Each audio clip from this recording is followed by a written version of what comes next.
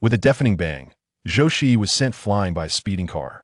Only at this very moment, upon hearing that sound, did Yao Wang finally understand the truth. Back then, he had already been accepted into university, only to have his identity stolen and his seat usurped by someone else. Now, that imposter was thriving, enjoying fame, fortune, and a bright future. If not for that letter, he would still be living in ignorance to this day. Given a second chance at life, Zhou Shiyi swore an oath. He would reclaim the destiny that was rightfully his, and crush that despicable thief beneath his heel. Most importantly, he would meet earlier the woman who, even unto death, remained faithful to him, the one who had promised him a lifetime of unwavering love.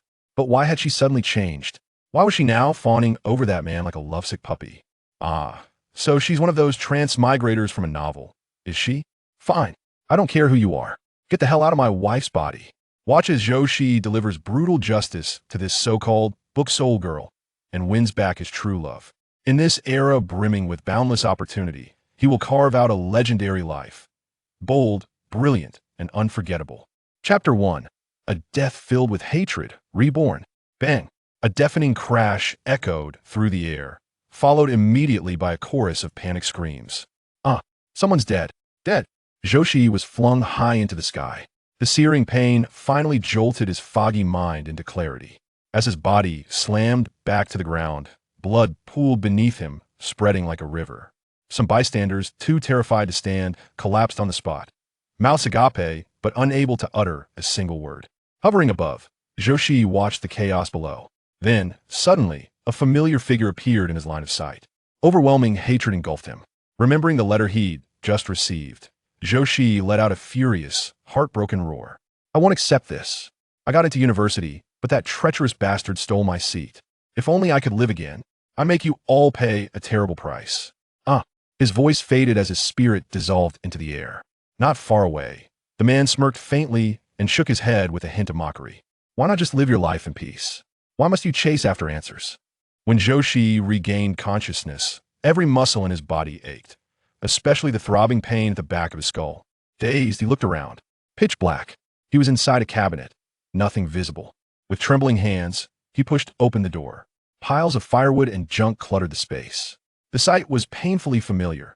It confirmed what he already suspected. He was back. I'm back. I'm back. Ha ha. Even heaven couldn't bear to watch anymore. It's given me another chance at life. Heaven hasn't forsaken me. This time, he vowed, they would all pay for what they'd done.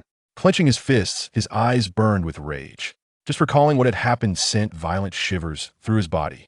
He rubbed the sore spot on his neck, then quietly stepped outside. If you remember correctly, this was Aunt Jian's woodshed, the neighbor who'd once sheltered him. Thinking of his parents, Zhou Shiyi quickly and silently climbed onto the wall. Check over here. See if there's anything left in the backyard. Look inside the cabinets for hidden compartments. Several men were rummaging through the courtyard, knocking on walls, digging with shovels. Zhou Shiyi's heart clenched. Even though he knew his parents' fate from his past life, the pain still cut deep. These so-called red armbands left devastation wherever they went, more destructive than locusts during famine. He watched helplessly as his childhood wooden horse, hand-carved by his father, was kicked around like trash. He bit his lip hard, forcing himself not to leap down. Slowly, silently, he retreated from the wall. If his memory served, it was May 1971.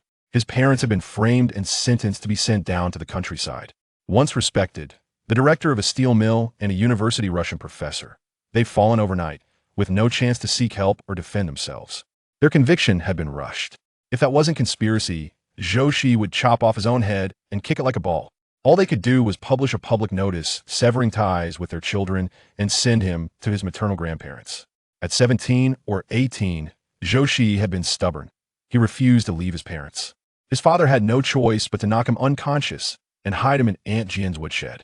Thankfully, Aunt Jian and his mother had been close friends, and she'd risked everything to shelter him. In just one day, his world had collapsed. From the privileged son of a factory director to a helpless orphan living under someone else's roof overnight. Zhou Shiyi took deep, ragged breaths, struggling to calm the storm of fury inside. After a long while, he began to plan his next move. Aunt Jian already had a train ticket ready for him. He needed to go south, to Nancheng. His identity in the city was now a liability.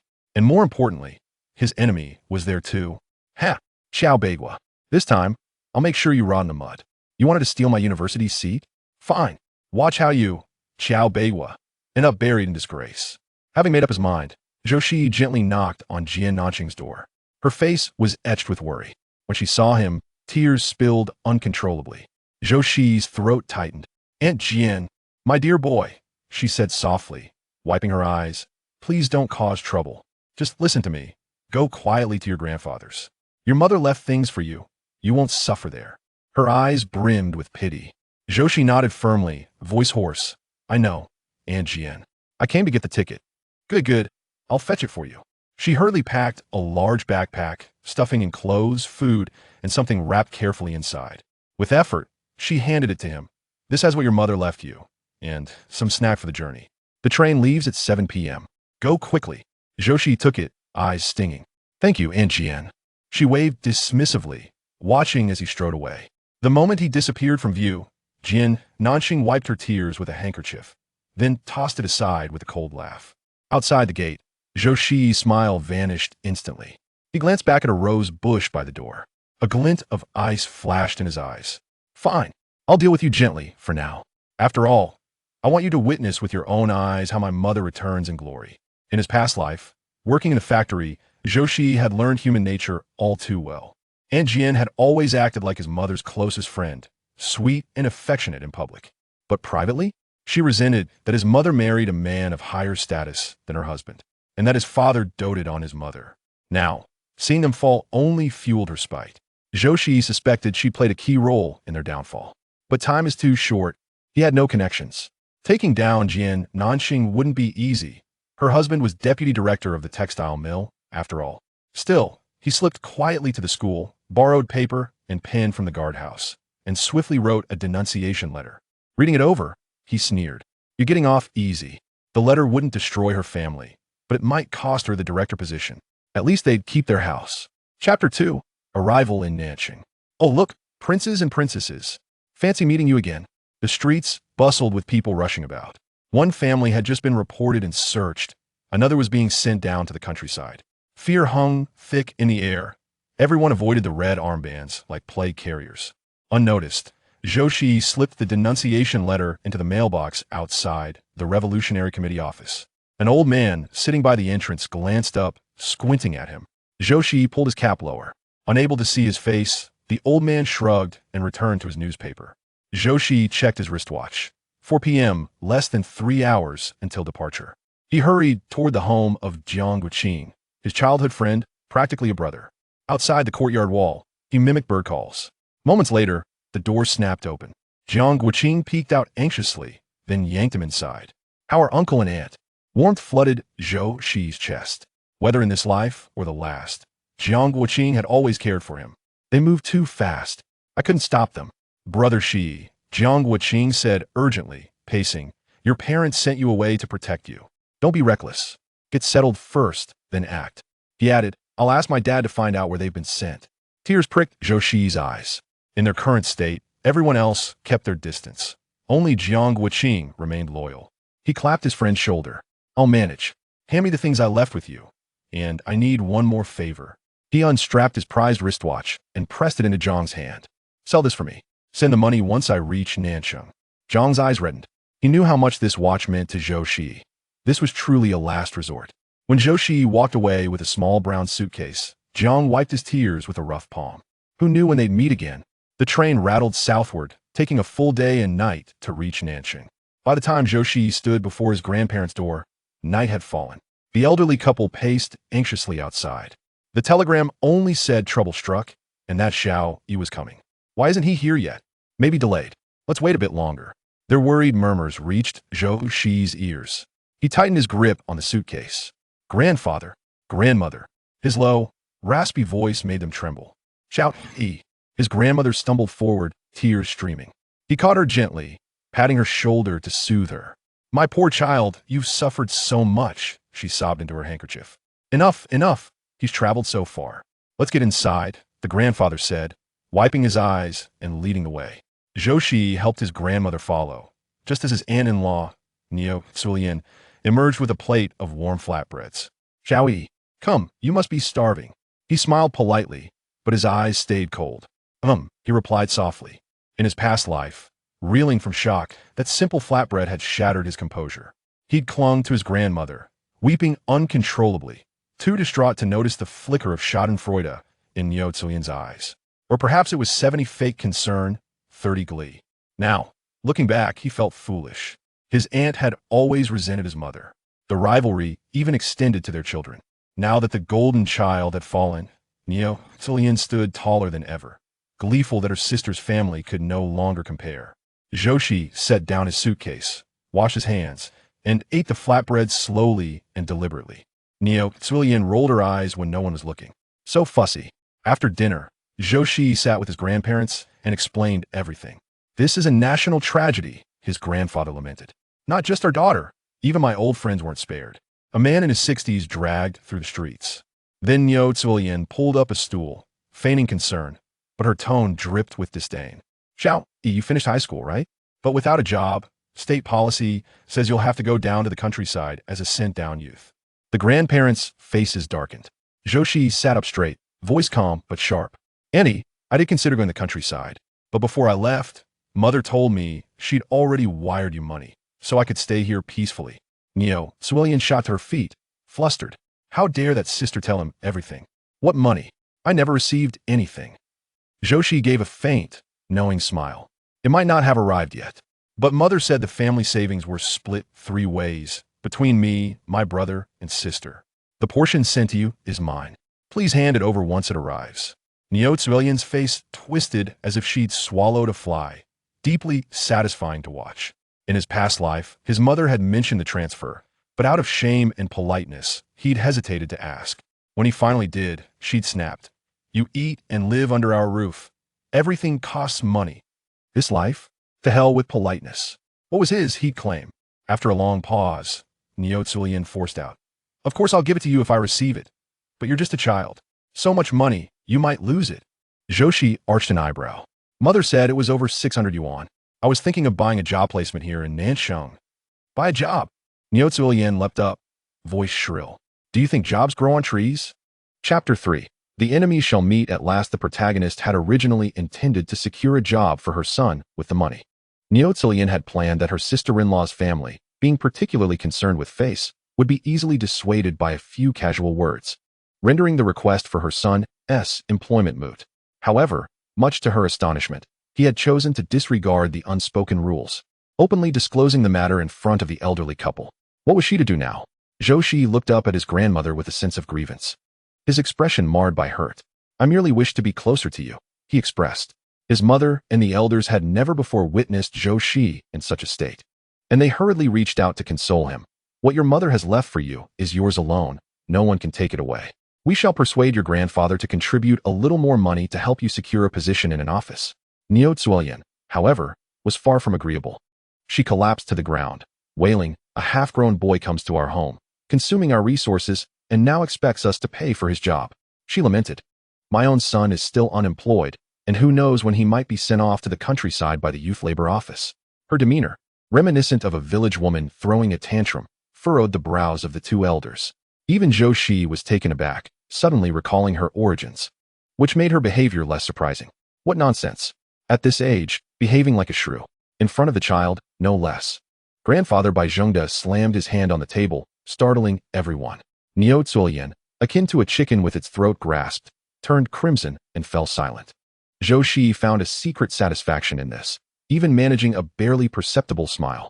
It was clear why his mother and Niu Zulian were at odds. Niu Zulian had once fled from a dire situation, her family desperate enough to consider selling her as a bride for a few pounds of rice. Unwilling to comply, she lamented her fate and even threatened to leap into a well. With no alternatives, her family abandoned her in their flight for survival. It was his grandmother who, seeing her battered state, kindly offered her half a bun.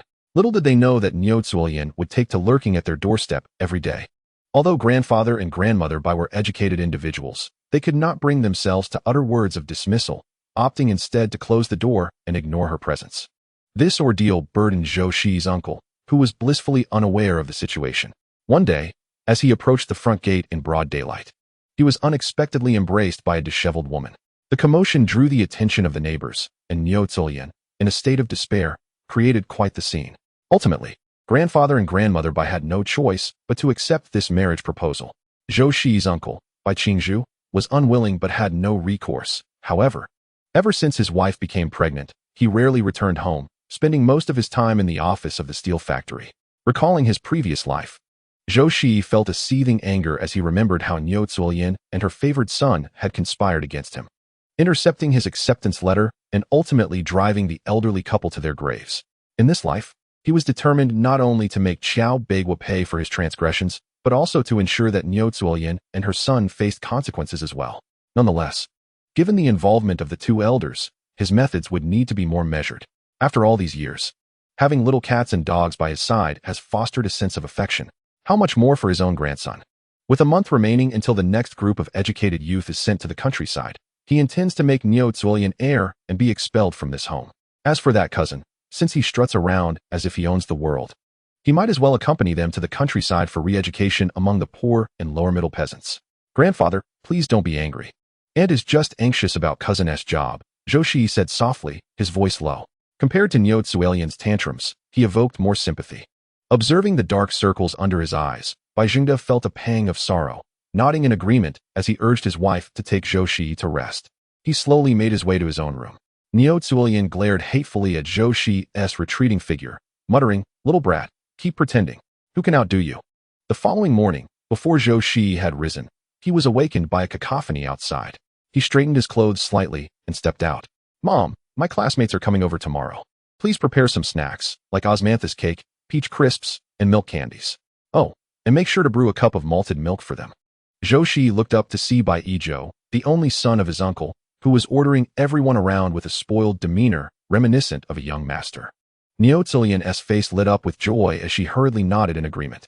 Ever since her husband stopped coming home, she had devoted all her energy to Bai Yizhou, indulging him to the extent that he had grown oblivious to the world around him.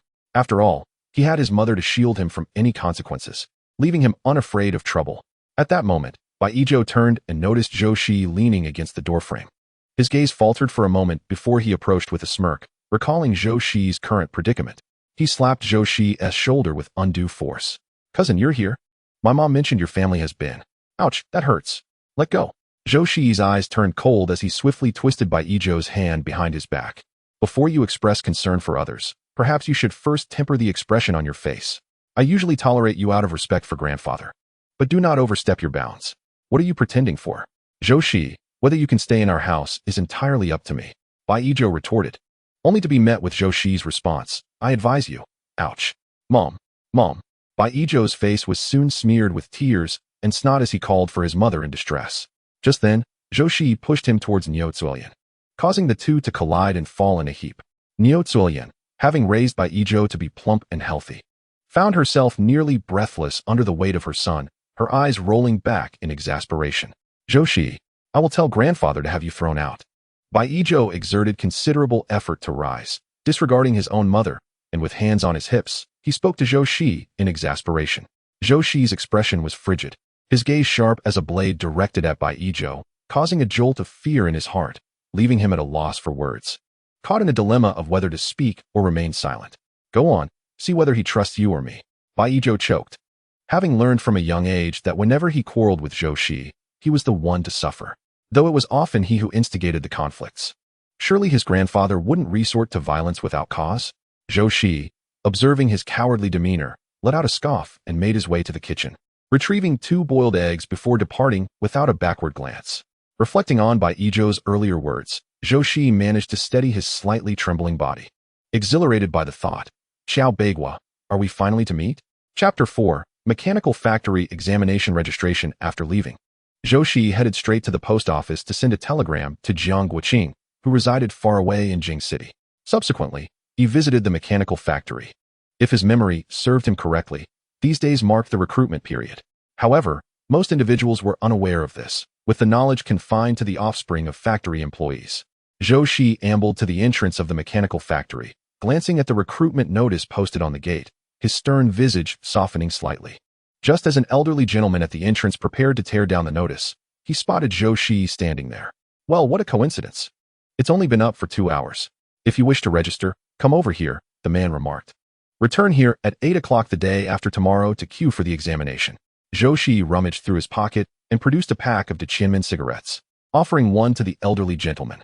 Here you go, sir. I just bought these from the supply and marketing cooperative. Do give it a try. The old man waved his hands in refusal. Oh no, that won't do. Please, take it back.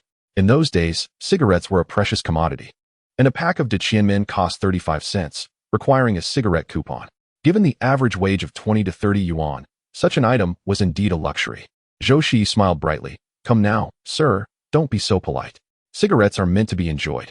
Here, let me light it for you. He handed the cigarette to the old man, then pulled out a matchbox, striking it with a flick, igniting a flame. The old man, no longer hesitant, took the cigarette and placed it between his lips. Zhou Shiyi lit one for himself, and the two settled on the steps, exchanging smoke as they engaged in casual conversation. The old man casually inquired, "Does your family work in the office or the workshop?" Zhou Shiyi, quick-witted, responded promptly, "In the workshop. My father suggested I take the exam, just to test the waters and see if I might qualify." "Ah, then you'll be waiting in that line outside.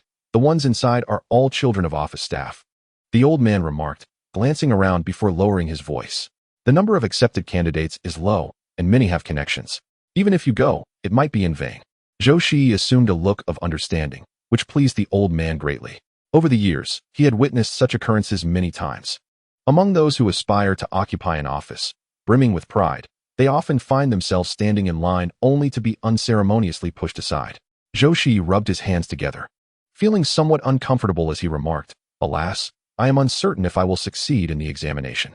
If not, I shall have to go to the countryside." The old man expressed his sympathy, for who is unaware of the hardships of rural life?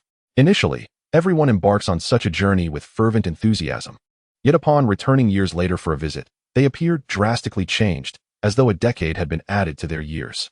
After pondering for a moment, the old man whispered, "Are you aware of the electric motor factory in the West City corner? There will be an examination in 20 days. Several factories are currently hiring. Though the timing remains uncertain, this is the only one I know of. Should you not succeed here, you might still try your luck at the electric motor factory, where the benefits are comparable to those at the machinery plant." Upon receiving the desired information, Zhou Shiyi's spirits lifted, and he retrieved a full box of cigarettes from his pocket, placing it into the old man's hands. "Thank you, sir." The old man replied, "Oh no, that is too much. I merely mentioned it. Whether you pass or not is entirely up to you." Observing the old man's words, Zhou Shiyi noticed his bulging pocket, and with a wry smile, he playfully shoved a cigarette into it. After bidding farewell, he wandered aimlessly through the southern city. He wondered where his grandparents had gone so early in the day. Zhou Shiyi speculated they might be seeking news about his parents, especially after the commotion he and Bai Yizhou had caused that morning. If they were home, they would certainly have come out. Reaching into his pocket, he found only a handful of loose change and some receipts, which his mother had given him before her departure. The money for his aunt from his mother would take a few days to arrive, and the funds from Jiang Guoqing would also take time. Thus, Zhou Shiyi resolved to secure a position at the machinery factory first, intending to sell it later. This way, when he arrived in the countryside, he would not be as lost as he had been in his previous life. He had little warm clothing, and his blanket was merely a thin coverlet. He would have to barter the government-issued grain for cotton with the villagers. An aunt from the village would make him a quilt, which meant he could only manage to eat thin porridge daily, just enough to muster the strength to work. Those 2 years were incredibly harsh, and even now, recalling them made his insides feel as though they were aflame. As he reminisced about that time, Zhou Shiyi suddenly thought of someone. In his childhood, he often stayed with his grandparents while his mother, who did not get along with his aunt, frequently took him to play at friends' homes. The two families were of similar age, and their children were of comparable age as well. Thus, his mother would often send him to play with Qin Yanan. As time passed, Qin Yanan's mother suggested a betrothal between the two families. Seeing Qin Yanan's delicate and sensible demeanor, his mother was indeed moved and readily agreed. Exchanging tokens of their engagement, she even brought him the token from the Qin family. Reflecting on the words of that gentle and kind woman, Zhou Shiyi felt a pang in his heart. Little E, when we fall in a hardship, we should be immensely grateful for those willing to lend a helping hand. We cannot be oblivious to the situation. If the Qin family is unwilling to proceed with your union, you should return the token. I firmly believe our dear E will eventually encounter someone whose heart resonates with his own. Zhou Shiyi harbored no significant intentions regarding Qin Yanran or the entire Qin family. To him, it seemed merely a jest on his mother's part. Most would shy away from them, and to harbor resentment over such matters would be quite petty. Glancing at the sun, he estimated it was barely past 9 o'clock. Relying on his memory, Zhou Shiyi briskly made his way to Qin Yanran's residence. It was Sunday, and many factory workers enjoyed a day of rest under the current 6-day work schedule. Upon arriving at the Qin household, he found Qin's mother washing clothes in the courtyard. Upon suddenly spotting a tall, slender young man in a white shirt and black trousers, with striking features and deep-set eyes standing at the entrance, she appeared momentarily taken aback. As she scrutinized him further, a sense of familiarity washed over her, and she quickly set down her laundry, smiling as she inquired, "Young man, whom are you looking for?" In the courtyard, where 3 families resided, Qin's mother's question prompted curious heads to peek out. Zhou Shiyi offered a gentle smile. "Aunt Qin, it is I, Zhou Shiyi." Hearing his name, Qin's mother's smile faltered slightly, a hint of panic flashing in her eyes as she glanced around at the neighboring homes. "Ah, it's Lily. Please, come in. When did you arrive?" Zhou Shiyi noted the fleeting discomfort in her gaze and recalled his mother's prior admonitions, smirking inwardly. He observed as Qin's mother cautiously closed the door, feeling no inclination to engage in further pleasantries. Chapter 5. Retrieving the betrothal jade pendant. Aunt Qin, you are likely aware of our family's circumstances. I have come at my mother's behest to return the token. Zhou Shiyi stood upright, refusing to feel diminished by his family's misfortunes. Upon hearing his words, Qin's mother shed her earlier wariness. Her smile became more genuine, and she hurriedly poured him a glass of warm water, saying, "What are you talking about? I had thought that since you and Yanran are no longer young, it would be prudent for you to secure stable employment in the city. Old Qin and I would have gladly facilitated your union.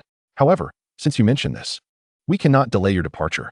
She promptly turned to summon Yanran to retrieve the items, instructing him to wait momentarily. As Zhou Shiyi watched her retreating figure, he couldn't help but find it amusing. This Aunt Qin, in her 3 sentences, had spoken 2 untruths. In his previous life, Qin Yanran had indeed been sent to the countryside. Any notion of securing her a job was mere pretense. Out of respect for the occasional kindness she had shown him in his past life, he felt no need to take her words to heart. Now, with the engagement dissolved and his belongings returned, he could avoid future disputes with that young woman over this matter. In his previous existence, he and Qin Yanran had not formally broken off the engagement. It was only after moving to the countryside that she had broached the subject. However, at that time, she claimed the pendant had been taken from him during a train journey, a statement to which Zhou Shiyi had paid little heed. Now, seizing the opportunity while the jade pendant remains, it is essential to reclaim it. As my mother has mentioned more than once that the pendant was a bequest from my grandmother. Before long, the rustling sound interrupted Zhou Shiyi's reverie. Lifting his gaze, he beheld a young girl reluctantly holding a jade pendant, standing there. Upon seeing Zhou Shiyi, Qin Yanran's eyes flickered with a hint of admiration, but recalling her family's circumstances, she pouted in disinterest. "Mother, I truly cherish this jade pendant. We cannot merely annul our engagement verbally while still possessing the token. The pendant you gave them was also left by my grandmother."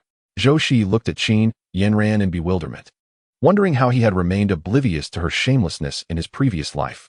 He retrieved the token of the Qin family from his pocket, a poor quality, mottled white jade pendant. No, it scarcely deserved to be called jade at all.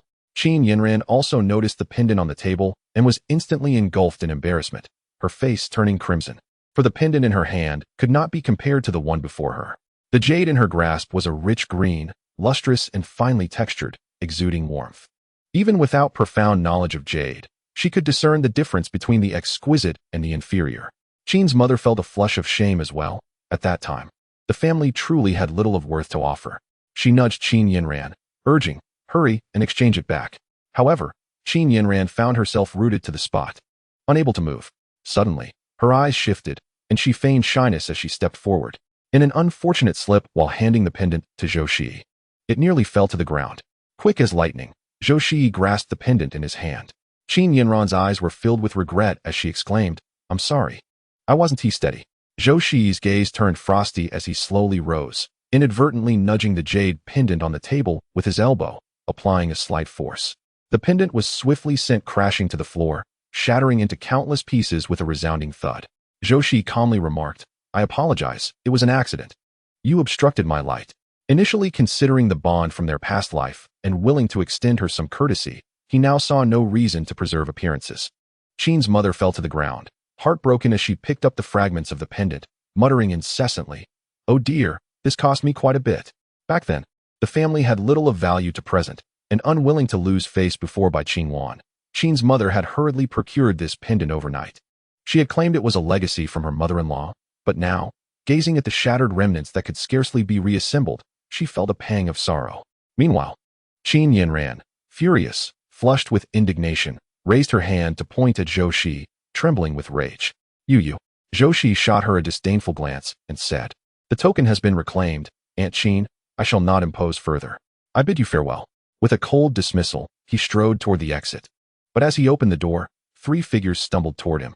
Zhou Shiyi quickly sidestepped, causing 2 elderly women and a young woman to tumble to the ground in a heap. Qin's mother, now too preoccupied to weep, hastily pocketed the fragments of the pendant. Wiping her tears away, she regarded the others from a superior vantage point. The elderly lady curled her lip and reluctantly rose from the ground, brushing off the dust from her clothes.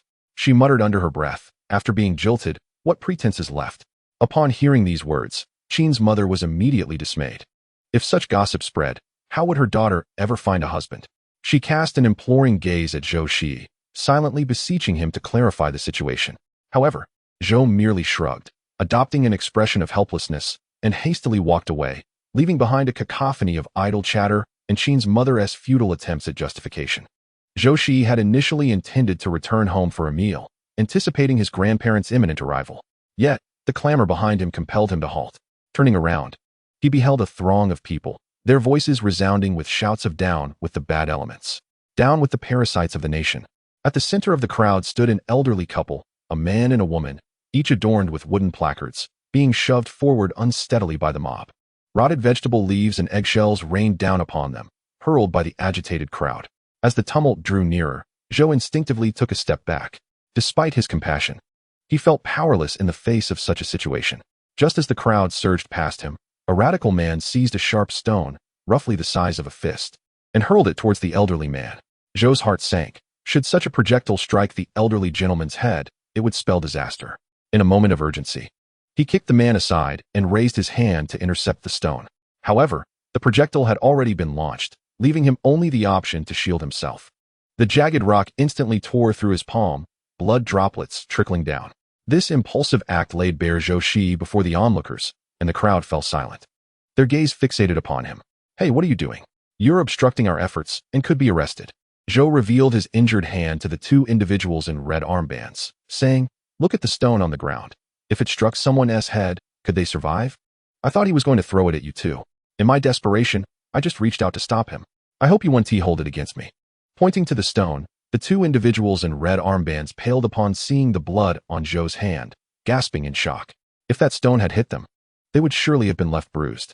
With a stern expression, they directed their ire toward the man sprawled on the ground. "Take him away and determine his intentions. Investigate whether he is a troublemaker." Then, turning to Zhou Shiyi with a warm smile, they expressed their gratitude. "Thank you, comrade." Zhou waved his hand dismissively and quietly retreated.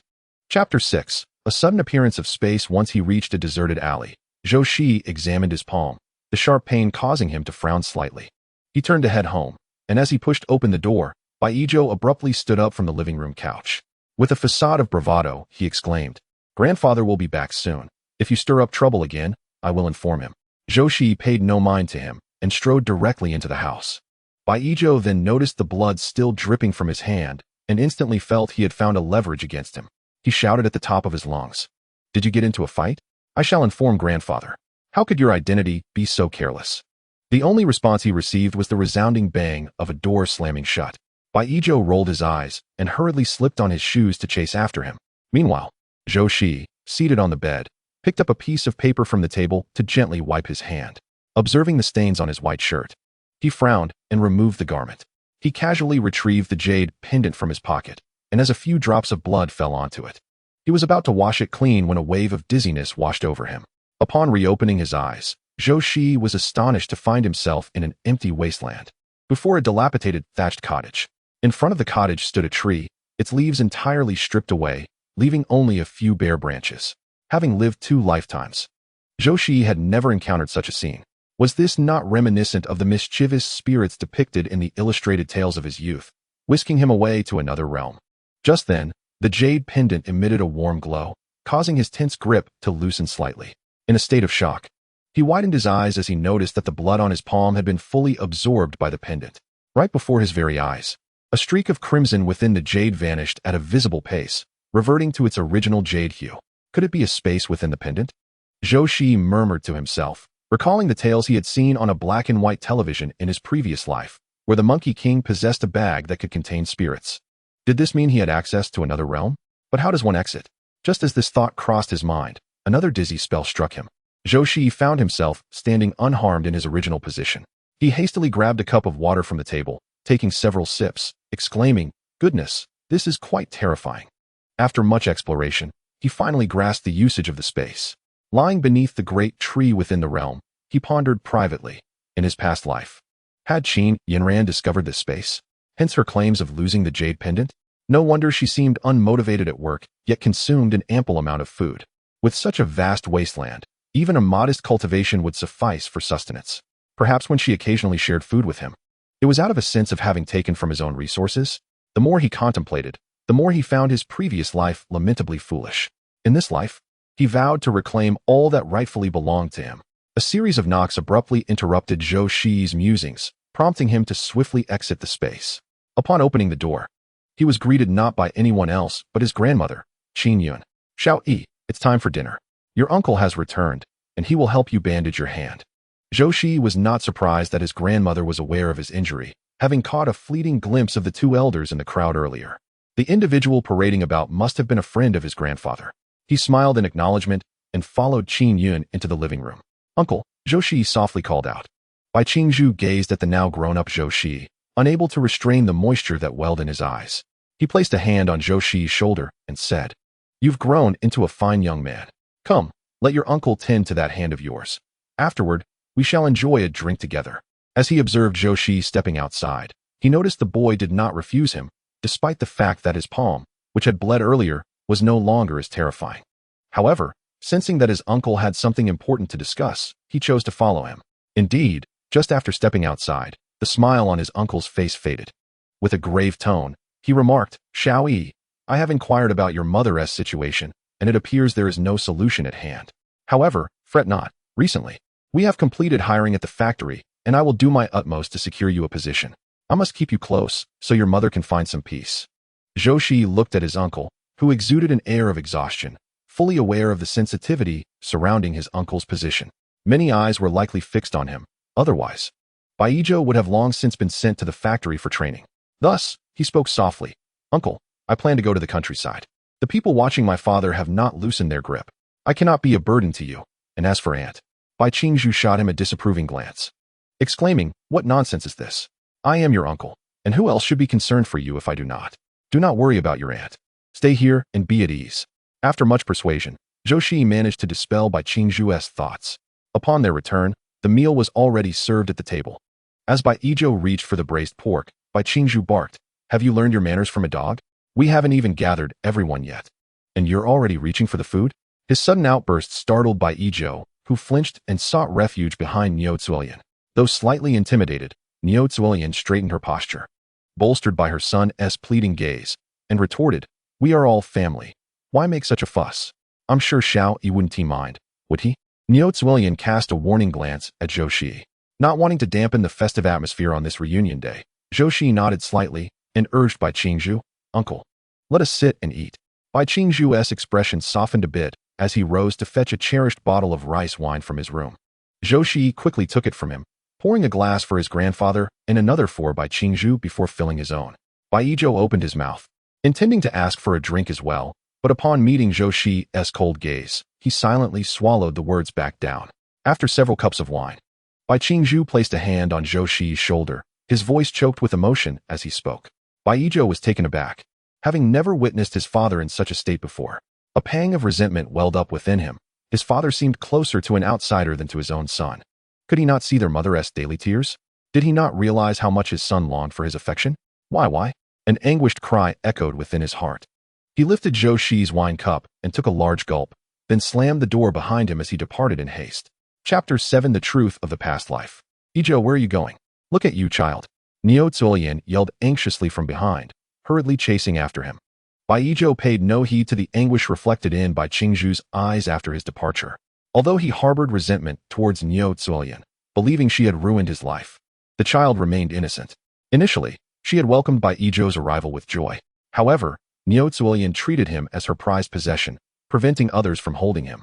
Convinced that the child was her foundation in life.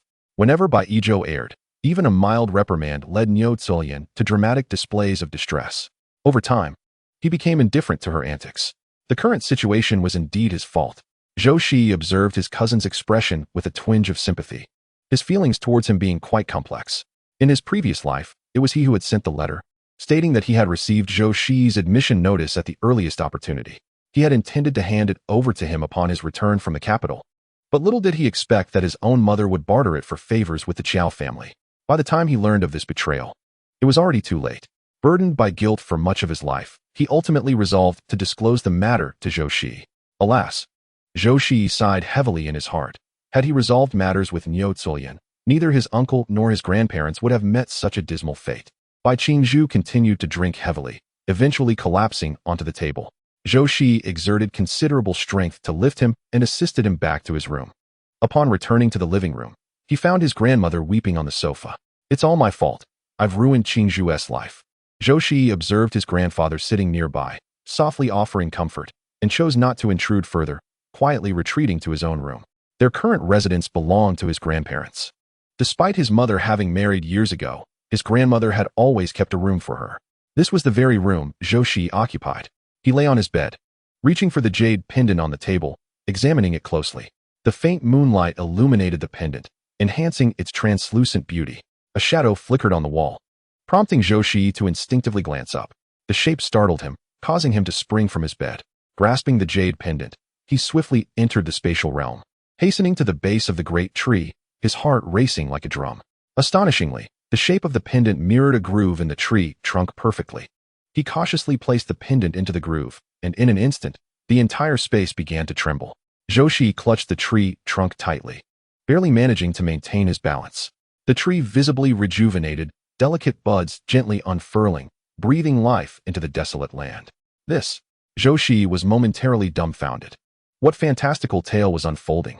Suddenly, a sharp pain pierced his palm. The previously bandaged wound had begun to ooze blood anew.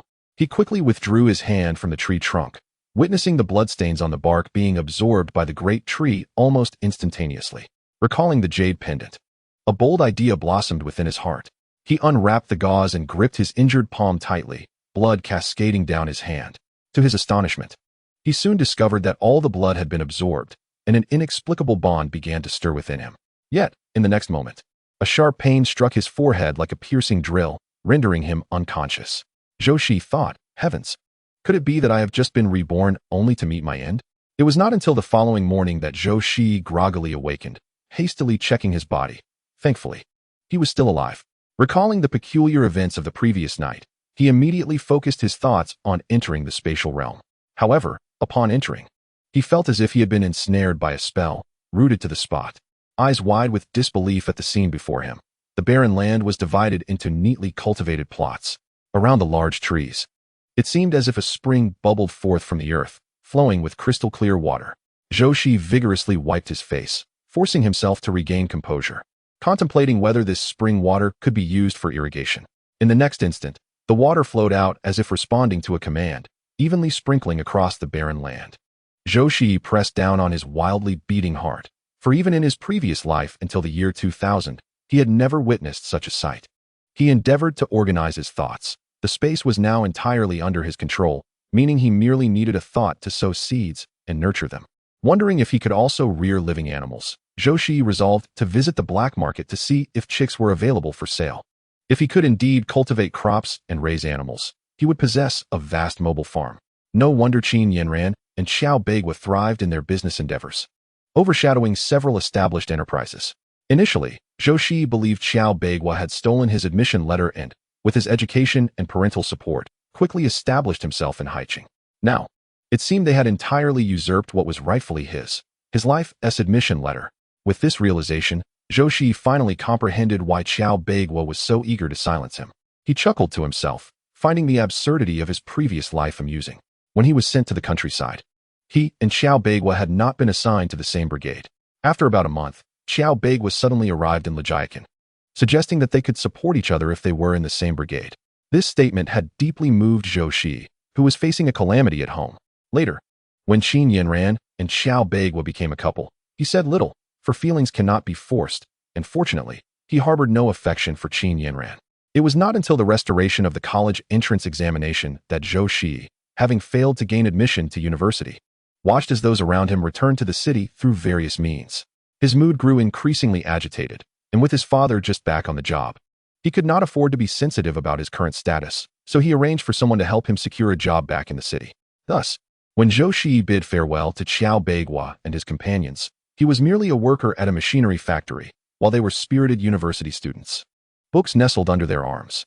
Initially, he believed their paths would diverge entirely. However, to his surprise, Xiao Beigua would frequently seek him out for meals and drinks. At that time, Zhou Shiyi felt he had found a true friend. Yet, how naive he was. Perhaps Xiao Beigua merely relished witnessing his struggles in the muck. Or perhaps he secretly reveled in the thought of this fool, perpetually ensnared within his grasp. Later, when the factory faced declining profits, Zhou Shiyi resolutely resigned, determined to seek his fortune in Haiqing. It was during this time that he encountered Xiao Beigua once more. At that juncture, he was merely a vendor procuring goods from the factory, while Xiao Beigua had transformed into a real estate magnate, collaborating with Hong Kong businessmen on land development. It was then that Zhou Shiyi uncovered the truth, gazing at the man he had considered a friend for over a decade, longing to ask, "Can you sleep soundly at night?" Chapter 8. Have you stuffed your ears with donkey hair? However, what awaited him was an unexpected arrival of a large truck. In other words, he owed thanks to Xiao Beigua. Without him, how could he have returned to exact his revenge? The knock at the door interrupted Zhou Shiyi's reverie. Suppressing the hatred simmering beneath his facade, he resumed his usual demeanor. The visitor was none other than Zhou, who held a tray of multigrain cakes and informed Zhou Shiyi, "A friend of Bai Zhou's will be coming over shortly, and you are not acquainted. You can stay inside and read. There are books left behind by your mother." With Bai Qingzhu present, Zhou spoke with an unusual softness, lacking her usual assertiveness. Zhou Shiyi noticed the subtle shift in her tone, realizing that his aunt was wary of Bai Zhou's classmates discovering his true identity. So, he resolved to defy her expectations. He accepted the plate with a slight nod, saying, "I understand, Auntie. Please, carry on with your tasks." Zhou, pleased with his compliance, muttered under her breath, "At least you know your place." Zhou Shiyi pretended not to hear, finishing the cakes before retreating into his sanctuary. As he gazed at the crystalline spring water, he could not help but swallow hard. He wondered if it was safe to drink. After a moment of hesitation, he decided to take a sip, and the refreshing sweetness flooded his palate, leaving him astonished. Soon, he noticed that the pain in his injured palm had lessened, and the wound was gradually healing. Could it possibly possess healing properties? If so, he must remember to offer some to his grandparents. When Zhou Shiyi finally emerged from his sanctuary, he could hear the lively chatter of guests outside. Peering through the crack in the door, he saw none other than Xiao Beigua seated prominently beside Bai Zhou, both young men around 18 or 19 years of age. Dressed in crisp white shirts paired with black trousers, their hairstyles strikingly similar. Zhou Shiyi stepped through the door, and the conversation in the living room came to an abrupt halt. Everyone was curiously scrutinizing the young man before them, their gaze shifting back and forth between Zhou Shiyi and Xiao Beigua. In the entire room, they were the only two clad in white shirts. Xiao Beigua was neither as tall nor as handsome as Zhou Shiyi. The contrast was stark. It was evident who exuded more charisma and allure. The smile that had graced Xiao Beigua's face faltered slightly, but he quickly composed himself, rising to address Bai Zhou with a smile, inquiring, "Zhou, who is this?" Bai Zhou shot a glare at Zhou Shiyi, wondering why he had so thoughtlessly made an appearance despite having been warned. "This is my cousin, visiting from the capital and staying with us for a while." Upon hearing that he hailed from the capital, the crowd regarded Zhou Shiyi with a mix of surprise and intrigue. Even Xiao Beigua straightened his attire, smiling as he greeted Zhou Shiyi. Suddenly, a female voice pierced the air, drawing everyone's attention. It was only then that Zhou Guoyang noticed Qin Yanran, who sat quietly in the corner. Qin Yanran scoffed. "What do you mean he's from the capital? He's merely a destitute relative seeking refuge." She still harbored resentment towards Zhou Shiyi for his previous actions, which had led to her being chastised by her mother. Even now, her arms bore the bruises of that encounter. The crowd turned to Qin Yanran in shock, her friend sitting beside her unable to contain her curiosity. "Yanran, how do you know that?" "My mother knows his family," she replied, and with that, the suspicion dissipated. An interest in Zhou Shiyi waned. It said that when the Qin family was struggling to make ends meet, it was my mother who provided assistance. "Oh, perhaps time has clouded your memory, Comrade Qin," another voice chimed in. I still recall you drooling over the large steamed buns in my hands back then. In front of so many people, Zhou Shiyi showed no mercy, revealing the incident without hesitation. Qin Yinran's face flushed with anger, tears brimming in her eyes. Don't talk about the past. Even now, many are still hungry. What purpose does this serve? Zhou Shiyi crossed his arms, leaning against the door with a hint of mockery in his tone. Comrade Qin, I was merely correcting your use of the term destitute. Your family once relied on those so-called destitutes for aid, and now that your circumstances have improved, you begin to ridicule them. Don't you find that somewhat absurd? We are all educated high school students here. Such ungrateful friends are not ones we would cultivate back in the capital. As his words hung in the air, the surrounding individuals instinctively stepped back. Even those seated near Qin Yinran shifted uncomfortably.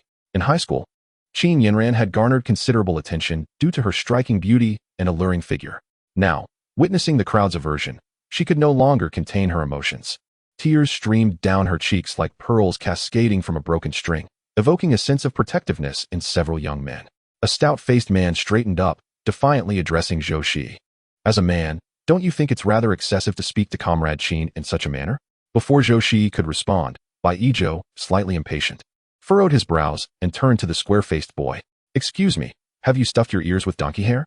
Did you not hear that Qin Yinran was the first to mock my cousin? What? Is it now forbidden for others to speak the truth? His words caused the square-faced boy to shrink back slightly. Bai Yizhou, known for his brash demeanor at school, was not someone others dared to provoke.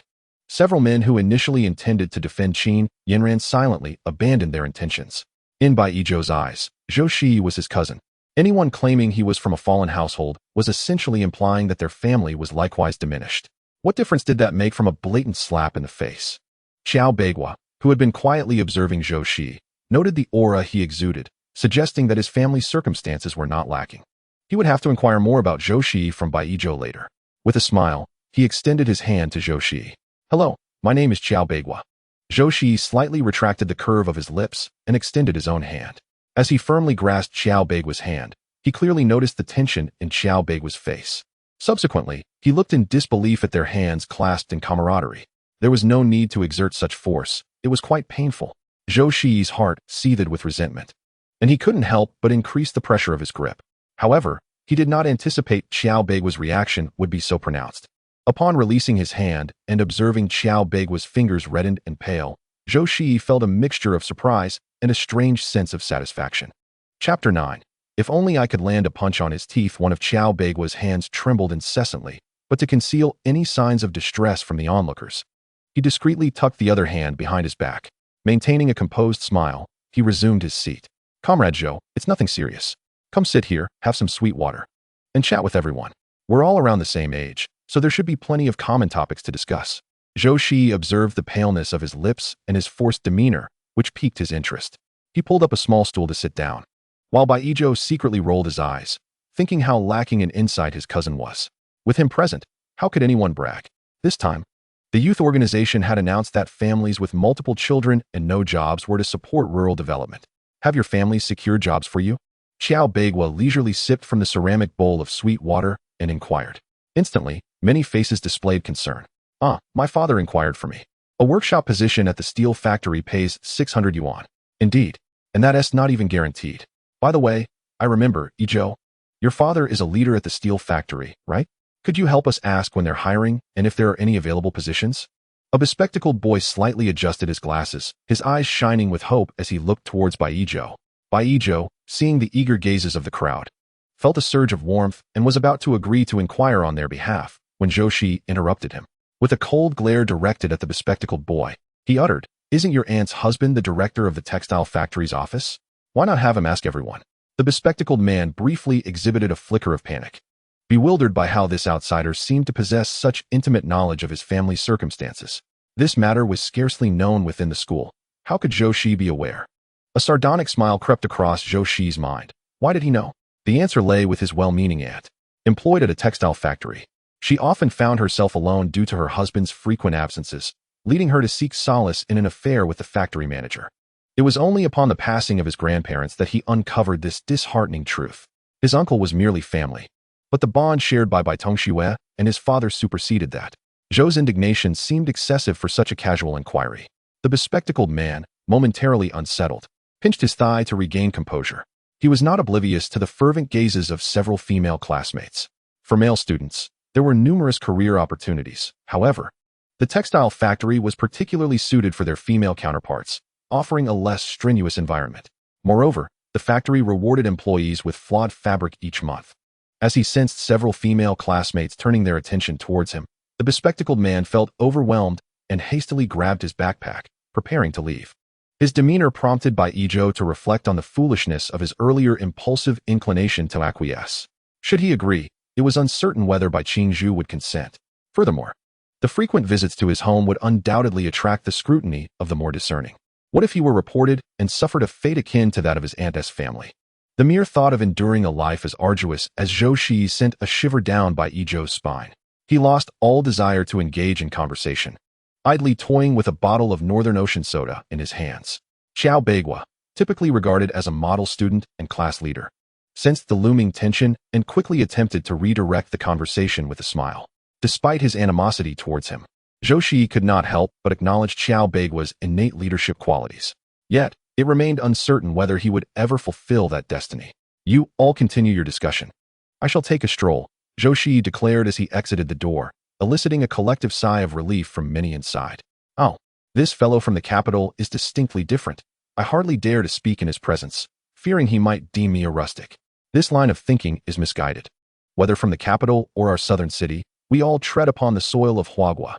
We are equals, so there is nothing to be ashamed of. What we know, he might not even be aware of. Indeed. Well said. Disregarding the opinions of those within, Zhou Shiyi retreated to a corner of the courtyard, picking up a scattered piece of blue brick from the ground. Drawing a deep breath, he gripped one corner of the brick with one hand while wielding the other as a knife, striking down with force. The searing pain in his hand made him shudder. Yet upon witnessing the brick split in two, a surge of exhilaration coursed through him. It seems that it was not merely a figment of his imagination. His strength had indeed increased significantly.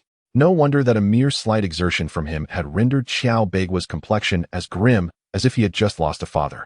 This entire scene unfolded before Bai Zhou, who stood by the window sill, his lips trembling incessantly. Was this truly human? Following this moment, Bai Zhou pondered that in their previous encounters, Zhou Shiyi had always been holding back.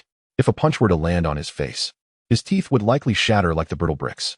Bai Zhou instinctively gasped, a cold sweat breaking out on his back. He covered his mouth, unable to suppress his discomfort. Several classmates gazed at him in confusion, noticing his uncharacteristic demeanor. Bai Zhou managed to force a smile, stating, "Let us continue our conversation. I just suddenly felt a twinge in my teeth." Meanwhile, at that very moment, Zhou Shiyi meandered into a narrow alley. Oblivious to the profound shock he had instigated in Bai Zhou.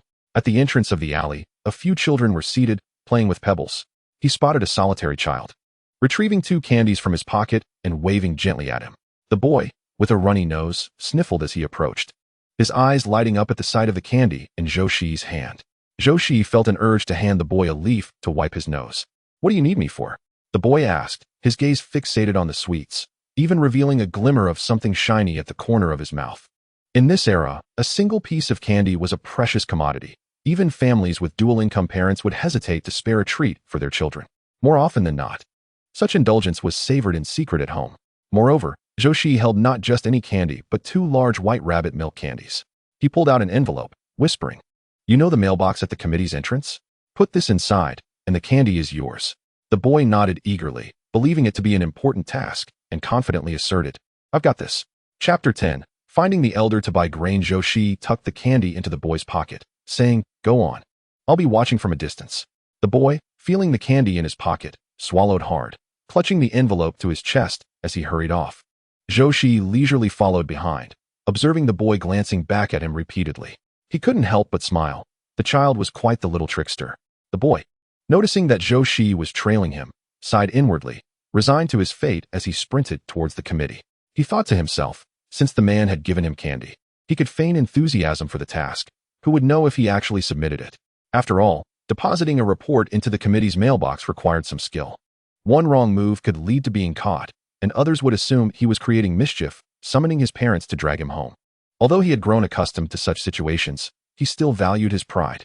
The boy scooped up a handful of dirt and threw it on his face, sprinting off in a dirty yet spirited manner. Taking advantage of the moment when no one was paying attention, He tiptoed swiftly and deposited the letter into the mailbox. A woman standing at the entrance, with a somewhat displeased expression, assumed the child was up to mischief again and darkened her face, ready to scold him. However, the little boy, agile in his movements, darted back into the crowd. The short-haired woman, feeling helpless, gazed at the mailbox, its large lock rendering her powerless. She could only hope that the person collecting the letters that evening would not reprimand her. Zhou Shiyi blended into the throng and, upon witnessing the boy successfully complete his task, nodded in appreciation. He then hurried towards the grain station, where a considerable line had formed at the entrance. Most of the individuals appeared to be from the nearby countryside, selling last year's grain for a bit of money. Zhou Shiyi glanced at the meager amount of grain coupons in his possession, estimating that it would not yield much food. His gaze wandered until it settled on an elderly gentleman. The old man was not in line, but rather seated beneath a large tree, enjoying the shade. At his feet lay a sack of grain, with a slight gap revealing that it contained rice.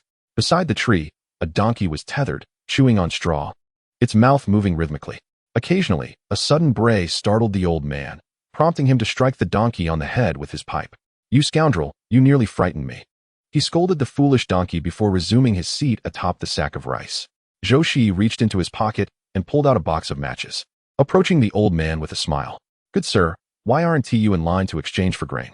The old man's cloudy eyes turned toward Zhou Shiyi, puzzled by the young man's seemingly idle chatter. What else would one do at the grain station if not exchange for grain? Zhou Shiyi extended the matches toward him, causing the old man's demeanor to brighten, softening his attitude somewhat.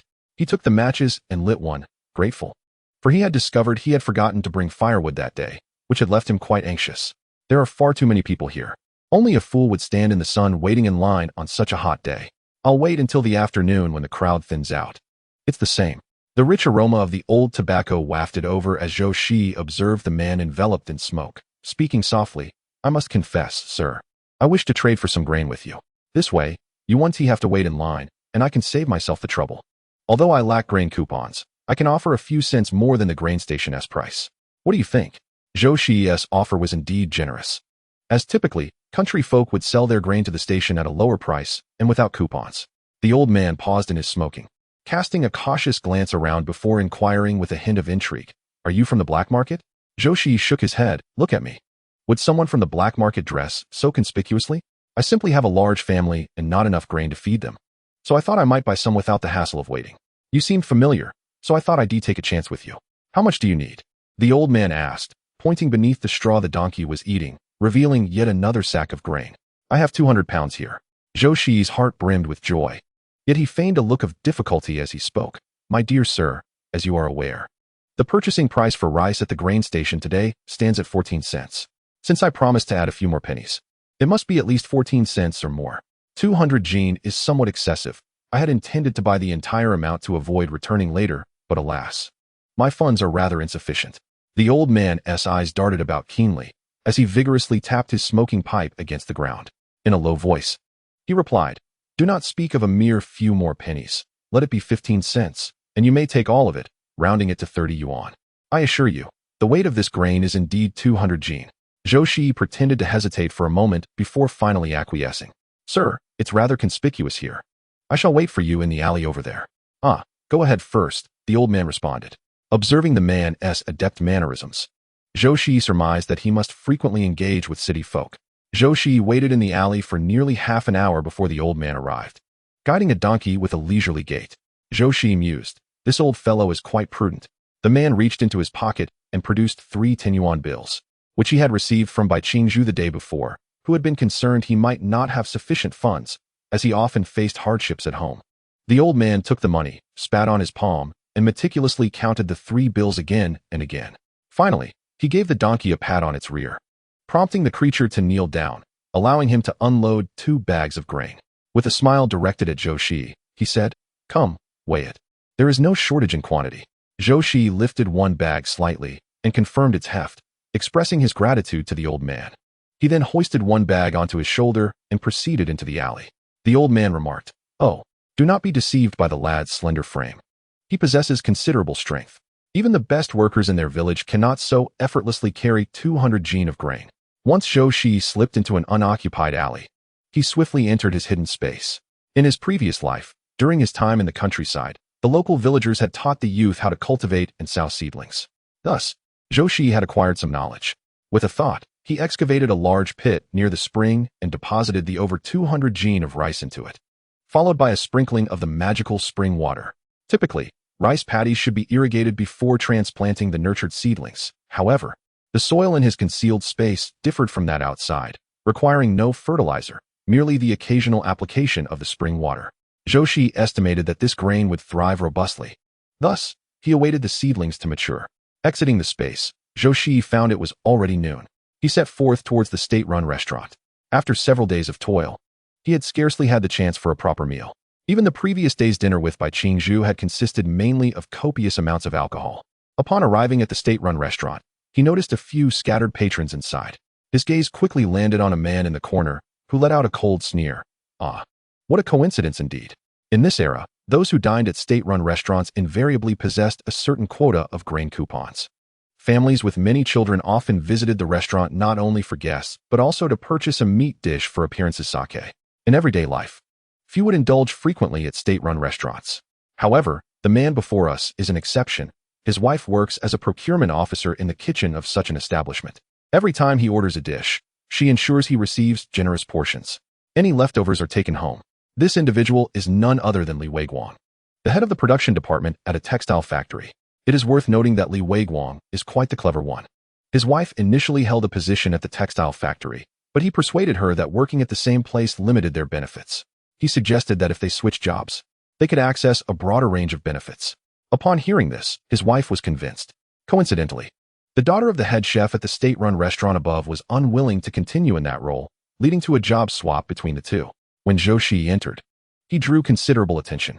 Generally, the stature of individuals in the southern city is not particularly tall, yet Zhou stood at over 1.8 meters, making him quite the sight. Furthermore, he was not unattractive, which caught the eyes of several young women visiting the city. A round-faced woman at the front desk, munching on sunflower seeds, tapped the table and inquired, "Young man, what would you like to eat?" Zhou ordered a bowl of plain noodles for 10 cents, handing over cash and ration coupons from his pocket. The woman, noticing his impeccably neat attire and lack of a meat dish, scoffed slightly and called out for another bowl of plain noodles.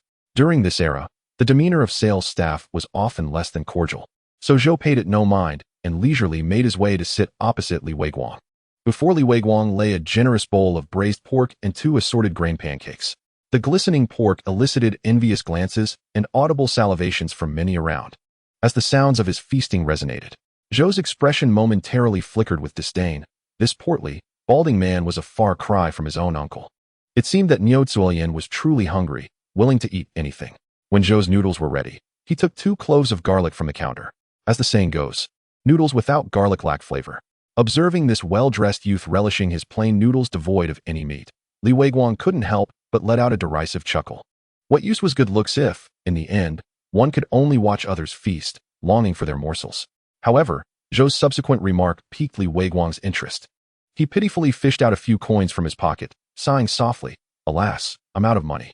It seems I must ask Aunt for some." He mused if the money his mother sent was due soon and whether Uncle could assist with his job situation. After finishing, Zhou gulped down a few spoonfuls of soup. His face clouded with worry and departed. Li Weiguang paused mid-bite. "Surname Bai? Aunt." His eyes glinted with realization, for the Bai surname was not common in the southern city. Recalling Niu Zuolian's complaints from days prior about a freeloader at home, Li Weiguang suddenly comprehended who this young man was. His mother had even sent money to Niu Zuolian, who had been lamenting her financial struggles to others. "It is imperative that I devise a means to procure a small sum from Niu Zuolian." The more Li Weiguang pondered this matter, the more agitated he became. He hastily stuffed several pieces of braised pork into his mouth, eager to depart. However, the richness of the dish soon turned his stomach, nearly causing him to regurgitate. His action sparked hushed murmurs among the onlookers. "Look at him, nearly sick from eating meat. While we toil tirelessly, only affording such indulgences once every couple of months." Alas, the disparity between people is truly disheartening. A few individuals, aware of Li Weiguang's affiliation with a certain factory, exchanged knowing glances. It appears the textile factory is quite lucrative. How absurd that a director could be overwhelmed by a mere meal. It seems a report is in order. Had Li Weiguang foreseen that his actions would lead to an exhaustive investigation, he might have regretted it immensely. Initially, he sat quietly, enjoying his meal, and even acquaintances would not have thought much of it. After all, as the family's primary breadwinner, dining out occasionally is perfectly reasonable. Zhou Shiyi did not leave the state-run restaurant, but instead concealed himself in a nearby alley. Observing Li Weiguang hastily covering his mouth as he made his way toward the textile factory, Zhou's lips curled into a wider smile. That evening, Zhou Shiyi deliberately engaged in conversation with his grandparents in the living room. When Niu Zilian entered, her face marred by worry, he felt a slight sense of relief. In his previous life, after his uncle faced troubles while attempting to safeguard national assets, Niu Zilian quickly demanded a divorce from Li Weiguang. Yet, he was unwilling to comply. His rise to this position was largely due to his father-in-law's support. After coaxing Niu Zilian into handing over the money left by her uncle, he unceremoniously cast her aside. At that time, Bai Yizhou had secured a job in the factory due to his uncle's influence and was too preoccupied to concern himself with her. Niu Zilian, living in a daze each day, ultimately lost her sanity and plunged into the reservoir. Of course, this account was derived from Zhou Shiyi's mother's narrative. The true circumstances remained shrouded in mystery. Zhou Shiyi suspected that Li Weiguang was inextricably linked to this matter. "Aunt, you're back," he greeted Niu Zilian with feigned nonchalance. However, she was lost in her thoughts and did not respond until he called her name twice. Startled, she replied, "Oh yes, I'm back. You all haven't gone to bed yet. Is everything all right, Zilian? Did something happen? I heard that the director from your production department summoned you to the office. Was there an issue at work?" Niu Zilian's heart raced. She was baffled as to how her mother-in-law had learned of this. Surely, the nature of her relationship with Li Weiguang was not known to anyone. Remembering Li Weiguang's threats, she managed to force a smile. "It's nothing, just inquiring about our team's recent work efficiency." Qin Yun breathed a sigh of relief. "That is good to hear. The hour is late. You should rest." Zhou Shiyi observed the distracted expression of Niu Zilian, his brows slightly arched. The farce of dogs biting dogs is about to commence. Niu Zilian has always prioritized her son above all else. She would not part with her money until her son's employment was secured. And as for Li Weiguang, how could he allow such a prime opportunity to slip away? Chapter 12. Seeking targets. Early the next morning, after finishing breakfast at home, Zhou Shiyi bid farewell to his grandparents and set out with his household registration book in hand. Upon arriving at the machinery factory, he found a long queue already assembled at the entrance. Curiosity piqued, he approached an elderly man and inquired, "What is this line for? Is it a recruitment?" The old man, adjusting his hat, replied with an air of certainty, "Indeed, it is for recruitment." "Then why has there been no announcement? Doesn't the machinery factory recruit every year?" he pressed. "Is my daughter still able to take the exam? My son just graduated high school and should meet the requirements." The crowd chimed in, each voicing their concerns, causing the old man's head to spin with their chatter. He cleared his throat loudly and declared, "A recruitment notice was posted at the entrance a couple of days ago. If you missed it, whose fault is that? Now, disperse quickly. The exams are about to commence, and if you block the entrance, how will others get in?" The old man waved his hand impatiently until the bell rang from within. About 100 people, holding their identification and household registration books, approached the entrance to register. Zhou Shiyi scanned the crowd and spotted a familiar face, one of Bai Yizhou's classmates, who had visited his home the previous day. The classmate, having instigated Bai Yizhou to seek assistance in finding a job, now felt a twinge of embarrassment for secretly coming to the machinery factory for the exam without informing his own peers. He quickly composed himself, realizing that each additional competitor only heightened the stakes. Zhou Shiyi, however, was not preoccupied with such thoughts. His gaze shifted to a group of young individuals nearby. Even for office positions, there were those who would inevitably fail the examination. What would they do then? They would have to consider workshop positions instead. Zhou Shiyi pondered who among them might become his trading partner. At that moment, a man with a square face glanced in his direction and, noticing Zhou Shiyi's gaze, smiled amicably. Zhou Shiyi nodded slightly in return, offering a faint smile. The morning's examination left everyone on edge, particularly as the results would soon be announced. They all sat anxiously in the waiting area, anticipating the list of those who would proceed to the afternoon exam. The machinery factory was generous, providing each examinee with 2 whole grain buns accompanied by a small portion of pickles. Unfortunately for Bai Yizhou's classmate, he was eliminated in the first round. He emerged with a dejected expression, joined by over 30 others who shared a similar fate. This round of recruitment was limited to just 3 positions in the office, while the workshop had a slightly larger pool of 10 spots available. Until 2 o'clock in the afternoon, the second round of examinations officially commenced. This particular test was interspersed with a plethora of mechanical knowledge, an area in which Zhou Shiyi had prior experience, having worked in a machinery factory in his previous life.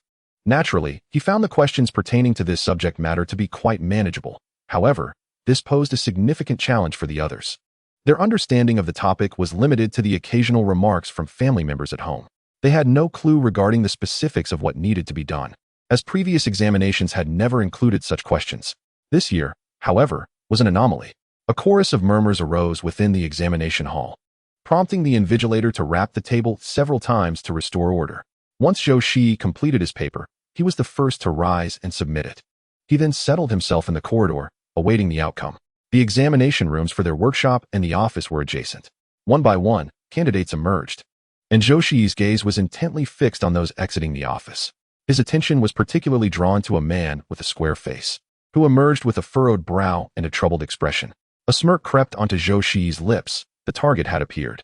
His conviction regarding this man's failure stemmed from the fact that among the 10 or so individuals ahead of him, 4 or 5 bore expressions of determined confidence. One individual was furtively glancing at his palms, and Zhou Shiyi found his somewhat foolish demeanor indicative of a likely disqualification. Nevertheless, Zhou Shiyi refrained from seeking interaction with others, choosing instead to quietly await the results while reclining in his chair. 2 hours later, a rotund, balding man approached and addressed the group, stating, "You may all return home.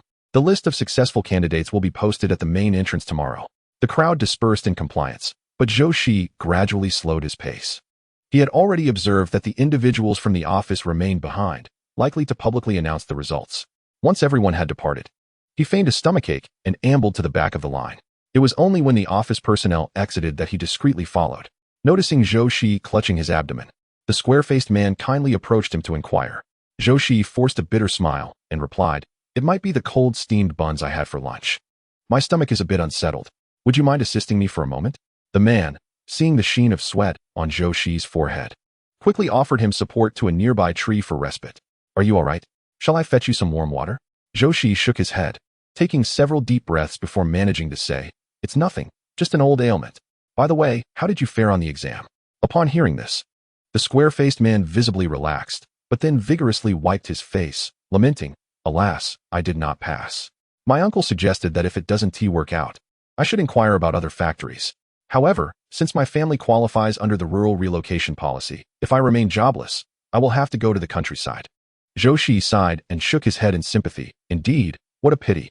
After a prolonged silence, he appeared to gather considerable resolve as he quietly remarked, "I should have passed, but what?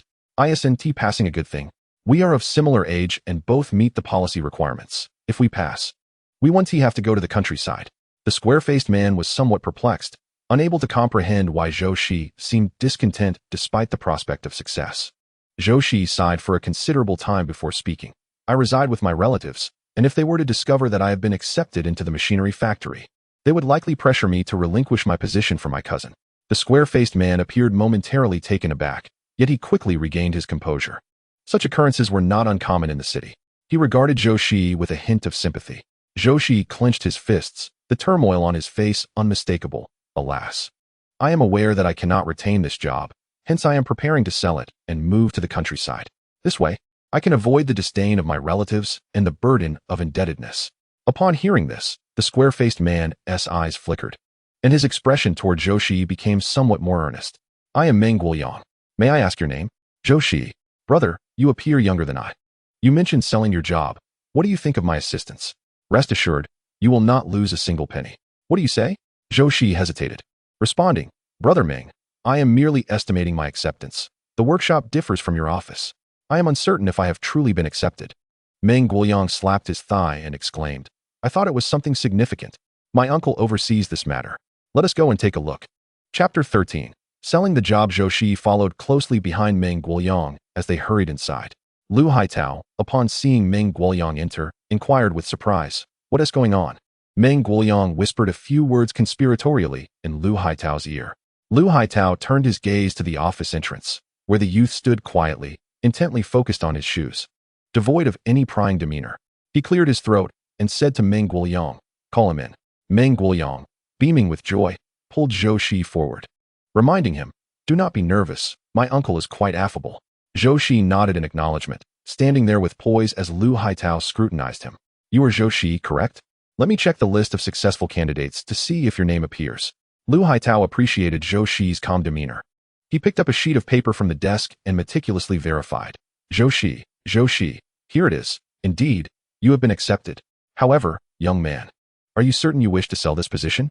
Zhou Shiyi nodded affirmatively. Yes, I am certain. If you are amenable, I suggest directly substituting Meng Guoyang's name. This would prevent any complications later on. Wouldn't you agree? Lu Haitao regarded Zhou Shiyi with a penetrating gaze. This youth's intentions were anything but simple. It seemed he had, from the outset, identified his successor. Very well, the price shall be at market value, and I shall additionally provide you with some national vouchers. How does that sound? Zhou Shiyi was quite pleased. In his view, Lu Haitao could have pressed for a lower price, but chose not to, even offering him more. The underlying significance was not difficult to discern. Guoyang, take him home and convey my words to your mother. Also, I have a declaration here that I need Comrade Zhou to sign.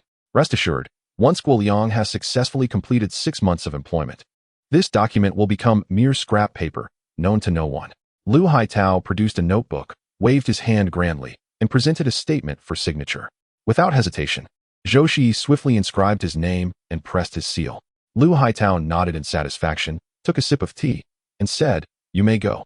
As the two exited, Lu Haitao glanced at the documents in his hand, which were precisely the ones Zhou Shiyi had registered at the entrance. From Jing City, you say? This lad is no ordinary talent.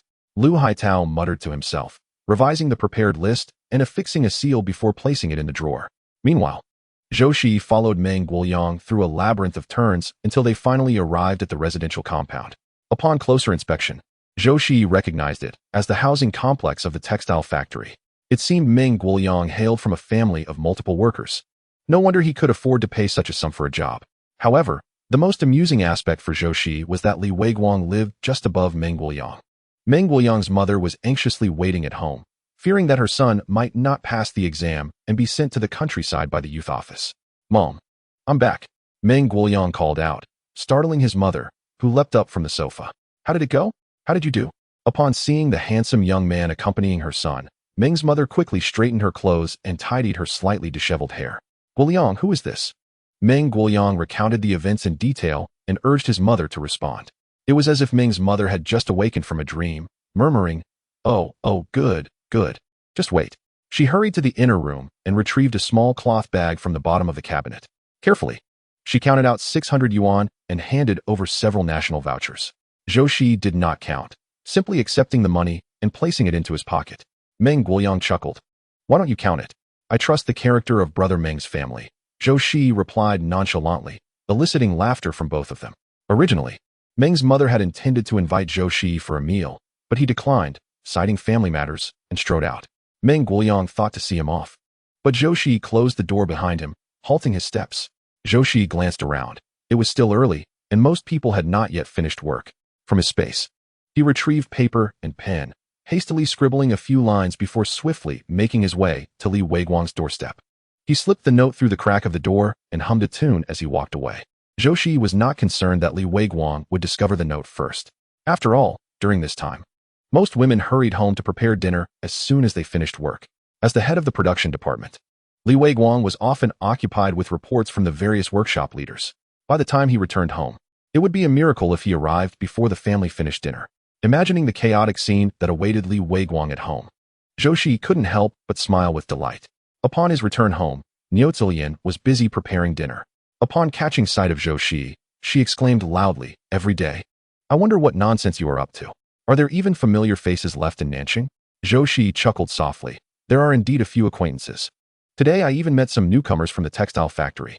Grandmother, I stumbled upon quite a significant secret today. It is said that the head of the production department at this factory has been involved with several female employees in a rather ambiguous manner." At this revelation, Niu Zilian erupted, flinging the vegetables in her hand with force, her face darkening as she retorted, "I wonder where you heard such rumors. If that were true, he would have long been arrested for his lewd conduct." Turning to Qin Yun, she added, "You should keep an eye on Shi. He spends his days idling about, listening to such trivial gossip." Qin Yun gently patted Zhou Shiyi's hand, her expression tinged with curiosity.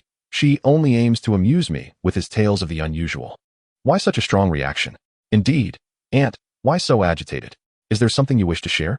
Niu Zilian's face flushed crimson, her mouth opening and closing, until finally she managed to utter, "I simply cannot abide by such slanderous fabrications." Her unusual and fervent demeanor did not escape Qin Yun's notice, planting a seed of doubt within her heart. Observing his grandmother's contemplative expression, Zhou Shiyi felt a slight sense of relief. As long as doubt lingered, when the truth emerged, his grandparents would be less likely to crumble under the weight of the revelation. 2 days later, early in the morning, Bai Zhou rushed in, breathless and alarmed, shouting, "Mom! Mom, what is my dad's office number? I need to call him immediately." Niu Zuoyan, just prepared to leave for work, was startled by her son's outburst and anxiously inquired, "What is it? Calm down and explain." With a pale face, Bai Zhou grasped his mother's arm with such force that it contorted her expression. "Mom, my classmate Xiao Beigua's family has been taken away." After a chaotic recounting, Niu Zuoyan finally grasped the situation. "Are you referring to the family of the meat processing plant's director? How could they be taken away so suddenly?" "I don't know. I've heard it was due to a report against them." "Mom, given how close I am with them, we won't be implicated, will we? You should call Dad and discuss this." Recalling the earlier events, Bai Zhou trembled. Upon arriving at Xiao Beigua's home that morning, he had seen several individuals wearing red armbands standing at the entrance. Xiao's parents were roughly ushered out of their yard, crying out in protest, which left the onlookers speechless. Once the crowd dispersed and the gate was sealed, Bai Zhou dared to peek out. "What is happening?" he asked. "You aren't aware? The brother of my sister-in-law's husband is from the Revolutionary Committee. Word has it that Director Qiao's family has been reported for embezzling collective assets. They are said to be under investigation for several days. What about their children? What else could happen? They were sent away in the dead of night. Unbeknownst to you, this morning, their entire family was in a state of tumult, clanging and bustling without a clear purpose." Upon receiving the news, Director Qiao hastily severed ties by placing an announcement in the newspaper, only to be taken away shortly thereafter. Alas, how pitiful. The Qiao family does not strike one as the type to be embroiled in such affairs. One may know a person's face, but never their heart. Who could have foreseen their opulent lifestyle, indulging in all manner of luxuries? When the crowd eventually dispersed in a frenzy, Bai Zhou, with a frozen expression, hurried home, his legs trembling.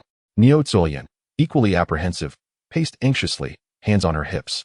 "Surely, this has nothing to do with us. Their children are unscathed. How could we possibly be implicated? Nonetheless, do be cautious in the coming days. Act with restraint, and if need be, stay indoors. Rest assured, everything will be fine with your mother around." Bai Zhou gulped several mouthfuls of water from the table, reflecting on the events at Zhou Shiyi's home, which he had not witnessed firsthand, leaving him only mildly affected. Yet, witnessing the once esteemed director being shoved about like a lifeless dog instilled a palpable fear within him. Zhou Shiyi, eavesdropping on the conversations outside, wore an even broader smile. "Ah, how unfortunate for you to have escaped."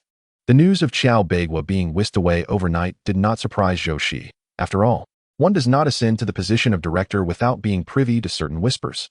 As for the fate of Qiao Beigua, Zhou Shiyi felt no remorse. In his previous life, without the assistance of the Qiao family, Qiao Beigua would not have been able to usurp his rightful place. However, Zhou Shiyi did not anticipate that a mere letter of denunciation could dismantle the Qiao family. From his understanding, the elder Qiaos were still vigorous, and their offspring held significant positions in Nanqing. Sacrificing face and exerting considerable effort could indeed lead to their eventual retrieval. Contemplating this, a bold idea sparked in Zhou Shiyi's mind. He swiftly donned his clothes and dashed outside. The entrance to the Qiao residence was now sealed, with curious onlookers typically drawn to such events keeping their doors shut, fearful of being implicated. Zhou Shiyi stealthily glanced around before slipping inside, taking advantage of the solitude. The courtyard was not particularly chaotic. He surmised that by tomorrow, once Director Qiao spoke, the red armbands would undoubtedly ransack the house. He made a beeline for the room on his right, where the disarray was evident. He rummaged through the wardrobe, managing to extract an iron box, which, upon opening, revealed only a few scattered receipts. Casually tossing it into his space, he surveyed the room once more, finally directing his gaze beneath the bed. The bed was quite low, and as Zhou Shiyi half-crouched to explore, he eventually unearthed a wooden box from behind the bedboard. Upon opening it, he gasped. The top was neatly filled with 10 yuan notes. Digging deeper, he discovered several hefty gold ingots that nearly dazzled his eyes. At that moment, a rustling sound echoed from the entrance, prompting Zhou Shiyi to clutch the box and swiftly retreat into his space. "Beige, hurry and search. I'll keep watch at the door." A timid male voice emerged, and Zhou Shiyi could faintly detect the tremor in his tone. Indeed, who would not feel fear in such a situation? It is crucial to understand that from the moment the red armband was affixed to the door, everything within could no longer be disturbed. Any further intrusion would be deemed as theft. Xiao Beiguo responded coldly and swiftly entered the room to search. He did not glance elsewhere, but directly reached under the bed. However, the more he searched, the more anxious he became, observing the dust on his hands. Suddenly engulfed in self-doubt. There had been no formal accusation. No one would dare to ransack the home. His father had clearly stated that the items were hidden beneath the bed. Could they have been relocated? Contemplating this, Xiao Beiguo dashed to the wardrobe. Zhou Shiyi, witnessing his frantic demeanor, felt a surge of delight. A spark of inspiration struck him as he recalled the spatial skill he had previously discovered. He immediately concentrated and moved his position by 1 meter. This was a serendipitous discovery. Within the spatial realm, he could traverse a distance of 2 meters. Upon exiting, he would emerge at the new location. He positioned himself beneath the bed, then exited the space. Xiao Beiguo had searched the entirety of the room, yet found nothing resembling the wooden box his father had mentioned. Beiguo, are you done yet? The voice from the doorway urged him, prompting Xiao Beiguo's gaze to return to beneath the bed. Had he misjudged the location? Was it still inside?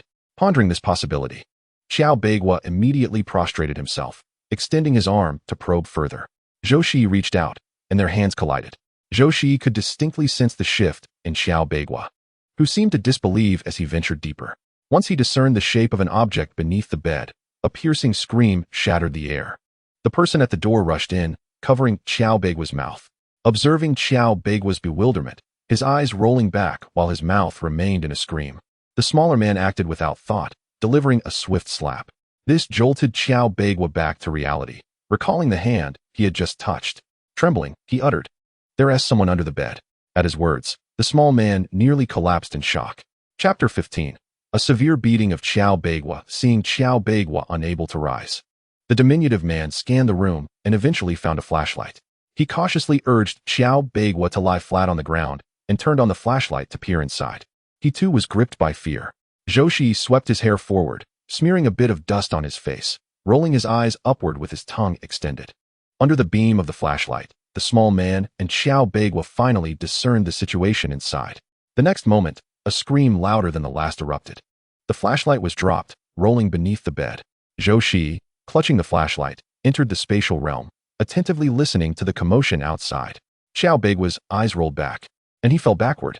His towering stature made it a challenge for the small man, who, despite his terror, barely managed to support him. As the diminutive man realized he could not awaken Xiao Beiguo, he reluctantly placed him on the ground and swiftly made his way outside. There was no other option. He was unable to move Xiao Beiguo, and should he provoke him further, their fates would be sealed. Thus, he resolved to hasten home to summon assistance and remove Xiao Beiguo from the scene. Once the commotion outside had completely subsided, Zhou Shiyi emerged cautiously from beneath the bed. Retrieving a wooden stick from the space, he struck Xiao Beiguo with considerable force. The excruciating pain contorted Xiao Beiguo's body into a shrimp-like shape. Just as he appeared on the verge of regaining consciousness, Zhou Shiyi delivered a heavy blow to the back of his head. Initially, he contemplated ending Xiao Beiguo's life, which would have provided him with a sense of vindication. However, he quickly reconsidered. Allowing a person to die a swift death would be too merciful. Was Xiao Beiguo not someone who cherished his image above all else? Did he not toil relentlessly to ascend the social ladder? Therefore, Zhou Shiyi resolved to make Xiao Beiguo witness his own gradual descent into despair. The torment of both body and spirit would render life more unbearable than death itself. Zhou Shiyi's gaze fell upon Xiao Beiguo's right hand. Ah, was it not this very hand that usurped his rightful place? He placed his foot upon Xiao Beiguo's fingers, applying pressure, and then struck his elbow with the stick. In the distance, Zhou Shiyi fancied he could hear the sound of bones shattering. Whether it was his acute hearing or merely the thrill of the moment, he could not tell. With a forceful kick, Xiao Beiguo was sent sprawling against the wall like a lifeless dog. After calculating the time, Zhou Shiyi deemed it sufficient. He retrieved an iron box from the wardrobe and placed 4 gold pieces inside it. After a moment's contemplation, he took out paper and pen, writing extensively before concealing the notes at the bottom of the box. Once he had completed his tasks, Zhou Shiyi placed the iron box into Xiao Beiguo's hand. He then dashed out of the room, scaled the wall, and shouted in a shrill voice, "Thief! Someone come quickly!" In the next instant, he slipped into the space, his piercing cry attracting a multitude of onlookers. Among them, the most conspicuous was a figure adorned with a red armband on his right arm. The voice had emanated from that direction. "Let us go quickly. Is this the place that was just sealed this morning? I knew these people wouldn't remain docile." I can't believe they're attempting to pluck feathers from a tiger's back at this hour. The group raced forward, aware that capturing the culprit would earn them considerable merit. Many gathered at the entrance of Qiao Beigua's residence, and the man in the red armband examined the intact seal, a thoughtful expression crossing his face. Surround the neighboring house as well. We must not allow anyone to escape. With a resounding crash, the door was kicked open, and several individuals rushed inside. However, the scene that greeted them left them momentarily stunned. The room was in disarray, and in the corner lay a man, his body bruised. Blood trickling from the corner of his mouth, his arm bent at an unnatural angle. Heavens, what has happened here? A few bolder souls followed the man in the red armband, gasping in astonishment. The leader, a man with pronounced brows, turned back to survey the scene and spoke in a grave tone. Do any of you recognize this person? Unfamiliar to me. How could I possibly know such a person? Alas, he seems somewhat familiar. Take a look. Doesn't he resemble the youngest son of Director Qiao? Indeed, if his face were to slim down considerably, they would be indistinguishable. A few individuals engaged in a lively discussion, and as soon as the identity of this person was revealed, the atmosphere around them fell into a hushed silence. Several women exchanged glances, and one astute observer discreetly stepped back a few paces, seizing the opportunity to slip away unnoticed. Is this truly the youngest son of Director Qiao? What is his name? Qiao Beigua. An elderly woman hesitated briefly before stammering out an answer. The man with the prominent brows signaled to a companion, who swiftly approached Qiao Beigua to check his breath. He was still alive, though gravely injured, particularly his right arm, which was undoubtedly broken. Look at this. The man took the iron box from Qiao Beigua's left hand and opened it before the crowd. The moment the box was slightly ajar, gasps of astonishment erupted. Goodness, that glimpse we caught. Was it gold? Not just that. I see several pieces inside. The meat processing plant often deals in pig offal. If we could retrieve pig bones, that would suffice. But gold as well? Such a lucrative find. A voice from the crowd exclaimed, and many echoed in agreement. However, when the man with the prominent brows discerned the note pressed beneath the gold, his expression shifted dramatically. Just as he was about to stealthily tuck the note into his pocket, a male voice rang out. Look, that red armband is slipping something into his pocket. Is he planning to keep it for himself? Furrowing his brow, the man swiftly turned around to confront the audacious scoundrel daring enough to speak such words. Yet, those gathered to witness the spectacle all lowered their heads, silent, concealing the identity of the speaker. With no other recourse, he opened the note in front of everyone. From a distance, the onlookers could not discern the words inscribed, but those encircling the man with the prominent brows clearly saw. Their expressions varied. Some glimmered with joy, while others shifted in perplexity, lost in thought. Take him away and transport him to the hospital. Shaoli, take these to the office and ensure the director conducts a thorough examination of Director Qiao. Yes. Two individuals stepped forward, laboriously lifting Qiao Beigua.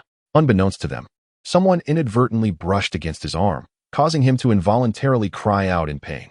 At that moment, the outside was already teeming with people, and a small man stood among the crowd. Observing Qiao Beigua being carried away in such a pitiful state, he mistakenly believed that Qiao Beigua had resisted the red armbands and had consequently been beaten. Startled, he immediately hunched down, seeking refuge behind the others.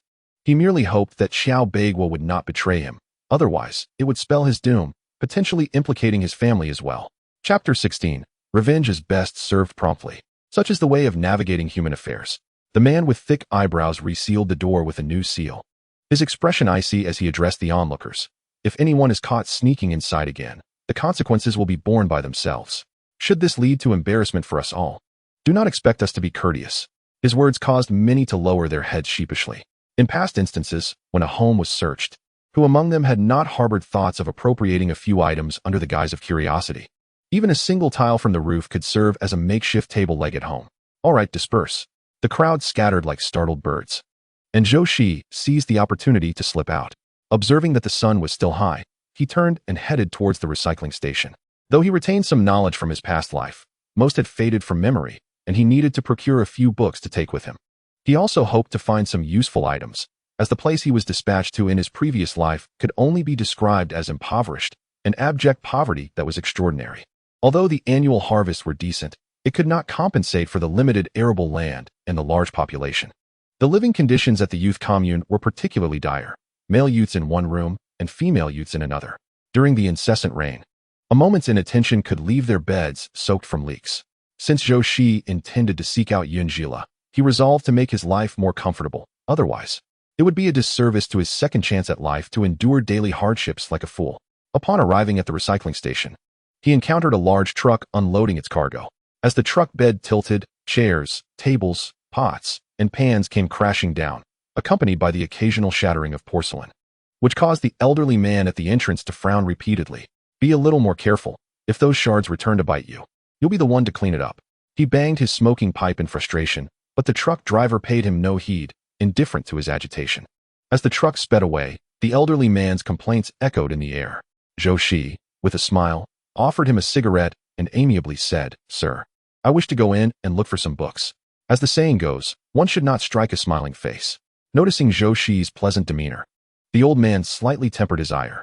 He waved his hand, permitting Zhou Shiyi to enter, while reminding him, "Watch out for the shards, don't injure your feet." Zhou Shiyi nodded with a smile, and instead of heading directly towards the recently unloaded items, he ventured into a corner, diligently searching for the books he needed. Occasionally, he stumbled upon small metal scraps, which he discreetly tossed into his space, shielded by the books. Out of the corner of his eye, he observed the elderly man rummaging through the items, collecting everything of value. With a smile, Zhou Shiyi approached him. "Sir, I find this table quite appealing, and my home could certainly use a dining table. I shall take the liberty of repairing its legs. Might I be permitted to take it?" The elderly gentleman chuckled. "It is no treasure, just a couple of coins will suffice. Take it away. Do have a thorough look. Perhaps there is more that you desire. This is merely the first batch. Today, I shall allow you to choose first as a favor for this cigarette." Zhou Shiyi expressed his gratitude profusely and handed the old man another cigarette, which brought a broad smile to the elder's face. As Zhou Shiyi sifted through the pile of items, he couldn't help but overhear the old man's mutter. Not a single good piece left for the old man. How shameful. The corners of Zhou Shiyi's mouth curved upward. This old gentleman was quite the conversationalist. What were clearly discarded items were being touted as the first batch. No wonder he managed to secure such a lucrative position. Zhou Shiyi extracted a table and 2 chairs. The materials were evidently of good quality, though the legs were in disrepair. Suddenly, a dust-covered foreign object caught his eye. He prodded it with a stick and noticed a glimmer of gold peeking through. Discreetly, he stashed the object away in his space and continued rummaging. In the end, he uncovered 4 pieces and a leg made of Wangwali wood, which perfectly matched the table missing its leg. However, upon grasping the leg, he realized something was amiss. It was surprisingly heavy. Could it possibly be gold? Was fortune smiling upon him today? Had he stumbled upon a hidden trove? Zhou Shiyi mused to himself, stealthily placing the leg into his space. At that moment, several young men approached, their eyes lighting up at the sight of the pile of items on the ground. Upon spotting the dilapidated table and chairs Zhou Shiyi had chosen, they scoffed, clearly dismissive of his selections. One of them pushed a cabinet down and derisively remarked, "Oh, you should take this too. It would match your collection of junk perfectly." Zhou Shiyi's expression hardened. Were these individuals truly so misguided? He had done nothing to provoke them, yet they felt the need to belittle him. However, he was not foolish enough to engage recklessly. There were 4 or 5 of them, all of considerable stature. Their movements suggested they were no strangers to combat. A wise man avoids unnecessary conflict. Zhou Shiyi retrieved a stone from his space and struck the support point beneath the man standing atop the precarious pile. With the wooden support gone, the items above began to slide down rapidly. The unfortunate man at the top let out a pained cry as he tumbled down, landing hands first on the shattered porcelain below. The others rushed over, panic etched on their faces, to help him up. Zhou Shiyi suppressed a smirk. "My apologies, but I am not a hero. The best way to navigate this world is to repay grievances in kind." "Brother Gua, are you all right? Is it you dog?" The man being called Brother Gua, disregarding the blood trickling from his hand, pointed an accusatory finger at Zhou Shiyi in fury. Zhou Shiyi raised the wooden stick in his hand, innocently proclaiming, "By heaven and earth, I did not move an inch. You may inquire with them." Guagu cast a dubious glance at the others, and a tall man quickly raised his hand to assert, "Neither did I." The others echoed in agreement. Guagu, unwilling to admit his own lack of balance, scowled and cursed, "You bunch of useless fools, can't you lend a hand?" The tall man retorted, "Well, we came along to see if there was anything useful. But don't unjustly shift the blame onto us for your own inability to stand."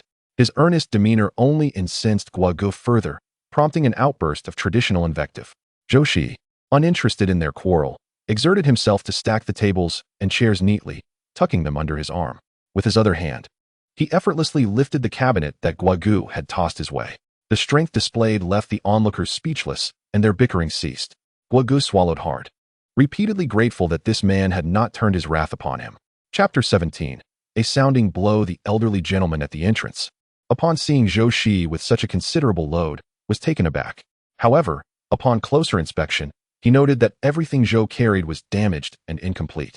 So he refrained from further comment. Just 2 yuan will suffice. The old man retrieved a small notebook from the side and hastily recorded the amount. When he observed Zhou Shiyi produce a crumpled 2 yuan note from his pocket, a look of sympathy crossed his face. The price he quoted was fair, considering Zhou had not only brought books but also tables, chairs, and several small components. Ordinarily, charging 3 yuan would not have been excessive, but he settled for 2. Perhaps out of gratitude for the cigarette Zhou had given him earlier. The old man casually pulled out several old newspapers from a drawer, suggesting, "Take these home to paste on your walls." His words were tactful. In these times, acquiring paper in the city required a supply ticket. Most people, reluctant to use toilet paper, resorted to old newspapers and scrap paper for such purposes. Zhou Shiyi expressed his gratitude repeatedly, his muscular arms bulging as he effortlessly lifted all his belongings and departed. The old man involuntarily exclaimed in surprise, "Well, look at that. This young man, though slender, possesses remarkable strength." With the astonished gazes of the onlookers on him, Zhou Shiyi strode purposefully into the alley. Once he reached a secluded spot, he casually stowed the tables and chairs into his spatial realm. Upon returning home, he found Bai Yizhou still shivering on the sofa, presumably having heard the news about Xiao Beigua. A lanky male classmate remarked, "How is it that trouble seems to find Xiao Beigua's family so easily? The streets are abuzz with this news. I hear the red armbands discovered something significant at his home this morning. What was it? How come we haven't heard about this?" Came the response. You wouldn't know, would you? My aunt works at the committee. During dinner, I overheard her mention something about the evidence of Director Chiao accepting bribes being found among the items received. My goodness, could that possibly be true? Is Director Chiao really so foolish as to leave evidence lying around at home? It's as if the old immortal is consuming arsenic, living on despite the danger. The speaker was a girl with braided hair, sporting thick eyebrows and large eyes, dressed in a charming floral dress. She seemed to come from a well-off family. Once she spoke, the others nodded in agreement, and a palpable sense of conspiracy began to permeate among several classmates. They exchanged glances and lowered their voices, whispering, "Could this be someone framing him? Shoo, don't talk about such things. Do you want to risk your life? There are just a few of us here. What do we have to fear?" After all, they were all 18 or 19, still young enough not to think too deeply. Zhou Shiyi stood silently at the door, listening to the innocent chatter of the group, a wry smile creeping upon his lips. Once upon a time, he too had naively believed that friends were simply friends. Yet reality often reveals that those who can inflict the deepest wounds are the ones most familiar to us, like the former Xiao Beigua. Bai Yizhou, irritated by the noise, kicked the table in exasperation. All right, there's nothing to worry about. Let us hurry home." The group exchanged glances and ceased their chatter, grabbing their bags and heading for the door. The girl with the braid was the last to leave, huffing disdainfully. "Humph, what are you pretending for?" Bai Yizhou's brow furrowed, and he threw a feather duster at her in response. The braided girl made a face at him and dashed out. Just then, her gaze collided with Zhou Shiyi's at the doorway, and she suddenly found herself blushing upon seeing the tall, handsome boy. Unconsciously, she grasped her braid and shyly lowered her head. After she ran to a more secluded spot, she sighed in relief. The image of the young man lingered in her mind, his sharp eyebrows and striking features. She had not attended the last class gathering at Bai Yizhou's home. Thus, she did not know Zhou Shiyi. Her heart raced as she resolved to inquire with her classmates about the identity of that intriguing individual. Meanwhile, in the Bai household, only Bai Yizhou was present. Upon seeing Zhou Shiyi enter, he scoffed and turned away, unwilling to engage. Zhou Shiyi casually settled onto the sofa, indifferent to Bai Yizhou, but concerned that this fool might, in some misguided display of brotherly loyalty, entangle himself with Xiao Beigua and subsequently implicate his uncle. Thus, Zhou Shiyi decided to sound a warning. TSK. I went to witness the commotion today. Xiao Beigua was beaten to a pulp, barely recognizable. Alas, when misfortune strikes, everyone turns against you. He emphasized the phrase "when misfortune strikes," startling Bai Yizhou. Caught in an internal struggle, Bai Yizhou ultimately succumbed to the harsh truths before him, and the flickering remnants of his naive notions vanished entirely. However, he did not anticipate that someone was unwilling to let him off the hook. After being admitted to the hospital, Xiao Beigua, following the doctor's treatment, soon regained consciousness. The pain in his hand elicited involuntary cries from his lips, prompting the man assigned to guard him to rush over. "What is your name? How old are you? What is this?" A barrage of questions left Xiao Beigua somewhat bewildered. His mouth outpaced his mind as he quickly responded. Seeing that his head appeared unharmed, the man secretly breathed a sigh of relief. Comrade Xiao Beigua, how did you suddenly end up in your own home? And who inflicted the injuries upon you? The pain sharpened Xiao Beigua's wits, and as he discerned the insignia on the man's arm, his mind became exquisitely clear, as if struck by a block of ice. His eyes darted around before he spoke in a hoarse voice. An incident occurred at home, and I wanted to return to fetch some clothes. I do not know who attacked me, but those who accompanied me should have witnessed it. Upon hearing this, the man with the armband, realizing there might be accomplices, hurriedly inquired, "Who was with you?" Under his persistent questioning, Xiao Beigua reluctantly divulged a name. The man, upon hearing it, felt a surge of joy. This would suffice for his report. He swiftly called someone from the doorway to come in. "Keep an eye on him. I will return shortly." "Yes." Xiao Beigua watched as the man gradually receded into the distance, a faint smile gracing his lips. Meanwhile, the guard, observing the smile on Xiao Beigua's face, found it peculiar yet could not articulate why. He could only wait for the arrival of others to discern the true nature of the situation. Chapter 18. Xiao Beigua's calculated scheme. At this moment, in the Bai household, Niu Zulian prepared a meal, her mind elsewhere as she ate. Bai Yizhou wore a similar expression, prompting the elderly members of the Bai family to furrow their brows in concern. Just as they contemplated speaking, a commotion outside interrupted them.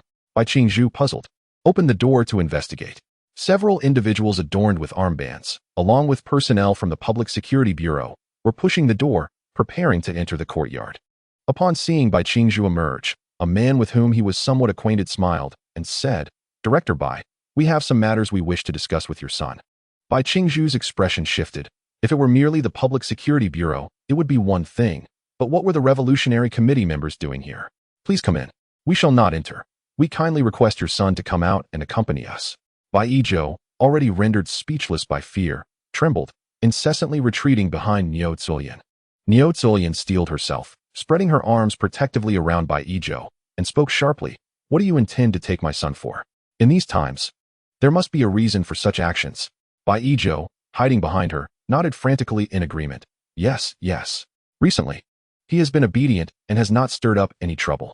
A public security officer, unfazed by Niu Zulian's demeanor, was well acquainted with the family situation. Naturally, he would be more protective of this sole heir.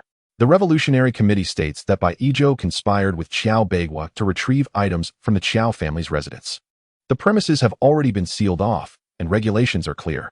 Director Bai should be more aware than we are. It would be prudent for your son to cooperate fully and ensure that all matters are thoroughly investigated. However, he shall not suffer unduly, would he? Bai Qingzhu could hardly believe the audacity of Bai Yizhou. In that moment, she felt a strong urge to hang him up and give him a good thrashing. Meanwhile, Bai Yizhou, upon hearing such baseless accusations, cried out vehemently in protest. "This is an injustice. I haven't done anything. I've been at home these past few days and haven't gone anywhere." He hastily pointed to Zhou Shiyi, standing nearby as a witness. Zhou Shiyi, upon hearing the words of the police officer, quickly grasped the situation. How cleverly Xiao Beigua had orchestrated this. As long as this matter implicated Bai Yizhou, given the current predicament of the Bai family, his uncle would undoubtedly exert significant effort to salvage his sole heir. But how to salvage? It would require downplaying the issue, thus ensuring Xiao Beigua's release as well. It must be said, Xiao Beigua's strategy was indeed effective. In an instant, Zhou Shiyi discerned various expressions on his uncle's face. However, he overlooked one crucial detail. When the Qiao family faced trouble, who would be the most inquisitive? Certainly, it would be the classmates who usually fawned over Xiao Beigua, each eager to uncover the truth. As a friend of Xiao Beigua, Bai Yizhou became the focal point of their discussions. "Officer, did this information come from Xiao? You cannot simply take his word for it, can you?" "According to what we've heard, Xiao Beigua was taken away by the committee's personnel this morning." Meanwhile, Bai Yizhou was at home hosting a gathering with several classmates. Zhou Shiyi's assertions drew the gaze of the crowd upon him. Bai Qingzhu discreetly exhaled in relief. It was fortunate that this troublesome lad had not entangled himself in the mess. Heaven knows, she had been prepared to humbly seek assistance moments ago. Several police officers exchanged glances with members of the committee, each reflecting a look of confusion. Nobody had anticipated that Xiao Beigua would attempt to drag someone else into the mire. The police officer dusted off his clothing, gestured toward Bai Yizhou, and stated, "We must trouble Comrade Bai Yizhou to accompany us back to the station. Additionally, we will summon your classmates one by one for verification." At that moment, Bai Yizhou no longer cowered behind his mother. He clung to Zhou Shiyi's arm, refusing to let go. Cousin, I rely on you. Zhou Shiyi's earlier remarks had resonated deeply with Bai Yizhou, who felt an overwhelming urge to kneel and express his gratitude. In that instant, Zhou Shiyi seemed wiser than Bai Yizhou's father. Zhou Shiyi's lips twitched in disdain as he extricated his arm from Bai Yizhou's grasp. As the police escorted Bai Yizhou away, several neighbors cautiously peeked out. Could something have happened to the Bai family? Surely not. Director Bai has always been just and selfless. What could possibly go wrong? Did you not notice they took away their only heir? Indeterminate missteps may lead one to reform through labor. In my opinion, what is the purpose of climbing so high? If a son is poorly educated, all efforts are in vain. That man, with his sharp features, spoke without any regard for Bai Qingzhu, who stood in the courtyard. As if his words were intended for her ears. Niu Zuoyan, who had always regarded Bai Yizhou as her lifeblood, could hardly tolerate such remarks. She rolled up her sleeves and seized the broom from the ground, aiming it at the man. I'll beat you for your insolence. Truly. A dog's mouth can never produce ivory. You spew nothing but filth. Your son is the one undergoing labor reform. Have you stuffed your ears with dog feces? Can't you hear what the police are saying? Just cooperate with the investigation. The fiercely indignant Niu Zuoyan berated the man mercilessly, causing him to angrily toss his sleeves and retort, utterly unreasonable. With a glare, Niu Zuoyan picked up a stone, preparing to hurl it at him, which sent the man retreating in fear. In his clumsiness, he stumbled over an unseen object and fell, landing unceremoniously on his rear. Ultimately, amidst the murmurs of the crowd, he fled, covering his face. Bai Yizhou was directly brought to confront Xiao Beigua in his hospital room. Here, Bai Yizhou witnessed his classmate's remarkable acting skills. Before he could utter a word, Xiao Beigua gazed at him with eyes filled with remorse. Yizhou, this is all my fault. I should not have dragged you to my home. Now, I have implicated you. I truly regret it. At that moment, Bai Yizhou wished he could break Xiao Beigua's other arm. Initially, seeing Xiao Beigua in such a pitiful state had stirred some sympathy within him. However, now, not only had that sympathy dissipated, but even the slightest semblance of camaraderie had vanished. Beside them, a stern figure in a red armband inquired, Comrade Xiao Beigua, did you indeed go to your home with Comrade Bai Yizhou? Just as Xiao Beigua was about to nod, he heard the red armband continue, think carefully. Providing false reports will also incur punishment. This statement sent a jolt through Xiao Beigua's heart, causing it to race uncontrollably, though he quickly composed himself. Earlier that morning, when his parents were taken away, he had hidden nearby and had seen Bai Yizhou. Knowing Bai Yizhou's timid nature, he surmised that upon learning of his family's predicament, Bai Yizhou would likely be too frightened to venture out. He resolved to exploit Bai Yizhou's identity. With that thought, Xiao Beigua lowered his head in guilt. I did indeed accompany classmate Bai. He nervously fidgeted with the bed sheets, as if overwhelmed by shame for betraying a classmate. Chapter 19. It turns out their family also walks on thin ice. But no sooner had he spoken than Bai Yizhou coldly interjected, very well. Since you claim to have gone with me, let us wait here and see if I am a monkey capable of 72 transformations. Can one person be split in two? One half accompanying you to the Qiao household, while the other half remains home, studying the leader's quotations? As Bai Yizhou uttered these words, anger surged through him. Yet, upon reflection, he deemed such a person unworthy of his ire. Xiao Beigua's complexion paled as he discerned the subtly meaningful glances exchanged among the police officers. He could no longer contain his shivering, extending his hand to clutch his arm, exclaiming in pain, "Ah, it hurts so much." Observing that no one showed any inclination to assist him, Xiao Beigua's face, buried in the blanket, flickered with resentment. He could not fathom why Bai Yizhou could not discern his current predicament. It was merely a matter of uttering a word in response. After all, Director Bai would ultimately devise a means to extricate them. Why did it have to escalate to such an extent? How ironic it was to hear claims of brotherhood. Yet when it truly mattered, not a single soul was willing to lend a hand. After over half an hour, several individuals were finally brought in. Each bore an expression of fear, anxious about being implicated in some manner. Upon seeing Xiao Beigua, lying in bed and wailing in agony, their faces turned to shock. How could it be that in just 2 days, he had transformed into this state? At this moment, I require your cooperation for an investigation. Prior to that, I have a few questions for you. First, where were you this morning? We were at Bai Yizhou's house. Did Bai Yizhou step out at any point? Until what time did you remain there? He didn't leave. We departed just before noon. A petite girl spoke timidly. The others nodded in agreement. The leading man exchanged a knowing glance with his companion, indicating a deeper examination was in order. However, This inquiry was not directed at Bai Zhou, but rather focused on Xiao Beigua's daily life at school, including his attire and conduct. It was not until the following morning that Bai Zhou was released. He emerged as if he had just been pulled from water, exuding a faint odor of sweat.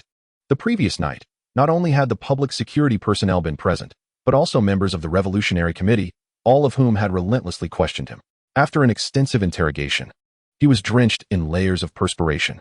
The more he listened to the inquiries posed by the public security officers, the more alarmed he became. They not only probed into Xiao Beigua's family circumstances, but also insinuated questions regarding his own household.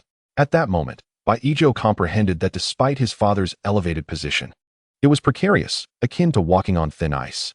Beads of sweat trickled down his forehead, as he realized that one misstep in his responses could plunge his family into irreversible peril.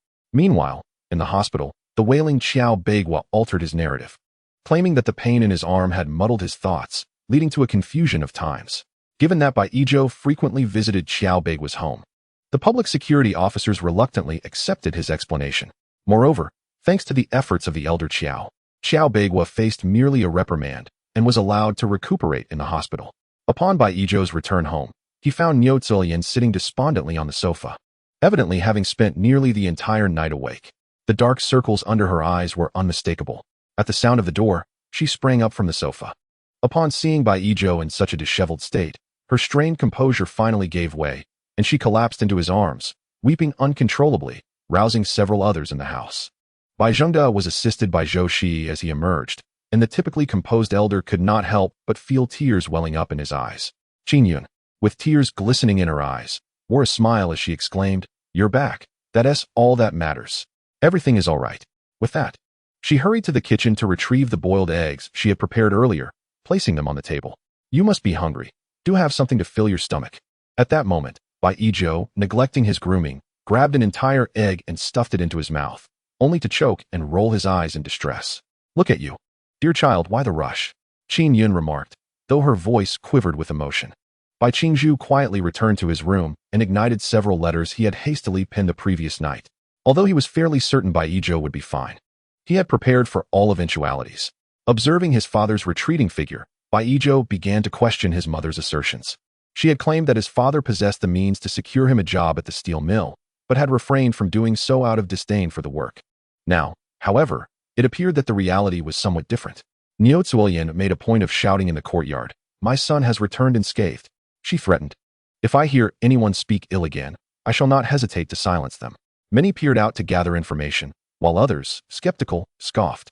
Perhaps it was that director by who arranged for his release. "Girl, keep your distance from him. He does not seem like a good sort," they warned. The girl, affectionately referred to as Niu, appeared to be around 16 or 17, embodying the delicate beauty typical of a Jiangnan girl. In silence, she possessed an enchanting charm. Yet when she spoke, her voice resonated like that of a brash figure, causing many to shy away. "Mother, what are you saying?" she exclaimed, her voice high-pitched, causing the sturdy matron to flinch. Unperturbed by her mother's reaction, Niu blushed and gazed at the Bai family. Bai Zhou was handsome, indeed, and quite striking. Thus, Niu had long harbored feelings for him. Now, knowing he was safe, her heart swelled with joy. As time passed, Zhou Shiyi, having little to occupy his time, explored the surrounding villages. He transformed barren land into a flourishing haven filled with the shade of trees and the fragrance of blossoms. The rice had been sown, and within a matter of days, it had grown to the height of a half-arm. Zhou Shiyi soon realized that the growth rate within his space differed significantly. The entire area, delineated by the great trees, saw time stand still on the thatched roof side. He discovered that when he placed a warm bun in this space, it remained hot even a day later. This unique attribute facilitated Zhou Shiyi's endeavors. He had transplanted numerous fruit trees within this space, all sourced from wild fruit trees in the nearby mountains. In South City, wild fruits and mushrooms were abundant. With the application of spring water, the previously wilted wild fruit trees soon flourished, bursting with vitality and lush foliage. Chapter 20. A letter from the capital at long last. News arrived from the capital. Jiang Guqing had not only sent the money, but also included a letter detailing the current situation of the Jian family. Jian Nanxing had not lost her job. Rather, she had become a factory worker on the assembly line, a far cry from her previous office position. Her husband, however, had been implicated in some issues, resulting in a direct demotion of 2 ranks. Their house had been confiscated, and they were now residing in a small temporary accommodation provided by the factory. Jiang Guiqing, recalling the amicable relationship between the Jiang and Jin families, spoke of these matters with a palpable sense of regret. Meanwhile, Zhou Shiyi scanned the letter with rapidity, a broader smile gracing his lips, which caught the attention of several young women who had come to deliver letters. In Nanqing, Niu Zuilian grew increasingly anxious with each passing day. It was not only the elder Bai couple who noticed, but even Bai Qingzhu could sense something amiss. With Zhou Shiyi often at home, Bai Qingzhu returned daily. Observing Niu Zuilian's distracted demeanor, she initially suspected that Bai Yizhou had caused some trouble again. Setting down the newspaper in her hands, Bai Qingzhu casually inquired, "What's the matter?" Niu Zuilian's heart sank, and she quickly forced a smile, replying, "Oh, it's nothing. Just some issues at the factory that have me a bit preoccupied." Only she understood the depth of her own fear. Recalling the conversation with Li Weiguang, who had summoned her to his office, her heart ached with dread. Previously, she had perceived Li Weiguang as somewhat cunning. Now, the grotesque nature of his intentions made her feel nauseated. His insinuations were unmistakable. "I want half of the money your sister-in-law sent. If you refuse, the relationship between us will certainly pique Director Bai's interest." Li Weiguang seemed utterly unafraid of any accusations of misconduct. After all, who would want their infidelities revealed? Especially someone in a position of power? For Niu Zuilian, this predicament was not one that could be easily resolved. The very future of her place within the Bai family hung in the balance. Thus, for several days, her work was plagued by distractions as she pondered how to secure Zhou Shiyi's funds for herself. "Aunt, a letter from the capital just arrived, saying that my mother has sent the money through someone. I wonder when you'll give it to me," Zhou Shiyi exclaimed as he returned home, brandishing the letter. His meaning was clear. With the letter in hand, there was no evading the issue. Niu Zuilian's face twitched, and she felt an overwhelming urge to snatch the letter and incinerate it. However, with 4 pairs of eyes fixed upon her in the living room, she could only muster a forced smile and say, "You see, I've been so busy these past few days that I haven't had time to collect it. I'll get it for you as soon as I can." Zhou Shiyi tucked the letter into his pocket. Initially, he had intended to bait Niu Zuilian, but now that the money was indeed on its way, it simplified matters. The sooner he obtained the funds, the sooner he could deal with Niu Zuilian. Bai Qingzhu cleared his throat lightly. After so many years of marriage, even though he seldom returned home, his extensive experience allowed him to perceive the thoughts hidden within Niu Zuilian's heart with just a glance. With a stern expression, he remarked, "You shall fetch it for Shaoyi tomorrow." Niu Zuilian, feeling the chill emanating from Bai Qingzhu's gaze, could not help but shudder slightly, responding meekly. Previously, Zhou Shiyi had confided his desire to venture into the countryside to Bai Qingzhu, understanding that he did not wish to cause undue worry for the elderly couple. Bai Qingzhu had refrained from discussing the matter openly, instead advising Zhou Shiyi privately, "Life in the countryside can be harsh. You must prepare adequately. Should you find yourself in need, do not hesitate to speak to your uncle. One must never suffer unnecessarily." Zhou Shiyi nodded, retrieving a cigarette from his pocket and offering it to his uncle as they sat in the courtyard, engaged in hushed conversation. As Zhou Shiyi gazed at the countless stars dotting the dark sky, he inadvertently posed a question. "Uncle, if Aunt Niu were to commit a grievous act, would you forgive her?" Bai Qingzhu stretched his legs, leaning against the steps as he exhaled a cloud of smoke. "As long as it does not violate fundamental principles, I would consider it tolerable. Other matters are trivial. After all, this world is vast. According to policy, families with only one child are exempt from relocating to the countryside. I shall find a way to secure a job for Yizhou. It would help him settle down and ease my worries." A tone of regret and helplessness lingered in Bai Qingzhu's voice. He had once cherished a particular girl, but unforeseen circumstances had shattered those dreams. To revisit such matters now seemed utterly meaningless. Zhou Shiyi's mind raced as he contemplated the potential reactions should Niu Zuilian create a disturbance. He surmised that the first to crumble would be Bai Yizhou, followed by the elderly Bai couple, with his uncle being the last to react. Weighing the consequences, he ultimately resolved to eliminate Niu Zuilian. As for Bai Yizhou, if he could not bear it, so be it. He was an adult now, having endured the betrayal of friendship. What more could he possibly withstand? His mother still loved him, after all. The following morning, Niu Zuilian, exempt from work, reluctantly went to withdraw money at the urging of the Bai elders. Standing at the post office, she gazed at the 600 yuan in her hand, her eyes glinting with greed. Despite the years, the amount Bai Qingzhu sent home each month, combined with her own salary, barely exceeded this sum by a few hundred. People are often reluctant to spend their own money, and as Niu Zuilian clutched the heavy bundle of cash, she promptly decided to purchase some meat and rice to take home, convinced that Zhou Shiyi would not object. Thus, when she returned home laden with bags. Astonished glances from neighbors fell upon her. "Oh, Suelian, did old Bai give you money again? Buying so much, tisk tisk tsk. Just look at that colorful scarf. I've never seen one like it. Did you bring it from the city?" The flattery from the onlookers made Niu Zuilian straighten her posture proudly. She had spent nearly 50 yuan, equivalent to 2 months' wages as a temporary worker, while her salary had only been 35 yuan a month for all these years. Niu Zuilian, ever fearful that others might perceive her as unappreciated by the Bai family, would, upon receiving her salary, spend a considerable portion of it on personal indulgences. She would then boast about her purchases among her neighbors, attributing her newfound possessions to Bai Qingzhu's recent pay, claiming it was merely an encouragement for her to take better care of herself. This behavior garnered her a fair share of envy from those around her. Thankfully, over the years, Bai's uncle had not engaged in any acts of embezzlement or bribery. Otherwise, Niu Zuilian's antics would have surely brought about his downfall. Humming a tune, buoyed by the flattery of those around her, Niu Zuilian entered her courtyard with a sense of pride. However, in the blink of an eye, her smile vanished. As her gaze met that of several onlookers, her expression froze, caught in a comical limbo between laughter and dismay. Chapter 21. Niu Zuilian's countenance darkens. Li Weiguang unexpectedly visits her home at this moment. Not only were the Bai elders present, but Bai Qingzhu was also seated at home. To Niu Zuilian's utter dismay, occupying the living room sofa was none other than Li Weiguang, the director of the production department. Upon noticing the items in Niu Zuilian's hands, a peculiar smile danced upon his lips. Suddenly, the weight of her possessions felt as burdensome as a mountain, causing her legs to tremble. "Zuilian, this is Director Li from the textile factory's production department. He wishes to discuss some work-related matters with you." Qin Yun's voice was laced with concern and confusion. She was not well versed in the factory's affairs, but typically, issues arising within a team should be resolved within the factory itself, not pursued to an employee's home. Surely, the production team wouldn't be so oppressive. "Director Li, what brings you to my home?" Niu Zuilian stammered, her voice tinged with anxiety as she glanced at him with a pleading look. Director Li rose, brushing off his clothing with a smile. I was simply anxious, as her improper handling has resulted in significant losses of fabric for our factory. You must ensure she receives a proper reprimand." Niu Zuilian nodded vigorously, wishing fervently to usher Director Li out immediately. Meanwhile, Qin Yun glanced at the time and quickly interjected. "Director Li, it's almost noon. Please join us for lunch." "Thank you, but my family has already prepared a meal, so I shouldn't impose," he replied.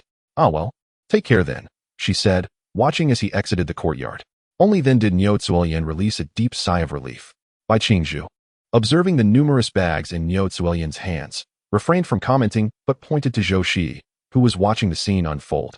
"You've retrieved the money, right? Hand it over to Shiyi." Niu Zuilian's face drained of color, her grip on the money bag tightening. After a lengthy pause, she forced a strained smile and said, "Oh, would I really keep Shiyi's money for myself? I specifically visited the meat processing plant today and bought a good amount of meat to nourish both him and the other." As she stepped out, Niu Zuilian hesitated momentarily, reflecting on her lack of funds. Her thoughts drifted to the dwindling rice, flour, and oil at home. Thus, she borrowed a small sum from the money her sister-in-law had sent to make a purchase. Surely, Xiaoyi would not mind, right? Zhou Shiyi shrugged, saying, "Aunt, how can you think that way? I wouldn't be bothered, for you will undoubtedly reimburse me later, won't you?" Niu Zuilian was momentarily taken aback, glancing at Bai Qingzhu's increasingly darkening expression, and hurriedly replied, "What reimbursement? If you run low on funds, just let your aunt know. Would I possibly refuse you?" Yet, this sum was no trifling matter. She feared that he might misplace it. "How about this? I shall keep it for now, and when you need it, I will hand it over." The more Niu Zuilian spoke, the more she felt an obligation. This was not merely a few dozen yuan, but rather several hundred. Typically, who among families has such savings to spare, all of which must be carefully concealed? Zhou Shiyi's smile faded as he could not fathom how Niu Zuilian could brazenly utter such words. Bai Qingzhu, noticing the avarice in Niu Zuilian's eyes, struggled to maintain her composure but ultimately lost control. Rising, she reached for the money bag. Upon counting, she discovered a mere 530 yuan. According to Xiaoyi, her sister had divided the family's savings into thirds, giving each of her 3 children 600 yuan. Bai Qingzhu's gaze fell upon the cloth bag at her feet, and she felt a wave of despair wash over her. It contained not only a floral dress, but also a pair of small leather shoes. It became evident that the funds Niu Zuilian had used for clothing came from this very source. Bai Qingzhu's complexion shifted dramatically, and for the first time in front of Zhou Shiyi, she felt utterly humiliated. She could not bear to think that had she not returned, Niuzuelian might have embezzled the entire sum. Go, replenish Zhou Yi with the full amount. Hearing Bai Qingzhu's icy command, Niuzuelian felt a wave of reluctance. She opened her mouth to protest, but was interrupted by a sharp reprimand. Go now.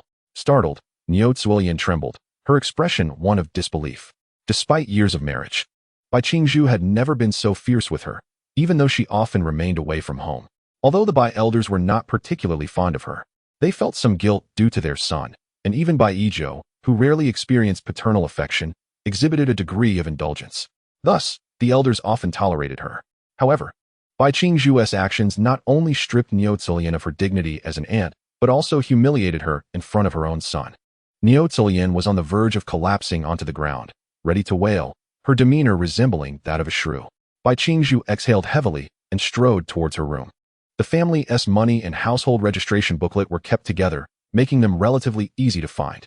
Niuzuelian, observing Bai Qingzhu's movements, feared that she might take more money for Zhou Shiyi. Startled, she sprang up and dashed inside. Bai Yizhou, seated on the sofa, felt an intense heat flush across his face, bewildered as to why his mother, who had everything at home, would covet Zhou Shiyi's meager funds, especially when his father contributed most of his salary each month. When Bai Qingzhu finally emerged, the cloth bag in his hands was neatly organized. He stuffed money into Zhou Shiyi's hand, instructing him to take care of it and procure anything that was lacking. Zhou Shiyi accepted it with a smile in his eyes, turning to meet the gaze of Niuzuelian, who looked as if she had just lost her father. A provocative smile curled at the corners of his mouth.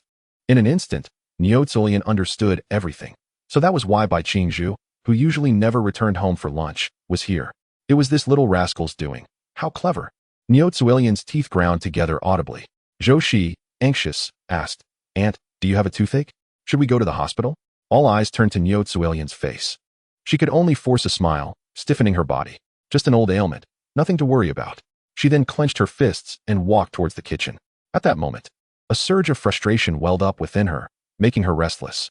Ever since Zhou Shiyi arrived, she had not had a single peaceful day. She believed that her family and her sister-in-law were at odds. Even the slightest connection was intolerable. Niuzuelian's eyes brimmed with malice. Now that her once lofty sister-in-law had been demoted, it was truly deserved. It would be best if she perished in the cattle shed. She had heard that those people were living in dire circumstances. The more Niuzuelian thought about it, the more exhilarated she felt, even her earlier displeasure dissipating somewhat. Once she managed to send this little rascal away, she would once again be the esteemed factory manager's wife. However, such thoughts remained mere fantasies. Chapter 22. It is time to give a push. Time flowed swiftly, and in the blink of an eye, 2 days had passed. During this time, Zhou Shiyi had stored numerous vegetable seeds in his space, transforming it into a veritable mobile warehouse. Observing the lush greenery of the vegetables, Zhou Shiyi felt a surge of joy. In his previous life, he had been sent to the countryside in Jiangxi province, where the biting cold made the winter produce scarce. Now, he no longer needed to worry about such matters. While gazing at the household registration booklet in his hands, he headed towards the youth office. At the entrance of the youth office, the elder sister was seated, her expression clouded with worry. With a new policy in place, families with multiple children who were unemployed were required to go to the countryside for re-education alongside the poor and lower-middle-class farmers. Many had turned to her for assistance. Yet there was little she could do. The quotas set by the higher-ups were still unfulfilled, and she herself was feeling overwhelmed. Suddenly, she noticed a young man approaching the youth office, and she sprang to her feet. Upon recognizing the household registration booklet in his hands, her face lit up with a broad smile. Elder sister, I am responding to the national policy and signing up to go to the countryside to support rural development. Oh, very well. Come, let me register you, she replied, her tone unexpectedly cheerful. Today, Zhou Shiyi was her very first registrant. It was rare to have a youth voluntarily sign up for the countryside. As for the location, Zhou Shiyi did not intervene, barring any unforeseen events. It would likely follow the storyline of his previous life. Sure enough, upon glancing at the registration form indicating Jiangxi province, a slight smile played at his lips. He recalled the hardships endured alongside him during his most challenging moments in life, when someone had always been there for him. Zhou Shiyi was filled with anticipation for the future. He calculated the time, and it seemed just about right. It was time to ignite a spark. He tucked the registration form into his trouser pocket and strode purposefully towards the state-run restaurant, which was unusually bustling that day. As it was payday, many patrons gathered in groups, eager to indulge in a meal at the establishment. Some even held money tickets, intending to take food home. The front desk staff was overwhelmed, barely catching a breath when a strikingly handsome young man approached. He ordered only a bowl of vegetarian noodles and found a seat at a nearby table. The server wrinkled her nose, thinking, what good is being handsome if you're poor? Beside Zhou Shiyi sat several men engaged in an animated discussion. He leaned in, curiosity evident on his face. The men scrutinized him, noting his decent attire and upright posture, and assumed he must be affiliated with the factory. One man, noticing Zhou's inquisitive demeanor, smugly gestured towards the table, inviting, come, young man, care to join us? Having been a worker in a past life, Zhou Shiyi knew how to relate to them. He smiled and moved a long bench closer, earnestly saying, I just overheard you mention Director Li. Are you referring to Li Weiguang from the textile factory? Oh, you know him. Zhou scratched his head. Well, we live in the same family compound. You're from the textile factory's compound too? How come I haven't seen you before? My relatives reside there. I'm just staying with them temporarily. However, I have secured a position at the machinery factory. Soon, like you all, I will be a proud worker. His words caused the men to straighten their backs. Although their jobs might seem insignificant in the county town, in the surrounding villages, having a worker in the family was a matter of great pride, an event worthy of celebration. Just the other day, several letters of complaint reached the factory. That director is currently under investigation, one man said gleefully. While the textile factory was predominantly staffed by female workers, there were a few male laborers who handled the heavier tasks of loading and unloading. All of this was intertwined with the production department, and Li Weiguang had often shown them his displeasure. Now, with the news of his investigation, the men were eager to witness the unfolding drama. Could it be related to bribery? I heard from the gossiping aunties in the compound that Director Li was involved in some unsavory affairs with the female staff, one man exclaimed, his eyes wide with surprise. Really? I've never heard of that. Another chimed in, just as a flustered server hurriedly placed the noodles on the table and rushed back to the kitchen. Is that true? I've never heard of such a thing. One of the men could not help but glance towards the kitchen. I heard that Director Li's wife works at the state-run restaurant. Will our words not reach her ears? His remark prompted the others to recall the matter, causing them to eat their meals with an air of discomfort. Honestly, I believe the ones who should be worried are not us, but rather Director Li's wife. Just think about it. If something were to happen to Director Li, particularly regarding matters of a romantic nature, it would be scandalous and could lead to serious repercussions. It would undoubtedly affect his family, and if his wife were not anxious, that would be quite peculiar. Zhou Shiyi did not miss the silhouette behind him, as he was seated with his back to the restaurant's counter. Consequently, everyone assumed he was oblivious to the presence behind him. A man stealthily kicked him under the table. Zhou Shiyi, wide-eyed and foolishly exclaiming, "Why did you kick me? Am I wrong in what I said? If it were me, I would sever ties with that person to avoid being implicated in any disgraceful fall from grace." Listening to the footsteps retreating behind him, Zhou Shiyi's face was adorned with a smile buried in his bowl. That night, when the weary Li Weiguang returned home, he was greeted not by the warmth of steaming dishes, but by the icy gaze of his wife. A chill ran through him. Could it be that the factory was investigating him, and his wife had discovered it? Before Li Weiguang could utter a word, Yang Lu spoke coldly. "The factory is investigating you? For what reason?" Li Weiguang, his face clouded with worry, approached the sofa and grasped Yang Lu's hand tightly. "Recently, a new deputy factory director was appointed. He seems to have heard some gossip and has been investigating several directors. There's nothing to worry about. I can handle it." To be honest, deep down, Li Weiguang felt a twinge of fear toward his wife. Nowadays, he spoke with great caution. Yang Lu's dark eyes fixed intently on Li Weiguang, shimmering with an understanding he could not fathom. "Weiguang, it's not that I don't trust you, but there have been too many incidents in our city lately. I fear that our children and I might be caught in the fallout." Yang Lu picked up a handkerchief from the side and dabbed at the corners of her eyes, her gaze instantly reddening as tears streamed down uncontrollably. Li Weiguang became flustered, as Yang Lu had always been the more assertive one in their relationship. Now, confronted by her tear-filled eyes, he found himself at a loss. Chapter 23. The decisive Yang Lu observed Li Weiguang's current demeanor and felt a tightening in her chest, an overwhelming sense of nausea. This afternoon, she had taken the initiative to inquire with a few residents of the family compound. The women spoke in vague terms, but once suspicion takes root, Yang Lu could discern hints of deceit in their evasive glances. She was someone who acted decisively. That very evening, she returned to her parental home to discuss the matter with her father. Yang Lu's father, a man who had weathered many storms, could infer from his daughter's brief words what his son-in-law might be involved in. Casual inquiries about his daughter's thoughts led Yang Lu to ponder deeply. Ultimately reaching a resolution, she would divorce Li Weiguang and sever all ties. This way, even if something were to happen to Li Weiguang, it would not implicate her and their child. Thus, the scene before us unfolded. Yang Lu placed her delicate hand upon Li Weiguang's somewhat pudgy one, her eyes glistening with tears as she implored, "Weiguang, I have been truly frightened lately. Look at our son, he is still so young. If something were to happen to us, what would become of him?" Li Weiguang did not share her trepidation, as he believed that his relationships with several other directors were solid. They formed a mutual interest group, should he encounter any trouble. He was confident they would not remain indifferent. Nevertheless, his wife's concerns were not entirely unfounded. A flicker of struggle crossed Li Weiguang's eyes as he replied, "Perhaps the situation is not as dire as you perceive." Before he could finish, Yang Lu interrupted him hastily. "By the time we reach that point, it will be too late. So what are you suggesting? Shall we first obtain a divorce certificate and transfer our son to my father's household registration? That way, should anything happen, our son will not be implicated." Yang Lu's reasoning was sound, and her resolute demeanor left Li Weiguang with no room for rebuttal. That very evening, Yang Lu divided their household assets and packed her belongings to return to her family home. Observing the slightly more than 100 yuan in his hand, Li Weiguang pondered inwardly. At least Yang Lu had a semblance of conscience. He had initially thought she would take all their money with her, but it seemed she still harbored some feelings for him and was acting for their child's sake. Early the next morning, Yang Lu hurriedly dragged Li Weiguang to the street office to obtain a certificate, and then they rushed to the Civil Affairs Bureau. Upon receiving the divorce certificate, Yang Lu let out a significant sigh of relief.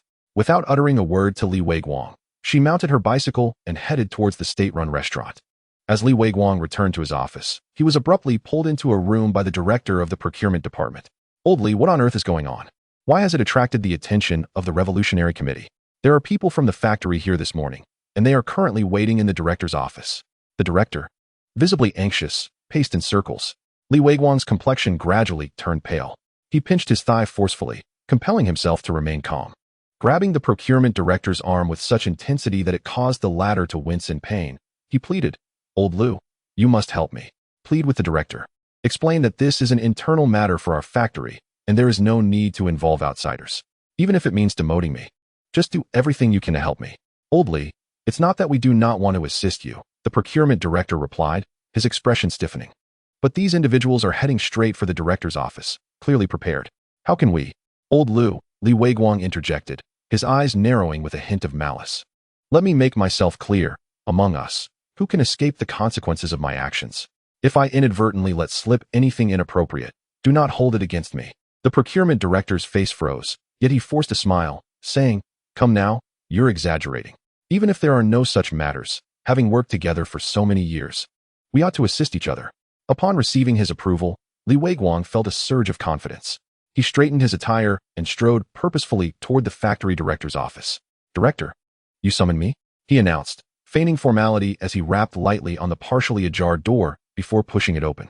Upon discerning the individuals seated within, he feigned surprise, exclaiming, "Director, who are these people?" The factory director, his countenance somewhat strained, managed a forced smile as he introduced, "These gentlemen are from the Revolutionary Committee, here to gather some insights."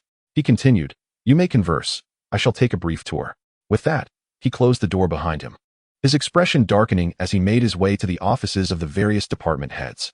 With a swift kick, he flung open a door, hands on his hips, and berated, "I care not for your past behaviors or any transgressions. Ensure your affairs are in order.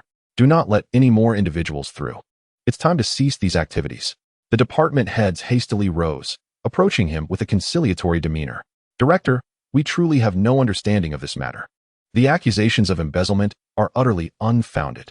Who among you has maliciously reported us to the Revolutionary Committee?" Indeed. You know our work ethic, Director."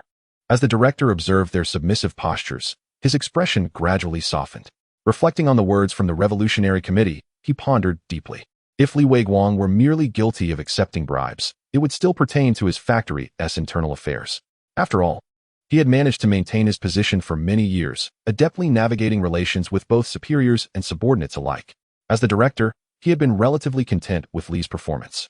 However, the Revolutionary Committee had not limited their accusations to bribery alone. The most troubling claim involved the illicit trading of factory positions.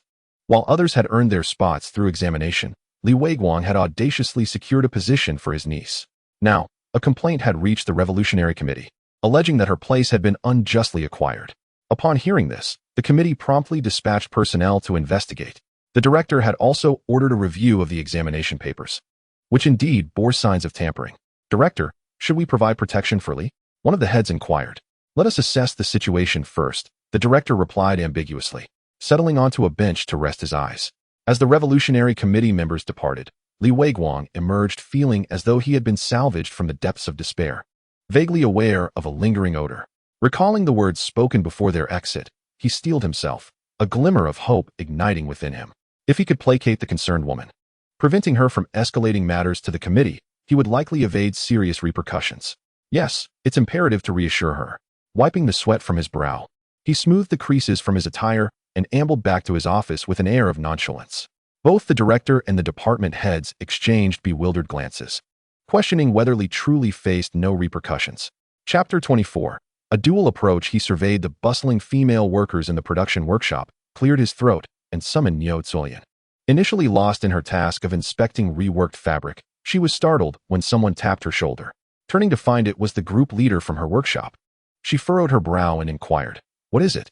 "Director Li is calling for you." Another woman gestured with her lips towards the direction where Director Li stood, indicating that she should look outside. Niu Zuolian was seething with anger, cursing under her breath. Why was Li Weiguang always haunting her? She stormed outside, muttering angrily and waving her hands. Several directors and the factory manager were fixated on Li Weiguang's actions, momentarily perplexed as they witnessed him calling Niu Zuolian out. They presumed it was a work-related matter, and the textile factory manager couldn't help but commend, "You should take a page from his book." Despite such significant events, Director Li remains composed and addresses production matters. They dared not contemplate the sordid affair between Li Weiguang and Niu Zuolian. After all, despite Niu Zuolian's apparent lack of enthusiasm for work, her husband was the director of the steel mill, a pivotal state-owned enterprise during this era. The benefits and welfare there vastly surpassed their own. Niu Zuolian would have to be blind to get involved with Li Weiguang, at least in the eyes of the onlookers. Seated at his desk, Li Weiguang signaled for Niu Zuolian to close the door upon her entrance. Her countenance was far from pleasant as she impatiently inquired, "What is it?" Li Weiguang wasted no time in getting to the point. "What about the matter we discussed previously? What can be done? That rascal took all the money. Our old bai pressed my head to give it to him. How could I refuse?" Niu Zuolian's heart boiled with indignation at the mere mention of this issue. Li Weiguang narrowed his eyes. "Yet you bought so many things that day. Can a mere boy really hold sway over you?" To be honest, Li Weiguang found it hard to believe Niu Zuolian. He had witnessed the numerous bags she carried that day. Could it be that she was reluctant to share the spoils with him, deliberately making excuses? "Zuolian, there are things I prefer not to say too bluntly. We have known each other for so many years. You have seen the predicament I am in. It's not just the factory that is investigating me. Even the committee members have come down. Consider the implications if I were to face any serious issues. If I inadvertently reveal something I shouldn't, what will become of you?" With Niu Zuolian seemingly intent on severing ties with him, Li Weiguang's words dripped with veiled threats. Niu Zuolian's chest heaved as she breathed heavily, taken aback by Li Weiguang's audacity. Suppressing her anxiety, she forced a look of grievance. "Weiguang, after all these years, do you not know my character? If I truly had the means, would I not give you your share? The truth is, I have not received anything. Bai Qingzhu dotes on that nephew more than his own son. Do you not understand the anguish I bear?" Initially, Niu Zuolian intended to feign a pitiful demeanor, but as she spoke, genuine sorrow welled up within her. Her eyes reddened, and she sat there, stifling sobs. Observing that a hard approach was futile, Li Weiguang softened his tone, stepped closer, took her hand, and gazed at her with earnestness. "Zuolian, I certainly understand. Yet, I am at my wit's end. The higher-ups indicated that as long as I pacified that female employee, I would not be held accountable for the matter. Eventually, I would still have the esteemed position of director. Once Zhou is married, you wouldn't wish to be with Bai Qingzhu anymore, and we could be together openly." Hearing Li Weiguang's words, Niu Zuolian felt a ripple of emotions within her. Over the years, her relationship with Li Weiguang was not solely about loneliness. During the time she suffered from Bai Qingzhu's emotional abuse, it was Li Weiguang who offered her warmth. She indeed found joy in their connection. If only it could be resolved with a certain amount of money. Upon hearing Niu Zuolian relent, Li Weiguang was filled with elation. It seems that women truly need to be coaxed. Currently, a workshop worker at the textile factory earns over 500 yuan. I can provide 200. You just need to manage to get 300 from somewhere. You know, the factory has been keeping a close watch on me lately. Therefore, this matter is entrusted to you. Niu Zilian brushed aside the loose strands of hair by her ear and cast a deep glance at Li Weiguang. 300 yuan was indeed within her means. That evening, when Niu Zilian returned home, she rummaged through drawers to find her iron box. As she counted the remaining money inside, a sense of reluctance flickered in her eyes. When Bai Qingzhu entered the room and saw her sitting there motionless, he assumed something was amiss. Coldly, he inquired, "What's wrong?" Startled by his sudden voice, Niu Zilian hastily concealed the iron box beneath the blanket. "It's nothing. Just contemplating some matters." Bai Qingzhu nodded slightly, took the blanket away, and indifferently walked towards the study. Watching his retreating figure, Niu Zilian clenched the money in her hand. "This is all your fault, Bai Qingzhu." After all these years, she had had enough. The next morning, Niu Zilian took an early leave and headed towards the address provided by Director Li, money in hand. Zhou Shiyi's gaze fell upon her departing silhouette. A smirk appeared at the corner of his mouth as he nudged Bai Yizhou, who was sipping sweet potato porridge. "Let us go? Didn't you say you were visiting a classmate? Take me along." Bai Yizhou rolled his eyes. Although his attitude towards Zhou Shiyi had improved slightly after the previous incident, he felt it awkward for Zhou Shiyi to accompany him to meet classmates he didn't know. "Xiao Zhou, since Ear is just idling at home, it would be beneficial for him to meet a few more people. The more friends, the better," Qin Yin chimed in with a smile, hoping to help Zhou Shiyi socialize and relax. Reluctantly, Bai Yizhou agreed. Once Zhou Shiyi finished his porridge, he kicked Bai Yizhou's stool, signaling him to hurry. Bai Yizhou retorted, "Are these my classmates or yours?" When they arrived at the fan factory's residential area, they encountered several classmates downstairs. Observing their hurried ascent up the stairs, Bai Yizhou felt a twinge of curiosity. "What is going on? Why are they rushing?" Zhou Shiyi tugged at him. "Let us go check it out." Bai Yizhou almost stumbled from the pole, but grumbled and followed. They reached the 5th floor, where about a dozen men and women gathered in the stairwell. Straining to listen intently, the door of a household stood wide open, and a girl's anguished cries echoed from within. "What use is it to grant me a spot now? I've already signed up for the rural assignment. Why take my place? Why are you doing this?" Chapter 25. Caught red-handed, Niu Zilian turned her back to the door, feeling increasingly impatient, convinced that this person would never cease. It was as if they had purchased her job, armed with a few hundred yuan to go to the countryside, believing life would be better. What purpose did her weeping and wailing serve? Since the matter had reached its conclusion, it would be best to accept the reality. "My dear girl, this job is essentially yours to keep," Niu Zilian stated succinctly, her tone laced with a hint of coaxing. Upon hearing this, Fan Zhaoti's tears flowed even more fiercely. "You speak so lightly of it. I have the opportunity to be a proud worker. Why should I toil to go to the countryside?" Their quarrel drifted to the doorway, where everyone held their breath, afraid to disturb the two, lest they miss the spectacle. The voice grew increasingly familiar to Bai Yizhou, and upon catching a glimpse of her profile, he felt as though he had been struck by lightning. He became rigid, gripping Zhou Shiyi's arm with mounting force. Seeing Niu Zilian's words becoming more outrageous, Bai Yizhou could no longer contain his temper. Standing at the entrance, he called out darkly, "Everyone leave." His stern command snapped Niu Zilian back to reality. Upon noticing the crowd at the door, her expression shifted dramatically. Her gaze towards Fan Zhaoti now tinged with hostility. Was this intentional? Fan Zhaoti rose, wiping her tears with determination. "You have ruined my life. Why should I allow you to thrive?" As the onlookers gradually dispersed, casting lingering glances behind them, Bai Yizhou and Zhou Shiyi entered the house. He closed the door behind them and, with a grim face, turned to Niu Zilian. "Mother, what is going on?" Niu Zilian, her demeanor somewhat unnatural, touched her hair nervously. "Nothing, just some matters at the factory that I needed to handle." Bai Yizhou displayed evident skepticism. If there were factory matters to attend to, would she truly need to take a day off to resolve them? With tears glistening in her eyes, Fan Zhaoti recounted the entire sequence of events. Niu Zilian, eager to intervene, was abruptly pulled back by Zhou Shiyi, sent sprawling onto the sofa, unable to rise for some time. "Bai Yizhou, don't listen to her. I merely came to help with some funds," Fan Zhaoti declared, producing a cloth bag containing 500 yuan and laying it before them. Bai Yizhou, whose thoughts had been wavering, found his resolve solidified upon seeing the money. Niu Zilian had a peculiar penchant for large sums. She delighted in drawing 3 lines with a pencil in the corners of the bills. The neatly stacked 10 yuan notes bore the identical 3 stripes she often marked. Bai Yizhou was no fool.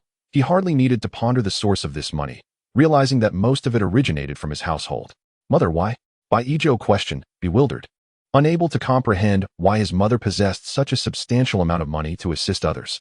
Had she forgotten that her son was still unemployed? Aye. This is something that others borrowed from me first. Yes, he promised to return it after some time. At that moment, Niu Zuilian was utterly flustered, fearing that Bai Yizhou might uncover her relationship with Li Weiguan. Zhou Shiyi leaned on the table, a sardonic smile playing on his lips as he remarked, "Auntie, you are indeed generous. A few hundred yuan, and you readily lend it out.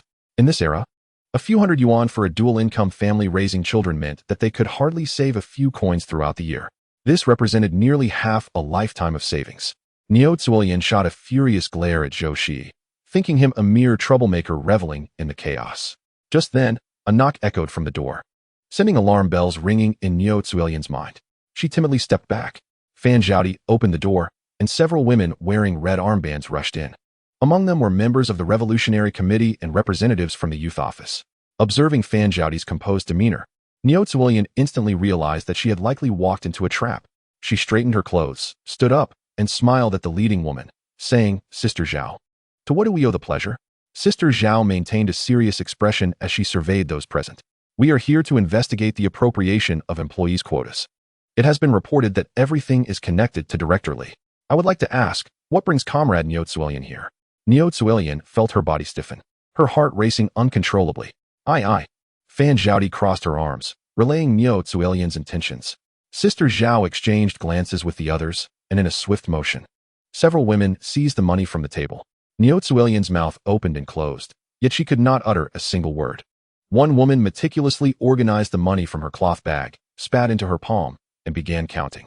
A total of 210 yuan. Upon hearing this, Niu Zuilian's eyes widened in shock. "What do you mean 210 yuan? I clearly had 500. This was wrong. This was utterly wrong." Her demeanor became frantic. Losing nearly 300 yuan felt like decades of savings slipping away. "Did you hide it?" "Yes. It must be under the table or in your pockets. Search." The women in red armbands appeared taken aback and, as per Niu Zuilian's suggestion, searched the entire living room but found nothing. Sister Zhao turned to Fan Zhaodi. "Did Niu Zuilian give you any compensation, and if so, how much do you know?" Fan Zhaodi, somewhat timid, hunched her shoulders. "I only saw a thick cloth bag. I haven't counted how much was in it." "And you?" Sister Zhao shifted her gaze to Zhou Shiyi and Bai Yizhou. Zhou Shiyi shrugged, indicating, "I was too far away to see." Meanwhile, Bai Yizhou remained lost in his thoughts. To be honest, he had only been focused on the markings on the money and had not clearly noted the amount. Currently, the total amount was solely reliant on Niu Zuilian's words. "Comrade Fan, it is now evident that Director Li has abused his power and appropriated your quota. You see, are you willing to accept compensation and cease further inquiries?" Or, a resolute glimmer flashed in Fan Zhaodi's eyes. "I will not accept any compensation. 200 yuan is hardly sufficient to secure even half a job. Is it the case that individuals in the textile factory wield their authority to oppress others?" Zhao Jie exchanged glances with her companions, casting disapproving looks at Niu Zuilian, thinking her quite foolish. How could she be so reluctant to part with a mere sum to silence others, yet dare to seek reconciliation? "Very well, since you refuse to settle, you shall accompany us to the textile factory shortly.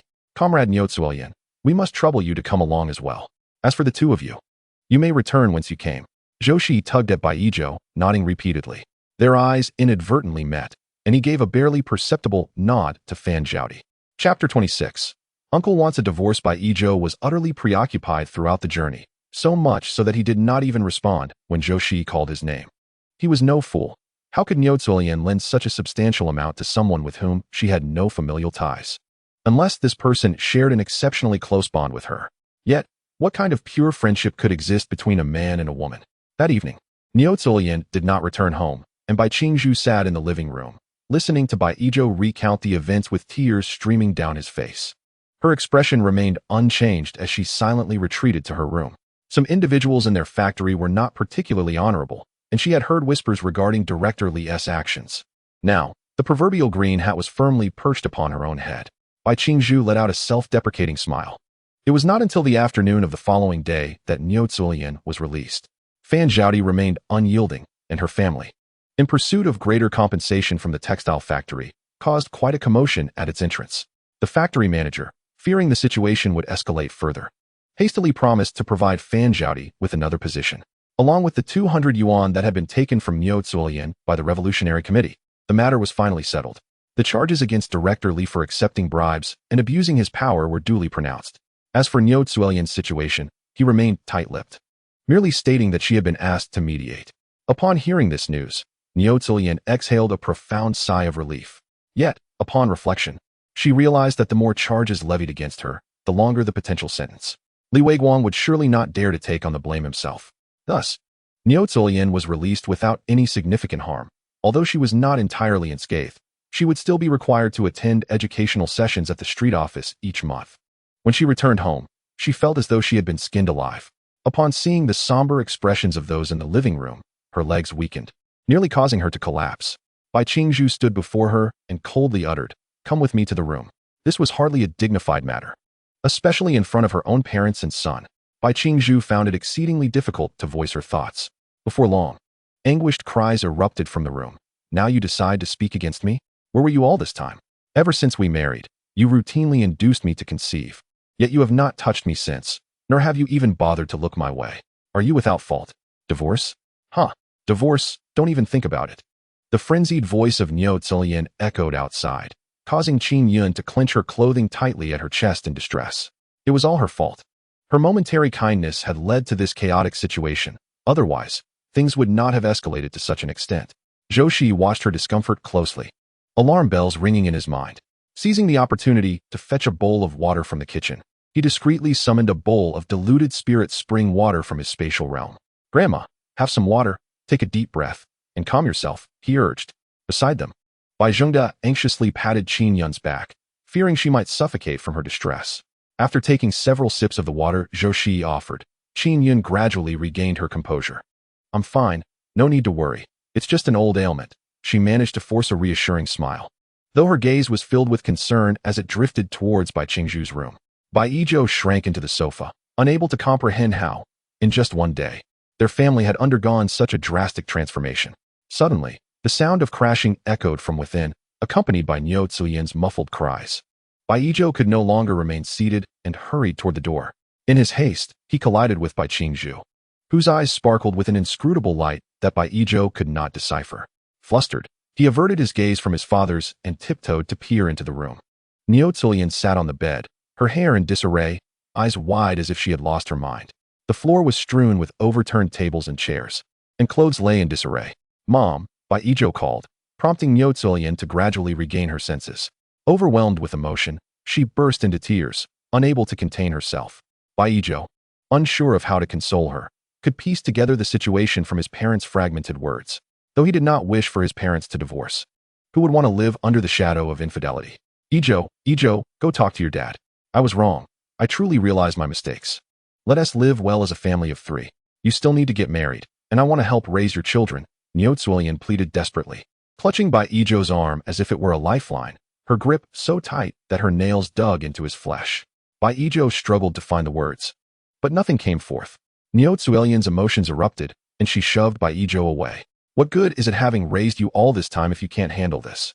Are you just going to watch your mother suffer?" The more she spoke, the more agitated she became, even attempting to throw herself against the corner of the table.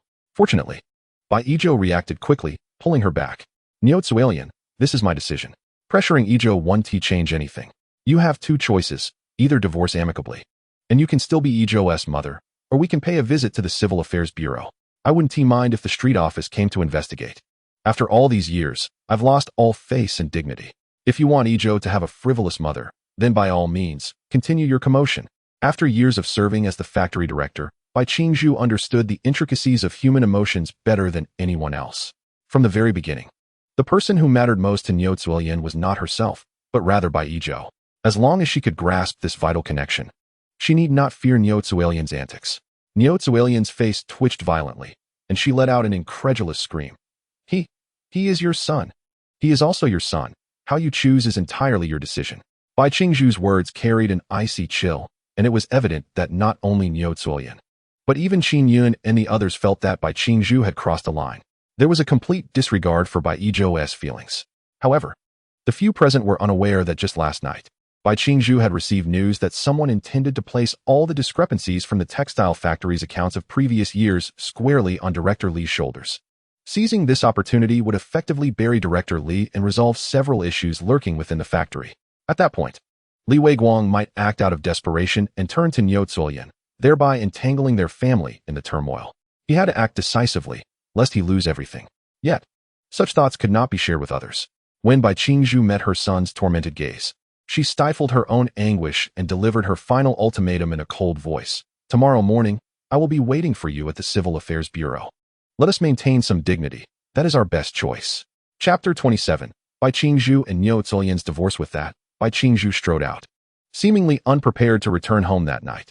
Behind her, Niu Zulian's sharp cries pierced the air, prompting Bai Yizhou to rush forward and embrace his mother. Mom, it's all right. You have me. You still have me. As he observed Niu Zulian's deranged expression, his heart ached like a knife. As a child, he felt powerless to blame anyone, even though he harbored resentment towards his father for allowing matters to escalate to this point. With Bai Yizhou's soothing words, Niu Zulian gradually regained her composure. Qin Yun and Bai Zhengde were supported by Zhou Shiyi as they made their way back to their room. To err on the side of caution, Zhou Shiyi offered both elders some spiritual spring water. Grandma, this situation is largely due to Aunt's overreach. Uncle's actions, however, are somewhat understandable. Qin Yun grasped Zhou Shiyi's hand, tears brimming in her eyes. I know, Xiaoyi, you and Yizhou are about the same age. Please talk to him and help him understand not to blame your uncle. All right. Zhou Shiyi nodded in agreement. After offering a few more comforting words, he stepped outside. In the living room, only Bai Yizhou remained, and Niu Zulian had either come to terms with the situation or simply fell silent after closing the door. Bai Yizhou felt a deep sense of discomfort. Seeing Zhou Shiyi act as if nothing were amiss, he could not help but voice his thoughts. You must be pleased to see them getting divorced. Zhou Shiyi lowered his gaze, looking down at Bai Yizhou. Pleased? Indeed, I am quite pleased. It is gratifying to see such a calamity leave the Bai family sooner rather than later. But that is still his mother.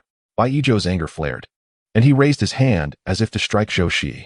Zhou Shiyi exerted little effort as he deftly grasped Bai Yizhou's fist and landed a punch on his face. What pretense of maternal affection is this? If your mother truly cared for you, would she commit such a disgraceful act?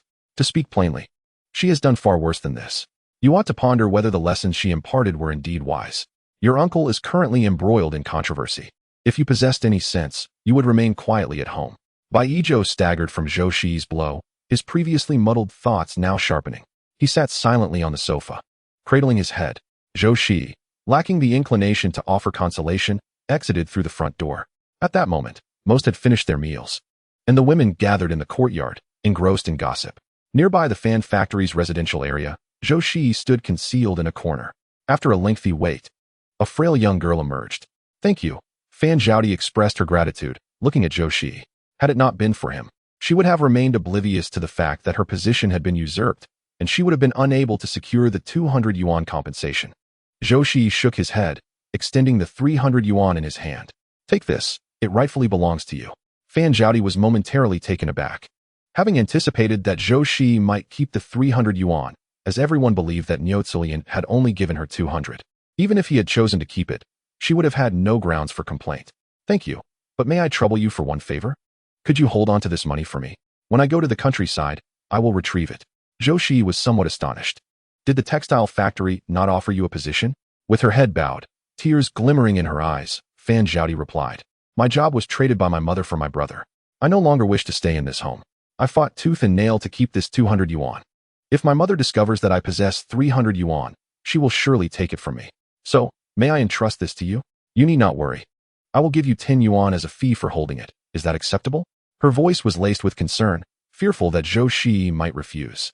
For reasons unknown, despite having known him for merely a day, she found him to be an exceedingly trustworthy individual. Zhou Shiyi accepted the money again, offering a few gentle reminders before turning to leave. In her previous life, Fan Zhaodi had accompanied him to the countryside. She was a good-hearted girl. He had initially gathered a bit of cotton to sew gloves and knee pads, but his frostbitten hands were uncooperative. It was Fan Zhaodi who voluntarily assisted him in crafting a pair. This lifetime, he had hoped that by revealing the matter, he could secure a work slot for Fan Zhaodi, sparing her from going to the countryside. Who could have anticipated such an ending? Yet, upon reflection, Zhou Shiyi understood. Zhaodi, your family certainly exhibits a preference for sons over daughters. The following morning, Niu Zulian astonishingly presented herself in an organized manner, her face adorned with some makeup, exuding a radiant glow. To an outsider, it would be unimaginable that she was on her way to divorce. Even the elderly members of the Bai family could not conceal their astonishment. Could it be that Niu Zulian had completely lost her senses? Bai Yizhou, witnessing his mother's current state, felt an overwhelming sense of distress. especially as he noticed the bloodshot veins in her eyes. Regardless of the circumstances, he resolutely decided to accompany Niu. The elder members of the Bai family, fearing for the potential consequences, prepared to follow suit. Yet it was Zhou Shiyi who restrained them. "Stay at home and wait," he urged. With a resigned sigh, he hastened after her, but throughout the journey, Niu seemed utterly oblivious to Zhou Shiyi's presence. She incessantly instructed Bai Zhou, "From now on, heed your grandparents' words. When you begin working and marry, focus your heart." Bai Zhou, his face smeared with tears and mucus, nodded repeatedly as they finally arrived at the Civil Affairs Bureau. Bai Qingzhu was already waiting at the entrance and could not help but feel a surge of irritation upon seeing the two children accompanying Niu. It was quite inappropriate for them to witness such a humiliating affair. "Bai Qingzhu, I consent to our divorce, but you must secure a job for Zhou. And I demand half of the family assets," Niu declared, abandoning any pretense as she called out Bai Qingzhu's name and laid out her conditions. Bai Qingzhu, unfazed by her demands, nodded in agreement. Once the divorce proceedings were completed and they exited the Civil Affairs Bureau, Niu mockingly remarked, "Director Bai has finally freed himself from me. How delightful." Bai Qingzhu, unwilling to engage with this deranged individual, felt a slight alleviation of the burden weighing on his heart. Observing his silence as he departed, Niu muttered to herself, "You wish to rid yourself of me and pursue that woman, Bai Qingzhu? You shall never succeed. I will ensure you live a life steeped in regret. You have forced my hand." Her murmurs startled a passerby, who quickly sidestepped, exclaiming, "Miss, please don't lose hope. In this day and age, who cannot survive a divorce?" Chapter 28. Niu jumps into the river. Niu's eyes burned with an intense crimson, resembling a vengeful spirit, as she glared at the well-meaning individual who had spoken to her. The passerby was taken aback and decided it prudent to distance themselves, muttering, "This person seems to be a little unhinged." With that, the passerby hastily fled the scene. "What? You wonder why I ran? Who wouldn't flee upon encountering a madwoman? What if she decided to lash out?" Niu brushed her hair back, lifted her chin defiantly, and strode toward the outskirts of the city. By noon, Zhou Shiyi was inside the house assisting Qin Yun with lunch. Suddenly, he heard a commotion outside. Qin Yun, distracted, inquired, "What is happening out there?" Before Zhou Shiyi could step outside to investigate, a frantic knock echoed at their door. Old Bai, come out quickly. Something has happened at your home." Hearing the urgent voice from the entrance, Bai Zhengda hurried to open the door. Standing there was a woman in her 40s or 50s, bent over with her hands resting on her knees, panting heavily. "Old Bai, your daughter-in-law is in trouble," she gasped, clearly having rushed over in haste. Bai Zhengda hurriedly invited her into the house and brought over a large bowl of water.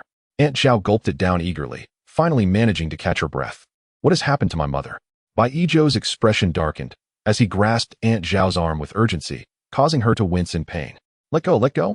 After much effort, she managed to free herself from his grip. "Your mother jumped into the reservoir outside the city. She has already been retrieved. You must hurry and see her." Upon hearing this, Qin Yun's legs buckled beneath her, nearly causing her to collapse. Fortunately, Zhou Shiyi was quick to support her, helping her to a seat on the sofa. "Is this true? Is it really true?" Even the usually composed Bai Zhengda felt a tremor of fear. This was a living person, perfectly well just that morning. How could it have come to this? Bai Zhou stood there, as if struck by a heavy blow, his gaze vacant, lost in despair. Suddenly, as if jolted back to reality, he dashed towards the door. Bai Zhengda anxiously turned to Zhou Shiyi. "Xiao Yi, go to the steel factory and find your uncle, quickly." Zhou Shiyi nodded and rushed outside.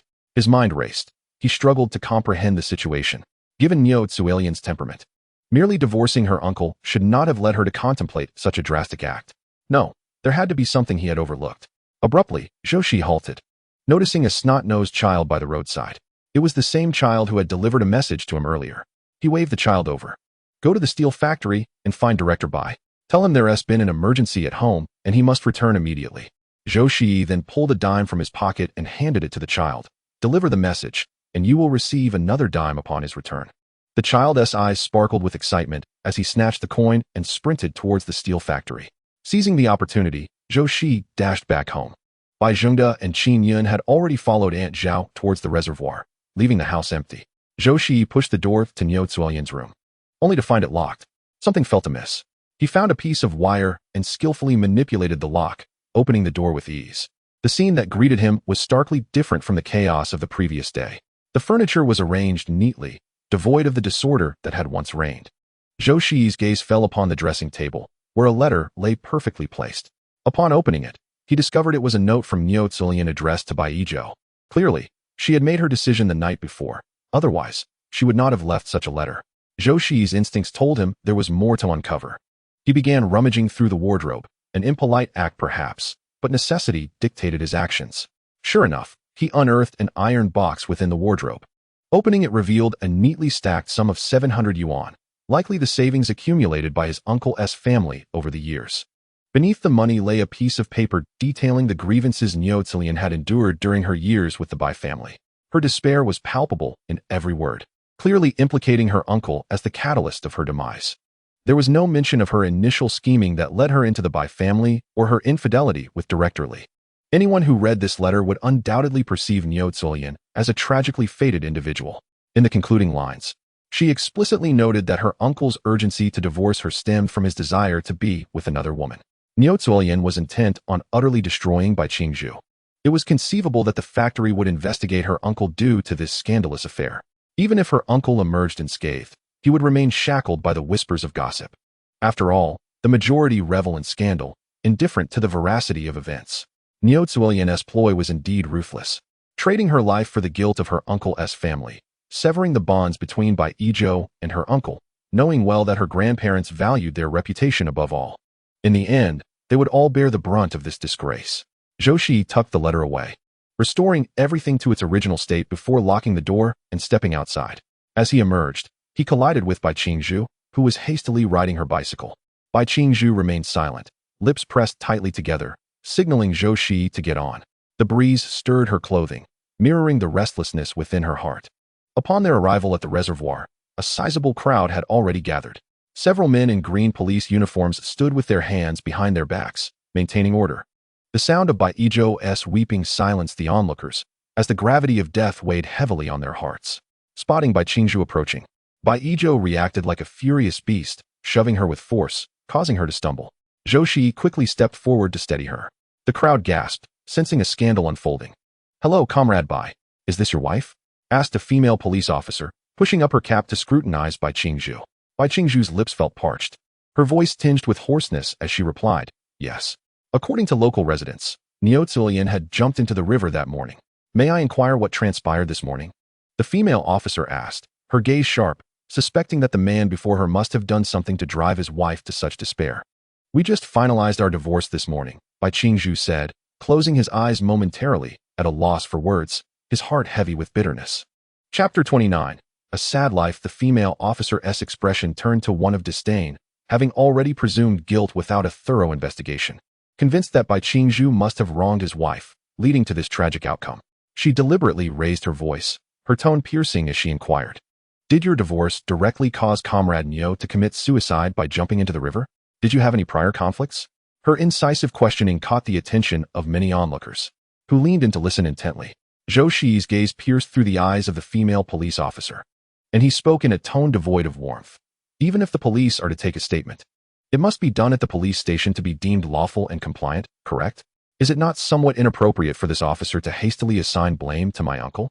The female officer, with her neck stiffened and face flushed, retorted, "This is merely a routine procedure." One of her male colleagues scrutinized Bai Qingzhu closely and immediately recognized his identity, hastily tugging at the sleeve of the female officer. "Let us first escort the individuals to the police station." The female officer opened her mouth to respond, but was interrupted by the male officer raising his hand. Smiling, he addressed Bai Qingzhu, "Comrade Bai, we kindly request that you accompany us to the police station for further investigation." Bai Qingzhu nodded, reaching out to support his elderly mother's arm before following a group of police officers into a vehicle. The body of Niu Zulian was also placed in another car behind them. A few villagers called out to the police, "Comrades, when that woman jumped into the river, we were working over there. Would you like to ask us about it?" They were merely being helpful, eager to understand the unfolding situation. The male officer pondered their words for a moment before gesturing for them to follow. A few women and men approached the captain, saying, "Captain, we are providing clues for the police. Surely, we should receive credit for our contributions?" The captain waved his hand impatiently. "Go on, go on." By the time they arrived at the police station, it was already past 3 in the afternoon. Bai Qingzhu and others were taken to separate rooms. Zhou Shiyi and Bai Yizhou firmly asserted that they were not well acquainted with the matters prior. It was not a matter of Zhou Shiyi shielding Niu Zuelian's embarrassing incident. Rather, should this situation become public, the entire Bai family could face scrutiny. This was not solely due to Bai Qingzhu's infidelity. It was known that if Niu Zuelian were to be implicated with Director Li, the opposing faction of the Bai family would surely attempt to capitalize on the situation. The elderly couple of the Bai family could not clarify the matters between the couple, and now all the blame seemed to rest solely on Bai Qingzhu. The investigator who entered the interrogation room had met Bai Qingzhu a few times. He symbolically produced paper and pen and inquired, "Director Bai, may I ask what led to your divorce with your wife, Niu Zuelian? Our relationship was strained, now that our son has grown. We did not wish to burden each other further." Bai Qingzhu, somewhat despondent, tugged at his hair, presenting a picture of despair. "Would Director Bai mind if we searched your home?" The female officer, seated across from him with her arms crossed, regarded Bai Qingzhu intently. "I have no objections. There is no one at home, as my entire family is here." The female officer's expression conveyed determination, as her instincts suggested that all was not as Bai Qingzhu claimed. If Niu Zuelian had truly suffered injustice and jumped into the river, there would undoubtedly be traces left behind at home. However, after a thorough search of the Bai residence, they found only a single letter on the table. The female officer's eyes lit up as she seized the letter. "Director Bai, would you mind if we opened this letter for examination?" "I have no objections." Though the female officer inquired politely, her hands moved swiftly, tearing open the letter before Bai Qingzhu could respond. Upon discerning the contents within, her expression soured considerably. With no evidence to investigate further, coupled with the testimonies of the villagers, it was ultimately concluded that Niu Zuelian had taken her own life by jumping into the river, driven by despair related to her divorce. For Bai Qingzhu, the only recourse was verbal admonishment. The director of the Women's Federation had come to her home to offer counsel. Issues between spouses, she argued, could be resolved through communication. Rushing into divorce in a fit of impatience had led to this tragic outcome, causing distress for all involved. "Wouldn't you agree?" Bai Qingzhu nodded, feigning understanding. Niu Zuelian's family resided in the countryside, and Bai Yizhou was unaware of the grievances between her parents. Insisting on inviting her grandparents to bid farewell to Niu Zuelian, he was influenced by the belief instilled in him that they cherished their granddaughter dearly. Unbeknownst to him, the affection from the Niu elders was predicated on the monthly pork Niu Zuelian brought home and the generous sums of money she provided. Feeling a sense of guilt towards her son, Bai Qingzhu acquiesced. In such weather, pork does not keep well, let alone a corpse swollen from being submerged in water. By the time Niu's family arrived, wailing the following afternoon, an elderly woman with a somewhat sharp and bitter countenance was being supported as she cried out. Her lamentations echoed from afar. "My poor daughter, you visited last month. You even promised to send me a bit more for my old age this month. How could you just vanish?" Her cries caused many to furrow their brows, sensing an unsettling dissonance in her words. The eldest daughter-in-law of the Niu family helped the old woman lean over Niu Zuelian's body, her face smeared with tears and snot. "Father, mother, let me see Zuelian one last time. May she rest in peace." Bai Qingzhu's face turned pale, having scarcely slept these past 2 days. "Indeed, aunt. We all understand your grief. I have been neighbors with Zuelian for many years. Her sudden departure weighs heavily on my heart," she lamented. "However, it is exceedingly hot today, and the street office has advised us to bury her soon, lest the body begins to decompose." An aunt with reddened eyes stepped forward to offer her condolences. The elderly Niu matriarch lay across Niu Zuelian's body, wailing, "My poor daughter, has someone harmed you?"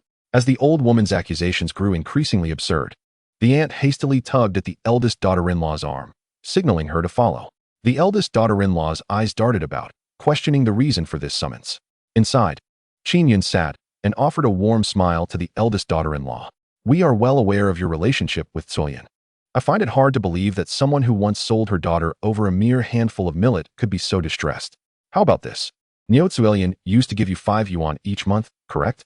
I will offer you 10 yuan to take your grandmother away. The deceased deserves respect. Let us not delay the burial any further." The eldest daughter-in-law of the Niu family flashed a glimmer of determination in her eyes. 20. "I assure you, my mother won't cause any trouble." 8. "If you agree, then fine. If not, you can just stay in the courtyard."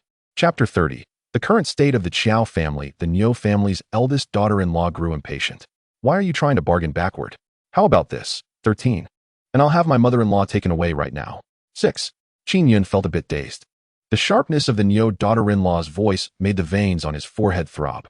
"Oh dear, sister-in-law, you cannot do this." 10. Just 10. "All right. The money is on the table. Take it, and you can take her away." The eldest daughter-in-law of the Niu family eagerly stuffed the 10 bills into her pocket, her face beaming with delight as she walked out, showing no trace of sorrow. This entire scene unfolded before Bai Yizhou's eyes, leaving him in a state of disbelief, his hands trembling uncontrollably. Zhou Shiyi cast him a sidelong glance and nonchalantly remarked, "Did you see that? This is the true nature of the Niu family. You insisted on inviting them over, but what happened?" The Niu family wailed and lamented outside, but listen to their words.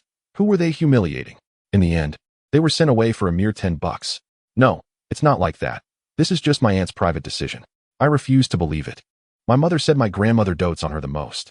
Zhou Shiyi scoffed coldly, aware that it was unkind to rub salt into old wounds. Yet Bai Yizhou needed to grasp a crucial truth. Their Bai family could no longer be entangled with the Niu family, otherwise, they would be stuck like a stubborn adhesive that could not be removed.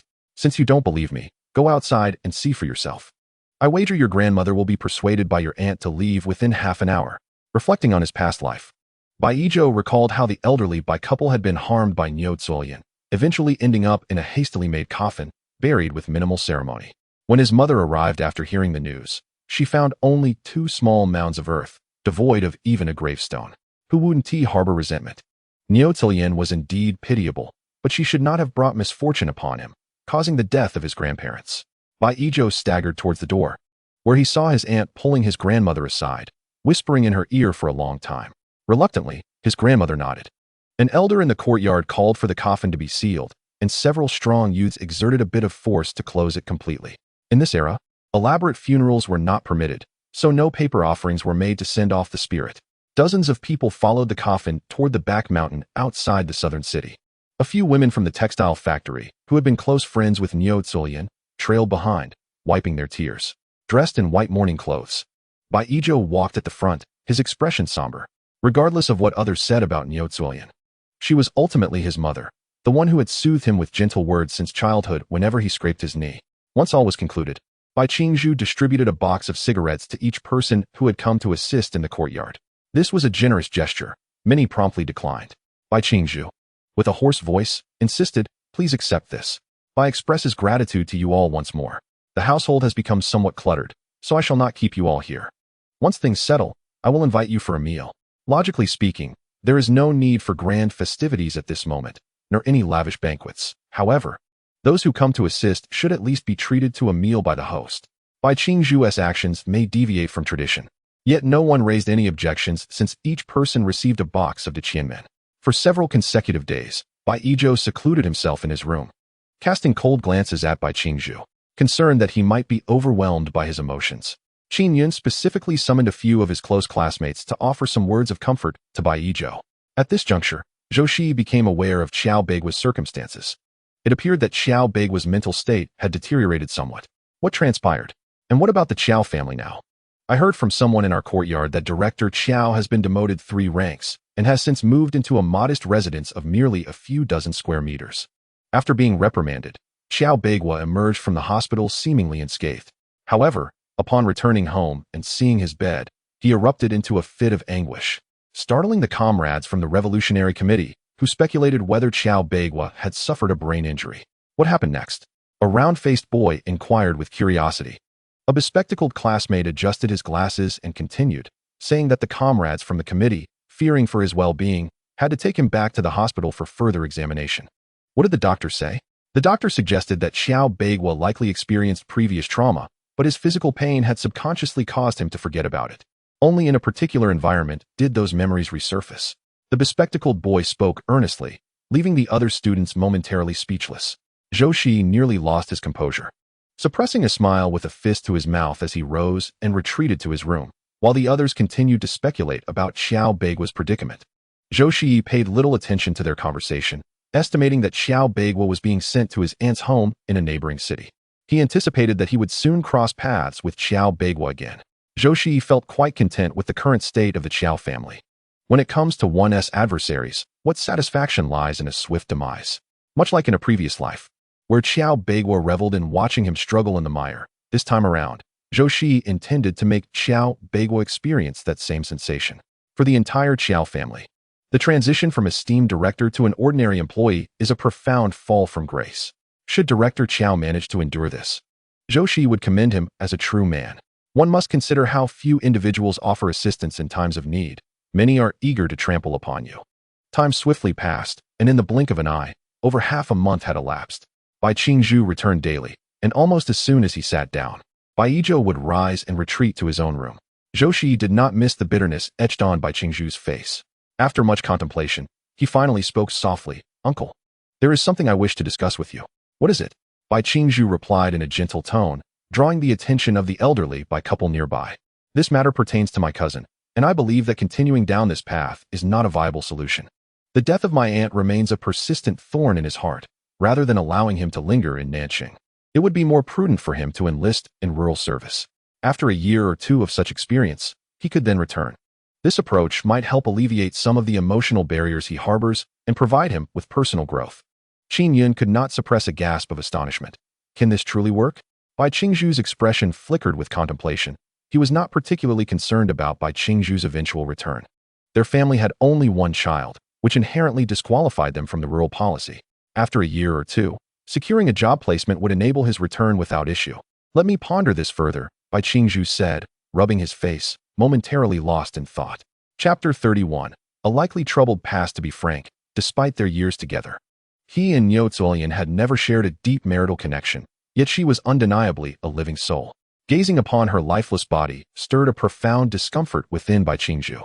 Coupled with his son's resentment towards him, it marked the first time the usually composed factory director questioned whether he had made an error in judgment. Zhou Shiyi merely offered his suggestion, yet the ultimate decision lay with Bai Qingzhu. Even if the elder Bai couple felt reluctant, they understood that this was a relatively sound course of action. Zhou Shiyi calculated the time. There were still 5 days until the next group would head to the countryside. According to the information provided by the elder from the machinery factory, the electric motor factory would announce job openings today. He needed to rush to register. In his previous life, he had worked as a laborer in the machinery factory. Though he learned little else, he had become quite familiar with mechanics and electric motors. Crossing most of the city, he arrived at the entrance of the electric motor factory, where only a few workers ambled inside. There were no job postings visible at the entrance, so Zhou Shiyi approached the security booth. The elder at the entrance was engrossed in his newspaper, and upon noticing Zhou Shiyi's approach, he adjusted his reading glasses and inquired, "What brings you here?" "Sir, I've come to register for a job," Zhou Shiyi replied, his handsome features softening into a friendly smile. With a disarming demeanor, he offered the elder a cigarette from his pocket, saying, "Sir, I was referred by Lu from the machinery factory. Might you be able to make an exception?" Zhou Shiyi mentioned Lu with a sense of gamble, for he knew that individuals working as security at the entrance often had some connections. As he suspected, the elder's furrowed brow began to ease upon hearing Lu's name. "Oh, referred by old Lu, you say? Here, fill out this registration form. Come back tomorrow morning at 8 for the examination." "Ah, thank you ever so much." Zhou Shiyi expressed his gratitude, relief washing over him. Zhou Shiyi picked up the pen from the table and swiftly completed the registration form. Before departing, he tossed a cigarette to the elderly man, who cheerfully tucked it behind his ear and resumed reading his newspaper. Zhou did not venture far. Instead, he took a moment to rest in a nearby alley, his gaze fixed on the entrance of the electrical machinery factory. Soon, several individuals approached, and the elderly man did not even inquire about them. He simply retrieved a registration form from his drawer and handed it over, indicating that these visitors were familiar faces from the factory, frequenting the place regularly. Zhou's attention was drawn to the last girl in the group, his eyes widening in surprise. It was uncommon to see girls registering for the electrical factory. As the group passed him, Zhou discreetly followed them. They did not head home, but instead made their way to the city library. Upon seeing the person they met, Zhou was somewhat taken aback. It was Fan Zhaodi. It seemed they were all classmates, which eased Zhou's urgency. He contemplated asking Fan Zhaodi about their circumstances after the exams the following day. The next morning, Zhou Shiyi dressed neatly and stepped outside, while Bai Qingzhu finally made a decision. She resolved to send Bai Yizhou to the countryside for some practical experience, hoping to mend their father-son relationship. When Zhou arrived at the factory entrance, the elderly guard waved him in. He soon realized that most people were queuing inside, likely to prevent the recruitment news from leaking and causing disturbances. According to regulations, they were required to post the recruitment information at the entrance. After the afternoon exam, some individuals emerged with furrowed brows, continuously lamenting, "I found the questions quite challenging. I wonder if I will pass." Indeed, the youth office had already visited their homes twice. Zhou scanned the crowd, pondering who among them could afford to spend several hundred yuan to secure a spot for their child. After a thorough observation, He managed to identify a couple of well-dressed boys, suggesting their families possessed such means. However, before Zhou could approach them, a throng of people surged towards the employee cafeteria, all armed with meal tickets passed down from their parents, allowing them to dine within the factory. Zhou's situation was different, and he was not alone. There was also the girl he had seen earlier in the morning. That evening, Zhou called Fan Zhaodi aside. She initially thought he was there to give her money, quickly leading him to a corner and pleading, "Comrade Zhou, could you please hold on to this money for me? I will be heading to the countryside in a few days. Can you give it back then?" Tears welled in her eyes as she explained that her mother had taken her 200 yuan, even snatching 50 from the 100 yuan youth subsidy she received. Zhou's voice turned serious as he replied, "Comrade Fan has misunderstood. I am here to inquire about certain matters." Fan Zhaodi looked up in astonishment, the moonlight casting a mysterious glow upon Zhou's tall figure as he stood with his back to the moon. What matters?" she stammered. Zhou Shiyi inquired about the individuals he had met that morning. Fan Zhaodi's expression softened slightly, only to become vigilant soon after. "Do you know what they do?" Zhou Shiyi, with his hands tucked into his pockets, leaned against the wall and confessed, "To be frank, I also took the examination at the motor factory today. My name is on the list of successful candidates, yet I wish to heed the call of the nation and devote myself to rural development. Consequently, I am contemplating selling my position. I thought, since you are familiar with these individuals, perhaps they might be able to afford the price." Fan Zhaodi regarded Zhou Shiyi with an expression of incredulity, as if to say that he must be somewhat deranged to forsake a good job in the factory to venture into the countryside, despite his handsome and intelligent appearance. There seemed to be a flaw in his reasoning. However, given that Zhou Shiyi had brought the matter to her attention, Fan Zhaodi chose to be candid. After a moment of contemplation, she remarked, "I believe Li Ningning might be able to afford to purchase your position." To ensure Zhou Shiyi knew who she was referring to, Fan Zhaodi continued, "She's the girl from this morning. Her mother passed away early, and her father remarried. Does her family truly have the means to afford such a purchase?" Zhou Shiyi's intuition suggested that this Li Ningning was a person of complex background, hidden depths. Otherwise, Fan Zhaodi wouldn't have so readily recommended her. Chapter 32. The best outcome for her. Before her mother passed away, Li Ningning's mother had made arrangements for her, entrusting many possessions to the street office for safekeeping until she turned 18. It was said that her mother had left behind some money as well, fearing that her father would remarry and neglect their daughter. Fan Zhaodi's voice carried a tone of envy. Such maternal love was something she had never dared to imagine. Recently, upon reaching her 18th birthday, Fan Zhaodi thought it most fitting for Li Ningning to exchange her possessions and money for a job. Otherwise, even if she brought those items home, they would not be secure. Her stepmother might use the excuse of her being unemployed to send her off to the countryside, leaving her possessions vulnerable to her stepmother's disposal. Zhou Shiyi nodded. "Very well. If she is willing, let us meet at the bookstore tomorrow morning at 9. After some hesitation, Fan Zhaodi finally voiced her concerns. To her, Zhou Shiyi was shrouded in mystery. He was neither kin nor acquaintance. Yet he risked revealing the possibility of her position being usurped. Moreover, he continually offered her advice without asking for any recompense, which made the timid and cautious Fan Zhaodi quite anxious. "Why do you wish to sell your job? And why are you helping me? How do you know?" Zhou Shiyi raised his hand to interrupt her. "I came to know of this by chance. I simply cannot condone their actions. Consider it a form of public service. As for the rural work, it is merely in response to the nation's call." Zhou Shiyi's ability to weave such fabrications left Fan Zhaodi in awe, elevating his image in her eyes and filling her with guilt for her earlier doubts. The following morning, after breakfast, Zhou Shiyi made his way to the bookstore. Qin Yun hoped that Zhou Shiyi would take Bai Yizhou out for a breath of fresh air, but upon seeing Bai Yizhou's sullen expression, she swallowed her words. Zhou Shiyi picked up a book and settled into a nearby seat. Before long, Fan Zhaodi entered, arm in arm with Li Ningning. The two leaned together in a corner, murmuring as if discussing an appropriate sum of money. They believed their voices were hushed, yet Zhou Shiyi, having consumed the spiritual water, possessed remarkable hearing and caught every word of their conversation. Li Ningning, feigning calmness, joined Fan Zhaodi at the table, and upon catching sight of Zhou Shiyi's appearance, she was momentarily taken aback. His features were striking, with defined angles and deep-set eyes, making him a captivating presence wherever he might be.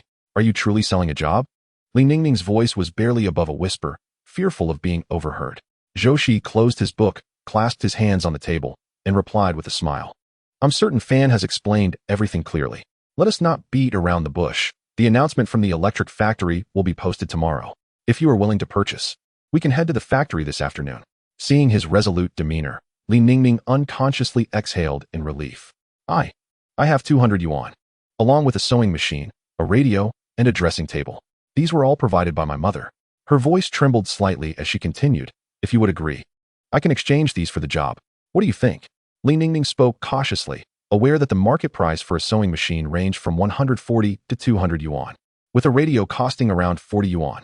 The total value of her belongings barely amounted to 400 yuan, while a job could fetch between 500 and 700. She was uncertain if her 36-legged cabinet was worth even 100. Zhou Shiyi noticed the expressions flitting across Li Ningning's face and hesitantly inquired, "Are you able to make decisions regarding these items? I want to avoid any complications later on." Li Ningning nodded vigorously. "Yes, I can. The street office director who oversees my belongings is a friend of my mother's. With her assistance, I can secure the job, and my stepmother won't dare to oppose." "Very well. When would it be convenient for you to retrieve your things? I will provide you with 200 yuan, and then we shall go to the electric factory to finalize the job. You may collect your belongings whenever you wish. Is that agreeable?" Zhou Shiyi's eyes brightened. She seemed to be quite an astute young lady. "Let us be off." As they exited the bookstore, Zhou Shiyi noticed a woman standing at the entrance. Observing the affectionate interaction between Li Ningning and the woman, Zhou Shiyi could easily deduce the latter's identity. Standing gracefully not far away, Ren Hohat, having heard Li Ningning's words, glanced toward Zhou Shiyi. Seeing the young man's upright demeanor, Ren Hohat nodded in satisfaction. The group made their way to the electric factory, with Ren Hohat being the supervisor of that particular street. The doorman recognized her instantly, greeting her with a smile. "What brings Director Ren here today?" Ren Hohat adjusted her attire and replied, "I need to speak with Director Tao about a few matters. Allow me to call for him." "No, I had already spoken to her on the phone before I arrived. She instructed me to enter directly." Upon hearing this, the elderly man at the door ceased to obstruct us and allowed us to proceed. Ren Hohat navigated her way to the recruitment office with ease, where Director Tao was leisurely brewing tea. Upon noticing our arrival, she smiled and said, "Please, sit down and sample my new tea." Ren Hohat, feeling no need for formality, graciously accepted the teacup with a smile. "So, this must be Xiao Ning," Director Tao remarked, observing Li Ningning with a gentle gaze, as if peering through her to an old acquaintance. "I have kept all that belonged to Xiao Ning's mother, and I was considering finding her a new job. This is the individual seeking a job change. Could you check if his name is on the list?" Ren Hohat pointed to Zhou Shiyi, who was standing by the door. Zhou Shiyi promptly handed over his household registration book. Director Tao meticulously examined it, cross-referencing it with the recruitment list. "He has passed the examination. This young man possesses considerable ability. It is worth noting that only 5 individuals were hired at our factory this time. To stand out among so many is no small feat. I wonder why he wishes to relinquish his position. However, everyone has their own reasons, and it is unnecessary to pry too deeply." Director Tao retrieved a piece of paper from her drawer, clearly outlining the job exchange. It seemed that many had sought to change jobs in previous years. A signature from both parties would suffice. Zhou Shiyi stepped forward, signed his name, and placed his fingerprint, then moved to the door to wait. By the time Ren Hohat and the others emerged, half an hour had elapsed. Both Li Ningning and Ren Hohat's eyes glistened with tears. "When would it be convenient for me to move my belongings?" Upon hearing Zhou Shiyi's inquiry, Li Ningning turned to Ren Hohat. After a moment's contemplation, Ren Hohat replied, "Tonight, perhaps, there will be a movie screening in the evening. While the streets are bustling, we can quietly relocate your things to avoid any confrontation with your stepmother later." Chapter 33. A heated argument between father and son. Li Ningning nodded eagerly, her gaze towards Zhou Shiyi tinged with shyness. "Comrade Zhou, I might not be able to assist you tonight. I need to keep my stepmother and stepsister occupied. I will have Aunt Ren give you the keys. Will that suffice?" Having just celebrated her 18th birthday, Li Ningning's stepmother was fearful of her taking her belongings away, often assigning her stepsister to accompany Li Ningning in all her endeavors. This situation had become a source of great frustration for Li Ningning. Once she officially started her job, she intended to move into the factory dormitory, completely distancing herself from that household. Zhou Shiyi found this arrangement agreeable, relieved at the prospect of fewer distractions during the move. That evening, Zhou Shiyi, armed with 2 small keys, followed the address provided by Ren Hohat to a small storage facility. This storage unit, adjacent to the street office, was a large room partitioned into several smaller storage areas, typically used for miscellaneous items. Zhou Shiyi opened the main door and located the designated small room. He illuminated the interior with a flashlight, which he had fortuitously found during his earlier encounter with Qiao Beigua, an unexpected treasure. Several cabinets were thickly coated in dust, and the sewing machine was covered with a cloth. Zhou Shiyi raised his hand to gather everything into his space. Even the small stool in the corner was not overlooked. Li Ningning had clearly stated that everything in the small warehouse was his.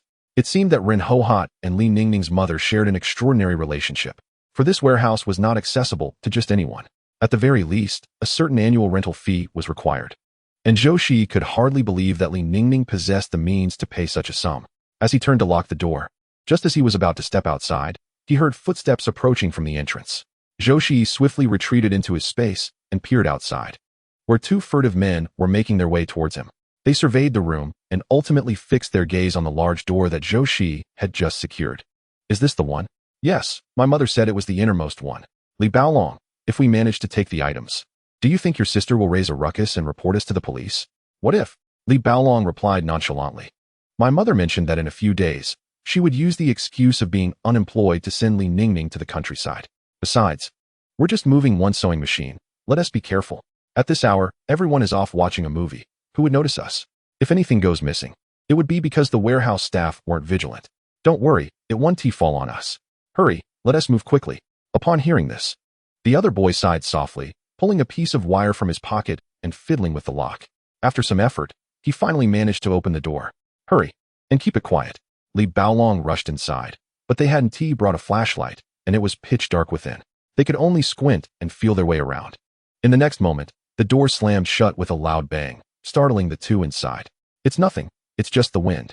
I'll go check, Li Baolong said, attempting to maintain his composure as he trembled and made his way towards the door. However, the door had been locked from the outside, and no matter how hard he pulled, it wouldn't budge. Damn it, who locked the door? Li Baolong kicked the door in frustration, causing it to rattle loudly. This terrified the other boy, who shuddered and said in a trembling voice, There's no one here at this hour. It can't be a ghost, right? Is what my mother said true? Li Ningning has survived this long only because her mother is protecting her from the shadows? Oh no, I want to go home. The more he spoke, the colder he felt, a sheen of cold sweat breaking out over his body. His nerves were fraying, and Li Baolong was also growing anxious. His fingers on the doorknob were turning pale. That's nonsense. It's all superstitious nonsense. It's all fake. He didn't know if he was speaking to the other boy or reassuring himself. Zhou Shiyi, having locked the door, chose to disregard the situation. It was not his concern. Let the police handle it. They were not good people. Perhaps this was Li Ningning's chance to completely distance herself from that home. Upon returning home, Zhou Shiyi was met with the furious shouts of Bai Yizhou echoing through the house. I refuse to go to the countryside. I know that once my mother passes away, you will be eager to expel me, leaving everything to that brat, Zhou Shiyi. My mother was right. You value him more than you value me. You are unworthy to be my father. You drove my mother to her death. Do you intend to drive me to the same fate? A sharp crack echoed, and the expressions of those seated in the living room shifted dramatically. Bai Yizhou covered his face, his eyes reddening like an angry little beast, glaring fiercely at Bai Qingzhu. Bai Qingzhu looked incredulously at his trembling hands, filled with regret. However, he could not forsake the dignity of a father. Straightening his posture, he concealed his reddened hand behind his back. You are already 18. You should possess the ability to discern right from wrong. You are well aware of the situation between your mother and me. If you believe my actions were erroneous, I have nothing to say. Bai Qingzhu's voice carried a tinge of desolation and sorrow. Lowering his head, he made his way toward the study, while Bai Yizhou remained frozen in place for a long while. When his gaze met the murky eyes of his grandparents in the living room, he felt a twinge of fear at the thought of facing their disappointed expressions, prompting him to dash out, covering his face. Zhou Shiyi extinguished his cigarette butt and followed suit. He chased Bai Yizhou until they reached a secluded grove, where the sound of Bai Yizhou's anguished sobs echoed from behind a large tree. Logically, Zhou Shiyi had no right to offer consolation, as he had been instrumental in Niu Zuilian's demise. Yet he felt no remorse. In his previous life, Niu Zuilian had driven his grandparents to despair and sold his admission notice to another. Such was the cycle of debts. Blood debts were naturally settled with blood. However, he could not bear to watch his uncle's only child and his father become estranged, leading to a tragic conclusion. Bai Yizhou wept profusely, his tears mingling with his snot. When a shadow fell over him, confused, he looked up to see who stood before him, hastily wiping his tears away. With a sardonic smile, he remarked, Are you satisfied now? I am going to the countryside, and there will be no one in your way anymore. What am I satisfied about? You probably don't even know that I registered to go to the countryside 10 days ago, Zhou Shiyi replied, sitting beneath the tree while pulling a cigarette from his pocket and offering it. Will you? Bai Yizhou glanced at the slender cigarette, turning his head away, unwilling to engage. His mind lingered on Zhou Shiyi's earlier words. Your mother had an affair. Is it not normal for your uncle to divorce her? Tell me, how many men in this world can endure being cuckolded? Can you? The barrage of 3 questions left Bai Zhou speechless. Chapter 34. Zhou Shiyi, I thank you. Bai Zhou stammered for a long time, but could not utter a single word. That was his mother, and even though he knew Niu Zuilian was in the wrong, he still could not overcome the emotional barrier within him. His pent-up fury and sadness had nowhere to go, akin to a hedgehog, pricking anyone who came near. At present, you're going to the countryside is the best outcome. Do you wish to live your life in this manner with your uncle? You must realize that there are many who revel in your misfortune. I cannot believe you have not heard the rumors circulating in the streets. Why does your uncle refuse to explain? It is indeed disheartening to imagine a mother who subjects you to the scrutiny of others. If you feel ill-equipped to confront her, then perhaps it would be prudent to process your feelings in solitude, sparing everyone the discomfort of remaining in the city. Zhou Shiyi exhaled a delicate ring of smoke, earnestly advising Bai Zhou. It remains unclear which of his words resonated with Bai Zhou, prompting him to sniffle and inquire, where are you going for rural service? May I accompany you? The question startled Zhou Shiyi, causing him to burn his fingers on the cigarette butt. I appreciate your sentiment, but having you tag along would dampen my spirits, Zhou Shiyi replied.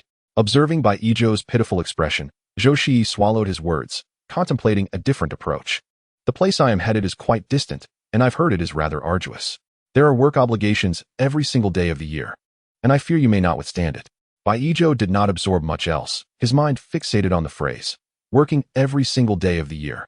He was no fool. Bai Qingzhu had only one son, and while the intent was to send him for some rural training, it was not meant to break his spirit. Then perhaps you could request a placement closer to home, making it easier for your return. It would also provide us the comfort of mutual support, Bai Zhou suggested, emphasizing his point, implying that Bai Qingzhu should seek a nearby assignment for them. Zhou Shiyi shook his head. The position of uncle is far too sensitive. There have been numerous incidents in Nanqing recently. Arranging for you alone would be manageable, but adding another would draw too much attention. A warm feeling surged within Bai Zhou, appreciating Zhou Shiyi's consideration for him. Meanwhile, the following morning, Li Ningning had arranged to meet Fan Zhaodi to visit the warehouse and check if Zhou Shiyi had moved his belongings. To their surprise, upon reaching the warehouse entrance, they found a crowd gathered. Ren Hohat stood with hands on her hips, her face aflame with anger, shouting, "Call the police! Call the police!" Li Ningning and Fan Zhaodi squeezed their way into the throng and, upon raising their eyes, saw the door to their designated warehouse wide open. Inside, everything had vanished. With 2 boys huddled together in a corner, Li Ningning's heart raced with alarm as she hurried to Ren Hohat and asked, "Aunt Run, what is happening?" Ren Hohat's expression was grim. This morning, when Xiaomu arrived for work, he found the main door ajar. Upon inspecting the warehouses, it was discovered that the contents of your warehouse had mysteriously disappeared. I suspect these 2 are responsible. Indeed, when I arrived this morning, the door was propped open by a broom. Look, there's also a vanity. Could it belong to Xiaoning? A boy named Xiaomu pointed to a dusty vanity in the corner. Li Ningning focused her gaze and recognized it as her mother's. This was utterly outrageous. It seemed likely that these 2 intended to return to see if anything remained inside, only to find themselves trapped. I think you're right. Perhaps other items have been sold off, several onlookers murmured, their eyes glinting with gossip. As Li Baolong observed Li Ningning approaching, he hurriedly crawled to her side, exclaiming, Sister, it's me. I did not steal anything. If you didn't steal, how could you be in the warehouse? Inquired an ant, pulling out a handful of sunflower seeds to crack open. Another ant couldn't resist reaching into her pocket for a handful as well. Indeed, the warehouse door was locked securely when we left. I believe we ought to report this to the police for a thorough inquiry. Upon hearing the mention of the police, another young man panicked and cried out, Li Baolong dragged me here. I know nothing.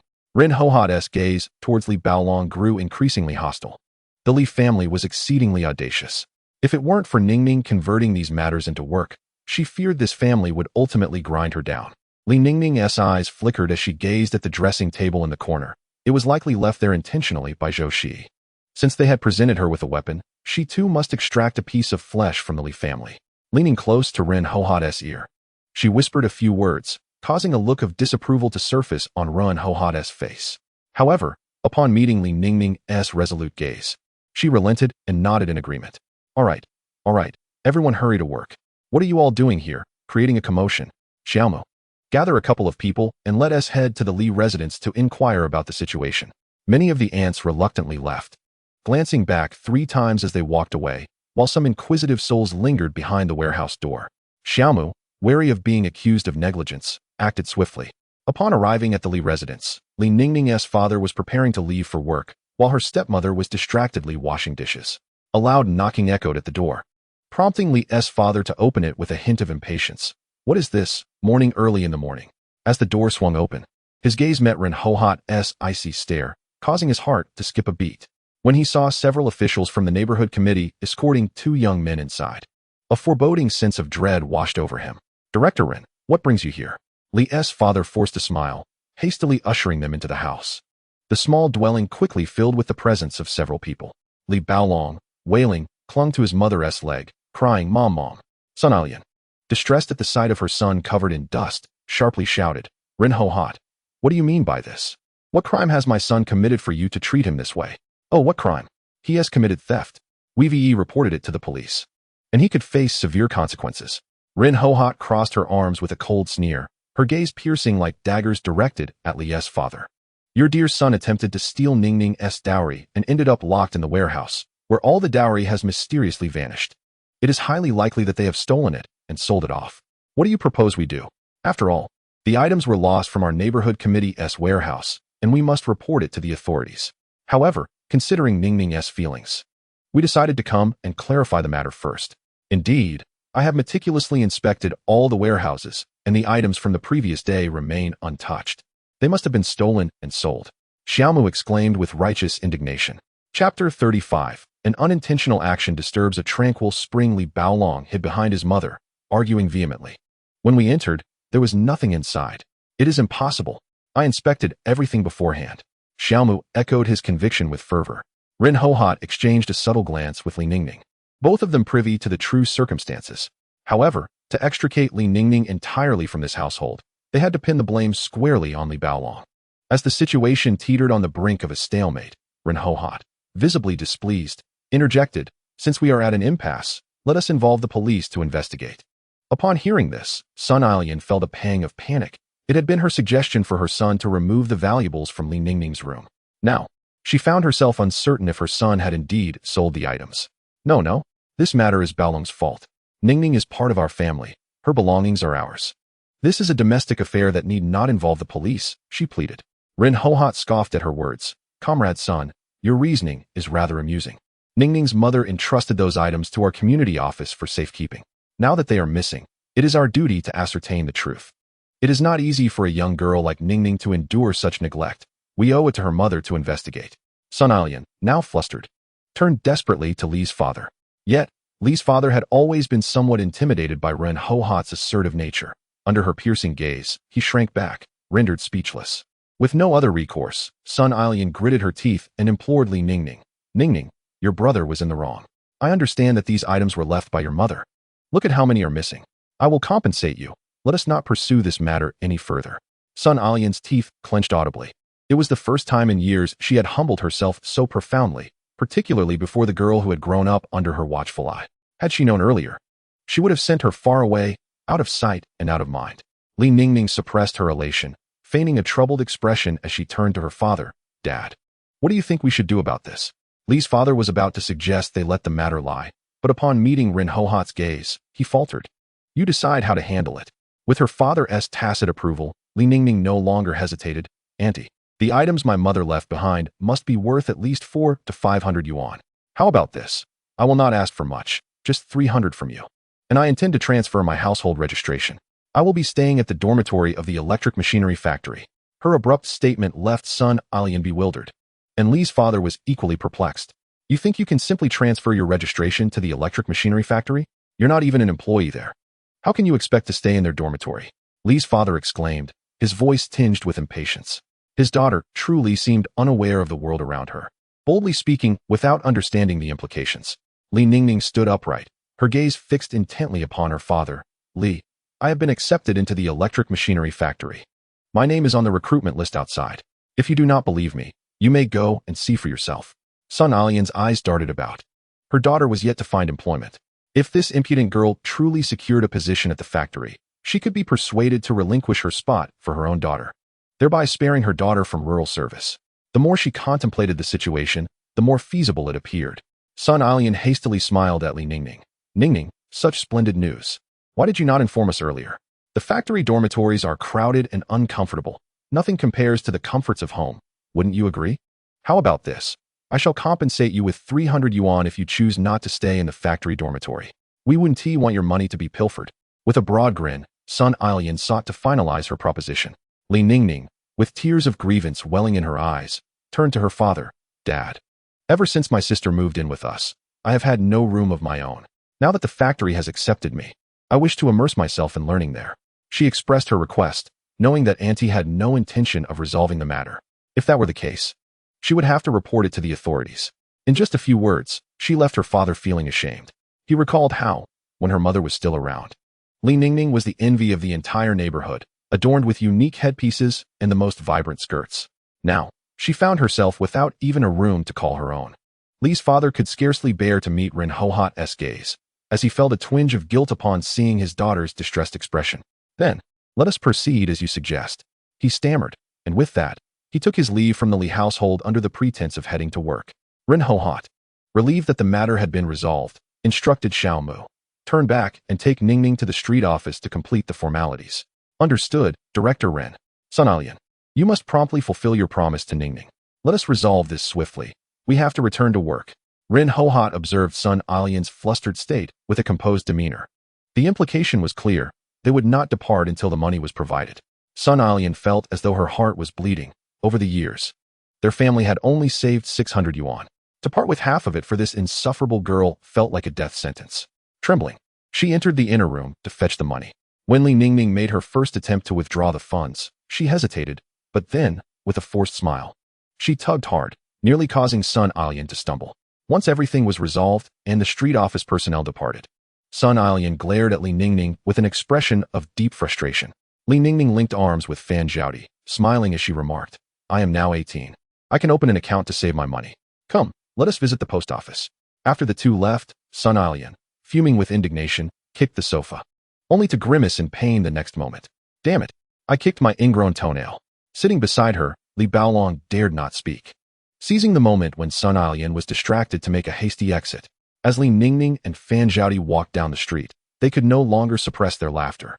Zhaodi, are you able to contact Comrade Zhou Shiyi?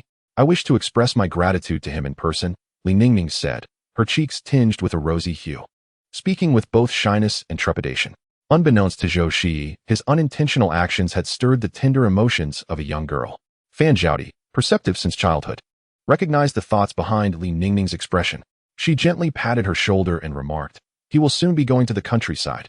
You mustn't be so blind to the obvious. You'll soon be a formal worker, and what kind of man couldn't you find? Once he goes to the countryside, there's no guarantee he will return. Her voice was ethereal, leaving one to wonder if she spoke of Zhou Shiyi or of herself.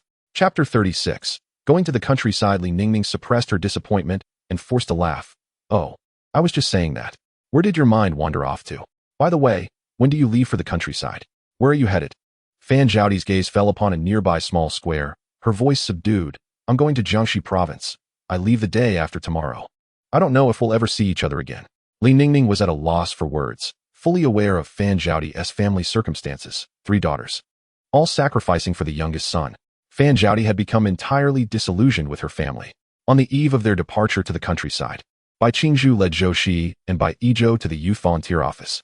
Upon hearing Bai Qingzhu's intention to enroll Bai Yizhou for the countryside, the staff at the office scrutinized the household registration book repeatedly. Hello, Comrade Bai. Are you certain you want to process Bai Yizhou's application to go to the countryside? According to policy, families with only one child are exempt from this requirement. However, if you wish to contribute to the nation's development, we shall not impede your decision. The corners of her mouth twitched, knowing that the youth volunteer office had its own tasks to fulfill, which is why they frequently visited homes to urge compliance. Zhou Shiyi remarked, I recall that when my application was processed, your speed was far from this. The staff at the youth volunteer office worked swiftly, soon providing train tickets, letters of introduction, and allowances for the youth volunteers. They handed Zhou Shiyi's train ticket along with the others. Today was the day tickets were distributed, and many youth volunteers came to collect their belongings. Accompanying Fan Zhaodi, Li Ningning felt a twinge of reluctance upon seeing Zhou Shiyi. Previously, living under her stepmother's strictures, she had little to her name aside from her mother's dowry. Now, with a job and over 300 yuan, an enticing sum for many, her feelings for Zhou Shiyi deepened.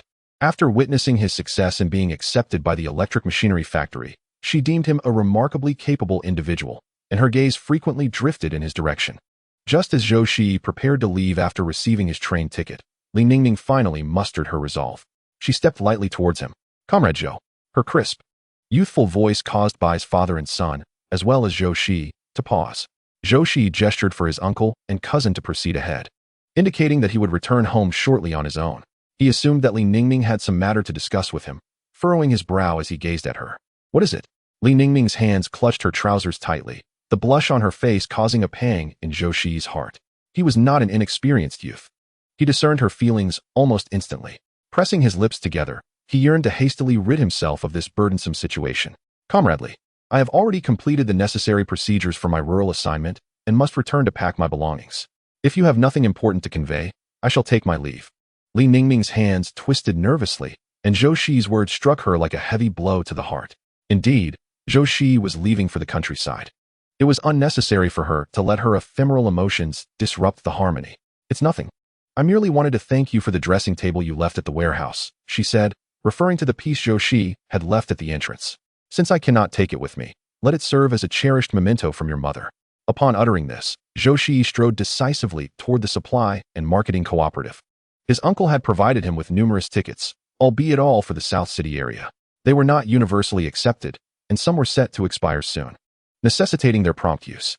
Upon arriving at the cooperative, Zhou Shiyi immediately purchased 20 pounds of cotton and several garments, selecting several fabrics unique to the South City. In contrast to the predominantly black and gray clothing worn in Gan Province, the South City, with its picturesque water towns, favored more vibrant colors. Patterns such as florals and checks were rather commonplace. In Gan Province, however, such floral fabrics were scarce and less appealing. Zhou Shiyi thought it prudent to acquire additional supplies for the petite woman, envisioning crafting skirts for her. Fortunately, Bai Qingzhu had given him ample fabric tickets, likely due to his recent commitments in preparing for the rural assignments of her 2 children. He had probably invested a considerable amount of goodwill in exchanging these tickets with others. The sales clerk was seated, knitting a sweater while engaging in casual conversation with a nearby colleague. Upon noticing Zhou Shiyi's approach, she couldn't help but steal a few glances. His stature ranked him among the tallest in South City, and coupled with his striking appearance, he naturally drew attention. After listing his desired items, he noticed a ceramic basin in the corner and requested one as well. The clerk set aside her yarn, deftly gathering his requested items.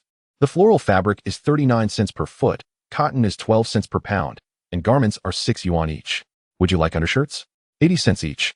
The ceramic basin requires an industrial ticket, costing 4 yuan. Do you need anything else? Zhou Shiyi ordered 30 feet of fabric, 2 sets of garments, and 3 undershirts, totaling 32 yuan and 50 cents. He spent nearly all of the tickets in his possession, retaining only a few universal tickets before concluding his purchases. His extravagant demeanor attracted the attention of several patrons at the cooperative, who envied his apparent wealth. They glanced at him, then at themselves, reflecting on how long it took them to save enough money for just a few feet of fabric to tailor new clothes. Indeed, the disparities were stark and disheartening. The salesperson meticulously packed everything and, with a smile, inquired, "Buying so many items, are you heading to the countryside?" Although the young man exuded a steady demeanor, his youthful appearance belied his age. Recently, numerous young intellectuals had come to the market with their families to procure supplies for their rural assignments, which led the salesperson to this assumption. Not wishing to offend, Zhou Shiyi slightly nodded. "Yes, my family asked me to buy more, fearing that I wouldn't find what I need once I arrive." Those around who had been eavesdropping, upon hearing that this young man was going to the countryside, quickly shifted their envious gazes to sympathetic ones, who was unaware of the hardships of rural life. The following afternoon, Bai Qingzhu took a day off to escort Zhou Shiyi to the train station. Bai Yizhou's train was scheduled for early the next morning, and he awkwardly hoisted the hefty package from the ground. With an initial attempt, he found it too cumbersome to lift. To spare Bai's elderly parents from worry, Zhou Shiyi had crammed all the items they had prepared into one large bag, intending to stow it away before boarding the train. Carrying just 20 pounds of cotton on his back would suffice, making it appear as though he had more without being excessively heavy. Bai Qingzhu watched as her son struggled, his face turning crimson as he awkwardly balanced the burden on his back. She couldn't help but smirk, seriously doubting whether Bai Yizhou, with his inability to lift or carry, could manage life in the countryside. Just as it seemed Bai Yizhou might topple over, Bai Qingzhu let out a resigned sigh. Little did they know, Qin Yun had packed an iron pot within the bag, which made Zhou Shiyi exclaim in exasperation.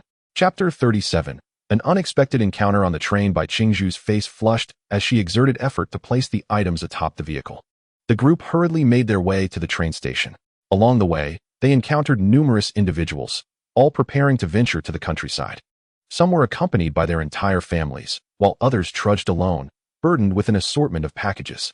Upon finally reaching the station, Zhou Shiyi glanced at the clock on the wall, noting there was still half an hour until the train's arrival. Immediately, he addressed Bai's elderly parents, saying, "Grandpa, Grandma, Uncle, you should head back now. I can manage carrying these items onto the train myself." With tears welling in her eyes, Qin Yun pulled out a handkerchief to dab her tears. "Good child, we will wait to see you board before we leave."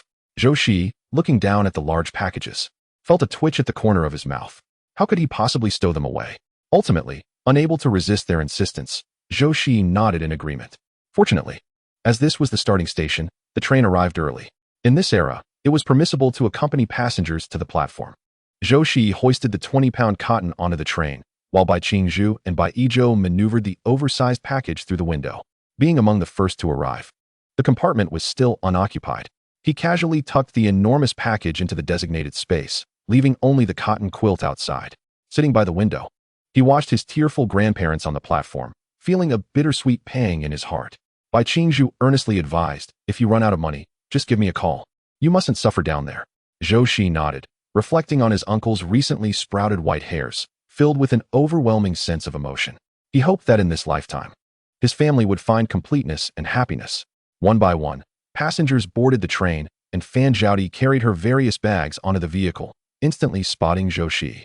Glancing at her train ticket, she noticed it was for the same row. Could it be that Zhou Shiyi was heading to the same rural area as herself? Observing the struggle of the young woman, who was accompanied by a shifty-eyed man attempting to seize the opportunity to pilfer something amidst the chaos, Zhou Shiyi's expression grew cold. He rose and took her belongings from her. With his tall stature, he effortlessly placed Fan Zhaodi's items on the overhead rack. "I will place this beneath my feet," Fan Zhaodi exclaimed, pressing down on one of the packages. Zhou Shiyi paid her no mind, settling back into his seat. The train emitted 3 sharp whistles before it gradually began to move. Those on the platform waved their farewells, and faint sounds of weeping could be heard from within the train. Fan Zhaodi gazed enviously at this scene, a sentiment she had never experienced throughout her life. Zhou Shiyi sat upright, eyes closed as if he had already fallen asleep. In truth, his consciousness had delved into a different realm. He first scooped a basin of spiritual spring water to wash his face, then splashed some onto the ground. During this time, he had begun to discern the nuances of his abilities. The soil for growing crops within this space matured at a different rate than the outside world, ripening in approximately 2 months. Observing the lush green rice fields, Zhou Shiyi felt an uplifting joy. With ample provisions at hand, there was no cause for worry. The vegetable seedlings he had previously gathered from nearby villages were also thriving. He plucked a sour fruit and popped it into his mouth. The blend of tartness and sweetness invigorated his spirit. This space resembled his own private garden, allowing him to live comfortably in an era marked by scarcity and hardship. After a long and bumpy journey, they finally arrived at the next station, where several new passengers boarded the train. A suitcase collided with Zhou Shiyi's leg, prompting him to open his eyes and look up. To his surprise, he recognized familiar faces, Qin Yanran and Xiao Beigua, who were struggling with several packages. Specifically, it was Qin Yanran who was laboriously pushing forward with her load, while Xiao Beigua's one hand hung limply by his side, the other clutching a suitcase. A package dangling around his neck, presenting a rather disheveled appearance. Upon noticing Zhou Shiyi, Qin Yanran's expression froze. Her face flushed as she hastily placed her package on the rack. Fan Zhaodi glanced at Zhou Shiyi, expecting him to offer assistance. After all, when one is away from home, camaraderie is often found. Yet, seeing Zhou Shiyi remain unmoved, Fan Zhaodi felt a flicker of surprise, sensing that there was more to the situation than she understood. Sure enough, the next moment, Qin Yanran's voice, tinged with distress, echoed, "Comrade Zhou, you are tall and strong. Can you not rise to lend a hand?" Having known each other for so many years, one would expect even a stranger to extend a helping hand, wouldn't one? Observe that gentleman over there, assisting those around him with their luggage. Her voice, neither too loud nor too soft, was sufficient for the people nearby to hear. Coupled with her striking appearance, her melodious tone was particularly captivating. Fan Zhaodi remarked that it was evident the two were up to something, and her intuition remained as sharp as ever. The gentleman, flattered by her praise, straightened his posture and hastened through the crowd towards Qin Yinran. "Excuse me. Let me assist you. Is it all right if I place it here?" The gentleman eagerly took the parcel from Qin Yinran, displaying remarkable enthusiasm. Qin Yinran responded with a gentle smile, her voice sweet as she expressed her gratitude. "Thank you so much. I truly appreciate it. I initially thought Comrade Zhou would." Zhou Shiyi observed that even now, Qin Yinran was still clinging to him. He scoffed, "Comrade Qin, while it is true we are acquainted, is there not a tall gentleman standing beside you? Why can he not assist you? Oh dear, could it be that this comrade's arm is incapacitated?" Zhou Shiyi's exaggerated expression caused Xiao Beigua, who was gripping his suitcase, to tighten his hold suddenly. Whispers of discussion arose around them. Many gazes fixated on Xiao Beigua's right hand, inciting feelings of embarrassment and anger within him. His disdain for Qin Yinran grew slightly. Had she not spoken out, Zhou Shiyi would not have brought up the matter, making him the subject of ridicule. Zhou Shiyi added, "My friend, you overthink. Even without her, I would ensure you are treated like a fool." Qin Yinran's expression soured, and she dared not meet Xiao Beigua's gaze, hurriedly gathering her belongings and taking over his suitcase.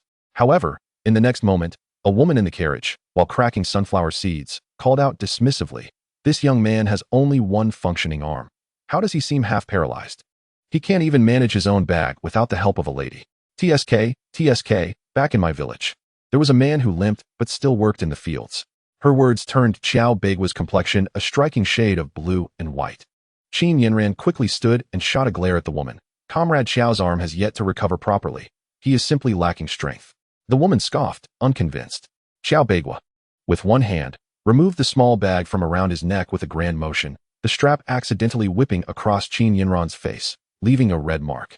She instinctively gasped, her eyes brimming with tears as she looked at him with a sense of injustice. Yet, Xiao Beigua was too consumed by his own gloom and anger to acknowledge her plight. Seeing him ignore her, Qin Yinran could only cover her face, her eyes reddened, and sit back down. Memories of 10 days prior flooded her mind when the Xiao couple had approached her. At that time, she was preoccupied with seeking employment. Even a temporary position would suffice to spare her from going to the countryside. The sight of the Xiao couple had startled her. Once a proud factory director, the factory director's wife, who used to look at people with her nose in the air, now hunched her back, as if struck by a tremendous blow. Qin Yinran quickly grasped the underlying issue. Both members of the Xiao family had been reduced to mere ordinary employees. Alas, they were even worse off, as they were assigned the dirtiest and most laborious tasks in the factory. Those who had previously clashed with Director Xiao were now making every effort to torment him. The hands of Xiao's mother, once well-maintained, had become exceedingly rough, and the grime beneath her nails made Qin Yinran instinctively wrinkle her nose. Nevertheless, even in their downfall, the Xiao family still held a certain stature. Although Xiao Beigua's family had fallen, the remaining members of the old Xiao clan remained steadfast. Qin Yinran believed that, given time, they would surely rise again. Therefore, her attitude towards them remained as warm as ever. "Aunt Xiao, what brings you here?"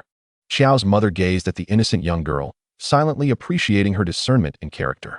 Having grown accustomed to the fickle nature of human relationships, she felt a flicker of warmth in her heart upon receiving such kindness from a young girl.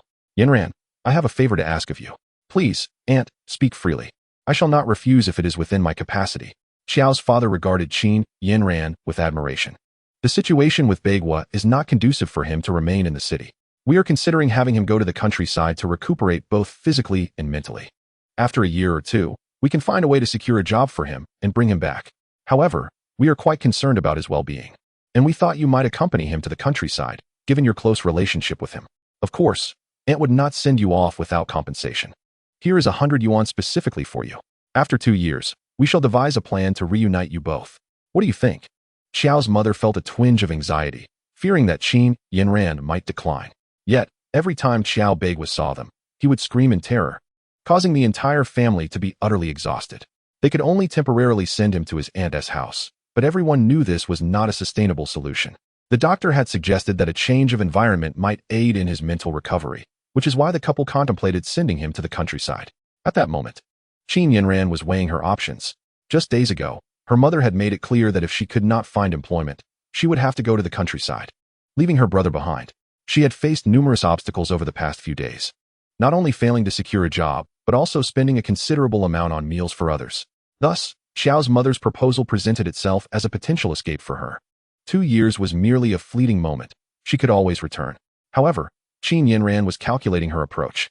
She could go to the countryside, but she must not let Xiao's mother perceive it as an easy decision. Therefore, in front of both of them, Qin Yinran hesitated and said, "Uncle, Aunt, as you know, going to the countryside entails a great deal of hardship. My family is already arranging work for me, and I cannot simply abandon my city job." Having lived a long life, Xiao's mother could see through Qin Yinran's subtle intentions. Originally thought to be purely virtuous, who would have imagined she harbored ulterior motives? However, from another perspective, being astute, she and Bagua would not suffer any loss by venturing into the countryside together. Mother Xiao, gritting her teeth and stamping her foot, resolutely declared, "I can see that you have feelings for our Bagua. If, after 2 years, you both harbor mutual affections, we, as parents, will not stand in your way. Furthermore, here is a fabric voucher worth over 10 yards. You may use it to tailor yourself a new outfit, as a token of affection from your aunt." Though Mother Xiao's heart ached, knowing their family was not as prosperous as before, she felt this young girl was hardly someone her son could aspire to. Now, having made such a promise, she could only wonder how the girl would ensnare her son. Qin Yinran suppressed the joy bubbling within her, feigning reluctance as she accepted the gifts. "Aunt, you are well aware of our family's circumstances. This trip to the countryside is heading north, where the climate is far harsher than our spring-like surroundings. We truly cannot afford such expenses. Fear not. I shall prepare thick quilts and cotton clothing for you. Just ensure you take good care of Bagua." Mother Xiao was willing to spend over 100 yuan on cotton, as it seemed a worthy investment. Once the arrangements were set, Qin Yinran returned home, her spirits soaring. Yet, upon reaching her doorstep, her countenance fell. The sky was nearly dark, and Qin's mother had just returned to prepare dinner. Seeing Qin Yinran arrive, she reached out to tug her ear. "After a long day's work, you frolic about mindlessly, and at mealtime, you still do not return to help with dinner. It seems I have wasted my efforts raising you," as Qin's mother scolded. Qin Yinran hastily dodged. "Mother, the youth office came to our home today and stated that someone from our family must go to the countryside. I panicked and ran out." Qin Yinran spoke with a tone of grievance. Noticing the flickering light in her mother's eyes, she quickly added, "Mother, did you not say you would pass your job on to me? Step back, and when my brother marries, you can help care for the children. I promise to contribute a significant portion of my future salary to the family." Her words struck Qin's mother like a monkey whose tail had been stepped on, causing her to leap 3 feet into the air with excitement. "What will you give? Is our family to starve?" Previously, she had agreed to transfer her job to Qin Yinran because her engagement with the Zhou family had not yet been dissolved, and the Zhou family had not faced any misfortune. Having a job would ensure the Qin family did not fall behind. Moreover, the Zhou family, once dismissive of this position, would surely reject it now. Who could have foreseen such a turn of events? Seeing her mother's reaction, Qin Yinran's gaze fell in disappointment. "If you lack compassion, do not blame me for being ungrateful." Chapter 39. The impolite young boy with downcast eyes, she presented a sorrowful demeanor, leaving the previously furious Qin's mother momentarily speechless. After all, she was a piece of flesh that had fallen from her own body. Although the bond was not as strong as that with the son, it still mattered deeply. After muttering a few words, she swallowed her curses. Qin Yinran clutched the hem of her garment, as if resolved by a significant determination, her eyes glistening with tears as she gazed at her mother. "Mother, I have come to understand these past few days that my younger brother is destined to be the pillar of the Qin family. He must not endure the hardships of the countryside. Since the youth committee insists that a member of our family must go, let it be me. Tomorrow, please hand me the household registration book so I may enlist for the countryside. This way, you and father need not worry." Each word Qin Yinran uttered resonated deeply, stirring a pang of guilt within her mother. "Yinran, are you truly willing to go to the countryside? Mother, have you not known me since childhood? Once I have spoken, my word is unyielding." Qin Yinran hesitated for a moment, her eyes reddening as she continued. "Mother, although I have not been cherished as much as my brother, I have indeed been nurtured in your palm. There are many tasks I am unaccustomed to. What if I cannot perform agricultural work when I go to the countryside?" "You will learn," Qin mother instinctively replied, but upon meeting her daughter's tear-filled gaze, she fell silent. The scarce love of a mother began to swell within her. She paced back and forth in the room before finally declaring, "I have heard there are subsidies for this trip to the countryside. I shall not ask for a single cent from you, and in addition, I will give you 50 yuan. Mother, I wish for 2 new outfits. When I see them, it will feel as if you are by my side." I noticed that Aunt Wu prepared everything for her son, including a thermos. We cannot be outdone by their family, can we? Qin Yinran's words were mere nonsense, as she had not truly seen what Aunt Wu had prepared. Nonetheless, The mention of Aunt Wu invigorated Qin mother. I will buy you a new ceramic basin as well. Although their circumstances could not compare to those of Director Qiao's family, they were still a dual-income household, significantly better off than many others. Qin mother often found herself comparing her family to Aunt Wu's, seemingly transferring her frustrations from encounters with Director Qiao's mother onto Aunt Wu's family. After all, Aunt Wu had 5 children and faced considerable financial strain, often unable to save. The disparity between their conditions and that of Aunt Wu's family was stark. How could Aunt Wu's family afford to buy a thermos for their son while they could not? With a sweeping gesture, Qin mother instructed Qin Yanran to prepare dinner and wandered into the inner room, her demeanor somewhat eccentric. Qin Yanran suppressed her smile, her steps light as she made her way to the kitchen. Thus unfolded the scene on the train, where Qin Yanran had taken it upon herself, as per Qiao mother's request, to care for Qiao Beigua at his aunt's home while also journeying to the countryside with him. In the evening, many passengers retrieved their dinners from their backpacks. Qin Yanran carefully extracted 2 aluminum lunch boxes, and upon opening them, she garnered much attention. The plump, white dumplings were neatly arranged within, causing onlookers to salivate. Noticing the envious gazes around him, Qiao Beigua picked up a pair of chopsticks and, despite being able to devour a dumpling in a single bite, opted to take only half.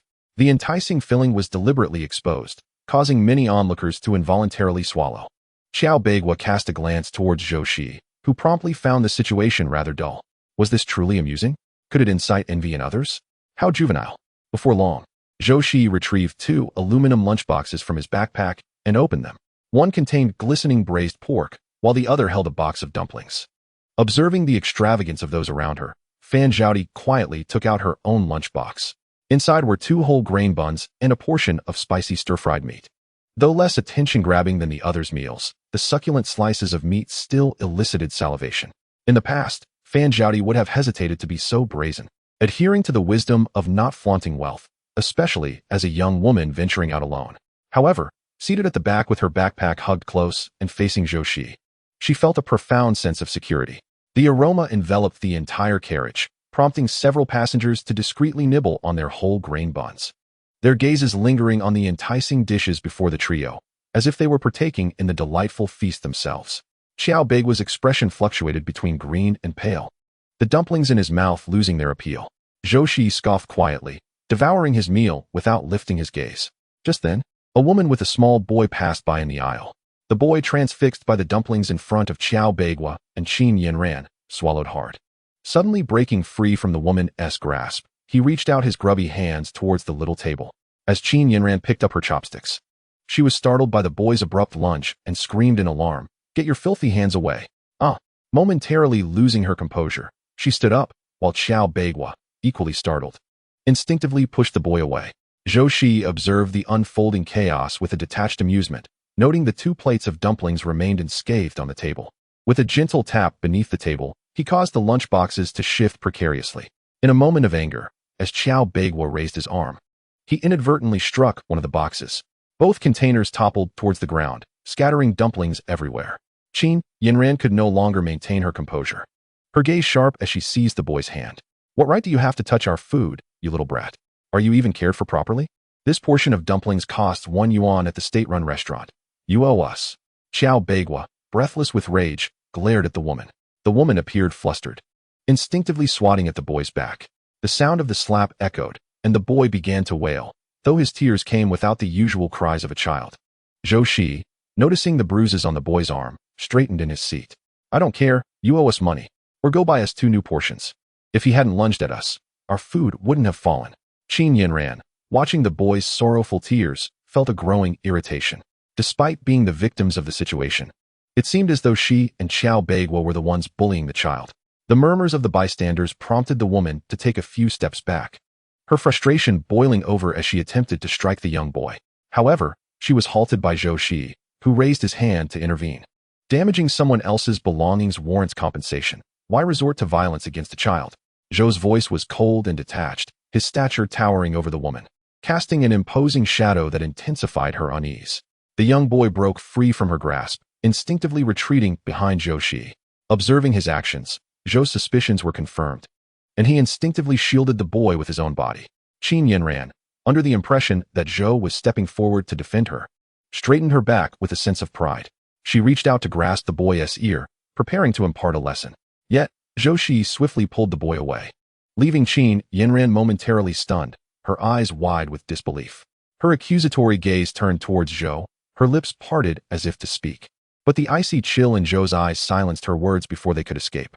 The woman, realizing the situation had turned against her, reached out to grasp the boy's clothing. "What business is it of yours? This is our family matter," she exclaimed, her impatience palpable. "It's only 2 coins, here." She begrudgingly fished 2 coins from her pocket and tossed them to the ground. "Now come here," she commanded, shooting a menacing glare at the boy, who flinched under her threatening gaze. Yet, he remained steadfastly hidden behind Zhou Shiyi. The crowd began to sense something amiss, and Fan Zhaodi stood up to question. "Are you his mother?" When a child is bullied, they instinctively seek refuge with their family. Why does this child hide behind a stranger? "Surely, you're not a trafficker?" Fan's words were casual, yet upon seeing the woman's panicked expression, her heart raced. Could it be that she had struck a nerve? "What nonsense are you spouting, you little brat? This is my child. Speak another word, and I'll tear your tongue out." The woman's agitation grew as she recklessly lunged for the boy, disregarding the presence of others and the potential harm to the child. Zhou Shiyi's gaze turned icy. He seized the woman's arm and pushed her away. She stumbled, falling to the ground and striking the back of her head against the edge of a nearby table. Zhou exchanged a knowing glance with Fan Zhaodi before leading the boy towards the location of the trained police. In an instant, Fan Zhaodi comprehended Zhou's intentions. She feigned surprise, exclaiming, "Oh dear, look at that, comrade. How careless. You've got quite a bump on your head. Come, let me take you to the trained police to see if they have any ointment." Upon hearing they were heading to the trained police, the woman's eyes filled with panic, her hands trembling uncontrollably. Yet, she quickly regained her composure, thinking that if the boy took medicine, he wouldn't be able to speak. After all, wasn't it she who dictated the narrative? Thus, she clung to Fan Zhaodi's arm, rising with an air of indignation, declaring, "Such rudeness cannot go unchecked. I shall confront the trained police about this matter." Little did she know, as Zhou Shiyi led the young boy along the path, he produced his water bottle and extended it towards him. "Have a sip," he urged. "This contains diluted spring water." The boy, licking his cracked lips, accepted the bottle with teary eyes. The icy water coursed down his throat, alleviating the fiery pain that had plagued him. Unable to resist, he took several more gulps. However, as he paused and beheld the now empty bottle, a wave of guilt washed over him. This sugary water was a rare treasure, and he had consumed an entire bottle. Such an unworthy act. Zhou Shiyi affectionately ruffled his hair and said in a steady voice, "It's all right. Let us head to the train officers and tell them what you've encountered.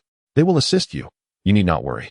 His words caused the boy to shudder, astonished that Zhou Shiyi had indeed perceived something amiss. Suddenly, a thought struck him, and he unconsciously touched his throat. Tears welled in his eyes as he struggled to articulate his thoughts. How could he explain to the officers? How could he return home? What about his sister? Zhou Shiyi grasped his arm and swiftly made his way toward the officer's carriage. Fan Zhaodi hastily trailed behind the woman in front of her.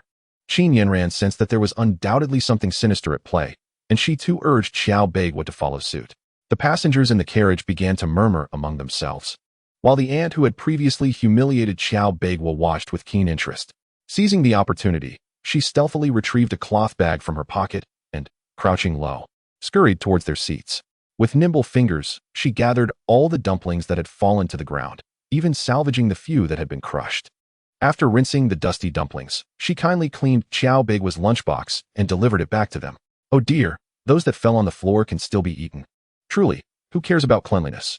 A round-faced aunt lamented, cursing herself for being a moment too slow, her words not quite as gracious as she intended. The other aunt, undeterred, stuffed a dumpling into her mouth and mumbled indistinctly. "The leader has proclaimed that wasting food invites divine retribution. The leader, wasting food is shameful. Thank you." Her words left the round-faced aunt speechless, turning her face in irritation towards the window. Meanwhile, Zhou Shiyi brought the young boy to the dining car, coming to a halt. This was where most of the train officers would rest. Looking up, he noticed 2 men in blue uniforms enjoying their meal. Initially mistaking Zhou Shiyi and the boy for patrons, their demeanor shifted as the pair approached. A slightly older man with a square face smiled at Zhou Shiyi, saying, "Young man, if you wish to eat, please order over there." Zhou Shiyi pulled out a chair and sat down, gesturing towards the boy. "He has encountered kidnappers. He has been abducted. There are not just one but several of them aboard this train." The square-faced man immediately straightened his posture, a grave expression overtaking his features as he turned to the boy. "Is what he says true?" Instinctively, the boy opened his mouth to reply yes. His hoarse voice trembled as he spoke. He could articulate his thoughts now. I am from Haicheng. My sister and I were abducted. Officer, please save my sister. I beg you. She is still in the hands of the traffickers. Tears streamed down the boy's cheeks as his small, dark hands instinctively reached out to grasp the sleeve of the man with the square face. I implore you. He was a clever boy, acutely aware of whom to approach in such dire times. Just as the man was about to speak, two women approached. The leading woman wore a face full of fury and reached out to grasp the boy's ear. The boy quickly darted behind the man with the square face. Bursting into tears, the woman felt a jolt in her heart. How could he speak? This was disastrous. Today might very well be the end of it all. Chapter 41.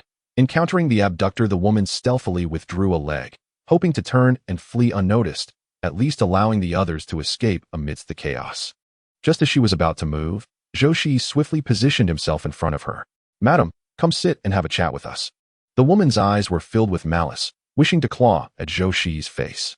She pushed him aside and lunged forward, attempting to escape. Zhou Shiyi raised his long leg and delivered a swift kick to her leg. The man with the square face quickly produced handcuffs, restraining her. Xiaosong, gag her. Understood. Master. The young man swiftly tore a rag from the table and adeptly stuffed it into the woman's mouth. You keep watch over her. They have accomplices. I will take the child to identify them. With that, the man with the square face took the boy and began searching through the train compartments.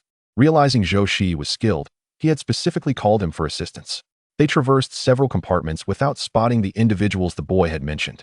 Even the spot they had previously occupied was now vacant. The man with the square face remained calm, his gaze scanning the compartments, pondering where these individuals might have gone. Could they have retreated to the sleeper cars? Zhou Shiyi suggested, his instincts alerting him that they likely hid in that direction. That seems unlikely. The sleeper cars are on the opposite side of the dining car, and we just came from there. If they had gone that way, we would have encountered them. As Zhou Shiyi observed the train gradually decelerating, a sense of urgency gripped him. They were nearing a new station. If these individuals managed to slip away in the confusion, it would be akin to searching for a needle in a haystack. This group was cautious, likely realizing that something was amiss when they didn't return, prompting them to hide. I will check over here for any suspicious individuals. You proceed that way. The man with the square face dared not relax for a moment. Zhou Shiyi remained resolute in his convictions, striding towards the dining car. Along the way, he encountered several train police and attendants, all seemingly preoccupied with this matter. Witnessing their hurried demeanor, a sense of foreboding washed over Zhou Shiyi. He quickened his pace towards the dining car. Upon discovering it utterly vacant, his gaze hardened, and he sprinted towards the sleeper compartments. The door to the sleeper compartment was ajar, and Zhou Shiyi's gaze fell upon the restroom door. He knocked vigorously several times, but no response came from within. His frantic actions caught the attention of the attendant nearby. Which side are you from? Who let you in here? The individuals permitted to occupy the sleeper cars are typically of notable status. Ordinary folk rarely gain such access, and the attendant was well aware of who occupied each berth. This young man clearly did not belong to this carriage. His sudden appearance could only be viewed as disruptive. Seeing the door remained obstinately shut, Zhou Shiyi approached the attendant to explain the predicament. The attendant's heart sank. She had indeed seen two individuals pass by earlier, one of whom held a ticket and an introduction letter, which had prompted her to allow entry. Upon hearing Zhou Shiyi's account, she felt a rush of urgency and swiftly retrieved her key to unlock the door. However, her expression shifted as she realized the door was merely secured, not locked. Uncertain of whether anyone was inside, she pondered the danger of forcibly kicking it open. Did you happen to see a child? She inquired. No, Zhou Shiyi replied, his heart sinking further. The little girl was likely trapped within. It dawned on them that the group might have hidden the child in the restroom to buy time, fearing that carrying her openly would draw too much attention. The train's restroom was exceedingly cramped. A forceful entry could potentially injure someone. These individuals were undeniably cunning. What is going on? At that moment, a square-faced man, accompanied by several others, rushed over. Someone's locked inside. The rest have fled. Check them one by one. Old Gua. Time is running short. The train arrives in 5 minutes. Split up, move quickly, but most importantly, find the child. The square-faced man issued commands with a calm authority, and everyone dispersed. Finally managing to open the door, Zhou Shiyi was met not with the anticipated child, but with two bespectacled men lying unconscious within the restroom. The square-faced man, known as Old Gua, splashed a bit of water on one of their faces, managing to rouse one of them. It soon became clear to those present that the two men had stolen their introduction letters and train tickets before incapacitating them and concealing them in the restroom. A small boy, tears streaming down his face, cried out, "Where's my sister? She's gone." Even old Gua, with his years of experience as a train officer, couldn't he help but acknowledge the intricacy of the situation. With so few officers on board, capturing the culprits was uncertain, and the child's whereabouts remained a pressing concern. "We must find the child first," old Gua declared. They had searched the carriage without success. So he took up a loudspeaker and began calling out for the little girl from one compartment to the next. The constant comings and goings of passengers heightened their anxiety, fearing that someone might seize the opportunity to whisk the child away amid the chaos. All restrooms were checked, but they remained empty, leaving the crowd scratching their heads in confusion over the child's south hiding place. Just then, a bald man, in a state of panic, shouted, "Oh no, there's a little bald head under this seat." Upon hearing these words, the young boy's eyes sparkled with recognition. "It's my sister."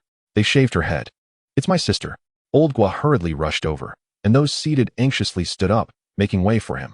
After a great deal of effort, they managed to pull the child out and confirm her identity, at which point the train came to a complete halt.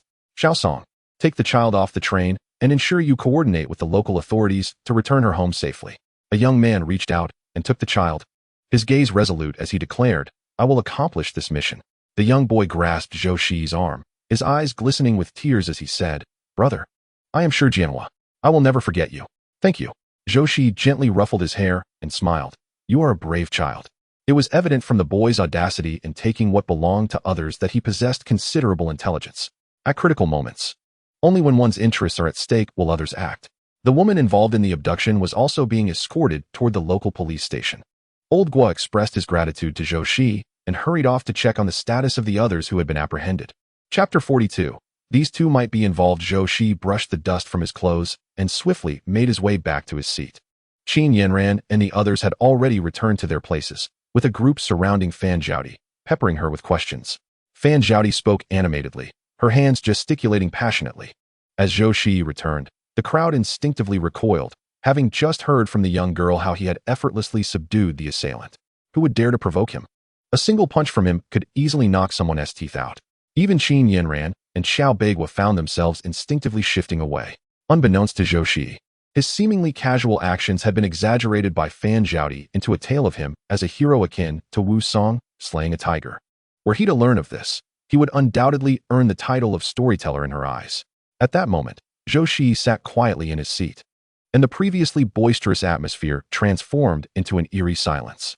He relished the tranquility, donning a hat to shield his face and closing his eyes to rest. The train arrived at its next station at 6 in the morning. A young woman boarded with a toddler of just over a year old, the child incessantly wailing, whether from discomfort or some other cause, disrupting the entire carriage and awakening its passengers. Fan Zhaodi jolted awake, her gaze sweeping over the young woman and her child like a searchlight. Goodness, could this woman also be an abductor? She felt an urge to kick Sherlock Zhou to see if he could discern whether she was indeed a kidnapper. However, noticing Zhou Shiyi remaining utterly still, she abandoned the thought. Many eyes turned toward the young woman, leaving her feeling increasingly flustered. "I'm so sorry. My child is just a bit upset because he misses his father. I'll try to calm him down." She assumed the child's cries were disturbing everyone, hastily offering her apologies, blissfully unaware that over half the carriage was speculating whether she was indeed a kidnapper. After all, why else would the child be crying incessantly? Regarding the explanation given by the young woman, the listeners selectively absorbed only fragments of her words. Before long, the attendant approached, pushing a cart laden with succulent meat buns and eggs that tantalized the taste buds. Many gazed longingly at the cart, and one young intellectual could not restrain himself from inquiring about the prices of the buns and eggs. 2 dimes for a bun, a dime for an egg, the attendant announced, plunging the surrounding crowd into silence. Those who had intended to part with their money for the delectable buns hesitated, their hands retracting with a sense of dismay. Outside, at the state-run restaurant, a meat bun cost merely a dime, while fresh eggs were 5 cents each, boiled. They commanded a price of 10 cents. Who would be willing to spend so much? Yet, surprisingly, there were indeed some, like Qin Yanran and Xiao Beigua, who extravagantly purchased 5 large meat buns and 2 eggs, totaling over a yuan. Onlookers gasped in astonishment at the lavishness of these 2 youths. In ordinary times, one could buy 2 gin of pork for that amount. The attendant, clad in an apron, continued to call out, urging passengers to make their purchases before the offerings vanished. A few young intellectuals, steeling themselves, finally surrendered 5 dimes for 2 large buns and an egg. Seizing the opportunity, Zhou Shiyi bought 2 buns as well. mindful that the summer heat would not preserve many foods for long. Most people carry dry biscuits, and should he produce vegetables and meat at this moment, it would surely attract undue attention. To his surprise, the attendant, upon spotting him, beamed and retrieved a lunchbox from the bottom of the cart. "You must be Comrade Zhou, right? This is from Officer Gua. He expressed his gratitude for your assistance. Your meals are covered by us at the dining cart." Zhou Shiyi was taken aback by her words, yet upon reflection, it made perfect sense. With a gentle smile, he accepted the lunchbox, unveiling 2 large meat buns and 2 perfectly fried golden eggs. The other passengers cast envious glances at Zhou Shiyi. Xiao Big was scoffed, ready to mock, but was promptly kicked by Qin Yinran. The pain caused him to glare in indignation, and just as he was about to unleash his fury on her, he met Zhou Shiyi's amused gaze.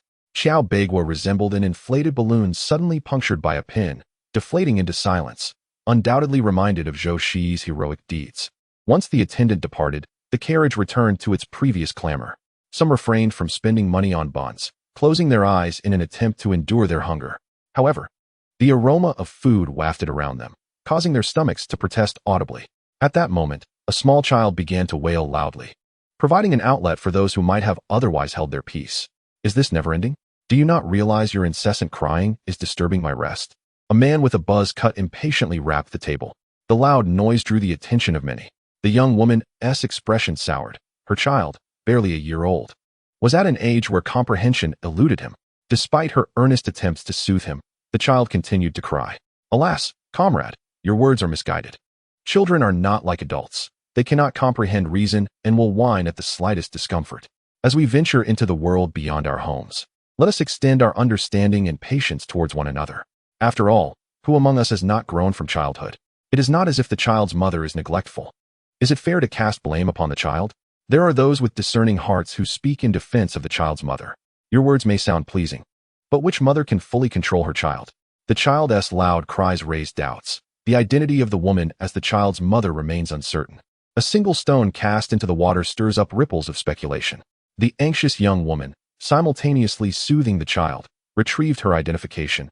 "This is my letter of introduction. This is my child, born after 10 months of anticipation." The vivid red seal embossed on the paper immediately dispelled the crowd's skepticism. The man with a close-cropped haircut, realizing he had no allies, rubbed his aching stomach and hung his head in frustration. Initially, he had thought that Zhou Shiyi had earned his keep on the train with 3 meals a day and had hoped to share in the bounty, only to discover that she truly was the child's mother. What a fleeting joy, sigh. The journey took 3 days and nights before they finally arrived in Jiangxi province. Zhou Shiyi secured her belongings and helped Fan Zhaodi with a bundle. Overwhelmed with gratitude, Fan Zhaodi hastily offered her own package of money to Zhou Shiyi. "Comrade Zhou, if you carry this package for me, I shall reward you with 2 yuan." Fan Zhaodi believed in the value of services rendered, and with such a substantial amount in her possession, she felt it was quite unsafe. Upon disembarking the train, who knows what misfortune might befall her, leaving her in tears with nowhere to turn. Zhou Shiyi, upon weighing the package, could easily guess its contents and stifled a chuckle. Meanwhile, trailing behind them was Qin Yinran. Observing that the relationship between the two appeared far beyond mere acquaintances, her eyes narrowed slightly, revealing her realization of the reason for the hasty dissolution of her engagement. It seemed she had taken a liking to this diminutive figure. Chapter 43, Arrival in Jiangxi Province. How foolish and blind one must be. So I may enlist for the countryside. Qin Yinran spat in the direction Zhou Shiyi had departed. Behind her, Xiao Beigua impatiently remarked, "Hurry up, my hands are losing strength." Suppressing her own irritation, Qin Yinran feigned a pleasant demeanor, saying, Allow me. Noticing her lack of interest in Zhou Shiyi, Xiao Beigua's expression softened. As their group exited the train station, they spotted a middle-aged man wearing a hat, holding a sign that bore the words, Hongqi Commune, scrawled in an uneven hand. Fan Zhaodi glanced at her letter of introduction. Noting that it indeed mentioned the Hongqi Commune, she called out to Zhou Shiyi, Over there. Zhou Shiyi cast a glance in that direction, feeling a twinge of surprise. In his previous life, it was not he who was sent to greet her. Instead, a group of brigade leaders had come together for that purpose. Why was only one person dispatched this time? Could it be that his rebirth had triggered a butterfly effect, inadvertently altering his destiny while reshaping the predetermined narrative?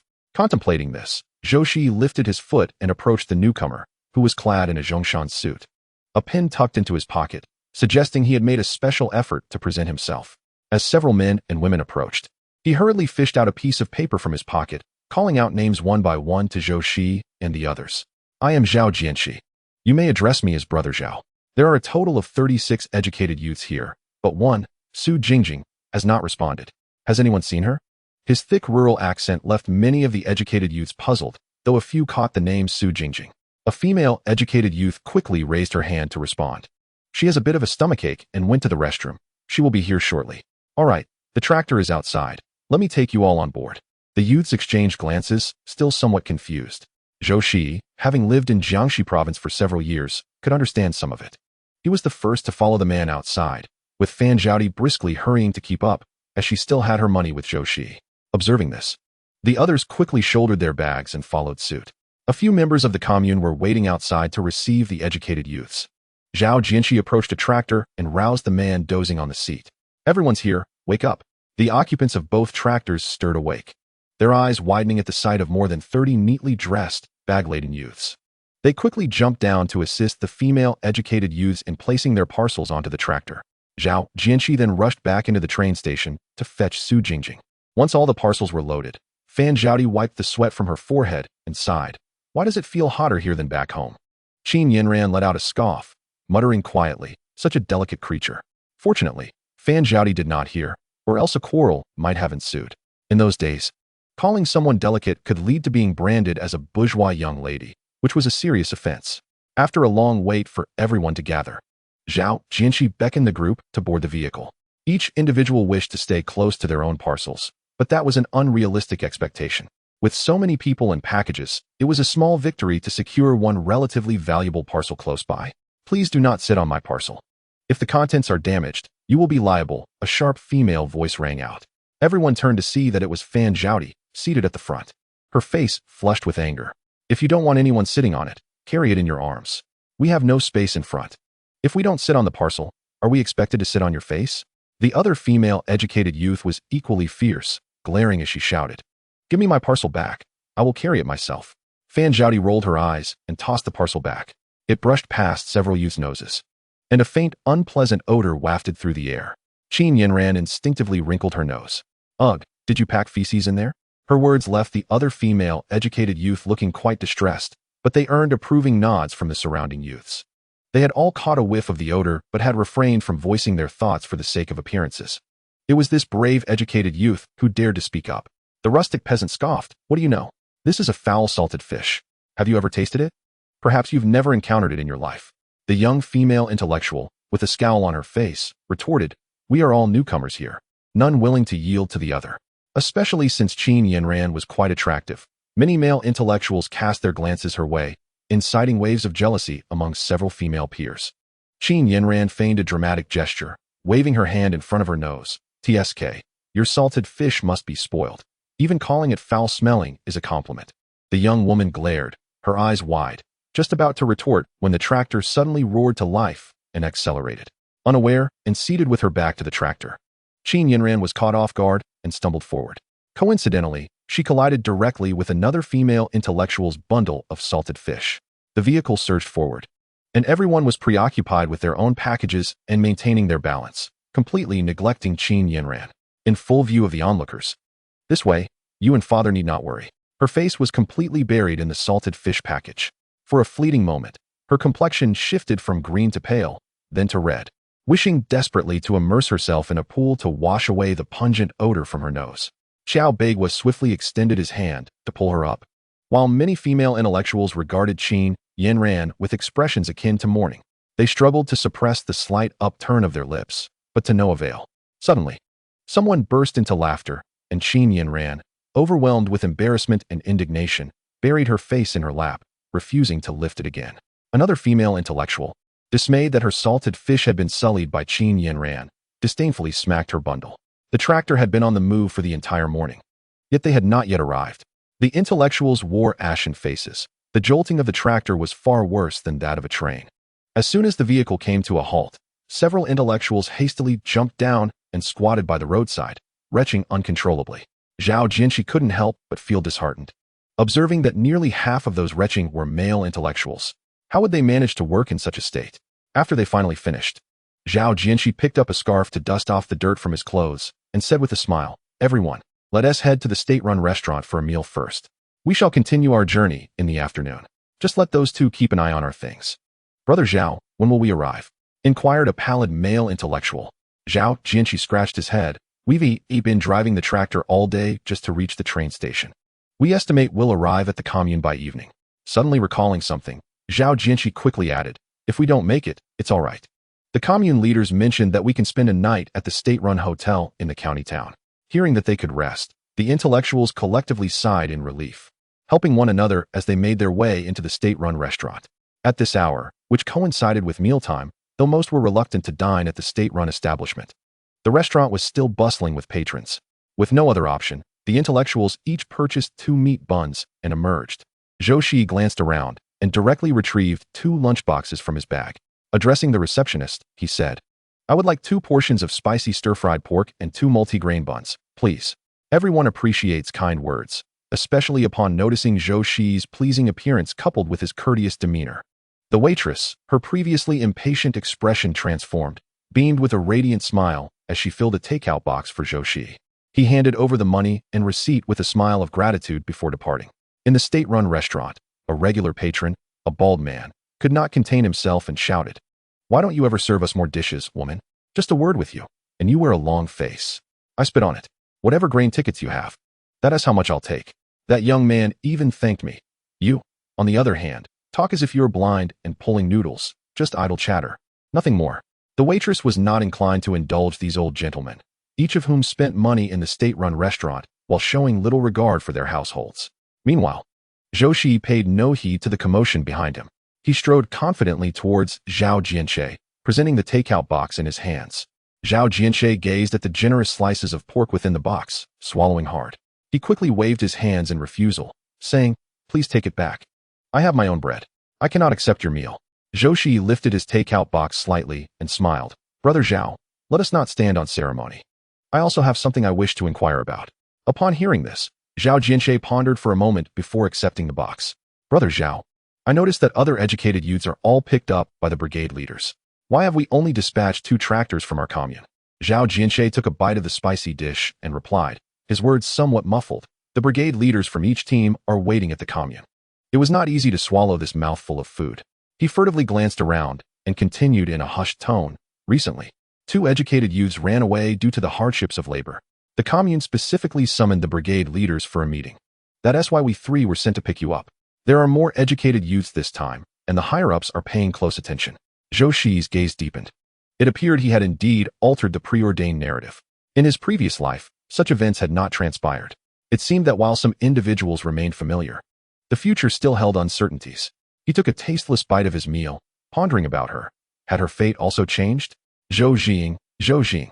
Zhao Jianqi called his name repeatedly before he snapped back to reality.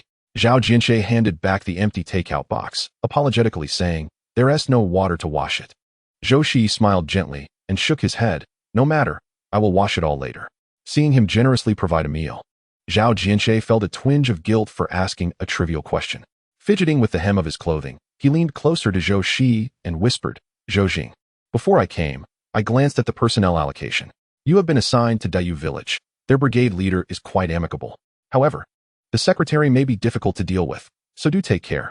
Upon hearing the name Dayu village, Zhou Shiyi felt an immense sense of relief. Thankfully, that remained unchanged. Although he had the means to transfer to Dayu village even if his assigned team were to change, this arrangement was certainly more convenient. Thank you, Brother Zhao. Oh, no need for such formality. I work at the grain station in the commune and enjoy interacting with you young intellectuals. Your accounts are always neat and precise. The position of scorekeeper in your team is still vacant. It would be wise to cultivate a good relationship with the team leader to see if you could take that role for a bit of ease. Zhou Shiyi packed both lunchboxes into his bag, responding with a smile. As everyone finished their meal, Zhao Jianqi hurriedly urged them to board the vehicle. Let's see if we can reach the commune before nightfall. The mountainous terrain of Jiangxi province posed a challenge. If they did not arrive before dark, they would have no choice but to rest in the county town.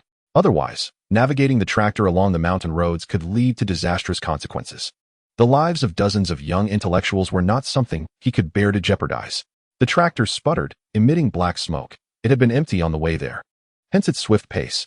However, the return journey was laden with passengers, and the 2 young men driving dared not speed.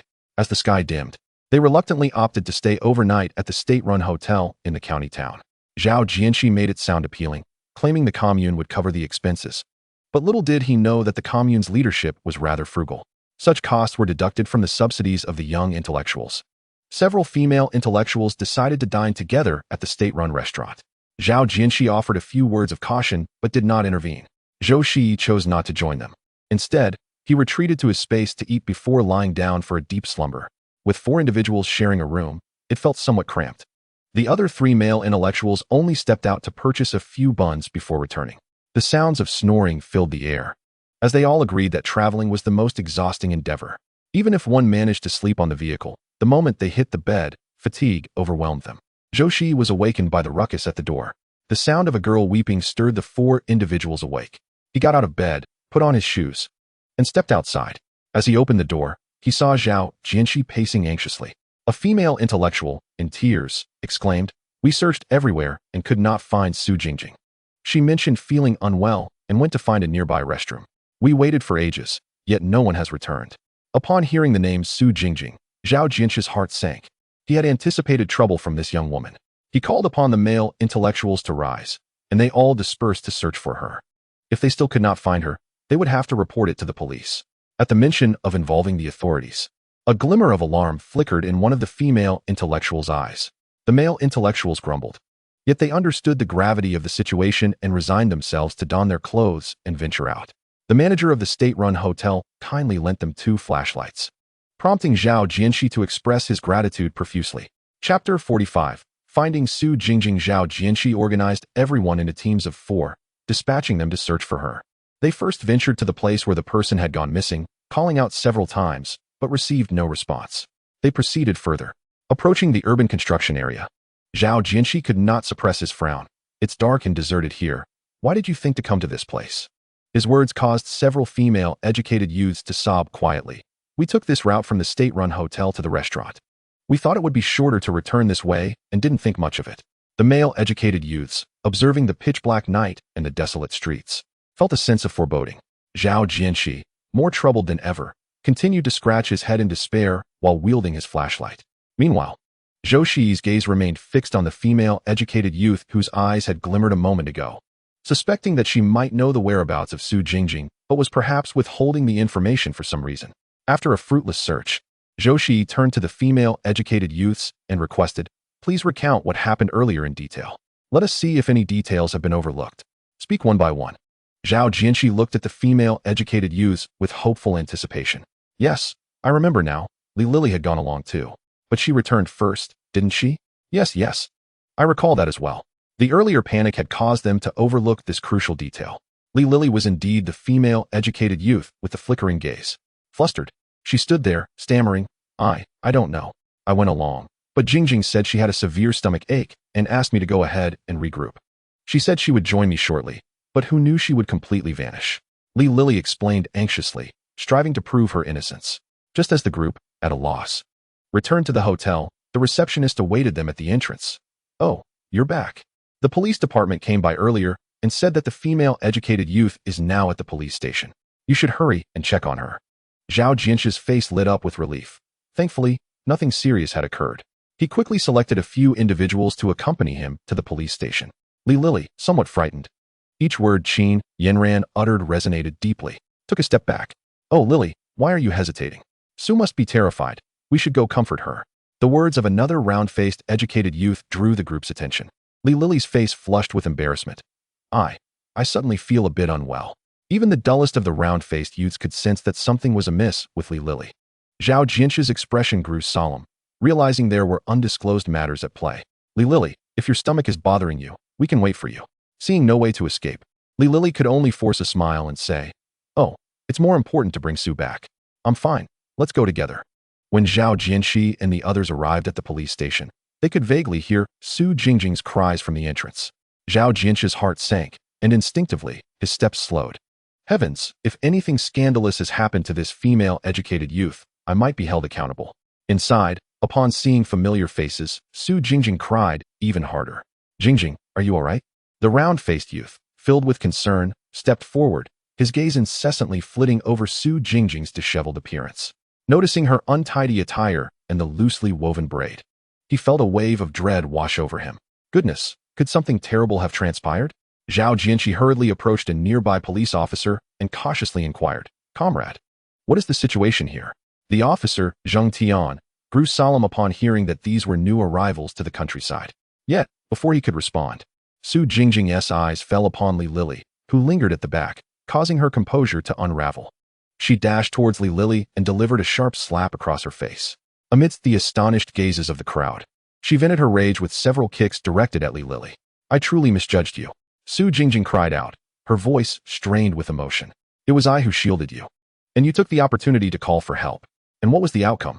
If it weren't for those kind-hearted aunts and uncles, do you know I could have lost my life?" Tears, as large as beans, streamed down her pale cheeks, her eyes red with fury. Wishing nothing more than to consume Li Lili's flesh and drink her blood. Li Lili, who was from the same village, had always been a decent classmate. Had she not been posing provocatively, she would not have attracted the attention of those ruffians. Su Jingjing had protected Li Lili out of loyalty, only to feel betrayed. "Bah! Consider me blind. Do not dare approach me again, or I shall strike you each time we meet." Li Lili, one hand covering her face and the other clutching her stomach, wept pitifully, her mouth opening and closing without uttering a word. The surrounding youths, however, perceived her true nature and recoiled, unwilling to be entangled with her. Once Su Jingjing finished her outburst, Zheng Tian rose to address the situation. She was escorted here by several workers, having encountered some ruffians. Fortunately, she was discovered in time and nothing serious occurred. Remember, in the future, travel in well-populated areas at night. He emphasized the phrase "nothing serious happened," motivated by goodwill, aware that rumors could be damaging to the girl. Zhou Jianqi nodded in agreement, signed the necessary documents, and led all the youths away. Li Lili found herself isolated, tears brimming in her eyes. The other female youths, who had previously regarded her favorably, hastily departed, gathering around Su Jingjing to offer quiet comfort. Watching this scene unfold, Li Lili felt a surge of resentment. Why wasn't she the one to be ruined? Since becoming classmates with Su Jingjing, she had consistently been overshadowed in both academics and social standing. Su Jingjing would feign sisterhood. Yet Li Lili spat in disdain at the notion, thinking, does she believe anyone cares? Moreover, a secret she had long concealed gnawed at her. The boy she fancied was infatuated with Su Jingjing. Why did everyone revolve around her? When Li Lili felt she was constantly in her shadow. Chapter 46. Arrival at Hongqi Commune upon returning to the state-run hotel. The peculiar gazes of the male youth cadres incessantly lingered upon Li Lili, intensifying the resentment simmering within her heart. Unbeknownst to her at that moment, a fierce battle awaited her in the confines of her sleeping quarters. After a day of toil, everyone was utterly exhausted. Li Lili initially considered exchanging rooms with someone else. Yet the female youth cadres, upon catching sight of her, rose and departed without a word, entirely disregarding her. This ignited a deep-seated animosity within Li Lili, leaving her with no choice but to retreat to her small room once more. Inside, Su Jingjing was engaged in her evening ablutions. Li Lili remained ever vigilant, fearful that Su might strike again. To her surprise, Su Jingjing silently completed her routine and climbed into bed. Li Lili let out a slight sigh of relief, surrendering to the embrace of slumber. Time slipped away, and Li Lili was jolted awake by a searing pain in her head. She was yanked from her bed and fell to the floor, Su Jingjing relentlessly kicking her abdomen. "Su Jingjing, have you lost your mind?" Li Lili's sharp and piercing cry sent a shiver through the air. The commotion roused Zhou Jianqi, who feigned sleep with tightly shut eyes. Meanwhile, the other two youth cadres sharing Su Jingjing's quarters stood by, reveling in the spectacle. "I am the one who has lost my mind. I initially intended to take a step back and embrace tranquility, yet the more I ponder, the angrier I become. What have I done to deserve such treatment from you?" Li Lili, racked with pain, struggled to find her voice. Fortunately, Su Jingjing exhibited restraint, directing her punches away from Li Lili's face and toward her chest. This way, even if bruised, Li Lili could not publicly undress to elicit sympathy. The following morning, as Zhou Jianqi called the youth cadres to rise, his small eyes could not resist glancing towards Li Lili.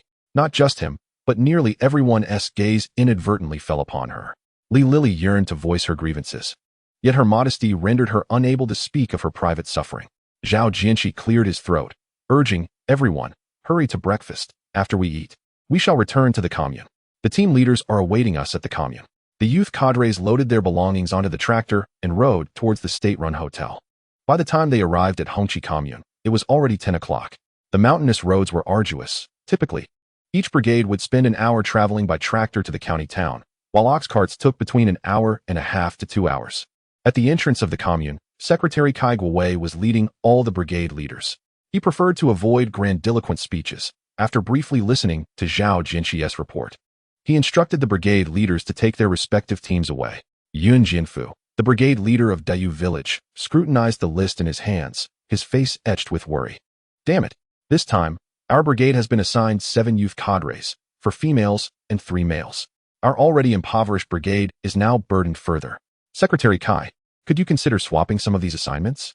You know our brigade is in a remote location with scarce arable land, he implored. The female educated youth, unable to lift or carry burdens, were a source of concern for the cooperative members. Secretary Kai, standing with his hands clasped behind his back, sighed deeply. Old Yun, it is not my desire, but this batch consists predominantly of female educated youth. Yun Jianfu glanced at the throng of over 30 young individuals and let out a heavy sigh. The current national policy dictated a labor ratio of 6-4, meaning each person would consume a significant portion of the village's grain, leading to discontent among many members. Additionally, the young individuals lacked practical skills, resulting in strained relations between the educated youth and the cooperative members. Zhou Shiyi, Chen Wei, Li Guoqiang, Su Jingjing, Fan Zhaodi, Zhang Sini, Wu Yaling, please come with me, called Captain Yun, holding a list of the educated youth assigned to their brigade. Zhou Shiyi, viewing the markedly different list from his previous life, felt no surprise. He had fully accepted the reality of the situation. However, he wondered whether Qiao Beigua and Qin Yanran would also be transferred to their brigade. Meanwhile, the captain overseeing Qiao Beigua and his companions looked at Li Lili and felt a wave of despair. He had initially thought the presence of 4 male educated youth was advantageous, only to discover that one of them had a disability. Quickly, bring your bundles to the ox cart, Captain Yun instructed, gesturing towards the cart tethered to a nearby tree. With a sigh of resignation, he trudged towards the cart. It was small, and with so many bundles, not everyone could sit aboard. Take turns, there are too many of you, and the old ox cannot bear the burden.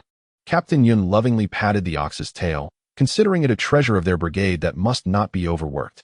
The male educated youth, displaying a sense of chivalry, allowed the female youth to board the cart first. Go. Captain Yun lightly tapped the ox's rear, and it began to move, the cart swaying as it made its way to Dayu village. The male educated youth were unprepared for the considerable distance from the commune to the brigade. After half an hour of walking, their feet ached terribly. In desperation, Chen Wei addressed Captain Yun. How much further do we have? It's time for us male educated youth to have a turn sitting down. We can hardly continue. Another half hour, Captain Yun replied. You may switch now.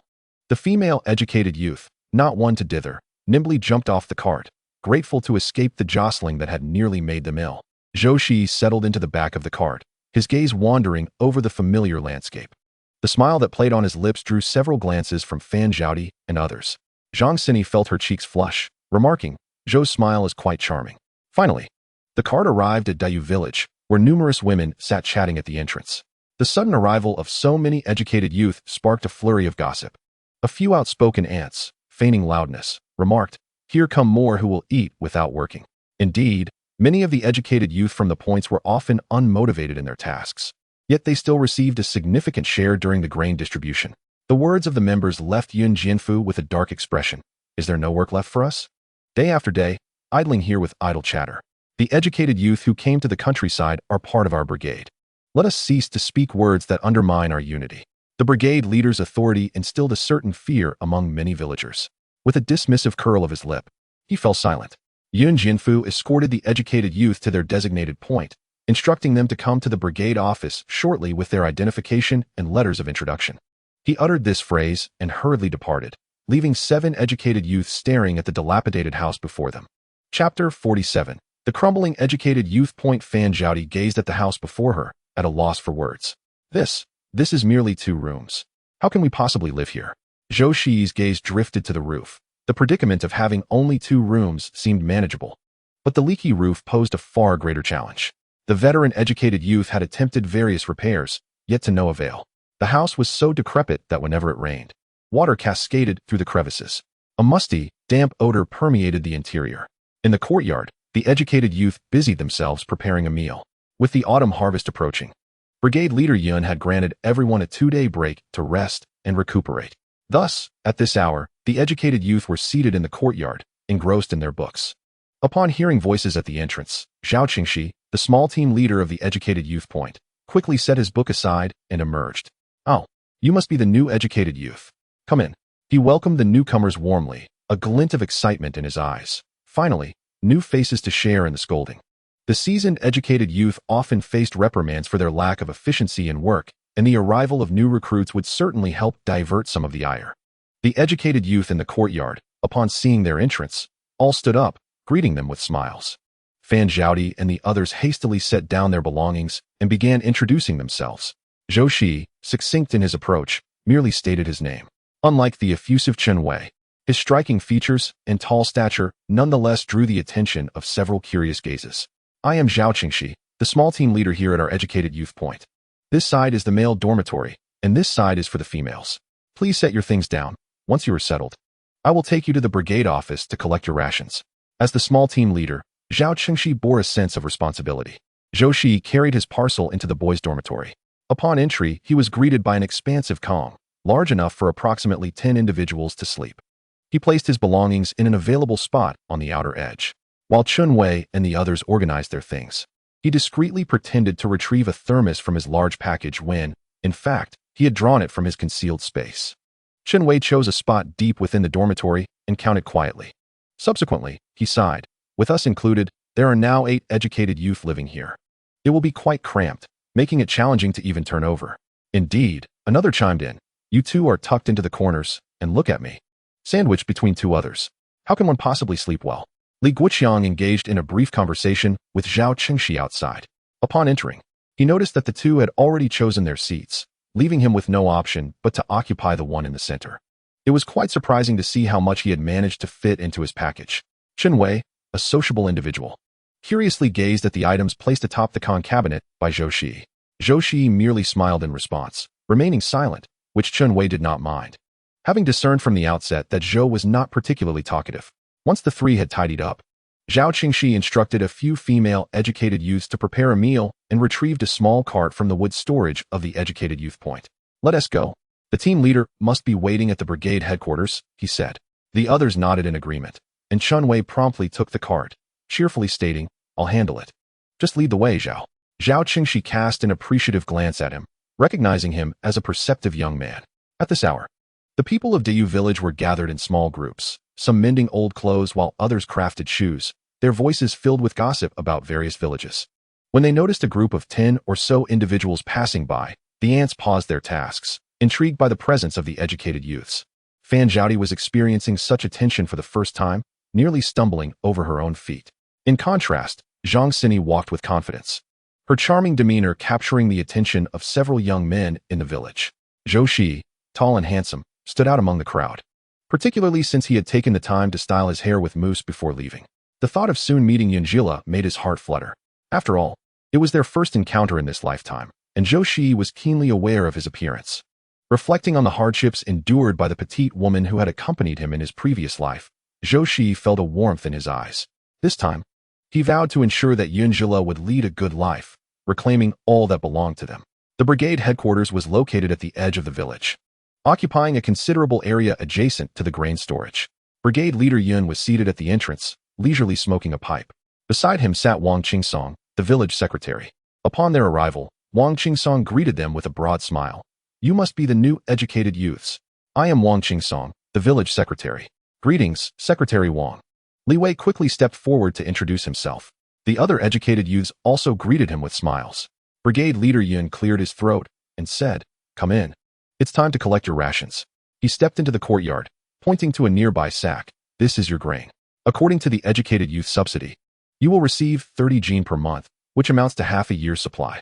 The rest will be distributed when the time comes. The state only provides subsidies for 1 year. Thereafter, you will need to rely on your own efforts to earn points in exchange for grain."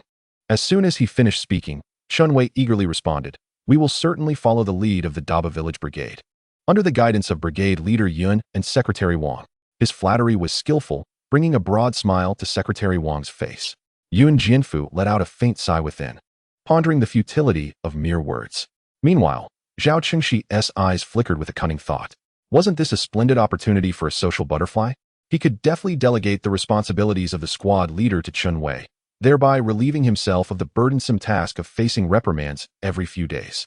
Zhou Shiyi, with deft hands, lifted a bag and placed it atop a small cart.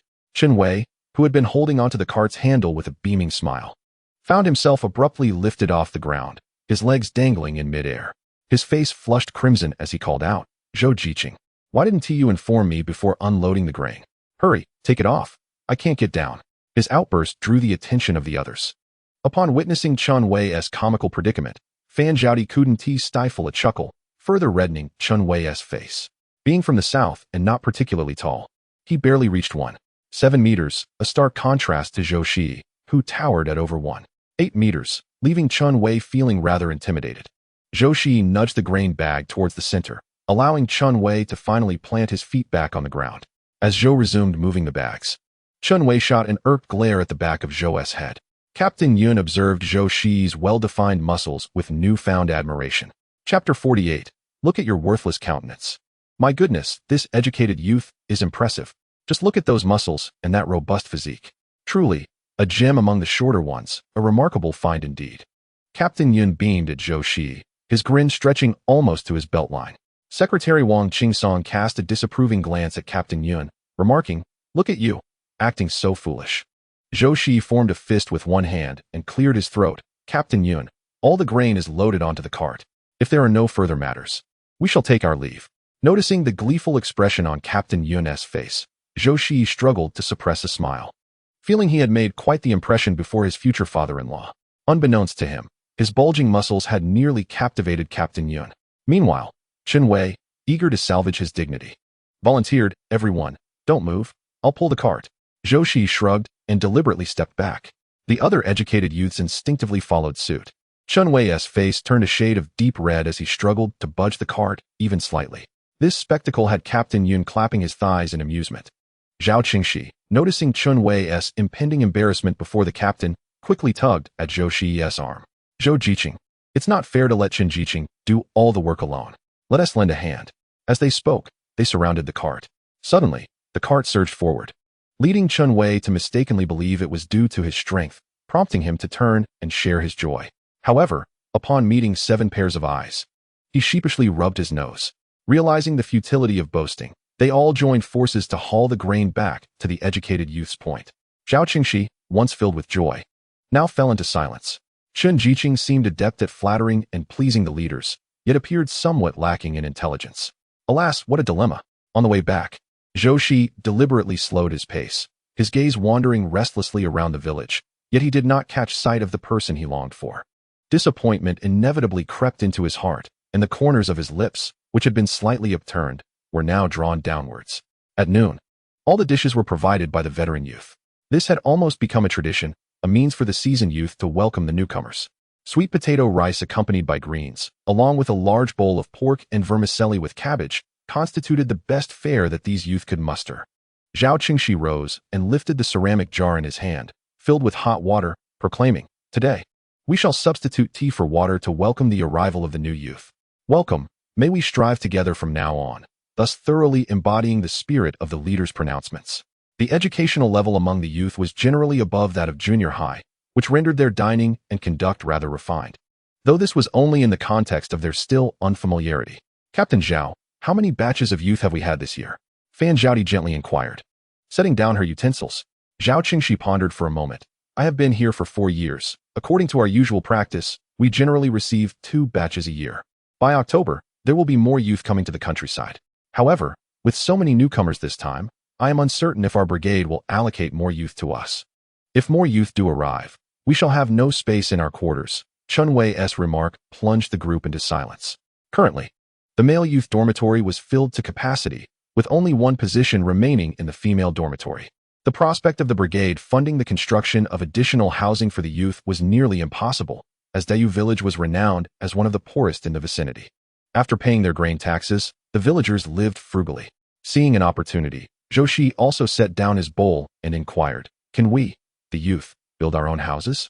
"It is possible, but not without considerable expense," Wang Qingsong replied, casting his gaze upon Zhou Shiyi, surprised to discover his hidden depth. In these times, constructing houses in the village was a significant undertaking. Even 2 mud houses would cost at least 100 yuan. Fan Zhaoti's eyes sparkled. She had money now. Yet it felt too risky to keep it in the dormitory. If she could have her own small house, even if modest, it would be a welcome refuge. She had previously harbored this thought, but had refrained from voicing it, fearing the attention of opportunistic individuals. Now that Zhou Shiyi had broached the topic, she felt emboldened to mention it herself, as it would not seem so conspicuous. No, I must observe if others bring it up first, she resolved silently, deciding against being the first to stick her neck out on her very first day. Unlike Zhou Shiyi, who was tall and strong, leaving others hesitant to provoke him, she felt it prudent to bide her time. Zhou Shiyi cast his eyes toward a nearby plot of land, resolutely deciding to build 2 houses there in the future. Was it true that the youth intended to construct their own dwellings and move out? Zhang Xinyi's voice suddenly resonated, revealing a slight tremor upon closer inspection. Zhou Shiyi picked up his chopsticks and took a bite of rice, gently shaking his head, just asking. Disappointment flickered in Zhang Xinyi's eyes, leaving Fan Zhaoti perplexed. Why was she disheartened over Zhou Shiyi's lack of intentions to build a house?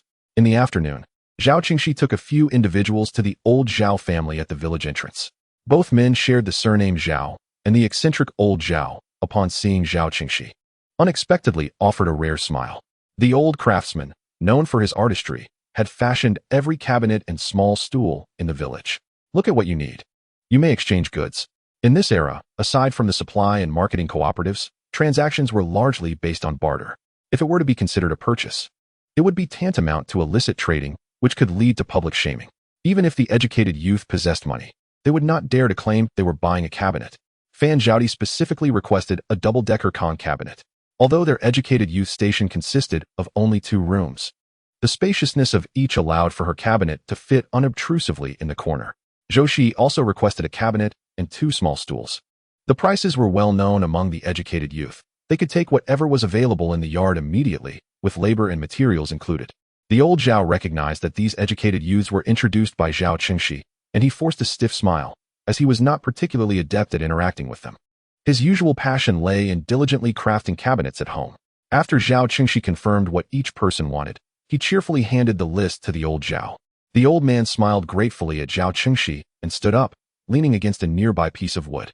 It was then that everyone noticed one of his lower legs was conspicuously missing. Chapter 49. Reminiscing bitterly and sweetly on the return journey. Zhao Qingxi took the initiative to bring up the matter of the old Zhao. He had retired from the army and engaged in manual labor, with the brigade showing no oversight. His implication was straightforward. The old Zhao's situation was beyond mere appearances. Some individuals should refrain from harboring dark thoughts that could lead to reporting him. Previously, a disgruntled educated youth had quarreled with the old Zhao over pricing, and in a fit of anger, reported him to the commune. Both the old Zhao and the brigade leader Yun were summoned for a reprimand, which had caused tension between the educated youth station and the brigade over trivial matters. Several of the educated youths appeared contemplative, with Chunwei repeatedly assuring that such incidents would not occur again, before they could collect their rations. A dispute had already erupted between brigade leader Yun and party secretary Wang. Distributing such a large quantity of grain at once could lead to irresponsible consumption, necessitating further borrowing from the brigade. Brigade leader Yun expressed his dissatisfaction, asserting that as the head of Dayu village, he was responsible for the production team's tasks, while the secretary managed various other affairs, overall wielding more power than the brigade leader. However, Captain Yun, known for his dedication to practical matters, commands great respect from the villagers. His amicable relationship with the commune leaders results in him often overshadowing Secretary Wang in various affairs. This situation leaves Wang quite dissatisfied, prompting him to frequently create obstacles for Captain Yun. It was Wang who proposed the biannual grain distribution. They are no longer children. The leaders assigned them to the countryside to undergo re-education under the guidance of the impoverished peasants. We cannot oversee them for a lifetime. A semi-annual distribution simplifies things for everyone. Captain Yun, puffing on his pipe, is well aware of the convenience this arrangement offers. Yet, survival is paramount. Merely seeking ease will not resolve the underlying issues. Initially, when the educated youth first arrived in the countryside, they received a year's worth of grain all at once. This, however, led to reckless consumption, and before the next distribution, their reserves were depleted, leaving them to labor on an empty stomach, nearly fainting from exhaustion. Oh dear, Lao Yun. Zhao, the educated youth will surely discuss this with the newcomers. I believe these individuals are quite sensible, so you needn't worry. Wang Qingsong reassured nonchalantly. Meanwhile, the brigade accountant chimed in. Indeed, this way we can keep our accounts in order. Ultimately, with no alternative, Captain Yun had no choice but to acquiesce to this decision. That evening, the dinner at the educated youth site left Zhou Shiyi feeling a bit lightheaded. According to regulations, the first meal after arriving in the countryside should be a memory of hardship and sweetness meal. Since they had lunched with the older educated youth, this dinner marked their true first meal. The table displayed cornmeal and wheat flour mixed together into steamed millet dumplings. The newcomers instinctively swallowed hard. Fan Zhaodi, feeling somewhat anxious, inquired, "Zhao, what is this?" "Oh, this is what all newcomers must eat upon arrival," Zhao Qingxi explained, quickly moving to another table. Their meal appeared relatively normal. Zhou Shiyi was the first to grab a dumpling, dipping it into the corn porridge before shoving it into his mouth. Having consumed many of these dumplings in his previous life, the sight of them made his legs feel weak. Fan Zhaodi tentatively tore off a small piece of a dumpling and tasted it. Initially, she found it quite palatable, but as she attempted to swallow, she nearly choked. Struggling, she clutched her throat, her fists pounding against her chest. After a laborious effort, she finally managed to swallow, yet her throat felt painfully constricted. The other educated youth stared in astonishment at her actions, worried she might choke. Observing the older educated youth discreetly eyeing them, the newcomers reluctantly extended their hands, each taking a dumpling. Zhou Shiyi, eating rapidly, declared after finishing two, "I'm full, you all go ahead." With that, he retreated into the boys' dormitory. Fan Zhaodi glanced at the remaining dumplings in the basket, thinking to herself, "Zhou Shiyi is quite clever." She hastened her pace, consuming 2 dumplings and a large bowl of porridge before turning to leave. The remaining 5 individuals soon came to a realization. There were a total of 16 steamed buns in the basket. This indicated that 2 among them would inevitably consume 1 more bun. As for this delicacy, those who desired it could indulge freely. Chenwei, despite feeling a bit choked, hurriedly broke the buns into small pieces, swallowing them hurriedly alongside the porridge. Ultimately, only Su Jingjing and Zhang Xini were left at the end. Zhang Xini gazed at the buns in front of her, exclaiming, "I truly cannot eat another bite." Su Jiqing, "Wastefulness is a disgrace." A cheerful female youth looked toward the remaining 2. Zhang Xini noticed the schadenfreude in her eyes, her teeth grinding together in frustration. She was well aware that this was the initiation tactic employed by the senior youths. That night, as Zhou Shiyi prepared his bedding, washed his feet, and lay down contemplating his next course of action, he found the space quite cramped. Beside him lay Zhao Qingxi, who suddenly kicked Zhou Shiyi's leg. Listening to Zhao Qingxi's teeth grinding, Zhou Shiyi resignedly shifted his leg away. Zhao Qingxi was a good person in every aspect, except for his loud snoring and grinding of teeth, which made life difficult for the male youths. Zhou Shiyi initially considered disguising his quilt and sneaking into his space for a brief respite. However, a hand unexpectedly brushed against his foot, startling him into an upright position. The moonlight streamed through the window, casting a dim glow, and Zhou Shiyi saw Chenwei's wide eyes staring back at him, standing at the foot of his bed. In disbelief, Zhou Shiyi asked, "What's the matter? Su Jiqing, can you fall asleep?" Chenwei realized he had startled Zhou Shiyi and felt a bit embarrassed. Scratching his head, Zhou Shiyi removed the foot that had ventured onto him, responding with resignation, "Do you see me sleeping? Then let us spread our bedding over there.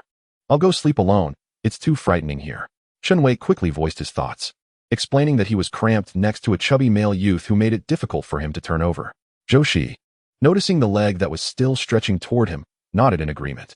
The 2 of them laid down the wooden board that usually served as a rain shield by the door and spent the night huddled together in a corner with their quilts. The next morning, as Zhao Qingxi rose from bed, still somewhat drowsy, he stumbled over to the cabinet for his toiletries and accidentally kicked the wooden board. He clutched his leg, howling in pain. The sudden scream jolted Chenwei awake. Who is it?" "Oh, Chen Jiqing, why are you 2 not sleeping in your beds?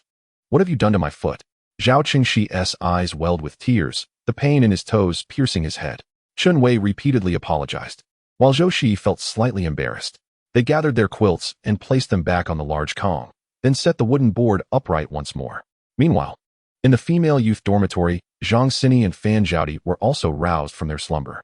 The senior youths, under the pretense of helping them better integrate into the collective, instructed them to rise early and prepare breakfast for everyone. Zhang Xini, unaccustomed to such indignities, widened her eyes and exclaimed, "Do not bully us just because we have recently arrived in the countryside." The individuals surrounding her, also newcomers, had been informed that during the initial days, the seasoned youth would not require them to cook. With wide mouths and cheerful voices, they protested, "Am I to earn my place in the community simply by preparing a meal?" Generally, when new youth arrive at the commune, they take a few days to acclimate. as all rations are pooled together. Each individual remains oblivious to the quantity consumed, fearing potential mishaps if too much or too little is prepared. Suna, a kind-hearted veteran among the female youth, promptly rose to mediate, saying, "Come with me to learn the ropes. Once the autumn harvest begins, we will surely take turns." She shot a discreet glare at a few of the other youth, while smiling and taking Zhang Xinyi's hand to lead her away. Zhou Shiyi paid no heed to the surrounding commotion and donned his shoes, dashing outside. Chunwei called after him, "Where are you going, Zhou?" "To run and exercise." He replied, "Huh, just wait until you start working. Let us see if you'll have so much free time then," scoffed a male youth, who regarded Zhou Shiyi as merely seeking attention. Ever since Zhou's arrival, the female youth at the commune had their eyes glued to him. Even the one he admired was not an exception, which made him view Zhou Shiyi with increasing disdain. Without looking back, Zhou Shiyi sprinted down the country path. The commune was situated some distance from the village. He deliberately ran a loop around the village. Ever since his body had been revitalized by the spring water, not only had his strength increased, but his speed had also improved. After completing a lap, he was only slightly out of breath. His gaze swept the surroundings until he finally spotted a familiar figure, Yun Jihai, his future brother-in-law. Captain Yun had 4 sons and 1 daughter. The eldest, Yun Jiren, worked at the county steel mill. The second son, Yun Jilai, was employed at the commune. The third son, Yun Ziyuan, and the youngest, Yun Jihai, worked alongside their father in the fields. This familial connection was part of the reason why Secretary Wang did not dare to provoke Captain Yun. Their precious daughter, Yun Jila, was cherished by her father and doted upon by her 4 brothers. The youngest, Yun Jihai, barely 18, was full of energy and enjoyed running laps around the village. Upon noticing someone akin to himself, he halted in surprise. "Ah, I haven't seen you before." Zhou Shiyi set down his water bottle and adjusted his clothing. "Hello. I am Zhou Shiyi, the new youth." Yun Jihai rubbed his hand on his clothes and replied, "Hello, nice to meet you." The two began to converse amiably. When Yun Jihai learned of Zhou Shiyi's penchant for running, he jovially draped his arm around Zhou's shoulder. However, given the height difference, he felt awkward and soon lowered his arm. "When I run, the village aunties scold me for showing off," he said. "But I believe this practice not only strengthens the body, but also invigorates the spirit throughout the day." "I share your sentiment," Zhou Shiyi agreed. Zhou Shiyi replied leisurely, which delighted Yun Jihai, as he felt he had found a kindred spirit. "Shall we run a couple more laps? My sister will come by shortly to bring me water. Let's take a break then." Yun Jihai's words sparked a glimmer of excitement in Zhou Shiyi. At last, he had awaited such an invitation, and he took the lead in running ahead. Observing Zhou's commendable speed, Yun Jihai felt a silent competition stirring within him. The two raced back and forth, prompting a nearby villager sweeping her yard to remark, "Once there was a fool, now there are 2. After completing 2 laps, a graceful figure appeared at the village entrance. Zhou Shiyi quickly caught his breath and tidied his slightly disheveled hair. In his previous life, he had struggled through the mire, always buoyed by Yun Jila's unwavering support and encouragement. Despite her family's strong opposition, she chose to remain by his side. He could not recall when she had developed feelings for him, even enduring the moment when Captain Yun struck her for the first time with a wrought tin stick. Yet she remained steadfast in her affection. Unfortunately, in his past life, they had never grown old together. Reflecting on this, Zhou Shiyi felt a warmth welling up in his eyes. Yun Jila, carrying a water jug, ambled towards the usual resting spot of her third brother. She was taken aback to see someone standing beside him. Upon recognizing the young man's features, a blush crept onto her face. This was her second encounter with Zhou Shiyi. The day prior, while collecting rations, her friends had playfully pulled her to peek through a crack in the door at the new young intellectuals, leaving her with a lasting impression of the handsome youth. Yun Jihai casually took the water jug and cheerfully introduced, "Little sister, this is the new young intellectual, Zhou Shiyi. He can run as fast as me." Zhou Shiyi smiled warmly. "Hello, Comrade Yun." Feeling bashful, Yun Jila shyly touched her braided hair. Hello." Zhou Shiyi's gaze lingered on her face, where a delicate flush accentuated her charm. In his past life, he had only truly been with Yun Jila when she was in her 20s, and he had never witnessed her in such a delightful state. Her chubby little face made him want to pinch her cheeks. Chapter 51. June's weather is like a child's face. Perhaps his gaze was too intense, for he noticed Yun Jila shy away, making Zhou Shiyi feel a bit bashful as he rubbed his nose. Yun Jihai urged Zhou Shiyi to run another lap, and by the time they returned, Yun Jila had already left. A pang of disappointment struck Zhou Shiyi, but just then, Yun's third brother emerged to call Yun Jihai back for a meal. Seizing the opportunity, Zhou Shiyi also returned to the intellectual station. Taking advantage of a bathroom break, he dashed into the space for a quick wash. Turning around, he collided with a flock of chicks and ducklings. Bear, he quickly covered himself, realizing he needed to find a cloth to wrap around himself to avoid such embarrassing encounters. The weather in June was fickle. The morning had been clear and bright. But by afternoon, dark clouds loomed ominously. Captain Yun urgently blared the loudspeaker, calling out to the members, "Attention, everyone. Please assemble at the brigade office promptly." The veteran youth hurriedly donned their garments and hats as they rushed towards the brigade office. The new recruits exchanged glances and, emulating the older ones, decided to follow suit. Upon reaching the brigade office, they found Captain Yun shouting at the entrance, "Hurry up and collect your tools. Everyone, regardless of age or gender, needs to pitch in. If we wait for the impending rain, all our efforts throughout the year will be in vain." His words brimmed with urgency, fearing that the wheat would spoil in the fields. Ordinarily, wheat in Jiangxi province could be harvested by the end of May. However, this year, the seasoned villagers found the wheat still somewhat damp after sampling it, resulting in a 2-day delay in harvesting. Who could have anticipated the sudden overcast skies? Zhou Shiyi casually formed a line to enter the building and collect tools when someone bumped into him from behind, nearly causing him to fall. Instinctively, he reached out to steady the individual. When the person turned to express gratitude, Zhou Shiyi felt a warmth spread through his hand. The individual was none other than Yunjila. How ironic it was that he had professed admiration for her, yet failed to recognize her standing right in front of him. A small voice within him could not help but taunt. Zhou Shiyi's lips twitched as he took in Yunjila, who was bundled up from head to toe, leaving only her eyes visible. In such an attire, even her parents might not recognize her. Just as Zhou Shiyi was about to say something, Yun Jihai rushed over. "Hey, Zhou Jiqing, have you seen my little sister?" Zhou Shiyi replied, "Look over there." Yunjila smacked Yun Jihai playfully. "What are you doing?" Yun Jihai circled around her, exclaiming, "Wow, you are wrapped up too tightly." Yunjila tucked her braid into her hat and huffed. "When you end up crying out in pain from the wheat stubble, don't come running to me." Yun Jihai scoffed. "What's there to fear from a little wheat stubble? Girls are just being overly dramatic. Don't you agree, Zhou Jiqing?" Zhou Shiyi refrained from agreeing, noticing the furious glares from the surrounding female youth, including Yunjila. Unlike men, girls required a measure of protection, and it was wise to take precautions. Unfazed, Yun Jihai pointed at Fan Zhaodi, saying, "Look at that female youth. She is not being so dramatic." In an instant, Fan Zhaodi became the target of disdain, wishing she could find a hammer to strike this fool. If she had known they were going to harvest wheat, she would have bundled up even more than that girl. The scene descended into chaos as Captain Lu shouted multiple times, ultimately abandoning registration and charging into the fields with a sickle in hand. The youth were thrown into disarray, dispersed into various small teams. None of the teams wanted to take on the newly settled youth, except for Zhou Shiyi, who was eagerly claimed by several ants. "Look at those long arms and legs. He surely has strength. He'll lead the charge." "I think so too," Zhou Shiyi replied. "I appreciate it." Initially, he feigned ignorance, following the ants to learn the ropes. As time progressed, he became increasingly adept at his tasks. To be candid, since returning to the city in his previous life, he had not ventured into the fields again. His speed of work was unexpectedly swift, confirming that the elder's words held truth. His physique was indeed suited for agriculture.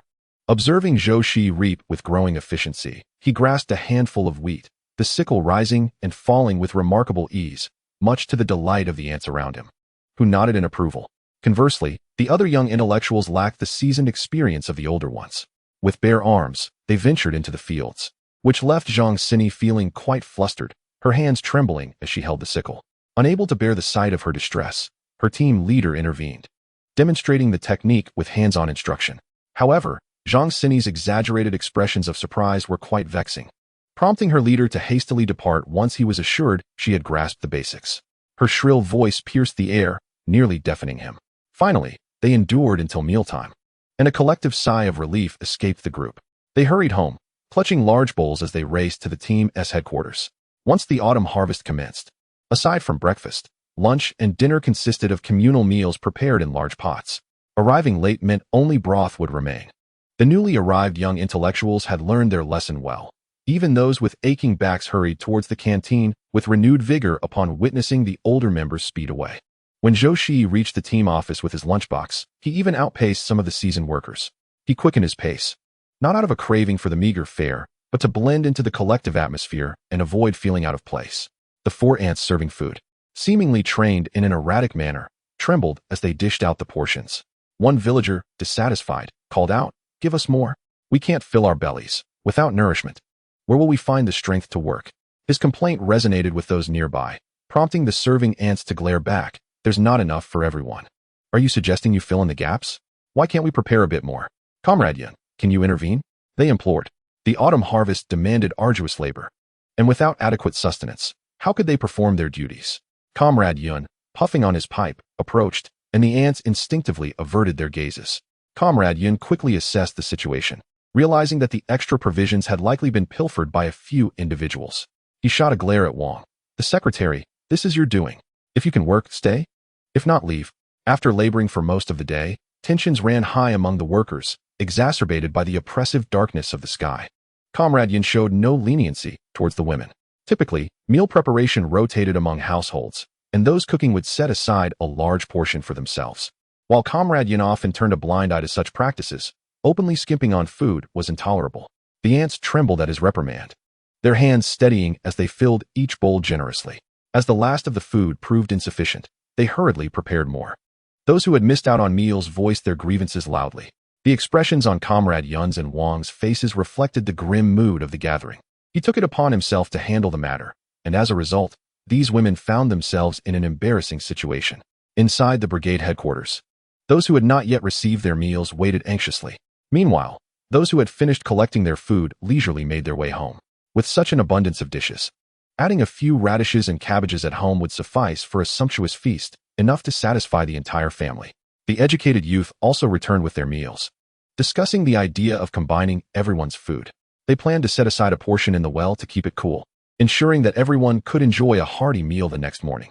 Upon hearing Zhao Qingshi's suggestion, the educated youth displayed a range of expressions. Some took the opportunity to sneak a piece of fatty meat into their mouths for a delicious treat, while Zhou Shiyi was the first to offer up his lunchbox. The group sat around the table, glancing about, unable to concentrate on their books. After much anticipation, a large bowl of food was finally brought out, and the educated youth eagerly gathered around with their lunchboxes. Although the bowl contained little meat, it was enough to satisfy their cravings. After eating their fill, they settled in the courtyard to relax. Zhou Shiyi took a refreshing shower, washing away the dust from his body and head. Just as he exited the shower room, he was stopped by Chen Wei.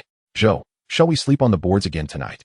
Zhou Shiyi nodded, preferring the board over sharing a bed with someone who kicked about. No wonder no one was sleeping next to Zhao Qingshi. They were all waiting here.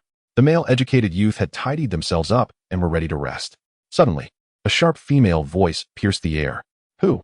That shameless person used the hot water I worked so hard to boil.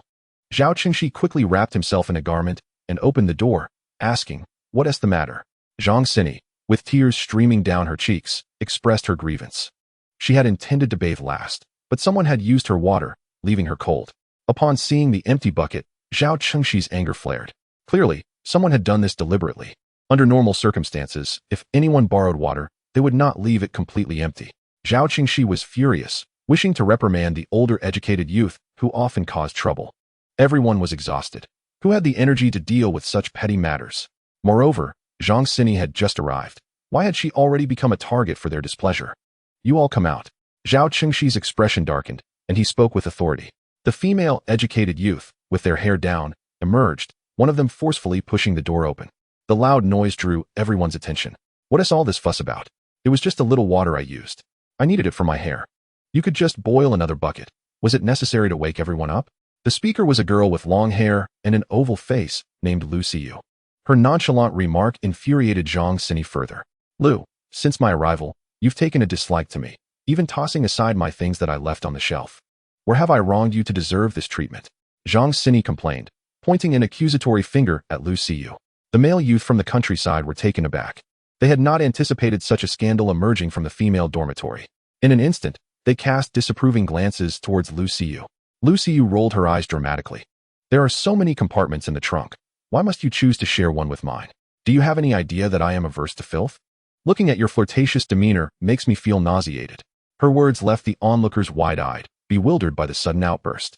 Fan Zhaodi pondered for a moment, suspecting it might stem from the incident on Zhang Xini's first day when another male youth had offered assistance. To her surprise, Lu Xiyu seemed to have an affinity for that particular male youth. How deceptive appearances can be. Though Lu Xiyu's long hair might suggest a gentle, feminine charm typical of the Jiangnan region, her overall demeanor lacked the softness associated with such women. The male youth she usually favored was rather slender, exuding an intellectual air. They often engaged in pleasant conversations, and as the prospect of returning to the city faded, Zhou Shiyi began to entertain the idea of forming a partnership with him. This would allow them to pool resources to construct a modest abode, freeing them from the confines of the youth station. Who could have anticipated the unexpected arrival of Zhou Shiyi, who had been seeking help from others these past few days? Zhou Shiyi had noticed everything, including the moment before dinner when he presented a box of ointment to Zhou Shiyi. How could Zhou Shiyi tolerate such behavior? Zhao Qingxi observed the escalating conflict before him, feeling utterly overwhelmed. Finally, in sheer exhaustion, he waved his hand and declared, "Lu, go fetch a bucket of water for Zhang. After all, you were the one who used it, and it's uncomfortable for her to be covered in dirt and sweat." Zhou Shiyi wanted to retort, but her arm was seized by someone nearby. Reluctantly, she was led away toward the kitchen. Chen Wei nudged Zhou Shiyi beside him, gesturing for him to look in a certain direction. Following his gaze, Zhou Shiyi spotted Wang Hui standing attentively beside Zhang Shiyi, offering her comfort. "I've heard from the older youths that with Wang Hui acting this way, it's no wonder Zhou Shiyi would be provoked," Zhou Shiyi mused. He remembered Wang Hui as someone rather self-serving. Among the female youths sent to the countryside, only Zhang Shiyi had arrived dressed elegantly, immediately sharing candies with everyone, a generous gesture. In a previous life, Zhang Shiyi had not been part of this brigade. Wang Hui had not pursued any of the female youths at the station. Instead, he had taken up with the daughter of the village secretary. In exchange, he secured a spot at a prestigious university for workers and peasants. With his silver tongue, he had charmed the secretary's daughter into unwavering devotion, only to eventually cast her aside. Yunjila, recalling their shared brigade, had made a special trip to visit the secretary's daughter at the house they rented. Now, Zhou Shiyi had seen through Wang Hui's true character, considering it a blessing in disguise. After all, in her previous life, Zhou Shiyi had been taken advantage of by Wang Hui, a scandal that had stirred a considerable uproar at the youth station. Wang Hui had even audaciously claimed that Zhou Shiyi had seduced him, leading her to succumb to the village's gossip and ultimately take her own life by jumping into the river. The gaze of the male youth directed towards Wang Hui was filled with disdain, yet Wang Hui remained unfazed. After all, he had already inquired about Zhang Shiyi's family background. Her father was the director of a glass factory. Hence, securing a ticket back to the city would not be a mere triviality. If he could charm Zhang Shiyi into compliance, he need not fear her abandoning him to return to the city alone. Chapter 53. Rise at 3 in the morning thus concluded a farcical episode, with Chen Wei muttering incessantly into Zhou Shiyi's ear until bedtime. Ultimately, Zhou Shiyi, exasperated by the incessant chatter, resorted to covering Chen Wei's face with a nearby pillow. "You ought to sleep quickly. We must rise at 3 o'clock tomorrow," he admonished. Zhou Shiyi's words startled Chen Wei, who exclaimed in disbelief, "What?" His voice, a mix of deep resonance and a sharp edge, roused several other youths who had just begun to succumb to drowsiness. Zhao Qingxi, resigned, sat up and asked, "Chen, what is it now?" Chen Wei, his face a mask of incredulity, responded, "Zhao, we must rise at 3 o'clock tomorrow?" Zhao Qingxi's drowsiness vanished in an instant. He had forgotten to inform the new youths about the schedule. During the autumn harvest, they usually rose at 4 to eat and left for the fields by 5.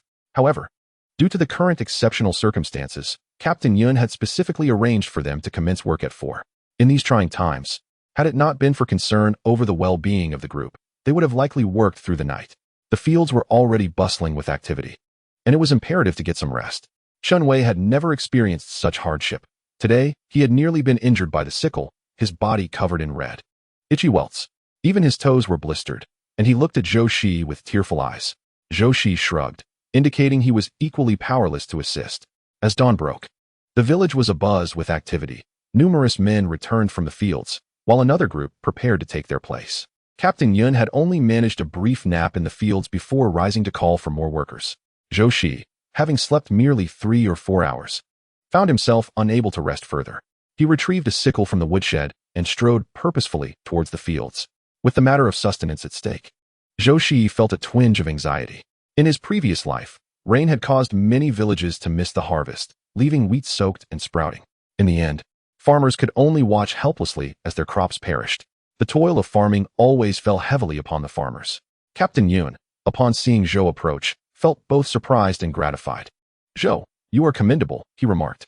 After such a taxing day, Captain Yun had feared that the new youths might fall ill. Zhou Shiyi stealthily offered a cigarette to his future father-in-law, saying, "Uncle, have a smoke to ease your fatigue." Captain Yun, holding the cigarette with reluctance, thought, "Goodness, This is nearly worth its weight in gold from the supply and marketing cooperative. He would only manage to procure 1 or 2 when attending meetings in the county. Carefully, he tucked the cigarette behind his ear, stating, "I shall smoke it later. Now, let us get to work."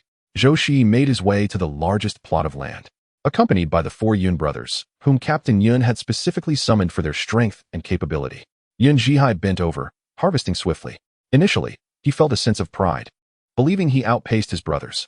However, upon turning his head, he noticed a dark figure approaching with remarkable speed. A jolt of alarm surged through him. Who could this be, working so efficiently? As Zhou Shiyi drew near, he greeted Yun Zhihai with a smile. "Oh, it's my good brother," Yun Zhihai exclaimed. "Well done. You embody my spirit." His voice was loud enough to attract the attention of the 3 Yun brothers. Zhou Shiyi replied, "There is no need for that. I would rather forego such a spirit."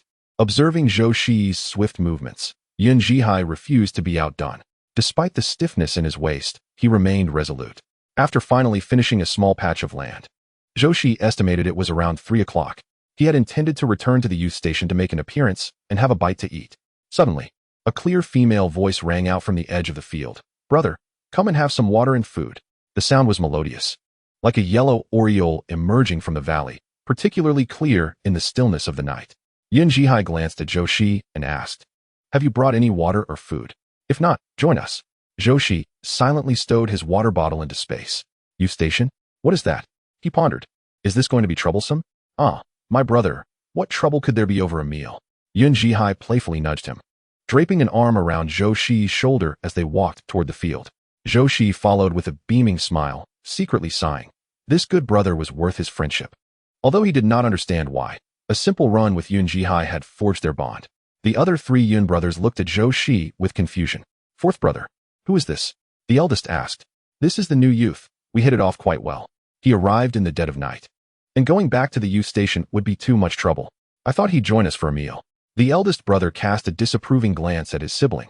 While he had no objection to one more person, their little sister was still present.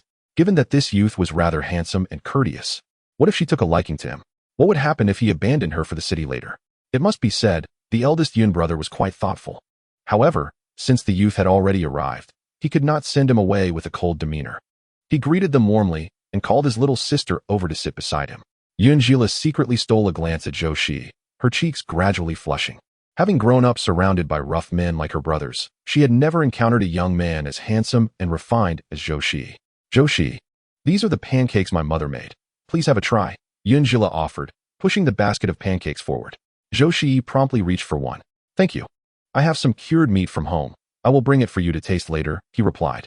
A subtle smile graced Yun Zhihai's lips, revealing 2 faint dimples on her cheeks. This scene set off alarm bells for the eldest of the Yun family. He cleared his throat and said, "Lele, I would like a pancake as well." "Brother, you have hands. Do you really need Lele to fetch it for you?" Yun Zhihai rolled his eyes, feeling that since his brother started working in the county, he had become so lazy that even a pancake had to be handed to him. The eldest of the Yun family observed his oblivious brothers, his lips twitching slightly. Meanwhile, in the youth station, Chen Wei woke up only to find that Zhou Shiyi was missing. Panic washed over him. He had grown accustomed to Zhou lying beside him these past 2 days. Suddenly, with his absence, the dark corners seemed to harbor something lurking, ready to pounce. "Wu Zhou, where are you?" Chen Wei, no longer sleepy, pulled his exposed feet under the covers, trembling beneath the blanket. With the awakening of the Hua country's skills, the blanket acted as a barrier. As long as one remained under it, no evil could harm them. When Zhao Qingxi rose, he deliberately sidestepped the wooden board, wary of stubbing his toes again. He lit the kerosene lamp and, noticing Zhou Shiyi was still absent, exclaimed in surprise, "Where's Zhou?" Only when the light flickered did Chen Wei dare to emerge from under the covers. "I don't know. He was gone when I woke up." Chapter 55. The autumn harvest takes its toll. Zhao Qingxi initially thought Zhou Shiyi had stepped out for a moment. Yet, by the time they gathered for breakfast, Zhou was still nowhere to be found. Chen Wei muttered in confusion, "Where could Zhou be? What else could he be doing? He's probably busy putting on a show." Wang Hui remarked disdainfully. Suddenly, the realization dawned on the group that Zhou Shiyi had left the youth station to work in the fields, trying to make an impression. Zhao Qingxi quickly shoveled a few mouthfuls of rice, saying, "Look at the weather. It could rain at any moment. Who wouldn't feel distressed about the wheat being ruined in the field? Zhou is absolutely right to be working." He added, "If you have the energy, you should join him." Zhao Qingxi had previously thought little of Wang Hui, but since yesterday's events, he found him increasingly irksome. As the youth arrived at the fields, another wave of people was sent off for a break. It became clear to the young workers just how urgent this autumn harvest was. They dared not slack off, rushing into the fields with their sickles. Some of the female workers were unable to continue, their backs aching severely. So Captain Yun arranged for them to carry the harvested wheat to the edge of the field. The new recruits had also learned quickly. Fan Zhaodi found an old garment to wrap herself tightly, thus avoiding the painful prick of the stalks. Zhang Sini, with a clever glint in her eyes, deliberately chose the section of the field that Zhou Shiyi was working on. Coincidentally, Yunjila was also in that area. Zhang initially intended to strike up a conversation with Zhou, but he was cutting wheat so swiftly that he barely lifted his head. She and Yunjila struggled to keep pace with him. "Hey, don't just gather over there. We have plenty here too." Yun Jihai called out to the two. "What is going on with you, female youth? My younger sister was assigned there, so why did you come over? You were allocated to my side." Zhang Sini could hardly contain her irritation, wishing to silence him with a handful of wheat stalks. What nonsense is he shouting? Can't he see the mocking gaze of Lu Siyu over there, reveling in her misfortune? Zhang Sini grumbled as she made her way towards Yun Jihai, nearly tripping over the wheat stalks along the way. This spectacle drew a look of disdain from Yun Jihai, with her slender arms and legs. She was even less capable than his younger sister who, despite attending school, had never truly labored in the fields. Yet, when it came to work, she was surprisingly adept. Yin Jila observed Zhou Shiyi finishing another bundle of wheat and eagerly climbed up from the ground, ready to help, only to find something entangling her feet. Noticing the lantern grass at her feet, she quickly bent down to pluck the golden fruits from it. These were rare little treats for them, and she wondered if Zhou Jiqing had ever tasted them. As Zhang Sini approached, her face flushed with irritation. Yun Jila understood that her fourth brother had a rather brusque manner of speaking. She quickly stepped forward with a smile, introducing herself. "You must be Zhang Jiqing, right? Hello. I am Yun Jila." Initially reluctant to engage with these country folk, Zhang Sini suddenly recalled that this girl bore the surname Yun, a name associated with the family of Captain Yun in the village. She dusted off her clothes and replied, "Hello. My fourth brother does have a rather hasty temperament. Please don't take it to heart. This is lantern fruit. Try it. It's quite delicious." Yun Jila beamed as she offered the fruit. Zhang Sini hesitated, reluctant to accept this so-called lantern fruit, yet its vibrant hue caught her eye. Having not tasted any fruit since arriving in the countryside, she contemplated. Why not take a bite? Quietly persuading herself, she reached out to take one from Yun Jila's hand and popped it into her mouth. The fruit exploded with a bittersweet flavor, the delightful taste enveloping her palate, prompting Zhang Sini to take another. Realizing what she had done, her cheeks flushed slightly. With a hint of pride, she remarked, "I have some white rabbit creamy candy. I'll let you try it later. It's far sweeter than this." Yun Jila watched as Zhang Sini, while extolling the sweetness of the candy, simultaneously took all the lantern fruits from her hand, her eyes twitching slightly. Zhang Sini, munching away, inquired, "What is your relationship with Captain Yun?"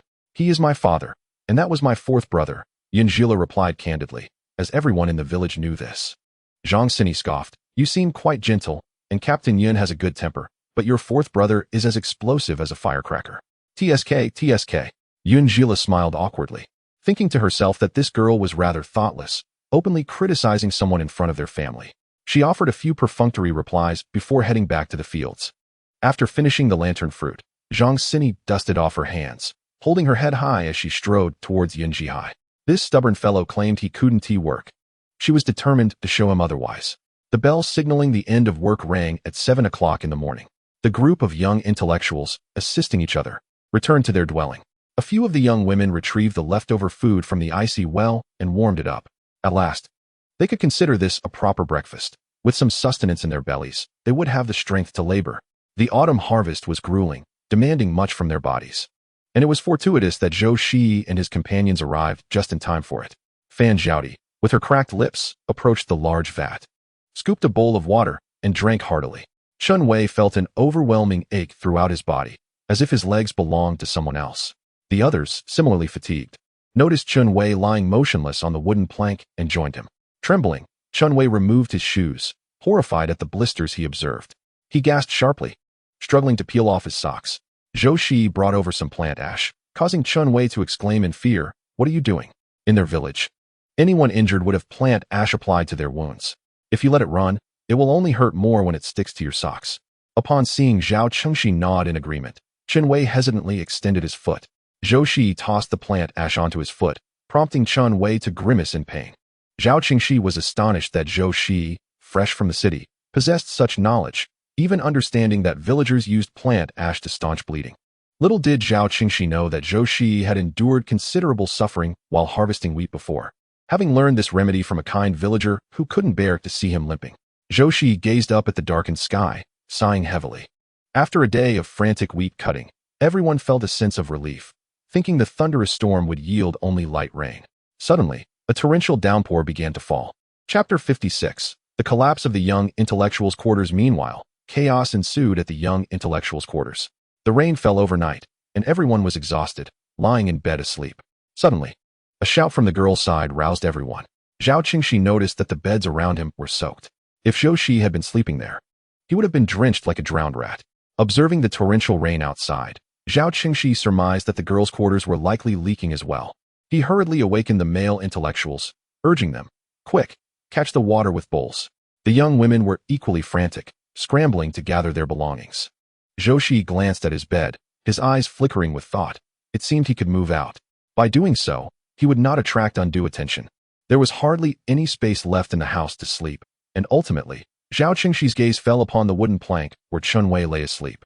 Those whose beds were soaked had no choice but to make do with the plank for the night. The following morning, Zhao Qingxi sought out Captain Yun. Captain Yun sat beneath the eaves, anxiously tugging at his hair.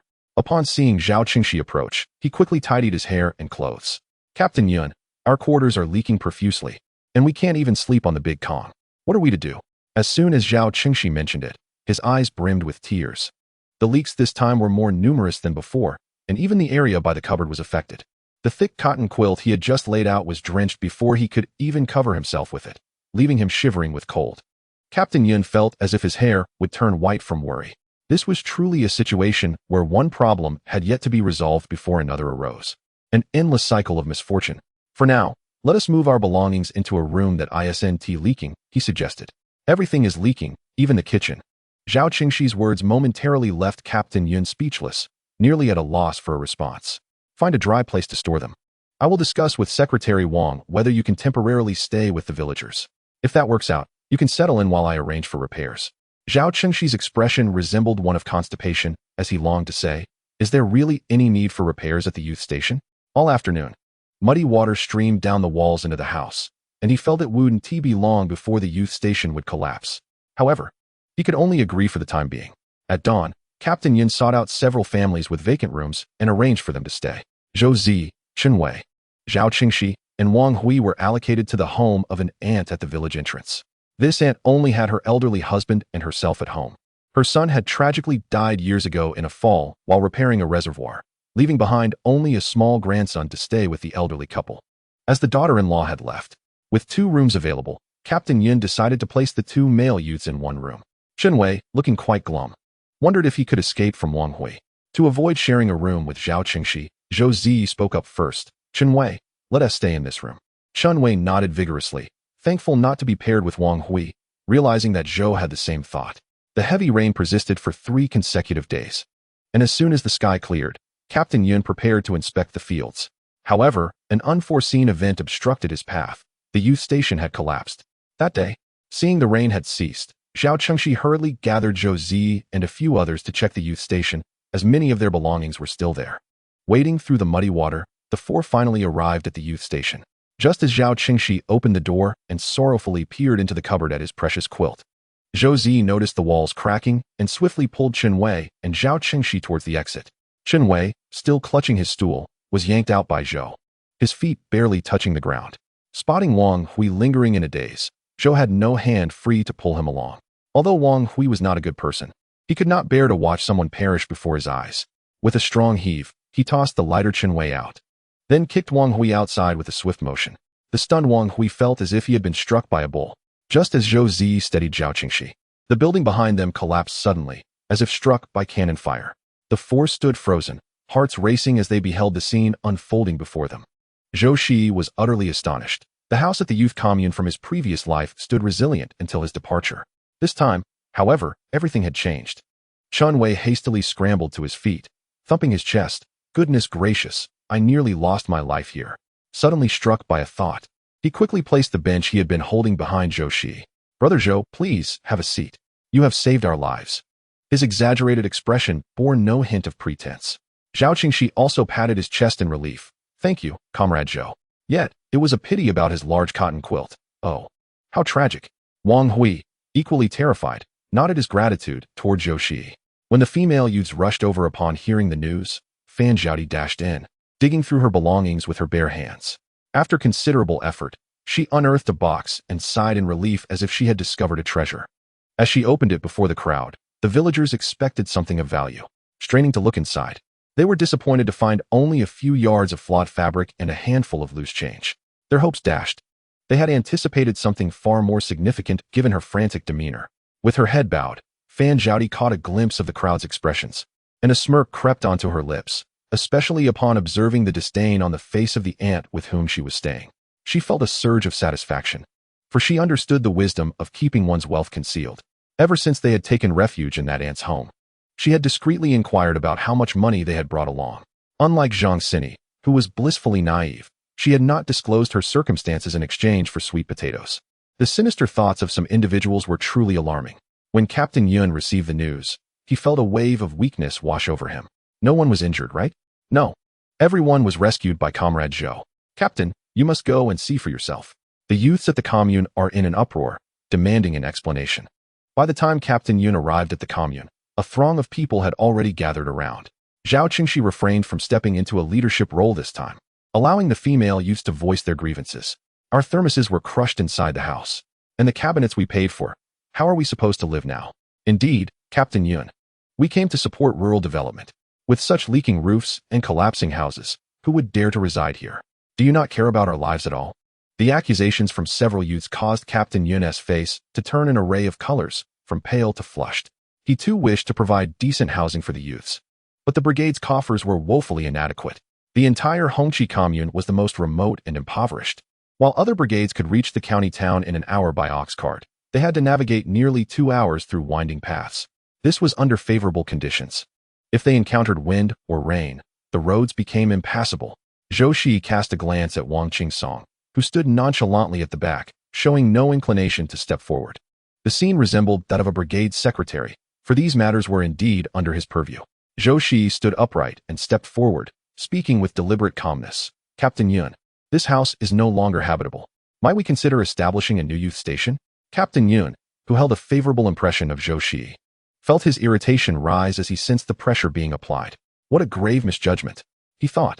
Yet, Zhou Shiyi's subsequent words sparked a glimmer of hope in his eyes. Captain Yun, we understand the difficulties faced by the brigade. I have a proposal that I wonder if everyone would support.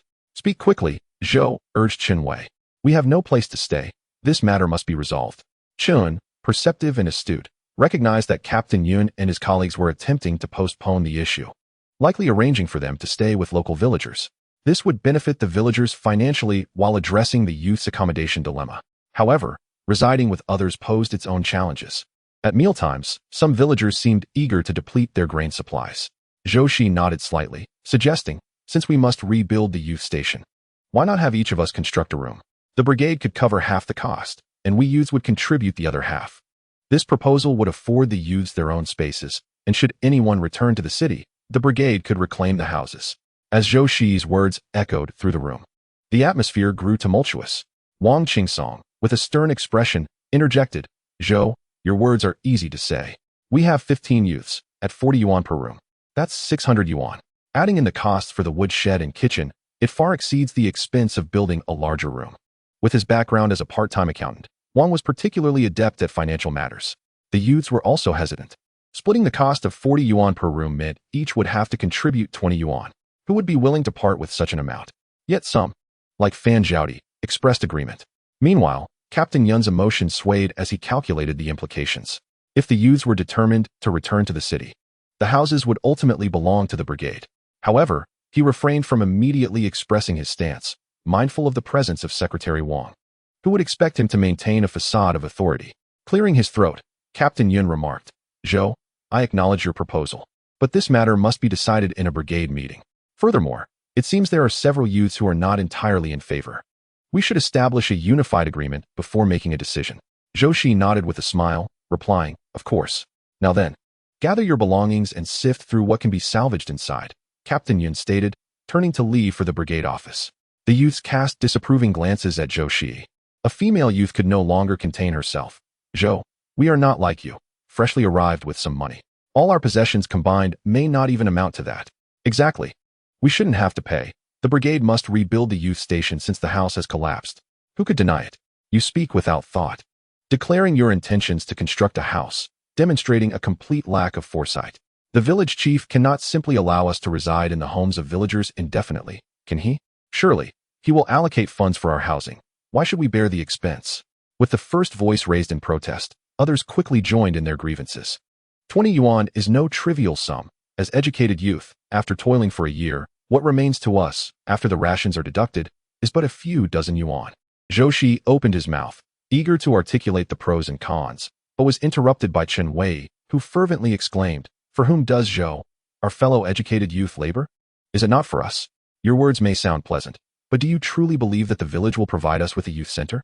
If Zhou did not raise this issue today, Chief Yin would have certainly intended for us to remain in the villagers' homes indefinitely. His words ignited a firestorm of dissent. How can that be? After just a few days, my supply of grain has dwindled by nearly half. Indeed, the villagers regard us as easy marks. Even when I consume an egg, their eyes are fixed upon me. The children wail for food. A female educated youth, her brow furrowed in distress, remarked that if the village truly harbored such intentions, it would be better for each of us to have our own room.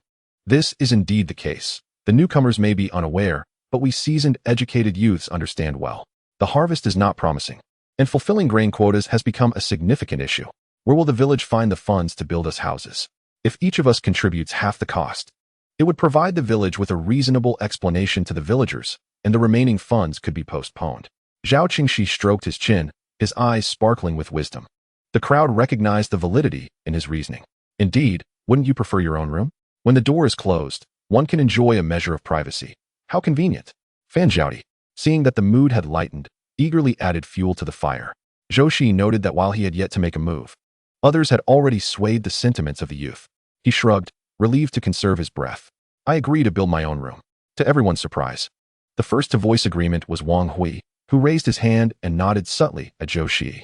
One by one, the educated youths raised their hands, causing those reluctant to contribute to feel somewhat embarrassed. The unanimous decision brought a sigh of relief from Zhao Qingxi. It is indeed preferable for the educated youths to reside together. They share common aspirations and topics for conversation. Most importantly, Zhao Qingxi feared for the safety of the female educated youths. There are not a few unsavory characters in the village, and naturally, some would cast their gaze upon the female youths. Thus, the matter was settled. Zhao Qingxi organized everyone to excavate the items buried beneath the rubble. He himself hurried to the woodshed, retrieving a rope to secure it to a tree, carefully hanging his damp quilt, which dripped with mud. He sighed heavily, releasing 3 deep breaths, ultimately resigned to accept this reality.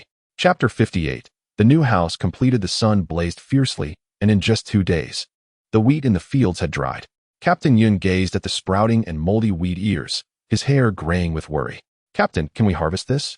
Suggested an older gentleman, his once vibrant visage now dulled by regret. He had been living in remorse, feeling that had it not been for his earlier words, the wheat would have been more forthcoming. Their brigade would not have experienced such a delayed harvest, nor found themselves in this predicament. Although Captain Yun and the villagers bore him no ill will, he could not overcome this mental hurdle. Even contemplating that perhaps it would be better to leap into the river, Captain Yun took a couple of puffs from his dry tobacco and waved his hand. Harvest.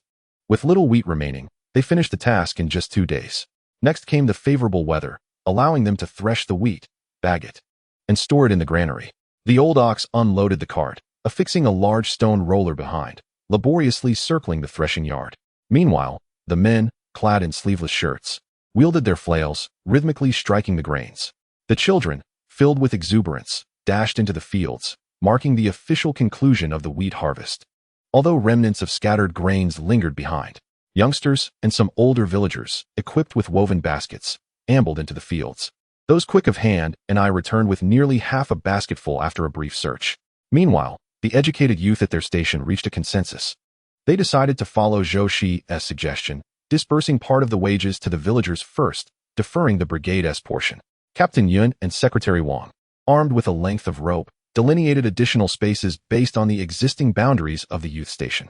Zhou Shiyi specifically selected a spot at the edge, envisioning a small door for his convenience in the future.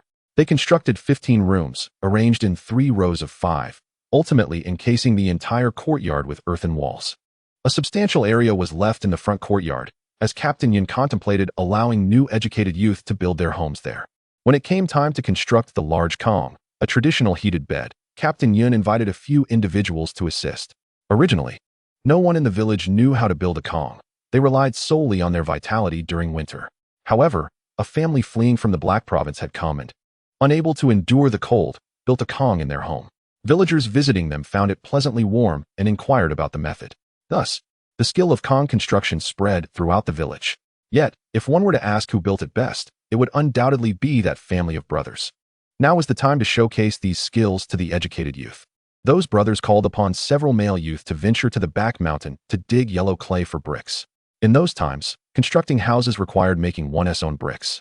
Using earth and clay, otherwise, purchasing blue bricks from the county was prohibitively expensive. Alas, the soil here is too soft while there, it is too hard. They simply do not mix, Chunwei remarked, pouting. To him, all soil looked the same, and he could not fathom the fuss over it. However, upon seeing the robust brothers standing nearby, he dared only to grumble quietly. Turning his head, Chunwei observed Zhou Shiyi gripping a hoe with both hands. With a vigorous thrust, a large clump of yellow earth fell away, and before long, 2 baskets were filled to the brim. Chunwei couldn't help but feel a surge of envy as he compared Zhou's well-defined muscles to his own slight frame. Tears of envy began to trickle from the corners of his mouth. After spending more than half a month, the house, along with the Grand Kong inside, was finally completed. Captain Yun had specially organized a feast and brought a platter of food to the youth station. The crackling sounds filled the air, prompting cheers of joy from the crowd. Although the youth lamented the expense they had incurred, they were elated to finally possess their own dwelling. Ahem, on this momentous day, allow me to say a few words. Wang Qingsong announced, standing with his hands clasped behind his back, holding a large megaphone. The youth coming to the countryside to work will henceforth be a part of our Dayu village. Together, we shall progress and forge a brighter future for our community. Captain Yun rolled his eyes, recalling how adamantly Wang had opposed this idea before, now acting as if he were the most enlightened of leaders. The villagers and youth applauded enthusiastically, which only served to inflate Wang's ego as he stood a little taller. The female youth from the station giggled as they brought out 2 large buckets. Zhao Qingxi took the megaphone, brimming with excitement, and said, "We extend our sincere gratitude to our brigade for their kindness. This will now be our home as well. According to our customs, we should treat everyone to a meal. However, regrettably, our pockets are empty, so we hope our fellow villagers will not take offense." He humorously reached into his pocket, pulling out 2 empty bags to demonstrate his point, which elicited hearty laughter from the villagers. In that moment, the distance between them seemed to diminish slightly. "We have prepared 2 buckets of sweetened water. Everyone is welcome to have a bowl," Zhao Qingxi said, slightly shifting to reveal the buckets. The villagers laughed heartily, rushing home to fetch their teacups. After everyone had enjoyed the sweetened water and departed, Zhao Qingxi hurriedly shut the door. He called for the female youth to prepare the meal, while the male youth went to chop firewood and carry water. The division of labor was clear, and many brought out their cherished preserved meats, eager to celebrate the occasion with abandon. From behind, Zhao Qingxi retrieved a ceramic basin from a large, cool water bucket, revealing a substantial piece of pork. Everyone couldn't help but swallow hard, envisioning the delectable, glistening slice melting in their mouths. In such austere times, a meal featuring meat once every 2 weeks was considered a luxury. Fan Zhaodi rolled up her sleeves, saying, "Let me show you a trick today." Zhang Sini, usually quite lazy and preferring to lie down rather than sit, unexpectedly volunteered, "I'll light the fire." The atmosphere at the youth station was filled with camaraderie, while some curious villagers lingered nearby, casting envious glances at the new house. As the slices of pork hit the hot pot, the irresistible aroma wafted up the chimney, enveloping the area in a tantalizing fragrance. The villagers inhaled deeply, their mouths unconsciously salivating. One of them cursed, "This educated youth is truly insincere, claiming to have empty pockets while secretly stewing meat." Another chimed in, "Indeed, how does this educated youth manage to make it so fragrant?" A few exchanged angry words, and after a final deep breath, they hurried home, seemingly eager to savor the aroma of pork and enjoy a few extra bites of coarse grain. In Chapter 59, titled Old Wang, Who Looks Down on Them, within the educated youth's camp, Zhao Qingxi, serving as the team leader, declared that he could not be stingy any longer. He emerged from his room with an unopened bottle of grain liquor. "How about we all have a drink today?" The male-educated youths nodded joyfully, retrieving their small teacups to signal Zhou Shiyi for a pour. Fan Zhaodi, summoning her courage, extended her cup forward. "Educated youth Zhao, pour me a little to taste." "Exactly. What? Do you look down on us female educated youths?" Zhang Xin teased, also offering her cup. Seeing the enthusiasm of his peers, Zhou Shiyi did not object, though he limited them to just a small cup each. Zhou Shiyi indulged in 2 cups himself, having not tasted such grain liquor in quite some time. And he soon felt a bit tipsy. Memories of recent events flooded his mind, from the conflicts between the brigade and the educated youths to the discord among villagers. At the root of it all lay poverty. Now that he had been reborn, he realized he must first change the current situation. As he pondered his future course of action, a male voice, tinged with a sob, interrupted Zhou Shiyi's thoughts. "We've been in the countryside for several years now, and I wonder if we will ever return to the city. My family has given up hope." The speaker was a bespectacled male educated youth named Mu Huayuan, who had come to the countryside alongside Zhou Shiyi. His family had been striving to find a way to bring him back to the city, but the more they tried, the more disheartened they became. They had now completely relinquished hope, merely advising him to take care of himself in the countryside.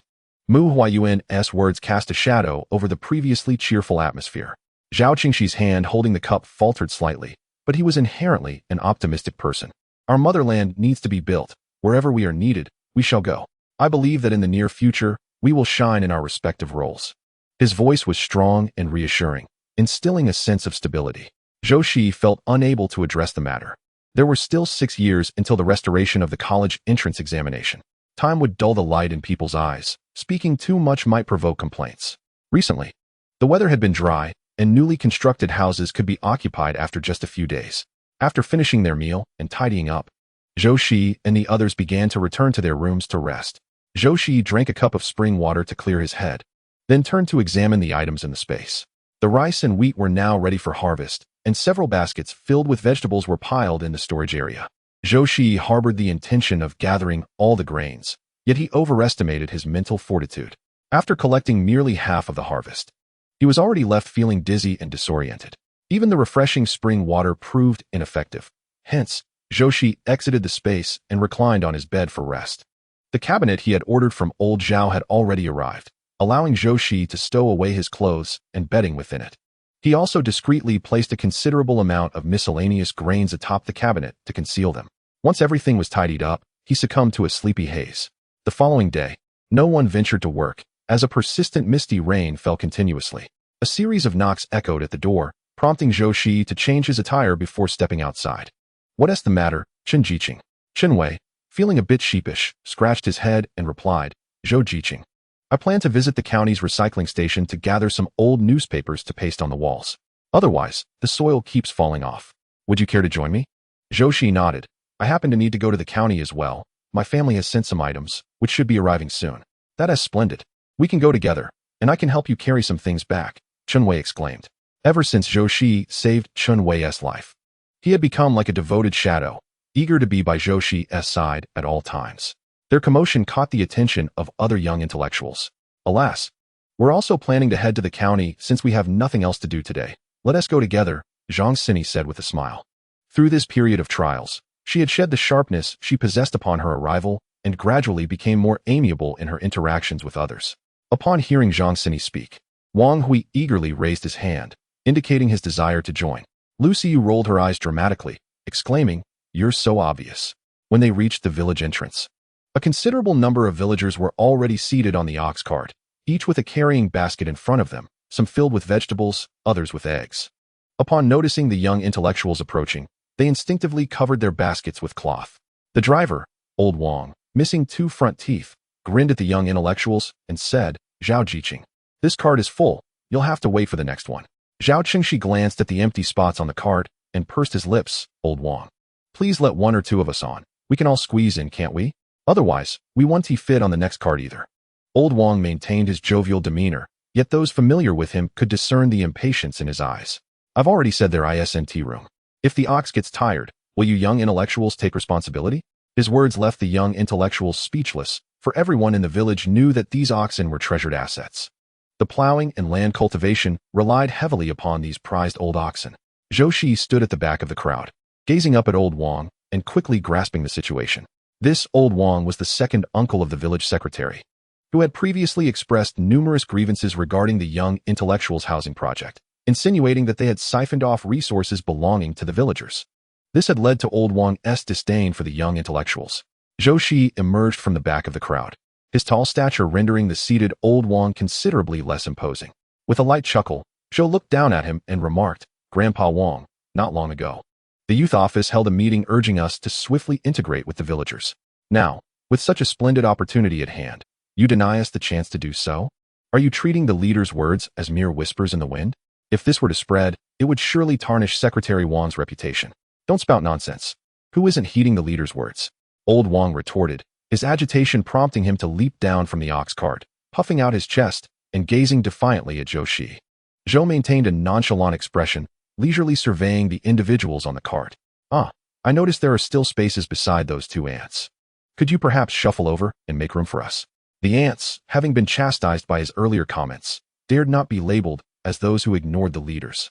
They quickly adjusted their positions, clutching their baskets to their chests, and managed to create 4 openings. Chapter 60. Delivering Gifts to the Future Bride? Zhou Shiyi gestured for several female youth to board, and witnessing old Wang's impotent fury, the youth present felt a wave of relief. With a furious crack of his whip against the ox's rear, old Wang shouted as the cart rumbled away. After some distance, he spat on the ground, muttering curses under his breath. Fan Zhaodi scoffed, remarking on his cowardice. Why had he not dared to act defiantly when Zhou was near? Zhao Qingxi admired Zhou Shiyi, giving him a thumbs up and inwardly marveling at the newcomer's audacity. If he had known old Wang's true identity, he likely would not have dared to provoke him. After waiting for approximately half an hour, another ox cart approached, swaying gently. This time, it was driven by old Yun, a relative of the village leader. Every 2 days, Dayu village arranged for 2 ox carts to travel to the county, a task typically reserved for those of considerable capability. Zhou Shiyi squinted and noticed someone seated atop the cart. Before it could come to a complete stop, the person leapt down. "Zhou, are you heading to the county as well?"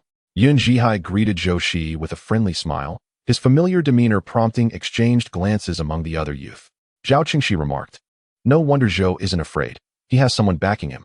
Zhou Shiyi relaxed, returning a gentle smile and nodding. "Just going to buy some necessities. And you?" Yun Zhihai patted the bags on the cart. "My father sent me to deliver some food and clothes to my little sister." At this mention, Zhou recalled that Yun Zhila was still in high school. No wonder he hadn't seen her since the wheat harvest. Zhou Shiyi lowered his gaze, contemplating whether he should accompany Yun to see her. Just then, he heard Yun Zhihai whispering nearby. "I've saved a few dimes to buy my little sister some fruit candy to sweeten her day. I found myself without a sugar ticket, contemplating a visit to the black market. If you require anything, shall we go together?" Yun Zhihai, being astute, believed that with Zhou Shiyi's dexterity, he could feel a measure of reassurance. As Zhou Shiyi gazed at the offered pillow, a smile illuminated his eyes. Certainly, once the two had settled their plans. 2 more villagers approached. Zhao Qingxi counted the individuals, realizing that this cart would be just sufficient. It was a pity that several young female intellectuals had departed earlier, otherwise, there would have been no room at all.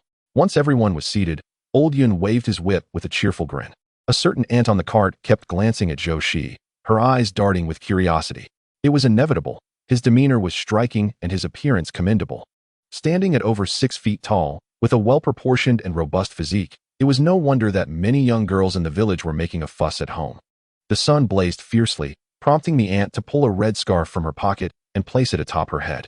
With a smile, she addressed Zhou Shiyi. "Young Zhou, as you are new to our Dayu village, are you finding your stay comfortable?"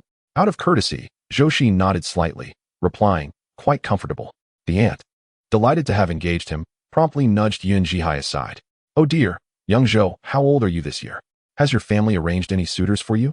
Zhou Shiyi was taken aback by the sudden inquiry, casting a glance at the other male intellectuals, who bore expressions of nonchalance, suggesting they had faced similar questions upon their arrival. In his previous life, he had been financially constrained, preoccupied with earning work points, and seldom rode a bullock cart to the county. Thus, he was unaware of the villagers' penchant for gossip. A bashful smile crept onto his face as he replied, "I have just come of age, and my family has indeed considered this matter." The ant, gazing at Zhou Shiyi's handsome visage, could not suppress a sigh of regret as she placed a hand on her chest. Alas, her niece was not fortunate enough. Reflecting on her niece's earlier bold declarations, the ant shook her head in resignation. Such a dashing young man, It was uncertain who would ultimately win his heart. The bullock cart moved slowly, and many passengers began to doze off. Suddenly, a sharp brake jolted everyone awake, and they looked ahead in confusion.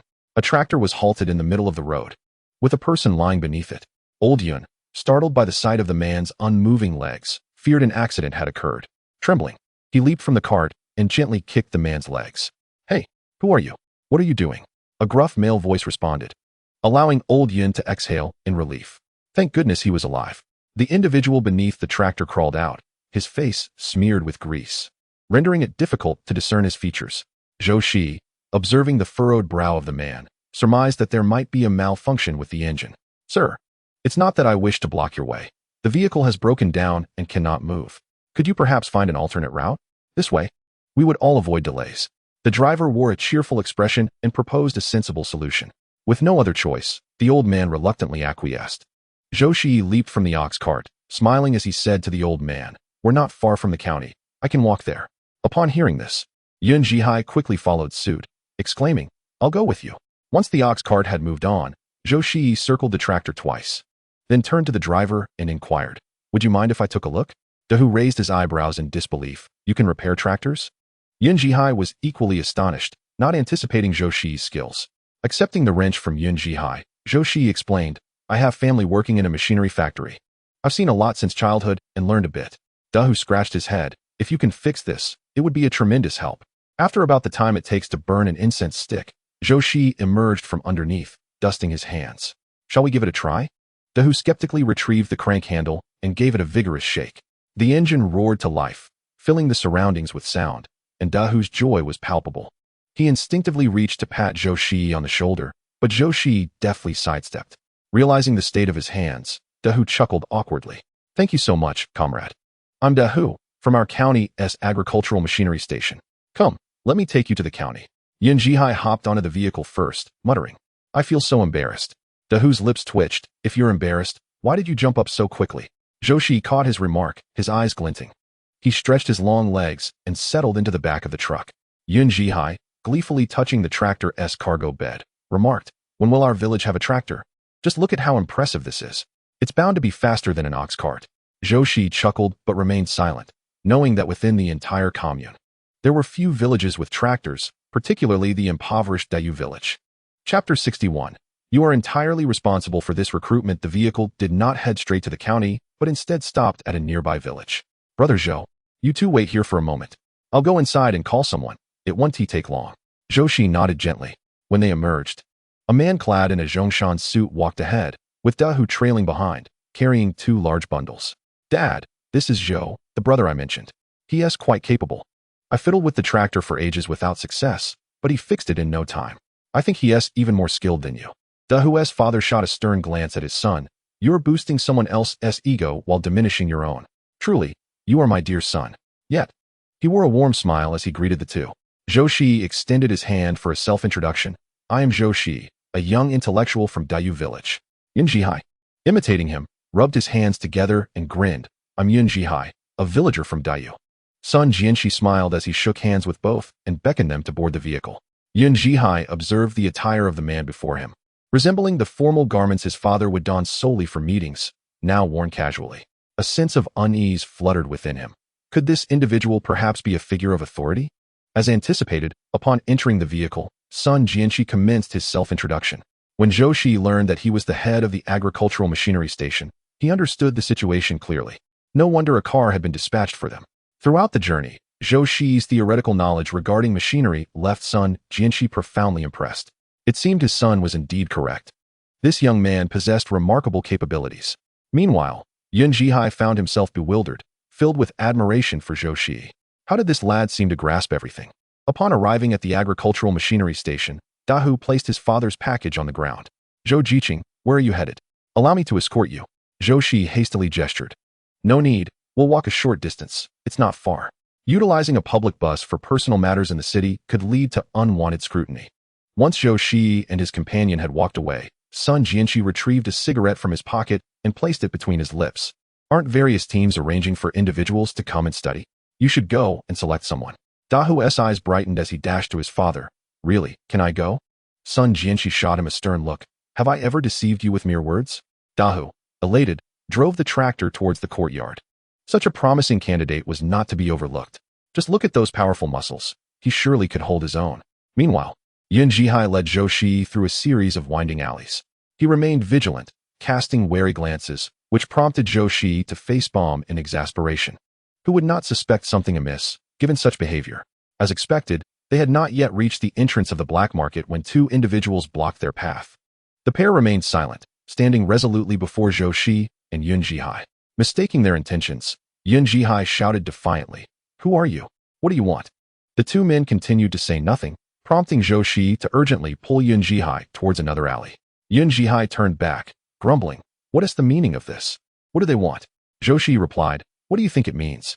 Your previous demeanor was too conspicuous. Strolling in like that. We would certainly be apprehended by the red armbands once we exited the alley." Feeling a bit sheepish about his earlier actions, Yun Jihai scratched his head. "So what should we do? They 1T let us into this black market. How about we try the one to the south?" Zhou Shiyi cast him a sidelong glance, tempted to retort that even if he attempted to enter 10 black markets, he would likely be barred from all. However, seeing the dejected look on Yun Jihai's face, he swallowed the words. "Let us head to the supply and marketing cooperative. I have sugar tickets." With that, Zhou Shiyi set off towards the cooperative. In this era, the supply and marketing cooperative was expansive, featuring several counters upon entry. The array of goods inside dazzled the eye. Zhou Shiyi extracted money and tickets from his cloth bag and approached a saleswoman busy knitting a sweater. "I would like 1 pound of white rabbit milk candy and 20 pieces of fruit candy." In this time, fruit candy cost 1 cent each. While white rabbit milk candy was considered quite pricey, there has been much discussion surrounding the notion that 7 pieces of the renowned white rabbit milk candy can be infused to create a cup of milk, a testament to its remarkable nutritional value. The price has soared to 2 yuan per jean, surpassing even that of pork by double. Yun Jihai gazed longingly at the candy, swallowing hard. After all, he was merely an 18-year-old youth who indulged in sweets only sparingly. Zhou Shiyi, noticing, handed him a few pieces, which he gratefully accepted. Without hesitation, Yun Jihai unwrapped a piece of fruit candy and popped it into his mouth, the sweet flavor causing him to squint with delight. He hurriedly rummaged through his pockets for money, contemplating before producing an additional 50 cents and offering it to Zhou Shiyi. "Here, thank you so much." Zhou Shiyi, however, declined, simply accepting the candy money. "This candy ticket is about to expire, and I don't have much of a taste for sweets. Since it's here, there's no need to exchange more money." Feeling a bit embarrassed yet acutely aware of his financial constraints, Yun Jihai discreetly tucked the 50 cents back into his pants. Zhou Shiyi, momentarily pausing with the money in hand, felt an unexpected rush of embarrassment. He chuckled awkwardly, saying, "Just hold on to it for me. I have no pockets. I'll buy 2 jean of pork later." Yun Jihai looked perplexed at Zhou Shiyi's pocket, wondering if it was merely an illusion. Zhou Shiyi pressed the money into Yun Jihai's hand, wishing fervently to wash his hands thoroughly at that moment. The two of them, laden with their packages, approached the entrance of the high school, which now operated on a 2-year system. Yun Jihai seemed quite familiar with the elderly man at the gate. "Sir, I'm looking for Yun Jihai." The old man adjusted his glasses, scrutinizing Yun Jihai before setting down the newspaper in his hand. "Ah, it's you. Wait a moment. I'll go call her." The elderly man moved briskly, his pace quickening. "I must hurry. The students are about to have lunch. If I don't call for her soon, she may be lost in the crowd." Before long, Yun Jihai bounced out of her classroom, and upon spotting Yun Jihai, she joyfully waved and shouted, "Fourth brother." Yun Jihai reciprocated the gesture with a smile, calling out, "Little sister." Zhou Shiyi watched the scene with mild exasperation, thinking it unnecessary for them to be so exuberant.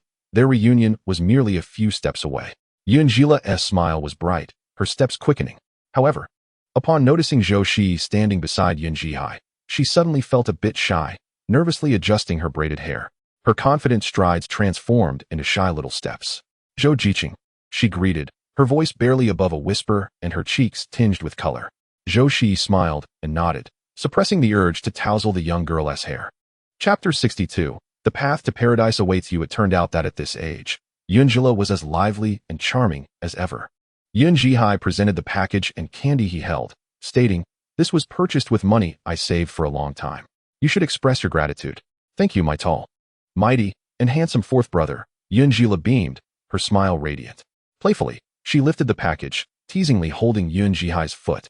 With a proud nod, she said, "That is more like it. Come, brother, let us go eat at the state-run restaurant."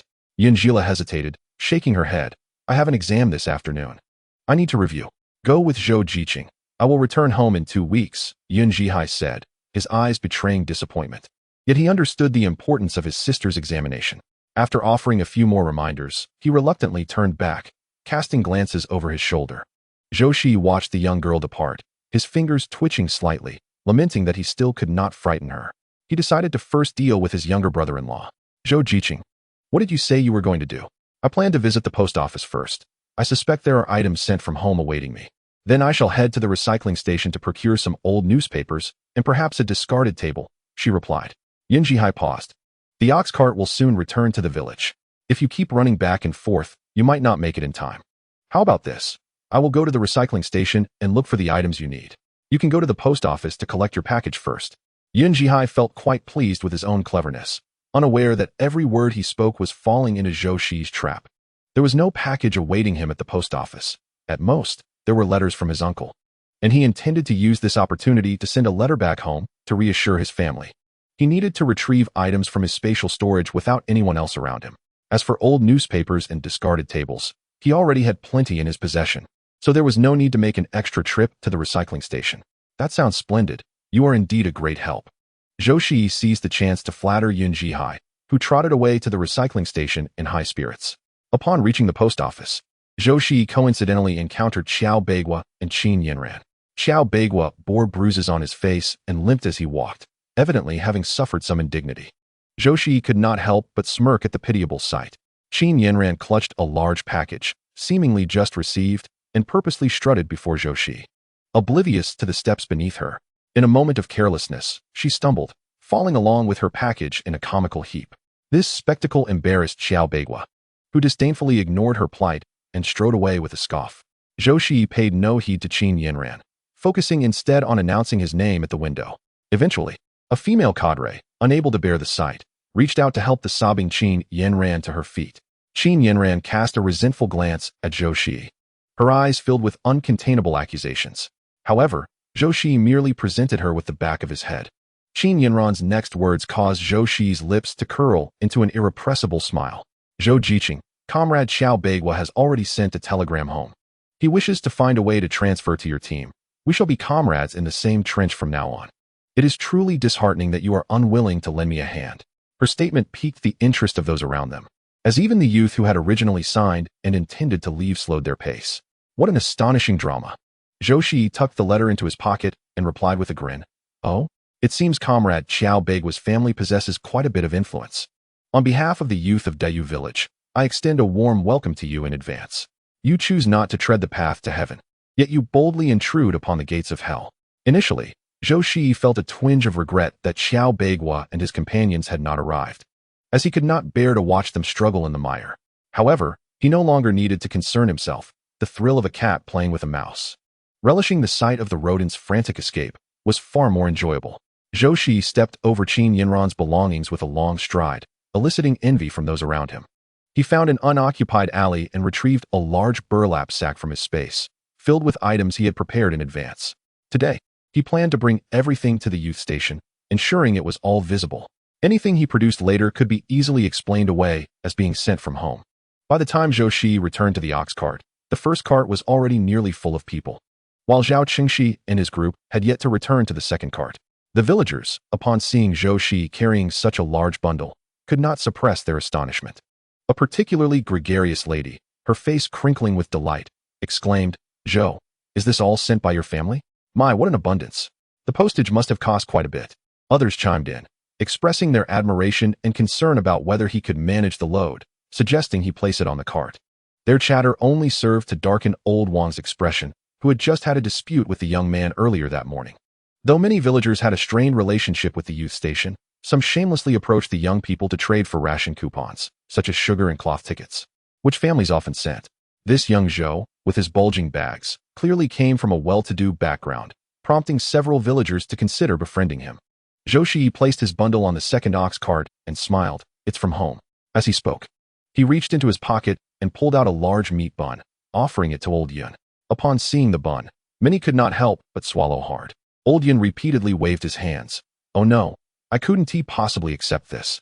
Yet, Zhou Shiyi pressed the bun into his hands, saying, "I have a sensitive stomach." The doctor advised me to eat more whole grain cakes. I would appreciate your help in exchanging. Feeling somewhat embarrassed, Old Yun handed over a cold whole grain cake. Aware of its meager value compared to the state-run restaurant's meat bun, which cost 10 cents. Zhou Shiyi took several bites of the whole grain cake, rubbing his belly as if in discomfort, and sat silently on the cart. In his previous life, his union with Yunjila was largely thanks to Old Yun's approval. Despite being merely an ox cart driver, Old Yun held considerable respect within his family. Once Old Yun consented, Captain Yun, who had been reluctant, found himself unable to withstand his daughter's persistent pleas and ultimately acquiesced. Zhou Shiyi felt a deep sense of gratitude towards the elderly man before him. Observing the old man, whose front teeth were missing, laboriously gnawing on a flatbread, Zhou's heart ached. Chapter 63. The Thoughts of Wang Qianqian. Clearly revealed if he could cultivate a good relationship with Old Yun, wouldn't his rapport with his father-in-law come effortlessly? After approximately half an hour, Yun Zhihai and Chen Wei approached, one after the other. Chen Wei, small in stature, carried a hefty stack of old newspapers, while Yun Zhihai bore on his shoulder a table and a chair, the latter of which was missing a leg. Seeing Yun struggle under the weight, Zhou quickly hopped down from the ox cart to assist him.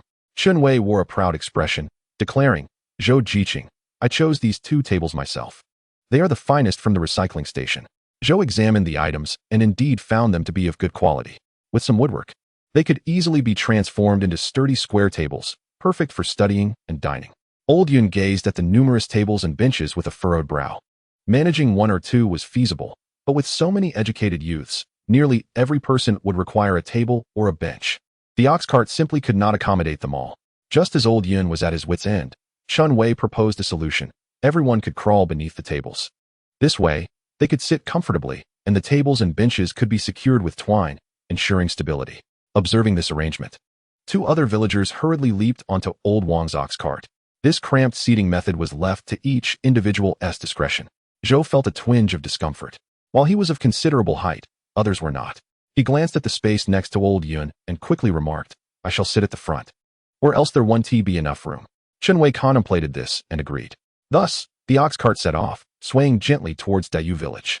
Many villagers working in the fields witnessed the scene, the cart clattering with an array of tables and benches, clearly salvaged from the recycling station.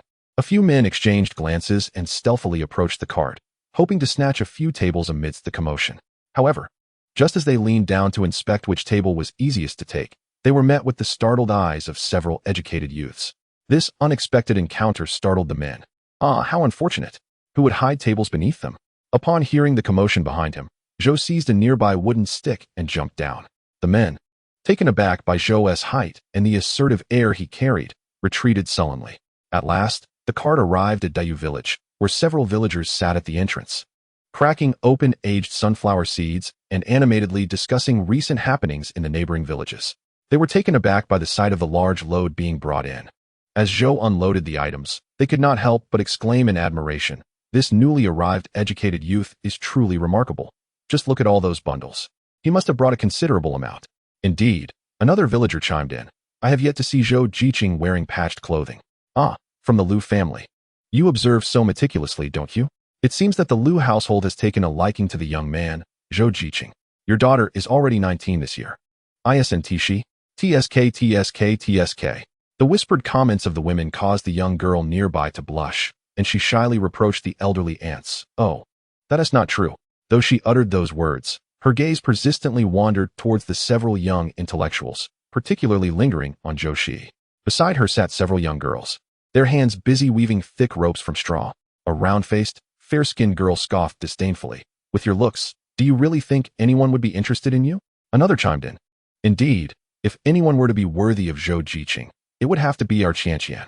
The smile on the Liu girl's face abruptly froze as she tugged at her mother's sleeve.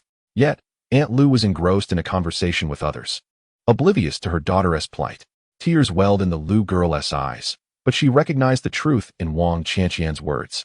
As the daughter of the party secretary Wang, although she was not doted on by several men like Yunjila, her father held her in high regard. After all, he always compared everything with Captain Yun, including the prospects of his daughter's marriage.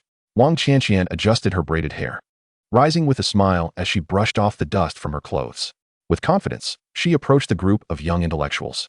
"Hello, I am Wang Qianqian, the daughter of party secretary Wang. It's a pleasure to meet you all." I see you have quite a bit to carry. Would you like me to assist you?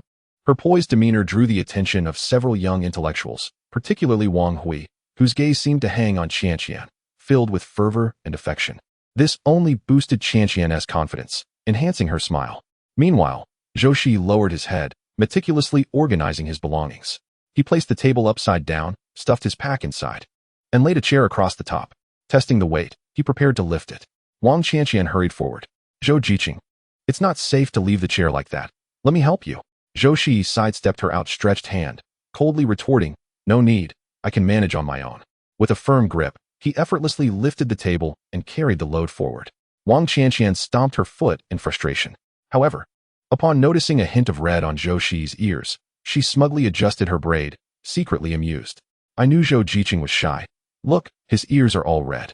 Zhou Shiyi retorted, I owe thanks to your ancestors, but this is merely the heat of the sun.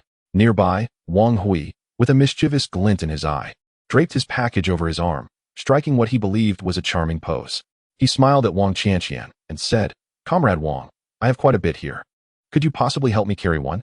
Initially inclined to decline upon seeing the large pile, Wang Qianqian reconsidered.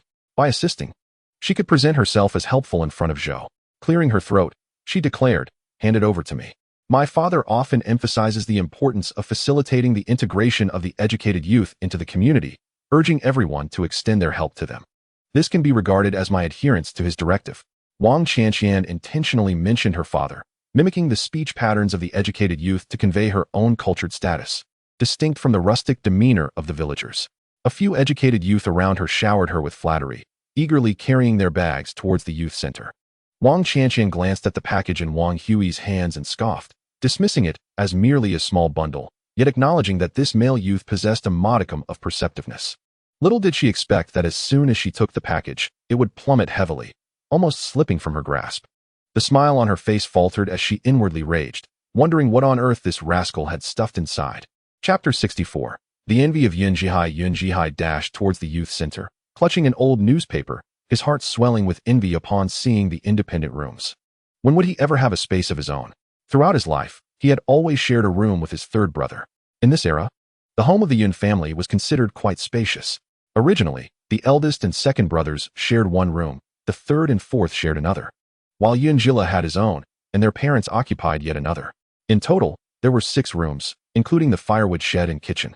Many families in the village had 3 or 4 children crammed into a single room, making it clear just how favored Yun Jila was. Even Wang Qianqian, the daughter of Secretary Wang, shared a room with her elder sister. Oh, brother, your room is quite tidy, remarked Zhou Shiyi with a grin. Though it is a bit inconveniently located, you'll need to exert some effort to reach the front yard for meals. He gestured towards the stove at the door, adding, I can cook for myself in the future, making it easier to boil water and freshen up. Yun Jihai focused intently, realizing the truth in Zhou Shiyi's words. His envy was now unabashedly evident. I'll leave this old newspaper here, he announced. I've also found a few trinkets today that I'm eager to tidy up at home. As Zhou Shiyi affixed the newspaper to the wall, he nodded, sure. There are some peach crisps on the cabinet. Help yourself to a few. Even if Yun Jihai were an ordinary person, Zhou Shiyi would still offer something in gratitude for the assistance he received in moving his belongings. Yun Jihai gazed at the round peach crisps sprinkled generously with sesame seeds. Swallowing hard. How delightful. The delicacies from the city were truly a cut above those of us from the countryside. On ordinary days, who would dare indulge in such a precious treat? His family still had their New Year's peach crisps tucked away, now soft and uneaten, as his mother hesitated to share them. Cautiously, Yun Jihai took a small piece of the peach crisp and thanked Zhou Shiyi, despite Zhou Shiyi encouraging him to take more. He was reluctant. As he joyfully hopped away, cradling the peach crisp, Zhou Shiyi couldn't help but sigh softly, acknowledging the impressive upbringing of the Yun family. Meanwhile, the enticing aroma of the peach crisps wafted through the air, reaching the noses of several newcomers arriving at the youth center. Unable to suppress a gulp, Wang Qianqian's scheming glimmer in her eyes was unmistakable. Yun Jihai hurried home, cautiously retrieving a soft peach crisp from the cupboard, then placing another crunchy piece back inside. He chuckled to himself, anticipating the delight of his younger sister upon her return. However, this scene caught the attention of the captain's wife, who noticed her younger son rummaging through the cupboard for snacks. Casting a glance around the yard, she finally focused her gaze on a nearby broom. You little rascal. Always scrounging for food at home. Have you not been fed properly? With that, she swatted Yun Jihai on the backside with the broom, sending him scurrying away. "Mother, what are you doing?" "I was merely exchanging the peach crisp I received." Upon hearing his explanation, the captain's wife paused, her suspicious gaze shifting to the peach crisp in his hand. "Is that so? Can it be true?" Zhou Shiyi recounted the day's events in full detail. After a moment of contemplation, the captain's wife dashed into the house and returned with a small jar of pickled vegetables. "These sugar tickets are hard to come by and quite valuable. Take this jar of pickles to Xiao Zhou as our token of gratitude. As the captain's son, you must lead by example and not covet what belongs to others." Zhou Shiyi accepted the jar. "Mother, this is father's favorite pickled vegetable jar. Would he be willing to part with it? Dare he refuse?" The captain's wife retorted with an authoritative glare. Though framed as a question, it was delivered with unwavering certainty. Zhou Shiyi couldn't help but give his mother a thumbs up. Her standing in the old Yun family was indeed unparalleled and unshakable. When Zhou Shiyi next arrived at the youth station, Zhou Shiyi and Chun Wei had already tidied up the place. The two were busily mixing mud, their movements synchronized with an unspoken understanding. Perplexed, Zhou Shiyi inquired, "What are you two up to?" Zhou Shiyi washed the mud from his hands and replied with a smile, "We're planning to build a washroom in this corner. It will save us from having to trek so far for our daily ablutions." The last row was primarily occupied by male youths, also for the safety of the female youths, who mostly resided in the middle and front rows. In these times, many were inclined to steal food. Every household was struggling, and grain was regarded as precious as life itself. One could hardly dare to sleep soundly, and with the male youths stationed at the back, they could alert the others if anyone intruded to steal food. As Zhou Shiyi and Chun Wei worked energetically, Zhou Shiyi placed the jar of pickles down and picked up a nearby iron shovel, adding a few more scoops of yellow earth. Observing the other youths sitting idly and chatting, he quietly asked, "Is it just the two of you working? Why aren't they helping? Who cares about them?" Chun Wei scoffed, "I'll just find a lock to secure the door. They think they can sit back and enjoy the fruits of our labor." Zhou Shiyi chuckled but remained silent, clearly in agreement with Chun Wei's sentiment. This youth station resembled a small society, with some disapproving of the newcomers, while others simply held a grudge against Zhou Shiyi. He appeared to excel in every aspect, overshadowing others. Zhou Shiyi's eyes darted, and he suddenly exclaimed, "Zhou Jiqing, your efforts seem rather laborious. Constructing such a water house would cost the villagers at least a dozen or 20 yuan. Once it's completed, lock the door to safeguard what has been painstakingly built. We must not let others benefit from our hard work." Zhou Shiyi's remarks rendered the young men seated nearby visibly displeased. However, due to his status as the captain's son, they refrained from voicing their objections. Chun Wei, being astute, swiftly grasped the situation and burst into laughter. "Thank you, Comrade Yun, for the reminder." The following morning, the work bell echoed throughout the team. In Jiangxi province, after harvesting wheat, a new crop of sweet potatoes was planted, typically between early to mid-June, due to prior rains delaying the wheat harvest. The sweet potatoes were also sown a few days later. During this period, the village women busily trimmed the prepared sweet potato vines, readying themselves to till the land for planting. Sweet potatoes, being the most reliable staple, were treated with utmost seriousness by the entire Dayu village. By October, when the grain taxes were due, the superior quality produce would be surrendered, leaving behind meager and inferior grains. Hence, sweet potatoes would be mixed with coarse grains to stave off hunger. Chapter 65. Fan Zhaodi, the new young intellectuals, unfamiliar with such a scene, stood with sweet potato vines in hand, unsure of how to proceed. Captain Yun, finding no alternative, selected a few adept women to form a team dedicated to instructing them in the art of planting. Reluctant to sacrifice their own productivity, the women typically could earn a full day's work points with a bit of effort. Now, however, they were compelled to devote time to teaching others, risking their own earnings. With no other recourse, Captain Yun grit his teeth and declared, "If you can help these young intellectuals finish this plot of land by noon, I shall grant you 4 work points." A full day's work points for men totaled 10, while women earned 8. This generous offer from Captain Yun delighted the women, and they exerted themselves with renewed vigor in their teaching. Secretary Wang frowned, puffing on his dry tobacco. "Old Yun, this is not acceptable. Isn't this unfair to others?" Captain Yun, feeling agitated, found Wang Qingsong's incessant chatter frustrating, showing no regard for the practical circumstances. Unfair? Can fairness fill one's belly? If the young intellectuals cannot be taught and fail to perform, how is that fair? Just days ago, during the commune meeting, you heard the emphasis on integrating the young intellectuals into collective life. Captain Yun's words were sharp, causing Secretary Wang's expression to darken. Internally, he seethed. This Yun captain is increasingly dismissive of me. He dramatically tossed his sleeve and stomped his foot, as if the ground itself belonged to Captain Yun. After surveying the area and observing everyone diligently at work, Captain Yun breathed a sigh of relief. Recalling the opening of the granary yesterday, the rain-soaked grains had already sprouted, some even developing mold. Captain Yun was overwhelmed with discomfort. Such produce could undoubtedly not be submitted. If transported to the communal grain depot, it might be deemed inferior quality and unfit for consumption. It appeared that one must devise a means to manage the grain, if all else failed. A trade with the stored grains of the members might be the only recourse. This would prevent the grains from sprouting and molding to the point of being inedible. Zhou Shiyi bent over to insert sweet potato vines into the furrows, working swiftly to complete a row. Chen Wei, supporting his waist from behind, used a shovel to cover the vines with soil. Previously, he had been the one bending to plant the vines while Zhou Shiyi took on the task of covering them. Yet after just one row, his back ached unbearably. Maintaining such a posture was unbearable for anyone. Observing the blisters forming on his hands from the shovel, Chen Wei felt a wave of frustration wash over him. The toil was indeed exhausting. Conversely, the young female intellectuals rested beneath the grand tree. Zhang Xini, in particular, eagerly sipped from her water bottle, relishing the sweet taste that provided a slight reprieve from her fatigue. Watching Zhou Shiyi and Chen Wei labor diligently, admiration swelled within her. Initially, her interest in Zhou Shiyi was purely based on his robust physique, hoping to foster a relationship that could potentially deepen. Given his striking appearance, she considered herself fortunate. Even in the event of marriage, gazing upon such a handsome face would surely allow for greater enjoyment at mealtimes. If their chemistry did not ignite, at least a familiar rapport could be established, enabling her to seek assistance when necessary. However, the more she interacted with him, the more she perceived Zhou Shiyi's demeanor as excessively aloof. Even when adorned with a smile, his eyes remained frigid.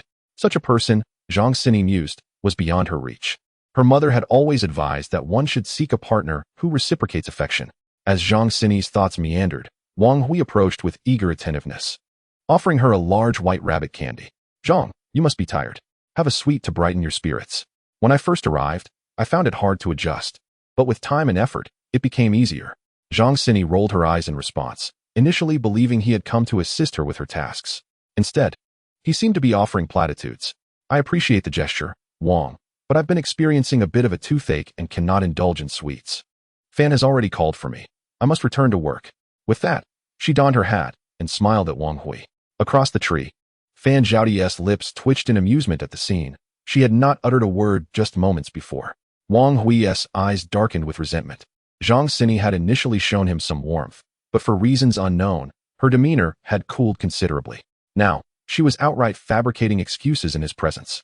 His gaze shifted to Lu Xiyu nearby, suspecting she had whispered something to Zhang Xini. Wang Hui's expression was far from pleasant, and Lu Xiyu could clearly discern the resentment brewing within him. Lu Xiyu could not help but shiver. How blind she must have been to have ever taken a liking to such a shameless man. It was still midday, and the three young female intellectuals had not yet finished their work when they set off together towards the youth station. Alongside them were the village women, all hurrying home to prepare meals for the male laborers, ensuring that upon their return, they would have a warm meal ready and could rest before heading back to work. This was also part of the reason why female laborers received fewer work points than their male counterparts. Fan Zhaoti glanced at the water in the cistern and could not help but complain. Those male intellectuals never bother to check if there is enough water before they leave. "We still have to fetch it ourselves, and we're out of firewood too."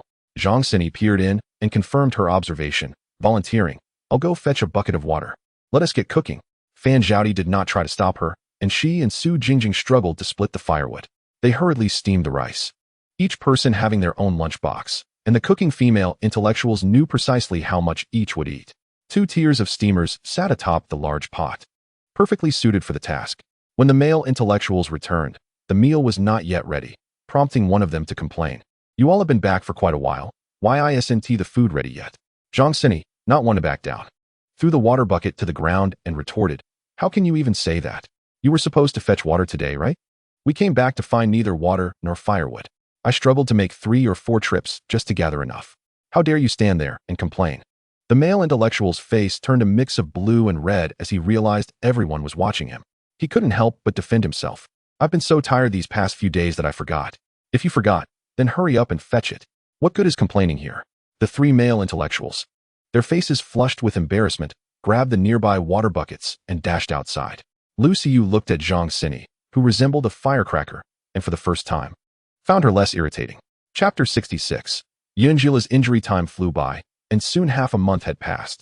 Early one morning, Yun Jihai came to call for Zhou Shiyi. Zhou, are you going to the county today? My sister is coming back, and my mother specifically asked me to buy 2 pounds of meat. You should come to our house for dinner. During this time, their relationship had blossomed at a remarkable pace. At the village entrance and in the fields, one could often see the two of them walking arm in arm. The village chief, Yun, did not object to his son mingling with the young intellectuals. After all, Zhou Shiyi appeared to be upright and dependable, and under his guidance, Yun Jihai had been particularly enthusiastic about work. This situation led to a few heated exchanges between the village chief and Secretary Wang. Secretary Wang, filled with disdain, remarked about the village chief's son. Just look at your son's behavior. He is practically chasing after the young intellectuals. It's embarrassing to witness his sycophantic manner. To which the village chief retorted, and you, with your pretentious vocabulary, have forgotten your own identity. Your son is also shamelessly seeking attention. Does he think he can succeed? During this time, Secretary Wang had been nitpicking, and the village chief found himself unable to tolerate it any longer. Secretary Wang was akin to a restless grasshopper, stirring up trouble without a hint of reason. After receiving a scolding, he huffed and puffed, seemingly relieved. Zhou Shiyi tucked the osmanthus candy he had specially brought from the southern city into his pocket. This unique confection was not available in Jiangxi, and he anticipated that the little girl would surely appreciate it when he presented it to her. However, upon their arrival at Yunjila's school via ox cart, they were met not with the cheerful visage of the young girl, but with a chaotic throng and the heart-wrenching cries of students. Oh no, blood! So much blood! Could there be a fatality? Hurry, take her to the hospital. The school gates stood wide open, and Zhou Shiyi's heart raced like a drum. A chill coursed through him as he spotted Yun Jihai frantically searching for his sister amidst the crowd. Turning, he saw Zhou Shiyi dashing into the throng. Hey, Zhou Jiqing, where are you going? Zhou Shiyi moved swiftly, parting the crowd, only to glimpse Yunjila lying motionless on the ground, encircled by onlookers. Her usually radiant face was pallid, marred by a gaping wound on her head, blood staining her hair, and even the woman cradling her head was splattered with crimson. Zhou Shiyi's expression darkened, a tempest brewing in his eyes. With trembling hands, he reached to embrace Yunjila. Beside him, Zhao Yingying, tears streaming down her face, clung to Yunjila, asking, "Who are you?" Just then, Yun Jihai arrived, and upon seeing his sister lying there, lifeless, he erupted in fury. Grabbing the nearest boy by his collar, he shouted, "What happened to my sister?" The young boy, startled by his rage, struggled but failed to break free, stammering, "It was her." She pushed Yunjila. She hit her head on a stone and fell, bleeding profusely. Yun Jihai raised his hand to drag out the girl who had been hiding at the back. Zhou Shiyi's cold voice halted him. "First, we must get Comrade Yun to the hospital. Have the gatekeeper and the teachers keep an eye on things. This is attempted murder. Report it to the police. No one can escape the consequences." Gently prying Zhao Yingying's hands away, he lifted Yunjila in a princess carry. His words sent a shiver through the gathered students. Zhou Shiyi radiated an imposing aura that even seasoned teachers found intimidating. Any words of comfort they might have offered were lodged in their throats. Zhou Shiyi's heart ached as he discreetly poured a few drops of spring water into Yunjila's mouth. He sprinted ahead with her in his arms, while Yun Jihai hurriedly followed to report the incident to the police. He was determined to resolve the matter concerning his sister today. He had seen the teacher's ineffectual response earlier. If this was left unaddressed, who knew how much more bullying his sister would endure? As for Yunjila's condition, Yun Jihai felt reassured with Zhou Shiyi by her side. When they arrived at the hospital, Zhou Shiyi, carrying the bloodied Yunjila, startled the young nurse. In haste, she rushed inside to call for a doctor, alarmed by the copious amount of blood, fearing for a life. Although Zhou Shiyi was aware that Yunjila had consumed the spiritual water and should be fine, a gnawing discomfort plagued his heart. Zhao Yingying soon arrived, her gaze shifting towards the silent Zhou Shiyi, her heart beating anxiously. Noticing her presence, Zhou Shiyi gestured towards the nearby chair, inviting her to sit. What exactly transpired? Today, the exam results were released, and Lele had surpassed Lu Mengqi to secure the top position. In a fit of jealousy, she accused Yunjila of cheating to the teacher. The teacher, attempting to defuse the situation, suggested that both students take an additional backup exam. Lele again achieved a high score, inciting Lu Mengqi's ire, leading to a physical altercation where she pushed Lele. A fleeting flash of anger crossed Zhou Shiyi's eyes. Such a trivial matter had prompted this student's outrageous behavior. It was evident that her usual demeanor must be quite arrogant. What was her background? Zhou Shiyi immediately sensed something amiss and boldly stated this observation. Zhao Yingying, feeling a twinge of fear, glanced around before cautiously revealing, "Her mother is the vice principal of our school." Understanding dawned on Zhou Shiyi. No wonder the teacher had taken such a stance. If today he failed to protect the vice principal's daughter, he too might face repercussions. Oh, attempting to downplay significant issues into trivial ones requires mutual consent. The doctor emerged after tending to Yunjila's wounds, which appeared quite alarming, having bled profusely. With proper care, she would soon recover. The young girl was healing rapidly and would only need to be observed in the hospital for another day before being discharged. Zhou Shiyi glanced at the still unconscious Yunjila, pursing his lips. When will she awaken? Perhaps in about 2 hours.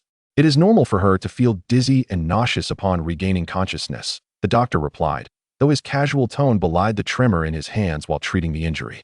Such a large wound. One couldn't fathom how this girl had grown so resilient. "This classmate, please watch over Lele for a moment while I visit your school." Zhou Shiyi instructed Zhao Yingying, his profound gaze prompting her to instinctively nod in agreement. As he reached the hospital entrance, Zhou Shiyi spotted Yun Jihai approaching, accompanied by 2 officers clad in green uniforms. The officers first sought clarification from Zhao Yingying and the doctor regarding the situation.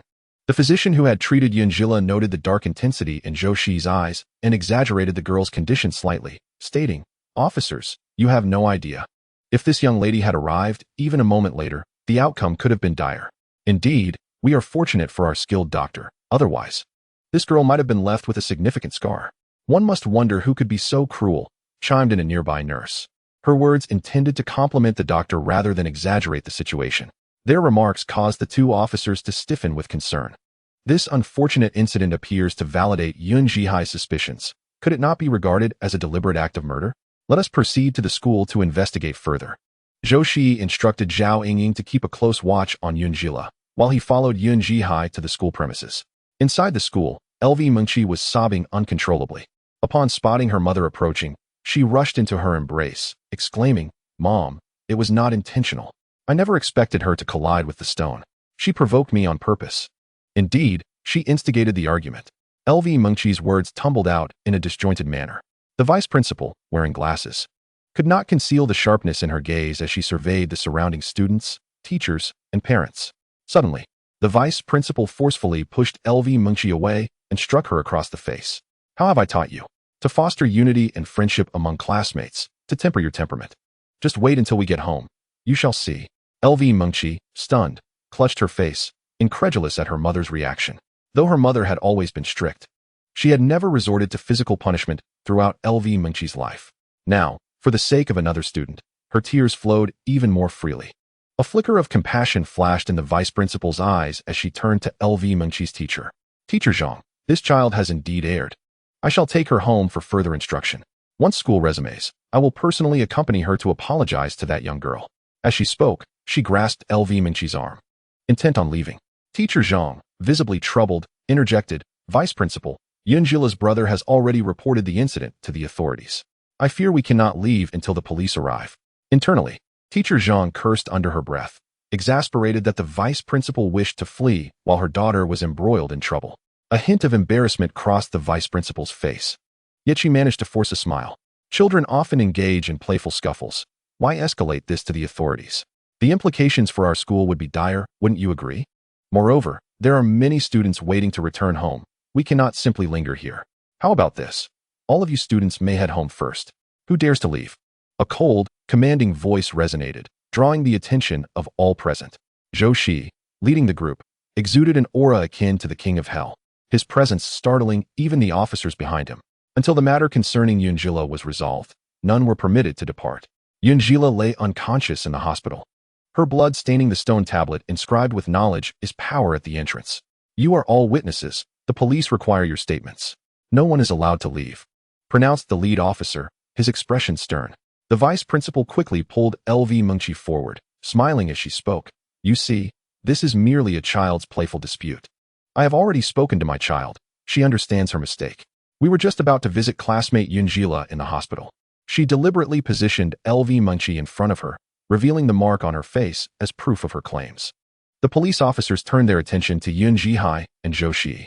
Yun Jihai wore a grim expression, remarking, in the midst of children's playful scuffles, "Your daughter can be quite ruthless. My sister has a gaping wound on her forehead. Shall I engage in a playful tussle with you to see if I can inflict a similar injury? His demeanor frightened Lu Mingqi, who instinctively sought refuge behind her mother. The vice principal typically interacted with genteel individuals. A little favor here, and there would suffice to resolve matters. However, dealing with such a rustic fellow like Yun Jihai proved to be quite a challenge. Noticing the imperturbable expression on Yun Jihai's face, she too adopted a stern look. What do you propose then? Yun Jila is not facing any serious issues at present, is she? She must return to school and reconcile with her classmates. It would be rather unfortunate for her otherwise. As her brother, you ought to consider her well-being. The vice principal's words gripped Yun Jihai's very essence like a vice. He resembled a rooster whose neck had just been seized, rendered speechless despite his earlier clamor. The vice principal had maintained her position for many years, undoubtedly possessing considerable acumen. She did not miss the flicker of panic in Yun Jihai's eyes and, with a slight smirk, continued, "Indeed, my daughter erred in this matter. We do not shirk our responsibilities. Thus, we shall cover Yun Jila's medical and nutritional expenses. Furthermore, as the vice principal, I will ensure that Lu Mingqi publicly apologizes to Yun Jila upon the commencement of the new term." The mention of her title made it evident to all present regarding her authority. She did not wield her power oppressively. Her reasoning was both empathetic and rational. Yun Jihai, unaccustomed to such encounters, hesitated, uncertain whether pursuing the matter further might jeopardize his sister's graduation. Zhou Shiyi, with an intense gaze, tugged at Yun Jihai's arm and stepped forward, stating, "We must insist on reporting this to the authorities. The police can inquire with the surrounding students." Lu Mingqi acted out of jealousy towards Yun Jila's superior academic performance. Today, Yun Jila was fortunate that no grave harm occurred. What if next time, one of you outperforms Lu Mingqi? What if she decides to take action against you? I believe that insisting on involving the police is a matter of accountability for all students. Zhou Shiyi shifted the focus onto the collective responsibility of the students. The parents, who had been merely spectators, suddenly grew anxious. They could not fathom that their children were inferior to others. If that injured girl could excel academically, surely their offspring could too.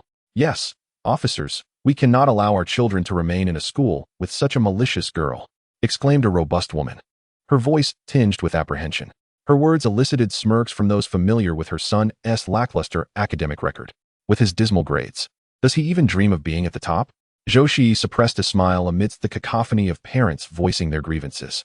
Today, we will ensure you face consequences. Some zealous parents even grasped the vice principal's arm, demanding an explanation. In the ensuing chaos, Lu Mingqi was inadvertently shoved, her head striking the stone. The scene at the location marked by the blood left by Yunji Lu was eerily symmetrical. Chapter 68. A retribution for retribution. The crowd suddenly parted, creating a significant gap. The vice principal, with a cry, dashed forward.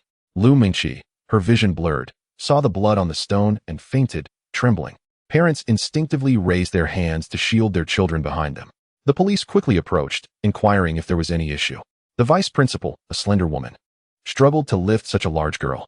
She cried out, pulling a handkerchief from her pocket to press against Lu Mingqi's forehead, which was still bleeding profusely. The intense pain caused the unconscious Lu Mingqi to let out a faint moan. "Don't be afraid, my dear, I am here. I will take you to the hospital right away," the vice principal reassured, her gaze fixed on teacher Zhang as she grasped his pant leg, commanding, "Quickly, carry Lu Mingqi to the hospital." Teacher Zhang, equally anxious, disregarded any notions of propriety, bending down to lift Lu Mingqi and sprinting towards the hospital. The surrounding parents, witnessing the bloodied state of Lu Mingqi, instinctively stepped back. Who was responsible for this? The square-faced police officer barked, causing everyone to shudder. "I don't know. It was chaotic just now. No one saw what happened to the girl," came the responses. "We merely sought an explanation from the vice principal." "I swear I did not lay a hand on anyone," another parent added, echoing the sentiments of many. The vice principal glared fiercely at Zhou Shiyi. "It's all your fault. If it weren't for your instigation, my daughter wouldn't be in this state. Officer, arrest him. He is the true culprit." Zhou Shiyi stood unfazed, straightening his posture and looking down at the vice principal. "So your daughter's injury warrants police involvement? But when another girl was pushed down by your daughter, that should be brushed aside? You truly fulfill your role as vice principal. I wonder if the students will follow your example." His words ignited a wave of murmurs around them, causing the vice principal's expression to shift dramatically. She had worked hard to attain her position, and if anyone uncovered her flaws, it could spell disaster for her. Lowering her gaze, she wept. "I spoke out of turn in a moment of panic. None of us intended for this to happen. Officer, I shall not pursue this further. My daughter needs to be taken to the hospital. I must go see her. The police officer glanced at Zhou Shiyi and then at Yun Jihai before pulling Zhou Shiyi aside. Comrade, I suggest you let this go.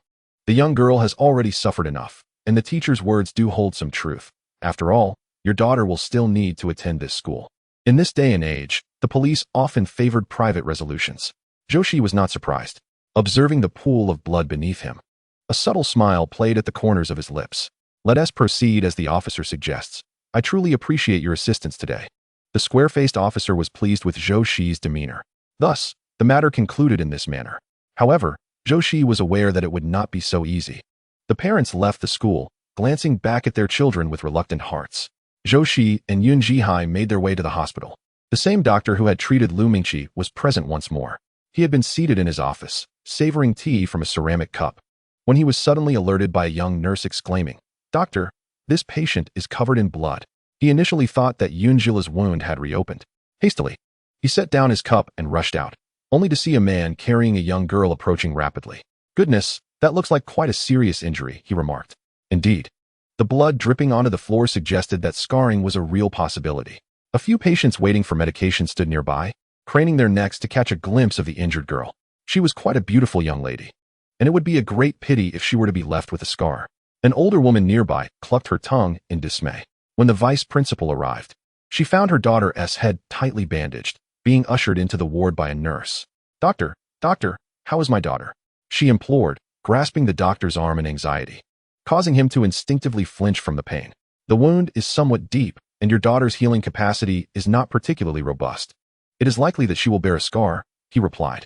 No, doctor, please use the best medicine for my daughter. She cannot have a scar." The vice principal wept profusely, her usual strength crumbling as she nearly fell to her knees before the physician. He stepped aside helplessly, stating, "The necessary medications have already been administered, given the limitations of medical resources. With proper care, there may still be a chance for recovery." The doctor's words sent the vice principal into a fit of sobs, drawing sympathetic glances from those around her. An older woman reached for her handkerchief, wanting to assist in wiping away her tears. The vice principal, however, pushed her away, eyes blazing with anger as she spat, "Leave." The woman, infuriated by the insult, retorted, "You truly are ungrateful, unable to recognize kindness. You deserve this." With that, she stomped away, muttering about the harsh realities of the world outside. Meanwhile, in the hospital room, Zhou Shiyi retrieved a few fruit candies from his pocket and offered them to Zhao Yingying. "Thank you," he said. She waved her hands in refusal, but Yun Jihai insisted on placing them in her palm. "Come, I shall escort you home in a cart." Zhao Yingying shared a distant familial connection with Yun Jihai, and he felt it was only right to ensure she did not return alone. Zhou Shiyi lingered at the doorway of the ward, his fingers tapping lightly against his thigh. Moments ago, he had fed Yun Jila a cup of healing water, concerned that she might scar, and had taken the extra step of applying some of the water to her wound. Ordinarily, she should have awakened by now. A sense of agitation began to rise within him, and his movements quickened. Suddenly, a soft moan emanated from within the room. "It hurts." Zhou Shiyi rushed forward, grasping Yun Jila's hand to prevent her from moving and aggravating her injury. Yet, the very next moment, as Yun Jila regained consciousness, her words left Zhou Shiyi staggering back in shock. Chapter 69. Have I traveled through time? Who are you? And who am I? The words of Yun Jila caused Zhou Shiyi's fingertips to tremble uncontrollably. Something was amiss. Logically, after consuming the spirit spring water, Yun Jila would only suffer minor injuries. Yet she was in such a state. Suddenly, Yun Jila on the bed clutched her head and began to roll about in distress. Zhou Shiyi, his mind a tempest, rushed to the door to call for a doctor. After a thorough examination, the physician promptly concluded that Yun Jila might be suffering from amnesia, suggesting that her memories could return in time. He prescribed some calming medication before taking his leave. Time passed in an indeterminate haze until Yun Jila finally began to settle. Her eyes were vacant, and she incessantly murmured to herself. Zhou Shiyi leaned in closer to listen. After catching a couple of phrases, his gaze towards Yun Jila grew stern. Oblivious to his scrutiny, Yun Jila quietly mused, "Have I really entered a story? If I can conquer the male lead, I shall survive in this era under this identity." If Yun Jihai were present, he might think his sister had lost her senses and was babbling nonsensically. Yet, fortuitously, it was Zhou Shiyi who remained. A man who had experienced rebirth, his mind swirled with myriad thoughts. Could it be that Yun Jila had been possessed? Was their world merely a narrative within a book? The male lead, was it Xiao Beigua? After all, in her previous life, Xiao Beigua had, much like a protagonist from a script, soared to success. His fortunes flourishing and career thriving. Zhou Shiyi stood a distance away, intently observing Yunjila, pondering who his former companion had truly been. Just as he found himself lost in thought, Yunjila on the bed finally regained her senses, lowering her gaze to mask the delight in her eyes. She feigned ignorance and asked, "Who are you?" Zhou Shiyi pressed his lips together, withholding the full truth, and merely revealed Yunjila's identity to her. A look of dawning realization spread across Yunjila's face, and she playfully tapped her head. "I can't believe I remember nothing." Zhou Shiyi regarded her somewhat theatrical behavior with a scrutinizing gaze. His intuition told him that his past companion was not this girl before him, but the original Yunjila. His large hand clenched suddenly. Where had the true Yunjila gone? Was she still alive? After providing his explanation, Zhou Shiyi sat in silence. The two exchanged no words. And Yunjila relished the tranquility, still processing the fact of her transmigration. Her original name was Tang Fian, a cancer patient. The last memory she held was of the chemotherapy tubes being removed from her body, and in that instant, she lost consciousness. Upon awakening, she found herself in the body of Yunjila in the 1970s. In her mind, there existed a grand tome, clearly chronicling the developments of this world's narrative. At the very beginning of the tale, there lay a letter stating that by conquering the male lead of this world, one could share in his fortune, enabling her to live on under Yunjila's identity. Tang Fian had no concern for the whereabouts of the original Yunjila. All she knew was that she wished to live. Flipping through the pages of the great book in her mind, Tang Fian felt a deep satisfaction with her new identity. In this era that favors sons over daughters, Yunjila is cherished as a precious gem, a privilege that many can only envy. As for the male supporting character, Zhou Shiyi, it is noted in the narrative that he possesses a certain cleverness. Yet, ultimately, he cannot withstand the fortuitous blessings that accompany the male lead, meeting a tragic end. It is rather unexpected that this male supporting character is quite handsome. His tall stature aligns with her preferences. Unfortunately, he is not the male lead. When Yunjihai returned and learned that his sister had lost her memory, his eyes immediately welled with tears. He took Yunjila's hand, his tears cascading down. Zhou Shiyi did not overlook the fleeting impatience that crossed Yunjila's face. This only reinforced his convictions. The pressing concern now was to ascertain the whereabouts of his wife, Yunjila's soul. The current Yunjila occupied this body, and he had to tread carefully. Zhou Shiyi dug his nails into his palm, forcing himself to regain composure. "Since the doctor has assured us there is nothing amiss, shall we head back to the village? Captain Yun and the others are likely waiting anxiously at home." Zhou Shiyi glanced out the window as the sun began its descent. Yun Jihai nodded in agreement. "I just spoke with Elder Yun. I asked him to wait until 5 o'clock. If we leave now, we should be able to catch the ox cart. I'll check with the doctor to see if we need to apply any ointment." Yunjila's face reflected her reluctance. The thought of stepping into a muddy pit sent shivers down her spine. The rural latrines, in particular, haunted her memories. During a childhood visit to the countryside, she had endured 3 days without relief, refusing to step foot into the latrine again. In this era, there would be no escaping such discomfort. Latrines were ubiquitous. Yun Jihai entered with a tube of ointment, casually slinging Yunjila's backpack and parcel over his shoulder. Zhou Shiyi hoisted the table and bench onto himself. Upon seeing her desk, Yunjila couldn't help but grimace. She had nearly forgotten that in the 1970s, 80s, and even 90s, students were burdened with carrying their desks and benches to school. Now, as summer vacation approached, she found herself carrying them home once again. Yun Jihai, laden with various bags, walked ahead, his thermos swaying slightly. He cast a surprised glance at Yunjila, pondering if a bump to the head could erase not only memories, but also one's habits and personality. In the past, if she had seen him carrying so many items, she would have rushed over to help with the smaller items like the thermos. Shaking his head, he surmised that perhaps his sister was simply feeling unwell. The three of them approached the ox cart, where 2 aunts from the Yun family were seated. They tenderly linked arms with Yunjila, exclaiming, "Oh dear, that must hurt terribly.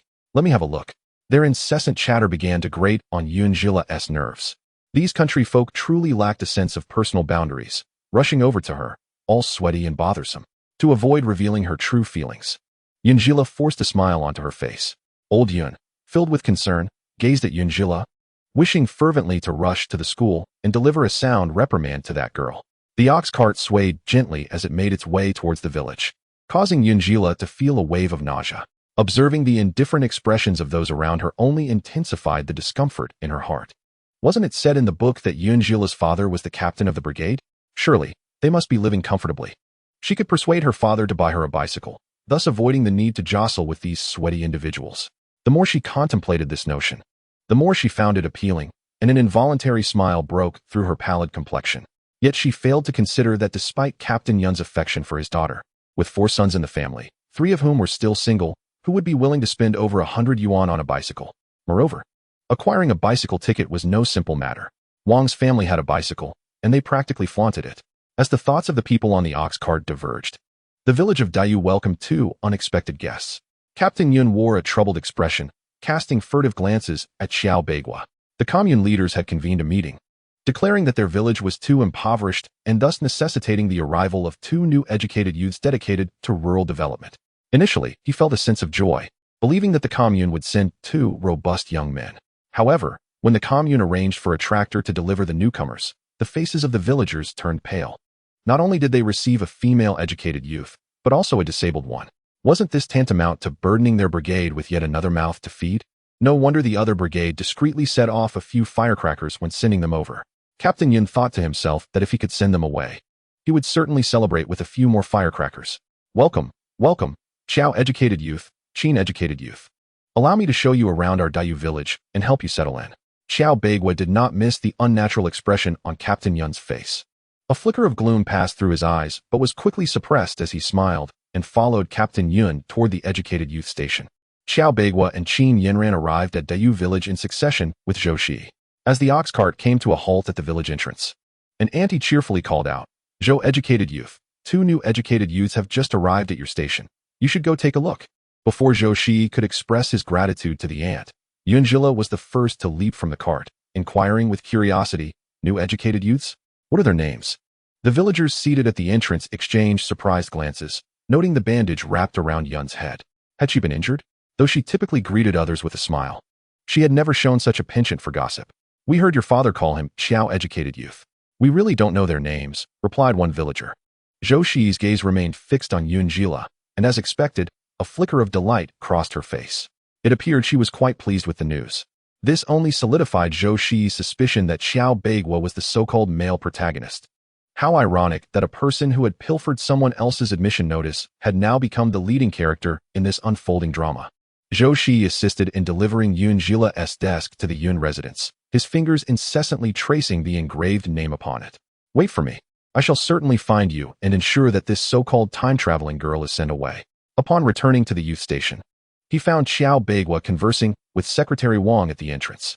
The once aloof Secretary Wang now spoke obsequiously to Xiao Beigua, fully aware that the new youth had been present for some time, and that Xiao Beigua could easily be transferred from another station, suggesting some familial connections. Furthermore, the ability to have the commune's leaders arrange for a tractor to transport individuals indicated formidable influence. Such a person was certainly worthy of his daughter. When the youth eventually returned to the city, wouldn't she also become a city bride? How would Captain Yun then maintain his pride regarding his daughter? Little did Secretary Wang know that Xiao Beigua, serving in the countryside, was related by marriage to the secretary of the commune. Prior to Xiao Beigua's application for a transfer, he had been incessantly visiting the commune, pleading for the youth to be sent away. Having finally secured this opportunity, he feared that the villagers of Daiyu would refuse to accept it, thus orchestrating this charade. As a fellow secretary, he had thoroughly gauged Secretary Wang's character. "Secretary Wang, this youth station's courtyard is rather impressive," Xiao Beigua remarked, clearly satisfied with Secretary Wang's demeanor, unlike the irksome Captain Yun. "Indeed, it was my suggestion that our village invest in its reconstruction." The mention of this made Secretary Wang straighten up, eagerly taking credit for the achievement. "Secretary Wang, do you know where we will be residing? This front row will surely receive ample sunlight, making it convenient for airing out bedding and such. It will also greatly benefit Xiao Jiqing's arm recovery. Let us choose the first 2 rows." Suddenly, Qin Yinran interjected, causing Secretary Wang's smile to freeze on his face. Nearby, Captain Yun puffed on his dry tobacco, reveling in the unfolding drama. "You keep claiming credit. You deserve it." Comrade Qin," Secretary Wang stammered. "Although this new youth station was funded by the brigade, each youth has contributed half of the costs. These rooms are already occupied." Secretary Wang gestured vigorously towards Captain Yun, signaling him to intervene. Captain Yun feigned ignorance, glancing up at the dimming sky, pondering that his precious daughter ought to be returning soon. Qin Yinran's beautiful eyes widened in disbelief as she exclaimed, We must also pay for the construction ourselves? No other brigade operates in such a manner. Has Dayu village truly fallen to such depths of poverty? Her thoughtless words darkened the expressions of the two officials. Captain Yun nearly threw up his hands in frustration, contemplating abandoning the task altogether. Their brigade was indeed impoverished, but it was unacceptable to voice such truths. After all, their annual work points barely sufficed for basic sustenance. They still relied on the brigade for support, and there were several other youths at the station who owed the brigade substantial amounts of grain. Realizing her bluntness, Qin Yinran became aware of the inappropriateness of her comments. She offered a sheepish smile, but the thought of having to spend money made her heart ache. Xiao Jiqing, there are 2 temporary rooms built by the brigade over there, but they are completely bare inside. I wonder if you would prefer to construct new accommodations or stay in those dormitories. The brigade leader, Yun, observed that Secretary Wang was ineffectual and, with a sense of resignation, approached and pointed towards the 2 rooms beside the firewood shed. When we initially constructed the buildings, we anticipated the arrival of new educated youth. Hence, we erected these 2 dormitory rooms for everyone to choose from. Although they are not spacious and lack large Kong beds, they were built with surplus clay bricks. The brigade leader had already planned that whenever educated youth returned to the city, he would charge rent for the individual rooms at a friendly rate of 1 yuan per month. If anyone preferred not to pay, they could opt for the communal sleeping arrangements. This way, the commune leaders could not dispute our brigade's decisions. Secretary Wang was particularly astute when it came to finances. He meticulously calculated the number of individuals sent from each brigade to the countryside, with each brigade maintaining around 20 individuals. If there were too many, the brigade could not sustain them, making this arrangement a unanimous decision amongst several cadres. New arrivals wishing to build houses would still receive funding from the brigade, while those who did not wish to build would have to manage their own sleeping arrangements in the communal area. Qin Yinyan glanced at the 2 rooms, where an assortment of unused tools lay piled in the corner.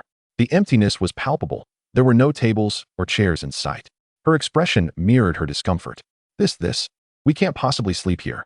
The brigade leader scratched his head, responding, well, we are at a bit of a loss here. Perhaps you could first stay with the other educated youth for 1 night and procure the necessary items tomorrow? Chapter 71. No opinions. Just disagreement. Just as the brigade leader was about to offer further reassurances, Xiao Beiguo pointed towards Zhou Shiyi, who was approaching leisurely in the distance, and said, may I stay in Zhou Jiqing's room? Secretary Wang hurriedly stepped forward. You know Zhou Jiqing? That's splendid. I am sure he would be more than willing to accommodate this small request. Qin Yinyan remembered their fellow educated youth, Fan Zhaodi, who had traveled on the same train to the countryside. Given her timid and impoverished demeanor, she was unlikely to refuse. With a little incentive, she could share a room with Fan Zhaodi, thus sparing herself the need to build a house or endure the cramped conditions of the communal sleeping area with the other newcomers. The more she contemplated this solution, the more feasible it appeared, prompting an involuntary smile to grace her lips. Inside, Fan Zhaodi, who was busy sewing quilts, suddenly shivered. Confused, she glanced outside. It wasn't too cold for June or July, was it? Perhaps she was simply fatigued. Meanwhile, Zhou Shiyi had drawn near to the group. He greeted Brigade Leader Yun amicably with a nod and remarked, Comrade Yunjila has already arrived. The brigade leader's face lit up with joy as he nodded vigorously, expressing his gratitude to Zhou Shiyi. Ah, Zhou Jiqing. I have heard that you and Xiao Jiqing hail from the same area. I am planning to repair one of the rooms, and before that, I was considering the possibility of sharing accommodations with you. What do you think?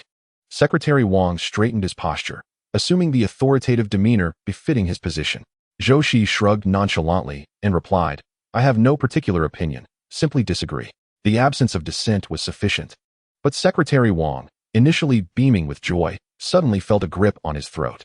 He exclaimed, somewhat hoarsely, Zhou, as fellow youth sent to the countryside, you ought to assist one another, fostering unity and camaraderie.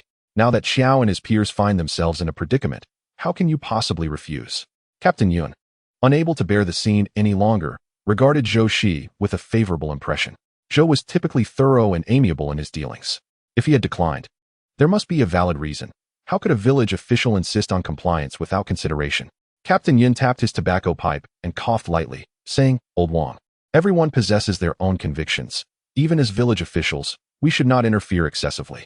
Secretary Wang shot an irked glance at Captain Yun, retorting, is there anything erroneous in my words? To me, Zhou shows no adherence to the ideologies of our leaders. He's acting quite independently. Ah, Old Wang, your words are rather severe. Captain Yun's expression soured. The The blatant bias displayed by Wang was unbecoming. He had hastily placed a heavy accusation upon Zhou. Xiao Beigua's countenance darkened as well. He had anticipated that Zhou would show him at least a modicum of respect before the assembly. To his dismay, Zhou rejected him without a flicker of hesitation. "Comrade Zhou, have I perhaps offended you in some way?" Xiao's words trailed off, leaving an air of speculation among the onlookers. At that moment, Xiao himself felt perplexed. From the onset of his acquaintance with Zhou, he had maintained a friendly disposition. He could not fathom what had provoked Zhou's disdain, aside from the incident involving the Bai family. Yet, to his knowledge, Zhou's relationship with Bai Yizhou was tenuous at best. Why would he defend him? Zhou chuckled softly, brushing imaginary dust from his clothing, and remarked, "Secretary Wang, you are unaware that I possess a peculiar quirk. I have never been a restful sleeper. I even experienced sleepwalking, once. I dreamt of wielding a knife and inadvertently slaughtered a chicken we raised at home. Thus, I have been kept in solitude since childhood." Secretary Wang's imagination conjured a vivid scene: a child with a knife, severing a chicken's neck, then turning with bloodied lips, transforming that chicken's neck into Xiao Beigua's own. The anger that had once surged within Secretary Wang dissipated, leaving him weak-kneed and shivering. Goodness gracious! This cannot be tolerated. The sorrowful expression on Captain Yun's face was unmistakable. He had not anticipated that such a handsome youth harbored such peculiarities. Zhou Shiyi, too, could never have imagined that a mere fabrication could result in his father-in-law's adamant refusal to allow his daughter to marry him. Even to the extent that on their wedding day, he crouched in the courtyard, eavesdropping for fear that Zhou might, in a sleepwalking episode, bring harm to his beloved daughter. Well, Xiao Jiqing, the educated youth will be out soon. Why not see if anyone is willing to share a room with you? Wang, the village secretary, forced a smile as he looked toward Xiao Beigua. Xiao Beigua let out a cold laugh, fully aware that Zhou Shiyi was merely speaking nonsense. Nevertheless, with both officials having spoken, he felt it unnecessary to demean himself by insisting on sharing a room with Zhou Shiyi. Upon seeing Xiao's nod of agreement, Wang clapped his hands against the door of the educated youth station, calling for everyone to come out. Most of them were huddled inside, reading by the light of oil lamps, for even in the countryside of Dayu village, the majority of educated youth had not abandoned their studies. Yet, many were merely putting on a facade, striving to distinguish themselves from the village inhabitants.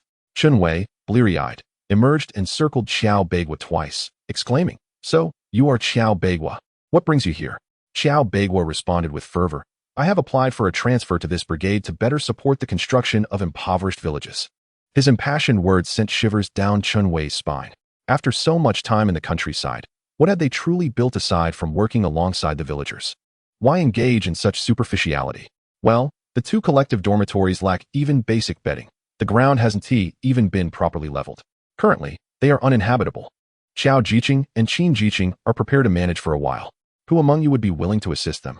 The educated youth collectively took a step back. Having endured cramped dormitory living before, they were reluctant to return to such discomfort now that they finally had their own space. Xiao Beigua and Qin Yanran exchanged glances, their frustration palpable. Zhou Shiyi struggled to suppress a smile, realizing the delight of toying with others. Xiao Jiqing, let me speak neutrally. These houses were financed by the educated youth themselves. If you wish to build, it will take at least half a month. No one is willing to let you stay for free during that time. You might as well consider offering some compensation. At Zhou Shiyi's suggestion, many educated youth perked up at the prospect of receiving compensation, especially the older educated youth. Their eyes gleaming with the allure of opportunity shifted their attitudes, now viewing Xiao Beigua and Qin Yanran as desirable allies. Unlike the newcomers, the older educated youth lacked subsidies. Their families had gradually ceased sending provisions as the prospect of returning to the city faded. Ultimately, they relied solely on their own labor to earn their keep. Very well. How you choose to resolve this among yourselves is up to you, said the village secretary. Wang and I cannot intervene further, so we shall take our leave. Captain Yun, eager to return to his beloved daughter and the delicious meal his wife would undoubtedly prepare, felt an urgency to hurry home, unaware of the immense surprise awaiting him. Once the two officials departed, the atmosphere among the young intellectuals at the station relaxed considerably.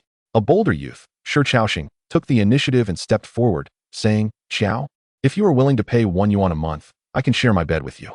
Alternatively, for 2 yuan a month, I can move in with someone else. And you can stay alone in the room." A few young intellectuals who were a moment late felt a pang of regret.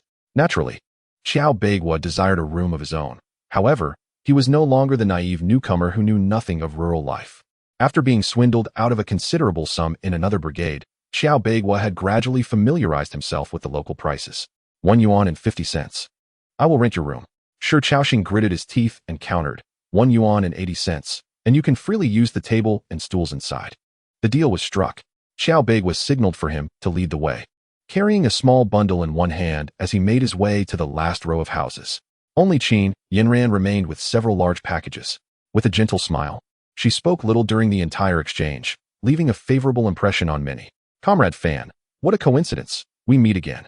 You see, I am not familiar with the other young intellectuals. May I stay in your room for a while? Rest assured, I will not stay for free. I will give you 5 gene of grain and this bag of peach crisps as compensation. What do you think? Several young intellectuals marveled at Qin Yinran's generosity. As 5 gene of grain would cost around 60 to 70 cents at the supply and marketing cooperative, not to mention the small bag of peach crisps. The total would exceed 1 yuan. Just as everyone expected the typically shabby-dressed Fan Zhaodi to agree, she tiptoed to inspect the open bag of peach crisps, scoffing. Your peach crisps are so soft that even my grandmother wouldn't want to chew them. Judging by their crumbled state, they must have been soaked in water. I'm used to living alone and am not accustomed to sharing a bed, so I'm afraid I must decline. Qin Yinran, looking at Fan Zhaodi's disdain for her offering, nearly ground her teeth in frustration. At that moment, a timid female youth stepped forward. I agree to share a room with you, but I want those items. Qin Yinran glanced at the petite young woman, her eyes glinting with a calculating light, and nodded in agreement. As she passed by Fan Zhaodi, she proudly held the items high, extending them to the other girl, her demeanor provoking a facepalm from Fan Zhaodi, who thought, why does she care so much? Zhou Shiyi looked up at the darkening sky and remarked, I cooked for myself today, before hastily returning to his room. His thoughts in disarray. Although he knew who Yunjila, the so-called time-traveling girl, was, he was utterly at a loss for how to approach her. Meanwhile, Yundaju, the brigade leader, hurried home, and, upon seeing his daughter sitting in the courtyard enjoying the cool evening air, joyfully called out, Lele, you're back. Let me see if you've lost weight. What happened to your head? From a distance, he hadn't clearly seen the bandage on Yunjila's head. As he drew near, he was instantly engulfed by a fit of rage. Lao Si, come here this instant. Yun Juhai swiftly approached and recounted the events in detail. Captain Yun was as furious as a raging bull, panting heavily with indignation. He longed to seize the nearby pitchfork and charge into the county town, ready to pierce a hole through someone else's head. However, upon hearing Yun Jihai mention that the young girl had suffered a head injury, Captain Yun's fury subsided somewhat. Yun Jila felt a deep annoyance. She had initially intended to visit the youth station to see the so-called protagonists, yet her family treated her like a fragile doll, forbidding her from going anywhere. Father, the doctor said that my younger sister's head injury is quite severe. It may take a long time for her to recover, so she currently does not remember us. Yun Jihai dared not speak the truth, fearing that his parents could not bear the weight of it. As expected, upon hearing that his daughter no longer recognized him, tears streamed down Captain Yun's weathered face. My poor, beloved daughter. Before Captain Yun could voice his emotions, the wailing of an elderly woman echoed from the doorway. Mother, what brings you here? Your legs are unsteady. You should have let the second son carry you. Captain Yun stepped forward to inquire, only to be struck several times by the old woman's cane. You've given birth to 4 sons. Yet you allow the youngest to be bullied at school. What is the eldest doing in the county? Captain Yun felt equally aggrieved. Despite having 4 sons, he could not interfere in the affairs of another school. Though he felt sympathy for his own daughter, he believed reason must prevail. The old woman embraced Yunjila, showering her with affection. The reason for her deep care for Yunjila stemmed from a time before her birth, when the old woman was bedridden and unable to rise. On the day of Yunjila's birth, a crow appeared in the yard. Though crows are often regarded as omens, their cawing is deemed unpleasant. The old woman, sitting in the yard to cool off, attempted to shoo the crow away with her cane. To her surprise, rather than flying off, the crow circled her and left its droppings. Infuriated, she chased after the crow, moving about the yard, startling her second daughter-in-law who had come to share good news. At that moment, a peculiar beggar passed by their door, proclaiming, "What a fortunate girl." From that day forth, the family regarded Yunjila as a harbinger of good fortune. The elderly matriarch of the Yun family cherished Yunjila even more, often saving the best of what her sons offered for her beloved granddaughter. However, at that moment, Yunjila, overwhelmed by the scent of the elderly woman, nearly retched. She forced a laugh and said, "Grandmother, have you eaten yet? My mother is about to finish preparing a meal. Let us go inside and wait." After saying this, She called for Yun Jihai to assist the elderly woman into the house. When selecting seats, she deliberately chose to sit across from the old woman. The elderly matriarch was astute. Having encountered countless eccentricities over the years, her gaze fell upon Yun Jila with a depth of scrutiny that replaced her earlier joy. Chapter 73. Negotiating with the commune secretary. Upon witnessing the abrupt shift in the atmosphere, Yun Jihai swiftly divulged the news of Yun Jila's amnesia. The frost on the elder lady's face melted away in an instant, indicating that perhaps she had been overly concerned. Meanwhile, at the youth commune, Zhou Shiyi returned to his room and retrieved the letter he had collected from the post office that day. As he laid eyes on the correspondence from his younger siblings, his eyes brimmed with warmth. During his time in Nanchang, he had sent letters to his grandparents, and now he finally held a response, likely dispatched to Nanchang by his uncle. However, as he perused the contents of the letter, Zhou Shiyi's expression shifted dramatically. His sister, Zhou Shiyi, had gone to the countryside? Meanwhile, his brother remained behind to continue his studies. The thought of his cousin from his uncle's family crossed his mind, and he clenched his fingers tightly, fearing that his sister might be taking his cousin's place in the countryside. In his previous life, after heading to the countryside, he had drifted through each day without clarity. Yet he had never heard of his sister being sent away. However, when his parents returned and went to fetch his sister from their grandmother's house, they were informed that she had succumbed to a severe cold.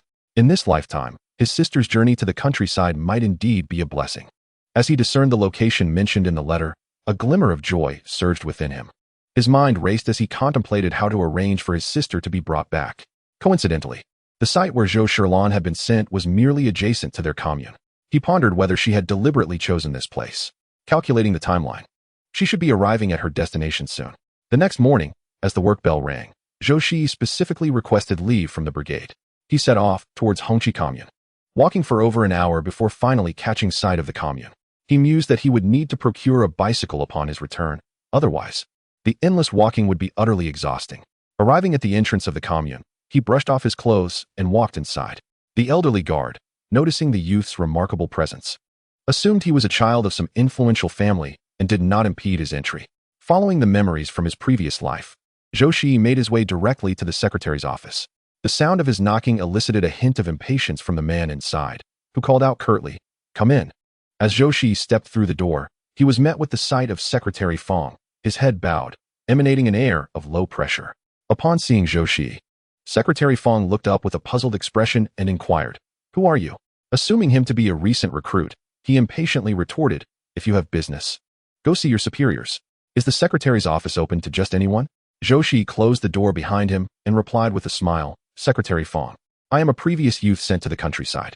Upon hearing this, Secretary Fong's irritation intensified.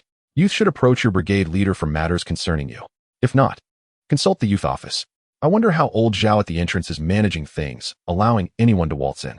Despite the secretary's rude demeanor, Zhou Shiyi remained unfazed. Acknowledging his own abruptness, he cleared his throat and said, "Secretary Fong, I am a youth from Dayu village. Last night, I heard a bit about you from Secretary Wang. Coincidentally, there exists a traditional remedy in my vicinity, which has helped numerous individuals alleviate their ailments." Upon hearing this, Secretary Fong's face turned a shade of green. His heart filled with animosity towards Wang Qingsong. This reckless individual, why must he divulge every detail? It infuriated him. Secretary Fong's affliction was one that many older men experience. A certain weakness that rendered him incapable of enjoying intimate moments with his wife, despite their rare time together. This led to great frustration for her, as she expressed her displeasure quite vehemently. It is said that women in their 30s possess an insatiable vigor, and being 5 or 6 years older than his wife, Secretary Fong found himself at a disadvantage. A visible red mark marred his face as a testament to this. Only a select few were aware of this incident, and fortuitously, Wang Ji was among them. This knowledge stemmed from a drunken boast by Wang Ji about his close relationship with Secretary Fong. Others were skeptical until Wang Ji, with a fierce glare, revealed Secretary Fong's shortcomings. He smugly added, "If our relationship were poor, would I be privy to such a confidential matter?" This gossip spread like wildfire, with some audacious individuals even confronting Secretary Fong about it. Initially, this tale was treated as a joke, causing quite the uproar. Thus, it was with boldness that Zhou Shiyi approached the commune's secretary today to discuss a matter. Secretary Fong cast a deep glance at Zhou Shiyi, a wave of resignation washing over him. What kind of folk remedy is this? Zhou Shiyi retrieved several dark pills from his pocket. These pills, when divided into 4 parts and secured with gauze at the navel, were to be absorbed gradually. After half a month, they would replenish the body's vital energy. Infused with raw astragalus, they promised excellent benefits in boosting energy, enhancing yang, and preventing excessive perspiration. Secretary Fong, do you often find yourself sweating profusely without much physical exertion? Secretary Fong's eyes widened as he hurriedly closed the window, casting furtive glances around. The medicine you speak of truly has merit. Noticing that it was not an ingestible remedy, Secretary Fong's tension eased slightly. Ingestibles are far more challenging to accept. However, this external application was worth a try. Zhou Shiyi wore a confident smile. Indeed, my family has experience in crafting these pills. I have learned a few techniques myself. Zhou Shiyi was not misleading. His grandfather specialized in preparing folk remedies. Yet, in this remote area, with limited communication, few paid heed to such matters. Secretary Fong lowered his gaze, concealing the fervor in his eyes, and took a sip from his teacup, discreetly spitting out the tea leaves. Speak, you wouldn't have approached me without reason. Zhou Shiyi relished conversing with astute individuals. He pulled up a chair and stated solemnly, I have heard that another group of educated youth is set to be dispatched to the countryside. I want to conceal it from you, Secretary Fong. My sister is among them, but she has been assigned to a neighboring commune. I was wondering if it would be possible to transfer her to our commune, so we could be together. There is no need to constantly fret over this or that. Only then can one contribute more effectively to rural development. When Secretary Fong learned that Zhou Shiyi had so swiftly revealed his intentions, he felt a sense of relief. Little did he know that this was Zhou Shiyi's deliberate ploy. Initially, venturing into the countryside was quite challenging, as the list needed to be submitted to the county. How about this? In half a month, I will bring the people over, Zhou Shiyi thought to himself, cursing the cunning nature of the old fox. Who doesn't he know that the initial phase is the easiest to maneuver? Yet, Secretary Fong chose a time when the effects were already in motion. It seemed he still did not fully trust Zhou Shiyi, a classic case of not releasing the hawk until the rabbit is seen. Chapter 74. Braving the black market very well. Then I shall trouble Secretary Fong with this. Here is the quantity of medicine for half a month. I will be at the educated youth station in Dayu village. Should anything seem amiss, do not hesitate to find me. Zhou Shiyi said as he handed over all the pills in his possession. As for the efficacy, he had concocted it all. The spiritual spring water is known to enhance bodily functions and strengthen health. For Secretary Fong's minor ailments, it was a piece of cake, albeit the external effect might be somewhat gradual.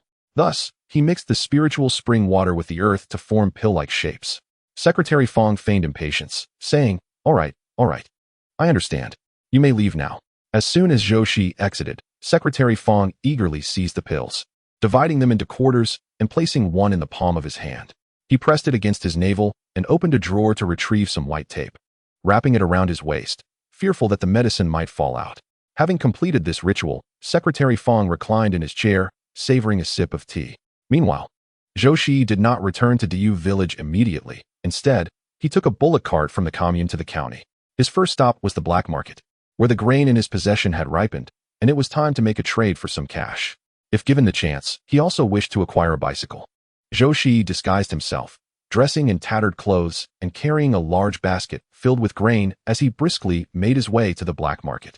He headed to the same spot beneath the big locust tree where Yun Jihai had taken him before. A few individuals were seated there, casually cracking sunflower seeds. An elderly man noticed Zhou Shiyi approaching and whispered, buying or selling? Selling, Zhou Shiyi replied, patting the basket on his back. He discreetly opened a small gap, and the old man's eyes widened slightly at the sight of the contents. 1 dime, he stated. Zhou Shiyi pretended to hesitate, pulling out a crumpled dime composed of 1-cent coins from his pocket and handing it over. The old man sighed softly, sensing that this young fellow must be struggling at home, trading precious grain for a bit of money. After completing the transaction, Zhou Shiyi hastily entered the market. The atmosphere within the black market was hushed, with everyone wary of making any noise that might attract unwelcome attention. Each individual guarded their own stalls, heads bowed in silence. Zhou Shiyi found an empty spot to sit, lifting half of his basket to reveal the glistening white rice inside. As soon as he made a move, several women quickly gathered around him. One lady in a floral shirt pushed her way to the front and whispered, "Young man, what is the price of your rice?" Zhou Shiyi reached out to grab a handful of rice and took out a wooden board. The women observed that the quality of this rice seemed no inferior to that from the supply and marketing cooperative. Indeed. This quality appears even better than that from the cooperative, they exclaimed. Young man, please do not keep us in suspense. How much are you selling it for? Zhou Shiyi poured the rice onto the wooden board and smiled. The rice from the cooperative costs 14 cents with a ticket. My rice is 30 cents without a ticket. If you have a ticket, it will be priced according to the cooperative's rate. Upon hearing this, the surroundings fell silent. Finally, the woman in the floral shirt frowned and said, "Young man, this seems a bit expensive. Usually, we buy on the black market for only 28 cents. Yes, that's 2 cents more," echoed others. Zhou Shiyi set down the wooden board, and a smile returned to his sooty face. "Ladies, we usually wouldn't even dare to consume rice of this quality ourselves. It's excellent for grinding into flour for the children." He continued, "How about this? If you buy 10 pounds, I will give you half a pound for free." The women exchanged glances. Buying 10 pounds and receiving half a pound free was indeed comparable to the usual black market price. With this quality, it was a bargain. "Then I will take 20 pounds, and you can give me 1 pound free?" "Of course," Zhou Shiyi replied. The woman in the floral shirt was the first to speak. Extending a cloth bag toward him, Zhou Shiyi glanced around and asked the lady selling eggs, "Madam, may I borrow your scales? I will offer a pound of grain as payment later." The egg-selling lady, initially annoyed that Zhou Shiyi's stall was blocking her business, brightened at his words and handed over the scales with a smile. Zhou Shiyi deliberately added a little extra rice for the woman in the floral shirt. 21 pounds. "Look, the scale is high," he said. The woman beamed, her joy evident as she happily pulled out 6 yuan and handed it over. As onlookers witnessed Zhou Shiyi's business acumen, they began to crowd around. "I want 10 pounds. I want 20 pounds. In the city, each household's grain ration tickets were limited. When they ran out, they had to resort to the black market. Typically, buying 5 pounds of fine grain mixed with coarse grain was already a stretch. Suddenly purchasing 10 or 20 pounds was a bit overwhelming. However, opting for 5 pounds meant missing out on that enticing half-pound of rice, which was too unwise to pass up. In no time, Zhou Shiyi had sold out his large basket of 200 pounds of grain. He returned 1 pound of rice along with the scales to the egg-selling lady. "Thank you very much." The lady joyfully popped a grain of rice into her mouth, savoring it. "Oh, it's nothing. Zhou Shiyi's movements in packing up were leisurely as he kept glancing around with his peripheral vision. As he noticed a young man stealthily approaching him, a broader smile graced his lips. The fish had taken the bait, for it is said that a pursuit is not a trade. At this moment, Zhou Shiyi awaited the black market individuals to seek him out. A young man withdrew a cigarette from his pocket and offered it to Zhou Shiyi. This brother appeared somewhat unfamiliar, did he not? Zhou Shiyi accepted the cigarette without hesitation, igniting it for himself while also lighting one for the other. As a newcomer, he was merely testing the waters. Upon hearing Zhou Shiyi's words, De Zhuang's eyes flickered with understanding. It seemed his assumptions were indeed correct. Generally, those who come to sell grain do not employ marketing strategies. Grain is a precious and scarce commodity that sells itself, unless this individual intends to fish for larger gains. Having navigated the black market alongside his leader for many years, De Zhuang was well versed in its intricate workings. Nearby, an egg vendor noticed the conversation between the two was awry and promptly shifted her egg stall aside. "Shall we discuss this inside?" Zhou Shiyi inquired, placing his basket on his shoulder and gesturing invitingly. The egg vendor remarked, See, my instincts have never failed me." Chapter 75. Negotiating with brother. Who once Zhou Shiyi and De Zhuang had distanced themselves, the egg vendor sighed with relief. Those nearby, having arrived early, were well aware of De Zhuang's identity. "This young man hasn't entangled himself with the black market, has he?" "I believe so, with his selling. How could the black market's grain still find buyers? He deserves it." A newcomer, yet oblivious to the need for restraint. Some were envious that Zhou Shiyi had swiftly sold out his grain, muttering words of schadenfreude. The egg vendor shot them a glare. "His grain quality is superior. Just look at yours, it's sour grapes. What about me? What about you? Stop your pointless bickering and take your loud voices outside." A sharp male voice rang out, instantly silencing the group. Meanwhile, Zhou Shiyi was escorted into a courtyard behind the black market. He silently counted. This courtyard had at least 3 exits for a quick escape. It seemed the black market leader was a cautious individual. One could only hope he possessed a keen intellect and refrained from any capricious antics. Otherwise, "Brother, I have brought the person." De Zhuang knocked on the door and respectfully stood aside. "Come in." The door swung open to reveal a man with a buzz cut seated at the center, a grotesque scar stretching from his eye to his ear. Appearing to be in his 40s, Zhou Shiyi entered with an unruffled demeanor, his presence equally formidable as that of the buzz-cut man. The man, taken aback, then chuckled. "This young brother possesses great courage. You also have a commendable approach, maintaining order in the black market." Upon hearing Zhou Shiyi's remark, the buzz-cut man erupted in laughter. "I have never met anyone unafraid of me, willing to exchange barbs. Come sit." He turned the teapot and poured a cup of tea for Zhou Shiyi. Zhou Shiyi rapped his fingers lightly on the table 3 times, eliciting a curious reaction from the man with a buzz cut. Oh, so the young brother is well-versed in tea? My father has a fondness for it, and I have some understanding as well. The buzz-cut man nodded, opting not to beat around the bush any longer, and within a few exchanges, he managed to glean a glimpse of Zhou Shiyi's character. How shall I address you? Zhou, just call me Xiao Zhou. Zhou Shiyi lifted his teacup and took a delicate sip, engaging in casual conversation. Is this your first visit to our county? Zhou brother? I wonder how much grain you possess. With a subtle motion, Zhou Shiyi tapped the surface of the tea, inscribing a number on the table. The buzz-cut man grinned. Just call me Hu Ge, Zhou brother. What price are you considering for such a quantity of grain? 2 dimes, if the price is right. I can part with the rice and flour I have on hand. Should I come upon any good goods later, I will prioritize Hu Ge. If Hu Ge finds the price unsatisfactory, I can always explore the black market in the south. Hu Ge, swirling his teacup, did not respond immediately. He gazed steadily at Zhou Shiyi, chuckling softly. Zhou brother, business in the southern market is quite treacherous. Beware, or you may find yourself devoured, leaving no trace behind. Zhou Shiyi displayed no trepidation, meeting Hu Ge's gaze directly. If they wish to acquire what I possess, they must first consider their own capabilities. After all, several of my brothers also require sustenance. Zhou Shiyi leisurely took another sip of tea, his calm demeanor leaving Hu Ge momentarily uncertain about the number of associates Zhou Shiyi had under his wing.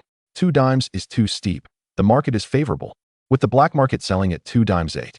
My brothers must eat and drink. We cannot afford to run about for nothing. Then what price do you deem appropriate? 1 dime 7. I shall offer 3 cents above the supply and marketing cooperative's rate. You know, if we are to procure grain from the countryside, the maximum is 1 dime 5, 1 dime 8, and I shall require some other receipts. After some deliberation, Hu Ge ultimately nodded in agreement. At midnight, in a northern alley of the city. Agreed. The two settled on a transaction location. After finishing his tea, Zhou Shiyi bid farewell to Hu Ge and departed swiftly. He meandered through several alleys, finding no sign of anyone trailing him, allowing himself a moment of relief. It seemed that Hu Ge conducted his business with a measure of integrity. With that matter resolved, he turned his attention to the northern part of the city. This was a spot Zhou Shiyi had identified early on, conveniently near the bus station. Typically, it was dusty and sparsely populated, with only a few dilapidated houses scattered about. Observing the weeds on the ground, Zhou Shiyi made no effort to clear them away. Instead, he walked around to the back door of the house, producing a piece of iron wire to unlock the rusty padlock.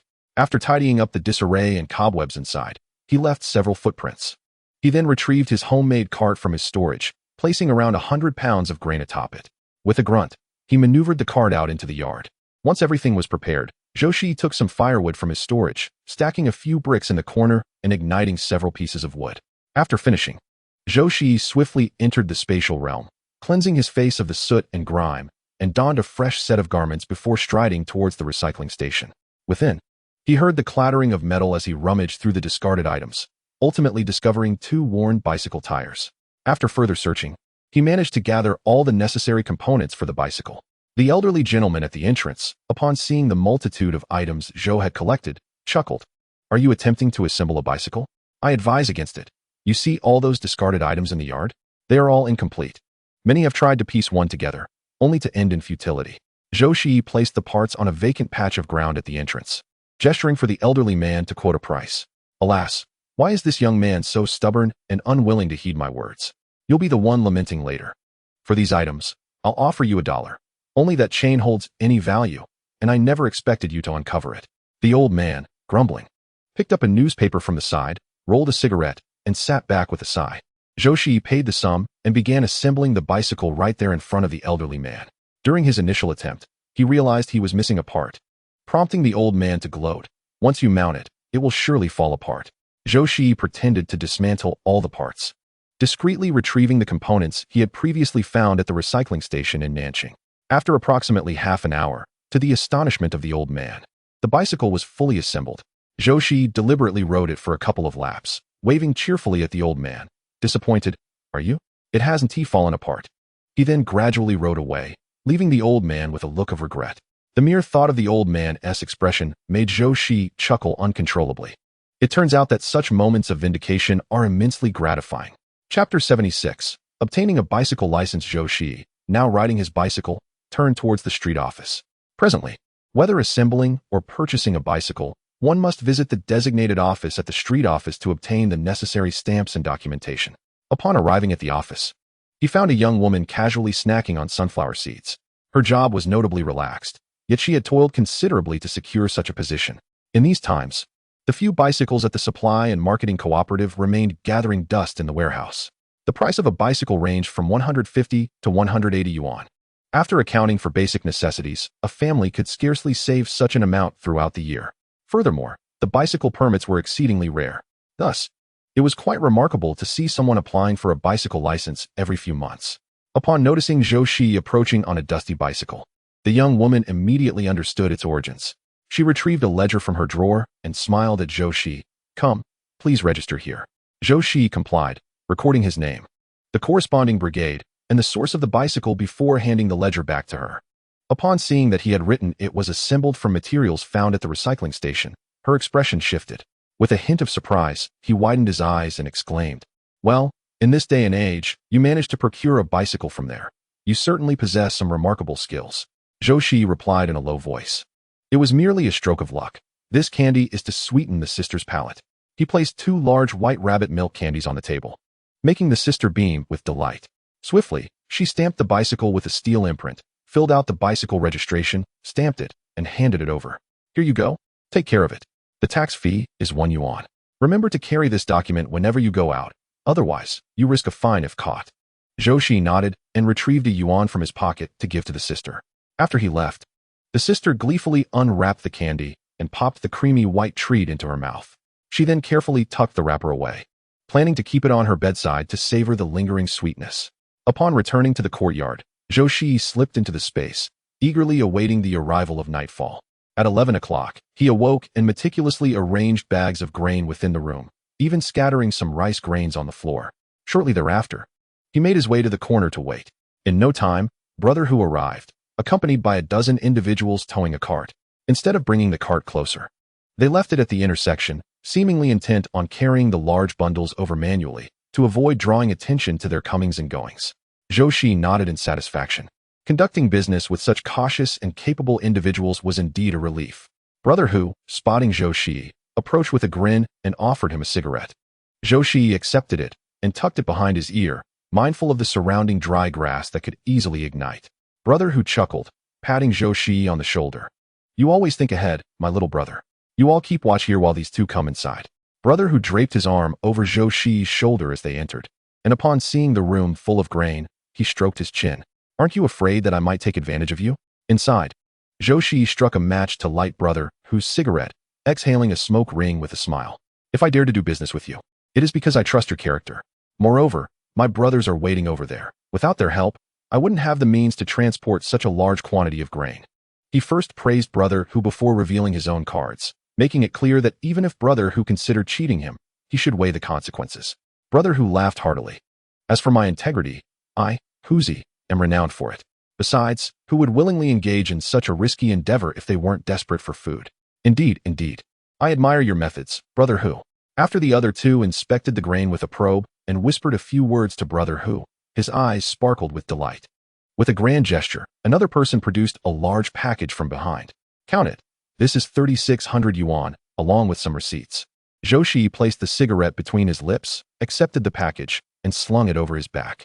"I am not merely preparing for a one-time transaction with Brother Hu. I intend to maintain a lasting relationship. I possess a degree of trust in him, for I believe Brother Hu would not deceive me. After all, such a substantial establishment is in plain sight, and Brother Hu indeed possesses considerable strength." Zhou Shiyi deliberately emphasized the weight of the considerable load. Brother Hu's eyes widened in astonishment. "What does this mean? Is it an indication that if we do not provide enough, there will be trouble?"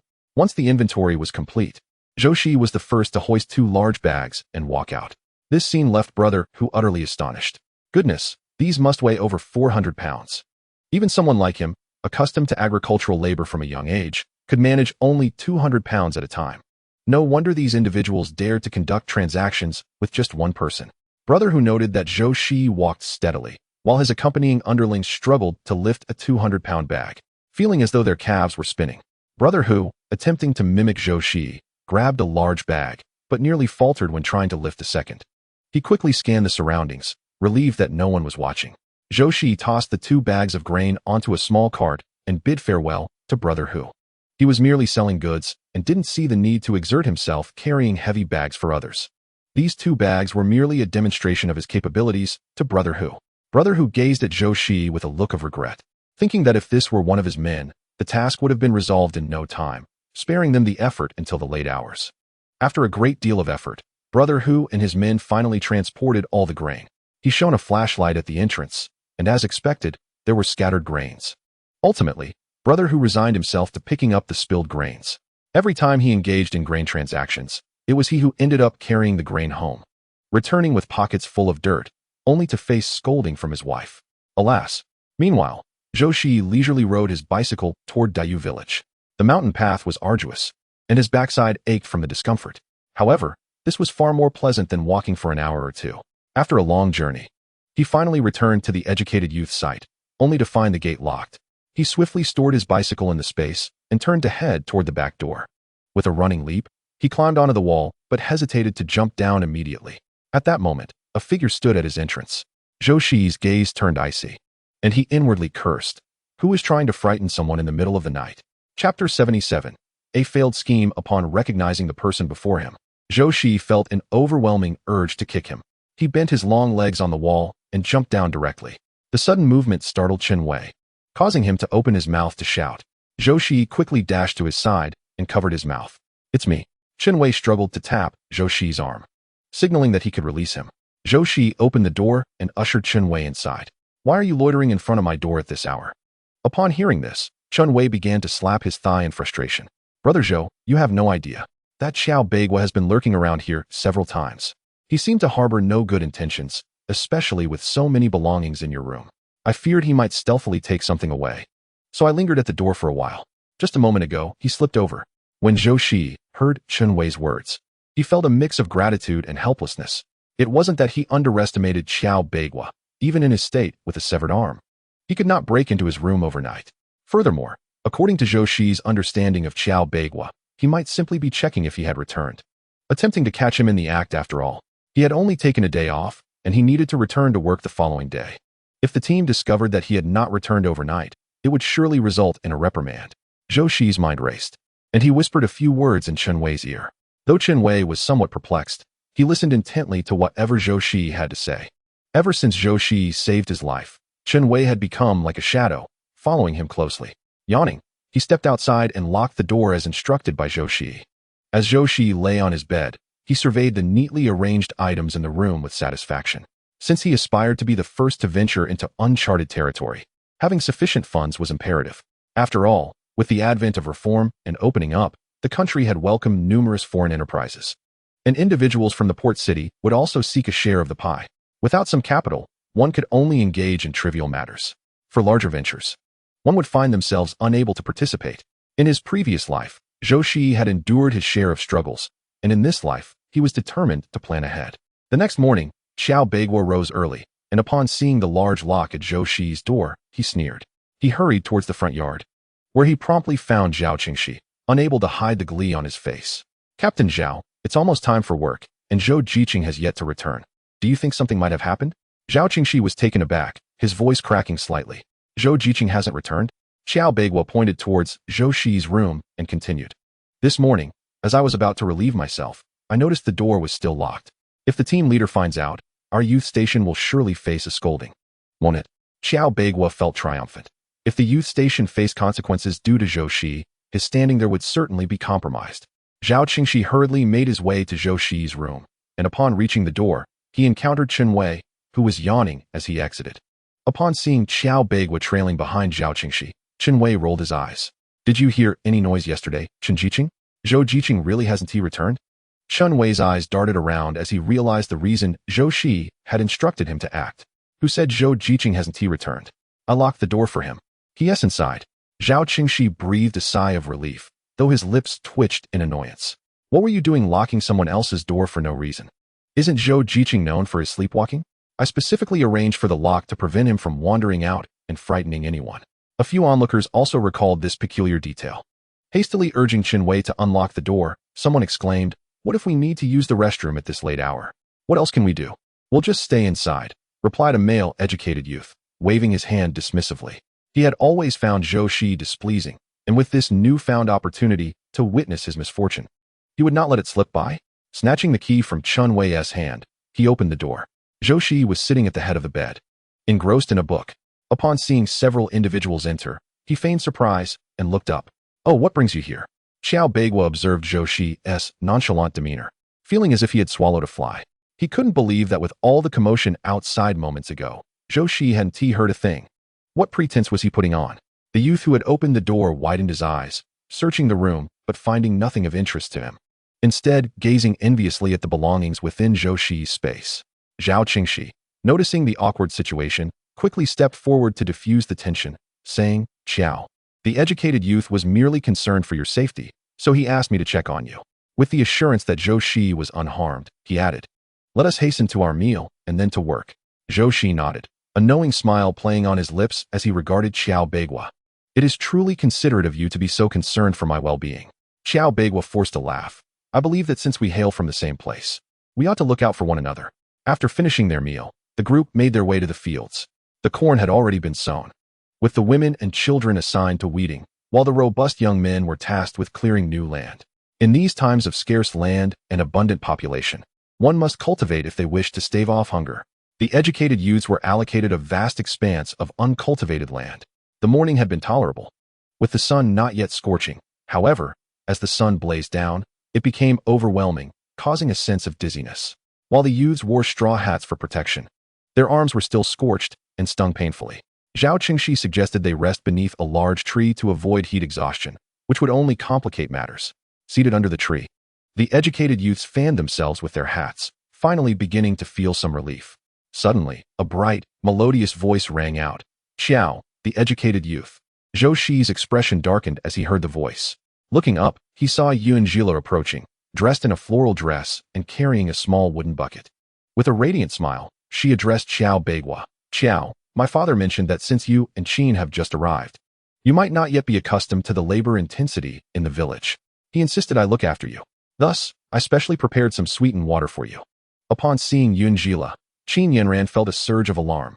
Previously, her fair skin and beauty were comparable to Yunjila's. However, after a month of toil in the countryside, she had become tanned and her skin roughened, leaving her unable to compete with Yunjila, who spent her days at home studying. A fleeting glimmer of brilliance appeared in Xiao Beigua's eyes, though he didn't understand why the village leader would say such things. It did nothing to dampen his sense of pride. He donned a humble facade, responding with a smile, "I truly apologize for the trouble caused to Leader Yun." "Thank you, Comrade Yun." Just as Yunjila was about to speak, her expression suddenly changed. Immediately, Zhou Shiyi was startled by a somewhat flustered female voice. "Shut your mouth." He abruptly raised his head, noting that no one else was speaking. Only Yunjila's expression appeared somewhat contorted. Chapter 78. Tracing Yunjila's presence yet. Yunjila did not utter a word. Could it be her innermost thoughts? At this moment, Zhou Shiyi discreetly moved a step closer, eager to glean further insights. However, Yunjila did not grant him that opportunity. She placed the small wooden bucket on the ground and, with a strained smile gracing her exquisite features, declared, "There's syrup in the bucket. I'll leave it here for now. I must go deliver water to my brother and the others, so I shall take my leave." No sooner had her words fallen than, under the gaze of many, Yunjila walked away with a disordered gait. Chun Wei could not resist nudging Zhou Shiyi's shoulder and whispered, "Comrade Yun has even left the bucket here. How can she possibly deliver water to her brother?" He then pouted, adding, "I never expected that Xiao Beigua would be so sought after." Zhou Shiyi remained silent, sitting there without uttering a word. He was deep in thought, realizing that Yunjila's soul still resided within her body. This traversing girl could not fully command Yunjila's form. Zhou Shiyi stroked his chin, contemplating how to facilitate Yunjila's return to her true self. His gaze fell upon Xiao Beigua. Perhaps he could leverage Xiao Beigua's presence? Xiao Beigua shivered under Zhou Shiyi's scrutinizing gaze, instinctively tightening his clothing. The intensity of Zhou Shiyi's stare was almost predatory. Did he harbor some peculiar inclination? As noon approached, Zhou Shiyi had just reached the village entrance when he was intercepted by Yun Zhihai. With a mournful countenance, he lamented to Zhou Shiyi, "Zhou Jiqing, my sister, my sister. Oh, she drives me mad." "What's wrong?" Zhou Shiyi inquired. "It feels as if my sister has transformed into an entirely different person. I cannot quite articulate it. In any case, she is not the same as before. She used to abhor dandelions, Yet now she is eating the wild vegetables my mother steamed without batting an eye. He rambled on, finally nervously pulling Zhou Shiyi aside. Zhou Jiqing, I once heard my grandmother tell ghost stories, speaking of wandering souls and spirits that could possess people. Do you think my sister could be? Yun Jihai rubbed his own goosebumps. He dared only to speak such thoughts to Zhou Shiyi. Had he done so in front of their parents, he would surely face a mixed reprimand. Zhou Shiyi lowered his gaze, surprised by Yun Jihai's perceptiveness. Little did he know, he had practically raised Yun Jila himself.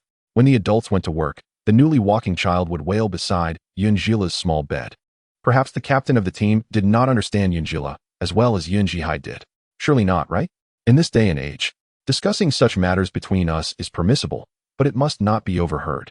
The authorities are actively combating superstitions. Zhou Shiyi's seemingly concerned admonitions were actually attempts to extract information from Yun Jihai. Do I not know about this matter? Yun Jihai retorted, pouting. In the past, my father engaged in daily propaganda, while the elderly woman from the neighboring village was paraded through the streets and publicly denounced. I remember witnessing it as a child. It was quite a harrowing sight. I have heard that now she remains indoors, and even a passing dog would relieve itself at her doorstep. Yun Jihai spoke with a nonchalant tone, recalling the time when they dealt with the landlords, which was even more tragic. The landlord was bound, his head bloodied, and just a glance at the scene haunted him for several nights thereafter. Indeed, it was a grim affair. The youth brigade needed to eat, so I must take my leave, he said, hastening back to the youth point, having obtained the answer he sought. He contemplated venturing out that evening. Perhaps old lady Zhou had some solutions. After finishing their afternoon labor, the youth were utterly exhausted and barely able to rise. The most wearied among them were Qiao Beigua and Qin Yinran. They had not anticipated that the labor in Dayu village would be far more taxing than in their previous village.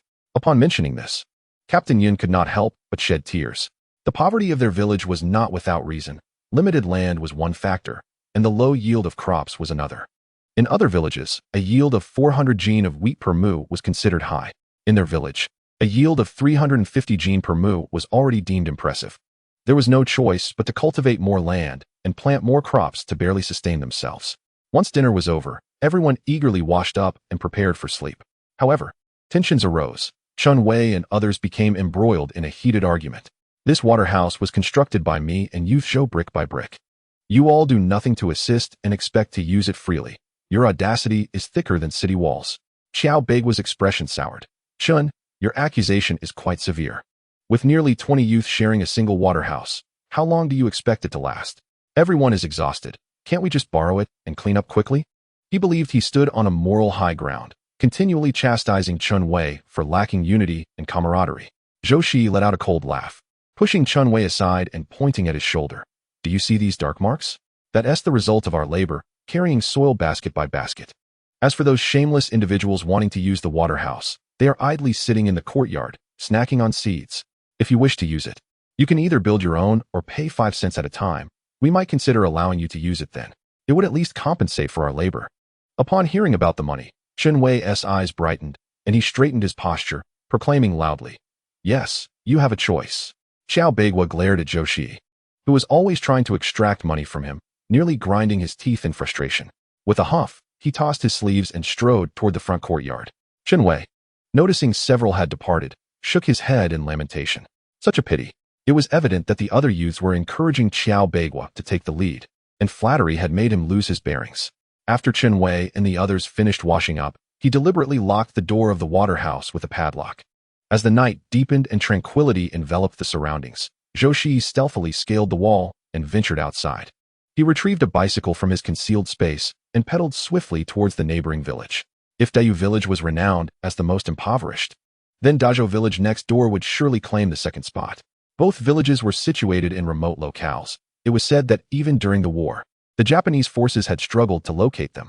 Following the information provided by Yun Jihai, Zhou Shiyi eventually arrived at a small dwelling near the cattle shed. The solitary structure was encircled by a makeshift wooden fence. Just as he was about to enter, he was met by the piercing gaze of a large black dog, its teeth bared and eyes glistening with intensity. Suddenly, a low, gravelly voice, aged and commanding, resonated. Dehei, lie down. We have a guest. The dog, as if comprehending human speech, promptly whimpered and settled down.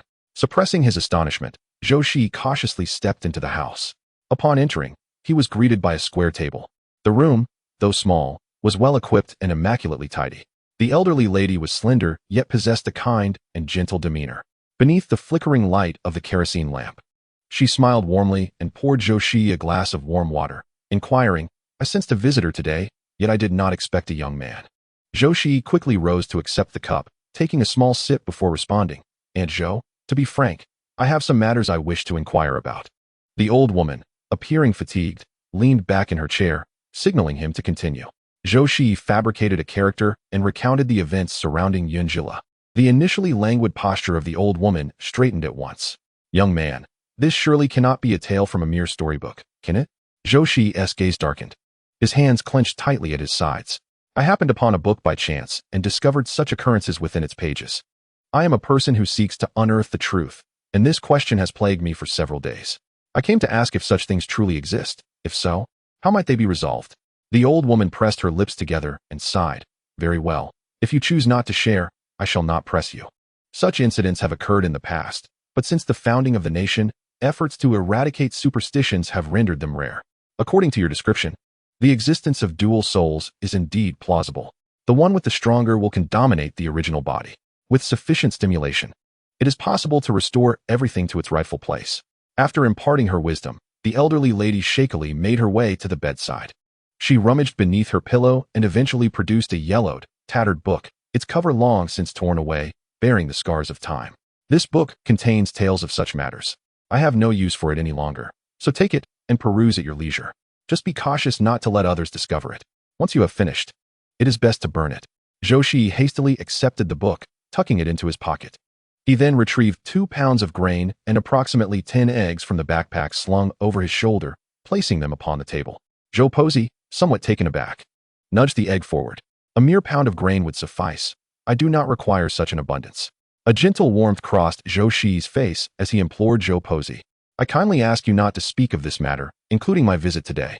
Zhou Posey could not help but chuckle. "In this little shabby place, not even dogs bother to come. Rest assured, I possess a modicum of integrity."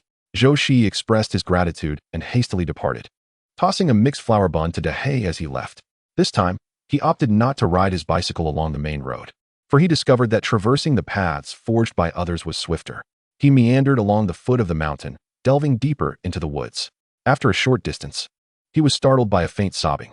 It was a late hour, surrounded by a dozen or so graves, sending a chill down Zhou Shiyi's spine. Goodness! Having just exited the shaman's abode, he feared he might encounter something unclean. As he quickened his pace to pass through the area, 2 voices wafted towards him. "Old foam. Old foam, you cannot leave me here alone." The woman's wails were heart-wrenching, punctuated by a faint male voice. "I fear I shall not endure much longer. If by chance you see our daughter again, please tell her that her father loves her dearly." As the man's voice grew weaker, the woman's cries intensified. Zhou Shiyi swiftly climbed a tree and peered down at the scene, not far off. A gaunt middle-aged man lay there, feeble and powerless, while a woman cradled his head, weeping helplessly. Their demeanor suggested they were among those relegated to the cattle shed. Zhou Shiyi could not help but recall his own parents, sighing heavily before ultimately deciding to offer assistance. "What has happened to him?" A deep male voice prompted Wen Yuqing, her tear-filled eyes lifting. Upon seeing a robust young man, she clutched at him as though he were a lifeline. "Young man, I implore you, save my beloved." He fell from a tree while trying to gather some fruit to stave off hunger. Zhou Shiyi observed the man, barely clinging to life, and offered him a cup of water from his basket. It seemed unlikely that merely falling would cause such a state. The fruit trees were not particularly tall. The village children, akin to agile monkeys, frequently fell without such dire consequences. Zhou Shiyi's inquiry elicited a bittersweet response from Wen Yuqing. Our food is insufficient, and during the day we must toil, cleaning the cattle shed. Over time, our bodies have succumbed to exhaustion. Were it not for our distant children on our minds, we might have long since succumbed to despair." Understanding dawned upon Zhou Shiyi. Those residing in the cattle shed were indeed the downtrodden, laboring the hardest for the least reward. With villagers struggling to fill their own bellies, their plight was surely harsher. He retrieved 10 pounds of mixed grain and 10 pounds of brown rice from his basket, placing them on the ground. Though Wen Yuqing found herself in dire poverty, her scholarly spirit remained intact. She waved her hands repeatedly, insisting, "We cannot." Zhou Shiyi looked at the actions of these literati with a hint of disdain. Even on the brink of starvation, they refused to accept the charity of others. Should one label them foolish or righteous? He pressed his lips together, stating, "I am not asking for charity. There are medicinal herbs on the mountain that I require. If you can gather them for me, that will serve as compensation. I will come to collect it on the first of each month." Without waiting for Wen Yuqing's response, he rose and brushed the dust off his clothes. Turning his head slightly, he added, "As long as one survives, there is hope. At the very least, you must possess the ability to protect your own food." His words left Wen Yuqing momentarily stunned. Although they were referred to as relocated personnel, the brigade would not truly allow anyone to starve. The rations provided were scant, yet not to the extent of causing starvation. Their food was pilfered by a few unscrupulous individuals while they were at work, and reporting it to the brigade leader yielded no results. Everyone looked out for their own villagers, and moreover, the inhabitants of the cowshed were treated with a certain distance by the villagers. Time passed, and eventually, the man on the ground regained consciousness. Seeing the food scattered about, he appeared puzzled. "Yuqing, what is this?" Wen Yuqing recounted the earlier events, and the couple fell into a profound silence. After a considerable pause, a glimmer of determination appeared in the man's eyes as he picked up the food and declared, "The benefactor speaks the truth. We must strengthen ourselves, lest we be bullied. Let us return to the cowshed." The two supported each other, stepping cautiously toward the cowshed. Zhou Shiyi was unaware that his seemingly casual action would later inspire this couple to offer him their unwavering assistance. Chapter 80, In Whose Hands Lies the Jade Pendant. Upon returning to the youth station, Zhou Shiyi swiftly retreated into the space. The book in his pocket was tattered, and he exerted considerable effort to piece together the answers he sought. Once the thoughts in his mind were clarified, he emerged to sleep. The following morning, Zhou Shiyi unexpectedly did not walk with Chen Wei, but instead closely followed behind Qiao Beigua. Qiao Beigua assumed Zhou Shiyi had recognized his value and sought to curry favor. He snorted disdainfully, inwardly amused, thinking, "What a fool, it is too late to seek favor now." As Qiao Beigua pondered how to embarrass Zhou Shiyi later, Captain Yun approached him and rolled his eyes dramatically, likely aware of his daughter's infatuation with Qiao Beigua. Confused, Qiao Beigua wondered why Captain Yun, who had been amiable just the day before, suddenly treated him with such disdain. Throughout the day, Zhou Shiyi chose to remain near Qiao Beigua while working. As expected, after a while, he saw Yuanjila fully armed and approaching. Despite wearing the same attire and sharing the same features, Zhou Shiyi found her demeanor excessively contrived. His suspicions were confirmed. As long as he was near Qiao Beigua, he could, to some extent, hear the unspoken thoughts of Yuanjila. "Qiao Jiqing, look at the sweat on your forehead. You should go cool off under the big tree." Qiao Beigua wiped the sweat from his brow, casting a triumphant glance at Zhou Shiyi beside him. "Humph, what does arriving early matter? Isn't the captain's daughter still treating me with special regard?" In a bid to assert his masculinity, Qiao Beigua nonchalantly waved his hand, proclaiming, "We are merely here to join the team. Just look at the villagers. They aren't resting, so neither shall I." Before he could finish his sentence, Zhou Shiyi bumped into him, striding towards the shade of the tree with a mocking laugh. At this moment, not seeking refuge, one must be a fool. His voice was low, audible only to the two of them. Anger surged within Qiao Beigua, and he placed his hands on his hips, ready to scold Zhou Shiyi. However, upon meeting Yuanjila's gaze, he silently closed his mouth. His gentlemanly demeanor must be maintained. Qiao Beigua adjusted his collar and cleared his throat, commenting, "I believe Comrade Yun is right. The sun is exceedingly harsh." He stepped to the roadside, standing beside Yuanjila. If the villagers were to witness this scene, they would surely weave countless tales. Unfortunately, Yuanjila was solely focused on successfully winning over the male lead to remain in this world, completely indifferent to such gossip. Meanwhile, Zhou Shiyi arrived at the field, his expression darkening as he observed the close proximity of the two. He cast a heavy glance at Qin Yanran, suddenly laughing. "Comrade Qin, I thought you and Comrade Xiao were quite close. I assumed you were courting." Qin Yanran's face flushed crimson, and before the onlookers, she proudly stated, "Comrade Xiao has always had such intentions. Even Comrade Xiao's mother is very fond of me. We were just considering that since I have just arrived in the countryside, it wouldn't be appropriate." Her words were ambiguous, inciting a realization among the surrounding youth.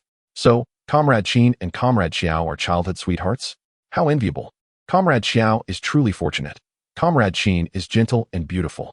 I see her helping Comrade Xiao with his laundry. Truly the model of a virtuous wife and mother." A male youth could not help but sigh. Zhou Shiyi chuckled softly. "Comrade Xiao is quite popular among the girls as well. I observe that his attitude towards that young lady is rather special." Zhou Shiyi casually pointed, and the crowd followed his gaze, witnessing Yuanjila accidentally twisting her ankle, prompting Qiao Beigua to reach out to assist her. Instantly, the atmosphere grew awkward, Those who had been flattering moments before fell silent, their eyes drawn to Qin Yinran's blushing face. Taking a deep breath, Qin Yinran's chest heaved with agitation. Unable to contain herself any longer, she rose and marched towards the two. Sensing his objective had been achieved, Zhou Shiyi stood up alongside the youths, eager for the spectacle. Who doesn't he enjoy a bit of commotion? Qin Yinran, fuming, pushed Yunjila. At such a young age, how can you be so shameless? Just look at how the captainess' daughter is willing to stoop low to climb the social ladder. Zhao Qingxi, hearing her increasingly outrageous words, quickly interjected, Comrade Qin, that statement is rather excessive. Qin Yinran shot him a fierce glare. Am I not speaking the truth? Amidst the throng of young intellectuals, she delivered water to Qiao. A gesture that was as transparent as the ambitions of Sima Zhao, known to all passers-by. Yunjila's eyes brimmed with unshed tears. Her demeanor timid as she retreated slightly behind Qiao Beigua. Qin Ziking, I brought you water too, she stammered. How could you speak of me in such a manner? I just spoke with Qiao about some knowledge I struggled with, hoping he could assist me. Our relationship is entirely innocent. How dare you slander me? Yunjila embodied the essence of innocence, evoking sympathy from anyone who laid eyes upon her, making it seem as though Qin Yinran was being unreasonable. At that moment, Zhou Shiyi finally heard that voice once more. How dare you accuse others of lacking shame when you are no better yourself? Had it not been for Yunjila's fierce rebuttal yesterday, I would not have bothered to come here on such a sweltering day. A flicker of understanding crossed Zhou Shiyi's eyes. It appeared that Yunjila was indeed self-aware. The thought of her trapped within her own body, helplessly witnessing the unfolding events, filled Zhou Shiyi with profound sorrow. He stepped forward, forcing a smile onto his face. Comrade Yun, I wish to speak with Captain Yun. Would you be so kind as to escort me? Tears lingered in Yunjila's eyes, her expression one of heart-wrenching distress. Summoning her strength, she replied with a forced smile. Of course. The surrounding intellectuals found Qin Yinran's actions excessive, recognizing that Comrade Yun was a kind-hearted individual who would assist anyone in need. Qiao Beigua regarded Qin Yinran with disapproval, growing increasingly impatient. Meanwhile, Zhou Shiyi walked ahead, with Yunjila trailing slowly behind. Before long, he heard that voice again. The appearance of this second male lead is rather appealing, yet it is regrettable that he will ultimately serve another's interests. I wonder who possesses that space. The original text states that the jade pendant was gifted to Qiao Beigua by Qin Yinran. If I have the opportunity, I shall reclaim the pendant. With wealth and leisure, what need have I for a man? Zhou Shiyi's gaze darkened. This so-called time-traveling woman was aware of the space. As he ventured deeper into the secluded area, Yunjila remained unperturbed, but could not help but inquire. Qin Ziking, my father is over there. Where are we headed? Chapter 81. The effect takes hold. Zhou Shiyi remained silent. Seizing a moment when Yunjila was distracted, he reached out and grasped her arm, pinning her against a tree. Yunjila gasped, thinking to herself, are people from the 70s so bold? You are not Yunjila. Who are you truly? Zhou Shiyi's gaze was filled with agony, his words causing Yunjila's legs to tremble in fear. How could he know? The Yun family had not discovered anything. What was to be done? Panic surged within Yunjila, yet she maintained a facade of calm. Qin Ziking, what are you saying? I do not understand, she replied. Slowly, Zhou Shiyi released her, adopting a wounded expression. Your attitude towards me was not always like this, Comrade Yun. You cannot be her. She mentioned enjoying the hairpins from the supply and marketing cooperative. If you were truly her, how could you treat me this way? Even if Captain Yun were present, Zhou Shiyi would surely be awarded the Oscar for Best Actor. Yunjila was utterly bewildered. Although she had traversed into this world and was aware of the story's trajectory, her own memories had not been absorbed. What did this mean? Wasn't the second male lead supposed to be Qin Yinran's? How had he become entangled with Yunjila? Could it be true, as novels often suggest, that the butterfly wings of a time-traveling woman could alter the course of destiny? Yunjila's inner world was rich and vibrant, yet in a state of confusion. She appeared rather flustered. She tucked a strand of hair behind her ear, stomped her foot, and declared, Zhou Jiqing. I genuinely adore the hairpin from the supply and marketing cooperative. Hadn't Xiao Jiqing and the others just arrived in the countryside? Her father had urged them to take good care of him. In that fleeting moment, Yunjila made her decision. Having a devoted admirer as the second male lead seemed quite advantageous. After all, wasn't that how stories were often portrayed? She shyly cast a glance at Zhou Shiyi and then at the hairpin in his hand, and finally, with a bashful demeanor, said, Zhou Jiqing, please put the hairpin on me. Your taste is impeccable. I've had my eye on this hairpin for quite some time. Zhou Shiyi's lips curled into a barely perceptible smile as he lowered his head to adorn Yunjila with the hairpin. She affectionately touched the vibrant accessory atop her head. Its bright hue undeniably brought joy. However, there was an unpleasant odor that she attributed to the inferior craftsmanship of the era, dismissing it without concern. With a cheerful farewell to Zhou Shiyi, she skipped merrily toward the village. Zhou Shiyi observed the hairpin swaying atop her head and let out a derisive snort. This was the hairpin he had crafted the previous day, mixing elements from the book's content with a talisman given by old lady Zhou and black dog blood. After wearing it for a time, it would weaken the spirit occupying the body, ultimately forcing it out. Despite the absurdity of it all, Zhou Shiyi resolved to give it a try. At that very moment, as Yunjila entered the village, she was intercepted by Wang Qianqian. "Lele, your hairpin is quite lovely. May I borrow it for a while?" This was Wang Qianqian's usual tactic. In the past, Yunjila had considered them childhood friends, always accommodating her. But now, Yunjila was no longer one to be taken advantage of. She rolled her eyes and retorted, "Am I your mother? Why do you ask me for everything?" Her words left Wang Qianqian blushing furiously. "Lele, why would you say that? Aren't we the best of friends? I've lent you my clothes before. Please, spare me the nonsense. Your size is so much smaller than mine.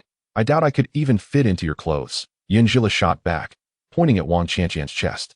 Could she really be lying here? She had never lost an argument in the past. "If you want to wear it, ask your mother to buy you one. It's exhausting to constantly covet others' belongings." With that, Yunjila straightened her posture and strode forward with confidence, feeling increasingly pleased with herself. How fortunate she was to have become Yunjila. Otherwise, facing those two petite figures would surely have infuriated her. From that day on, whenever Yunjila ventured out, Zhou Shiyi discreetly kept his eyes on the hairpin adorning her head. As long as Yunjila does not wear the hairpin one day, Zhou Shiyi will accuse her with his glistening large eyes. In order to keep Zhou Shiyi intrigued, Yunjila has no choice but to wear the hairpin on her head every day. Time swiftly passes, and in the blink of an eye, over 10 days have gone by, during which Yunjila's complexion has visibly deteriorated. Observing the dark circles under her eyes, Yunjihai could not help but utter a few words. "Stop reading late at night. Get some proper rest. Just look at how pale your face is." Yunjila picked up a round mirror from the table and glanced at it nonchalantly. Subsequently, feeling somewhat vexed, she issued an eviction order. "Oh, fourth brother, I understand. Please leave quickly. I need to rest for a while." Sighing, Yunjihai exited. As soon as he disappeared from sight, Yunjila's expression darkened. For some unknown reason, she had been unable to sleep soundly these past few nights. At times, she could not distinguish between dreams and reality. Yunjila lamented, longing to reclaim her own body. Several times, she nearly lost control of it. Meanwhile, outside, Yunjihai made his way to the youth commune. It was raining today, and nobody had gone to work. Most villagers had ventured into the mountains to gather mushrooms. Just as Zhou Shiyi was being pulled out the door by Qinwei, he spotted the hurried Yunjihai. He quickly dismissed Qinwei and looked at Yunjihai in confusion. Yunjihai dragged him into a secluded corner and whispered, "Something is wrong. My sister is acting very strangely. She resembles a scholar from a tale who has been drained of his essence. I feel quite anxious. Should I call that old woman Zhou to take a look?" A few days ago, a child in the village was frightened and secretly asked her to come. That child was fine by morning and stopped crying. Zhou Shiyi calculated the time and found it about right. He lowered his gaze toward Yunjihai. "If you dare to bring Zhou over, with Wang's temperament, your father will be branded as a feudalistic fool the next day. What should we do then?" Yunjihai was startled by Zhou Shiyi's words. Reflecting on the discord between Wang and his father, it was indeed plausible. Zhou Shiyi waved his hand, signaling him to lean closer. He whispered a few words into Yunjihai's ear. A look of conflict crossed Yunjihai's face. If someone were to see this, his sister's reputation would be ruined. Zhou Shiyi spoke lightly, suggesting bringing someone to Zhou. If something were amiss, would that person willingly go with them? They would have to knock them out and carry them over. It was a long distance, and Zhou Shiyi might end up having to carry a portion of the way too. If they were seen, it would be as if they had jumped into the Yellow River without a chance to explain. Zhou Shiyi could only helplessly say, "If her reputation is truly destroyed, I would be willing to marry Comrade Yun." Yunjihai eyed Zhou Shiyi with suspicion. "Why do I feel you have ulterior motives?" Zhou Shiyi shrugged. "If you don't want to go, then forget it. I still need to go to the mountains to gather mushrooms, so I'll be off." Chapter 82. It's not in vain that I helped you. I was just joking. Go. I just feel something is off with my sister. I need to see her to feel at ease. Yunjihai swiftly grasped Zhou Shiyi's sleeve, inquiring, "Shall we go tonight?" "Indeed. I shall await you at the village entrance this evening." As night fell, Zhou Shiyi lingered at the village entrance, yet Yunjihai failed to appear. With no other recourse, he resolutely strode towards Captain Yun's abode. Upon encountering the securely locked gate, he nimbly scaled the wall. Just as he reached the top, he locked eyes with a dog in the courtyard, which was on the verge of barking. Hastily, Zhou Shiyi retrieved a meat bone from his space and tossed it. The dog, initially wary, perhaps sensing no malice or recognizing Zhou Shiyi from previous visits, emitted a few whimpers before seizing the bone and retreating to a corner. Zhou Shiyi, well acquainted with the surroundings, swiftly located Yuan Jihai's room. He mimicked a cat's meow at the window. A shadow emerged from the restroom, startling Zhou Shiyi, who instinctively shifted into the darkness. Yuan Jihai crept out, and upon recognizing him, Zhou Shiyi breathed a sigh of relief. The two finally reunited. My sister is a light sleeper. The slightest noise rouses her. What can I do? Zhou Shiyi gestured, his meaning unmistakable. Could you not render her unconscious? I lack the finesse. What if I cause her harm? Zhou Shiyi's lips twitched, and with no other option, he resolved to take action himself. As the door creaked open, a faint rustling from within startled both of them into silence. Yuan Jihai stood amusingly in a pose akin to a roosting chicken. After a tense wait for the sounds to subside, Zhou Shiyi swiftly entered. As Yuan Jihai was caught in a half-dream, just as her eyelids began to flutter open, he swiftly rendered her unconscious. Yuan Jihai, wide-eyed with astonishment, could not help but give Zhou Shiyi a thumbs up, exclaiming his admiration. Carefully, she lifted her sister and tiptoed out. Upon noticing the front door securely locked, she cast Zhou Shiyi a suspicious glance. Did he scale the wall to enter? How curious, given that their father had scattered shards of glass atop the wall as a deterrent. Upon reaching the village entrance, Yuan Jihai spotted a bicycle beneath the large tree. Glancing at it repeatedly, thinking, what a fool, Comrade Wang, to forget to relocate the bicycle. When she saw Zhou Shiyi approach the bike, her small eyes widened in disbelief. Were it not for the darkness, any sound would draw attention, and she might have exclaimed outright, Zhou Jiqing, is this your bicycle? Why have I heard nothing about it? In this era, who purchases a bicycle without riding it around the village to show it off? Zhou Shiyi patted the rear seat. I assembled this myself. Hop on. With glee, Yuan Jihai climbed aboard. The bicycles of this era had large frames and extended rear seats. However, it was impractical for both of them, now little adults, to sit at the back together. Zhou Shiyi took a length of rope and secured Yuan Jihai, who faced away from him, in the back seat. He patted the front of the bicycle, signaling for Yuan Jihai to approach. Fortunately, Zhou Shiyi's tall and robust stature supported the bicycle. Otherwise, both would have surely fallen. The same location, the same time, merely different people. You wait outside. I will go in and take a look. Zhou Shiyi gently set Yuan Jihai down, while Yuan Jihai stood nearby, nodding repeatedly, as if guilty. Zhou Shiyi strode quickly into the small courtyard, where Granny Zhou seemed to have anticipated his arrival. Placing 3 bowls on the table. Has the matter been resolved? She asked, taking a small sip of water and gazing at Zhou Shiyi. He shook his head. Not yet. We do not know how to expel that thing. Following the instructions in the book, along with the talisman you provided, we were able to weaken some of the spirit. After that, we are at a loss. Granny Zhou retrieved 3 incense sticks from beneath the bed, mumbling to herself. Then, she looked at Zhou Shiyi with an odd expression and whispered, is it indeed a reincarnated soul? Very well, I shall assist this lad. Having undergone transformation from the spiritual spring water, Zhou Shiyi's senses were heightened, allowing him to faintly discern Granny Zhou's words. His heart raced like a drum, causing his spirit to tense. Could Granny Zhou truly possess such formidable power? Bring them in, she instructed, presenting a basin of water to cleanse her hands before retrieving several items from a hidden compartment under the bed. Ah, old friend, it is your turn once more. Yuan Jihai cautiously carried Yuan Jihai inside. His steps softened. Shut the door. You stand at the eastern position, and you at the western position. The incense in your hands must not break, Granny Zhou chanted, her words causing Yuan Jihai's legs to tremble. He looked anxiously at Zhou Shiyi, who appeared composed, and gradually calmed himself. Little did Yuan Jihai know, Zhou Shiyi's heart was already tumultuous. Granny Zhou placed Yuan Jihai in the center of the room, wielding a peachwood sword as she paced, continuing her incantations. Soon, Zhou Shiyi noticed the incense in his hand burning at a visibly accelerated rate. As dawn approached, Granny Zhou applied a small amount of black dog blood to Yuan Jihai's forehead. She writhed on the ground in agony, emitting piercing cries. No, this is my body.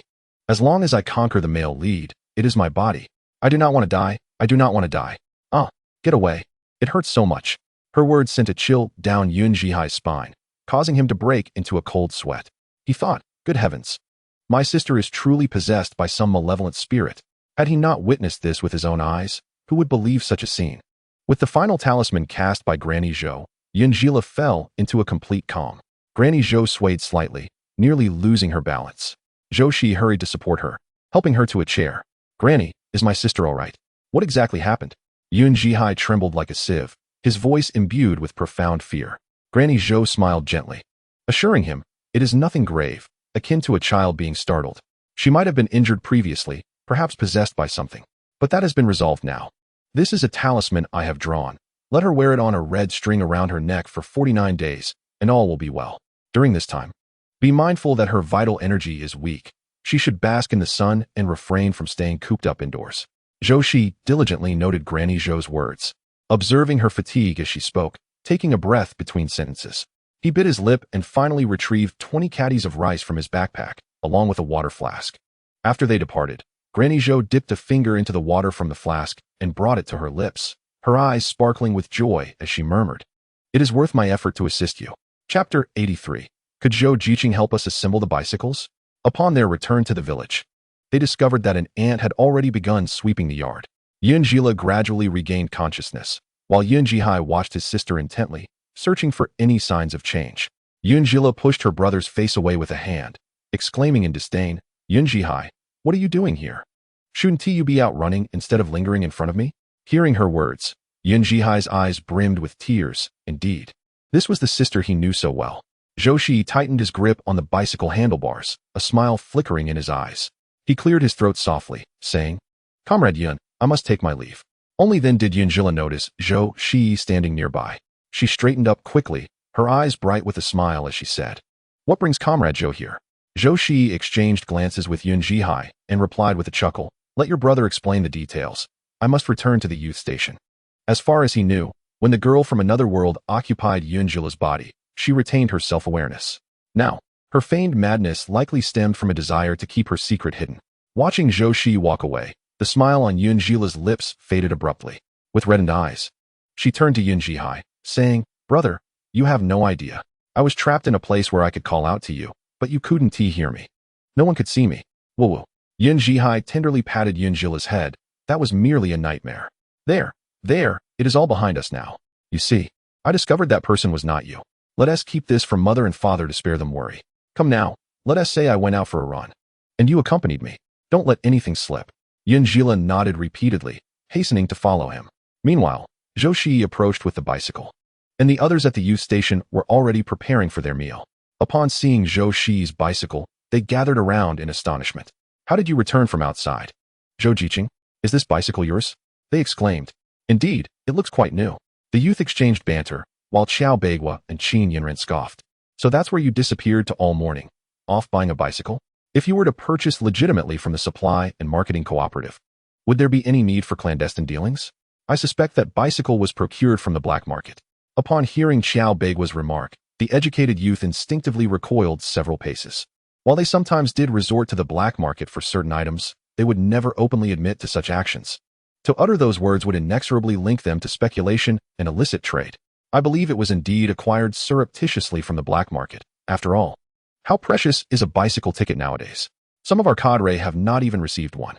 Qin Yinran could not help but stoke the flames, especially since Zhou Shiyi consistently regarded her with indifference. Zhou Shiyi patted the rear seat of his bicycle, smiling innocuously. "I truly regret disappointing you. These parts were assembled from what I found at the scrap station. I had been missing a component until today." Puffed, who would believe that? If a scrap station could assemble bicycles, who would spend a fortune on one? "Zhou Jiqing, you ought to concoct a more convincing excuse." Qiao Beigua scoffed, hands on hips. Chun Wei pushed through the crowd. "I believe Zhou Jiqing assembled it himself. The tables and chairs I found at the scrap station were all repaired by him."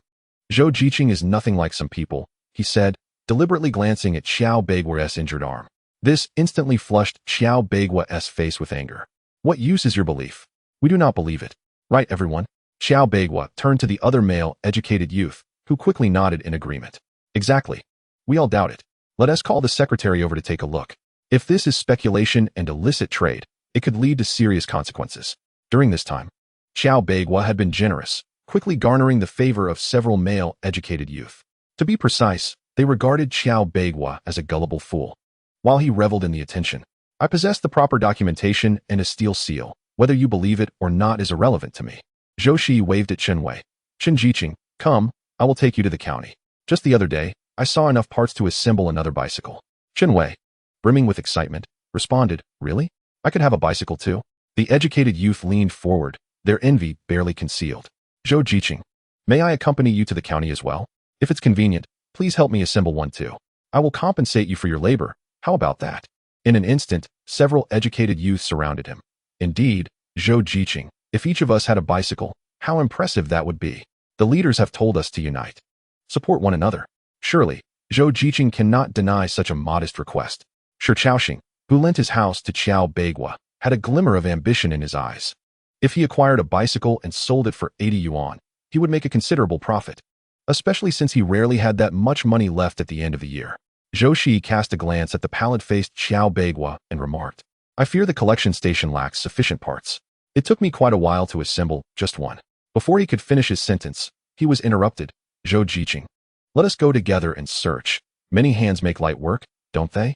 Zhou Shiyi observed Shi Chaoxing's unwavering determination and nodded in agreement. All right, but do not blame me if we cannot find anything. Of course. Hurry, let us eat and request leave from the brigade office. Zhao Qingxi pursed his lips. Watching the others with a sigh, they were all being overly simplistic. Setting aside the question of whether there were any parts, what reason did Zhou Shiyi have to assist in the assembly? Let us not forget how they had just regarded Zhou Shiyi with disdain. Even he, Zhao Qingxi, felt a fleeting moment of guilt for his own actions. Among the educated youth, over half were preparing to head to the county. Zhou Shiyi and Chen Wei moved swiftly, and when they announced their intention to fetch a package from the county, Captain Yun readily granted them leave. However, when the slower group of educated youths entered en masse, Captain Yun's expression darkened. Upon learning they had come to request leave, he furiously puffed his cheeks and glared. The brigade has never had as many leave requests as you lot. Every year, we struggle to meet our grain needs. Yet you constantly seek leave. In the end, under Captain Yun's displeased gaze, he only consented to grant leave to Qiao Beigua and Shi Chaoxing. Chapter 84. Caught in a scheme, Zhou Shiyi had initially intended to take an ox cart to the county, but Chen Wei insisted on riding a bicycle. To preserve Chen Wei's pride, Zhou Shiyi reluctantly acquiesced. Chen Wei leaped with joy, exclaiming, Zhou Shiyi, I can ride the bicycle. I'll take you along. Let us go. Zhou Shiyi glanced at Chen Wei, who was a head shorter than him, suppressing a smirk. Chen Wei eagerly hopped onto the bicycle, his toes barely touching the ground, and called out, Zhou Shiyi, hurry up. With his long legs, Zhou Shiyi found it more comfortable to sit in the back. The moment he settled in, Chen Wei sensed something amiss. It felt rather heavy. Yet, in a bid to maintain his masculine pride, Chen Wei awkwardly chuckled, Zhou Shiyi, hold on tight. Zhou Shiyi positioned his feet on the footrest beside the tires, and within moments, Chen Wei struggled to keep the bicycle upright. Embarrassed, he rubbed his nose and said, I just remembered that I hurt my leg while clearing land a while back, so I can't exert much force. I'll need you to pedal for me. Under the sunlight, Chen Wei's face glowed with a mix of black and red, his gaze somewhat unfocused. Zhou Shiyi gestured for him to move aside and stretched his long legs, shifting from the back to the front seat. Come up. As they sped past the village entrance, the villagers couldn't help but lean forward to catch a glimpse of the bicycle. Wow, whose family bought a bicycle? It looks like Zhou Shiyi from the educated youth group. Ever since he arrived in the countryside, I've sensed he's extraordinary. Now he even has a bicycle. His family must hold him in high regard. Indeed, who could argue otherwise? One cannot help but wonder which fortunate girl has captured the heart of such an industrious young man. Alas, let us not speak further. For this educated youth is not someone we can aspire to unite with. My second uncle's daughter-in-law's sister-in-law married an educated youth, and not long ago, he received a ticket to return to the city. Imagine this. In the dead of night, he hastily packed his belongings and abandoned his wife and children. Now, they are left at home, weeping for his absence. How can such a thing be? This aunt's words instantly dashed the hopes of several mothers who were contemplating matchmaking their daughters with an educated youth. None noticed the smug smile playing at the corners of her mouth. How dare they compete for my daughter? The summer breeze was both hot and restless, rustling the clothes of Zhou Shiyi as he rode swiftly and steadily, as if no one were behind him. Shi Chaoxing sat atop a bullock cart, enviously observing the scene before him. When Zhou Shiyi turned to see Qiao Beigua, a smile crept across his lips. I was genuinely concerned you might not come. Zhou Shiyi had initially intended to let Qiao Beigua experience the feeling of being toyed with, as he had in a past life. However, having learned about Yun Jila's situation, he altered his course. Fearing that prolonged waiting might lead to unforeseen complications, he resolved that since Qiao Beigua was the male protagonist from that book, Eliminating him would alleviate any fears regarding Yunjila. Regardless of whatever tales the time-traveling woman might weave, they would all have to emerge from his wife's form. When Xiao Beigua and Shi Chaoxing arrived at the recycling station, Zhou Shiyi had already assembled a bicycle for Chen Wei, with only the final chain yet to be attached.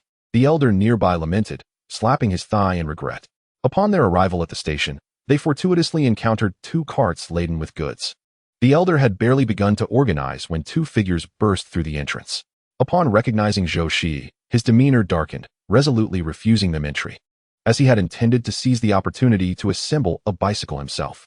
After several days of unsuccessful attempts, he firmly believed that the fault lay in insufficient materials, not in his own skills.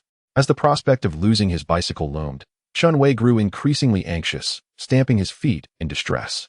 Ultimately, he reluctantly agreed to purchase the elder's scrap materials for 20 yuan, but not without stipulating that Zhou Shiyi must teach him the assembly technique. Zhou Shiyi glanced at the elder and then at the nearby parts. Surely, it only required some hands-on effort, didn't he? This remark infuriated the elder, turning his face a shade of green with frustration. As Zhou Shiyi began to assemble, the elder squatted nearby, observing. He soon discovered that he had incorrectly positioned the parts, which explained why the bicycle fell apart upon riding it. Thus, the earlier scene transpired. Zhou Shiyi wiped the grease from his hands, adjusted the chain, and called to Chen Wei to take it for a spin. Chen Wei, trembling with excitement, struggled to mount the bicycle multiple times, much to the elder's growing frustration, who wished to push him aside and take a turn himself. Shi Chaoxing hurried over, exclaiming, "Zhou, did you not promise to help us assemble one as well?" Zhou Shiyi gazed into his eager eyes and shrugged. "I just had a look. There are only enough parts to assemble a bicycle. You can ask this gentleman or venture in yourself to see." The elderly man nodded with a stoic expression. "At least you possess some discernment." Shi Chaoxing's demeanor immediately soured. Meanwhile, Xiao Beigua, witnessing Zhou Shiyi's unexpected success in assembling a bicycle, was taken aback. He had originally come to witness Zhou's folly, yet he found himself confronted with a semi-new bicycle, igniting his competitive spirit. "Shi Jiqing, let us go inside and search. I can assemble a bicycle too." Shi Chaoxing cast a skeptical glance at Xiao Beigua's hands, doubtful of his claim. Nevertheless, harboring his own reluctance, he lifted his foot and followed suit. Zhou Shiyi shrugged, indifferent to their disbelief. The two rummaged through the scrap station for quite some time, emerging with a pair of tires, covered in dust and grime. Upon exiting, they spotted Zhou Shiyi and Chen Wei, along with the elderly man at the entrance, each relishing a white popsicle. Xiao Beigua noticed the mocking glint in Zhou Shiyi's eyes and suddenly comprehended the situation, huffing in indignation. "It's just a bicycle. I can afford it." With that, he strode towards the supply and marketing cooperative. Zhou Shiyi called after him, waving his popsicle, "Xiao Jiqing, I await the sight of your bicycle." Xiao Beigua faltered momentarily, shooting Zhou Shiyi a fierce glare. He wished to purchase a bicycle to bolster his pride, yet he lacked the necessary ticket. The sole bicycle ticket in his household had been given to his brother by his father. Contemplating the derision in Zhou Shiyi's gaze, Xiao Beigua glanced towards the direction of the black market in the south. It appeared he would have to resort to methods devoid of tickets. Having frequented the county town recently, he was somewhat familiar with the 2 black markets. The northern market offered a plethora of grains and secondary products at reasonable prices, making it a popular destination. However, they had little in the way of bicycles or radios. The southern market, in contrast, provided a variety of goods. Though the prices for grains were slightly higher, they boasted everything, even black and white televisions. In light of this comparison, Xiao Beigua naturally opted for the southern market. Yet, he was unaware that the household appliances in the northern market were discreetly displayed and priced approximately 10 yuan cheaper than their southern counterparts, making it a favored spot for regular black market patrons. Shi Chaoxing, feeling a sense of pride, trailed closely behind Xiao Beigua, convinced that their relationship had improved recently. With Xiao Beigua's arm weakened, wouldn't he have to ride the new bicycle back and bring Xiao Beigua along? What a commotion that would stir at the village entrance. However, as Xiao Beigua continued to walk in the wrong direction, Shi Chaoxing hurriedly grasped his arm. "Xiao Jiqing, the supply and marketing cooperative is over there. Where are we headed?" Xiao Beigua glanced at Shi Chaoxing's clammy hand gripping his white shirt, a flicker of disdain crossing his eyes. With palpable annoyance, he retorted, "Without a ticket, where do you suggest we buy a bicycle?" Shi Chaoxing hesitated and came to a halt. Xiao Ziqing, it's not easy to procure small items from the black market without drawing attention. But this? Such a large object, I dare not approach. Xiao Beigua shot him a sharp glare. What is there to fear? If they dare to sell it, the risks are minimal. Trust me, Now hurry up and follow. His impatience was palpable, and Shih had no choice but to quicken his pace to keep up. Zhou Shiyi informed Chunwei that he had some matters to attend to and asked him to wait at that spot. Chunwei, engrossed in a carpentry book held by an elderly man, waved him off repeatedly. Go on, go on. Once Zhou Shiyi confirmed that Xiao Beigua had entered the South Market, he swiftly reported the situation. As a dozen individuals donned in red armbands rushed over, many who had heard the commotion scattered in all directions. The South Market maintained its high prices and resilience due to its intricate network of alleys. Even if red armbands pursued a suspect into a dead end, they would often return empty-handed. A man standing beneath a tree wore a dark expression. He had been inspected just days prior, and his return today indicated a tip-off. He wondered which fool had instigated such a senseless act. Previously, inspections had come with some forewarning, but today's abruptness left him anxious that trouble might ensue. Zhou Shiyi climbed atop a wall and slipped into a hidden space. The people of the South Market were truly unscrupulous. He had witnessed two elderly women attempting to sell grain, only to have their prices driven below those of the supply and marketing cooperative. When they protested, they were ruthlessly shoved to the ground, leaving them bereft of both goods and money. Such incidents, hidden from the public eye, had occurred countless times in the small South Market. This was precisely why Zhou Shiyi chose to conduct business with Brother Hu from the North Market. Observing the swift movements of the red armbands, Zhou Shiyi finally spotted Xiao Beigua and Xiaoxing. Xiao Beigua, unable to push his bicycle with one hand, relied on Xiaoxing to steer it away. Even if he were caught, without any contraband, Xiao Beigua could merely claim to be passing through. At worst, he might receive a reprimand, and no serious repercussions would follow. Yet, he overlooked a crucial detail. Those who frequented the black market were astute and perceptive.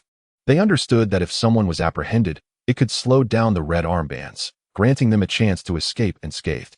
Two tall men scoured the alley, ultimately fixing their gaze on Xiao Beigua, whose movements were less than graceful. They exchanged a quick glance and swiftly approached him, shoving a package into his arms. Before he could fully comprehend the situation, they vaulted over the wall and dashed into another alley. Hearing the shouts of pursuers, Xiao Beigua's legs faltered. In a panic, he discarded the hot potato he was holding and scrambled up the wall, tears streaming down his face. There, that person. Catch him. He trying to climb over the wall.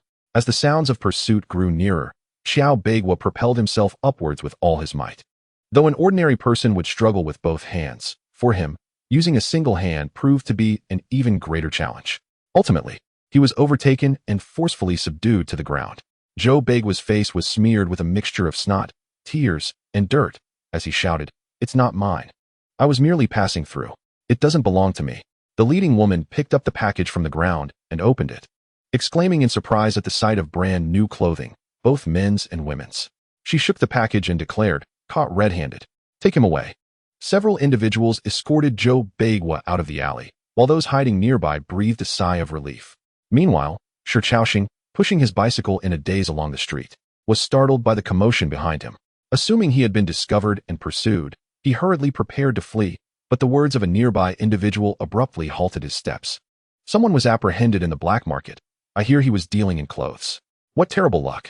Normally, no one gets caught during inspections by the red armbands. I heard he was clumsy. With one arm incapacitated, he was easily dragged down. How unfortunate. Xiaoxing paused, cautiously inquiring of a nearby man. "Excuse me, do you know where that arrested person is?" The bald man pointed not far away. "There he is, just coming out. Goodness, I wonder what's wrong with him. With an arm like that, he still dares to meddle in the black market. It seems they will be conducting a thorough sweep of the entire black market.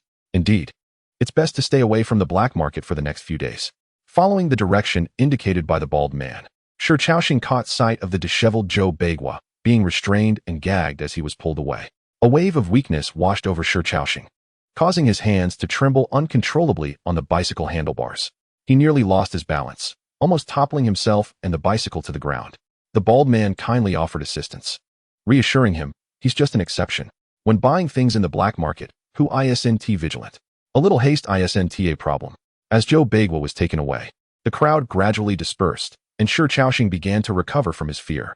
He placed a hand on his heaving chest and glanced down at his bicycle. A glimmer of hope flickered in his eyes.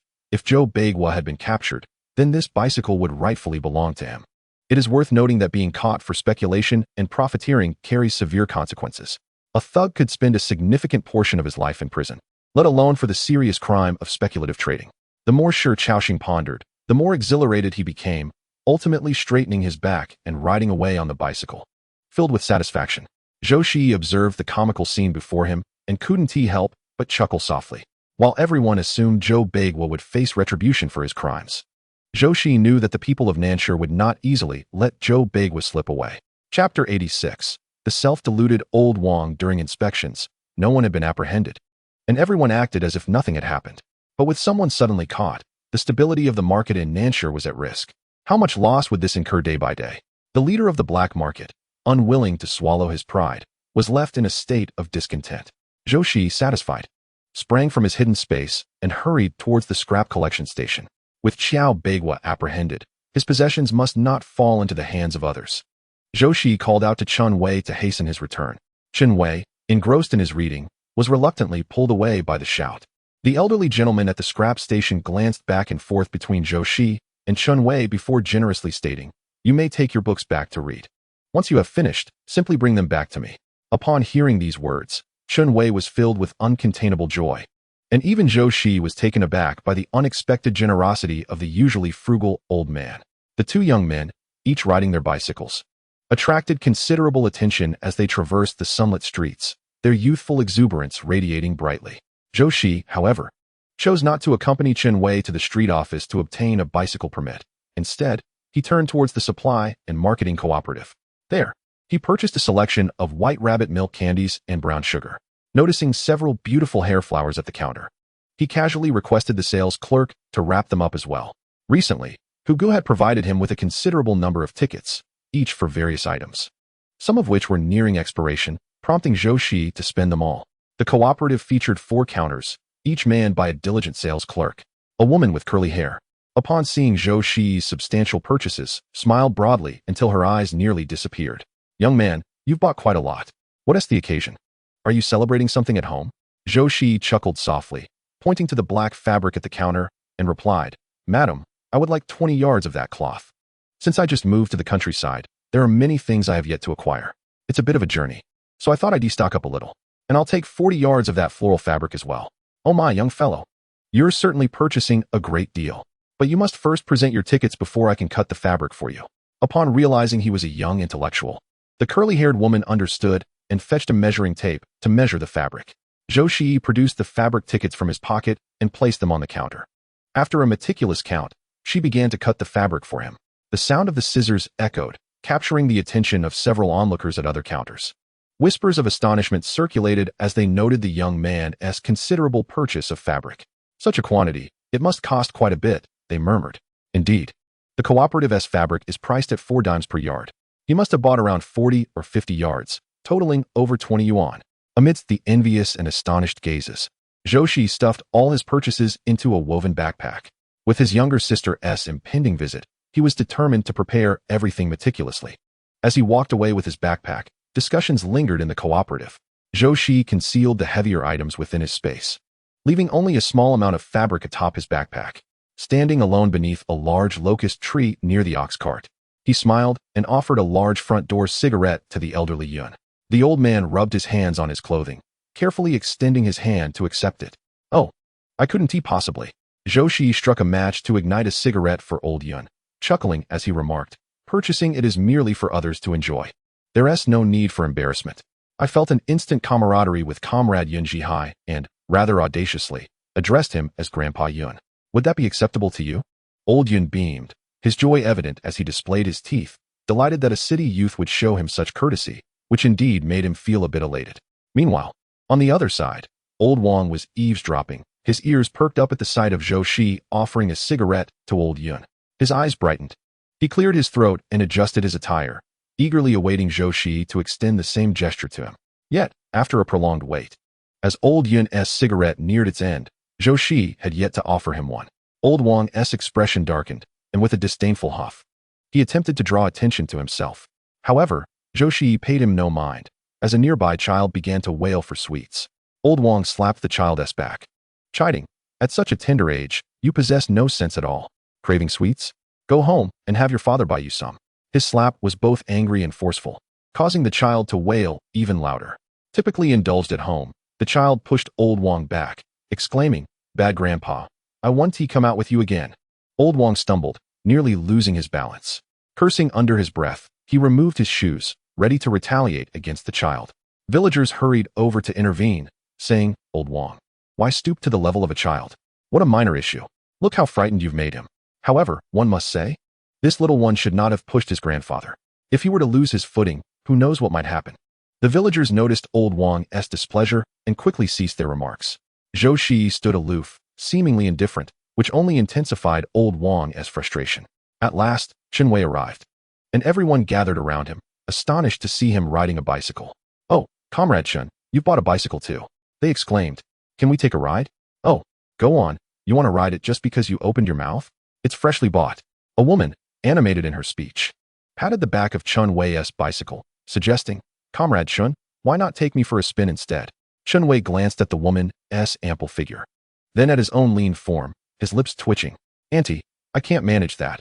I have matters to attend to, so I must be off. The stout woman, unfazed, waved cheerfully. All right. When you have time later, take us for a ride. Her words made Chen Wei's legs weaken, and with a flushed face, he hurried away. Goodness, if he dared to take the woman for a ride today, tomorrow rumors would spread that he was sneaking into her bed.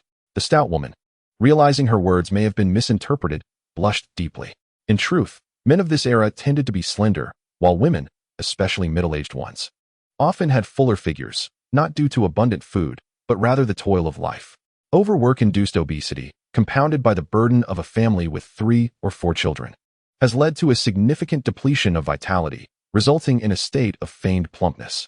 Chen Wei, seemingly fleeing, pushed his bicycle to stand before Zhou Shiyi, panting heavily. His amiable nature, it seemed, was a source of vexation. Indeed, it was a cause for concern. Yet, deep down, Chen Wei felt a tinge of pride. Chapter 87. All taken away. Oh dear, Chen Jiqing, your bicycle is truly impressive. Old Yan commented with a smile, admiring Chen Wei's bicycle. Chen Wei, brimming with pride, patted the seat of his bike, exclaiming, indeed. This was assembled from parts found by Zhou Jiqing at the recycling station. It cost me very little. What? Old Wang, seated nearby, raised his voice, drawing the attention of others. The stout woman beside them scoffed, thinking to herself, this Old Wang is truly an eyesore. Realizing his words might cause Zhou Shiyi considerable trouble, Chen Wei quickly added, Zhou Jiqing helped with the assembly. But the gentleman at the recycling station refused to sell us any more parts. The other 2 young people were turned away as well. What a pity. As he spoke, he gauged the expressions of those around him. Noticing that Old Wang's initial enthusiasm had waned, he breathed a sigh of relief as the latter resumed his habitual smoking. Just as Zhou Shiyi called for Chen Wei to return, a bicycle bell rang out. Everyone stood on tiptoe to catch a glimpse, and what a sight it was. Jealousy flared as the young people's fortune became apparent. Each one seemed to possess a bicycle. In their village, for instance, only Wang's family owned a bicycle, treasured as if it were a priceless artifact, not even to be touched. Shi Chaoxing was taken aback to find Chen Wei and Zhou Shiyi there, his face momentarily betraying discomfort. However, he quickly regained composure, greeting those around him with a smile. When he heard an aunt remark, Shi Jiqing, yours must have been assembled by Zhou Jiqing too, right? Some persistently sought to delve into the matter of assembly. Shi Chaoxing, incredulous, pointed at the bicycles of Zhou Shiyi and Chen Wei, saying, look at their bicycles. Can they even compare to my brand new one? The crowd, upon inspection, seemed to agree that there was indeed a distinction. Zhou Shiyi nudged Chen Wei, signaling him to hurry. If they delayed, it was likely that all of Qiao Beigua's belongings would be taken. Should Qin Yanran learn of Qiao Beigua's situation, she would undoubtedly seize everything for herself. Chen Wei was somewhat puzzled, but with Zhou Shiyi's command, he quickly pedaled after him. Zhou Shiyi, with his long legs, covered a circle with each pedal, while Chen Wei had to exert himself for a circle and a half, leaving him utterly exhausted yet profoundly moved. He reflected on how Zhou Jiqing had previously ridden so far with him, enduring such fatigue. After an hour, the 2 finally returned to the youth station. Chen Wei collapsed onto the ground, breathlessly gasping for air. At that moment, the young people were just beginning their afternoon labor, and Zhou Shiyi placed his backpack inside before striding out. Chen Wei hurriedly called out, Zhou Jiqing, where are you going? Upon arriving at work, I too decided to labor for half a day. Otherwise, my frequent absences would tarnish our collective reputation. Chen Wei nodded thoughtfully, acknowledging my diligence. Wait for me a moment while I secure my bicycle in the lockup, he said, as the 2 made their way to the fields. They promptly reported their return to the team leader. After a brief stint of work, Zhou Shiyi excused himself under the pretense of needing the restroom. hastening along a narrow path towards the youth commune, which was currently deserted, awaiting the return of Shi Chaoxing. Zhou Shiyi utilized a wire to unlock the door to Qiao Beigua's quarters and stepped inside. Upon entry, he was nearly overwhelmed by the stench. A pair of foul socks lay in the corner, seemingly hardened with neglect. He held his breath, swiftly stashing several cabinets into his spatial pocket. He then ventured inside, sifting through the contents, and was astonished to discover 200 yuan hidden in the bottom compartment. It appeared Qiao Beigua had brought a considerable sum from home during his time in the countryside. After securing the useful items, Zhou Shiyi meticulously arranged the cabinets back to their original state before cautiously retreating. The entire process was executed with relative ease, and given his industriousness, the team leader raised no objections. As evening descended and the weary youth returned home, they were met with the sight of Shi Chaoxing, tearful and distraught in the courtyard. Zhao Qingshi's heart sank as he scanned the surroundings, failing to spot Qiao Beigua. Fearing a conflict had arisen, he hurried over, inquiring with concern, "Sure, what has happened?" Upon seeing that others had gathered, Shi Chaoxing wiped his tears and revealed, "Qiao has been taken away." Taken away? To where? The group urged him to elaborate. Pulling chairs closer to listen, Qiao insisted on visiting the black market, and despite my efforts to dissuade him, I could not stop him. I waited outside, but unexpectedly, an inspection occurred. He slowed his steps, and then he was taken away. The details are unclear to me. Zhao Qingshi felt a knot tighten in his throat. His expression clouded with uncertainty, lost in thought.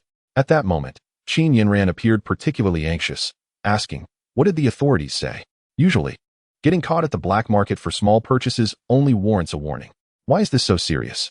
She fretted, pacing anxiously. If anything were to happen to Qiao Beigua, her situation would also be jeopardized. The youth were taken aback by Qin Yinran's familiarity with such matters, directing their gazes towards her. Realizing the scrutiny upon her, she awkwardly admitted, I merely heard others say so." The priority now is Qiao," Shi Chaoxing lamented, raking his fingers through his hair, visibly distressed. Zhou Shiyi, standing at the back, scoffed, "Sure, you haven't purchased anything substantial, have you? By the way, I saw you riding a bicycle today. That wouldn't happen to belong to Qiao, would it?" In a fleeting moment of panic, Shi Chaoxing resented Zhou Shiyi for meddling in affairs that did not concern him. He retorted with a stiff neck, "Well, that was purchased by me. If it had been bought by Qiao Jiqing, wouldn't both he and the bicycle have been confiscated? How could it possibly end up in my possession? Perhaps we should consult the team leader and inquire what to do next." Shi Chaoxing believed his reasoning was sound. However, the new educated youth were oblivious, while the older ones were fully aware. Shi Chaoxing still owed the brigade for grain. And even if he possessed the means to buy a bicycle, where was the ticket? They could not possibly believe that after so many years in the countryside, with his family having long since abandoned him, Shi Chaoxing would suddenly have a bicycle ticket appear out of thin air. Nonetheless, the immediate concern was to determine how to address the situation with Qiao Beigua. Zhao Qingshi turned to Zhou Shiyi. "Zhou, you are good at coming up with ideas. What do you think we should do about this matter?" Chapter 88. Reporting to the brigade, Zhou Shiyi shook his head. "We do not have a clear understanding of the specifics. I believe it is best to report this to the brigade. In this way, even if something truly goes amiss, it will not implicate our educated youth group." Zhou Shiyi's words awakened Zhao Qingshi to the reality that if Qiao Beigua was in trouble, the ones who would suffer the most were undoubtedly the educated youth group. After all, to outsiders, the rise or fall of the educated youth was a collective matter. With such an incident occurring in the brigade, the prospect of being recognized as an advanced unit this year was likely dashed. Although they had never been acknowledged, one must always harbor some semblance of hope, right? This incident shattered their aspirations for the latter half of the year. The villagers would undoubtedly harbor resentment towards the educated youth, and as the small team leader of their group, Zhao Qingshi would not escape a verbal onslaught. Brushing off the dust from his clothes, Zhao Qingshi reassured the others, "You all continue with your tasks. I will speak to the brigade leader." He then hesitantly turned to Zhou Shiyi. "Come with me. I feel somewhat unsettled." Zhou Shiyi nodded and followed closely behind him. Upon arriving at the Yun family residence, they found the brigade leader's wife busy preparing a meal, while Yun Zhila sat at the door washing vegetables. The tranquility of the moment was abruptly disrupted by Zhao Qingshi and his companion, causing the brigade leader's previously cheerful demeanor to falter. It was not that he particularly disliked the members of the educated youth group, but visitors during mealtime were rarely welcomed. "Brigade leader, we have some matters we wish to discuss with you." Zhao Qingshi swallowed hard. For common folk like them, this was a matter of great significance. For a moment, he hesitated to speak. The brigade leader, waiting for a considerable time without hearing Zhao Qingshi's next words, looked up in confusion. "Well, say it." With resolve, Zhou Qingxi blurted out. Xiao Beigua, the educated youth, was taken away by the Revolutionary Committee members while attempting to trade on the black market. We have not received any news since. The brigade leader felt as though darkness enveloped him. He pinched his thigh sharply to regain composure. He had suspected as much. Visitors at mealtime rarely brought good tidings. Let us go to the brigade office. Xiaohai, go summon Secretary Wang to the brigade office. Captain Yun shook his leg as he crossed the threshold, causing his limbs to tremble, nearly resulting in a comical stumble. Zhou Shiyi promptly stepped forward to steady him, saying, "Please be careful." Captain Yun waved his hand dismissively and licked his parched lips, insisting, "I am fine, truly." At last, the three arrived at the main group, where Captain Yun groped his way to the table, striking several matches in vain, unable to ignite the kerosene lamp. Zhao Qingxi hurried to assist, but amidst his efforts, Captain Yun's languid voice floated over. "It's always you who stirs up trouble. When there's nothing to do, you go to the black market. I told you today I couldn't grant you leave." Zhao Qingxi felt a bitter pang in his heart, forcing a smile as he absorbed the reprimand. Secretary Wang was nearly supported into the room by Yun Jihai, and upon encountering Zhou Shiyi's cold demeanor, he couldn't help but smirk slightly. As soon as Secretary Wang's feet touched the ground, Yun Jihai vanished without a trace. Soon, the cramped office was filled with an unpleasant odor of unwashed feet. Captain Yun glanced down to see that Secretary Wang stood barefoot, clad in tattered socks. He cursed Yun Jihai under his breath, lamenting that he had not provided Secretary Wang with proper footwear. Couldn't he smell the stench? Yun Jihai felt wronged as well. Upon arriving at Secretary Wang's home, he had found him preoccupied with his shoes. Despite shouting for some time, it seemed as if he were invisible. Infuriated, Yun Jihai informed Secretary Wang that his father had an urgent matter. Yet, Secretary Wang remained unfazed, causing Yun Jihai to resort to desperate measures. After much contemplation, Captain Yun reluctantly removed his shoes, intending for Secretary Wang to wear them. However, the foul odor that wafted from his feet caused the expressions of the other three in the room to shift dramatically. Captain Yun patrolled the fields daily, racking up at least 15,000 steps. In a modern context, he would surely top any pedometer rankings. With the summer heat causing him to sweat profusely, his feet naturally reeked. Noticing the grimaces of those around him, Captain Yun sheepishly lowered his shoes back to the ground. "Captain Yun, you should put your shoes back on. You'll catch a chill," Zhao Qingxi advised, holding his breath. Ultimately, with no other recourse, the four of them carried the kerosene lamp outside. Relocating to the courtyard on stools, Zhou Shiyi instinctively distanced himself from Secretary Wang, mimicking Zhao Qingxi's movement. When Secretary Wang learned that Xiao Beigua had been arrested, his face momentarily registered shock. He immediately attempted to rush to the commune, but Captain Yun called out to him, "What is the point of running to the commune? Isn't there's someone inside who can assist Xiao? Who told you that?" Captain Yun shot secretive glances at Secretary Wang, emphasizing that even if there were someone, such matters should not be discussed in front of the educated youth. If the officials sought connections openly, what would become of their reputations? "Well, Zhao, we are aware of this situation. You should return for now." Captain Yun coughed lightly, signaling that Zhao Qingxi and the others could take their leave. Once the two had distanced themselves, Captain Yun meticulously clarified the intricate relations to Secretary Wang.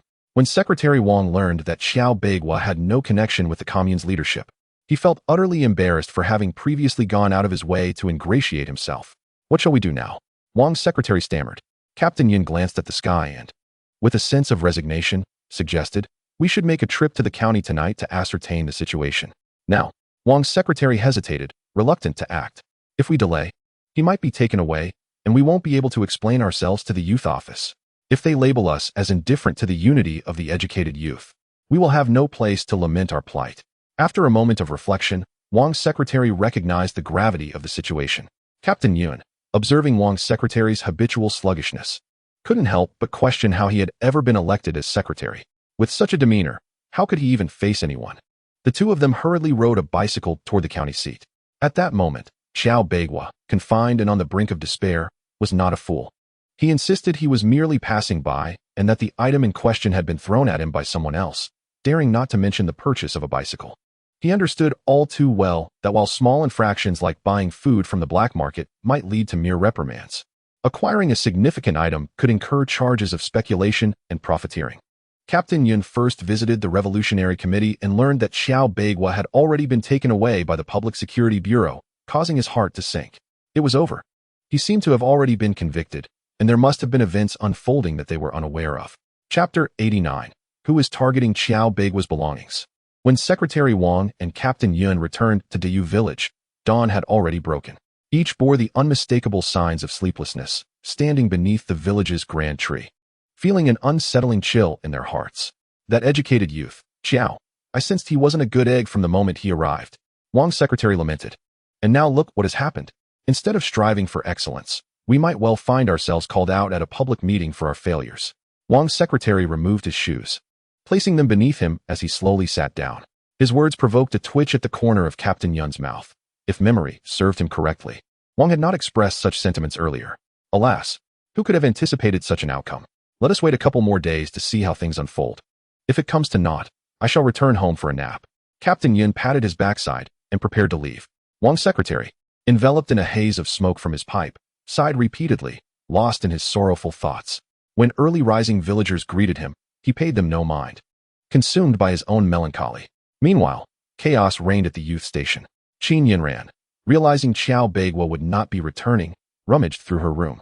At last, she discovered a key, one that Qiao had left behind. Ostensibly, it was for her to access his room in case of emergencies. In truth, his ultimate aim had been for her to wash his dirty clothes and smelly socks. A few days prior, in a fit of anger over this matter, Qin had carelessly tossed the key away, and now, she was fervently searching for it. As she was about to open Qiao Beigua's room, Shi Chaoxing and several male, educated youths turned their gaze towards her. Qin Jiqing, what are you doing? Qin Yin ran, with her delicate fingers pinching the hem of her trousers, fiercely pinched her thigh.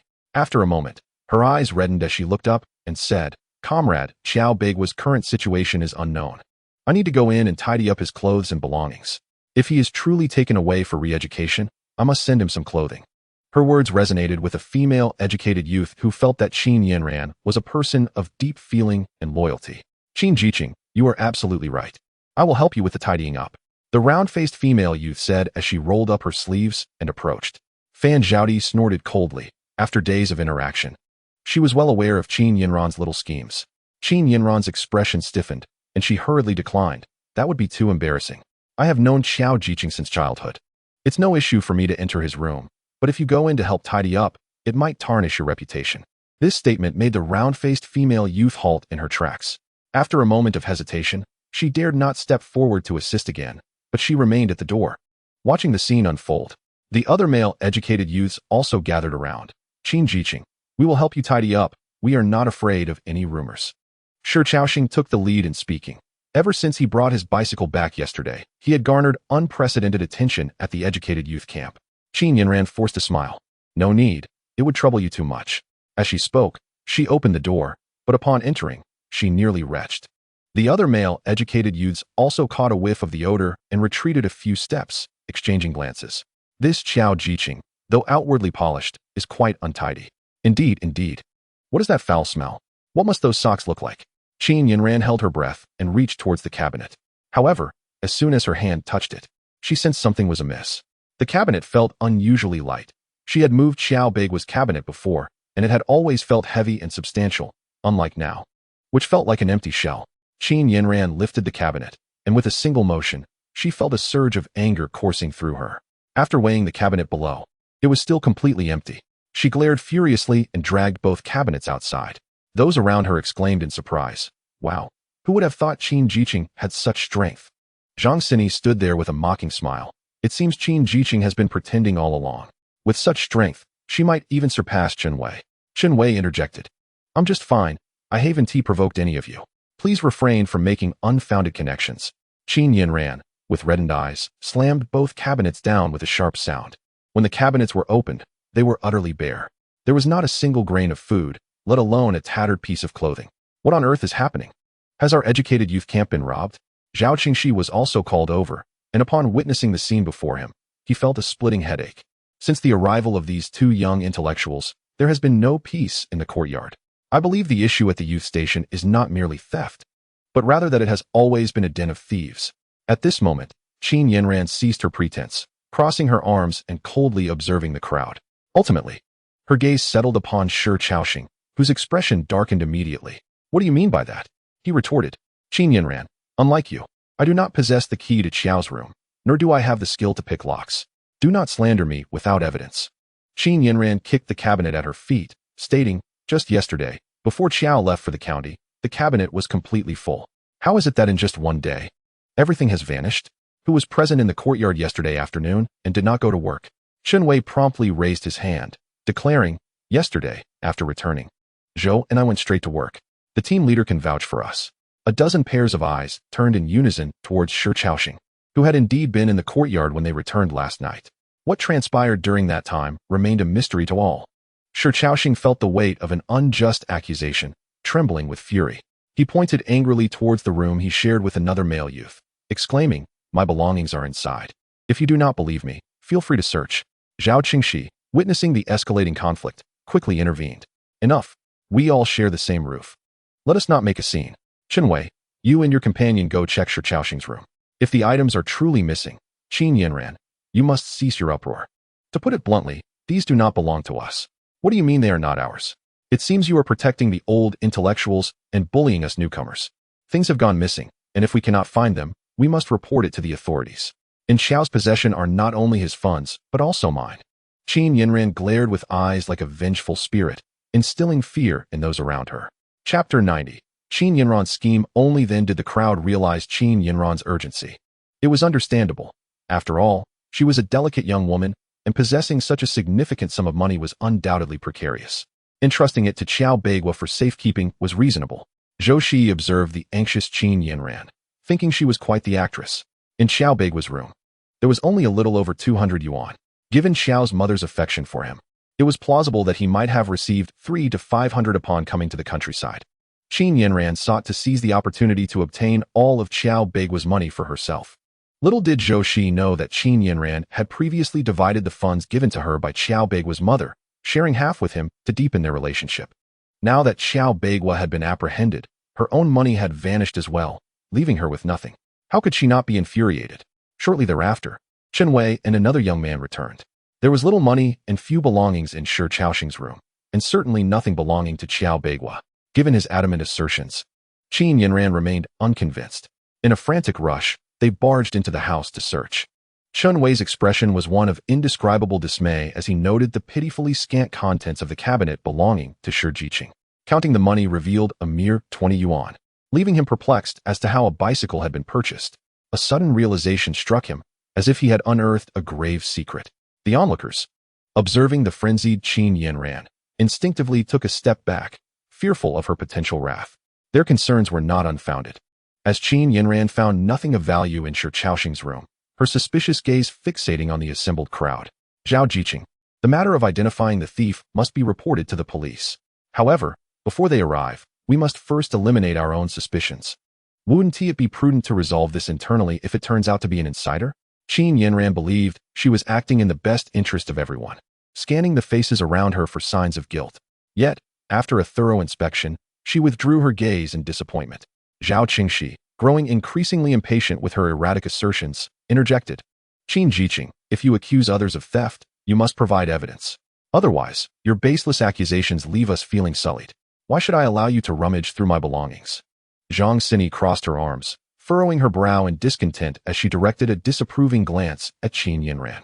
Angered yet aware of her own unreasonable behavior, Qin Yanran found herself in a precarious position, having alienated everyone in the youth station. The following day, rumors about Qiao Beigua spread like wildfire through the village, with several inquisitive aunts visiting the youth station to inquire about the situation.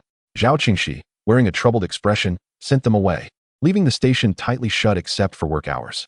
Zhou Shiyi heard from the village women that Qiao Beigua had been publicly paraded after his arrest, which they had witnessed during their trip to the county.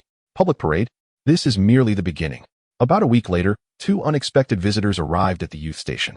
Xiao's parents, their faces ashen, knocked on the door. Zhao Qingxi, who was in the midst of a meal, initially assumed they were villagers seeking gossip and irritably set down his chopsticks. Striding towards the entrance, he began. I have already stated that we are not privy to the specifics. His words faltered as he beheld the two individuals at the door. Xiao's mother, upon opening her mouth, was overwhelmed with tears. We are the parents of Qiao Beigua.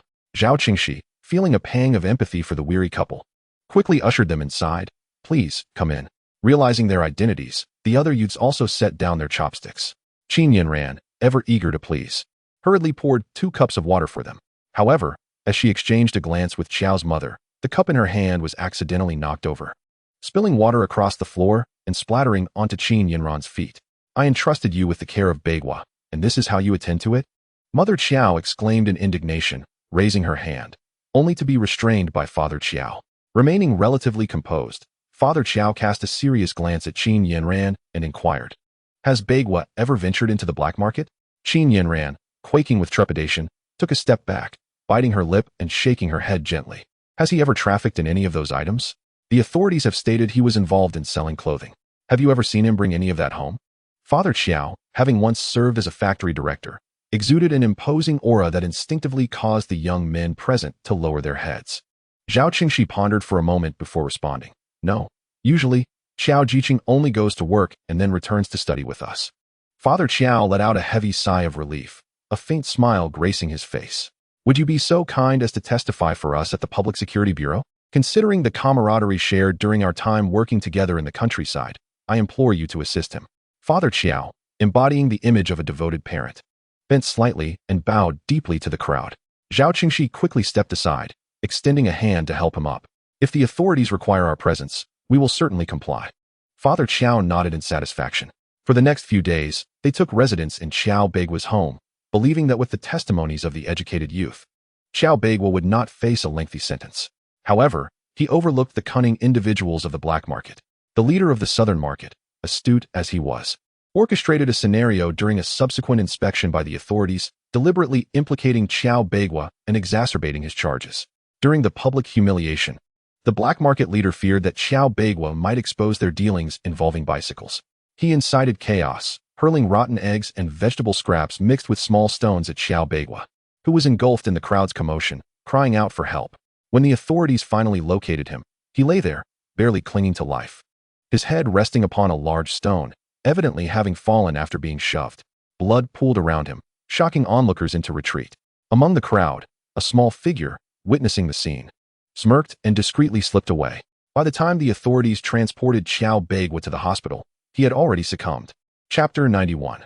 The death of Qiao Beigua. When the authorities relayed the events leading to this tragedy to Dayu village, Father and Mother Qiao were seated in the brigade office, discussing amicably with Secretary Wang the possibility of having Captain Yun accompany him to the Public Security Bureau. The arrival of the public security officer in a white shirt and blue trousers immediately stirred a commotion in Dayu village. Several elderly women, who had previously shown signs of age, suddenly found their vigor renewed, hastily rushing towards the brigade office. Upon learning of their son's demise, Father and Mother Qiao's first reaction was disbelief. A few days prior, when they visited Qiao Beigua, although his spirit was not particularly robust, his physical condition appeared stable. "Comrades of the Public Security Bureau, are you mistaken?" Qiao's mother, her face ashen and her lips trembling uncontrollably, spoke with a hint of hope and disbelief. The leading officer, with a square jaw, produced a certificate from his pocket. It confirmed the time of death as 6:08 p.m. the previous day. Due to Qiao Beigua's status as a convict, the body would be handled uniformly by the Ministry of Public Security. You may later go to the Public Security Bureau to claim his ashes. Upon seeing the stark black text against the white paper, stamped with a vivid red seal, Qiao's mother could no longer withstand the weight of reality and fainted, her eyes rolling back. Qiao's father appeared equally distraught, and the scene startled Captain Yun. As Qiao's mother began to collapse, her husband stood frozen, oblivious to the unfolding crisis.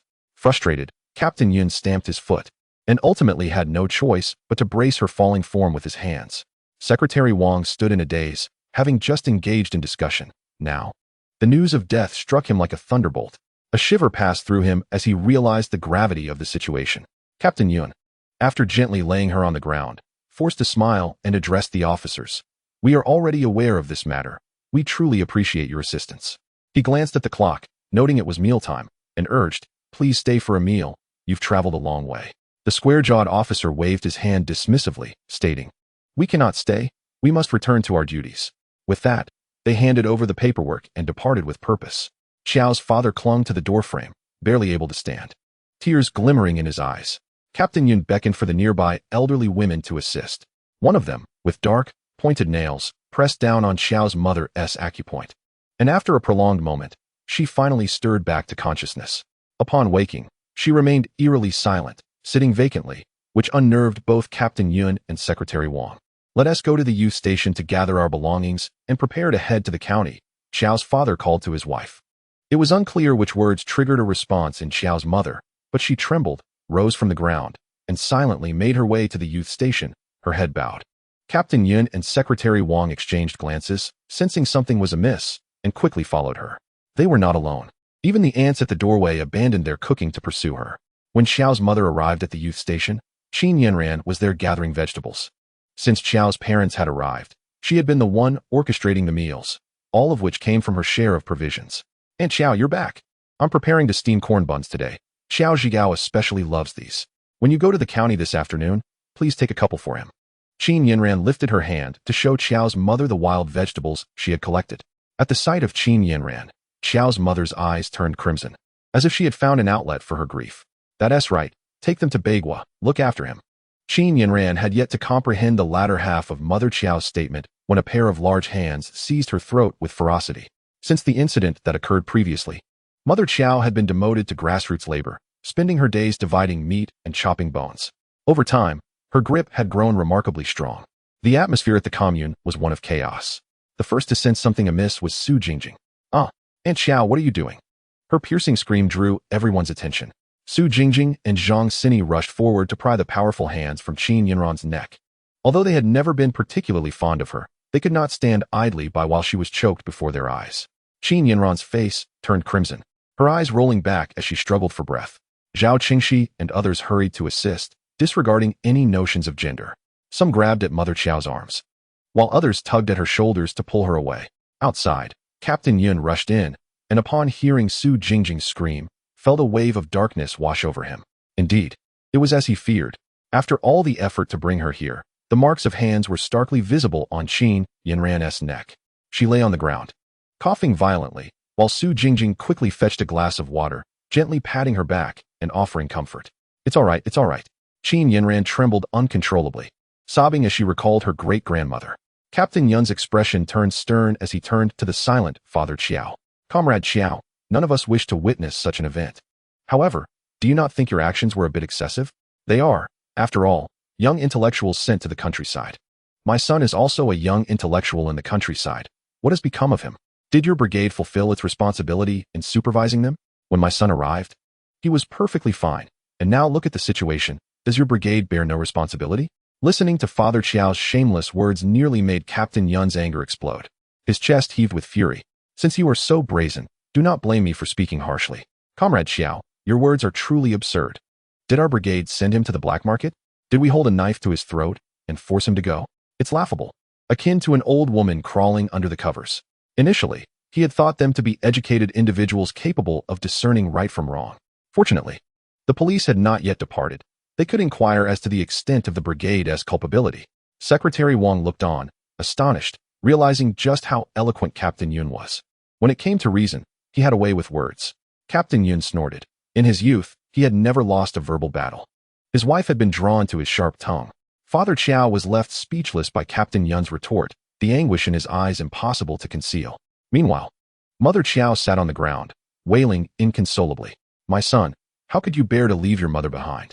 Her heart-wrenching cries stirred a profound sense of discomfort in everyone present.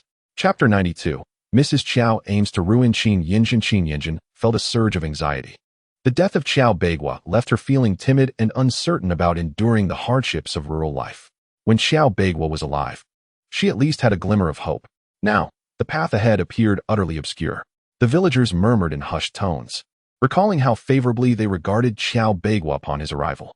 His striking appearance and eloquent demeanor, aside from his minor disability, had certainly captured the attention of many young women. How could someone so vibrant simply vanish? Just days ago, he greeted us with a smile. One woman lamented, recalling how she had arranged to trade eggs with Qiao Beigua for sugar tickets. Alas, the unpredictability of life is truly disheartening. The murmurs intensified, deepening Mrs. Qiao's distress. Mr. Qiao, with reddened eyes, gently helped his wife to her feet. "Let us gather our things and bring Beigua home." It was unclear which of his words struck a nerve, but Mrs. Qiao scrambled to her feet, hastily moving to Qin Yanjin's side, believing Mrs. Qiao intended to strike her again. Qin Yanjin instinctively shielded her head and neck with her arms. To her surprise, Mrs. Qiao merely stated coldly, "When you came to the countryside, you agreed willingly. Now that Bagua is gone, you no longer require my care. Shall I also expect you to return the money I gave you?" At the mention of Qiao Bagua, Mrs. Qiao's eyes brimmed with tears once more. Qin Yinjin was unwilling to comply, defiantly replying, "Aunt Qiao, I was not supposed to go to the countryside. It was only because of Comrade Qiao Bagua that I resolutely prepared to come here. How can you do this now?" Her voice quivered with emotion, and tears streamed down her cheeks, not out of pretense, but from genuine grievance. Mrs. Qiao wiped her tears and spoke with a fierce glint in her eyes. "Do not speak so charmingly. Everyone knows your family's situation and those trivial matters that are common gossip. I am still speaking to you civilly, but should you prove ungrateful, do not blame me for my lack of courtesy." Though her final words were uttered softly, they sent a chill down Qin Yinjin's spine. Mrs. Qiao, having traversed more paths than Qin Yinjin had tasted salt, could easily perceive her fear. Stepping back a couple of paces, Mrs. Qiao declared, "Let us not make this difficult for each other. I will not ask for more. Simply return me 100 yuan, and the rest can be deemed your compensation for having been with Bagua for so long." She scrutinized Qin Yinjin with an inscrutable gaze. Her remarks startled those around them, who exchanged significant glances with Qin Yinjin. Feeling as though her world was crumbling, Qin Yinjin understood all too well the implications behind Mrs. Qiao's words, that she had done everything expected of her in relation to her son. With reddened eyes, she shouted, "I did not. My relationship with Qiao Bagua was entirely innocent." Yet her protests were swiftly drowned out by the rising tide of gossip. Zhang Xini and several other young women instinctively recoiled, as if Qin Yinjin were a contagion. It was no wonder that Qin Yinjin possessed the key to Qiao Bagua's residence. Shi Chaoxing spoke with profound significance, his words further solidifying the relationship between the two. Zhao Qingshi cast a discontented glance at Shi Chaoxing, wondering if he was merely complicating matters. How could Qin Jiqing continue to remain in the brigade under such circumstances? The rumors were suffocating. Had he not noticed how the villagers' gazes towards Qin Yinran had shifted? A flicker of satisfaction crossed Qiao's mother's pained expression. "With my son gone, you shall not find peace either." It seemed her demand for money was merely the initial step. The crux was to bring the matter to light. Qiao's mother unleashed all her grievances upon Qin Yinran, indifferent to whether she could bear the weight. To think that this seemingly delicate Qin Jiqing could be so unrestrained behind closed doors. How true that was. Several single men cast lascivious glances at Qin Yinran, causing even the female intellectuals to frown. Qin Yinran sobbed, struggling to breathe, ultimately resorting to the extreme measure of proving her innocence through death. Zhao Qingshi promptly seized her. "Qin Jiqing, what are you doing? We all believe in you." Captain Yun observed the farce unfolding before him, a throbbing pain developing at the back of his head. He had come to realize that the Qiao family was not to be underestimated. "Enough, enough. What is all this commotion about? Comrade Qiao, we understand your feelings, but let us refrain from discussing baseless matters. Qin Jiqing, return the money promptly. They should be on their way." Captain Yun gestured to Qin Yinran, urging her to resolve the situation swiftly. Qin Yinran, sniffling, hurried to her room and soon reappeared with the money. "Aunt Qiao, I have returned your money. I kindly ask you not to spread these rumors any further." Qin Yinran spoke fiercely, anxious that Qiao's mother might utter something inappropriate. Qiao's mother let out a cold laugh, shoving the money into her pocket. She was not so foolish. Some matters were best left unsaid. Once Qiao's parents departed, Captain Yun waved his hand, indicating for everyone to return to their tasks. That afternoon, Qin Yinran chose not to work, unable to endure the gazes of the intellectuals, let alone those of the villagers. After dealing with Qiao Bagua, Zhou Shiyi made a special visit to Captain Yun's home. Ostensibly, he came to find Yun Zhihai to work, but in reality, he was there to observe whether Yun Zhilu exhibited any peculiar reactions. In the courtyard, Yun Zhilu sat mending clothes. It was too hot for the autumn harvest, and her family had forbidden her from working. To alleviate her boredom, she busied herself repairing everyone's worn garments. Upon seeing Zhou Shiyi enter, she greeted him with a smile. "Zhou Jiqing." Zhou Shiyi noted her lack of unusual behavior and nodded in response. "Fourth brother, Zhou Jiqing is here to see you." Yin Zhihai, who was changing clothes inside, quickly donned a shirt and rushed out. The smile on his face stirred a pang of jealousy in Captain Yun's heart. His son did not greet him with such joy. Truly, a son grown up is of little use. Daughters are far better. Captain Yun turned to look at his daughter, only to see Yun Zhilu gazing at Zhou Shiyi with a radiant smile. Captain Yun's heart raced with alarm. The gaze of this young girl was unsettlingly familiar, reminiscent of the way his late wife had once looked at him. Rubbing his eyes in disbelief, he turned to get a clearer view, only to find his own daughter smiling brightly at him. A wave of relief washed over him, It appeared he had misjudged the situation. Little Lou was simply beaming at him. Chapter 93. Midnight ambush. What they thought would be a quiet night took an unexpected turn when a commotion erupted at the youth commune. The inhabitants, deep in slumber, were abruptly stirred by a female voice, jolting everyone awake.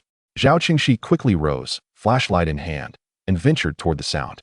Zhou Shiyi and Chen Wei, equally startled, rushed to open the door to investigate. As Zhao approached the restroom area, he stumbled over an object that nearly sent him sprawling. Shining his flashlight, he discovered a disheveled bicycle. Nearby lay a person, consciousness uncertain. In a corner, a young female intellectual trembled, sobbing softly. Zhao hurried over, inquiring what happened.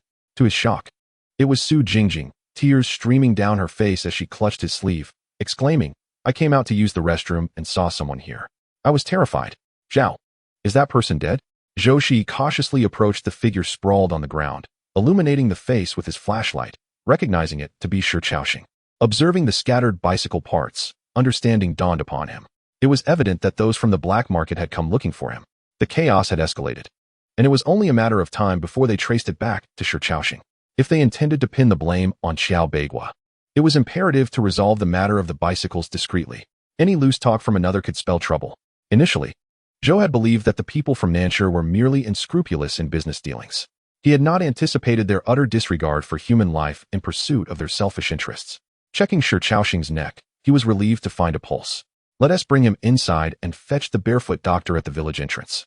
With Zhou supporting Shi Chaoxing's arm and Chen Wei grasping his leg, two other male intellectuals arrived to assist. Anxiety rippled through the commune. They were at a loss as to how such a situation could unfold. Zhou Qingxi examined the front door, securely locked. The intruder must have scaled the wall. Yet he found himself puzzled. Such a significant disturbance surely would have made some noise. How could Shi Chaoxing not have raised an alarm? Shi Chaoxing protested, "I swear. I tried to shout. The man covered my mouth. I couldn't utter a word. I was completely dazed." Although Zhou Shiyi was not particularly benevolent, he could not stand idly by while another perished before his eyes. Although Shi Chaoxing is somewhat brash in his speech, there exists no profound enmity between him and Zhou Shiyi. Seizing an opportune moment when others were distracted, Zhou discreetly administered a bit of spiritual spring water to him. Whether he survives now hinges entirely upon his own fortune. Throughout the night, none at the youth commune dared to slumber, fearing the unforeseen. It was only with the dawn that Shi Chaoxing awoke, his face pale and drawn. Zhou Qingxi, who had been dozing nearby, hurried over, exclaiming, "Sure, you are awake. Do you feel unwell anywhere?" Shi touched the back of his head, where a sizable lump had formed. Shaking his head, he seemed to ponder the events of the previous night, before finally uttering, "Just a slight headache, and I feel a bit nauseous, as if I might vomit." No sooner had he spoken than he retched violently, some of the contents splattering onto Zhou Qingxi's clothing. Zhao's face twitched in disgust. Yet he bravely suppressed his nausea and remarked, "These ruffians are exceedingly brazen.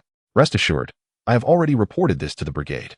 Upon hearing Zhao's words, a chilling clarity swept over Shi Chaoxing's throbbing head.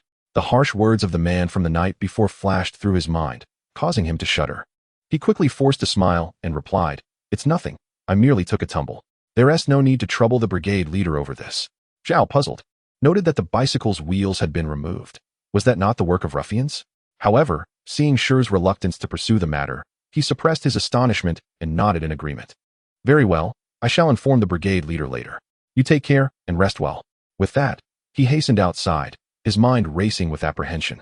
He mused that given Shi Chaoxing's usual frugality, he could hardly afford a bicycle. Perhaps he had been engaged in some dubious activity that led to this predicament. Gazing at the wall, Zhao resolved to raise its height further, deeming it insufficiently secure. During mealtime, he recounted the incident to the others, without the need for extensive explanation. Everyone readily concurred. The events of the previous night had indeed terrified them. Thus, as soon as the afternoon shift ended, they all flocked to the mountains to forage for wild vegetables and gather firewood. The youth at the commune carried baskets to the hillside to dig for soil. Once the earthen wall was repaired, Zhou Shiyi surveyed the adjacent vacant lot, pursed his lips, and said to Zhou Qingxi, "Zhao, this area is barren. We should inquire with the brigade leader about the possibility of cultivating it for some vegetables. It is not feasible to rely solely on barter with the villagers. Wouldn't you agree?" Zhao nodded thoughtfully. Previously, their commune had ample open space, and although the brigade had not mentioned it, they had secretly grown some vegetables there. With the construction of new houses occupying the front and back areas, there was no longer room for cultivation. Zhou Shiyi's proposal resonated with Zhao, who wholeheartedly supported it. Zhou, too, had his own considerations. While he could grow vegetables in his space, sharing meals meant they all ate together. And producing an abundance of vegetables from nowhere would be too conspicuous. During the midday meal, Zhao Qingxi took half a pound of brown sugar to the home of Captain Yun, a gift collected by the educated youth. Captain Yun wore a grim expression, clearly uninterested in the affairs of the youth station, having previously stated that those who visit others during meal times are not of good character.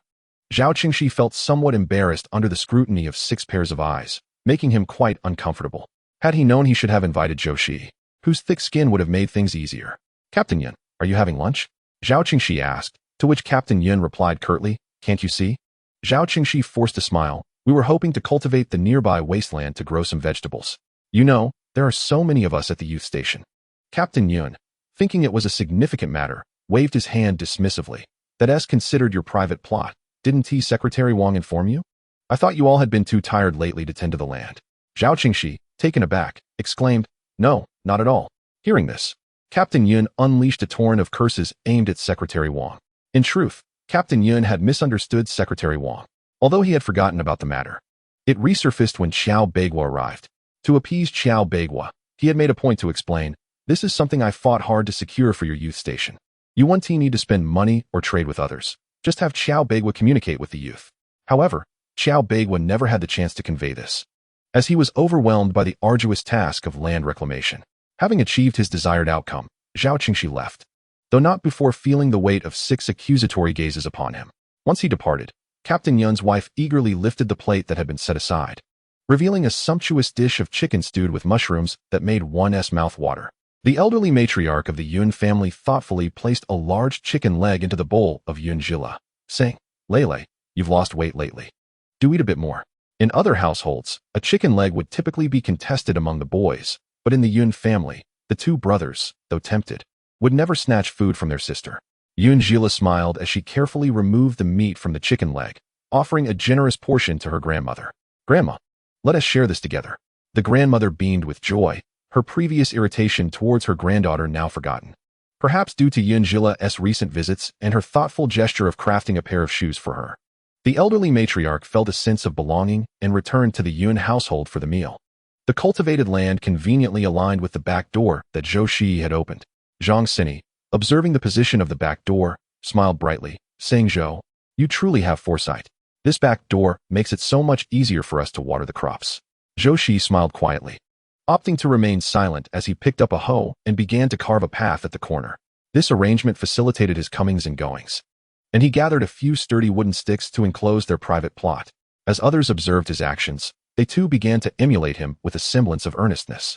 Early the next morning, while everyone was gathering their tools for work, Secretary Wang seized the opportunity to announce an important matter through a loudspeaker. Dear members of the collective, he proclaimed, I have something to declare. Please lend me your ears.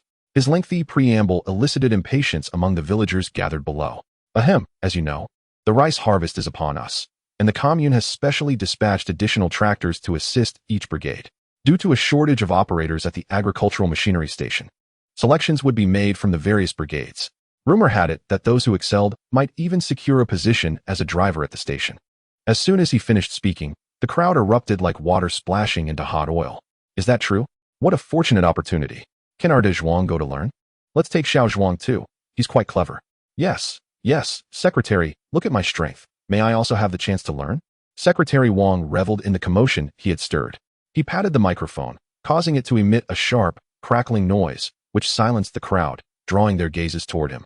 However, the opportunity to learn came with conditions. One must be under 30 and possess at least a junior high school education. They will need to study from books, he cautioned, and if you cannot read, you'll merely become a subject of ridicule for our village. Reactions among the villagers were mixed. Some felt elated while young male educated youths at the commune's learning center rejoiced, their spirits soaring. Most of them had completed junior high, thus meeting the criteria. If selected, they would escape the toil of backbreaking labor. Listen closely, comrades, Secretary Wang continued. The commune authorities have stipulated that each brigade may send 2 individuals to learn. Those who wish to participate must be mentally prepared. Only a few tractor operators will remain, the others must return. During your learning period, you will not earn work points. When he made this statement, he deliberately glanced at the young, educated workers. As expected, The light of hope dimmed in many eyes. As a cadre of the village, Secretary Wang naturally favored his own people. Every household had someone to contribute. Even a single absence could be managed. If one were to be selected, it would elevate the entire household's fortune. The educated youths, however, faced a dire predicament. Without work, there would be no work points, and without work points, no food. Those who meet the criteria, please come forth to register with me. In a few days, personnel from the agricultural machinery station will administer a test to further narrow down the candidates. For now, those with no pressing matters should promptly gather their tools and head to work. The village's young men surged forward, while some attempted to take advantage of the situation. Secretary Wang pointed out one such individual and scolded, "You haven't even graduated from elementary school. Be gone."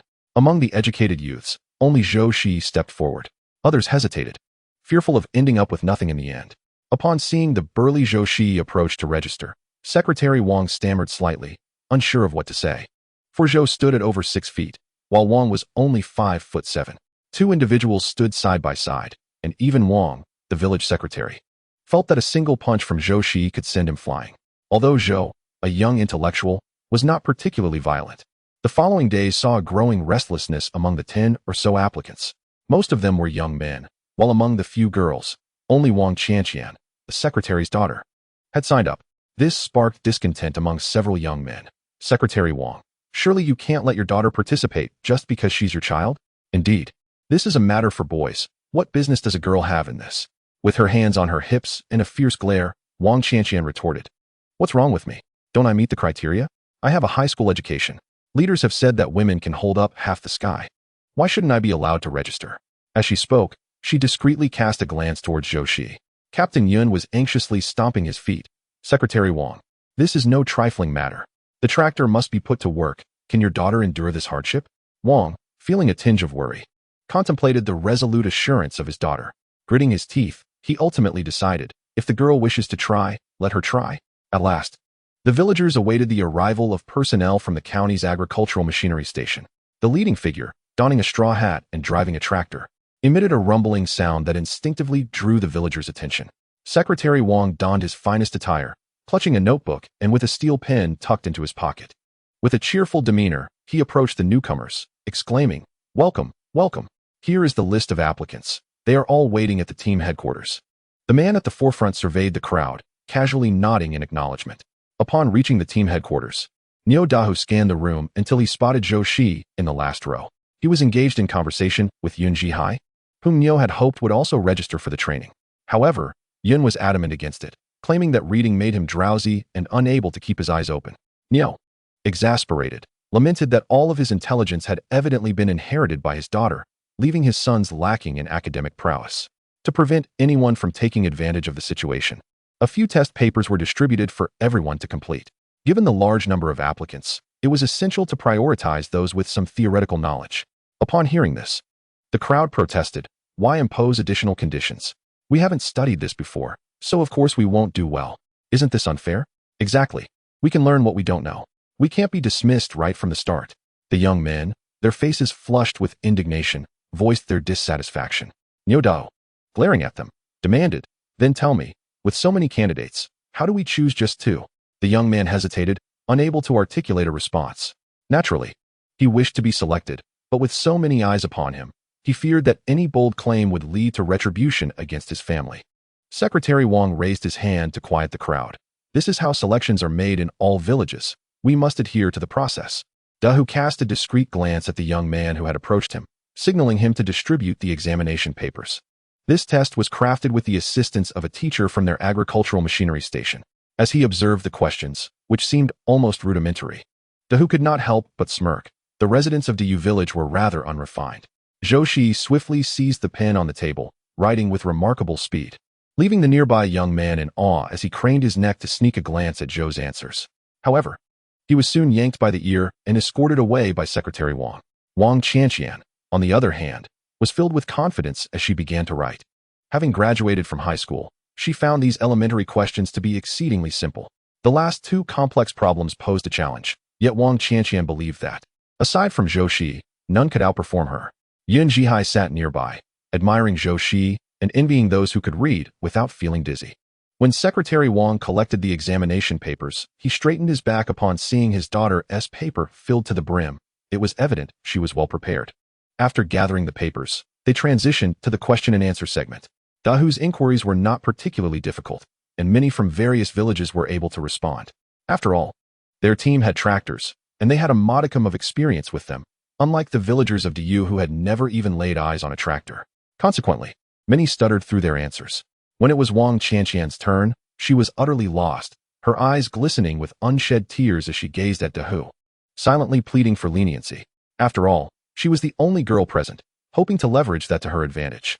Little did she know, her attempts to charm fell on deaf ears. Dahu paid her no mind, which only served to frustrate Wang Qianqian further. Zhou Shiyi was second to last, and he spoke eloquently in response to Dahu's questions, astonishing those around him. This urban youth was indeed knowledgeable. The final participant, Yun Jianhua, though young, shared the same familial lineage as Captain Yun. His mind was sharp, and although he had never laid hands on a tractor, he had gleaned some insight from Zhou Shiyi's earlier answers, managing to respond to Dahu's questions, albeit haltingly. Ultimately, Zhou Shiyi and Yun Jianhua were selected based on the examination results, which stirred discontent among the others. Just as Wang Qianqian was about to voice her objections, a stern glance from her father silenced her. Did she not see the impatience in the other's eyes? If she continued to protest, the villagers would be left with nothing. Once Dahu and his companion departed, Yin Jihai pulled Zhou Shiyi aside. Brother Zhou, doesn't that person look familiar? I feel as though I've seen him somewhere before. Zhou Shiyi, noticing Wang Qianqian quietly approaching, gestured for silence and turned to her, asking, Comrade Wang, is there something you wish to discuss? Wang Qianqian's cheeks flushed crimson as she fidgeted with her clothing. Zhou, I'm genuinely interested in tractors. You possess such knowledge. Could you perhaps teach me? With a stoic expression, Zhou Shiyi replied, I'm afraid I have no time, as I must return to work in the fields. Excuse me. Wang Qianqian glared at him, utterly offended by his blatant rejection, her teeth grinding in frustration. Yun Jihai had never held Wang Qianqian in high regard. Under the guise of friendship, he had taken countless possessions from his sister. Oh dear, Zhou Jiqing, how I long to learn about tractors. Yun Jihai mockingly imitated Wang Qianqian's tone, feigning enthusiasm. This provoked her to the point where her eyes brimmed with tears, as if she could devour Yun Jihai whole. When Zhou Shiyi returned to the youth station, Chen Wei was busy chopping wood. Zhou Ge, you're back? How did it go? Zhou Shiyi gathered the blankets from the yard and flashed a smile. I passed. Just wait until I become a driver. I'll take you for a spin on the tractor. Chen Wei beamed with delight, as if he had just aced an exam, spinning joyfully on the spot. Upon hearing the news, the other youth returning from the vegetable fields approached, eager to offer their congratulations. I always knew Zhou Jiqing was extraordinary. Indeed, Zhou Jiqing seems to understand everything. He is quite impressive. We shall rely on him more in the future. The speakers were none other than the male youth from Zhou Shiyi's row, who had previously scoffed at him for appearing pretentious in the countryside. Now, it was evident that he possessed genuine talent, prompting them to seek his company. One of the young men raised his hand and declared, Today is a splendid day. In celebration of Zhou Jiqing's selection, I will share my saved sausages with everyone. I have a piece of cured meat too. Let me fetch it. The chorus of congratulations made Chen Wei scoff. You can flatter him all you want, but it won't jeopardize my status as the top contender. Zhang Sini even brought out a treasured can of preserves. As she unveiled it, the onlookers' eyes sparkled with envy.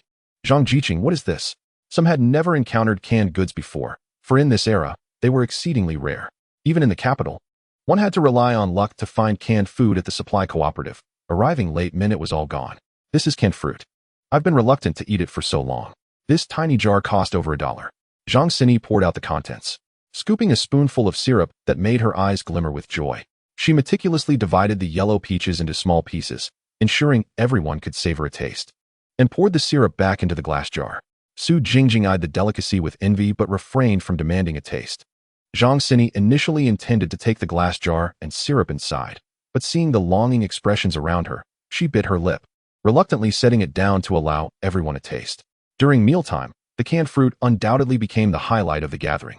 Many used their spoons to scoop up a bit of syrup, hesitating to drink it directly, instead diluting it with cool water in their bowls. The sweet flavor brought forth a collective sigh of contentment. The next morning, bright and early, Yun Jianhua came to summon Zhou Shiyi. Glancing at the still dim sky, Zhou Shiyi sighed in exasperation. Comrade Yun, do you think we are a bit early? Yun Jianhua scratched his head. It's not too early. We still need to head to the commune. Walking there will likely take us over an hour. With no other choice, Zhou Shiyi hurriedly wiped his face and wheeled his bicycle out of the house. Let's go. I'll take you. Yun Jianhua's eyes widened as he suddenly remembered this detail. He cautiously settled onto the back seat, grasping Zhou Shiyi's white shirt. A glance at the dirt lodged beneath his fingernails momentarily embarrassed him. Instinctively, he lowered his hand and clutched the rear seat. After spending more than half an hour, they finally arrived at the commune. A considerable number of people were already gathered at the entrance. One man, spotting Zhou Shiyi and Yun Jianhua arriving on their bicycle, mistakenly assumed they were from an advanced brigade and approached them enthusiastically. However, upon learning they were from Dayu village, he turned his head in disdain. Humph, a poverty-stricken village. Zhou Shiyi paid no mind to the man's attitude, while Yun Jianhua felt a pang of discomfort and lowered his gaze. Their village was known as one of the impoverished ones in the region, rife with bachelors. Few were willing to form ties with them, and families with many children often expended all their efforts to marry off just one son. Observing the scene before him, Zhou Shiyi felt that the idea he had been contemplating could soon be realized. Once he assumed the role of driver and acquired a vehicle, subsequent negotiations for collaboration would be a mere formality. The factory director of the agricultural machinery station approached, accompanying the commune leaders. He cleared his throat and gestured towards a nearby tractor. You will be divided into two groups. One will study at our commune's agricultural machinery station, while the other will go to the county station. Each brigade will send 2 individuals. You may discuss among yourselves where to go. Yun Jianhua discreetly glanced at Zhou Shiyi, nervously speaking up, Zhou, I think I would prefer the commune's agricultural machinery station. Zhou Shiyi, taken aback, smiled and inquired, why not consider the county? Yun Jianhua pressed his dry lips together. The opportunities at the commune's agricultural machinery station are greater. If I perform well, I might even have a chance to stay. The county station will surely have more candidates than just us. I'm not very clever. I might be eliminated at any moment. You, on the other hand, are educated and possess some foundational knowledge. You could very well be retained. Zhou Shiyi was surprised to discover that the seemingly dull Yun Jianhua had such awareness. He nodded with a smile. All right, we shall report it this way. And remember, poverty is not something we can control. What those people say is inconsequential. The leaders have stated that everyone is equal. Our village as poverty does not mean we should bow our heads in shame. 30 years in the east of the river. 30 years in the west. Do not underestimate the youth just because they are poor. Yun Jianhua felt a stirring in his heart and nodded emphatically. Meanwhile, the others were in an uproar, believing that the county would undoubtedly offer more knowledge and opportunities to become drivers, while at the commune's agricultural machinery station, they would merely serve as tractor operators. The factory director of the agricultural machinery station, noticing the commotion among the crowd, felt somewhat irritated and, upon turning his gaze, spotted Yun Jianhua and Zhou Shiyi quietly seated to the side. He approached with a keen interest, his expression benevolent as he inquired, have you both made your decision? Zhou Shiyi sensed an opportunity and promptly nudged Yun Jianhua, urging him to reiterate his previous statement. With his heart racing, Yun Jianhua stammered through the details of the situation. The director of the agricultural machinery station stroked his chin thoughtfully. Do you not perceive that remaining at the commune's agricultural machinery station merely qualifies you to be a tractor driver? Yun Jianhua chuckled sheepishly. I hadn't thought that far ahead. I simply believe that staying at the agricultural machinery station and learning to operate a tractor would bring me a sense of pride. His earnestness elicited hearty laughter from the station's director, who then patted Yun Jianhua on the shoulder, saying, well done, you are indeed a fine young man. After he departed, Yun Jianhua appeared somewhat sheepish, asking Zhou Jiqing, I didn't say anything wrong, did I? Zhou Shiyi shook his head, no. If you wish to remain at the agricultural machinery station, you must seize this opportunity. Currently, you possess an advantage over the others. Keep in mind, although they have been selected, they must undergo an assessment after a month of study. Only those who meet the criteria will remain. Out of these 40 or 50 individuals, at most, only 5 or 6 will be retained. If Yun Jianhua could earn the director's favor, he would have already taken a significant step into the agricultural machinery station. As the crowd grew increasingly chaotic, some even resorting to violence over the limited spots, the commune's secretary darkened his expression and slammed his hand on the table multiple times. Zhou Shiyi observed his trembling hand behind his back and couldn't help but smile slightly. He wondered why he was exerting himself so. It was only himself who would suffer from the stress. After considerable effort, the director of the agricultural machinery station led a group away. Secretary Fong called for everyone to wait in the courtyard, assuring them that representatives from the county's agricultural machinery station would arrive shortly. With that, he retreated to the back courtyard, and Zhou Shiyi, under the pretense of needing the restroom, followed him. Secretary Fong was in the midst of relieving himself when a sudden voice startled him, causing him to shudder and nearly lose control. Secretary Fong, the medicine I provided you is starting to take effect, but I wonder when you will be able to fulfill your promise to me? Zhou Shiyi also unfastened his trousers to address his own physiological needs. Observing the vigorous stream, Secretary Fong could not help but reflect on the vigor of youth. Oh, I've been quite busy lately, and Haven T had the chance to discuss this matter with the communist leaders. Rest assured, I shall visit their commune in a few days. Zhou Shiyi shook his member, expressionless as he fastened his trousers. Secretary Fong, I do not wish to pressure you, but there is something I forgot to mention during our last conversation. Half a month of medication cannot resolve the issue fundamentally. Further treatment is required for another week or two, and one of the medicines, I am unsure of its nature. It is traditionally passed down to daughters, and only my sister is aware of it.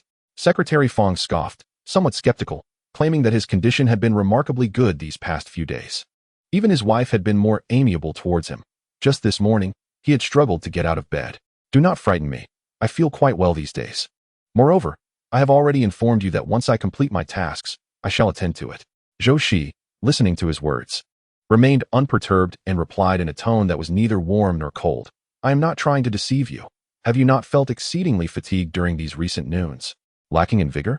Secretary Fong felt a sudden jolt in his heart, and upon reflection, he realized, indeed, he had. A hint of amusement flickered in Zhou Shiyi's eyes. Secretary Fong, having regained his former spirit, was certainly indulging in nightly revelries. Coupled with the sweltering weather, it was quite natural to feel weary. Secretary Fong was momentarily taken aback by Zhou Shiyi's words, his heart fluttering with unease. And he leaned in to inquire, is it true that only your sister knows the recipe? Why would I waste my time deceiving you? Secretary Fong adjusted his trousers, paced a few steps with his hands clasped behind his back, and finally gritted his teeth. I shall visit the neighboring commune in a couple of days. Zhou Shiyi nodded with a smile. When my sister arrives, I will procure the recipe and prepare the medicine for you. With that, he swaggered out of the room. Secretary Fong, recognizing he had been outmaneuvered by this young man, felt helpless. Recently, his wife's gentle attentiveness had truly captivated him.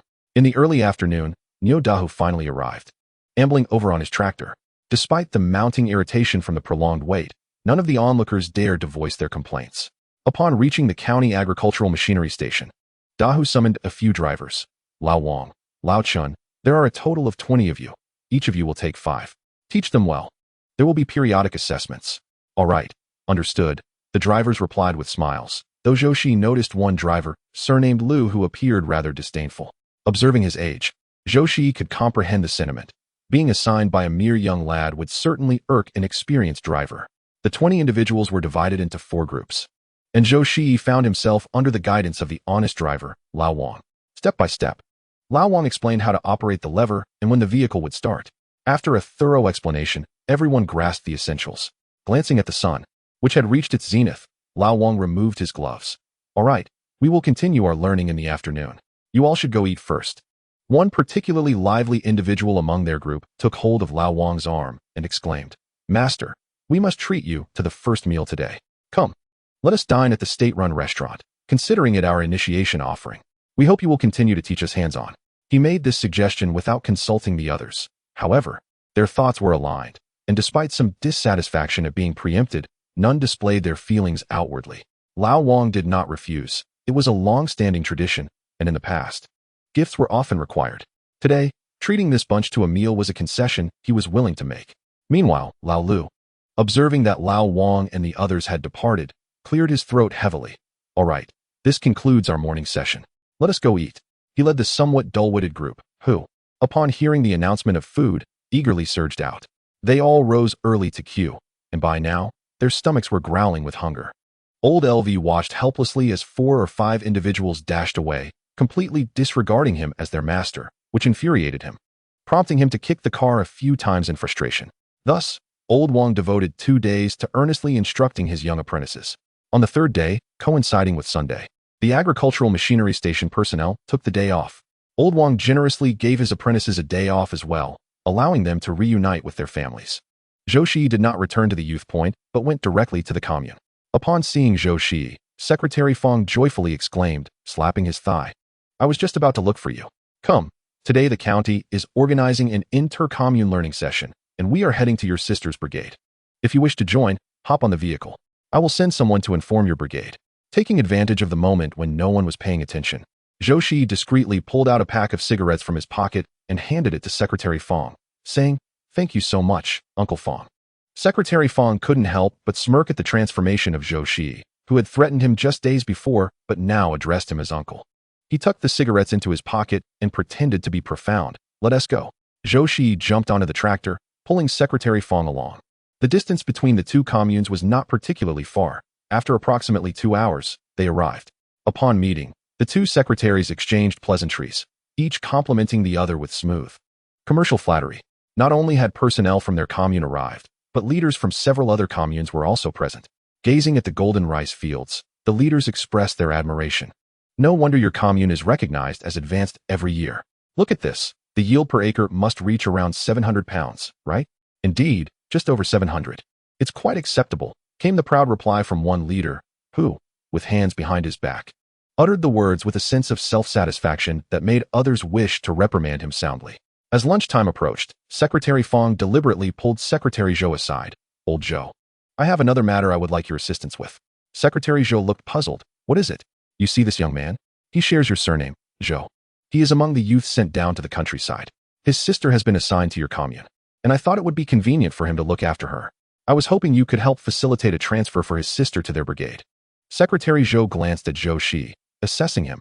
"You are also surnamed Zhou?" Zhou Shiyi stood tall and replied with dignity, "Indeed, my surname is Zhou, and my name is Shiyi. Have you considered joining our commune? This way, you would be able to take care of your sister." Secretary Zhou, observing Zhou Shiyi's robust arms, inquired with a friendly smile. Before Zhou Shiyi could respond, Secretary Fong shot him a glare, expressing his dissatisfaction. "Old Zhou, what do you mean by that?" "I'll tell you. We have only a few strong youths, and your advanced brigade should not be competing with us." A glimmer of cunning flashed in Secretary Zhou's eyes. "How about this? You should first visit the brigade where your sister is located. If she wishes to stay here, there is nothing I can do. But if she is inclined to follow you, in deference to Secretary Fong, I shall assist you with this task." Secretary Zhou believes that for anyone not lacking in intelligence, the choice between an advanced commune and an ordinary commune is almost self-evident. Alas, there are indeed such foolish individuals, 2 of them, to be precise. Chapter 98. The incident involving Zhou Shiyi had borrowed a bicycle from Secretary Zhou and was pedaling towards the village where his sister resided. This commune was undoubtedly far more prosperous than theirs.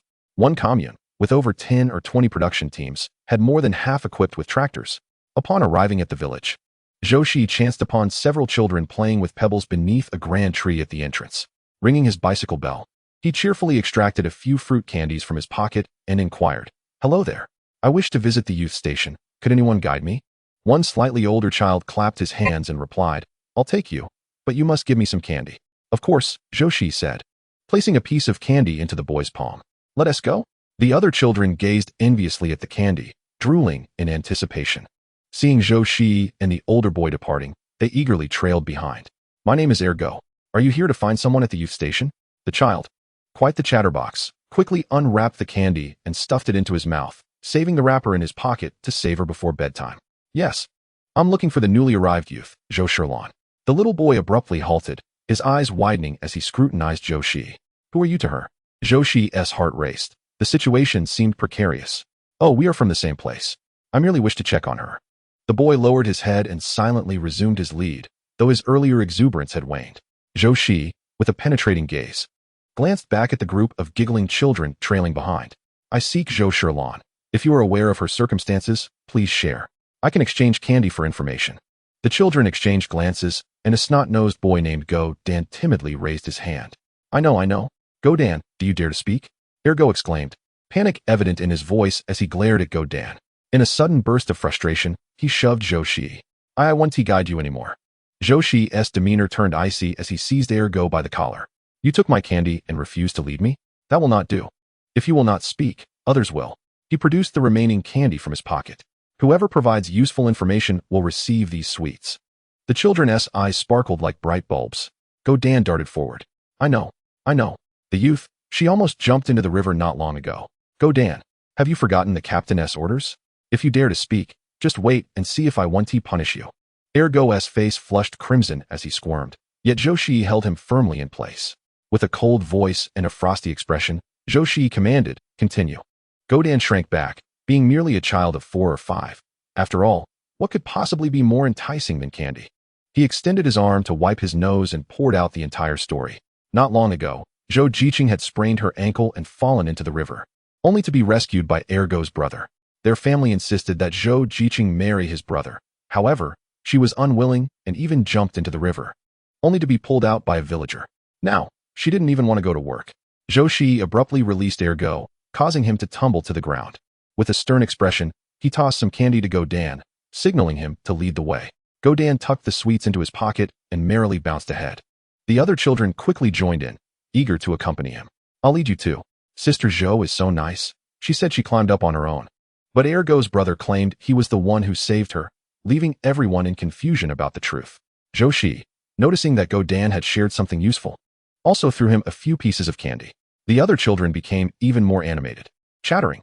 The village chief is worried about the situation escalating and doesn't let us speak about it. Indeed, it was said that Ergo's family had been preparing things these past few days. Zhou Shiyi scattered some candy for them and quickly pulled Godan towards the youth station. After a challenging journey, they finally arrived at the youth station just as the young people were having their meal. Zhou Shiyi knocked on the door and strode inside. The youth looked perplexed at the towering figure before them. Yang Guodong, the team leader at the station, hastily set down his bowl and approached, asking, "May I ask who you are?" Zhou Shiyi scanned the room but did not see Zhou Shilan and, without beating around the bush, coldly stated, "I am Zhou Shilan's brother. I have come to find her." This declaration stirred a wave of murmurs among the youth. Yang Guodong's expression grew slightly uneasy. Understanding the situation, Zhou Shiyi kicked a small stool by his feet, sending it crashing against the door with a loud thud, startling everyone. Godan quickly clutched his pocket and darted away. "Where is she?" "Comrade, this is a youth station. You should speak politely when looking for someone. Why resort to violence?" Before Yang Guodong could finish his sentence, Zhou Shiyi seized his collar and pinned him against the wall. "I have no interest in niceties. I simply wish to know where my sister is." Zhou Shiyi's fierce gaze made Yang Guodong's knees weak.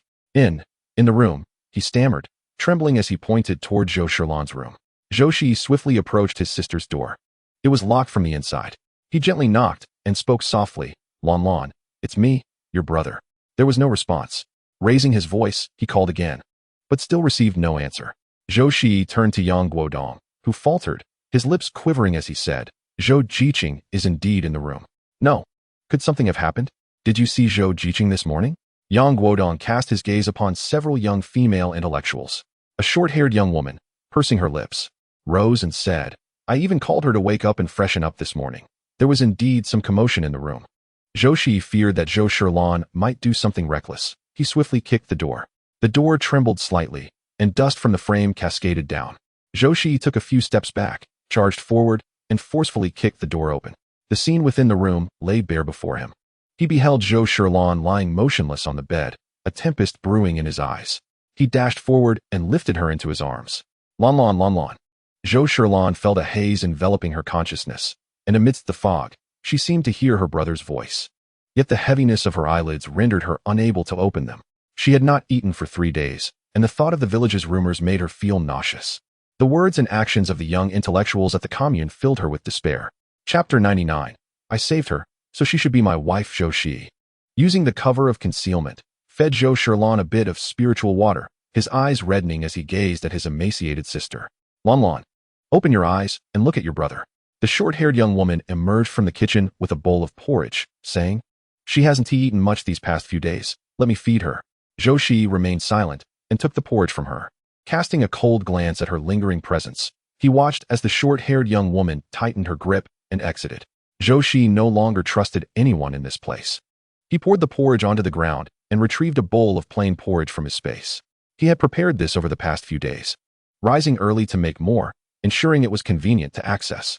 After drinking the spiritual water, Zhou Shilan's spirit lifted slightly. Groggily, she opened her eyes and saw Zhou Shiyi. In disbelief, she rubbed her eyes and, trembling, grasped his arm. "Brother, is it really you?"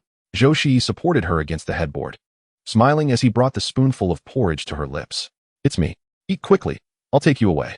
Tears streamed down Zhou Shilan's cheeks. Being perceptive, she understood that her brother's plan to take her away, laden with so many burdens, would not be easy, especially with the villagers obstructing them. She resolved to follow closely behind him, determined not to hold him back. She grasped the bowl and drank the porridge eagerly, and Zhou Shiyi, watching his sister in such a state, felt a pang in his heart. It had been decades since he had last seen Zhou Shiyi. Now, to see her alive before him was truly a blessing. Zhou Shiyi ate somewhat hastily, even choking on a mouthful. Zhou Shiyi, aware of her thoughts, gently patted her back and said, "Slow down, I will surely take you away." Just as he finished speaking, a commotion erupted at the door. "Who dares to take our unwed daughter-in-law away? Zhou Shiyi is already marked by my touch. She is to be my wife." A woman's piercing voice outside the door pierced the air, causing a sharp pain in one's eardrums. The identity of another speaker was immediately discernible. Zhou Shiyi glanced at his sister, Zhou Shiyi, whose eyes were filled with terror, her body trembling uncontrollably. The clattering of the bowl and chopsticks in her hands grew increasingly pronounced. Zhou Shiyi quickly set the bowl down on the table and gently patted Zhou Shiyi's arm, reassuring her, "Do not worry, I am here." With that, he strode purposefully toward the entrance. The courtyard was bustling with a crowd, led by a bald man who incessantly puffed on a pipe. The people behind him dared not approach the front. Even the loudest among them, Ergo, stood behind this man. He appeared to be either the village secretary or the brigade leader. Zhou Shiyi grabbed a long bench and positioned it at the door, standing on one leg atop it. "It is I, Zhou Shiyi's brother, who intends to take her away.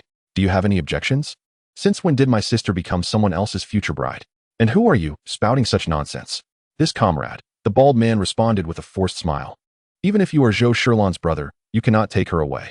Comrade Zhou Shiyi is a youth sent to the countryside for work. If every relative comes to take a youth away, how can our brigade carry on its work?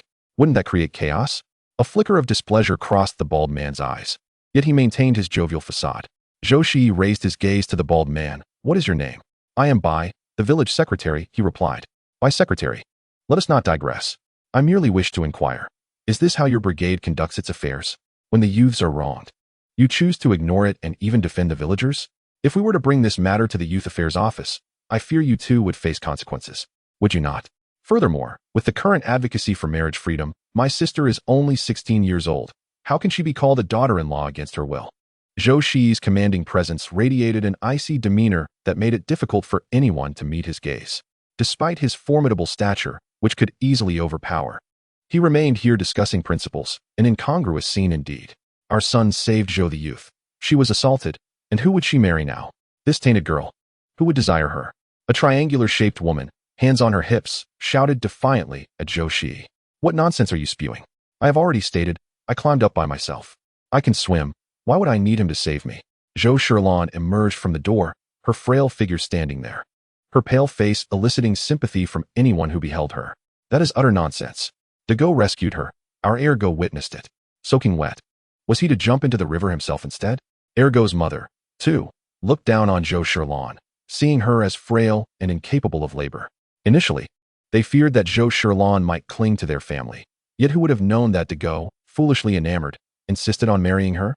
Seeing the simple-mindedness of Dago, Ergo's mother could only reluctantly nod in agreement. "My sister is indeed capable of swimming, and it is a veritable fact.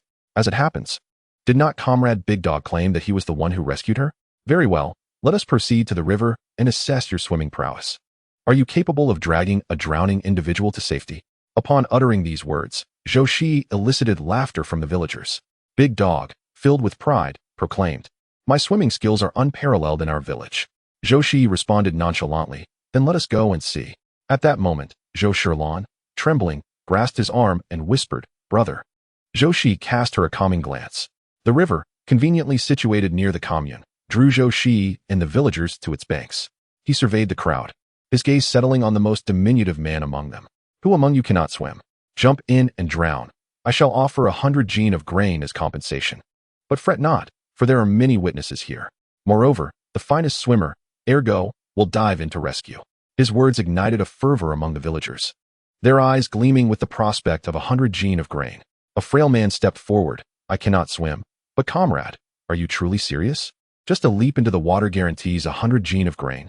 "Naturally," Zhou Shiyi replied coldly, turning to Ergo's family. "If Ergo rescues the individual, I shall acknowledge that he saved my sister." Big Dog scoffed. "This is utterly ludicrous." The villagers murmured among themselves. If he concedes, does that not mean he must marry off his sister to him? Who does not know that Big Dog excels at hunting in the mountains and fishing in the rivers? Chapter 100.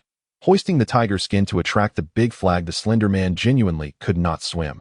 As he shed his clothes and entered the river, his calves trembled uncontrollably. Having experienced near drowning in his youth, he typically fetched water for bathing instead. This incident had become a source of ridicule among the villagers. However, the prospect of 100 gene of grain emboldened him to enter the river, believing that with so many onlookers, he would be safe. Zhou Shiyi indicated a spot. The river was still somewhat turbulent from recent rains. As the slender man ventured halfway in, he felt his legs cramping, and his hands flailed desperately in the water. The current swept him downstream. Zhou Shiyi observed that it was time and signaled to Big Dog to jump in. With a mocking smile, Big Dog stripped off his clothes and plunged into the water. Like a fish, he swam swiftly, quickly reaching the slender man. However, as he reached out, the man clutched him tightly, as if seizing a life buoy, wrapping his arms and legs around Big Dog's waist.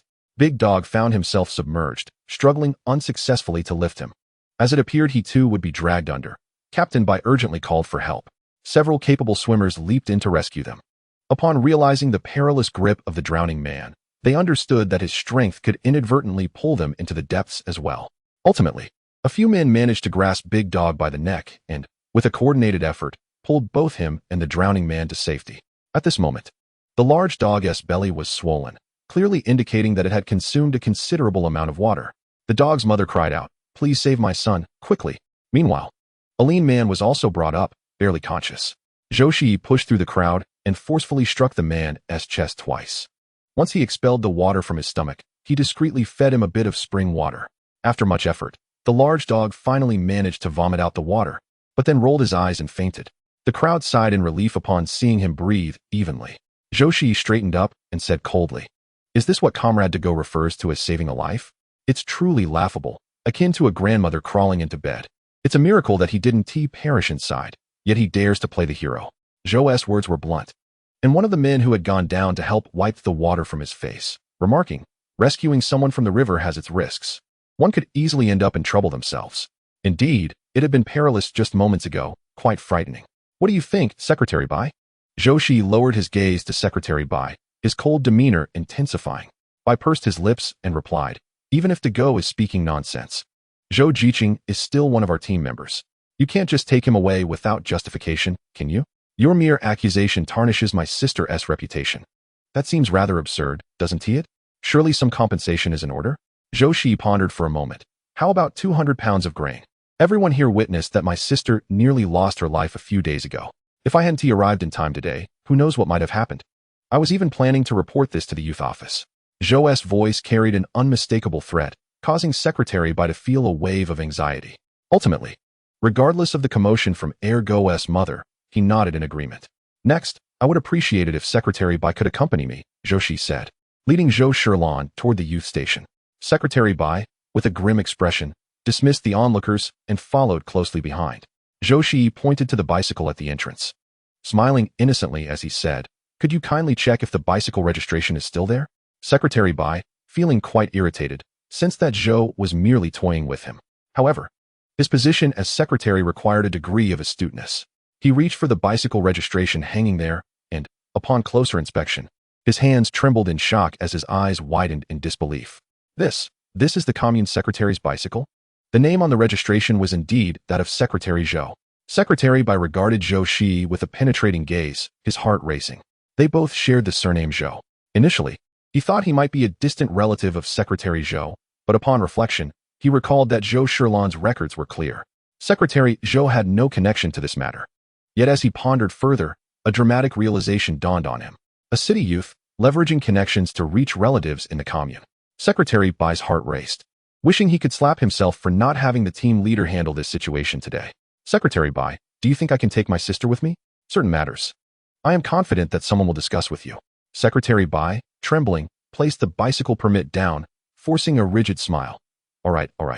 As for the 200 gene of grain that Dego owes us, 100 gene was agreed upon for the elder brother who went into the water today. The remaining 100 gene will be distributed among the several brave men who went in to save others. I trust Secretary Bai has no objections to this. I shall mention this to Secretary Zhou as well. Zhou Shiyi, adept at waving the tiger skin to raise the flag, handled this matter with remarkable ease. Should this issue be revealed, Secretary Zhou will undoubtedly lend his assistance, for it falls under his jurisdiction. The fact that a young intellectual has encountered such a predicament reflects poorly on him, despite the many sordid affairs occurring in nearby villages. None have yet escalated to other communes. Secretary Bai's forehead glistened with cold sweat as he wiped it repeatedly. Zhou Shiyi called for Zhou Shiyi to come inside and gather her belongings. Leaning against the wall, he lit a cigarette and began to smoke slowly. The young intellectuals involved need not ponder their roles. It is evident that they serve as conduits for village gossip, which, having begun with Zhou Shiyi, will inevitably extend to other female young intellectuals. In a bid to avoid becoming targets themselves, they can only urge Zhou Shiyi to marry. The short-haired young intellectual, with reddened eyes, entered Zhou Shiyi's room. "Shiyi, I am sorry." A chill permeated Zhou Shiyi's heart. She had met the short-haired girl on the train, and since they were both from the same brigade, they had quickly become acquainted. Whenever the girl faced bullying, it was Zhou Shiyi who stood up for her. Who would have anticipated that she would be the first to encourage Zhou Shiyi to marry this time? The reason being that the villagers were speculating. If she could associate with Zhou Shiyi, she must also be a suitable candidate. Zhou Shiyi packed her clothes, thinking that if they were to meet again, it would be as strangers. No, they likely would not meet again. She must take care of herself. The short-haired young intellectual wished to say more, but upon meeting Zhou Shiyi's icy gaze, she fell silent. Yang Guodong brought over Zhou Shiyi's grain, awkwardly stating, "This is Zhou's grain." Zhou Shiyi nodded. And just as Yang Guodong was about to leave after placing the grain down, Zhou Shiyi's words rendered him momentarily speechless. Chapter 101. Bringing Zhou Shiyi back to Dayu village. If you young intellectuals do not unite, others will only continue to bully you. Incidents like Lanlin's will be countless. Zhou Shiyi's tone was flat, as if discussing something utterly mundane. Yang Guodong felt a bitter pang within. "We cannot compete against them." Zhou Shiyi scoffed. "Who said you should fight? The entire young intellectual contingent must stand united. When one of your comrades is wronged, you must rise in their defense.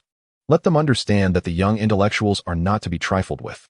If I am not mistaken, your work tasks are likely heavier than those of the villagers, correct? Remember this. The brigade is under the commune's authority, and at the very least, there is the young intellectual office. There will always be someone capable of resolving your issues. The prerequisite is that you must grow stronger." Hearing a commotion behind him, Zhou Shiyi turned to look. Zhou Shiyi had already gathered all her belongings. When she arrived, she did not carry much. Zhou Shiyi reached out to take Zhou Shiyi's belongings and cast a meaningful glance at Yang Guodong, before swiftly departing with Zhou Shiyi. In truth, the events unfolding at this youth station were not uncommon in many places. The discord between the brigade and the youth was pervasive. If one allowed others to lead them by the nose, they would never stand tall in life. Upon reaching the commune, Zhou Shiyi, who had been enjoying a pleasant cup of tea in the office, was taken aback upon seeing Zhou Shiyi approach with an assortment of packages and a young girl. His eyes widened in astonishment as he spat out the tea leaves from his mouth and hurried outside. Secretary Fong, with a beaming smile, welcomed them, seemingly pleased that Zhou Shiyi had not disappointed him. Was this truly the decision? Zhou Shiyi found it hard to believe that the advance brigade had not swayed these two individuals. Zhou Shiyi excused himself to discuss some matters with Secretary Fong, managing to discreetly usher him away. Zhou Shiyi, her face pale, succinctly recounted the situation, her eyes filled with bitterness. "Secretary Zhou, if I remain any longer, I fear I truly will not survive." Secretary Zhou, enraged, exclaimed, "What nonsense! Such despicable occurrences still exist in our village." Zhou Shiyi trembled, tears streaming down her cheeks, not an act, but a genuine reaction to the terror she had endured during this time. "Rest assured, I will ensure you receive justice." Zhou Shiyi nodded, expressing her gratitude softly. Noticing that their conversation had reached a conclusion, Zhou Shiyi approached with Secretary Fong in tow. Secretary Fong, astute as ever, sensed that he had been deliberately sent away, and smirked. Clearly, something significant had transpired in the advance brigade. With a grand gesture, Secretary Zhou penned a certificate. It was imperative for him to address the matter concerning the young female intellectual under his jurisdiction, as his reputation was at stake. Fortunately, this young man had the foresight not to divulge the incident to others. Otherwise, the leaders of other communes would have had ample fodder for ridicule. Zhou Shiyi tucked the certificate into his pocket and carried Zhou Shiyi's belongings toward the tractor. As the other commune leaders departed, Secretary Fong waited for Zhou Shiyi. Once they were seated, the tractor roared to life. Zhou Shiyi gazed at the familiar yet foreign landscape, her heart awash with mixed emotions. That afternoon, as the villagers concluded their labor, some lingered at the village entrance, eager to rest. From a distance, they spotted Zhou Shiyi leading a young girl with delicate features, prompting them to rise and stretch their necks in curiosity. "Goodness, Could it be that Zhou, the youth, was bringing home a bride? How striking she appeared. One aunt couldn't help but scrutinize Zhou Shiyi, noting her slender frame. This Zhou youth was indeed impressive, having both attended tractor training in the county and returned with a young bride. And thus, the rumors began to circulate. The wife of Captain Yun and Yunjila sat at the village entrance, engaged in casual conversation. Upon hearing that Zhou Shiyi had returned, Yunjila's eyes brightened, and an inexplicable joy surged within her. She hastily arranged her hair and shyly stood up. Upon discerning the situation not far away, Yunjila felt a tightening in her heart. She saw the little girl's cherubic face adorned with a radiant smile, joyfully conversing with Zhou Shiyi. The gentleness on Zhou Shiyi's face was something he rarely displayed in public. Yunjila's gaze lingered on Zhou Shiyi's face, and a wave of inferiority washed over her. Zhou Shiyi and Zhou Shiyi were two individuals entirely different in appearance. Zhou Shiyi resembled their mother, embodying the quintessential image of a Jiangnan Watertown girl, petite, with a small, delicate face that evoked a strong sense of protectiveness. In contrast, Zhou Shiyi bore a striking resemblance to their father, tall and robust, with a more chiseled and defined facial structure. Wherever they went, they were the epitome of a handsome man and a beautiful woman. So it was no wonder that others might misinterpret their relationship. Yunjila twisted her hands in her braided hair, nearly tangling them. Beside her, the captain's wife beamed with delight, holding Zhou Shiyi in high regard. Look at how charming the girl next to Zhou Jiqing is. I never expected Zhou Jiqing to be so capable. This remark left Yunjila feeling deeply unsettled, and she couldn't quite fathom why. It felt as if a heavy stone lodged in her chest, rendering her breathless. Due to the abundance of items, Zhou Shiyi did not approach the group to greet them, but headed straight for the youth point with Zhou Shiyi. At the youth point, everyone was busy washing up after a long day's labor, covered in dirt. Chen Wei, feeling refreshed after a shower, glanced towards Zhou Shiyi's room and sighed heavily. I wonder when Brother Zhou will return. It's quite dull here by myself. While others queued for the water room, Chen Wei dried his hair and made his way to the front courtyard. The sound at the door drew the attention of several people who had already washed up. Upon seeing Zhou Shiyi return, they smiled and greeted him. Zhou Jiqing is back. Zhou Jiqing, let me help you with that. Now that he had gone to the county's agricultural machinery station, everyone was eager to curry favor with him. Chen Wei, eager to join in, was left momentarily stunned when he noticed the little girl behind Zhou Shiyi. Brother Zhou, this. His gaze flitted between the two, filled with deep admiration. Zhou Shiyi's lips twitched as he helplessly explained. This is my sister, Zhou Shiyi. Shiyi, this is Chen Wei. You can ask him for help with anything at the youth point. Zhou Shiyi greeted Chen Wei with poise. Hello, Chen Jiqing. Zhou Shiyi handed the introduction letter to the team leader, Zhao Qingxi. Zhao Qingxi, please take a look. This is my sister's introduction letter. Zhao Qingxi, reading it by the firelight, smiled and greeted Zhou Shiyi. Hello, Comrade Zhou. Welcome to our big family at the youth point. Chapter 102. How rumors start upon hearing this. Those nearby also approached with smiles to greet her. Zhou Shiyi responded to each of them, and Fan Zhaodi warmly linked her arm with hers, grinning. Zhou Jiqing. With two of you here, what should we call you? I shall call you little Zhou Jiqing then. My name is Fan Zhaodi. Zhou Shiyi observed Zhou Shiyi's cordiality towards Fan Zhaodi and seized the opportunity to speak. Comrade Fan, I must trouble you with another matter during this time. I plan to build a house for my sister, and I would appreciate your assistance in looking after her for the month. I can provide grains or exchange for anything you may need. Fan Zhaodi waved her hand dismissively. Oh, it's merely a trifling matter. There's no need for formality. Come, Comrade Zhou, let us take your belongings to my place. Fan Zhaodi's residence was situated at the front, conveniently adjacent to an empty plot of land. With a cheerful smile, she gestured towards the space, saying, Comrade Zhou, why not build your house here, right beside mine? It will facilitate caring for Comrade Zhou Shiyi in the future. Having received significant help from Zhou Shiyi previously, she felt an urge to reciprocate, especially since he lacked for nothing. Now, being able to assist in caring for his sister brought her a sense of relief, alleviating the feeling of indebtedness she had harbored. Zhou Shiyi glanced around and nodded in agreement with a smile. Amidst the laughter and joy of the young intellectuals, Yunjila felt a heaviness in her heart, rendering her unable to eat. The wife of the village chief, mistaking her condition for illness, reached out to touch Yunjila's forehead, asking, What troubles you? Are you fatigued from work today? Sensing her mother's concern, Yunjila quickly shook her head. I'm fine, just a bit thirsty. I'll fetch some water. After forcing down a few bites of food, she lay in her room, unable to summon any energy. On the following day, Zhou Shiyi did not go to the agricultural machinery station, but instead took a day off to wander the county with Zhou Shiyi, purchasing some essentials. Observing the scanty clothing Zhou Shiyi wore, a pang of sympathy flickered in Zhou Shiyi's eyes. Although Zhou Shiyi remained tight-lipped about the happenings at their grandmother's house, he could discern some of her distress. He affectionately ruffled her hair, saying, "Brother will buy you some clothes. Look, this floral dress is quite lovely." A warm feeling surged within Zhou Shiyi. Ever since the family's troubles began, everyone had been compelled to grow up. Her brother had now matured into a dependable man. To comfort Zhou Shiyi, she selected 2 beautiful floral dresses, her petite frame making any outfit look exquisite. Additionally, Zhou Shiyi purchased some candies and peach crisps, saying, "These are for you to keep in the cupboard. Indulge whenever you wish. Here are 50 yuan. When you come to the county with the other young women, feel free to buy whatever you desire. Never feel constrained. Your brother is here for you." Zhou Shiyi nodded with teary eyes, gripping her sleeves tighter. As Zhou Shiyi rode his bicycle back with Zhou Shiyi, they encountered a bullock cart traversing the road. To their surprise, Yun Jila and Wang Qianqian were seated atop the cart. Today's first trip was with old Yun, while the second would be with old Wang.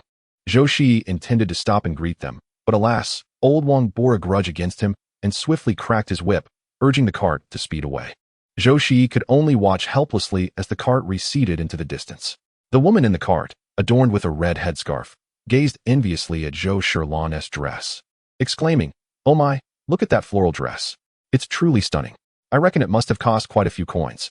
Another round-faced aunt could not help but express her envy. Money is trivial, but purchasing ready-made clothing requires quite a few tickets. We could not possibly save up that many tickets in a year. Alas, that Zhou Jiqing is indeed generous to his partner. I had initially considered introducing my daughter to him, but alas, I was a moment too late. An aunt with a missing front tooth picked up her headscarf to wipe her face, lamenting. The round-faced aunt rolled her eyes dramatically. "Just look at that young lady's appearance, then glance at your daughter's pockmarked face. How can you even utter such words?" The two had never seen eye to eye, and at that moment, they seemed ready to grapple atop the ox cart.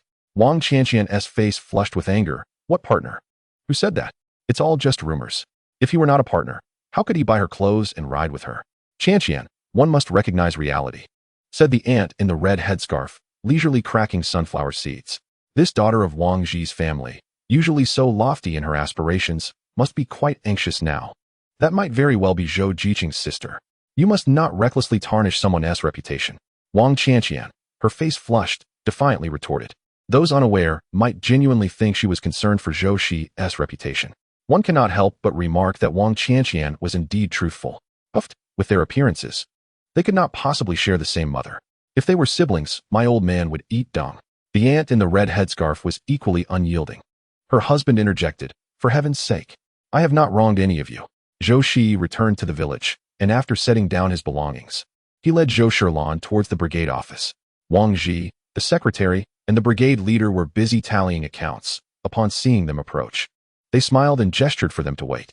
After a painstakingly long count, Zhou Shiyi retrieved the introduction letter from his pocket. "Secretary Wang, Brigade Leader Yun. This is my sister Zhou Shiyi. We returned rather late yesterday and did not have the opportunity to register. I would appreciate your assistance in registering her." Upon realizing that she was Zhou Shiyi's sister, Secretary Wang's face broke into a broad smile. Heaven knows how long he had been lectured by his wife and daughter the previous night. In truth, Secretary Wang had discerned that Zhou Shiyi was not someone easily swayed. His daughter might not necessarily win him over, but his wife incessantly insisted that no one could compare to their daughter, that Zhou Jiqing ought to marry someone like her. Gradually, Wang Qianqian had become infatuated with Zhou Shiyi. They efficiently completed the registration, and next, they would simply need to transfer the household registration at the commune. After settling Zhou Shiyi, Zhou Shiyi requested Brigade Leader Yun to assist in finding a few workers to build a house. Brigade Leader Yun watched as these two handled the construction themselves, feeling a pang of regret. Something about this situation felt amiss. The brigade had already invested a considerable amount of money. Although the funds had not yet been dispersed, having made a commitment, Brigade Leader Yun could not retract his words and was left with no choice but to acquiesce with a heavy heart. On the way back, they happened to encounter Yun Jihai, who had been swift today, accomplishing a significant portion of his work in just half a day. In this day and age, one yearns to return home to rest their weary feet, seizing the moment while his mother is away, to sip on some sweetened water to soothe his throat. Turning around, he spotted Zhou Shiyi and hurriedly approached with a smile. Upon getting closer, he noticed Zhou Shiyi standing beside him. The mere sight of her rendered him momentarily speechless. Goodness! She must be a celestial being descended from the heavens. Chapter 103. A hint of jealousy in the village. Yun Zhihai firmly believed that his younger sister was the most beautiful girl around. Even when his companions claimed that Qin Jiqing was the fairest, he thought she was merely average.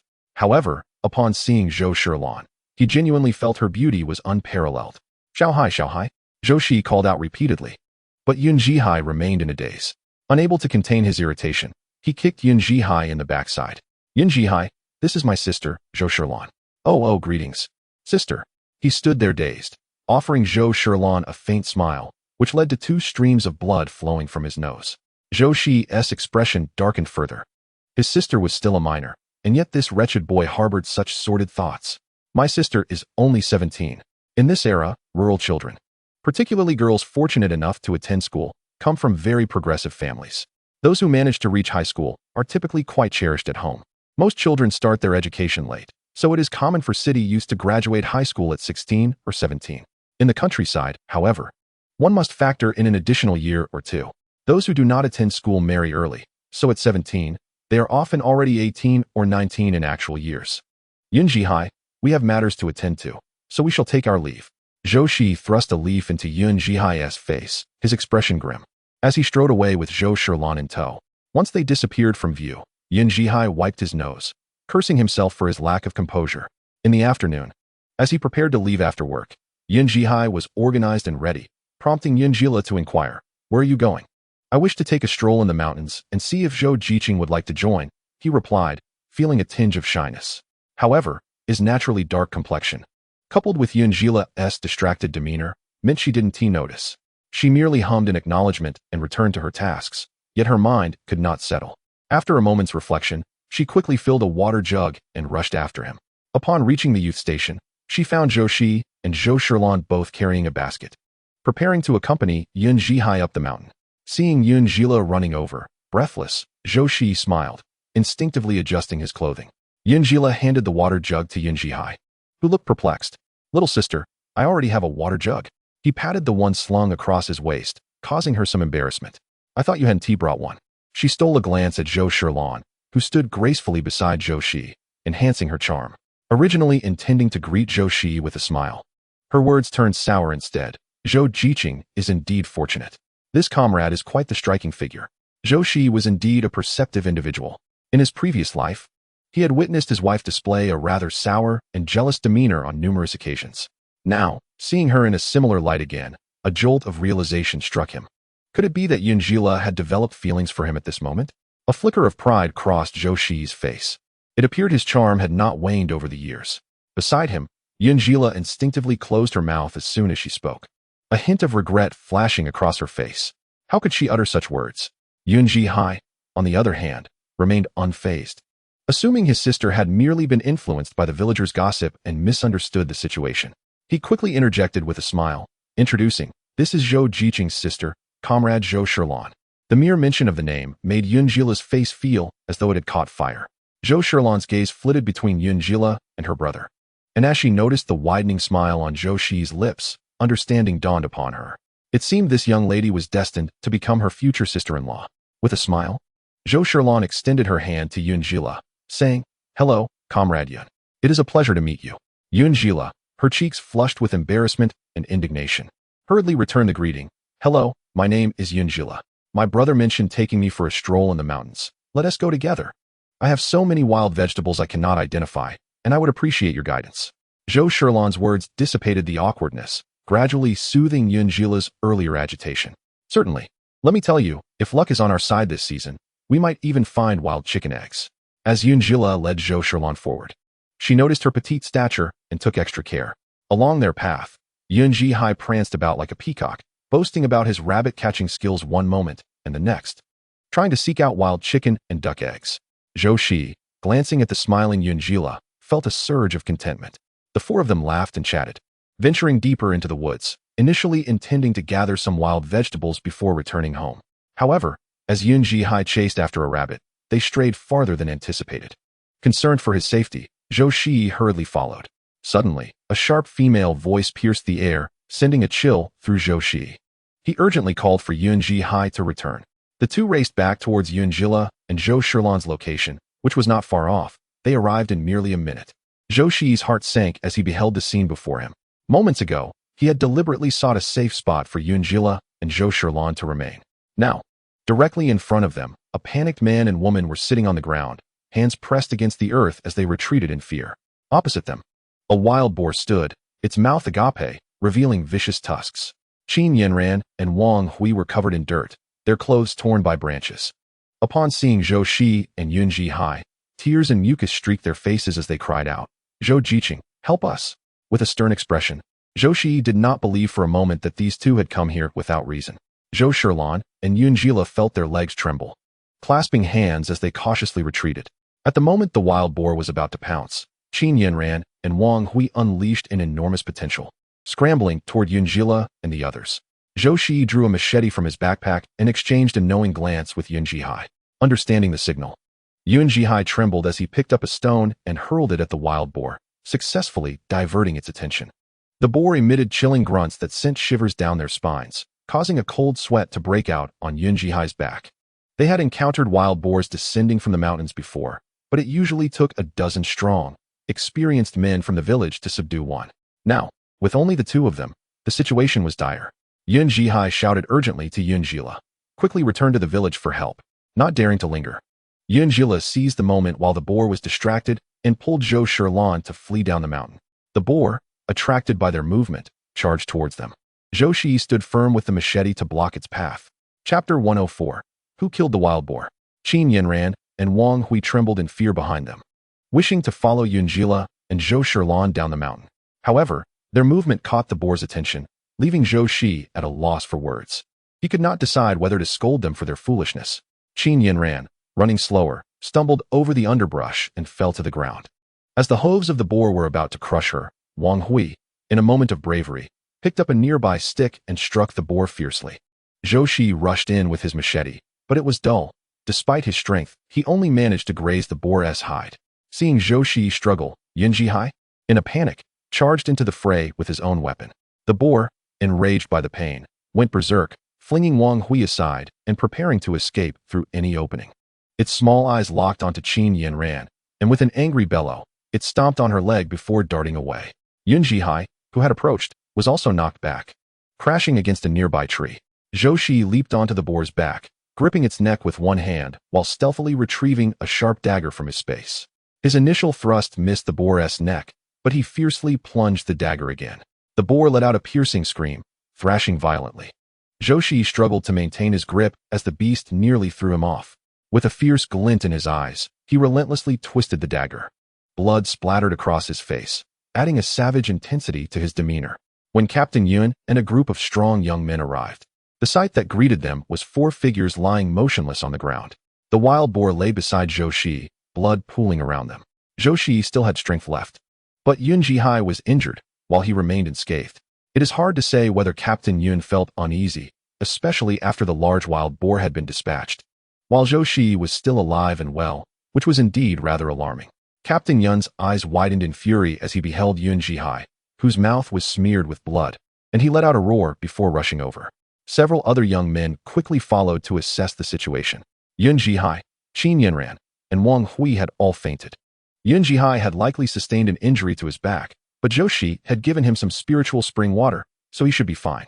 As for Wang Hui, he had struck his head directly, while Qin Yanran had fainted from the sheer agony. "Zhou Jiqing, are you all right?" The scene was clear to any discerning eye. It was evident who had slain the wild boar, with the bloody dagger still clutched in Zhou Shiyi's hand. Was Zhou Jiqing truly that formidable? The boar must have weighed at least 400 to 500 pounds. Was it not improbable that he had done it alone? Typically, when we encountered wild boars, we would flee for our lives. Even a dozen men might struggle to take one down. How could a mere lad manage it? A man in his 30s, with a square jaw and a face full of disbelief, questioned, "Then who do you think killed it? The others have all passed out. Could there be someone else?" "Who knows? We'll find out when they regain consciousness." Captain Yun instructed that the unconscious individuals be carried away, and it was then that Zhou Shiyi took the opportunity to awaken. "Zhou Jiqing, you're awake. Do you feel any discomfort?" Zhou Shiyi, upon hearing the man's inquiry, touched his chest with a pained expression. "Nothing serious." "Captain Yun, are they all right?" "It was thanks to Wang Jiqing and Comrade Yun that I was able to take advantage of the situation and slay the boar." Captain Yun, having dabbled in some medical knowledge, examined his son's steady breathing and found no alarming wounds, which relieved him slightly. It seems there is nothing grave. Yet I am concerned about the two young people. Zhou Shiyi, did you truly kill this wild boar? Yes, I nearly got thrown off and trampled. Zhou Shiyi scratched his head, a sheepish smile creeping onto his pale face. My goodness, Zhou Shiyi is truly remarkable. The murmurs of admiration echoed from the young men. The younger ones gazed at Zhou Shiyi with awe. Captain Yun waved his hand. Let us go. Let's get the people and the boar down first. Zhou Shiyi took the initiative to approach Yun Jihai. Captain Yun, allow me to assist, shall I? Captain Yun glanced at the boar not far off and nodded in agreement. Dainu, you and the others lift the boar. Da Peng, you and your group find some sturdy sticks to carry Qin Jiqing and the others down. Captain Yun's instruction was also to preserve Qin Yinran's reputation. Using wooden sticks would prevent any disgrace. The group found several robust wooden poles and retrieved some hemp rope from their pockets, binding the boar's hooves to the poles. The boar was exceedingly heavy, and with the rugged mountain path, it took 4 or 5 men to manage to carry it down. Zhou Shiyi and Yun Jila anxiously awaited at the foot of the mountain, having originally intended to ascend as well. The wife of Captain Yun halted them, saying, if you ascend again and encounter any unforeseen circumstances, who will be able to assist you? You would only complicate matters further. Our eldest son is still on the mountain. With her heart in turmoil, she recognized the gravity of the situation. Qin Yinran was first to be brought down, and the barefoot doctor, waiting below, noticed her calf bent at an unnatural angle, sensing that something was amiss. Upon examining her leg, he gravely informed Secretary Wang, she needs to be sent to the county hospital. It appears to be fractured. Secretary Wang's legs trembled uncontrollably, rendering him unable to walk.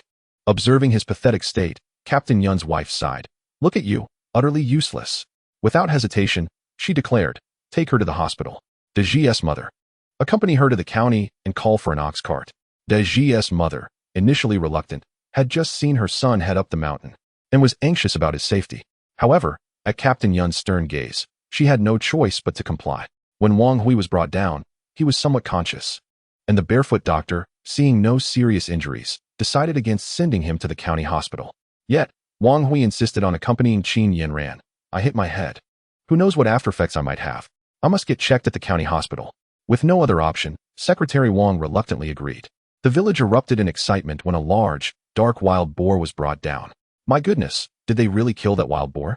Exclaimed one villager. With so many of us going up, we surely could take it down. One ant scoffed. Besides, Maida Nyo can fell a wolf with a single punch. This boar might have been brought down by him. Maida Chao also went up. He could very well be the one who exerted himself, countered another ant. Unwilling to concede, the two exchanged glances and turned away in silent defiance. Captain Yun's wife hurried forward. Where's Dahai? Captain Yun pointed behind him. He has regained consciousness and is fine, walking alongside Zhou Shiyi. Peering over, she saw her son's pale face, leaning heavily against Zhou Shiyi. Tears streamed down her face at the sight. Noticing Zhou Shiyi also appeared unwell, she quickly wiped her tears and reached out to support Yun Jihai. Zhou Shiyi dashed to Zhou Shiyi's side. Brother, are you all right? Zhou Shiyi smiled and shook his head. I'm fine. Let us go. We'll have pork today. Seeing he was indeed unharmed, Zhou Shiyi finally smiled through her tears. As Yun Jilu supported her brother, she discreetly cast glances at Zhou Shiyi. Noticing her gaze, Zhou Shiyi's eyes sparkled, and he hastily covered his chest, feigning a cough. The commotion startled Zhou Shiyi, who immediately urged him to visit the hospital. Yun Jilu, equally concerned, quietly remarked to Captain Yun's wife. Mother, it seems Zhou Shiyi has sustained serious injuries. Should we send him to the hospital? The wife of Captain Yun, upon hearing this, swiftly turned her head and asked with concern, Zhou Shiyi, do you need me to take you to the hospital?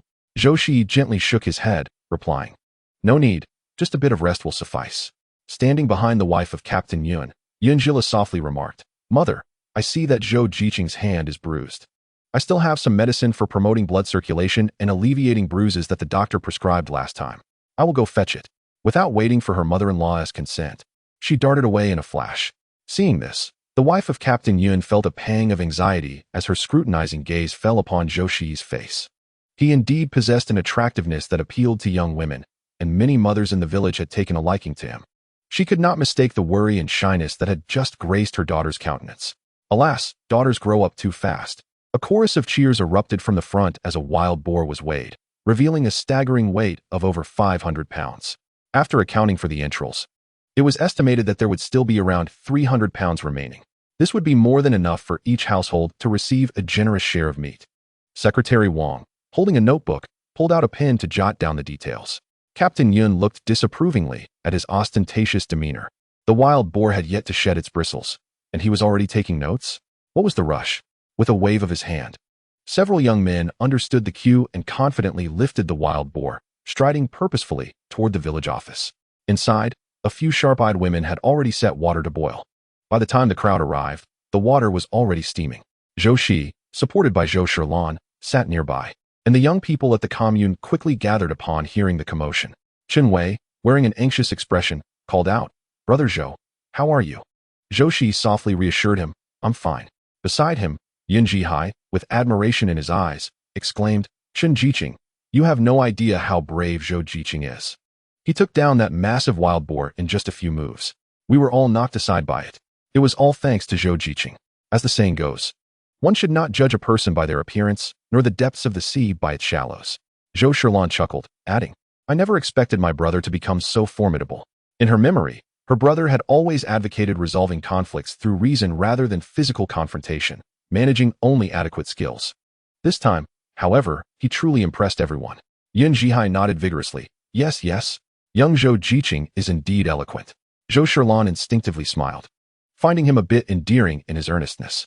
The surrounding crowd, upon hearing Yin Jihai's words, widened their eyes in astonishment, particularly De Chao's and De Ji's mothers, who looked as if their eyes might pop out in disbelief.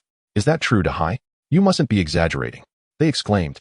Yin Jihai straightened his back instinctively, asserting, "I did not faint when Zhou Jiqing was fighting the wild boar.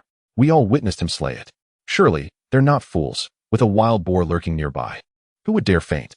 Even if one were somewhat dazed, they would manage to struggle before the boar charged." A considerable number of people gathered around Yin Jihai, eager to hear his thrilling account of the encounter. Meanwhile, Captain Yun shouted, "Lift." A group of men shouted in unison, 1, 2, 3. Once they had stripped the wild boar of its bristles and removed its innards, the weight was recorded at 310 pounds. Captain Yun grasped the microphone and announced, "Regarding the meat distribution, since it is the youth from the knowledge point who have contributed significantly, we shall allocate an additional 10 pounds of meat to them, and the pig's head shall also go to them. Does anyone have any objections?" Many gazes turned towards Zhou Shiyi, recalling what Yin Jihai had just mentioned. Zhou, the young intellectual, had fiercely attacked the wild boar. The villagers, picturing that scene, shook their heads in unison. They were not foolish enough to provoke someone capable of slaying a wild boar. Our village, combined with the knowledge point, comprised 60 households. And after accounting for the extra allocation to the knowledge point, every household would receive 5 pounds of meat. As for the bones, those interested could exchange 1 pound of meat for 2 pounds of bones. Secretary Wang was calculating shrewdly, and since Yin Jihai had contributed and even sustained an injury, Secretary Wang decided to allocate more of the pig's offal to Captain Yun. Most villagers were reluctant to trade meat for bones. The village butcher was skilled, having already stripped nearly all the meat from the bones. This was precisely Wang's intention. If no one wanted to trade, he would take the bones home to make soup. Captain Yun immediately discerned his ulterior motives and pointed at the bones, declaring, "2 of the youth from the knowledge point were injured. Let us give them some bones to make soup for nourishment." Secretary Wang was somewhat reluctant, but recognized he could not oppose Captain Yun. He secretly resented that. Despite his higher rank than Captain Yun, he still had to cater to his wishes, which was quite infuriating. The butcher was adept at his craft, rarely needing a scale. He could gauge the weight with a mere hand measurement. The villagers knew that during the new year, the meat distribution was also handled by the butcher, and no one dared to voice complaints about the tiniest portion. After all, the division of meat was entirely at the butcher's discretion, and everyone wished to maintain a good relationship with him. Zhao Qingxi and a few others carried the pig's head and bones towards the knowledge point, while Zhou Shiyi queued to receive the meat. Upon seeing Zhou Shiyi, the butcher's face broke into a wide grin. "Young Zhou, which piece would you like? How about this one? It's quite fatty. In this day and age, who didn't covet fatty meat? A bit of oiliness made for a delightful meal." Zhou Shiyi shook his head, opting not for that piece, but rather for one that was a mix of fat and lean. "I'll take this one." "Excellent choice." The butcher swiftly cut the meat, likely exceeding 5 pounds by a tad. Zhou Shiyi sensed something was off with the weight, and the butcher chuckled, whispering in a tone only audible to 2. "No worries. I'll make it up with some from Secretary Wang's share later." Zhou Shiyi looked at the butcher in surprise, not expecting such a side to him. Yet, The butcher paid little mind to the nuances every time meat was distributed. Secretary Wang would claim the majority of the bones, so what was wrong with him receiving a bit less meat? Zhou Shiyi nodded in gratitude and ambled back towards the knowledge point with the meat in hand. He casually kicked at the dirt beneath his feet, pondering, why did it take so long to fetch some medicine? As Zhou Shiyi was nearing the path to the youth station, Yunjila hurriedly approached, breathless. Zhou youth. Zhou youth. Zhou Shiyi promptly halted, a pained expression crossing his face as he clutched his chest. Yunjila reached him, her small mouth gasping for air, her chest heaving violently, and beads of sweat forming on her forehead. Seeing this, Zhou Shiyi couldn't help but frown, instinctively reaching out to wipe her sweat. Why not slow down a bit? I want to vanish. The familiarity of his gesture rendered both of them momentarily speechless. Yunjila's face, once slightly flushed, now bore a deeper crimson hue, even her neck radiating warmth. You, Zhou youth, are too. She stepped back, avoiding his hand. I'm fine. Realizing his action might have been inappropriate and potentially startled the young girl, he casually tucked his hand into his pocket. Didn't you say you would bring me medicine? Please do. Yunjila hurriedly retrieved the medication prescribed by the doctor from her pocket. Once in the morning, once at night. There were also oral meds. But I finished them. You should visit the hospital again. It's best to have a checkup. Listening to her concerned words, Zhou Shiyi's eyes brimmed with tenderness. Thank you for your concern, Comrade Yin. I shall treat you to some sweets another day. His voice was deep and magnetic, resonating in Yunjila's ears like an enchanting drumbeat. Her ears flushed with embarrassment, and Zhou Shiyi refrained from teasing her further, aware that any more banter might render her too bashful to leave her house. Once Zhou Shiyi departed, Yunjila extended her delicate hand, vigorously fanning her face as if trying to dispel the lingering warmth. Just as she turned to leave, a pair of furious eyes fixed upon her. This startled Yunjila, who clutched her chest and glared at Wang Qianqian. Qianqian, you startled me. What are you doing standing there? Wang Qianqian crossed her arms, snorting disdainfully. If I weren't here, how would I know how familiar you are with Zhou youth? I never knew you could be so shameless. Upon hearing this, Yunjila's expression hardened. Previously, she had tolerated Wang Qianqian, considering that their fathers were both cadre members of the brigade. Now, however, to be subjected to such humiliation was intolerable. Before Wang Qianqian could finish her tirade, Yunjila retorted, how am I shameless? Zhou youth was injured. I was simply delivering medicine. Wang Qianqian's eyes darted mischievously, and she suddenly adopted a pitiful tone. What? Do you like Zhou youth? His affections are of no concern to me. He doesn't like you. Yunjila's countenance grew colder, her words devoid of courtesy. Wang Qianqian, infuriated, stomped her feet, pointing an accusatory finger at Yunjila. You are shameless. Yunjila rolled her eyes dramatically, thinking Wang Qianqian was remarkably similar to her father, with an astonishing lack of eloquence. Enough, enough. My mother is calling me home for meat. I must take my leave. Disinterested in further entanglement, Yunjila lifted her foot and prepared to stride past her, who knew that Wang Qianqian, in a fit of rage, would push Yunjila towards the river with tears in her eyes. Caught off guard, Yunjila stumbled, losing her footing and plunging directly into the water. This scene was witnessed in its entirety by Chun Wei and Zhou Shiyi, who had hurried to the scene. Zhou Shiyi's expression darkened instantly as he rushed toward Yunjila in a flurry. In passing, he collided with Wang Qianqian, sending her reeling several steps back, half of her body landing precariously in the river. Frantically, Wang Qianqian grasped a blade of grass on the riverbank, screaming in terror for help. Yet, Zhou Shiyi offered her not a glance, turning instead to leap into the water. Meanwhile, Yunjila floundered, childhood memories flooding her mind, leaving her both terrified and paralyzed. Zhou Shiyi, frantic with urgency, swam swiftly toward her. By the time he reached her, her consciousness was already fading. When he finally managed to pull her onto the bank, Yunjila had lost consciousness. Zhou Shiyi placed his hands, crossed, over her breastbone, fervently administering CPR. When Captain Yun arrived, drawn by the cries of the village children, he was met with the shocking sight of Zhou Shiyi pinching his daughter's nose while tilting her chin to kiss her. Darkness clouded his vision, and he felt as if he might perish from the shock. Yun Jihai, supporting Captain Yun, hastily dragged him along, their pace frantic. Zhou Shiyi finally succeeded in getting Yunjila to expel the water from her lungs and offered her some spring water to drink. Gradually, she opened her eyes, albeit in a daze. Yun Jihai slid to his knees before her, calling out, Lele, are you all right? Upon seeing him, Yunjila burst into tears. Meanwhile, Chen Wei had fished Wang Qianqian out with a stick. He had clearly witnessed Zhou Gu accidentally knock Wang Qianqian into the river. If anything were to happen to her, Zhou Gu would be held accountable, prompting Chun Wei to lend a hand. Wang Qianqian, now drenched, saw her mother and began to sob. What was happening? Captain Yun felt his heart racing. Not only from the distress of his daughter falling into the water, but also from the indignation of having Zhou Shiyi take advantage of the situation in front of everyone. This was a complete ruin of her reputation. Chun Wei spoke up first. It was Comrade Wang who pushed Comrade Yun into the river. We don't know why. His words startled Wang Qianqian, causing her to tremble as she lowered her head, avoiding the gaze of those around her. Chapter 107. Uncertainty of marriage. Secretary Wang squinted. Turning to his daughter, what on earth happened?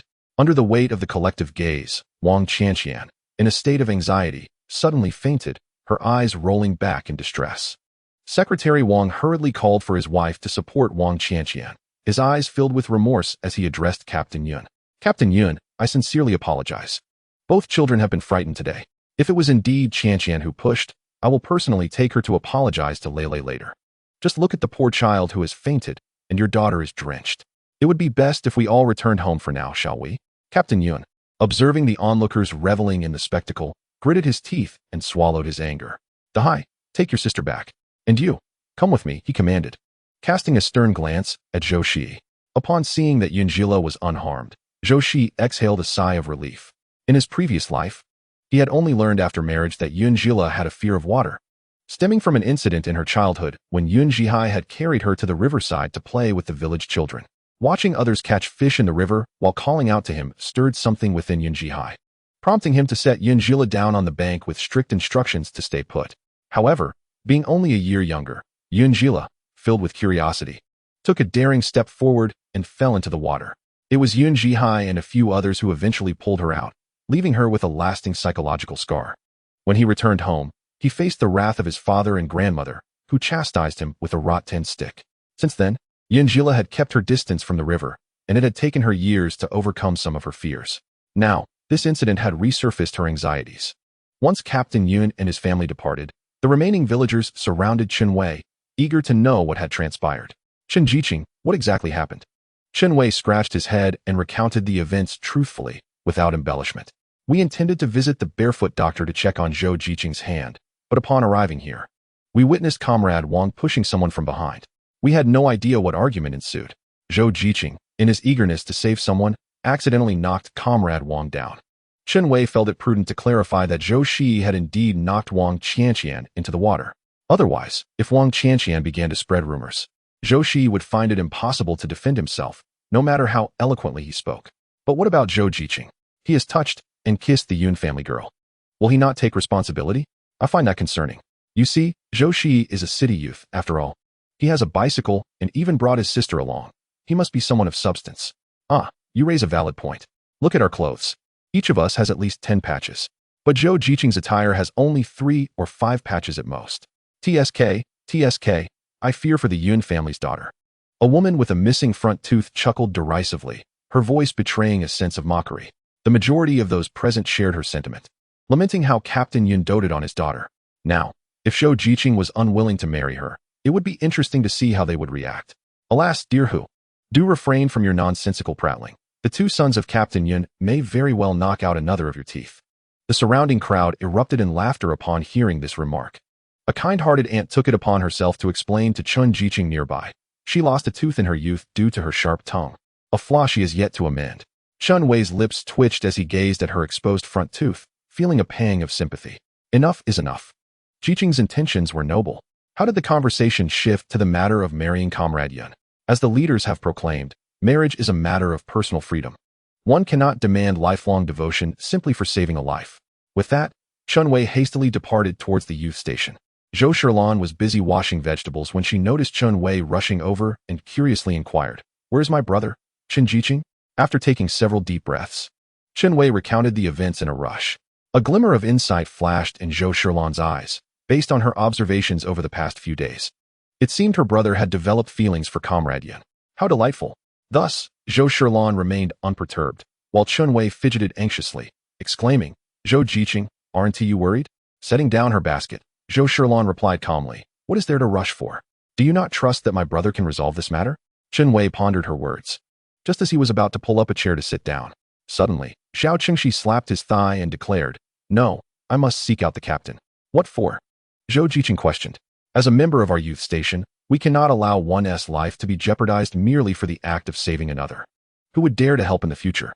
I must speak with Captain Yun and clarify that the situation is not to be handled in this manner. Behind him, Fan Zhaodi and others nodded in agreement, asserting, yes, we should all approach the captain. Clearly, Zhou Shiyi has acted nobly. Though they were sent to the countryside, they still harbored hopes of returning to the city one day. While Yunjila was the captain's daughter, she was still considered inferior when compared to the sons of urban workers. Deep down, they believed Yunjila was unworthy of Zhou Shiyi. Some youth hesitated to confront the captain, maintaining solemn expressions as they remarked, "This matter belongs to Zhou Shiyi alone. Our involvement would alter its significance." Indeed, they were all adults, who could not solve their own issues. Zhao Qingxi, observing their cowardly demeanor, felt his frustration boil over. What if you find yourselves wronged in the future? Will our youth station remain silent? Regardless of your personal sentiments, remember this, from the moment we arrived in the countryside, we exist as a collective. If the villagers perceive us as easy prey, tomorrow will bring even more outlandish events. Only through unity can we hope to thrive. Zhou Shiyi felt a profound impact from Zhao Qingxi's words. Different approaches led to similar situations. His speech resonated deeply within her, stirring a bittersweet sensation in her heart. The crowd, upon hearing Zhao Qingxi's declaration, recognized its validity. Zhang Xini rolled up her sleeves and exclaimed, "The little grain and money we possess are coveted by countless others. Such a method, if successful even once, could jeopardize the safety of our young women in the future. Zhao, I will accompany you." Chapter 108. A person of responsibility. Upon hearing Zhang Xini's words, a sense of trepidation swept over all the young women, prompting them to roll up their sleeves and prepare to follow. However, Zhou Shiyi hastily intervened, urging everyone to pause and await her brother's return to hear his account. A sudden influx of people would surely displease Captain Yun. After a moment of contemplation, Zhao Qingxi reluctantly agreed, gesturing for everyone to prepare the meal instead. Meanwhile, at Captain Yun's residence, his wife had dressed their daughter in fresh attire, gently reassuring her, "Lele, do not fear, pay no heed to what the villagers say. You must follow your own heart. I can see you harbor feelings for that Zhou youth. However, if we force an engagement simply because he saved you, it may lead to future hardships." Yunjila embraced herself, still a mere 17 or 18-year-old girl. Although young women in the countryside often marry early, those like her who forego education typically wed soon. Yet, she was still gripped by fear of drowning and the uncertainty of what lay ahead, causing her heart to tremble. Inside, Captain Yun sat, puffing on his pipe incessantly, quickly filling the room with a haze of smoke. He kicked a stool toward Zhou Shiyi, saying, "Zhou, please take a seat." Zhou Shiyi complied, while Yun Zihai, in distress, tugged at his hair. "What do you think, Zhou?" After a prolonged silence, Captain Yun finally posed the question. If the sole intention was to rescue his daughter, he would have no qualms about silencing any slanderous remarks from the villagers. Yet, Zhou Shiyi had kissed his daughter, a fact witnessed by many. Should Zhou Shiyi fail to take responsibility, his daughter would be subjected to the village's malicious gossip. Though Zhou Shiyi cherished Yunjila, he did not wish for her to marry him out of obligation. He straightened himself, meeting Captain Yun's gaze directly. "Captain, after spending these days together, I have indeed developed feelings for Comrade Yun. Should we be together, it will be founded on mutual affection and consent. I will never impose upon her, nor will I shy away from my responsibilities." With that declaration, he clearly articulated his stance, leaving Yun Zihai astonished. He had known all along that he had not been mistaken. The weight that had burdened Captain Yun's heart finally lifted. He would consult Lele for her opinion. Casually assessing Zhou Shiyi, Captain Yun had always perceived him as a capable young man with decent looks. Now, however, he recognized a sense of accountability in him. Yunjila emerged from the room, her eyes tinged with red, evoking a deep sense of compassion among the three men present. Captain Yun forced himself to remain seated, clearing his throat before turning to his daughter. "Xiaolu, you heard what was said earlier. What are your thoughts?" Yunjila twisted her hands nervously.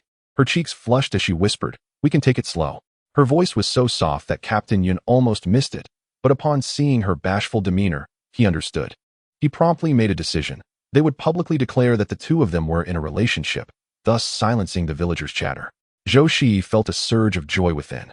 What had once seemed an insurmountable challenge in his previous life was effortlessly resolved in this one. "Zhou Shiyi, you should hurry home and change your clothes. Though the weather is warm, it's uncomfortable to be soaked." Yunjila glanced at Zhou Shiyi, his caring expression causing Captain Yun to feel a pang of envy. They had indeed been inconsiderate, allowing Zhou Shiyi to stand there in wet clothes. "Zhou Shiyi, you may go home now," Captain Yun waved his hand, as he had more inquiries for Yunjila. Once Zhou Shiyi had left, Captain Yun asked for the details of what had transpired. Yunjila did not hold back.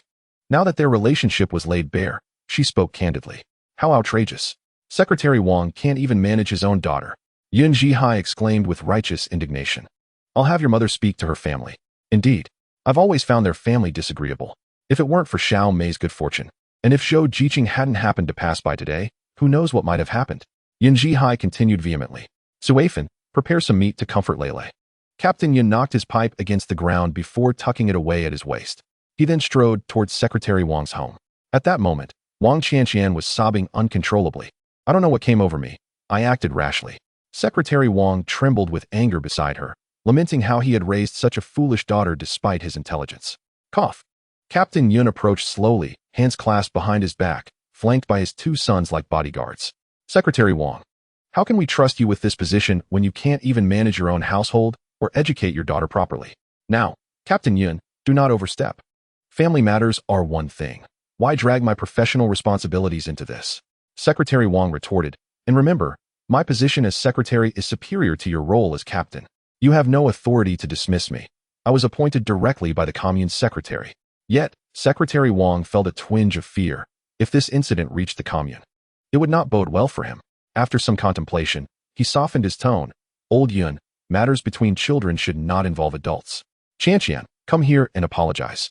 Wang Qianqian, thoroughly frightened, trembled as she walked. Why yes, I'm sorry. I didn't mean to. I just acted thoughtlessly. Old Yun, you see the child has realized her mistake. How about this?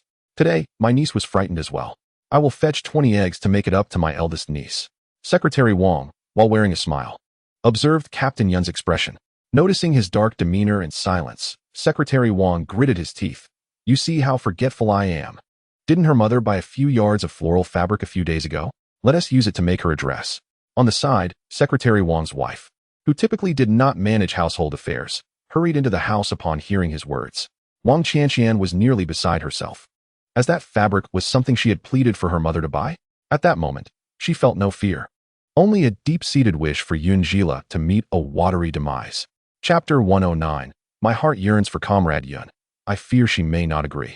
Upon seeing these items, Captain Yun's anger dissipated somewhat. He understood that this was the utmost sincerity Secretary Wang could muster. Further probing would likely yield no favorable outcome.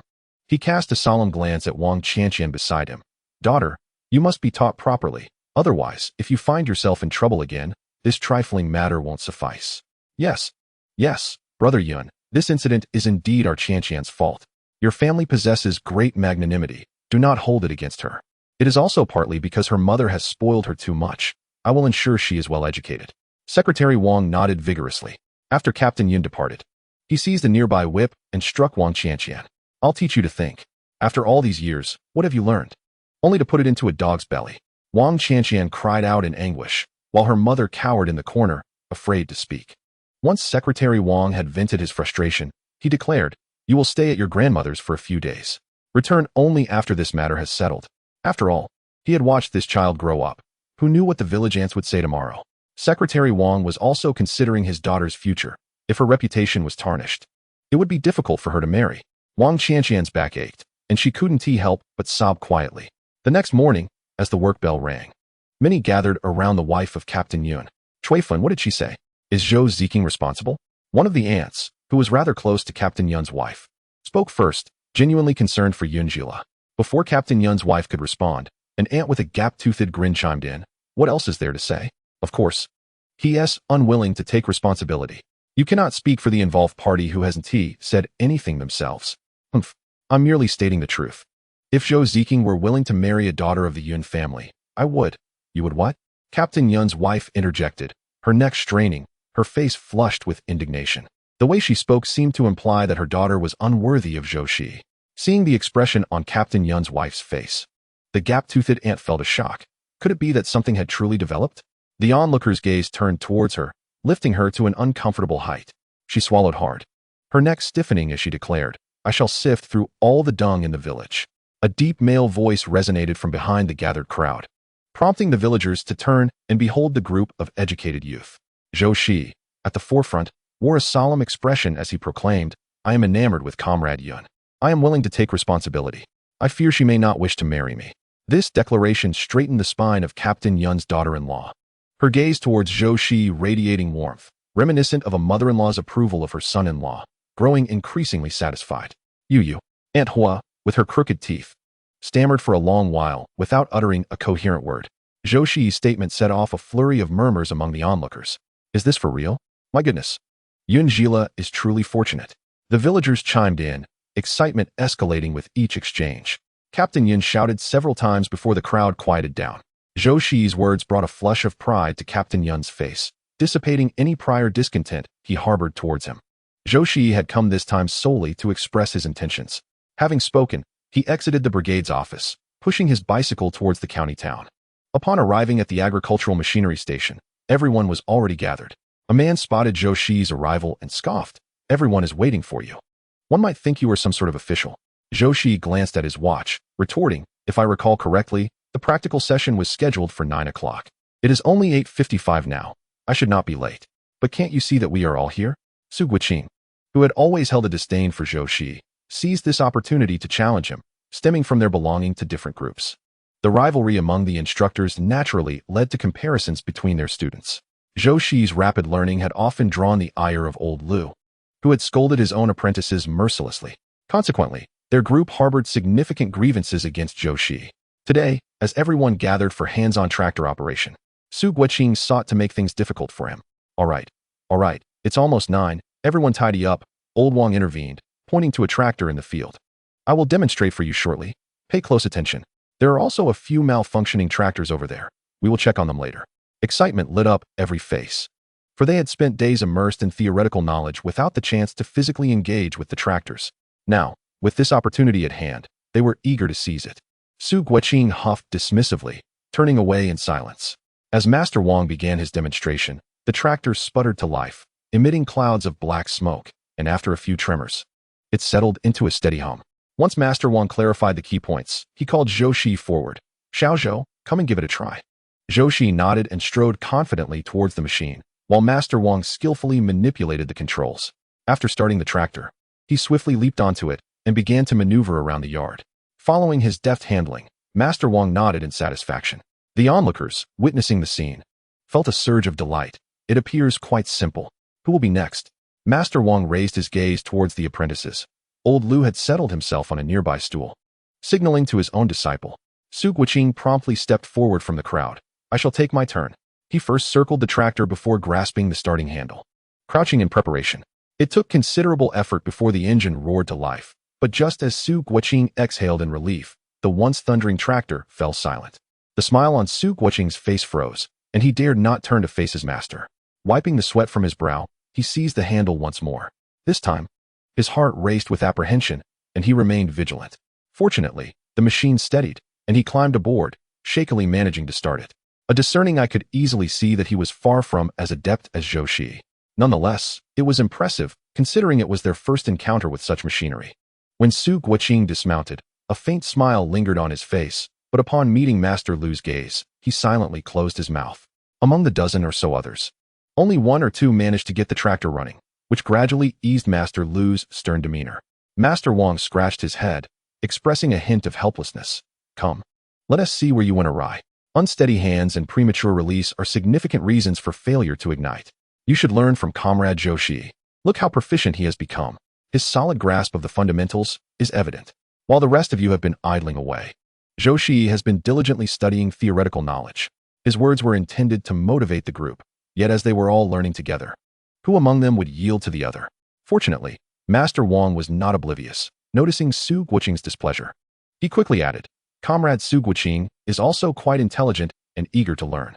You should take inspiration from both of them. Remember, only 4 will remain in the end. Those who do not strive will gain nothing. Master Wang's tone was tinged with severity. After spending time together, it was clear who would stay and who lacked ambition. Certainly, Zhou Shiyi was assured a place, as both Master Wang and the other instructors praised him highly. Zhou Shiyi remained humble, disregarding the jibes from Su Guiqing and the others. In the end, results would speak for themselves. After work in the afternoon, Zhou Shiyi made a special trip to the supply and marketing cooperative, purchasing 2 pounds of brown sugar, 2 pounds of peach crisps, and 10 feet of floral cloth. After a moment's thought, he also bought a bottle of grain liquor. hanging it from the handlebars as he ambled towards Dayu village. Upon returning to the village, the villagers had already dined and were seated outside, enjoying the cool evening air.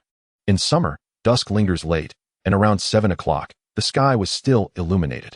Naturally, the topic of discussion among the women was yesterday's events.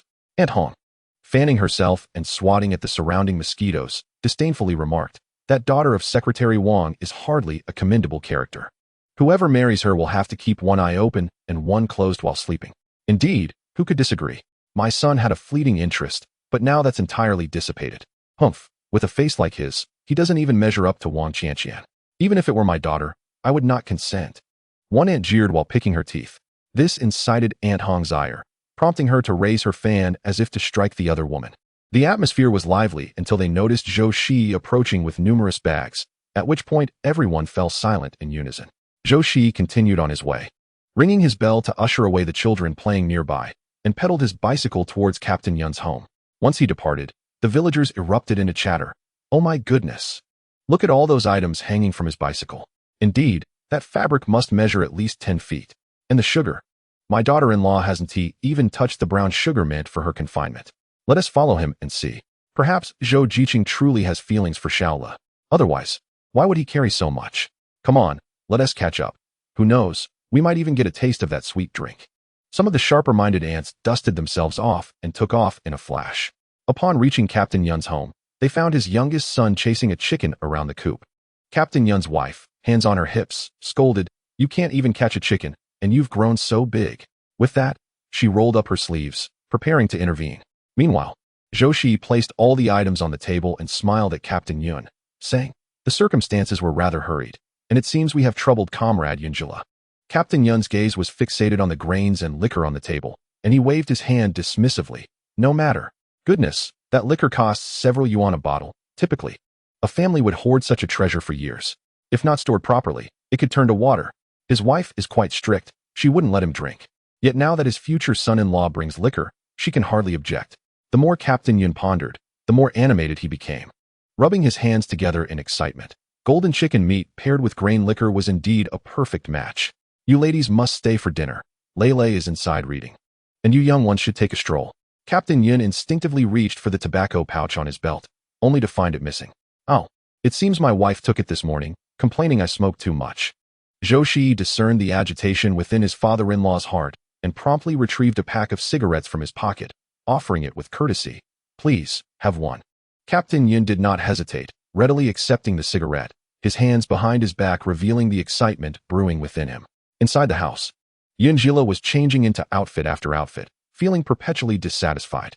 In this era, most people wore clothes with patches, and she had specifically selected a long dress with only one patch, a design inspired by a classmate's new attire. She braided her hair into a twist and discreetly dabbed her lips with a piece of red paper, pleased with her reflection in the mirror. The charming Yunjila finally stepped out of the house. Upon exiting, both Captain Yun and Zhou Shiyi were taken aback. The 17 or 18-year-old girl, already strikingly beautiful, transformed into a vision of unparalleled grace with just a hint of makeup. Captain Yun's wife handed a chicken to Yun Jihai and joyfully approached Yunjila, exclaiming, "My daughter looks truly lovely all dressed up. If one were to say she is a city girl, it wouldn't be an exaggeration at all." A flush of crimson enveloped Yunjila's face as she instinctively glanced at Zhou Shiyi, only to lock eyes with his astonished gaze, stirring a sense of pride within her. All right, let us take a stroll. Don't forget to return for dinner," Captain Yun urged the two, shooing them away while turning to the women perched upon the wall, calling out loudly, "Have you seen enough? If so, hurry back home." The women scrambled down, and one, adorned with a red scarf, couldn't help but exclaim, "It seems this Zhou youth is genuinely taken with Yun's daughter. What a pity." Chapter 111. The blossoming affection. Yunjila followed Zhou Shiyi out the door, the pair making their way toward the back mountain. Zhou Shiyi glanced sideways at Yunjila, who had her head lowered and could not suppress a smile. "You look truly beautiful today," he remarked. The compliment sent warmth rushing to Yunjila's ears, igniting a rosy hue across her complexion. Zhou Shiyi observed the youthful Yunjila, noting the stark contrast to the mature woman he had married in a past life. In that previous existence, the upheaval in his family and the burdens of labor had rendered him taciturn, with Yunjila often taking the lead, her small frame shouldering the weight of their household. It was only upon returning to the city that he gradually restored his former self.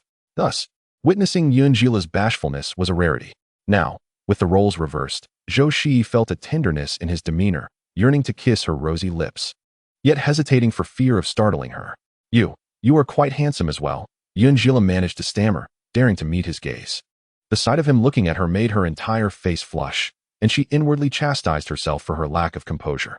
Zhou Shiyi chuckled softly, noting her newfound boldness. He extended his broad hand gently to touch her small one. Startled, Yunjila recoiled, nearly stumbling.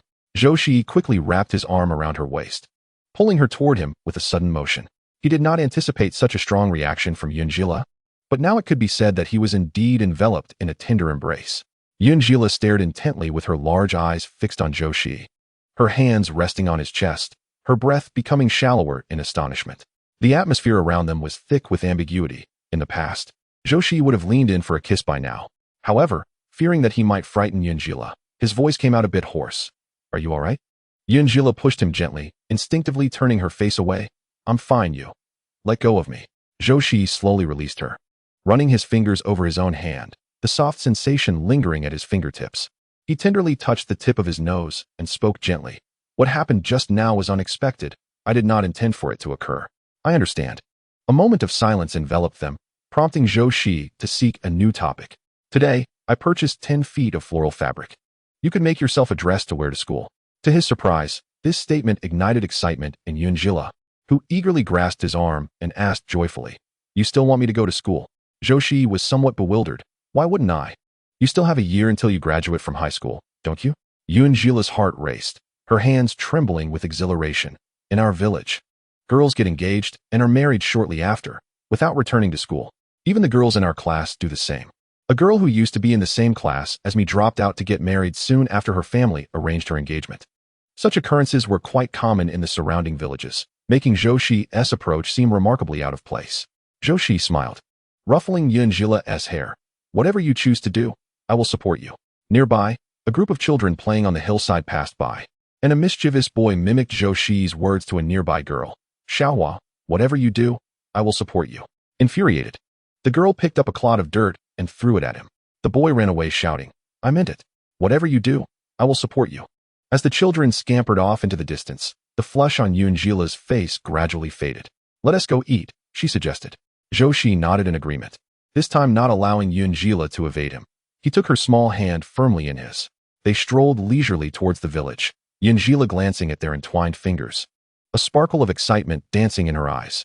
This possessive hold reminded her of the characters from the illustrated stories she secretly admired, stirring her heart. As they neared the village, Yunjila withdrew her hand, adjusting her braided hair as she made her way home. During dinner, the captain's wife arranged a prominent seat for Zhou Shiyi. The captain, having brought over the grain and wine purchased by Zhou Shiyi, cheerfully proclaimed, "Today is a joyous occasion. Let us all raise a glass." The captain's wife rolled her eyes, well aware of his intentions. Yet, with her future son-in-law present, she refrained from dampening the mood. Although the captain had a penchant for alcohol, he knew how to conduct himself appropriately, taking advantage of his still clear mind. He looked towards Zhou Shiyi and inquired, "I wonder who else is in Zhou Jiqing's family. In matters of marriage, can one truly assert their own will? I certainly do not wish for my daughter to wed into a household dominated by a tyrannical mother-in-law." Captain Yun's words were rather blunt, prompting a swift kick from his wife beneath the table. Yun Jihai, engrossed in gnawing on chicken feet, looked up in astonishment. "Mother, why did you kick me? That hurt." His wife, exasperated, longed to silence the two inept males with a firewood stick. Zhou Shiyi, suppressing a chuckle, briefly recounted his family situation. "My parents advocate for the freedom of choice in marriage. They are remarkably open-minded. My sister, Zhou Shilan, whom you have also met, is quite agreeable. Rest assured, no matter what transpires, I will ensure that Comrade Yunjila does not suffer any grievances." His words pleased Captain Yun's wife immensely, who then used her chopsticks to serve Zhou Shiyi a piece of meat. "Zhou Jiqing, eat up. Do not heed his ramblings. Once the couple is wed, the best course is to close the door and live privately. Lele has been quite spoiled by us, so please be understanding of her shortcomings." Zhou Shiyi nodded with a smile, silently acknowledging the wisdom of his future mother-in-law. During the meal, Zhou Shiyi graciously accepted toasting from Captain Yun and the family's third and fourth sons. It was Yun Jihai's first experience with alcohol, though it felt somewhat fiery. The lingering taste pleased him. He continued to toast Zhou Shiyi, much to Captain Yun's dismay, who lamented the wastefulness of this young lad's palate. After the meal, 3 individuals lay slumped on the table. Captain Yun's wife cursed under her breath, wishing to kick her 2 sons for their foolish bravado. Zhou Shiyi struggled to rise, leaning on the table as he wobbled toward the exit, prompting Captain Yun's wife to call for Yunjila to accompany him. Yunjila's lovely eyes brimmed with concern as she cautiously supported Zhou Shiyi, her voice tinged with playful reproach. Could you not drink so much? Although Zhou Shiyi's mind remained relatively clear, the darkness around them inspired a mischievous desire. In the gentle embrace of the moonlight, he leaned heavily against Yunjila, making her acutely aware of his inebriation. The soft glow added a touch of tenderness to their moment. Recognizing Zhou Shiyi's genuine intoxication, with half-closed eyes and swaying body, Yunjila felt emboldened and murmured, "When my father toasted to you, you could have declined. You seem so clever normally, why act so foolishly now?" Before she could articulate her thoughts, Zhou Shiyi grasped her arm and pushed her against the wall. He wasted no time, pressing his smoky lips against her incessantly chattering red ones. Seizing the opportunity while she remained momentarily stunned, he deepened the kiss, an act he had long yearned to undertake.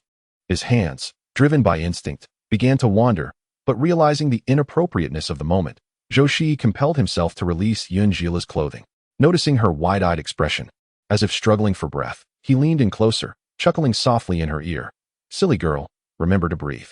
Yunjila, flustered, hastily tugged at her clothing and instinctively pushed Zhou Shiyi away. Caught off guard, Zhou nearly stumbled. As he observed Yun's retreating figure, he concluded that maintaining his facade of intoxication was the wisest course. He swayed back to the youth commune, feigning ignorance of Yun's stealthy peeking from behind. Yun, her hands gripping the wall at the entrance, shyly watched Zhou Shiyi fade into the distance. Her fingers unconsciously brushed against her slightly swollen lips, causing her heart to race. Zhou's earlier fervor had startled her, leaving her both frightened and flustered. Reflecting on the encounter, she felt a wave of embarrassment that curled her toes. Upon returning to the commune, Zhou Shiyi was no longer under the influence. He splashed his face with water, preparing to enter when he heard the sound of a door opening next door. Chen Wei approached with the stealth of a thief. "Brother Zhou, you're back at last." Zhao, the youth, mentioned we should pool some money tomorrow and send a representative to the county hospital to check on Qin and the others. "I thought something had happened to you. I've been restless all night." Chen Wei sniffed the air around Zhou. "Brother Zhou, have you been drinking?" Zhou nodded. "I had a few drinks at Captain Yun's house."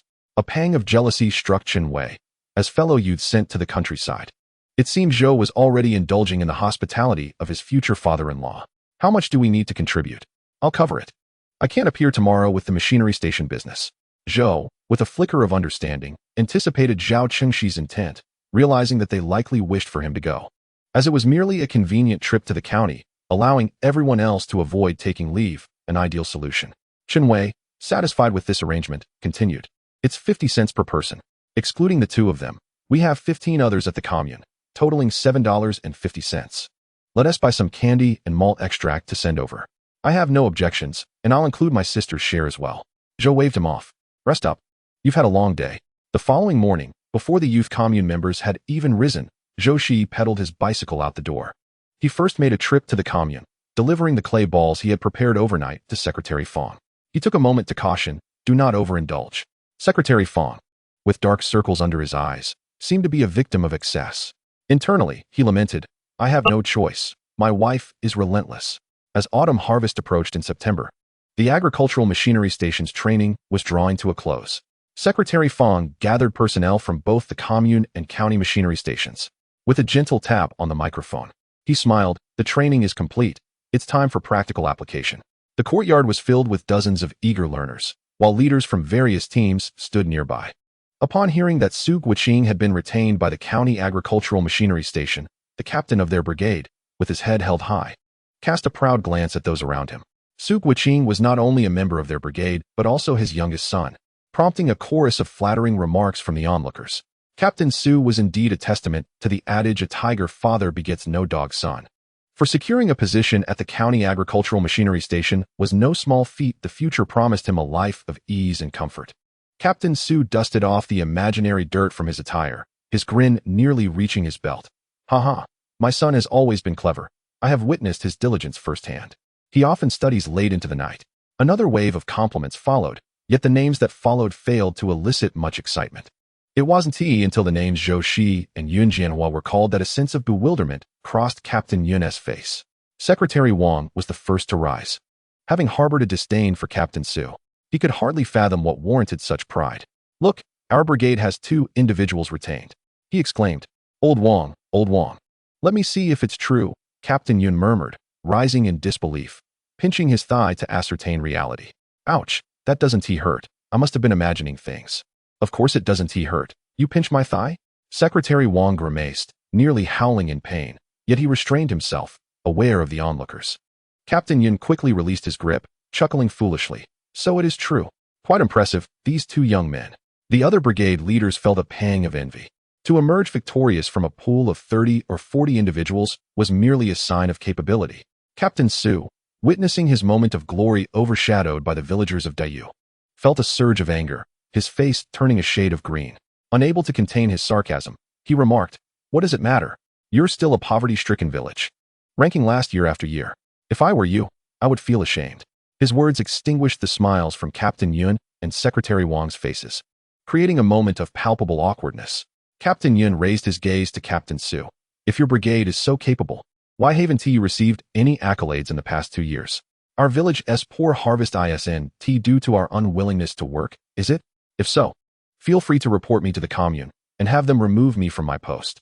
Indeed, if you were in Captain Yun's position, you might not perform as well." Secretary Wang, unusually supportive of Captain Yun, chimed in. Noticing Captain Yun's surprise, he raised his chin defiantly, despite their usual friction. They understood the importance of unity against a common adversary. Chapter 113. Yun Jianhua is a wise man. Captain Su's expression darkened, and just as he was about to retort, someone on stage called out, "All brigade leaders, please come to the stage to present red flowers to these outstanding comrades." Captain Yun adjusted his attire and straightened his back as he approached the stage. Secretary Wang, ever astute, noticed their brigade had 2 representatives and promptly dusted off his clothing and followed suit. "Our brigade has 2 individuals to award, which seems rather reasonable, does it not?" On the adjacent table lay a collection of red flowers, many of which had already begun to fade, suggesting these blossoms frequently graced significant occasions. This perfectly encapsulates the notion: one flower bequeaths its legacy across 3 generations, as long as the person remains. When appointing the cadre of each brigade, this very phrase was employed. Brigade leader Yun carefully selected a particularly vibrant flower and, with a joyful demeanor, made his way towards Yun Jianhua. Meanwhile, Secretary Wang approached Zhou Shiyi, mindful that, although Zhou had practically become half a son-in-law to brigade leader Yun, it was prudent to maintain a semblance of propriety in public. The final segment involved a group photograph, with Secretary Fong and the 2 station heads seated prominently at the front, while the brigade's cadre occupied the rear, and Zhou Shiyi and his companions stood at the last row. In this era, having a driver in the family was a remarkable achievement. Even a tractor operator at the agricultural machinery station received stipends. Thus, as the group posed for the picture, heads were held high, brimming with pride. Secretary Wang envisioned displaying this photograph in the brigade's office to showcase the remarkable talents emerging from their ranks. As they returned to the village in an ox cart that afternoon, Secretary Wang observed that both young men shared connections with brigade leader Yun, one related by blood and the other soon to be his son-in-law, causing a pang of envy to stir within him. Initially elated, he now reflected on the apparent fortune of brigade leader Yun. "Old Yun, when you rise to prominence, do not forget about me."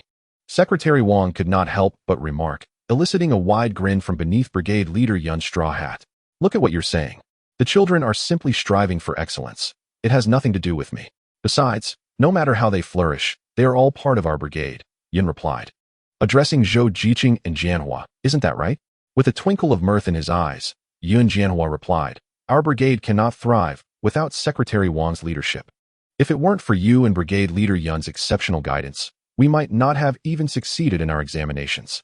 This compliment visibly brightened Secretary Wang's expression. Zhou Shiyi contemplated briefly before suggesting, "Uncle Yun, as the autumn harvest approaches, I will see if I can borrow a tractor from the county. This way, we can expedite our collection. If the members act swiftly, we might even be the first to deliver our grain." Zhou Shiyi's proposal sparked enthusiasm in both men. Although their brigade had been classified as a poverty-stricken village for years, aspiring for the top position was still a worthy pursuit, as it could garner attention in the county's newspaper. On the day of grain delivery, the county would dispatch a photographer to capture the moment at the granary's entrance. If featured in the newspaper, it would undoubtedly be a source of pride to display on their walls. "Would you like to inquire at the county office now to see if it's feasible?" Secretary Wang suggested, eager to send Zhou Shiyi to the county agricultural machinery station. Zhou Shiyi grimaced slightly. The workers are off today. Besides, it would be prudent to wait until the harvest begins. Only then did Secretary Wang feel reassured and called out to old Wang to hasten their return to the village. After a busy morning, with the commune neglecting to provide meals, he had risen early yet forgotten to bring any flatbreads, leaving him ravenous, his stomach pressing against his back. The sight of the old ox swaying lazily made his mouth water. Upon returning to the village, Captain Yun eagerly announced the news, which left the villagers astounded. Everyone knew that Zhou Qing had talent, but could it be that the young rascal of the Yun family had also passed the exam? Aunt Red Headscarf gazed at Yun Jianhua with fervent admiration, having noticed several occasions where he discreetly called her daughter out for conversations. He even gifted her daughter a flower for her hair. If this were to blossom into something more, the more Aunt Red Headscarf pondered, the more exhilarated she became, swiftly darting home to inquire about her daughter's circumstances. Jianhua, what a fine lad. I'll have your mother prepare a chicken feast for you. Yun Jianhua's father, who was a close kin to Captain Yun, found their ages quite comparable. In their youth, Captain Yun had a habit of calling Jianhua as father-brother, which took some effort to correct to uncle. This caused some discontent among Yun Zhihai and his siblings, who were of a similar age and felt embarrassed addressing him as uncle in front of others. Consequently, the four sons often faced reprimands, especially the eldest, who stubbornly resisted calling a child 10 years younger uncle. You should come too. Bring the rest of the family along so we may enjoy a drink together.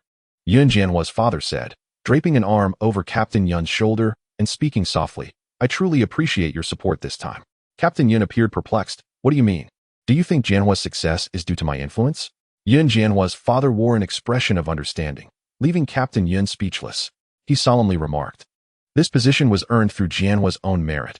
It is solely based on his abilities. Do not be misled by my modest authority in the village. There are many out there far more formidable than I. I lack the capacity to interfere in this matter. For those who had spent their lives in the village, the furthest they had ventured was likely to the county town. In their eyes, Secretary Wang and Captain Yun were quite impressive figures. Moreover, while their son possessed a modicum of cleverness, the competition was fierce. Captain Yun patted Yun Jianhua's father on the shoulder. You may think the eldest is clever, but do not overlook this child. He is more astute than you might imagine. Just as the fingers of a hand vary in length, as the saying goes. The eldest is favored, the youngest indulged, while the middle one bears the brunt. Yun Jianhua's father typically favored the eldest and youngest. Thus, the middle child, Yun Jianhua, received considerably less attention, compounded by his naturally reserved demeanor, leading to the elderly Yun couple's inadvertent bias. This neglect resulted in the eldest's marriage depleting a significant portion of the family's savings, with the youngest now clamoring for a wedding. In contrast, Yun Jianhua, situated in the middle, was largely overlooked. Yun Jianhua's father had not anticipated that his son possessed such capabilities, and his hands trembled with excitement. Very good. Excellent. Captain Yun noticed that he finally focused on Yun Jianhua, and sighed with relief. Uncle, when shall we dine? I'll call Tsuafen to bring some dishes over.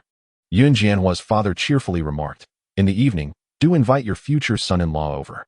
Chapter 114. If this were to fall into the hands of ill-spirited individuals. Upon hearing his words, Captain Yun recalled this matter, pursed his lips, and replied, the youth brigade will likely wish to celebrate as well. Let's do it tomorrow. Tonight we shall feast, and tomorrow my family will host you all. After uttering this, Captain Yun felt a twinge of regret. His chickens were nearly all gone, and he knew his wife would surely grumble later. In the city, it was customary for families to keep a few chickens, while in the countryside, regulations were more lenient, leading many households to raise a few extra. In this era, there was a saying, the chicken's rear holds the bank. For most families, unless it was a festive occasion, they would never part with their chickens for a meal. The chickens primarily laid eggs, which were saved to trade for goods in the city. Those in the city received food rations and fabric coupons, while those in the countryside had none of that. They either bartered with others for fabric and sugar coupons or exchanged goods at the supply and marketing cooperative. Households could hardly afford more than one egg every few days, and it was a blessing for the young and old to share a taste. When Zhou Shiyi returned to the youth brigade, Chun Wei rushed out, shouting with excitement. He had just heard the news and sprinted over to share this joyful tidings. Zhou Shilong grinned widely, her smile radiant, as she pulled out some money from her pocket and said, I will go to the village and trade for a chicken, and perhaps some vegetables as well. Arriving late, she had not raised any chickens, so she usually exchanged for eggs with the village women. Fan Zhaodi brushed off the dust from her clothes and chuckled. I will go with you. Observing his sister's retreating figure, Zhou Shiyi chuckled softly. During this time, Her companionship with Fan Zhaodi had brightened her spirits considerably. His own house was finally repaired, and he anticipated moving in within the next few days. Contemplating this, Zhou Shiyi called out to Chen Wei and they headed to old Zhao's home.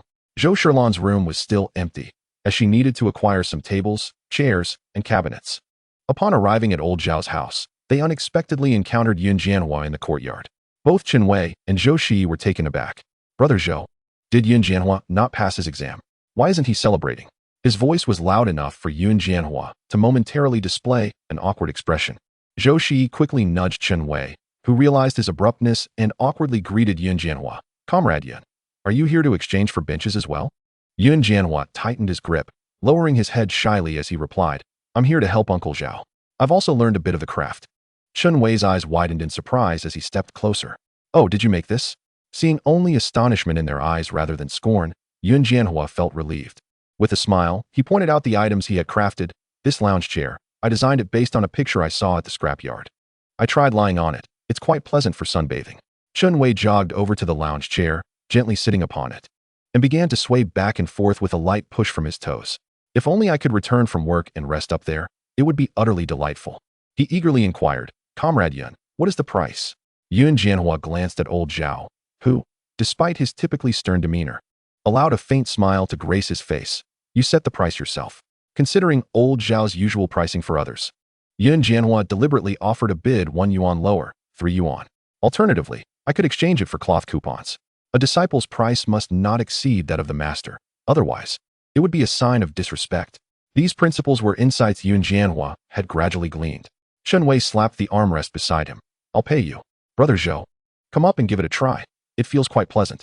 Zhou Shiyi nodded in acknowledgement, smiling as he said to Chen Wei, Go inside and help me pick out a few cabinets. Chen Wei readily agreed. Making his way to old Zhao's storage area with ease, Zhou Shiyi gestured for Yun Jianhua to follow him. The two men stepped into a corner where Zhou Shiyi, somewhat puzzled, spoke. What made you think of doing this? I'm not saying it's a bad idea, but if someone with ill intentions in the village reports it, you might lose your job. Yun Jianhua had not anticipated such serious repercussions. He pressed his lips together, feeling somewhat distressed as he replied, I was merely helping Uncle Zhao. He gives me a little pocket money. This is the first time I've set a price myself. It won't happen again. Observing Yun Jianhua's bewilderment, Zhou Shiyi realized his words were perhaps too heavy. He sighed softly and said, You can come here to help out in the future, but let old Zhao handle the transactions. There are many people in the village with ulterior motives. Moreover, there are numerous eyes watching this position, just waiting for us to slip up and bring someone down. To be frank, Zhou Shiyi's intentions were not entirely altruistic. He recognized Yun Jianhua's potential and wished to safeguard his future. Yun Jianhua kicked at the dirt beneath his feet, murmuring, I understand. Thank you, Zhou Jiqing. Zhou Shiyi waved his hand dismissively. Those chairs you made earlier, bring me 3. Also, get 1 dressing cabinet and a few small stools, plus 1 table. Yun Jianhua's previously somber mood lifted at this request. With the addition of the chair Chen Wei purchased, he would earn 12 yuan. Although old Zhao had stated that all sales would belong to him, Yun Jianhua felt it was only fair to give old Zhao 2 yuan, leaving him with 10 yuan to save up for a future proposal to Cuihua's family. Suddenly, a loud exclamation from within the room startled him, and Yun Jianhua sheepishly stepped inside. My goodness, what a massive wardrobe. It must take up half the room. Chen Wei exclaimed. But, Comrade Yun, who made this? Can such a large piece even be exchanged? Yun Jianhua, feeling a bit shy, scratched his head. This one ISNT for exchange. I made it myself. Though it ISNT polished yet. Wow, this piece must have taken a great deal of effort. Chen Wei circled the wardrobe, his interest in woodworking piqued. Now growing more familiar, he playfully draped an arm around Yun Jianhua's shoulder, grinning. What is this? Is it for your future bride? A single remark caused Yun Jianhua's face to flush crimson. He lowered his head shyly and murmured a soft acknowledgement. Chen Wei glanced at Zhou Shiyi and then at Yun Jianhua, feeling a wave of bitterness wash over him. The saccharine scent of young love was truly nauseating. After purchasing tables and benches, Yun Jianhua eagerly lifted a Kong cabinet, ready to deliver it to Zhou Shiyi and the others. Zhou Shiyi did not intervene. The 3 young men, possessing ample strength, stacked the benches atop the tables and carried them away. Upon their return to the youth station, Zhou Shilan had also come back. Brother, look at the chicken I swapped for. It's quite large. Just a moment ago, it laid 2 hidden eggs. Chapter 115. The 2 combatants at the mention of this. Fan Zhaodi became animated. That aunt said the chicken had stopped laying eggs, which is why she traded it with us. Who would have thought it still had some inside? If that ant were to find out, she would likely be furious. During the exchange, the ant had been somewhat reluctant, audaciously demanding 8 yuan. What a jest. Typically, black market hens sell for merely 1 yuan per pound, and a chicken weighing 5 pounds would be considered quite plump. This ant, however, boldly requested 8 yuan. Assuming the young female intellectuals were unaware of such matters and would pay exorbitant prices. Zhou Shiyi's face darkened immediately as she tugged at Fan Zhaodi to leave. Let us head to the village entrance. I believe that ant has quite a few chickens left. Fan Zhaodi chimed in, exactly. Before the two could reach the gate, the gap-toothed ant grew anxious, exclaiming, Hey, look at you young folks. Why such impatience? I quote a price, and you counter. Isn't that how this works? Zhou Shiyi had initially intended to walk away, but upon seeing the ant's chickens, which were indeed large and robust, she hesitated. The black market price is 1 yuan. I'll offer you 90 cents. If you're willing, just catch one and weigh it. Why can't you offer the same price as the black market? This old hen has been raised for a long time and has been fed grains regularly. Fan Zhaodi released her hold on Zhou Shiyi's arm, incredulously stating, All right then, ant. Everyone in our village knows what the chickens eat. 90 cents is quite generous, considering you would face significant risks at the black market. Please give us a clear answer. We're in a hurry to return and prepare a meal. The gap-toothed ant's eyes darted around, and she reluctantly acquiesced, grumbling. If it weren't for your chicken not laying eggs, I wouldn't want to sell it. The chickens at her feet seemed to understand human speech. Scurrying back towards the flock, it took considerable effort for the ant to catch one, and in her struggle, she stumbled, ending up with chicken droppings all over her face. Zhou Shiyi and Fan Zhaodi went on to exchange for a substantial amount of fresh vegetables. Although the youth station had some, they were always wilted, lacking the freshness of those grown by the village ants. As they passed by the home of Captain Yun, they noticed Captain Yun's wife picking vegetables. Upon seeing Zhou Shiyi, who she recognized as Zhou Shiyi's sister, she quickly waved with a smile. Little Zhou, what are you up to? Zhou Shiyi, with a radiant smile, handed over her belongings to Fan Zhaodi. Auntie, we ought to celebrate my brother at our youth group. I will go barter for some vegetables with the village women. The wife of Captain Yun, slapping her thigh in disapproval, exclaimed, What vegetables do you lack? Come to my house and take some. Just look at how vibrant my garden is. Come, I'll pick some for you. These seeds were gifted by my sisters in the city, but the produce has turned out rather bitter. My family doesn't enjoy them. You can see if they suit your taste. Wait a moment. I still have plenty of dried beans at home. When you stew these beans with chicken, the flavor is exquisite. The fervor of Captain Yun's wife nearly overwhelmed Zhou Shiyi, causing her smile to become fixed. Eventually, it was Captain Yun's wife who found a basket for them, allowing them to carry away the bounty. As they prepared to leave, she reluctantly grasped Zhou Shiyi's hand, saying, When your brother comes tomorrow, you must accompany him. Just look at how precious you are. I wonder which young man will be fortunate enough to have you. Zhou Shiyi's face flushed crimson at this remark. After they departed, Yun Zhihai returned, and Captain Yun's wife joyfully remarked, Zhou's sister is truly beautiful upon closer inspection. I dare say there isn't another as lovely in 10 miles or more. Though she falls slightly short of your sister's beauty, alas, she is a bit too slender. Yun Zhihai's heart raced, sensing an opportunity to express his feelings to his mother. However, Captain Yun's wife suddenly exclaimed, A few days ago, I made a new outfit for you, intended as a gift for your birthday. Now that Jianhua has become a driver, you can no longer wear garments with so many patches. We shall take this one over first. You can say it's from you. Yun Zhihai swallowed hard, somewhat reluctant to speak. Mother, this is the outfit I've been begging you to make for quite some time. Captain Yun's wife placed the vegetables into the basket, then looked at her earnest son and patted the table. Come here. Obediently, Yun Zhihai approached, and she patiently explained, If you don't have a new outfit this year, perhaps next year. But establishing a good relationship with Jianhua is crucial. This is your only chance for now. Once he becomes a driver, he may never look back at you. That's why I insisted you give it to him, rather than me. We have 4 sons, and despite my claims of impartiality over the years, who would believe it? Yet you are growing up. I can't oversee you forever. This gift will forge a bond that belongs to you.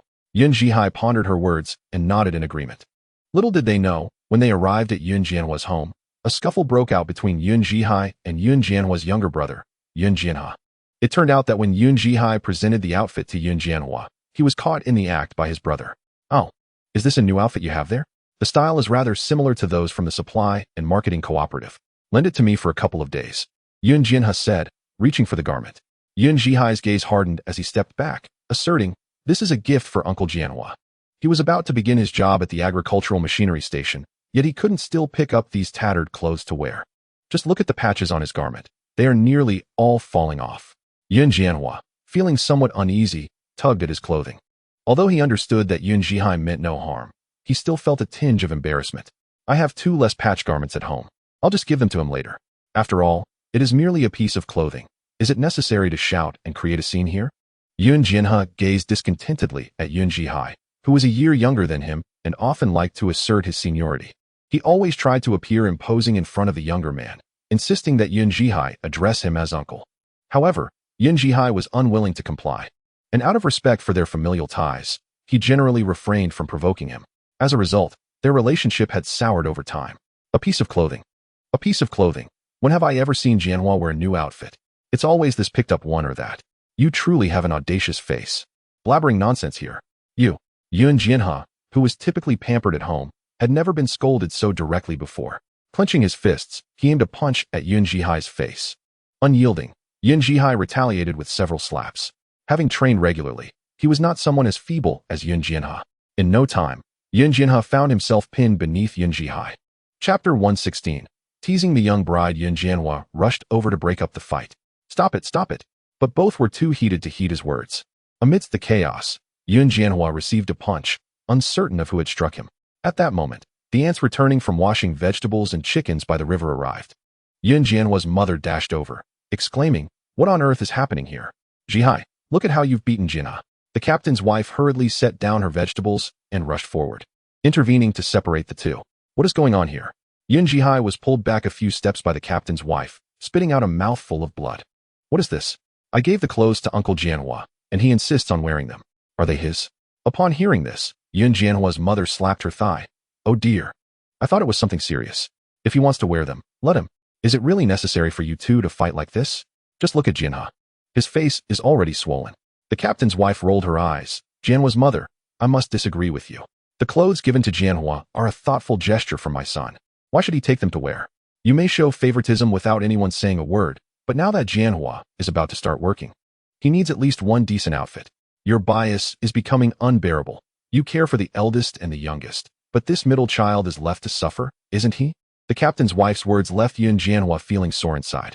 Indeed, it was evident to outsiders, so why were his parents oblivious? Yun Jianhua's mother was momentarily taken aback, her mouth opening and closing as she struggled to articulate a response. In the end, she could only blush and, with a stiff neck, utter, "But one mustn't resort to violence." Mother, it was Jinha who struck first. Yun Jianhua, standing behind, spoke softly, feeling a deep sense of disappointment in his mother. His parents had invited guests for dinner not to celebrate him, but merely to maintain appearances. Yun Jianhua's mother frowned disapprovingly at him, exclaiming, "Even if Jianhua initiated the altercation, look at how severely he has been beaten. Couldn't you have intervened? You are brothers. Should you not stand united against outsiders? How could you just stand by and watch your own brother being bullied?" Her words carried a veiled reproach, causing the wife of Captain Yun to darken her expression. Yun Zhihai, indifferent to the situation, pointed a finger at Yun Jianhua and declared, "I will make this clear. This garment belongs to Uncle Jianhua. If it ends up in anyone else's possession, I shall confront them each time I see it." With that, he thrust the clothing into Yun Jianhua's hands and turned to leave. The captain's wife called after him several times, but he paid her no mind. Although she felt anger over the incident, whether the dinner would proceed hinged on Captain Yun's decision. After all, a family must remain united to avoid being bullied by others. With the elder of the Yun family still alive, it would be embarrassing to involve an elderly man in such matters.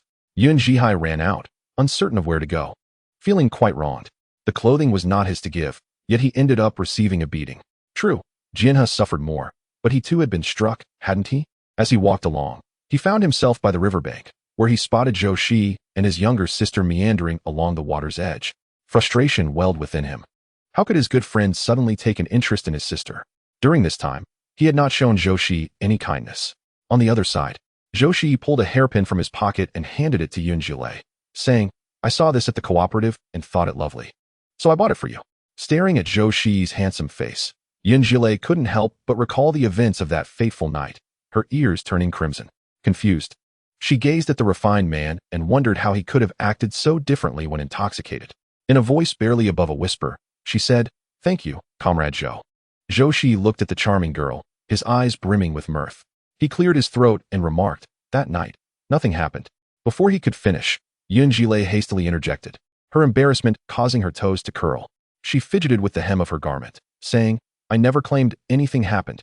Why is Comrade Zhou so eager to deny it? Could it be that I truly did something improper? Oh dear, nothing happened at all.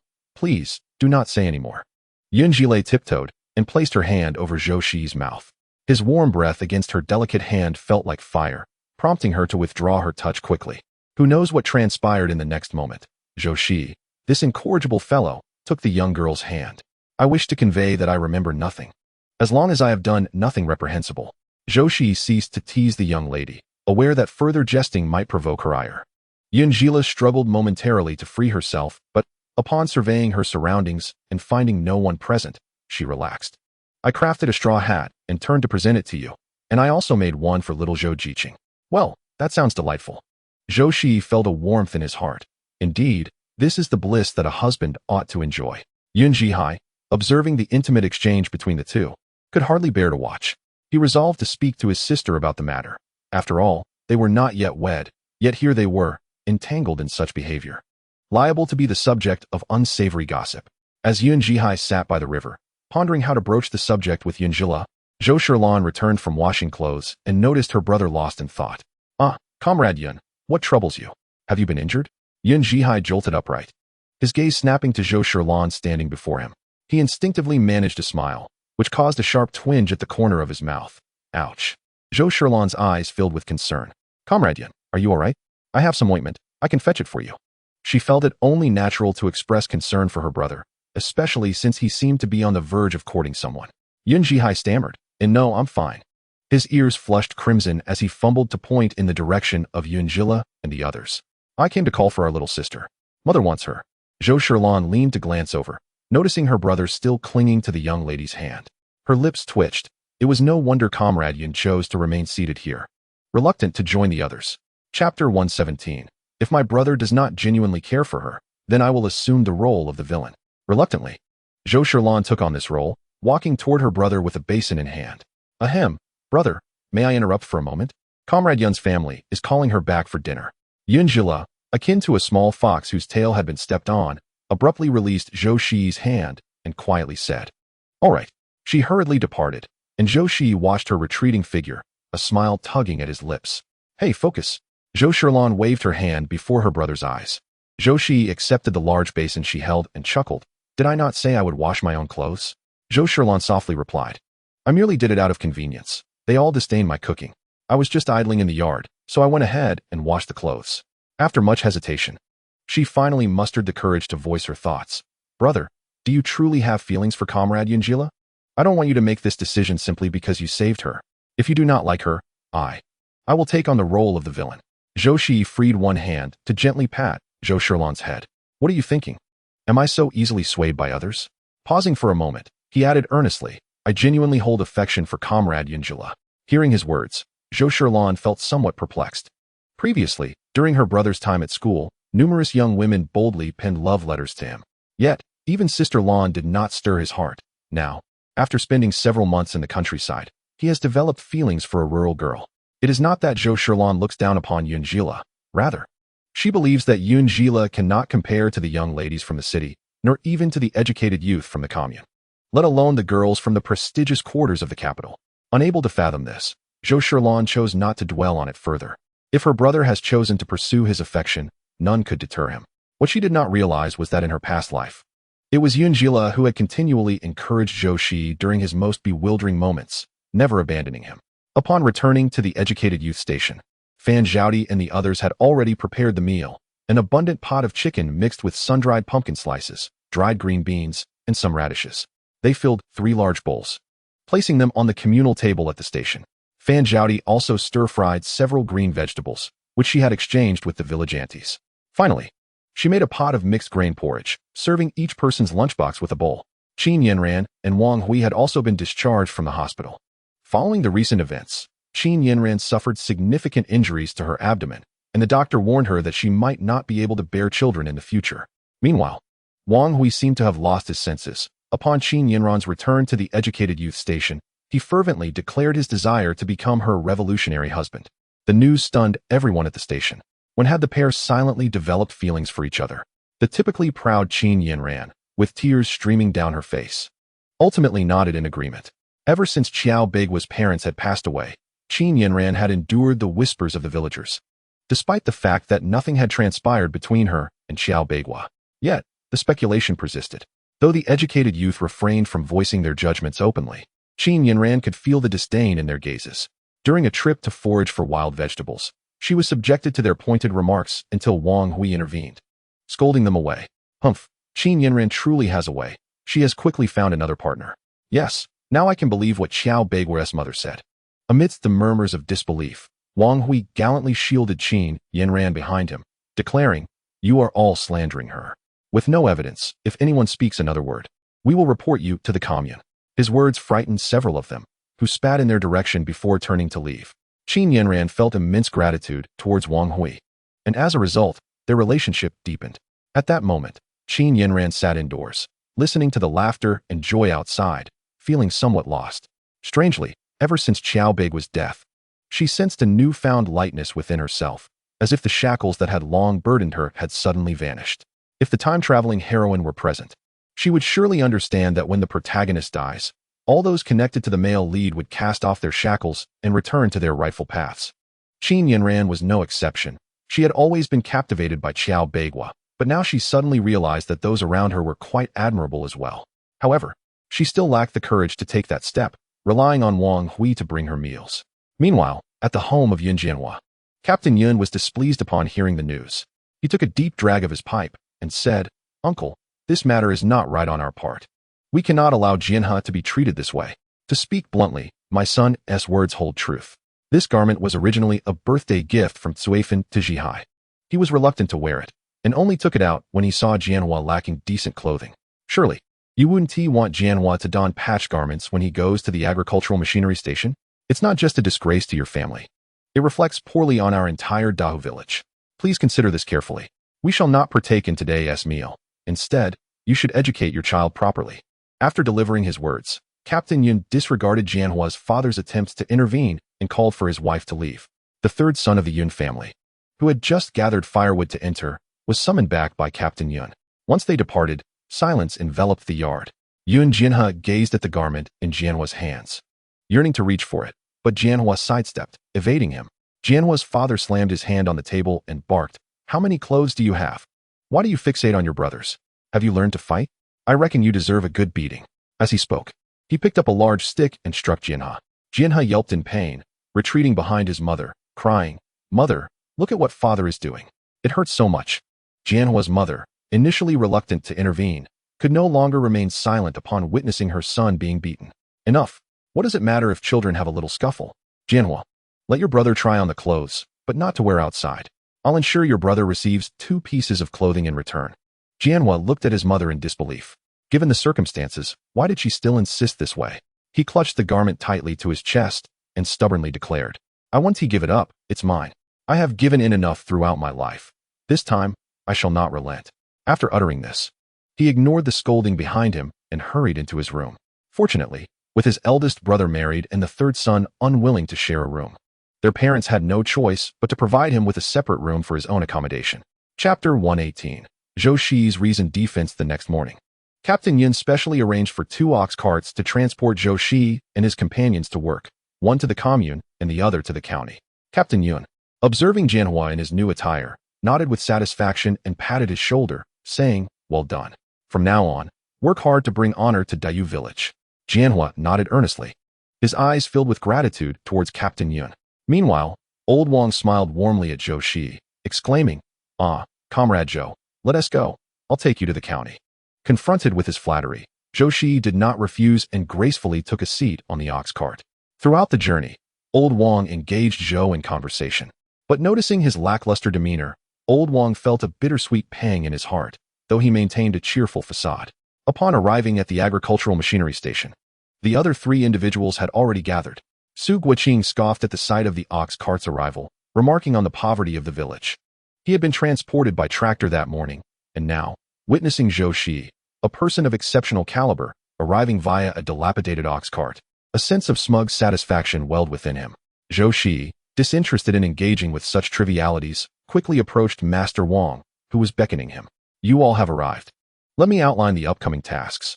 The autumn harvest commences tomorrow, and the county leaders have arranged for the tractors from the agricultural machinery station to prioritize villages lacking tractors. You may select your respective teams, and you will remain with that team for the next 10 days. We seasoned drivers will not accompany you. You will simply need to inspect the vehicles each evening. While speaking, he produced a sheet of paper and affixed it to the wall. Not only were the 4 of them present, but also 4 original drivers who would accompany them to the countryside. Typically, the county agricultural machinery station personnel would select first, followed by the tractor drivers from the commune.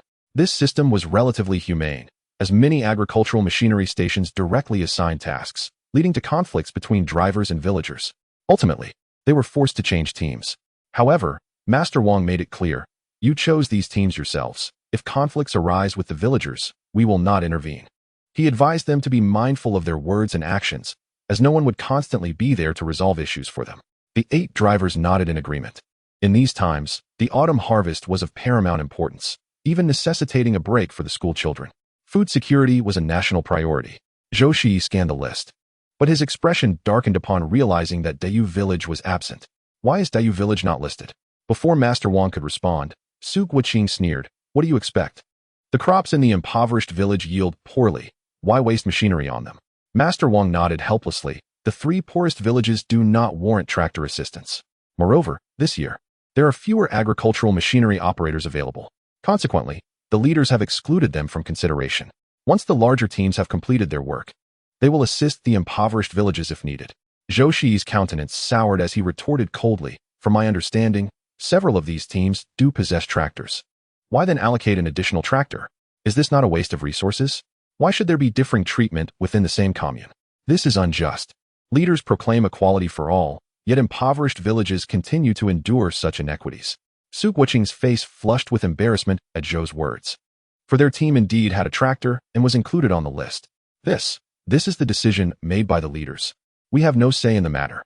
Master Wang, at a loss for words, acknowledged the situation, recognizing that it was a perennial issue.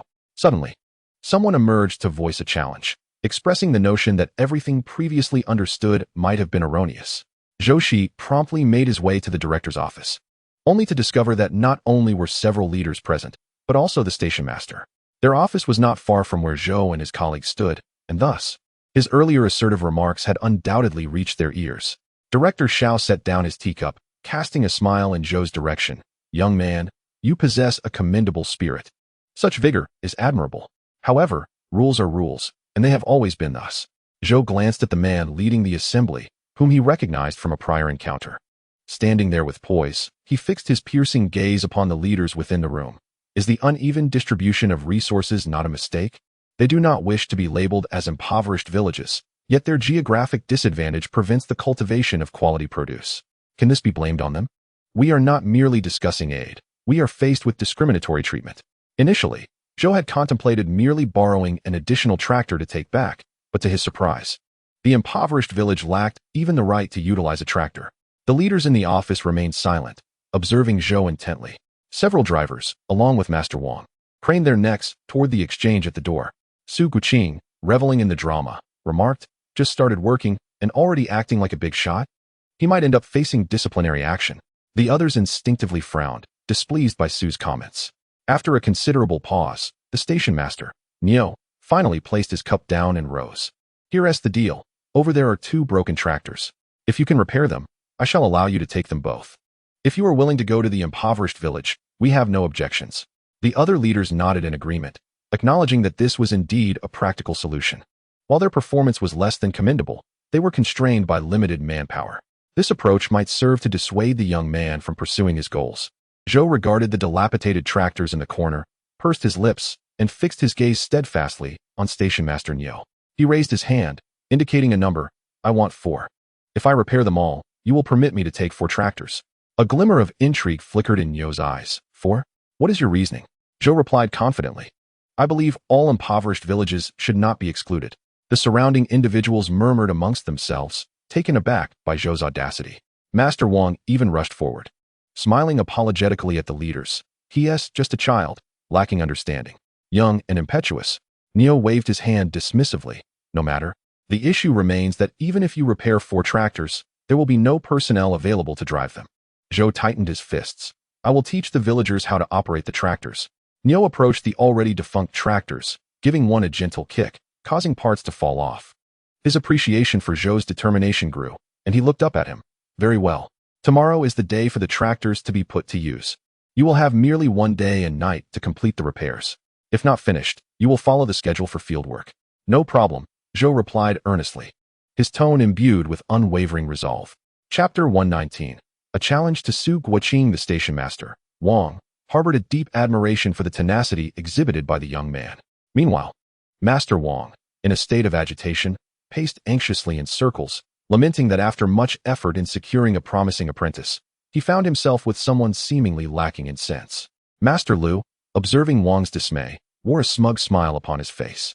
Once the leaders had departed, Master Wang approached Zhou Shiyi, exuding a mix of frustration and disappointment. Why would you take on a task you know you cannot complete? He scolded. Those vehicles were meant to be retired and scrapped by year-end. How could they possibly be repaired? Now, having made such a bold declaration in front of the leaders, if things go awry, you may jeopardize your chances of permanent employment. As he spoke, he instinctively reached for a cigarette in his pocket, his agitation palpable. At that moment, Master Lu also approached, accompanied by Su Guoqing. With his arms crossed, he feigned counsel, saying, "Young man, it would be wiser to temper your audacity. Is it not preferable to follow the orders given rather than seek to prove yourself?" Some individuals seem to crave the spotlight, eager to impress the leaders, only to find themselves in a precarious position. It's rather amusing, I assent it. Su Guoqing chuckled derisively, reveling in Zhou Shiyi's discomfort, which had long been overshadowed by Zhou's previous dominance over him. Their words darkened Master Wang's expression, leaving him momentarily speechless. Ultimately, he fell silent and directed his steps towards the vehicles. Master Lu, perceiving Wang's intentions, quickly intervened. Master Wang, you have a responsibility. We are to inspect the vehicles before heading out tomorrow. If you assist Zhou Shiyi now, what will become of our duties? Who will fulfill them? Wang glared at Lu, wishing to chastise him for his smugness. Zhou Shiyi, placing a reassuring hand on Wang's shoulder, said, Master, I can handle this. Trust me. With a determined stride, he approached the scrapped vehicles, surveying them closely. It became evident that several essential engine components were missing. Repairing the tractor would demand considerable effort. Standing tall, Zhou Shiyi prepared to retrieve parts and tools from the storeroom. Su Guoqing intercepted him, declaring, if you take all the parts, what will we do if our vehicles are missing components? Zhou Shiyi retorted with a cold smile, why should I concern myself with that? The leaders have instructed me to proceed with the repairs. These parts are at my disposal. Flushed with indignation, Su Guoqing snapped back. I don't believe you can complete the repairs today. What if you actually succeed? Zhou Shiyi regarded Su Guoqing with a composed demeanor, recognizing that this individual needed a lesson in humility. If you manage to repair the vehicle, I will recommend you as a driver for the impoverished village. Huh, you as a driver? I would fear your mischief, Zhou Shiyi replied, a glimmer of insight in his eyes. While his impression of Su Guoqing was less than favorable, he could not deny the man's undeniable skill. Who would resort to mischief? Should you succeed in mending the vehicle, I shall obey your commands without hesitation. Sure. It's settled then. Zhou Shiyi strolled into the storeroom with his hands behind his back, while the few individuals following behind engaged in hushed discussions. Comrade Su, what if he actually manages to fix it? One scoffed. Do you believe he can truly repair it, or would you rather trust our county secretary? This vehicle has been left here for quite some time. If it were fixable, Master Lu and his team would have already tackled it. Why would it fall to him? A mere novice with only a month of experience? Upon hearing this, the others nodded in agreement, sighing, alas, Comrade Zhou is far too overconfident. Indeed, let us go. Let us go. The other masters are calling us to inspect the vehicles. The group dispersed, but Zhou Shiyi remained unperturbed. In his previous life, he had spent considerable time in a mechanical factory. He was well versed in the realm of vehicle repair and machinery. These drivers might excel at driving, but they had only a superficial understanding of repairs. Zhou Shiyi did not claim he could restore the vehicle to its pristine condition, but he was confident he could at least keep it operational through the autumn harvest, given its age. By midday, after a series of diligent knocks and adjustments, he had brought out the welding machine and made significant progress on one of the less severely damaged tractors. However, he refrained from starting the engine immediately, noticing many gazes fixed upon him. Feigning distress, he set down his tools and ambled towards the entrance. Su Guoqing could not suppress a mocking laugh. Giving up, are we? After toiling all morning, you've achieved nothing. Perhaps you're off to sulk in some corner? Laughter erupted around him, but Zhou Shiyi paid no heed. He was more concerned about the possibility of someone sabotaging his efforts. Pretending he could not fix it alleviated that concern. Originally, Zhou Shiyi intended to find a secluded spot to retreat into his space and have a bite. Yet, just as he exited the agricultural machinery station, he spotted Old Wang perched atop a bullock cart, munching on a flatbread under the sun.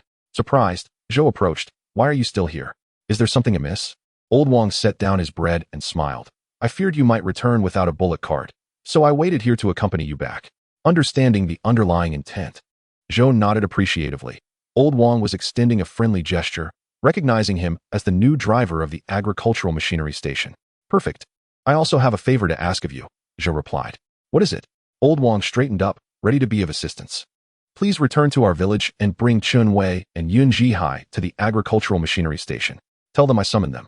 Old Wang was puzzled, uncertain of Zhou Shiyi's true intentions, but seeing that Zhou was not inclined to elaborate further, he nodded in agreement. Watching as Old Wang drove the bullock cart into the distance, Zhou Shiyi retrieved several delicious meat buns from his space and savored them. After some contemplation, he made another trip to the black market. Tiger Brother was dining inside when he noticed Zhou Shiyi being brought in. He quickly set down his chopsticks and approached with a smile. "A rare guest. What brings you here today?" Since their last transaction, Tiger Brother had developed a very favorable impression of Zhou Shiyi. The grains in the bags are of genuine weight. Over the years, he has engaged in numerous transactions and has encountered many people who resort to trickery, hiding stones, sand, and dirt within the grains. Having grown accustomed to such situations, Tiger Brother was genuinely taken aback when his subordinate reported that the grains were clean and devoid of any foreign substances. Consequently, his impression of Zhou Shiyi has become exceedingly favorable. In their line of work, the origins and identities of individuals are of little concern. It is based on mutual agreement. However, Tiger Brother suddenly felt the urge to learn more about Zhou Shiyi. Chapter 120. Borrowing a person with a smile on his face, Zhou Shiyi slowly entered the room. "Isn't it that I have a matter I wish to seek your assistance with, Tiger Brother?" Tiger Brother poured a cup of tea for Zhou Shiyi and raised an eyebrow. "Do you still require my help?" Zhou Shiyi accepted the tea, taking a gentle sip. "What do you mean by that? Your capabilities are well known throughout the black market." He continued. "Please, tell me what you need." Flattered by Zhou Shiyi's praise, Tiger Brother felt a sense of satisfaction. Zhou Shiyi set down his teacup and closed the door, smiling as he said, "I would like to borrow a person from you." "Oh, who might that be?" Tiger Brother's interest was piqued, a glimmer of intrigue in his eyes. Zhou Shiyi replied in a low voice, "A mechanic." The smile on Tiger Brother's face faltered, and he tapped his fingers lightly on the table. "But I don't have anyone here who can repair cars." In this era, all drivers depend on government jobs, and vehicles are no different. There are 2 trucks in the black market, typically hidden away. Zhou Shiyi's request for a mechanic seemed to imply he was aware of the private vehicles in his possession. Zhou Shiyi chuckled lightly. "Tiger Brother, let us speak plainly. I currently work at the county agricultural machinery station, and there will be ample opportunities for collaboration in the future. You have many skilled individuals under your command, including those who specialize in vehicle repairs. If you could lend me one for a day, I will ensure the problem is resolved and return them to you promptly. What do you think?" Tiger Brother was captivated by Zhou Shiyi's mention of working at the agricultural machinery station. Drivers there travel far and wide, and it is not uncommon for them to engage in side jobs. Much of the goods in the black market are sourced from these drivers, though they are often inconsistent, with fluctuating prices. If a long-term collaboration with Zhou Shiyi were to materialize, it would also pave the way for his ambitions to enter the city market. Observing Tiger Brother as he nervously rotated the cup in his hands, Zhou Shiyi remained unhurried, leisurely sipping his tea. Initially, he had intended to resolve the issue independently, but upon inspecting several vehicles earlier that morning, he realized that he could barely manage the repairs alone within a day or 2. Furthermore, he needed to teach Chun Wei and Yun Jihai how to operate the tractor, which would require approval from Master Wang and his team before they could drive it away. Feeling stretched thin, he sought out Tiger Brother for assistance, hoping to further demonstrate his capabilities for better cooperation in the future. After a prolonged silence, Tiger Brother finally nodded. "All right, there is someone in the backyard. I will have him accompany you." He added, "To be honest, the workers at the repair shop may not possess skills as refined as his." "Thank you very much, Tiger Brother." Zhou Shiyi expressed his gratitude.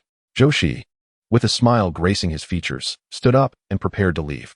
Brother Hu inquired, "Aren't you going to have a bite here?" Zhou Shiyi shook his head, responding, "No. I wish to resolve matters swiftly, thus alleviating a burden from my heart." Upon hearing this, Brother Hu did not insist further and called for Old Feng to join them. Old Feng, a man in his early 50s, was known for his unparalleled automotive repair skills, despite his unsteady movements. Brother Hu clapped him on the shoulder, assuring, "Do not be deceived by Old Feng's awkwardness. When it comes to repairing vehicles, he is second to none." Zhou Shiyi glanced at Old Feng, who limped awkwardly, a result of an unseen injury, and noticed the absence of 2 fingers on his left hand, which rendered him inconspicuous among the crowd. He greeted Old Feng, but to his surprise, the older man merely snorted, showing no intention of acknowledging him. Brother Hu chuckled, "This old fellow has a peculiar temperament. Do not take offense." Zhou Shiyi, undeterred by the encounter, strode towards the agricultural machinery station. At that moment, the drivers were absent, having gone to lunch. Particularly Su Guoqing and a few others who insisted on treating some of the craftsmen to a meal at the state-run restaurant. They claimed it was to express gratitude to their mentors before heading to the fields the following day. The craftsmen did not refuse, although Master Wang initially hesitated. However, Su Guoqing insisted on dragging him along to prevent him from aiding Zhou Shiyi. Consequently, the agricultural machinery station was devoid of people. Zhou Shiyi pointed to several vehicles with a smile, addressing Old Feng. "Master Feng, I repaired this one. Could you kindly assess if there are any further repairs needed?" Upon hearing Zhou Shiyi claim responsibility for the repair, Old Feng's eyes widened in surprise as he circled the tractor, a glimmer of light appearing in his gaze. His hoarse voice broke the silence. "Not bad." Zhou Shiyi eagerly gestured towards 3 other vehicles, stating, "These are also my assignments. They must be repaired by tomorrow morning. It is somewhat unrealistic to rely solely on myself, hence my request for your assistance." Old Feng scrutinized the tractor and then regarded the young man before him. "Have you identified all the issues with these? Let me be frank. These tractors have reached a state of disrepair. Even if repaired now, they would barely last a month. Who assigned you this task? It seems rather detrimental, does it not? What is the point of repairing these vehicles?" Zhou Shiyi awkwardly touched his nose, admitting, "It was my own request." He recounted the circumstances, explaining his intention to utilize these tractors for impoverished villages. Old Feng gazed deeply into Zhou Shiyi's eyes, an inscrutable light flickering within his own. With a decisive motion, Old Feng rolled up his sleeves and spat into his palm, declaring, "I shall repair these too. And you can handle that one. Does that sound acceptable?" Zhou Shiyi's lips curved into a smile. "Absolutely." The 2 tractors Old Feng selected were in dire condition, while the one left for Zhou Shiyi presented a certain level of challenge, likely intended to test his skills. When Su Guoqing and the others returned, they found Zhou Shiyi busily working beneath the vehicle. Beside him stood an elderly man, gesturing animatedly. Su Guoqing frowned and approached Zhou Shiyi with discontent. "Why did you bring in an outsider? The leader instructed you to repair it, but that does not imply you can enlist external assistance. Moreover, if something goes missing from the agricultural machinery station, can you bear the responsibility?" Zhou Shiyi, with traces of oil on his face, emerged from beneath the vehicle and looked down at Su Guoqing. "The leader did indeed ask me to repair it, but did not prohibit me from seeking help. Throughout this process, we have worked together, and every part we have handled has been used on the tractor. If Comrade Su doubts this, he is welcome to inspect." Zhou Shiyi spread his arms, inviting scrutiny. Enraged, Su Guoqing turned and stormed towards the leader's office. "You are grasping at straws. Just wait. I will report this to the station master." Zhou Shiyi shrugged. "Are you still dependent on your parents? Must you involve the leader in every trivial matter?" His words infuriated Su Guoqing, who huffed angrily toward the office. Chapter 121. Old Feng is a man of stories at this moment. Old Feng straightened up, gazing at Zhou Shiyi with keen interest. "You are indeed bending the rules.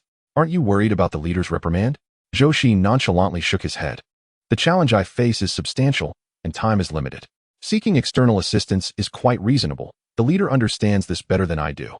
The accusation of stealing from the agricultural machinery station is utterly absurd. Thus, I will merely face some reprimand, which the leader will not overly concern himself with." Old Feng's interest deepened. This young man was indeed to his liking.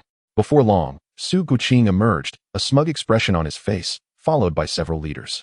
They had been discussing the upcoming fieldwork when Su Guoqing's outburst prompted their descent. The leading figure, Station Master Niu, approached Zhou Shiyi and the others, preparing to say a few words when he caught sight of the elder behind Zhou, and his demeanor shifted abruptly.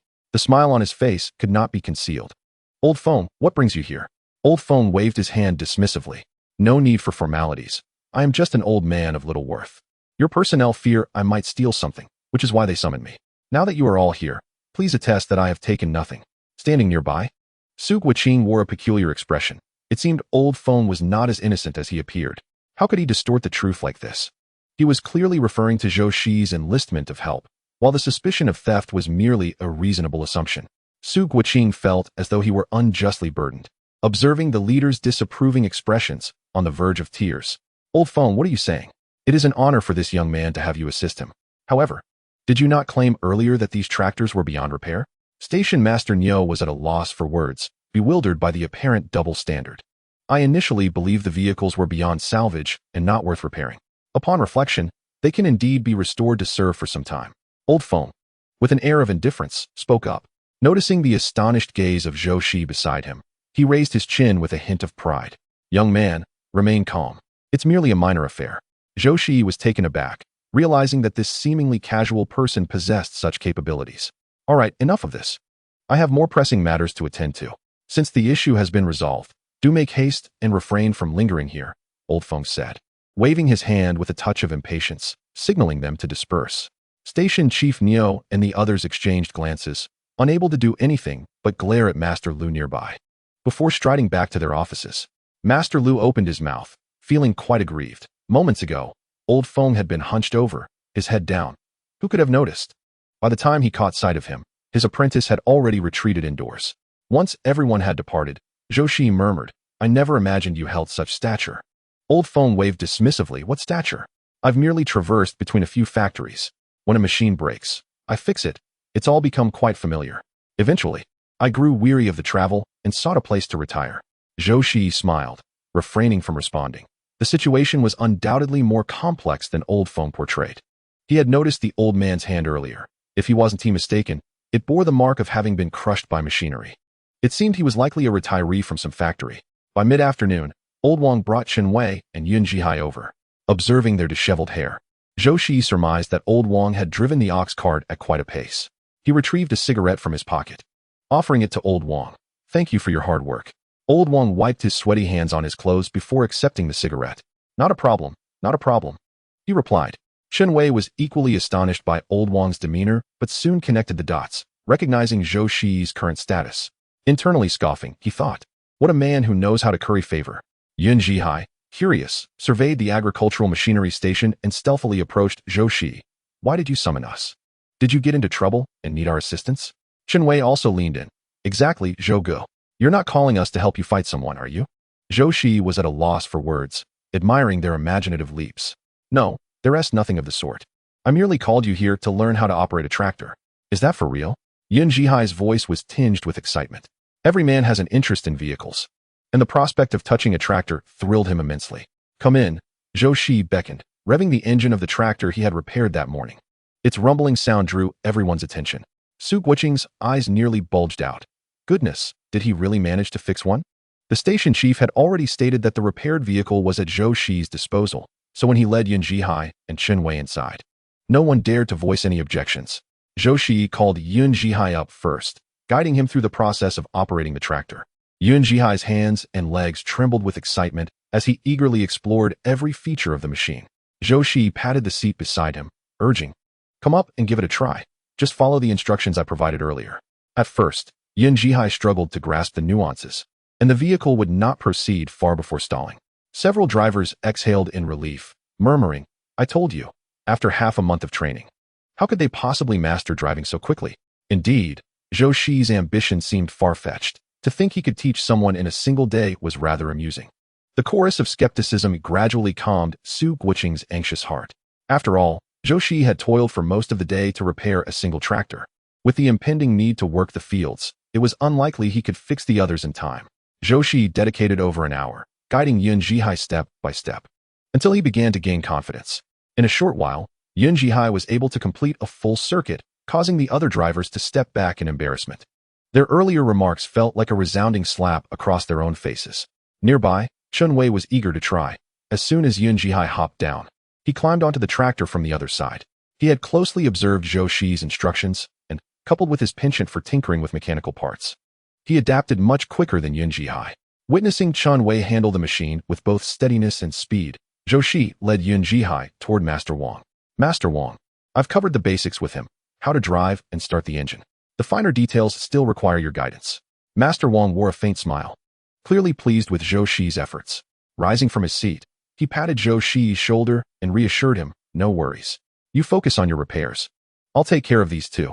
Seizing a moment of distraction, Zhou Shiyi discreetly slipped a pack of cigarettes into Master Wang's pocket, prompting an even broader smile from him.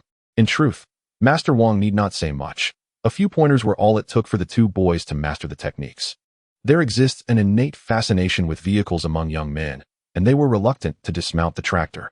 This left the other drivers, who had been training for over a month, looking rather dejected. Were they truly so inept? Not at all. Becoming a competent driver necessitated more than merely operating a vehicle. One must also learn to repair it. After all, should a vehicle break down on the road, one must rely on their own hands. Furthermore, they had previously studied trucks, a facet of knowledge that Yun Zhihai and Chun Wei had yet to explore. That evening, Zhou Shiyi visited the state-run restaurant and purchased several dishes to bring back. He also ordered a few meat buns, which he placed in a lunchbox, and upon reaching the entrance of the agricultural machinery station, he handed them to Old Wang. Zhou Shiyi was genuinely surprised to find Old Wang still there at such a late hour. "Why are you still here?" Old Wang exclaimed, accepting the meat buns with astonishment. "I planned to leave and was wondering how you three would get back. I thought I'd take you all home once we finished." Zhou Shiyi waved his hand dismissively. "We won't be going back tonight. You should head home first." Old Wang, still bewildered, widened his eyes in astonishment. "What do you mean? Tomorrow, the tractor will head to the countryside, and we will drive it back then." Realization dawned on Old Wang, who promptly tucked the meat bun into his pocket and climbed onto the ox cart. "I'll head back first," he said politely. Hearing his courteous remark, Zhou Shiyi felt somewhat speechless. Old Wang truly had a knack for evaluating people. Zhou Shiyi carried the vegetables into the courtyard and recounted the series of events. It was at this moment that Yun Zhihai and Chun Wei finally comprehended the magnitude of Zhou Shiyi's undertaking. "Can we really do this, Brother Zhou?" Chun Wei asked, a hint of trepidation in his voice as his hand trembled slightly while holding the chopsticks. Yun Zhihai, however, was unfazed, feeling particularly confident about his performance that day. If they managed to complete the repairs today, Su Guiqing would be responsible for his own village, leaving them free from further obligations. "One of you can accompany me, while the other heads to our neighboring village. I will check in occasionally. It should be manageable." Zhou Shiyi had observed during their afternoon practice that Chun Wei possessed a certain foundation, likely due to someone in his family working in a related field. He could certainly handle a village on his own. Old Feng took a bite of his meal and chuckled. "What makes you think it will be fixed today?" Zhou Shiyi poured tea for Old Feng, flattering him. "With your presence, we have nothing to worry about." Old Feng, savoring a piece of braised pork, suggested, "How about a deal? 50 kilograms of grain, and I will accompany this lad to the village." Chun Wei's eyes lit up before Zhou Shiyi could respond. He eagerly grasped Old Feng's arm. Absolutely. He had just realized that this was a seasoned repairman, and any knowledge he could acquire would serve him well for a lifetime. In this era, being a master was no easy feat. As the saying goes, teach the apprentice, and the master starves. Most masters tend to conceal their skills, reluctant to share all their knowledge. If 50 kilograms of grain could secure a free mentor, Chun Wei could hardly contain his excitement. He picked up his chopsticks and offered Old Feng a few more pieces of meat, raising his teacup in a toast. Old Feng was quite pleased, a smile never leaving his lips. While Old Feng stepped away to use the restroom, Chun Wei leaned in conspiratorially towards Zhou Shiyi, saying, "Old Feng doesn't seem like someone in need of grain. Why is he so eager to join us in the fields? I suspect he is drawn to my exceptional talent." Chun Wei's boastful demeanor left Zhou Shiyi and Yun Zhihai somewhat speechless. However, Zhou Shiyi understood that Old Feng had likely recognized Chun Wei's potential. It must be said that Chun Wei did possess a modicum of talent in machinery. As the clock struck 3 in the morning, the courtyard of the agricultural machinery station echoed with the throaty hum of 4 tractors, invigorating enough to rouse the sleepy guard from his slumber. "Good heavens, you actually managed to fix them," exclaimed the old man, astonished. Several drivers residing in the dormitory of the agricultural machinery station, still clad in their night clothes, emerged to witness the spectacle. They were all taken aback by the sight of the repaired tractors. Who would have thought? This young man truly possesses remarkable skills. Indeed, initially, I believed he was merely seeking to impress the leaders. After all, even the successful repair of a vehicle would be sufficient to earn a few commendations from them. The rising tide of discussions filled both Chun Wei and Yun Zhihai with a sense of pride. Old Feng tidied up and returned to his home for rest, while Yun Zhihai and the others spent several hours in the driver's dormitory. Given the warm weather, the young men saw no need to cover themselves with blankets. Just past 7 in the morning, raucous voices echoed at the entrance. Leading the charge, Su Guoqing strode in arrogantly, only to find several scrapped vehicles unattended. Unable to suppress a sneer, he scoffed. I told you he lacks the capability, didn't he? He retreated in the face of difficulty. Look, he hasn't even bothered to stand guard. The gatekeeper observed him rambling to himself, utterly speechless. He opened his mouth, contemplated, but ultimately remained silent. It was better for Comrade Zhou Shiyi to deliver the good news personally. Before long, Station Master Niu and his colleagues rode in on their bicycles. Su Guoqing, eager to curry favor, rushed over to them, taking Niu's bicycle and leaning it against the wall. Preoccupied with several tractors, Niu paid little heed. He circled the tractors, marveling at their condition. It appeared this young man indeed had some skills. Observing Niu's increasingly serious expression, Su Guoqing felt a surge of pride. He approached Niu and smiled. Leader, Comrade Zhou Shiyi has failed to complete his task. He is likely hiding from your reprimand. Alas, this young lad is indeed a bit too audacious. Su Guoqing's condescending remarks prompted Niu to scrutinize him further. Believing himself to have caught Niu's attention, Su Guoqing instinctively straightened his posture. Whether I have completed the task is not something that can be judged by your mere glance, Comrade Su. Just then, Zhou Shiyi, dressed impeccably, emerged from the dormitory and exchanged a knowing glance with the two behind him. Yun Jihai and Chun Wei understood immediately, striding confidently towards the tractors. They grasped the lever behind the seats and swiftly started the engine. As they drove around, the sight astonished Su Guoqing, nearly causing his jaw to drop in disbelief. He could hardly fathom that Zhou Shiyi had truly accomplished it. Station Master Niu, watching the tractor rev up with a resounding roar, clenched his fists and rejoiced. Excellent. Chapter 123. A bet is a bet, Comrade Su. A bet is a bet. Accompany me to the impoverished village today. Zhou Shiyi regarded Su Guoqing with a calm demeanor, while even Station Master Niu's gaze shifted to Su Guoqing. After much stammering, Su finally managed to utter, a bet is a bet. Station Master Niu addressed the drivers with a few formal remarks, assigning tasks, and urging everyone to head to the fields promptly. Old Feng ambled in, and upon spotting him, Niu was somewhat taken aback and quickly approached. Old Feng, what brings you here?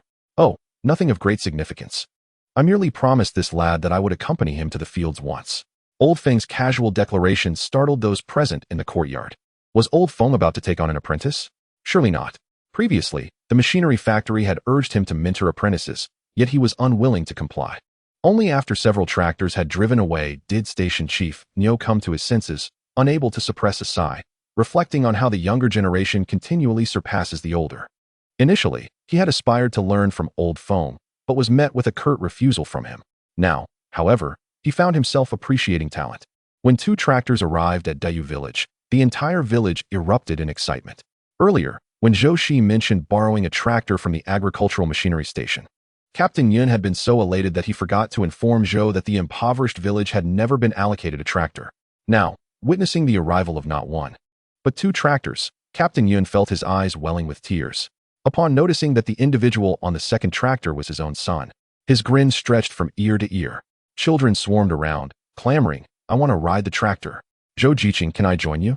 Zhou Jiqing, can I sit in the back? A torrent of eager inquiries bombarded him. Zhou Shiyi patted the tractor, proclaiming, hop on, I'll take you for a spin. Oh, wonderful. We're getting on the tractor. One by one, the children climbed aboard, while the nearby women gazed on with envy. As Zhou Shiyi drove off into the distance, the envious gazes of the women turned towards Yun Jihai.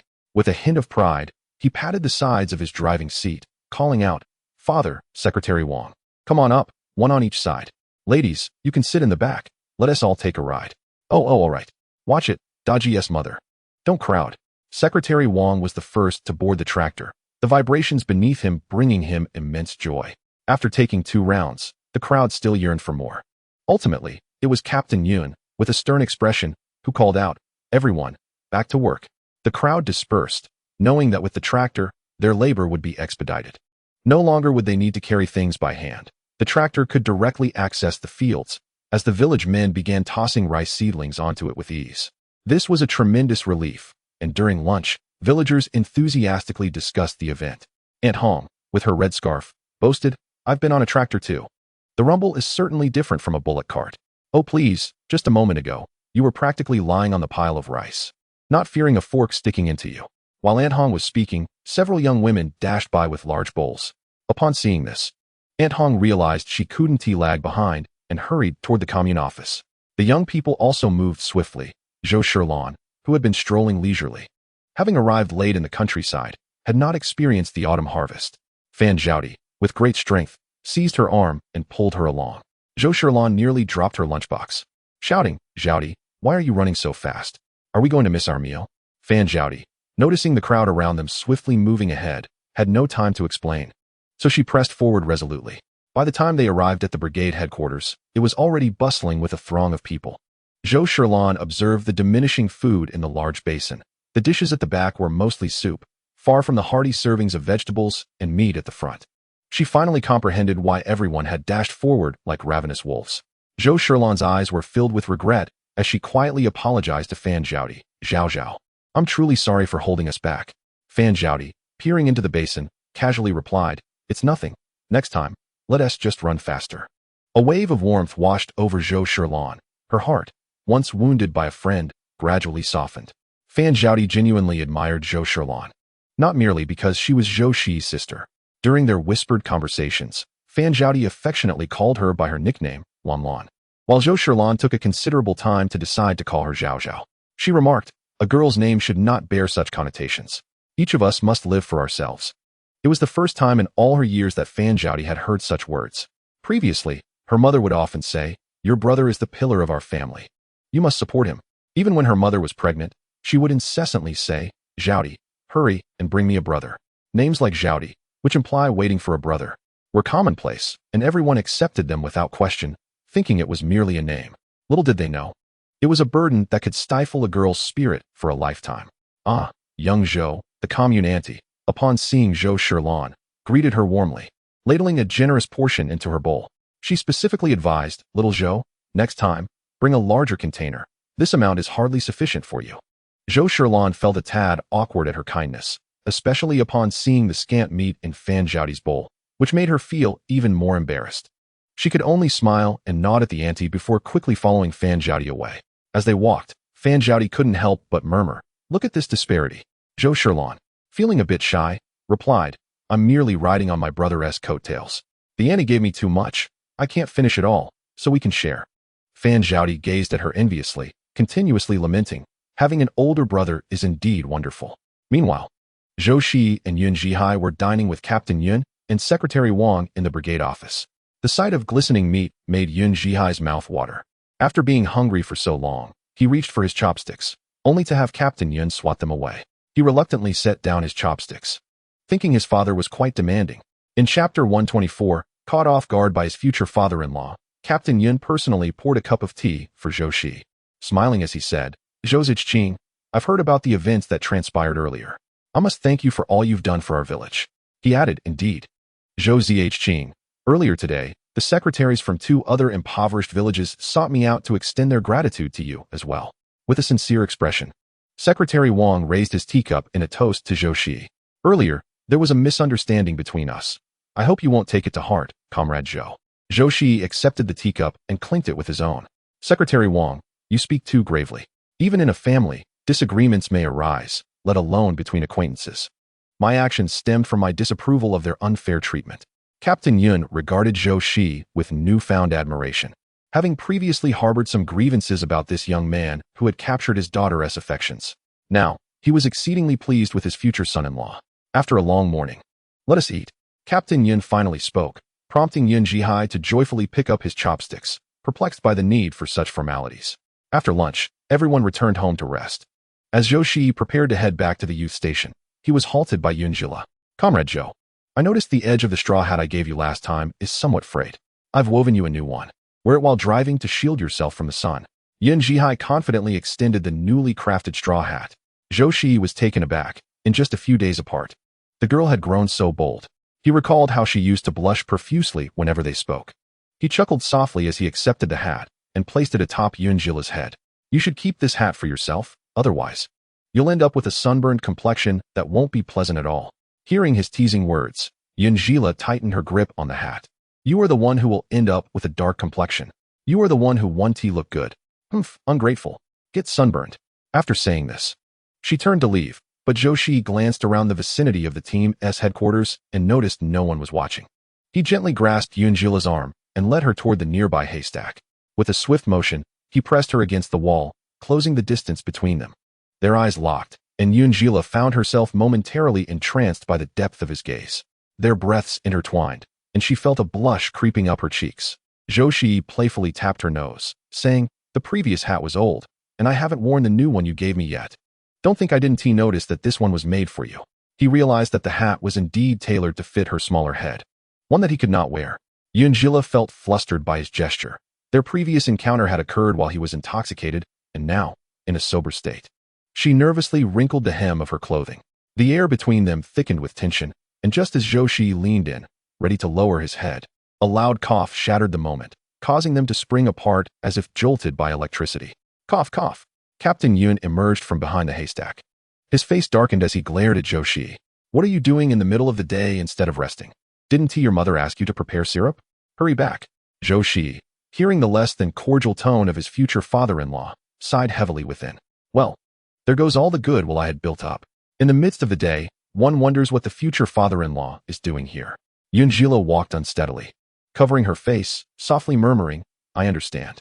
As she scampered away in small steps, Zhou Shiyi couldn't help but smile. However, upon meeting the stern gaze of Captain Yun, he quickly suppressed his grin. Yet, to his dismay, he found it impossible to contain it. Zhou Shiyi hastily excused himself, claiming he needed to rest, and swiftly distanced himself from Captain Yun's line of sight. With a dark expression, Captain Yun returned home and pulled his slumbering son, Yun Jihai, from bed. He admonished sternly, "Keep an eye on Zhou Jiqing. Do not allow him to have any private interactions with your sister." Yun Jihai, still groggy and perplexed, inquired why. Captain Yun, exasperated by his son's ignorance, nearly wished to give him a slap. "Why, you ask? Just look at Zhou Jiqing's charming ways. My little Lele would be ensnared by him." For several days thereafter, Zhou Shiyi found no opportunity to be alone with Yunjila. Whether it was Captain Yun watching him closely or Yun Jihai's incessant chatter, the protective gaze of Captain Yun was akin to that of a hawk guarding its prey. Zhou Shiyi regretted not having been more discreet that fateful afternoon, when he had unwittingly led Yunjila towards the haystack. This peculiar situation eventually caught the attention of Captain Yun's wife. Grabbing Yun Jihai by the ear, she exclaimed, "Why do you keep watching Zhou Jiqing?" Yun Jihai yelped in protest, recounting his father's instructions in full detail. This infuriated Captain Yun's wife, who nearly wished to chastise her husband with a small whip. That evening, she sat on the large kong, her face stern and silent. Captain Yun felt a twinge of anxiety, pondering what he had done to provoke this fierce woman. Just as he removed his shoes and prepared to join her on the kong, she struck the edge with a feather duster, startling him. "What are you doing?" he called out from a distance. With a disdainful glance, she retorted, "What are you doing, I wonder? Lele wishes to bring water to Zhou Jiqing. Why do you prevent her?" Captain Yun's face flushed as he recalled the embarrassing conversation his daughter had with Zhou Jiqing, leaving him at a loss for words. Having been with him for so many years, Captain Yun's wife could read him like a book. With a sigh, she said, "Lele has grown up. She knows what she is doing. She is no longer the little girl who followed you around. Our interference will only make her uncomfortable. Have you not noticed her melancholy these past few days? Furthermore, with Zhou Jiqing's commendable qualities, even if an understanding has been reached with Lele, many in the village are still watching him. I am quite pleased with Zhou Jiqing. If your actions jeopardize their relationship, I shall not forgive you." Captain Yun hesitated for a while, still feeling somewhat discontented. Well, if he refuses to be with Lele because of this, then he is truly blind to her worth. His wife, somewhat speechless, replied, "In your eyes, it seems no one is worthy of our daughter, does it?" "Indeed." "Ah, enough of this. I've had a long day, and I need to rest." With that, Captain Yun pouted and lay down on the bed. Chapter 125. Not every impoverished village is at a disadvantage. Zhou Shiyi was well aware that his actions that day had been somewhat excessive, especially since he had been caught red-handed by his father-in-law. No one would wish for such a situation, so he dared not approach any further. Their brigade currently possessed 2 tractors, enabling them to work at an impressive speed. Zhou Shiyi made a special trip to visit the impoverished village where Su Guqing resided. With Old Feng overseeing matters at Chun Wei's side, there was no need for him to intervene. As Zhou Shiyi arrived at Daliu village on his bicycle, he spotted Su Guqing standing silently in front of a tractor, his expression dark. A cacophony of villagers surrounded him, chattering incessantly. "Comrade Su, that area has more land and consequently requires more manpower. If you could make a couple of trips over there, it would save everyone quite a bit of effort." "Indeed. Comrade Su, this back and forth is proving to be quite laborious."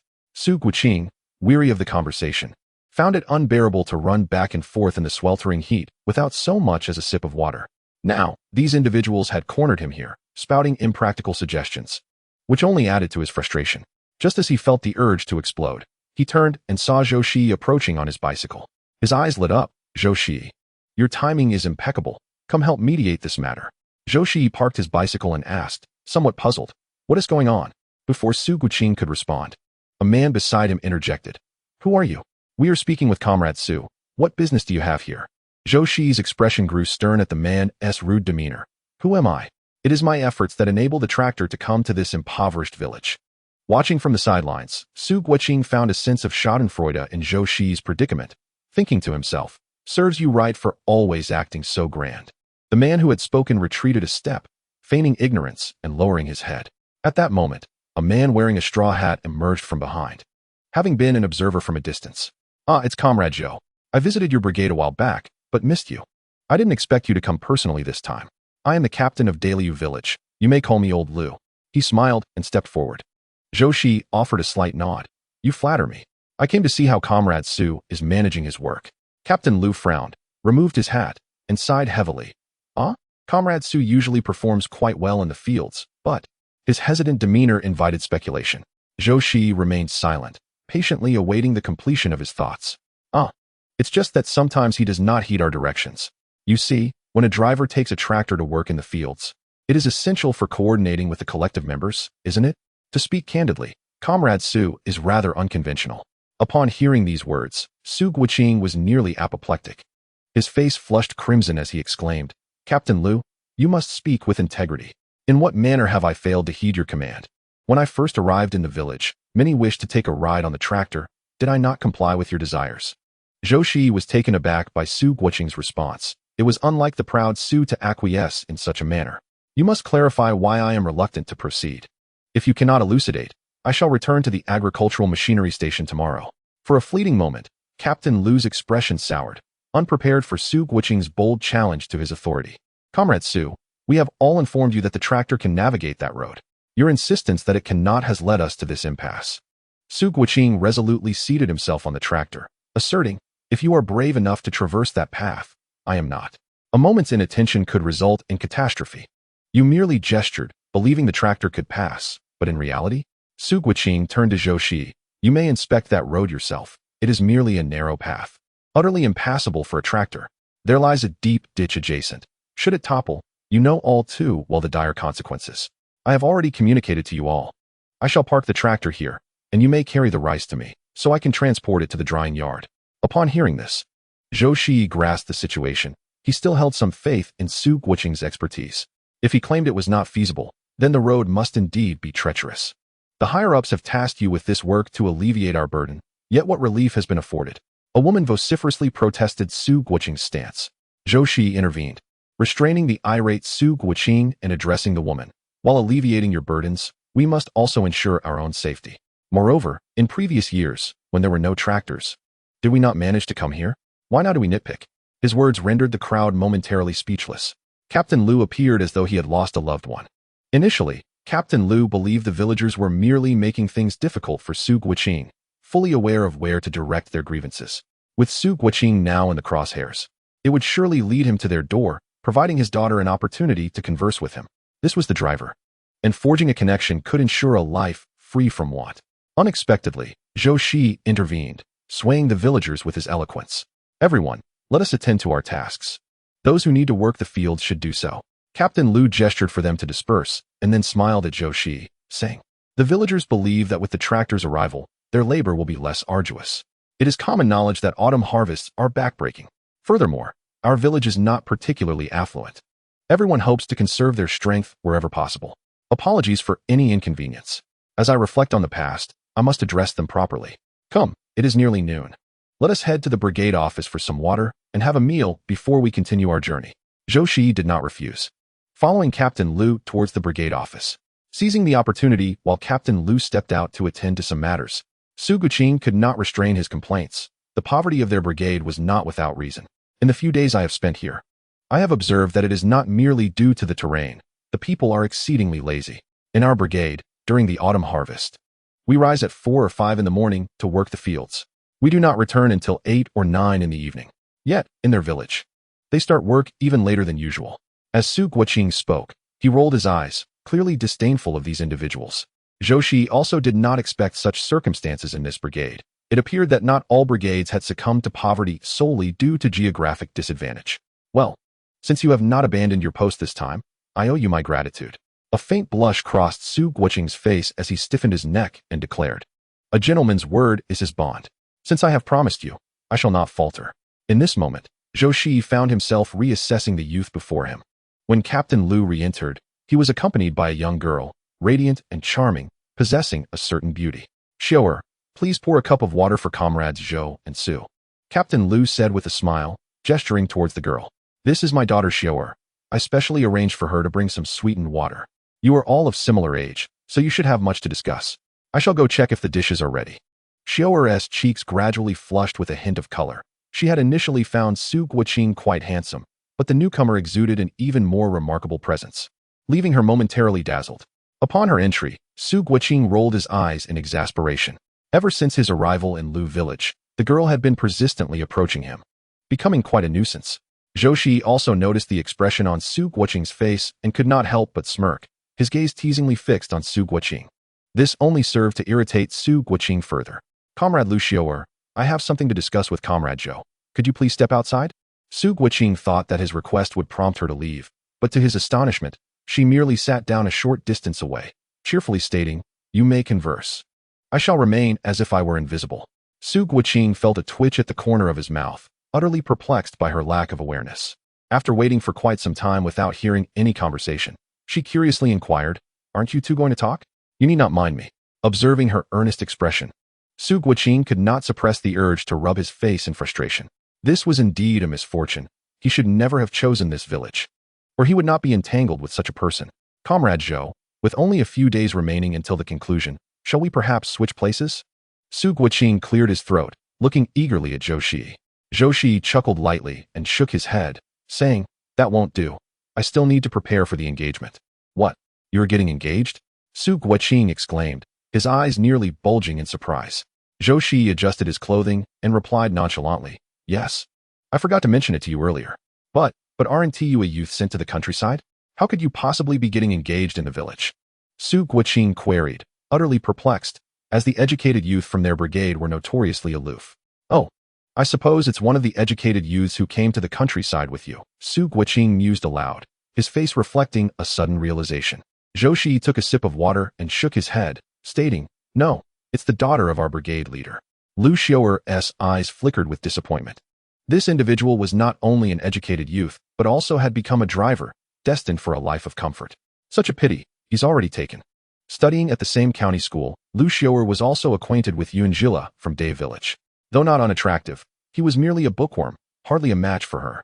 As Lu Xiaoer pondered this, she instinctively straightened her posture. What could Zhou Comrade possibly see in someone like Yunjila, who has hardly any substance? Su Guoqing positioned his small stool in front of Zhou Shiyi, asking, "You're not pulling my leg, are you?" He suspected that Zhou Shiyi had seen through his thoughts and was saying this to tease him. Su Guoqing originally believed that since Zhou Shiyi excelled in every aspect, he would be free from Lu Xiaoer's gaze. Who would have thought that Zhou Shiyi would drop such a bombshell? "Why would I deceive you? Brigade Leader Lu has been to Dayu village. He should be aware of this." Zhou Shiyi, indifferent to Su Guoqing's wide-eyed contemplation, poured himself another cup of warm water from the thermos. He hadn't touched the sweet soup that Lu Xiaoer brought over. However, Su Guoqing indulged in it wholeheartedly, even declining Zhou Shiyi's offer of plain water, saying, "On such a hot day, who wouldn't want something sweet?" Zhou Shiyi regarded this simple-minded fellow and chose not to dissuade him further. During lunch, Brigade Leader Lu specifically brought out a jar of grain wine, announcing, "Come. This wine has been hidden away for quite some time. Everyone should have a taste." Zhou Shiyi turned his cup upside down with a smile, looking at Brigade Leader Lu. "Drink and don't drive." Su Guoqing mimicked his action, flipping his cup as well. Brigade Leader Lu, a bit embarrassed, set the wine down and cheerfully invited the two to enjoy their meal. Once they had eaten and drunk their fill, Brigade Leader Lu pointed to a room in the brigade office, saying, "Previously, Comrade Su rested here. The sun is quite intense. Zhou Comrade, why not rest a while before you head out?" Zhou Shiyi did not respond but walked towards his bicycle, where he had secured a backpack on the rear. Lifting the top cloth, he retrieved several pounds of grain. Brigade Leader Liu, this is my fare for today. Brigade Leader Liu waved his hands repeatedly, exclaiming, "Oh no, I cannot accept this. Zhou comrade has already rendered us such great assistance. It is only right for our brigade to treat you to a meal." Zhou Shiyi's cold, hard visage broke into a fleeting smile, one thing at a time. "In these times, no one has it easy. I did this not solely for you, so please accept it. I must return to the village and shall not linger longer." Initially, he intended to call out to Su Guiqing, but Su Guiqing, citing a slight discomfort, was adamant about not venturing out. Very well, it seems that even gentle persuasion could not sway that stubborn spirit. Zhou Shiyi chose to disregard Su Guiqing and swiftly made his exit. In just a couple of days, the captain of the neighboring Daliu village arrived at Daliu village, brimming with delight. Upon spotting Captain Yun, he trembled with excitement and approached with a swagger. "Captain Yun, it's been quite a while." Captain Yun, bewildered, wondered what was amiss. Had they not just met a few days prior? "I have come today to share some joyous news. Our eldest daughter is to be engaged." Captain Yun perked up at this revelation. "Is that so? Which fortunate young man has captured her heart?" Although all three villages were impoverished, a subtle competition still thrived among them, from marrying off sons to daughters. It was thanks to Captain Yun's affection for his daughter that he bravely defied pressure to allow Yun Jila to attend high school. Upon witnessing this, other officials felt compelled not to lag behind and ensured their own daughters were similarly enrolled. Captain Lu's joy was palpable. It is none other than the driver Su Guiqing, who worked the fields this time. Captain Yun was taken aback. He was all too familiar with Su Guiqing. His father, Captain Su, held a disdainful attitude towards their impoverished village during meetings or when it came to grain payments. How could he possibly allow his son to wed a girl from such a village? Surely, there must be some mistake. How could that be? Captain Lu continued. "It is quite peculiar, I must admit. Right under our noses, I failed to notice their mutual glances." The young ones couldn't resist. Despite his words, the joy on his face was unmistakable, the corners of his mouth curling upward with undeniable glee. An instinct whispered to Captain Yun that the situation was more complex than it appeared. Yet, with the jubilance in the air, he refrained from dampening spirits and merely offered his congratulations. After delivering the news, Captain Lu pedaled away on his bicycle. The following day, the entire village buzzed with the news. There were even individuals from Daliu village who had married into their community. "Ah, Deji's mother, weren't you at your maternal home last night? Please enlighten us about how that field driver became enamored with Captain Lu's daughter." Aunt Hoya, reveling in the gossip, eagerly munched on sunflower seeds. "While you're at it, look at your teeth. They're all chipped from those seeds," another chimed in, noticing Aunt Hoya's dental state. "But how do you have so many sunflower seeds? Do share some seeds with me for planting," said another woman, her head wrapped in a scarf, eyeing Aunt Hoya's stash with envy. Deji's mother, thumping her thigh, leaned in to share. "Oh, I hardly know where to begin with this tale. According to my mother, when they went to the brigade office to collect tools in the afternoon, they heard a woman's piercing scream emanating from the driver's room. Shortly after, the daughter of Captain Lu rushed out in disarray. One cannot help but ponder the recklessness of these young individuals, engaging in such impropriety without any formal engagement. Captain Lu was so enraged that he brandished a shovel in an attempt to confront the driver. As Deji's mother shook her head in disapproval, she lamented the sordid intentions of Captain Lu's family, which were evident to all. And what did the driver have to say for himself? What else could he claim but that he was courting the girl? Otherwise, had this been reported to the authorities, he would certainly have been apprehended as a rogue. "Oh, I have seen Captain Lu's daughter. She is not lacking in beauty. I had even considered proposing her to my nephew. Who would have thought she would entangle herself in such a favorable match? Has a formal engagement been arranged?" The aunt, donning a headscarf, was discreetly cracking sunflower seeds with fervor. "No formal arrangements have been made, but I surmise it will be soon. Captain Lu is likely anxious that this match might slip away. You see, they have been tirelessly promoting this union, almost wishing for the entire world to be aware of it, while the villagers of Daliu are abuzz with gossip. Su Guiqing feels as though he has lost his parents all over again. Had he known earlier, he would have followed Zhou Shiyi when called out." Su Guiqing slapped his own face in frustration. If he had not realized he had been outmaneuvered, then these years of his life would have been in vain. Standing before him was Lu Xiaoer, her face flushed as she gazed at Su Guiqing. "Comrade Su Wei."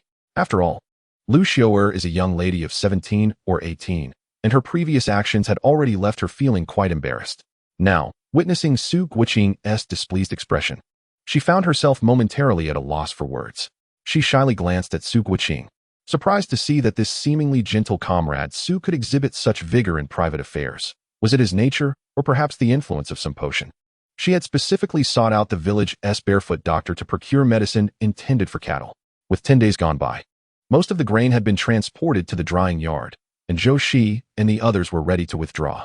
Upon arriving at the agricultural machinery station, they encountered Captain Su causing a scene at the entrance. "My son has been working as a driver at your station. How could such an incident occur? What are the people of Daliu village? How dare they scheme against my son? I demand an explanation from your station." Station Master Nyo, feeling helpless, rubbed his forehead. He too had heard of the events surrounding Su Guiqing. Regardless of the truth, it was embarrassing for a man to be so easily deceived by a woman. "Captain Su, this is a matter for your family. You should discuss it privately.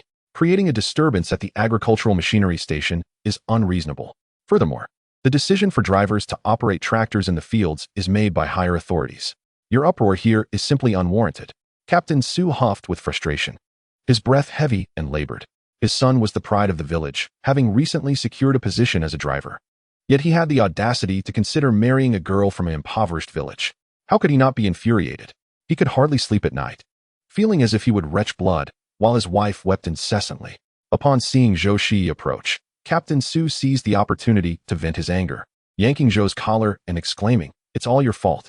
If my son had properly chosen our brigade, would we be facing such a predicament?" Zhou Shiyi, taller than Captain Su, easily broke free from the grasp. However, before he could respond, Su Guiqing rushed over, asking, "Father, what is all this commotion?" "Commotion? Am I mistaken?" Captain Su glared at Su Guiqing, his frustration boiling over. He nearly wished to cleave open Su Guiqing's head to see what he was thinking. "Enough, father. I bear some responsibility in this matter. You should discuss the subsequent dowry with Captain Liu. I have tasks to report at the agricultural machinery station, so please return home." Su Guiqing did not blame Zhou Shiyi. He had been subtly warned several times, yet he had dismissed the warnings, leading to the current situation. This incident prompted Su Guiqing to temper his previously brash demeanor and adopt a more composed attitude. After the autumn harvest, Yunjila and the others returned to school. Zhou Shiyi calculated the time. Yunjila should have arrived at school by now. Taking advantage of lunchtime, he picked up a large bag in the dormitory and headed outside. It had been over half a month since their return from the countryside. Su Guiqing had gradually come to accept this reality. To be honest, aside from his discontent with Lu Xiaoer's scheming, he was quite satisfied with her appearance and figure. Reflecting on this, he instinctively moved his fingers, as if the softness of the girl's skin still lingered on his fingertips. Seeing Zhou Shiyi leave with his large bag, Su Guiqing inquired, "Comrade Zhou, where are you off to?" "My girlfriend is starting school, so I'm bringing her some things." "Wait a moment, I'll join you." Su Guiqing felt that since the two had established a relationship, he should not remain indifferent. Surely he could not be seen as inferior to Zhou Shiyi. Chapter 128. "I am not your father." Su Guiqing deliberately retrieved some money and tickets from his backpack. After a moment's thought, he turned to Zhou Shiyi, "Comrade Zhou, do you have any sugar tickets? Could we trade some?" Zhou Shiyi considered this, recalling that he had a considerable number of tickets in his possession, and nodded in agreement. Surprisingly, after this incident, Su Guiqing had become somewhat more courteous. When they arrived at the supply and marketing cooperative, it was nearly lunchtime. Only one sales clerk remained at the counter, while the others had likely gone home to prepare meals.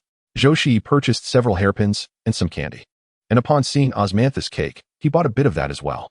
With the weather turning cooler, the cooperative finally dared to stock some pastries. Su Guiqing watched in astonishment as Zhou Shiyi purchased an impressive quantity of items. It was evident that the young intellectuals from the city were distinctly different. Their generosity was remarkable.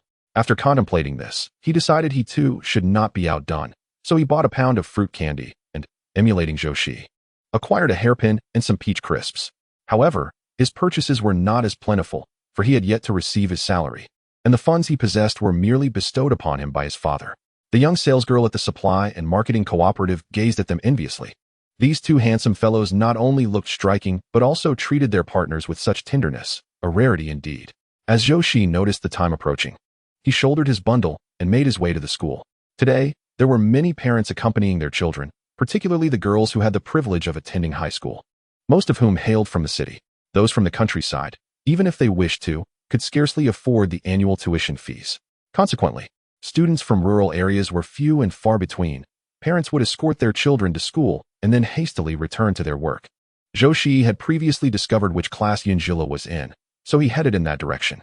Su Guiqing, oblivious to Lu Xiaoer's situation, was left with no choice but to accompany Zhou Shiyi to Yunjila's classroom to see if she had any information.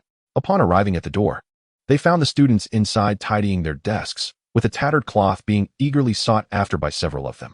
Yunjila did not jostle with them. Instead, she retrieved a small piece of black cloth from her bag, dampened it slightly, and began to clean meticulously. One observant student, noticing that Yunjila had a cloth, brazenly approached her. "Yun, once you're done, could I possibly borrow it?" Yunjila looked up to see it was the sidekick of Lumingqi, who often joined in on bullying her. She wondered what audacity prompted this request. "I'm sorry, but I can't lend it," she replied. The girl with the braided hair was incredulous. Yunjila had previously been a pushover, always acquiescing to whatever was said. Now, however, she had transformed. Little did the girl know that after Yunjila had gone through such extraordinary experiences, she had gained a new perspective. Even though the presence of that time-traveling girl within her was irksome, some of her thoughts were worth adopting. For instance, if one disapproves of someone, it is perfectly acceptable to refuse them without concern for etiquette or face-saving. One's own happiness is paramount.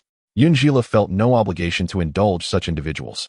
"Dear classmate, our teacher has taught us to be united and supportive of one another. Yet here you are, asking to borrow a cloth, and I cannot oblige you. It seems you haven't truly absorbed the lessons imparted by our teacher," the girl with the braids scoffed, crossing her arms and casting a disdainful glance at Yunjila. Raising her voice to attract the attention of their peers, Yunjila placed the cloth on her desk. "This cloth belongs to me, and I have every right to decide whether or not to lend it to you. There is a communal cloth available on the podium. Why do you not use that? And besides, are we truly on such friendly terms? Previously, when classmate Lumingqi mocked me, you certainly did not refrain from joining in."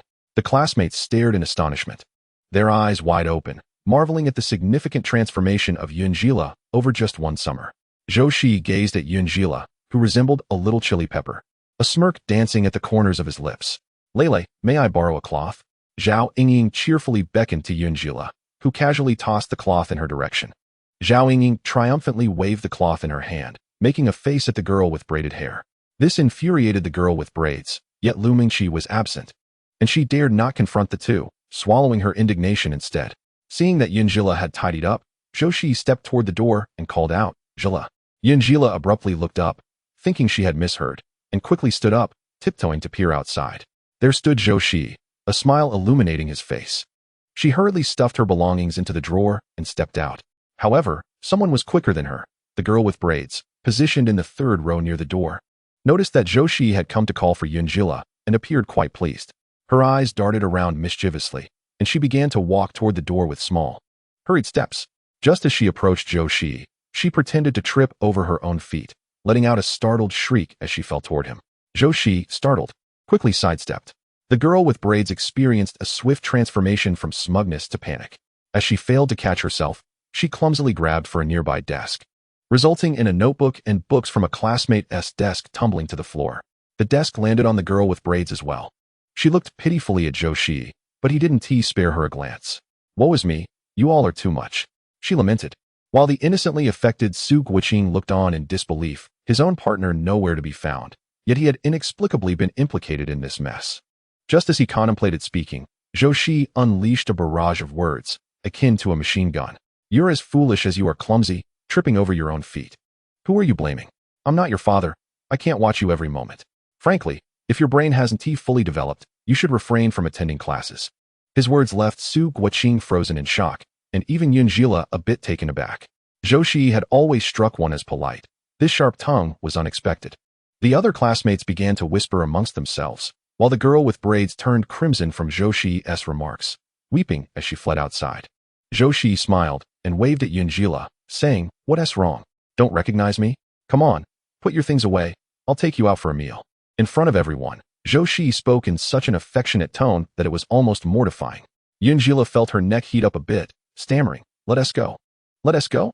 Chapter 129. To marry, one must naturally forego school. As Yunjila reached the door, she heard a man beside Zhou Shiyi gently say, "Classmate Yun, I have something I wish to ask you." Yunjila raised her head in confusion and glanced at Zhou Shiyi, who gently nodded. She then asked, "What is it? You know Lu Xiaoer, right?" Zhou Shiyi inquired. "Yes, I know her. She is from the class next door," Yunjila replied. A flicker of joy crossed Su Guiqing's face. "Why haven't I seen her? I've been around the school, and didn't catch a glimpse of her." Yunjila opened her mouth, momentarily at a loss for words. This was a private matter, and it felt inappropriate to discuss it with a man. Noticing her inner turmoil, Zhou Shiyi spoke softly, This gentleman is Lu Xiaoer's partner. You can share what you know with him. Upon hearing this, Yunjila immediately felt relieved. She led both of them to a corner and, knitting her brows, said, I heard from a boy in Lu Xiaoer's village that her family has forbidden her from attending school. Why? Su Guoqing asked, puzzled. With graduation just a year away. Why would they stop her now? What other reason could there be? Her family believes she is already betrothed. They are preparing for her marriage, so naturally, they don't allow her to attend, Yunjila said, wrinkling her nose disapprovingly at such an attitude. This is outrageous. Comrade Zhou, please help me take a leave this afternoon. I need to go to Daliu village. Su Guoqing's face contorted with anger. How important is a high school diploma? Although the college entrance examination has been abolished, our commune's elementary school requires teachers to have a high school education. He believed that marriage could wait a year or two. After all, they were still young. With that, he strode quickly towards the exit.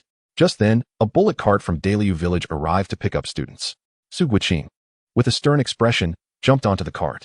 The driver, Lu Dajuan's uncle, recognized him immediately and greeted him cheerfully. Good afternoon, Comrade Su.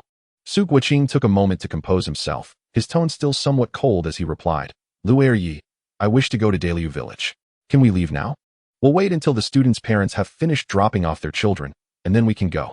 Su Guoqing rummaged through his pocket and pulled out a small packet of osmanthus cake, offering a piece to Lu Yi. I'd like to inquire about Xiaoer's situation. He popped 2 pieces into his mouth. It was midday, and he had initially planned to take Lu Xiaoer out for a meal. Now, it seemed that would not happen. So he settled for a bit of osmanthus cake to tide him over. Lu Yi, whose teeth were nearly all gone, found the cake delightful. As it melted in his mouth, he chuckled, wiping the crumbs from his lips. What else could be happening? She's eating well and drinking well, just waiting to get married. What's wrong? Are you eager to? Su Guoqing, observing the jest on the old man's face, felt a pang of disinterest. These people considered such actions perfectly acceptable. Noticing Su Guoqing's silence, Lu Yi thought he was merely shy and chuckled again, shifting the topic. After a long wait, when all the parents had returned, Lu Yi raised his whip and struck the rear of the old bull. The ladies on the cart couldn't help but glance at Su Guoqing. Su Guoqing had been a driver in Daliu village for quite some time, and with the recent stir surrounding his relationship with Captain Lu's daughter, he was well known among the village's aunties. One aunt, noticing the bundles he carried, exhibited a flash of envy in her eyes. Such a promising young man, and yet he seemed to have fallen into the hands of the Lu family. As she pondered, her face broke into a beaming smile. Comrade Su, are you off to see Xiaoer with all those packages?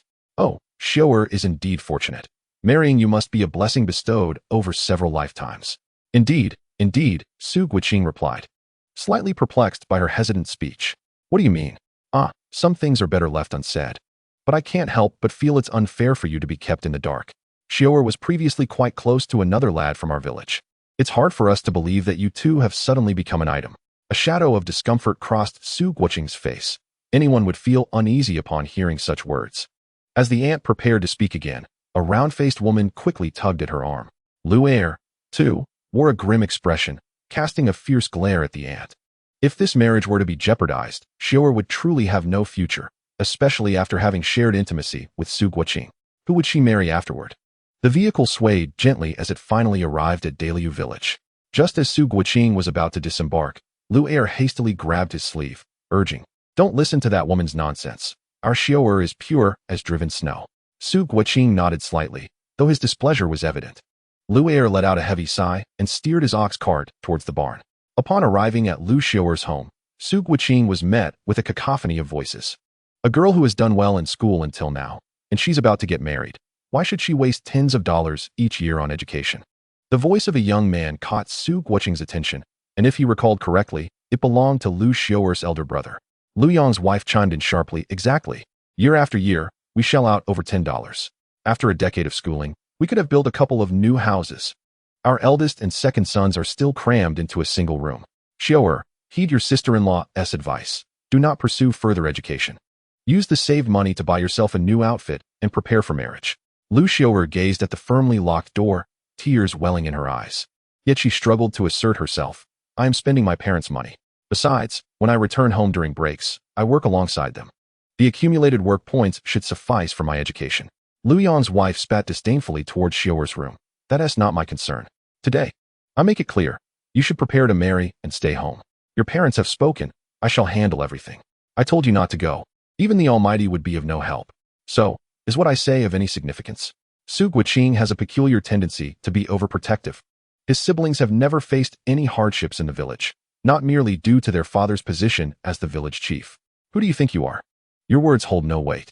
When Lu Yong's wife realized who stood before her, her words lodged in her throat, rendering her speechless. Chapter 130. Su Guiqing's fury. Oh dear brother-in-law, what brings you here? Lu Yong greeted with a broad smile, his joy amplifying upon seeing Su Guiqing laden with numerous items, hastily extending his hands to take them. Su Guiqing sidestepped, his dark eyes locking onto Lu Yong, causing a fleeting moment of unease in Lu Yong, and his smile waned. Can you open the door? Su Guiqing spoke in a hushed tone, and Lu Yong hesitated for a moment. Before he could respond, Lu Yong's wife approached. Brother-in-law, it's wonderful that you've come all this way. Quickly, come in for some sweet water. My sister is being stubborn, we must help her out.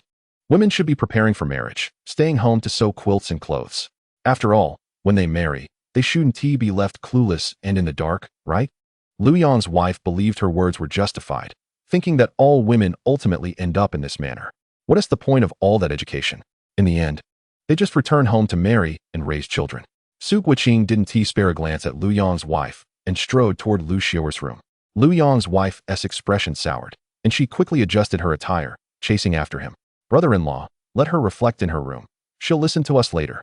With a piercing shout, Lu Yong's wife attracted the attention of neighbors nearby. Su Guiqing had no time to heed the incessant chatter. Growing increasingly agitated, he delivered a kick to the door. The door did not yield, and as he prepared for another kick, Lu Yong hurriedly intervened. Comrade Su, I have the key. I can open it. His voice trembled, his hands shaking uncontrollably, finally managing to unlock the door, just as Su Guiqing lifted his foot to enter. A young girl burst forth, embracing him tightly. Well, you finally came. Lu Xiaoer had feared she was to be locked away indefinitely, not imagining that her intended would rescue her from such despair. As the crowd around them swelled, Su Guiqing softened his tone. Are you still attending school? Yes.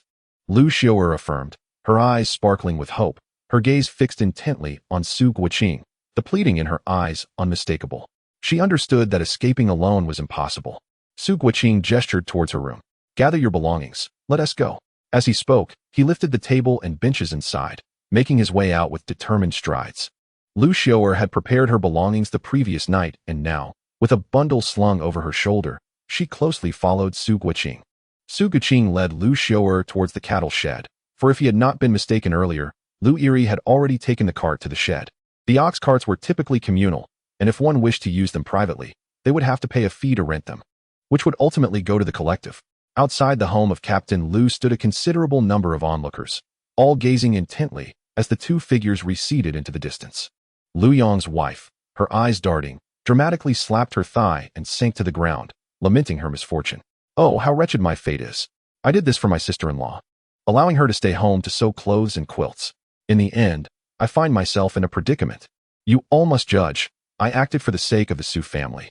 Is it not virtuous for this young lady to be diligent, rather than merely a bookworm? As she wept, she surveyed her surroundings. Today, Captain Lu and his wife had gone to visit relatives, unaware of the turmoil brewing at home. To avoid incurring blame upon her return, Lu Yong's wife sobbed with palpable grievance. Upon hearing the cause of her distress, the surrounding crowd nodded in agreement with her sentiments. Indeed, once married, one should simply prepare to bear 2 healthy sons. You did well, De Yong. Even Captain Lu would struggle to dispute this. Yet, curiosity arose about the destination of the two. Were they truly heading to school? Upon hearing this, Lu Yong's wife burst into tears anew, lamenting, They say an elder sister-in-law is like a mother. I cannot seem to control her. Let her be. But when my in-laws return, do lend me your support in my defense, to spare me their reproach for causing such chaos. Fear not, we shall certainly assist you. A round-faced woman stepped forward, helping Lu Yong's wife to her feet and brushing off the dust from her garments. In my opinion, your sister-in-law is indeed spoiled by Captain Lu. It is quite unacceptable. Lu Yong's wife dared not respond, knowing well that such words might reach Captain Lu's ears, leading to further criticism. As Su Guiqing made his way to the cattle shed, he remained silent, his heart in turmoil. Anger had initially welled within him from the words of the woman on the cart, but upon seeing the little girl rush into his embrace, much of that frustration dissipated. He scolded himself for his lack of composure, yet when he met Lu Xiaoer's tear-streaked gaze, words eluded him. The cattle shed was situated off the beaten path, requiring passage through a small grove. Summoning her courage, Lu Xiao'er called out, "Ah?" Su Guoqing halted abruptly, setting down the items he carried, and turned to see the young girl frowning, her eyes glistening with tears as she sat on the ground with her belongings scattered around her. Frowning in concern, Su Guoqing quickly approached her. "How could you be so careless? You managed to twist your ankle on flat ground?" Lu Xiao'er looked up at him with a pitiful expression. "You walked too fast. I couldn't keep up." "Well then, wait here while I fetch Lu Yiri to bring the cart over." Just as Su Guoqing was about to rise, Lu Xiao'er grasped his sleeve, saying, "Thank you." Originally, Lu Xiao'er approached Su Guoqing with the intention of utilizing his assistance to escape her current predicament. However, to her astonishment, Su Guoqing genuinely intended to escort her to school. Recalling that day, she bit her lip, preparing to make a decisive move, when she was met by his penetrating black gaze, and in that fleeting moment, Lu Xiao'er admitted to feeling a twinge of uncertainty. Yet, before she could dwell on her hesitation, the effects of the medication took hold, and Su Guoqing pulled her onto the bed. Afterward, upon hearing Su Guoqing express his willingness to take responsibility, Lu Xiao'er felt an undeniable pang of guilt. She couldn't even bear to meet his eyes, questioning whether it was right to involve him in her troubles. Yet, with no other options, and considering the disdain of that individual and the pressure from her sister-in-law, she steeled herself to proceed. Su Guoqing, acting on impulse, ruffled Lu Xiao'er's hair, only to retract his hand in a sudden realization of his actions. "You are to be my fiancé. Naturally, I must protect you," he declared. Chapter 131. Lu Xiao'er's dilemma. "Excuse me, I will go fetch a bullock cart. You can focus on your studies, and I shall cover the tuition," Su Guoqing stated before hastily retreating towards the barn. Upon arriving, he found Lu Yi directing the laborers as they shoveled manure. "Lu Yi, I wish to rent a bullock cart to the county," Su Guoqing requested. "Oh, renting a cart costs quite a bit. It's this amount," Lu Yi gestured, holding up a finger. Su Guoqing felt a pinch in his pocket, but refrained from voicing any complaints. He retrieved a coin and handed it over. Lu Yi, chewing on a pancake, ambled towards the house, saying, "Please wait a moment." He dashed inside and returned with a piece of paper, marking another line on it. Peering over, Su Guoqing noticed several tally marks already on the paper, indicating that Lu Yi kept records of previous rentals. Once everything was arranged, Lu Yi harnessed the old bull to the cart, calling for Su Guoqing to hop on. As they traversed through the woods, they spotted Lu Xiao'er seated on the ground. Lu Yi gaped in astonishment. "Xiao'er, what are you doing here?" Su Guoqing leapt from the cart to assist Lu Xiao'er to her feet, then placed a table and bench atop the cart. He responded to Lu Yi's inquiry on her behalf. "She wishes to attend school. I am taking her." This Lu Yi stammered, at a loss for words. Earlier that morning, as he drove the bullock cart to Captain Lu's residence with the students, Lu Yong's wife had mentioned, "Xiao'er is not going to school. She is preparing for marriage." Now, Su Guoqing had taken it upon himself to whisk her away, prompting Lu Yi and the other villagers to feel that Su Guoqing was overstepping his bounds. After all, this was a matter concerning a family yet to be united. Despite this, Lu Yi bore a tinge of displeasure, his murky old eyes turning to Lu Xiao'er. "Xiao'er, what are your thoughts on this?" Supported by Su Guoqing, Lu Xiao'er climbed onto the cart and quietly grasped his hand. "Grandpa, I wish to pursue my studies. Just this year, I can graduate from high school." Lu Yi sighed heavily. Very well. You shall decide your own matters." As they were about to leave the village, several ants gathered around. "Is Lu Yi heading to the county again?" Lu Yi tightened the reins, bringing the ox cart to a halt. "Yes, I am sending that girl Xiao'er to school. But your cart is empty. Could you take us along?" Unlike Dayu village, which usually had 2 ox carts running to the county, Daili village had only 2 oxen, one of which was only used when rented. The other cart was free, but one had to leave early. If they arrived late, they would have to walk to the county. These ants had been at the door of Captain Lu's house, and upon hearing they were going to the county for school, they seized the opportunity. Lu Yi's expression revealed his dilemma. This cart has already been rented to Comrade Zhou, and he has already paid. I cannot make that decision. His implication was clear. If they wished to ride the cart, they should inquire with Su Guoqing instead. Su Guoqing stacked the tables and benches together and deliberately moved forward, leaving space behind. "If you ants wish to ride, it will cost you 1 cent per person. There are 5 of you, so that would be 50 cents. We will contribute 50 cents as well, which makes it fair." Upon hearing this, the ants' faces darkened. Look, we are all from the same village. Discussing money is quite unfeeling." Indeed, Comrade Su, it seems unwise to run this cart with just 2 of you. Such an empty journey to the city is hardly worthwhile." Another ant chimed in, though her words amused Su Guoqing. "Yes, it's unwise, which is why you should pay. And we can all go together. It would be much more convenient. Look, there's still plenty of space. Once the ants left, grumbling, Su Guiqing turned to meet Lu Xiaoer's admiring gaze. He awkwardly touched his nose, realizing that his earlier retort had made him seem like the village gossip. The ox cart ambled onward, and Lu Xiaoer discreetly turned to look at Su Guiqing. After a long while, as if resolved, she beckoned him with her finger. Su Guiqing, momentarily startled by her gesture, blinked in confusion. Lu Xiaoer chuckled softly. I have something to tell you. The wind howled, and with Lu Yiri's calls, Su Guiqing momentarily missed her words. He instinctively leaned closer. What? Lu Xiaoer slowly gazed towards the receding village and softly spoke. I'm sorry about what happened before. I really had no other choice. Through her recounting, Su Guiqing came to understand the reasons behind her previous reckless decision. It turned out that the aunt's words about the boy were not baseless. He was from the county and a classmate of Lu Xiaoer's, often discussing problems together. Naturally, there were feelings between the youthful hearts. My sister-in-law wants to marry me off to someone in the city. She says he is a distant cousin with a job there, and both his parents are employees. She extolled the virtues of that man to such an extent that my father regarded it as a splendid match. However, there were classmates who resided in the same courtyard as him, and she had heard whispers about this man. His first wife had been driven away by him, and I had no desire to marry him. Originally, Lu Xiaoer hoped to convey her sentiments to a classmate she admired, thus sparing herself from her father's pressure to wed. Who could have anticipated that this man would brazenly point at Lu Xiaoer and declare, "You, a mere country girl, have no right to aspire to someone like me." In front of the entire class, Lu Xiaoer felt as if she had received a resounding slap. He could have addressed her privately.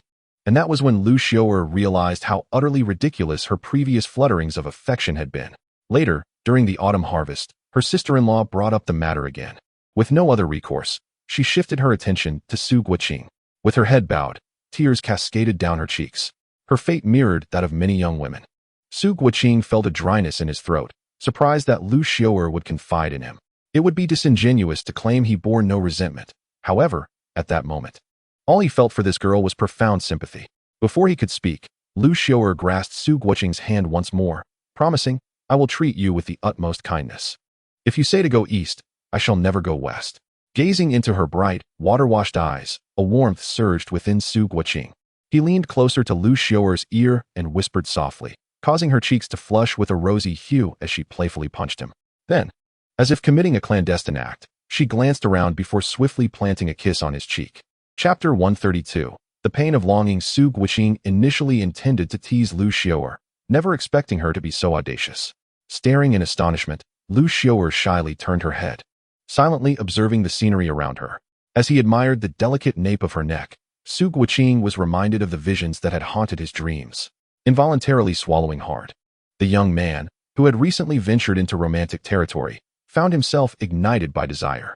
Clearing his throat, he inquired, "Is it against school regulations to marry while studying?" Lu Xiaoer understood the implication behind Su Guiqing's words, her face instantly igniting like fire. I'm not entirely sure," she stammered, her voice barely above a whisper. Su Guiqing, not having caught her response clearly, pondered for a moment and concluded that it must indeed be prohibited.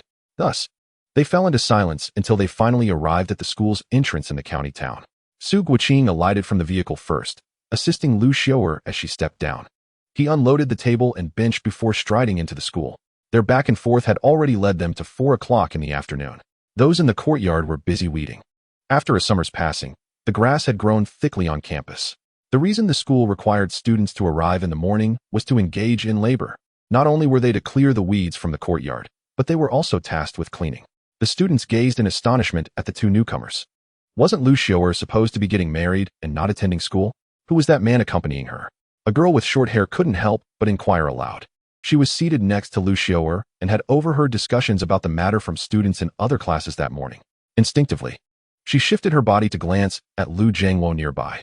Noticing the dazed look in his eyes, the short-haired girl felt a surge of resentment. She wondered if the person mentioned was indeed the one Lu Xiaoer's family had arranged a marriage for. It didn't quite seem right. She had heard rumors that the suitor was a man from the county, purportedly in his 30s or 40s. Whispers filled the air as the crowd noticed the 2 walking directly into the classroom, their voices growing louder. "You're not aware? This is the person Lu Xiaoer's family recently proposed. He is just a driver," remarked a boy from Daliu village, casually lifting his head. Upon realizing he was privy to the details, everyone quickly gathered around him. Previously, when they were in the village, Lu Daitu had issued a strict order that the affair between Lu Xiao'er and Su Guiqing should not be disclosed. The boy hesitated, mumbling a vague summary of the situation. The specifics were not to be mentioned by the children of Daliu village, for Lu Xiao'er's father was the village chief, and anyone who incurred his displeasure would find themselves assigned to the most arduous and least rewarding tasks, with no place to lament their fate. Meanwhile, inside the classroom, Lu Xiao'er pointed to her seat. "This is my spot. Just place it here. I'll tidy up later. You should leave quickly. The teacher is calling us to weed." Su Guiqing felt a pang of disappointment at her lack of gratitude. "I'll bring your tuition back to you later." "No need," Lu Xiao'er replied. "My father gave it to me yesterday. Today's events were orchestrated by my sister-in-law without realizing that my father had given me the money in advance." Su Guiqing was surprised by Lu Daitu's understanding. He handed over the bundle he had been carrying. "These are some pastries and candies I bought at the cooperative. Keep them for yourself. If anything happens at school, just find me at the agricultural machinery station. It's not far." Lu Xiao'er, blushing, nodded and accepted the items. Even after Su Guiqing's figure vanished from sight, she continued to gaze at the doorway, lost in thought. Outside, classmates resumed their chatter upon seeing Su Guiqing leave. This summer, both Lu Xiao'er and Yun Jila have gotten engaged. TSK. I hear both are drivers. How enviable. A girl with a high ponytail could not hide the sparkle of envy in her eyes as she repeatedly glanced towards Yunjila. They had both met today, yet Zhou Shiyi's charm and demeanor seemed to overshadow the rest. You may not know this, but Yunjila's fiancé is actually an educated youth from the city. Really? If he is a driver, he must possess some remarkable skills. I told you, just look at that aura. He doesn't seem like someone raised in our countryside.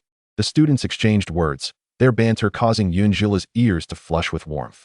Zhao Yingying playfully poked her arm, saying, "Oh dear. I sensed something amiss in the way he looked at you from the very beginning. It seems there was a scheme afoot all along." Yunjila raised her somewhat grimy hand to cover Zhao Yingying's mouth, retorting, "What nonsense are you spouting?" Noticing the dirt on her hand, Zhao Yingying quickly shifted aside, exclaiming, "I won't say another word, I promise." Amidst their playful banter, the two girls were startled by a pair of sinister eyes lurking behind them. "Meng Guodong, why are you stealthily hovering behind us? You nearly gave us a scare." Meng Guodong shrugged and showed Zhao Yingying the grass in his hand, saying, "Just pulling weeds." With that, he silently wandered off in another direction. Zhao Yingying patted her chest vigorously and squatted beside Yunjila, pouting, "That Meng Guodong always appears out of nowhere. It's terrifying. I even saw him slipping notes into your drawer before. What are your thoughts on that?" Yunjila kicked the grass at her feet into the corner. Responding, "What thoughts? I made it clear to him before. Our relationship is merely that of classmates. My previous assistance was simply because we are in the same class." The mere mention of the incident filled Yunjila with regret. Meng Guodong came from a poor family, with his parents sacrificing everything to send him to school. He typically subsisted on black steamed buns, accompanied by some pickled vegetables brought from home. Naturally, many in the class looked down upon him. Despite the fact that most families were struggling, the food brought to school was generally clean, with those from better-off families presenting white flour and mixed grains. Unlike the rural students who could only manage a bit of white flour mixed with a large quantity of cornmeal, Meng Guodong's contributions were often dark and yellowish, resulting in blackened steamed buns, likely made from aged and sprouted grains. Once, some older boys, seeing Meng Guodong gnawing on his black bun while reading in the corridor, not only threw his bun away, but also tore his book to shreds. They bullied the young boy simply because they were about to graduate. Yunjila had witnessed this a few times as she passed by, but she wasn't foolish enough to confront them directly, knowing it would only put her in harm's way. Chapter 133, There's Something in the Wall. Yunjila merely reported the matter to the teacher and listened to the rumbling of Meng Guodong's stomach over the following days. She shared some of her food with him. Truthfully, she admired Meng Guodong's relentless dedication to his studies. Since they sat in front of each other, they often discussed questions they found challenging. Yunjila believed this was simply the bond of classmates and thought little of it. Little did she know that Meng Guodong would write her little notes for him. The lively and helpful Yunjila was a ray of light in his dreary life. Despite knowing that his feelings were but a fantasy, he still yearned for her to understand his intentions. When he learned from others that Yunjila was already engaged, it struck him like a bolt from the blue, leaving him in disbelief. Just moments ago, I heard Yunjila admit to his disarray as he absent-mindedly plucked at the dry grass beside him. A bitter smile etched on his face. Upon Su Guiqing's return to the agricultural machinery station, Zhou Shiyi was there, following Master Wang as he maneuvered the large vehicle. The heavy vehicle was significantly more challenging than the tractor. Previously, they had only grasped the basics, but on the road, Master Wang remained apprehensive. Sitting in the passenger seat felt like facing a formidable foe. Throughout the afternoon, he had guided several drivers, yet only Zhou Shiyi's vehicle offered a moment of reprieve. Xiao Zhou, with your demeanor, have you had prior experience? Zhou Shiyi nodded. I often accompanied my father to the factory, so I understand a bit more. Well done. Well done. At this level of proficiency, it won't be long before you can take on tasks, Master Wang remarked. Ah, Su Guqing, come here and take a turn. Currently, only Master Wang was instructing the four of them. Master LV had long since departed on a task, and upon seeing Su Guqing return, he waved eagerly. He did not ask Zhou Shiyi to exit the vehicle, but instead pointed to the rear seat. You sit back there and observe if he has any shortcomings. Bending slightly, Zhou Shiyi stepped into the back seat. Su Guqing felt a pang of anxiety. Though he had driven before, it had only been in the confines of a small courtyard. Now, as he was to navigate the entire agricultural machinery station, a sense of trepidation washed over him.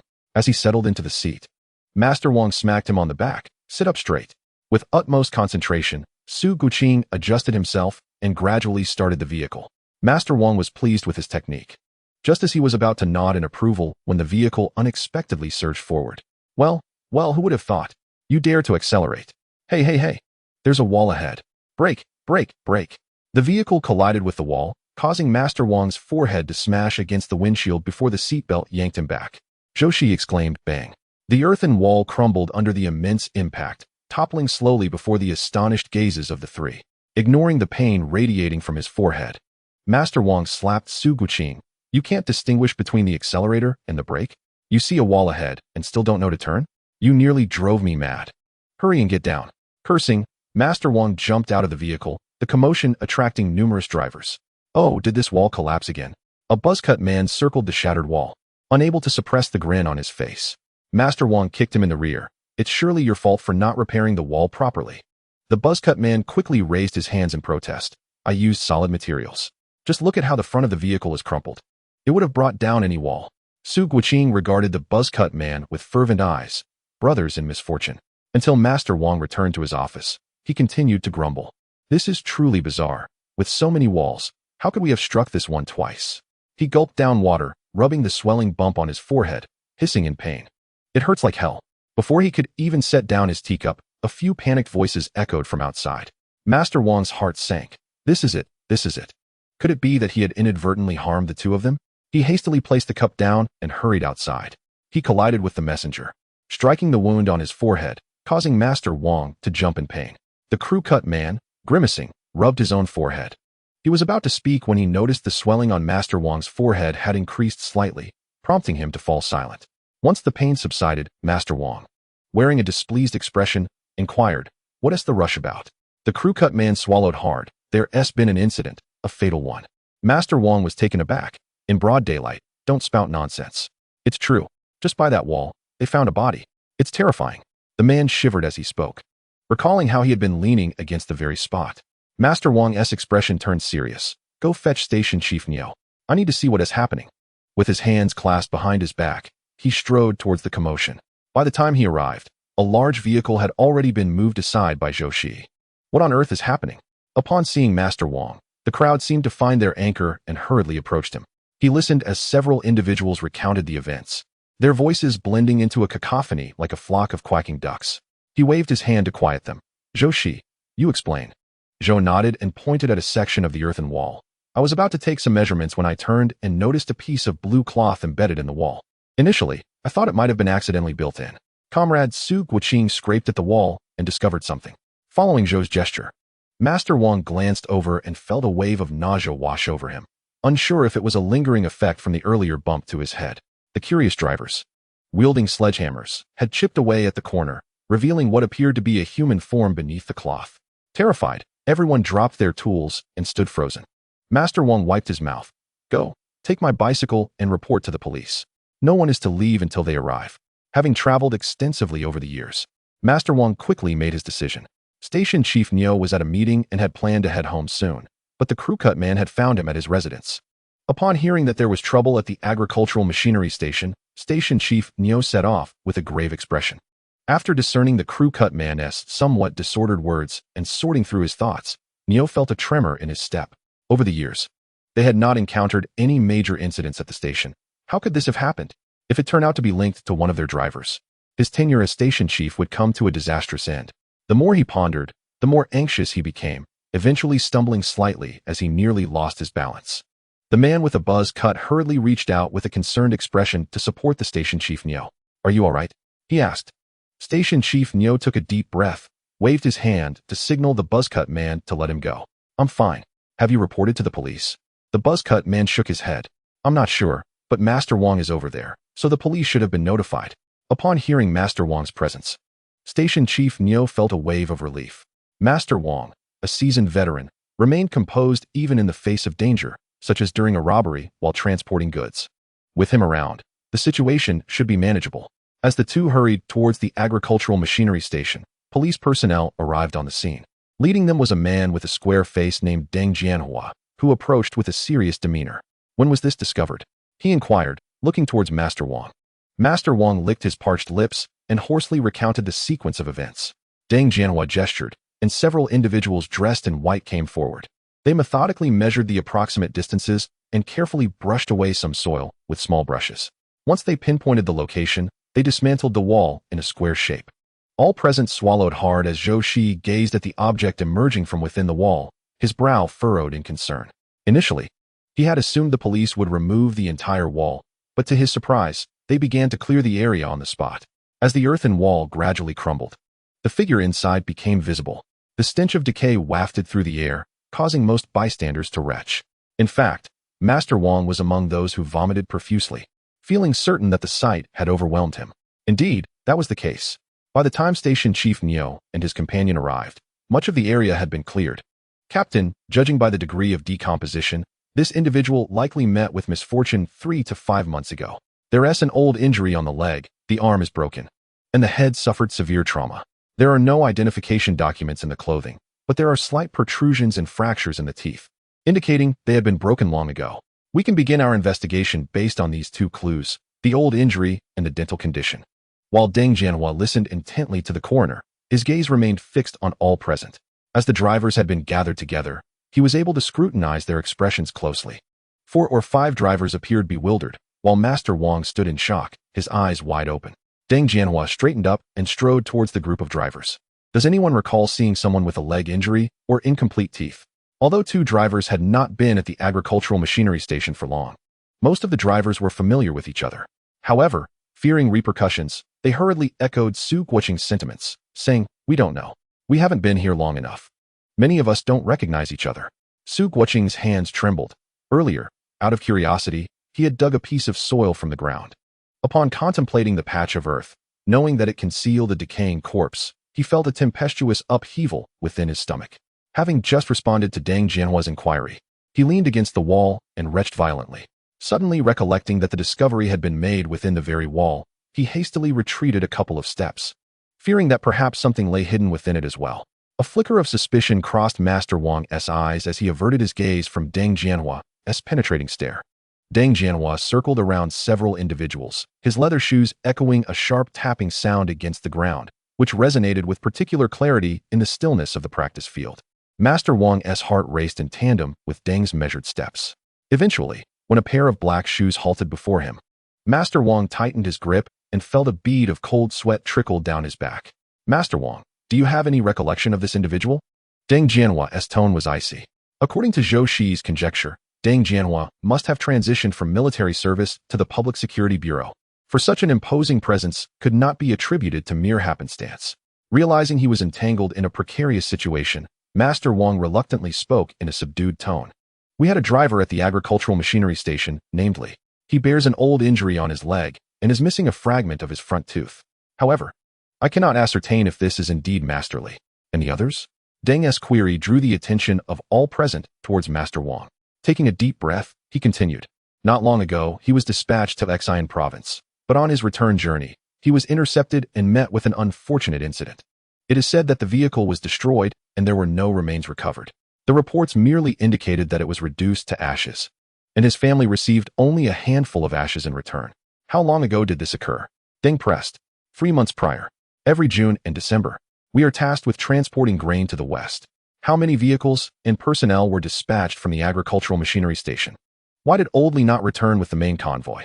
Deng Jianhua's voice was cold, his eyes glinting with intensity. This line of questioning left Master Wang at a loss for words. As a driver, the nature of their profession often allowed for some degree of discretion. Typically, they did not travel back with the main group, as long as they returned to the agricultural machinery station within the stipulated time frame. If he were to respond, it might invoke scrutiny that could jeopardize the entire fleet of drivers. At that moment, Director Niu was brought over by a man with a crew cut. Captain Deng, what is the situation? What exactly is happening? It was evident that the two were acquainted, and Deng Jianhua's demeanor softened slightly. If his deductions were correct, the identity of the individual was already ascertainable, yet further confirmation was necessary. I was just inquiring with Master Wang as to why the drivers did not return together after completing their grain transport. Director Niu slapped his thigh and cast a disapproving glance at Master Wang. Why have you been so evasive? Speak plainly. The truth is, after these drivers fulfill their assignments, they often fear returning with empty vehicles. Thus, our agricultural machinery station has taken on additional tasks from various factories, such as supply cooperatives and textile mills. Each driver's assignment differs, leading them along various routes. Director Niu's assertion was not unfounded. This indeed was the customary practice.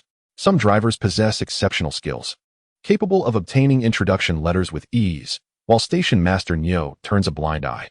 Master Wang pinched his thigh hard, fearing that his own clandestine activities might be exposed, which caused him to panic. He has now realized the importance of aligning his words with those of Station Master Niu. Chapter 135, Borrowing a Tractor Indeed. This is verifiable across various factories. Master Wang chuckled awkwardly, still hesitant to meet Deng Jianhua's gaze. Deng Jianhua, however, did not dwell on it. Every profession has its own means of survival. Station Master Niu, could you enlighten me about Master Li from the agricultural machinery station? Master Li? Which Master Li? We have several at the agricultural machinery station, Station Master Niu replied, a sense of foreboding creeping in. Goodness gracious, this is indeed related to their station. From our current leads, the deceased had old injuries on his legs and missing teeth. Based on these clues, can you think of anyone? Deng Jianhua directed the question at Station Master Niu. Niu felt a tremor in his legs. Our Master Li? That cannot be. The police there have already sent a telegram explaining the situation. Deng Jianhua felt a headache coming on. If it was confirmed to be Master Li, it would imply premeditated murder. Who could orchestrate such a deed across two locations? First, we need to bring the individuals to the station. We must further investigate with your cooperation, Station Master Niu. Of course, Niu nodded vigorously. If there is any news, call for me at any time. We will do our utmost to cooperate. Once the police department personnel had departed, Zhou Shiyi gazed thoughtfully at the collapsed wall. He then looked around the vicinity. Just beyond the agricultural machinery station's wall lay a small grove. To discreetly conceal a body, there would require an intimate familiarity with the station. Suddenly, Zhou Shiyi's attention was drawn to the junction of the wall. The adjacent wall had collapsed, revealing jagged edges. Yet, the corner of this wall was remarkably smooth. Station Master Niu, come take a look, Zhou Shiyi called out solemnly, as he began to clear the dirt beside him. Station Master Niu, being astute, immediately sensed something was amiss. With a stern expression, he instructed those behind him. Inspect all the walls, push on any that show cracks. The walls of the agricultural machinery station had been struck numerous times and patched repeatedly. However, they had always been repaired from the bottom up. Nothing like this had ever been constructed, seemingly built anew atop the existing structure. Station Master Niu summoned someone to relay this discovery to Deng Jianhua. He then waved his hand heavily. Everyone should return home. Refrain from operating vehicles for now. We shall await news from the police department. If there is a need for cooperation later, just go directly. Furthermore, you few should take a week off with pay. Station Master Niu's intention was simple. He feared that this incident might inflict psychological trauma on the inexperienced drivers. A couple of days at home to recuperate would be beneficial. Upon hearing Station Master Niu's words, the group sighed in relief. The losses have compelled us to return. Otherwise, I would be practicing driving here daily, which is utterly terrifying. I feel the same. Even now, the thought of it makes my stomach churn. The two young drivers, still haunted by the experience, hastily made their way back to their dormitory. Zhou Shiyi also began to tidy up, preparing to leave. He wheeled his bicycle out, intending to make a stop at the supply and marketing cooperative to buy a few items for Zhou Shirlan. Su Guqing, lacking a bicycle, quickly called out to Zhou Shiyi. Comrade Zhou, could you give me a ride? If memory serves, it's not exactly on our way. Zhou Shiyi, recalling that their villages were separated by a vast distance, found himself momentarily at a loss. Su Guiqing chuckled. Just drop me off at the commune. I'll call my father to pick me up. The commune has relatives of theirs, so if need be, he could always ask them for a ride. After contemplating for a moment, Zhou Shiyi propped his bicycle against the wall. I'll go borrow a vehicle from Station Master Nyo. The tractors at the agricultural machinery station were mostly idle, and as drivers, they held a slight privilege. However, if used privately, the fuel cost would be deducted from their wages. Su Guiqing's eyes lit up, quickly grasping Zhou Shiyi's intention, and he followed suit. Then I'll borrow a tractor as well. The two arrived at Station Master Nyo's office, where they explained their circumstances. Without much hesitation, Station Master Nyo generously approved their request. Just don't drive too fast on the road. Safety first. All right. Thank you, Station Master, Su Guiqing replied cheerfully, clutching the approval slip in his hand. All the tractors were housed in a separate yard, overseen by an elderly man with a limp. It was said that this old gentleman had returned from the battlefield, having single-handedly taken down over a dozen adversaries. Su Guiqing shared this intriguing tidbit with Zhou Shiyi, who nodded, casting a respectful glance at the elderly man resting with his eyes closed. As the two drove off in their respective tractors, Zhou Shiyi suddenly recalled an important matter. The space had accumulated a significant stockpile of eggs and grains, which were now ripe for the picking. It was time to move some goods. Calculating the timing, he realized that most people had already finished work and returned home to prepare dinner, making his trip to the black market less conspicuous. He effortlessly stored the tractor in his space and set off towards the black market.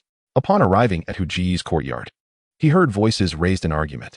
Zhou Shiyi, sensing the tension, remained at the alleyway's entrance, but thanks to the enhancements from the Lingquan water, he was now more perceptive than ever. He easily discerned the conversation within. Hu Gu, the folks from Nanshi are looking to collaborate with us. Why aren't you accepting? Indeed, Hu Gu, I believe this is a splendid opportunity. If our two families enter the city's black market together, it provides a greater safety net. Listening to the debate, Zhou Shiyi surmised that they were likely the top figures in the black market. For years, that old fox from Nanshi had never proposed collaboration. Suddenly seeking partnership now seemed suspicious. Moreover, just 2 months prior, Nanshi had acquired a new truck, indicating their expanding ambitions. The bigger the steps, the harder the fall. Why should we wade into this murky water? The speaker is De Zhuang, who, having spent considerable time alongside Hu Gu, has developed a modicum of discernment. Hu Gu cast a satisfied glance at De Zhuang before gently placing his teacup down. These matters are of secondary importance. My reluctance to engage in collaboration with Nanshi stems from their unscrupulous dealings. The trafficking of women and children is an abomination that one must never associate with. Our clandestine endeavors in the black market inherently involve peril. Should you become entangled in child trafficking, your future would be irrevocably compromised. Furthermore, I have no desire to be involved in such heinous activities, even if you are willing to partake. Hu Gu doubted that these two individuals were entirely unaware of Nanshi's operations. It seems that over the years, he has cultivated their appetites for the illicit. Let me make myself clear. If anyone wishes to engage in business with Nanshi, they shall no longer be welcome here. We shall cease to be brothers, and each will chart their own course. Chapter 136, most likely related to Nanshi, Hu Jiyi's words, though somewhat courteous, conveyed an unspoken warning. Everyone present understood that if anyone were to dabble in Nanshi's affairs, Hu Gu would not hesitate to cleanse his ranks. The two exchanged furtive glances before feigning nonchalance, saying, "Haha, we were merely offering a suggestion. We shall defer to Hu Gu. Enough, enough. It's getting late. Let us hasten home for dinner." Hu Gu sipped his farewell tea, gesturing for a few individuals to take their leave. At the entrance, Zhou Shiyi swiftly slipped into a concealed space, waiting until the coast was clear before emerging. He gently knocked on the door, which elicited a wary voice from De Zhuang. "Who is it?" "De Zhuang. It's me," Zhou Shiyi replied in a hushed tone, careful not to raise his voice. De Zhuang hurriedly opened the door, welcoming him inside. "Brother Zhou, what brings you here? Have you procured more goods?" Zhou Shiyi nodded slightly, a little, sourced from below. "Where's Hu Gu?" "He's inside," De Zhuang replied. Hu Gu, upon noticing Zhou Shiyi's arrival, called him to join in the meal. Amidst the exchange of cups, Zhou Shiyi casually inquired, "Hu Gu, I took a glance at Nanshi today. It appears they have amassed quite a stock." Upon hearing this, Hu Jiyi's demeanor shifted to one of caution. "Brother Zhou, do you harbor discontent with our previous collaboration?" Zhou Shiyi chuckled lightly. "Hu Gu, you jest. I merely wish to ascertain what commodities are currently in demand. After observing, I made my way directly here." Hu Gu sighed in relief, initially fearing that Zhou Shiyi had set his sights on a partnership with Nanshi. Recently, it had come to light that Nanshi had acquired a truck from an unknown source 2 months prior, facilitating the procurement of numerous valuable items. Our own business has recently dwindled considerably. Hu Gu expressed his frustration over this development. Having navigated the black market for many years, he could discern that the two brothers had likely established connections with Nan City. Alas, Nan City is not a realm one should engage with. De Zhuang, please fetch 2 bottles of wine from the west for Brother Zhou to sample. Understood, De Zhuang replied, setting down his chopsticks and proceeding to fetch the wine. Zhou Shiyi sensed that Brother Hu had something of significance to discuss, and he quietly set down his chopsticks. However, he refrained from speaking immediately, opting instead to observe Brother Hu in silence. Brother Hu sighed once more. Brother Zhou, I find myself in a predicament. If this matter is not handled properly, we may lose everything. Zhou Shiyi understood the implications. Should those 2 individuals fully integrate into Nansha, it would be all too easy for them to uncover the extent of Brother Hu's operations and associates. The thought of being ambushed was daunting, not to mention the possibility of Brother Hu's entire organization being dismantled. Considering that those 2 had seen his face, albeit disguised, Zhou Shiyi felt compelled to remain vigilant. What do you mean by that, Brother Hu? Zhou Shiyi inquired. Brother Hu scratched his bald head thoughtfully. I figured that since your operations are extensive, you must have your own channels. Could I possibly entrust you to transport my goods for the time being? Once we resolve matters on our end, we can retrieve them. A smile curled at the corners of Zhou Shiyi's lips. Are you not concerned that I might abscond with your possessions? Brother Hu laughed heartily. If you were to flee, it would only mean that I misjudged your character. Previously, when Zhou Shiyi sought Brother Hu's assistance and revealed his identity as a driver, Brother Hu had placed an 80% trust in him. After all, the value of the goods was not substantial enough to tempt a driver to jeopardize his livelihood. Zhou Shiyi raised his glass in a toast to Brother Hu. I appreciate your trust. He was no fool. He could deduce from their brief exchange what Brother Hu wished him to transport, primarily the larger items that would be challenging to move quickly. As for the food supplies, they could swiftly convert them into cash, ensuring a comfortable life for the latter part of their days. Zhou Shiyi took a sip of the potent grain liquor, its sharp flavor overwhelming his palate, eliciting a soft sigh. Had Brother Hu never considered the possibility of being ambushed? Upon hearing Zhou Shiyi's words, Brother Hu visibly startled. Realizing that after all these years of standing against Nansha, he had indeed possessed a fair amount of cunning. He quickly rose and closed the door, excitement alight in his eyes as he turned to Zhou Shiyi. What do you mean by that? Since you suspect your associates have aligned with Nansha, why not use that to your advantage? Release a few false leads and let them turn on each other. When cornered, a dog will leap over the wall, and then we can dismantle their operations. Brother Hu nodded thoughtfully. That is indeed a clever strategy. However, they are quite aware of the inventory in my warehouse and are familiar with our usual partners. This situation is rather precarious. He continued, if we were to collaborate, and you were to disseminate the information, would those 2 not alert Nansha? Zhou Shiyi's tone dripped with sarcasm. Given the nature of Nansha's people, they would surely seek to ascertain the details and report everything in a frenzy. Amid the ensuing chaos, they would likely attempt to dismantle Brother Hu's black market operations. Then, Brother Zhou, what do you propose we do? I am at your disposal, Brother Hu declared, setting his jaw and resolutely bracing himself for the challenge ahead. Zhou Shiyi raised his hand, instructing, you should disseminate the news regarding this matter today and observe the reactions of those 2 individuals. We shall conduct the transaction the day after tomorrow. Additionally, are you aware of the incident that transpired in the county today? Hu Gu, who had been attentively listening to Zhou Shiyi's plans, was momentarily taken aback by the abrupt change in topic. A corpse was discovered within the walls of the agricultural machinery station. It appears to belong to one of its drivers.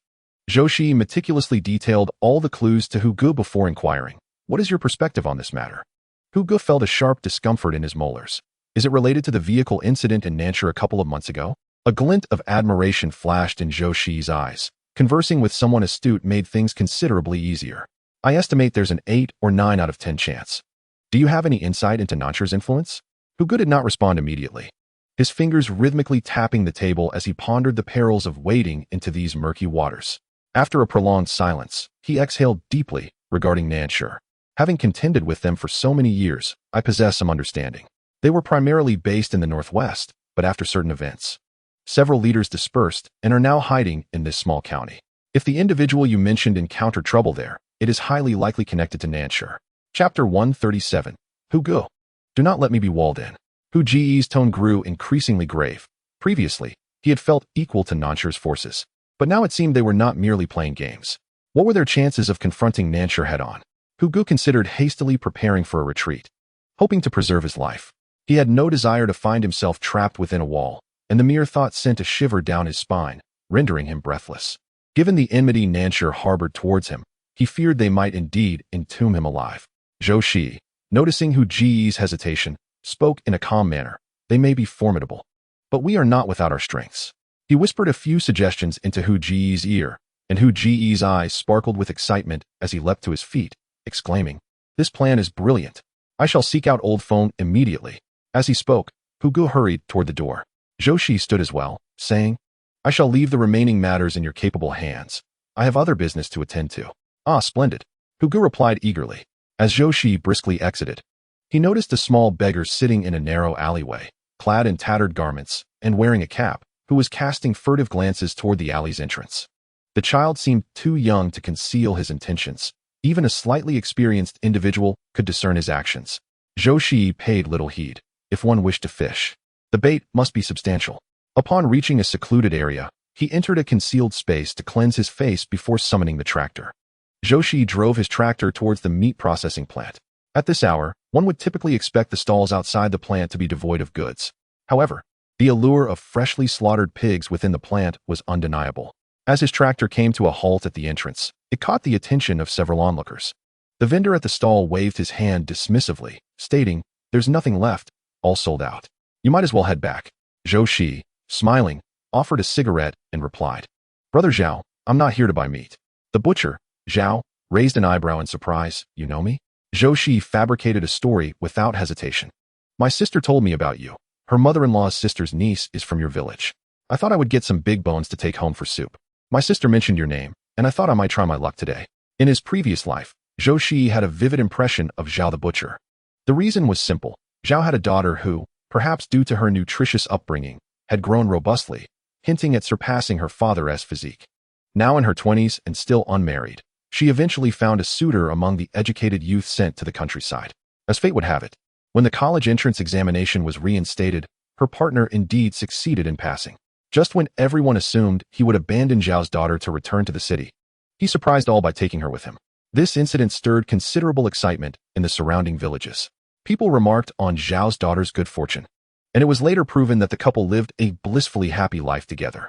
Seeing that this was not a significant matter, Zhao placed his gleaming cleaver on the table and chuckled, "Wait here."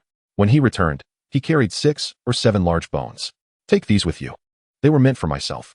With a hearty laugh, Zhao noted that the large bones from their plant could indeed be taken home. Others often called Zhao foolish, and he readily accepted this reputation. Yet, Zhao was astute. Noticing Zhou Shiyi pull out a few coins from his pocket, he nodded in satisfaction. He had grown weary of the meat bones and saw the opportunity to exchange them for a bit of money to help nourish his daughter. Zhou Shiyi estimated the weight of the bones to be around 10 pounds and placed 2 coins on the table.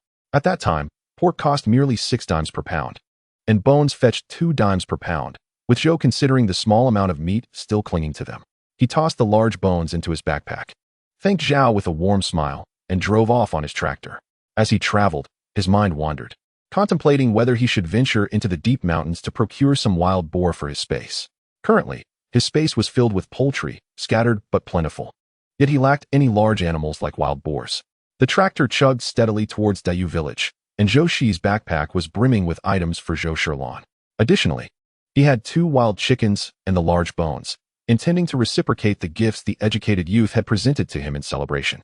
Regardless of others' intentions, whether to ingratiate themselves or not, Zhou Shiyi was still at the educated youth station. His prolonged absence meant he would need the support of those remaining there. As the tractor made its entrance into Dayu village, it drew the attention of villagers who were dining, causing them to rush out with their bowls in hand. "Oh, isn't that Zhou Jiqing? He actually drove a tractor back," exclaimed one villager. "Indeed, it's quite impressive to see him behind the wheel." The tractor arrived as if summoned. A woman, while shoveling food into her mouth, clicked her tongue in admiration. "I say, Ergo's mother, could you refrain from talking while eating? Look at the crumbs you've sprayed all over me. Now I've lost my appetite," grumbled Deji's mother, her expression reflecting a mix of annoyance and resignation as she glanced at her bowl, now sullied by Ergo's mother's saliva. Turning to her husband, who was savoring his meal, she pursed her lips and snatched his bowl. "I can't finish mine, let's swap." In these times, a bowl of rice is precious, and even if it bears the marks of another's saliva, it's too valuable to discard. Her husband would have to bear the brunt of her misfortune. Unaware of the commotion, Deji's father chuckled, "Just right, I'm still hungry." Zhou Shiyi parked the tractor at the brigade headquarters and saw Captain Yun emerging. He hurriedly approached with a smile. Captain, I'll leave the tractor here. Captain Yun's gaze remained fixated on the tractor, his small hands itching to touch it. Zhou Shiyi pretended not to notice and pulled a chicken from his basket, offering it to Yun. This is for you and your wife to replenish your strength. Secretary Wang, standing nearby, watched with envy. Captain Yun quickly waved his hands in refusal. Oh, I couldn't possibly accept this. Secretary Wang almost lunged at the chicken, saying, if you won't eat it, I will.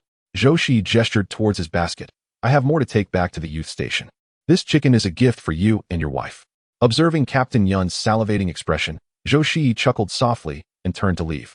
Secretary Wang coughed lightly. By the way, Lao Yun, you can't leave that chicken out. It's hot, and it'll spoil by tomorrow. Chapter 138. A generous offer. Captain Yun gleefully weighed the chicken in his hands. Oh, it's quite hefty. He nodded in agreement with Secretary Wang. You're right. I must hurry home and have my wife prepare it. A flicker of delight passed through Secretary Wang's eyes as he prepared to say more. But he watched Captain Yun hurry away, his legs moving like the wind. Secretary Wang's lips twitched. This isn't quite right. Shouldn't he at least have exchanged pleasantries and invited me over for a meal? With a heavy heart, Secretary Wang trudged home, lamenting his encounter with a stubborn man. When Zhou Shiyi returned to the youth station with his large basket, the others were busy washing up and preparing for dinner. Chen Wei, upon seeing Zhou Shiyi return, rushed over with more enthusiasm than Zhou Shiyi. Brother Zhou, you're back. Zhou Shiyi smiled and nodded. Yes, the agricultural machinery station is on break for a few days. So I'm not going there for now. Here, since everyone shared so much last time, I've brought some big bones for us to enjoy. Chen Wei's eyes widened at the sight of the bones, his mouth watering in anticipation. He extended his hand to take the woven basket, and upon seeing the meticulously prepared chickens within, his eyes sparkled with delight. Is this what we will be having today? Yes, please pass it over. Let us make something spicy. I crave a bit of heat. Last time, Zhang Xini showcased her skills with the spicy chicken, and it was truly delectable. Several young intellectuals gasped in astonishment, their faces beaming with joy. Zhou Shiyi waved at Zhou Shiyi with a smile, saying, I bought you a few yards of fabric. Take a look and make yourself a garment. The Supply and Marketing Cooperative has just received osmanthus cakes, which I fondly remember being my favorite. Here you go. Zhou Shiyi handed the basket to Zhou Shiyi, who felt a warmth welling up in her eyes. Brother. Zhou Shiyi ruffled Zhou Shiyi's hair affectionately. You're still the same as when you were little. Hurry and take it inside. For 5 consecutive days, Zhou Shiyi assisted Zhou Shiyi with her work. The villagers buzzed with speculation. Jianhua has gone to work at the commune's agricultural machinery station. Why hasn't Zhou the young intellectual followed suit? Who knows? Perhaps he was expelled. They might not allow him back, Aunt Hoya remarked with a hint of schadenfreude. What began as a careless comment soon stirred up a considerable uproar in the village. This rumor spread like wildfire, even causing a flutter of anxiety in the heart of the village leader. Meanwhile, Zhou Shiyi was unaware if the agricultural machinery station had sealed this information or if he should speak of it. On the 4th day, Zhou Shiyi calculated that it was about time and drove his tractor toward the county town. Upon arriving at the black market, he sensed an atmosphere laden with tension. Several alleyways were guarded by a few individuals, and an ominous premonition crept into Zhou Shiyi's mind as he casually passed by the entrance. This seemingly innocuous action caught the attention of those with ulterior motives, who stealthily followed him. Zhou Shiyi instantly realized that these individuals were not under the employ of Tiger Brother. He hastily made his way into a dead end, slipping into a concealed space. Where did he go? I saw him coming this way just a moment ago. How could he vanish in the blink of an eye? A stout man and a slender one stood at the alley's mouth, their faces etched with confusion. Upon closer inspection, Zhou Shiyi recognized them as familiar figures, the same 2 men he had handed something to last time when he encountered Xiao Beigua. Brother Zhang wants us to keep a constant watch here. He is keen on intercepting the supply chain from this black market. I suspect this is our man. Go back and fetch 2 more people. Keep a close watch at the entrance. I need to report to Brother Zhang. Additionally, keep an eye on Tiger Brother's side.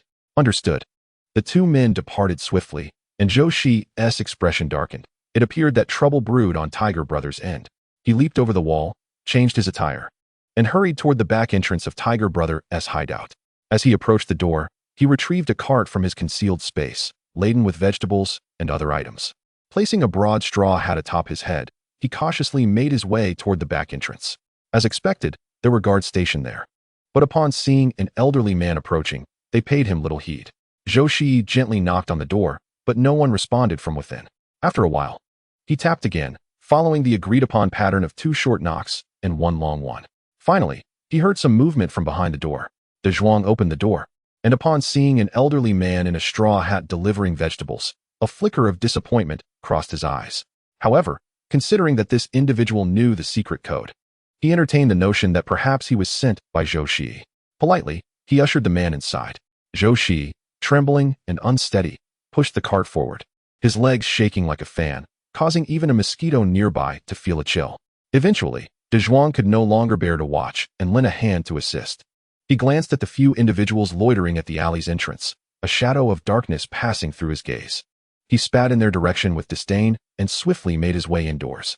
Zhou Shiyi did not linger. He set the cart down and straightened up. Just as De Zhuang closed the door, he observed the once trembling old man now darting away with remarkable speed. Zhou Shiyi entered Hu Jiyi's room, removed his hat, and plopped down casually. "What brings you here?" Hu Ge was taken aback by Zhou Shiyi's unexpected arrival. He let out a heavy sigh. "Those 2 scoundrels have completely allied with the Southern District. They've lured several of my suppliers away with exorbitant offers. Following your advice, I disseminated information about our impending transaction, and they have dispatched numerous individuals to ambush you. Brother Zhou, this time is different. Several unfamiliar faces have infiltrated the Southern District. I suspect they are hired thugs. Given their demeanor, I am contemplating abandoning our possessions and distributing the funds among the brothers to retreat to the countryside for a while. Let us halt our transaction for now." Zhou Shiyi shook his head. "Hu Ge, do you believe the Southern District would allow a tiger to return to the mountain? If you were in their position, would you leave such a significant threat unaddressed? Their actions indicate they intend to wipe us out. It's either your demise or theirs. Retreat is not an option." Zhou Shiyi's words shattered the last flicker of hope within Hu Ge. He lowered his gaze. "Unless absolutely necessary. I truly do not wish to risk the lives of my brothers for territory. Let us proceed as I previously suggested. Since they've just arrived, let them come and go without return." Zhou Shiyi sat up straight, exuding an air of formidable confidence. Hu Ge's expression hardened. "Very well. If we can emerge safely this time, I shall grant you a 30% discount on future transactions." Zhou Shiyi nodded slightly, acknowledging the offer. A 30% concession was substantial for Hu Ge. Under normal circumstances, 50% of the profits would be allocated to his brothers, leaving him with merely 20%. Chapter 139. A person worthy of long-term cooperation. Have the vehicles been arranged? Yes. Old Feng frequently frequents the agricultural machinery station. He knows the numbers of all the driver's vehicles. Hu Ge retrieved a parcel from his room. "Brother Zhou, I have one more request. This is my life savings. Should anything happen, please ensure that my brothers receive their share. They have stood by me for so many years, and their families must be taken care of." As Hu Ge finished speaking, Zhou Shiyi's respect for him was palpable. This is a man of true loyalty, a reliable partner for long-term cooperation. At 11 o'clock in the evening, at the usual spot, you may spread the word. With that, Zhou Shiyi donned his hat and wobbled towards the door. As he approached De Zhuang, he flashed a smile, revealing a set of bright white teeth against his dark complexion. De Zhuang's face twitched in recognition of the man before him. Zhou Shiyi pushed the empty cart out and ambled towards the bustling market.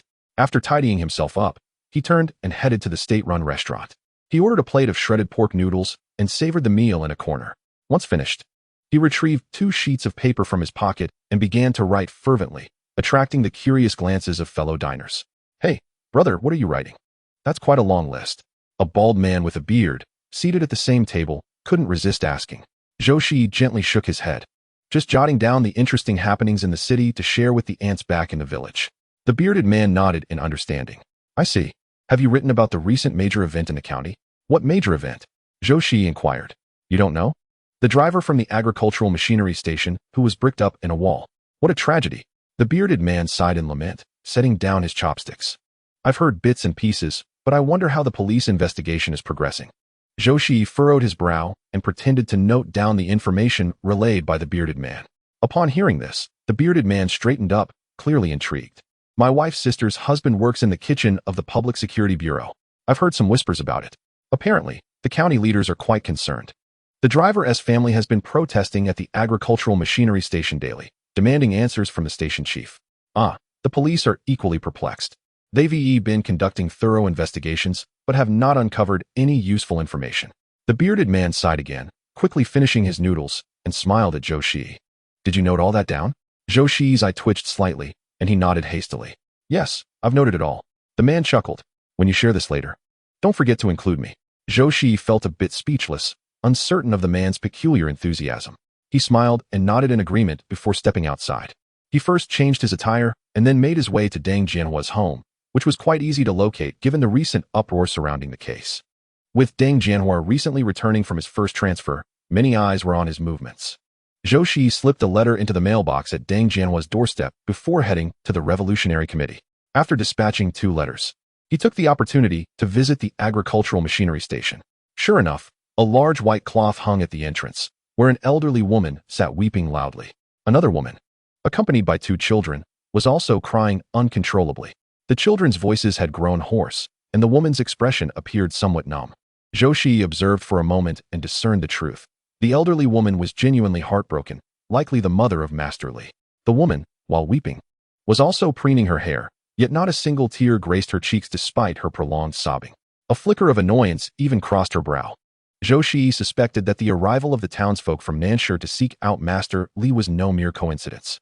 The head of cattle in the courtyard spotted Zhou Shiyi and promptly gestured for him to leave, fearing he might be detained by the individuals at the entrance. Zhou Shiyi nodded slightly and obediently departed. As the clock approached 8 in the evening, Zhou Shiyi arrived at the small courtyard where he had previously conducted business with Brother Hu. With a wave of his hand, he filled the room with an abundance of grain. He deliberately circled the area twice, ensuring the tractor was parked in a conspicuous spot.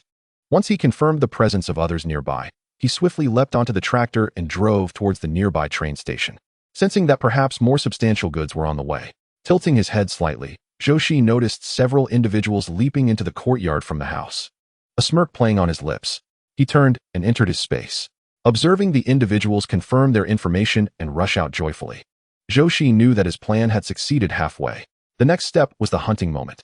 Upon returning inside, he beheld the holes punctured in the grain sacks, and a smile spread across his face. He stored the grain in his space, replacing it with large stones, neatly stacked within the room. Around 10 o'clock, he spotted a man with a scar on his eye, accompanied by dozens of others approaching. They spread out around the area, lying in wait for Brother Hu to arrive, ready to ensnare him. Seizing the opportunity, Zhou Shiyi swiftly made his way into the city, having learned from Brother Hu the location of Brother Zhang's stronghold.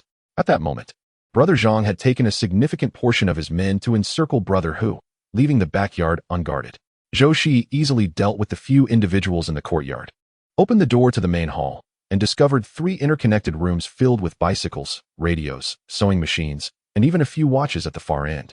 Without hesitation, he collected all the items into his space. Just as he turned to leave, he faintly heard the sound of crying. Following the sound, he discovered it emanating from a dark woodshed. "Little Bao, I don't want to be sold away. I heard that Xiao Chui was sold to the countryside to become someone's wife." "Boo-hoo." A little girl's voice trembled, revealing her genuine fear. "Little Bao, Schwer has a fever. What should we do? Will she die?" Another youthful voice chimed in, indicating they looked to Little Bao as their leader. Zhou Shiyi contemplated for a moment, but ultimately decided against releasing them. If he could resolve matters with Brother Zhang today, the children would surely be returned to their homes by the authorities, which was far preferable to them escaping into the night and risking abduction by ill-intentioned individuals. Hastily, Zhou Shiyi made his way toward the train station, where Brother Hu was already locked in a standoff with Brother Zhang. Both sides were at an impasse, but from the way Brother Hu protected his arm, it was evident he had likely suffered a setback. Zhou Shiyi leapt through the rear window, bringing with him a dozen bicycles, a sewing machine, and a black and white television into the room. Chapter 140. Keeping one's cards close to the chest. Soon, officials from the Public Security Bureau and the Revolutionary Committee would arrive. With these items in plain sight, Brother Zhang would find it impossible to evade responsibility. "Brother Hu, wouldn't it be more prudent to submit to us willingly?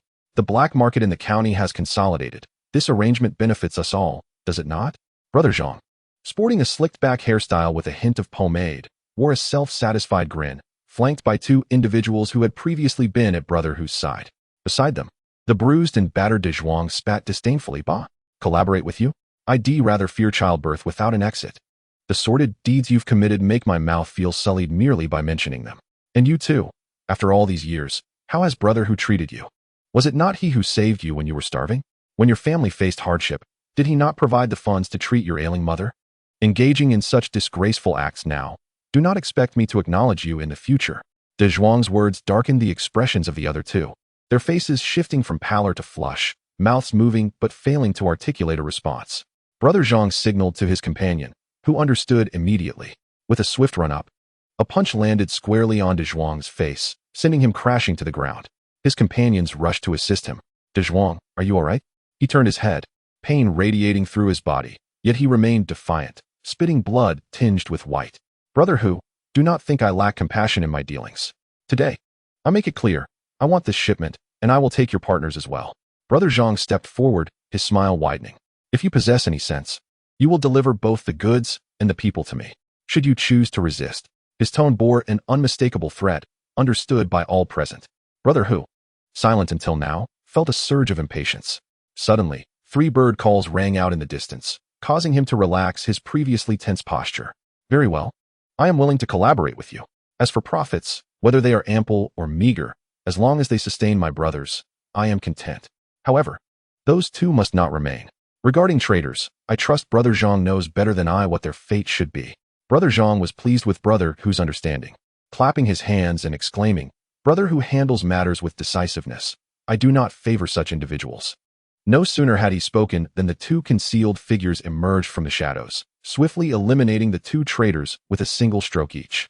In their final moments, the 2 men stared wide-eyed, unable to comprehend that Brother Zhang would betray them thus, or that Brother Hu could be so ruthless. Brother Zhang, everything is inside. The individual who was to collaborate with me has departed. Shall I introduce you at a later date? Certainly. Zhang raised his hand and waved. Then let us promptly move these items back. A fleeting shadow of gloom crossed his mind. He had originally thought that as long as Tiger handed over the people, there would be no further need for his existence. A tiger, having tasted human blood, could it truly revert to a mere cat? Such a notion was preposterous. He was not foolish enough to harbor a ticking time bomb close at hand. Yet now, Tiger had also played his cards close to his chest, leaving Zhang contemplating the collaboration with Zhou Shiyi, finding himself at an impasse against Tiger. Tiger signaled to his companions, who feigned moving items into the house, while swiftly closing the door to the main room. Upon witnessing this maneuver, Zhang couldn't help but laugh. Tiger, do you truly think this ploy will be effective? The entire courtyard is under our watch. What good is hiding inside? No matter how loudly Zhang called. There was no response from within. Unhurried, he lit a cigarette, and his companion, Air, leaned in. Zhang, shall we remain in this stalemate? Patience. I am curious to see what tricks they might conjure, he replied, oblivious to the fact that Tiger and his group had already followed Zhou Shiyi, leaping through the window. This courtyard had a back door, yet they could not escape. Zhou arrived at a dilapidated well in the backyard and whispered, This is a tunnel. I have scouted it. And it leads into the city. You go ahead. I will cover your retreat. Absolutely not, Brother Zhou. It is too perilous here. We must leave together, Tiger insisted. Gripping Zhou's arm firmly, Zhou gently patted Tiger's arm. Do not worry. I have people nearby. I shall be fine. You must hurry. The Public Security Bureau and the Revolutionary Committee will be here shortly. Upon hearing that so many were on their way, those following Tiger tugged at his sleeve. With no other option, Tiger led them swiftly towards the city. After approximately 10 minutes, Zhang grew increasingly agitated. Break down the door. However, before his subordinates could act, a sharp and urgent whistle pierced the air. Go see what is happening. Zhang's demeanor shifted to one of gravity. He straightened his posture as several burly men quickly made their way to the entrance. Yet before they could reach the gate, it was abruptly kicked open. At that moment, Zhou Shiyi had climbed onto the roof, slipping into the hidden space. He had written 2 letters, one for Deng Jianhua, succinctly informing him of the discovery of Driver Li's vehicle. The letter to the Revolutionary Committee was even more straightforward, reporting that someone was engaging in speculative dealings right there. The time and place were clearly stated. Although the committee members could not ascertain the truth, there would always be those eager to earn merit. Bang! The deafening sound struck like a heavy hammer, tightening the hearts of those in the courtyard. Zhang furiously hurled his cigarette to the ground. Very well, very well. If it comes to a deadlock, let us see whose connections are stronger. After years of devotion and expenditure, did he truly think it was all a game? If they only captured him, there would be no escape. Do not forget that Brother Hu is still in the yard. With 2 individuals apprehended, one must surely be spared. It is well known that the existence of the black market is met with a blind eye by many. After all, with supply tickets and provisions readily available, it is impossible for the populace to starve. Thus, the authorities turn a blind eye to the throngs flocking to the black market. The sudden capture of 2 black market leaders would undoubtedly throw the operations into disarray.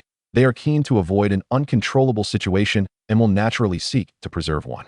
Brother Zhang possesses confidence that he will remain unscathed. Brother Hu cautions against involvement, stating that only one person will be captured in the yard. Deng Jianhua did not follow them into the yard, but rather circled the vicinity. Eventually, he stumbled upon a truck nestled among the trees. Xiaozhong, come here and bring the flashlight. Yes. As the beam of light illuminated the truck, Deng Jianhua discerned its entire structure. Numerous ropes were tied atop, distinctly different from those at the agricultural machinery station. Recalling the contents of the letter he had received, he swiftly approached the front of the vehicle, directing the flashlight toward the area beneath the rearview mirror. Sure enough, a series of numbers was clearly stamped there. This was the unique identifier for each driver. Deng Jianhua had noted Master Li's number when he initially began investigating this case. A glimmer of sharpness flashed in his eyes as his fingers traced the numbers, which appeared to have been meticulously ground down and replaced rather than originally stamped. At this point, even if Deng Jianhua suspected foul play, he could only pursue this lead further. Gather around. You few, come with me into the yard. Yes, Captain. With his hands clasped behind his back, Deng Jianhua strode swiftly toward the yard. Inside, members of the Revolutionary Committee stood perplexed, unsure of how to react. If it were merely a case of speculative profiteering, they might have managed it. However, upon entering, they had witnessed something entirely different. Vice Director Xiao of the Revolutionary Committee had initially believed this to be a significant achievement and rushed in eagerly. To his dismay, as he swung the door open, the light revealed Brother Zhang, who was known for his frequent dealings. Brother Zhang, with a slight smirk, greeted him warmly.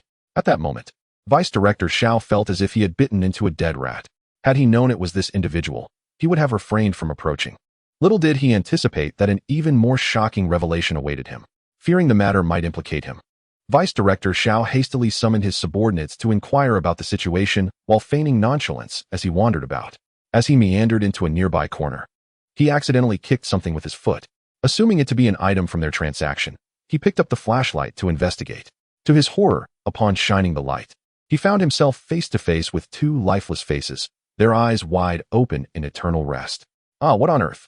The voice of Deputy Director Xiao was tinged with a sharpness. As he felt a tightening in his bladder and a subtle dampness on his leg, the surrounding individuals hurriedly gathered, and upon discerning the scene before them, they were all rendered speechless, frozen in shock. Brother Zhang cast a discontented glance at those nearby, remarking on their failure to dispose of the matter at a distance. The yard is but so large, where could I possibly throw it? Replied the second man. To them, the loss of 2 lives seemed as trivial as that of mere stray animals. What is happening? At that moment, the authoritative voice of Deng Jianhua resonated, accompanied by the beam of a large flashlight illuminating the yard. This was the specialized spotlight of their Public Security Bureau, and upon grasping the grim circumstances, Deng Jianhua's expression tightened. Surround them. Thankfully, he had brought a significant number of personnel today. Initially, Deng Jianhua had intended to come with only 2, to avoid falling prey to a false report. However, he had encountered members of the Revolutionary Committee along the way. The 2 groups were familiar with one another due to their cooperative dealings, which led to the realization that there might indeed be substantial contraband involved. After a brief discussion with Deputy Director Xiao, they promptly decided to temporarily mobilize the nearby militia. In that moment, Deng Jianhua felt immense relief for having made that decision. Otherwise, with so many individuals present, it was entirely possible for the culprits to escape. A flicker of concern crossed Brother Zhang's face, though he quickly composed himself. Comrades of the public security, we are innocent. There are others inside. These actions are their doing. We are merely villagers from the vicinity, drawn here by the commotion. His words were delivered with sincerity, easily convincing those unfamiliar with the situation. In truth, the identities he claimed were indeed plausible. They could not possibly be without records. Yet Deng Jianhua discreetly reached for the gun at his lower back. Ordinary villagers would have long since been paralyzed by fear in their presence. These individuals, however, exhibited an unsettling calm. Xiaozhong, break down the door. Yes. Xiaozhong immediately called over several people to swiftly surround the entrance. They had initially anticipated a fierce confrontation, but to their surprise, the interior was utterly deserted. With one hand wielding a flashlight and the other a firearm, Xiaozhong cautiously stepped into the room. Upon surveying the contents, he swallowed hard. Report, Captain. The inside is vacant. Only what? Only a dozen bicycles and numerous electrical appliances. The revelation left not only the members of the Revolutionary Committee and the Public Security Bureau, but even Brother Zhang wide-eyed in astonishment. Impossible. I saw them enter with my own eyes. Brother Zhang could hardly believe it. Had Tiger and his crew truly made their escape? Unthinkable. The back door was guarded by our men. If they fled through there, it would have made a sound. The sight of so many bicycles and other items only compounded Brother Zhang's distress. As the bicycles were wheeled out, he noticed the bells were affixed incorrectly, and a sense of familiarity washed over him. Aren't these the very items from our warehouse? Well, Tiger Brother, it turns out you were waiting for me here. Brother Zhang ground his teeth in frustration, wishing he could dismember Tiger Brother. The robust men surrounding him sensed the ominous atmosphere. Exchanging glances, they feigned submission and cowered aside. In the dim light of night, their eyes brimmed with ferocity.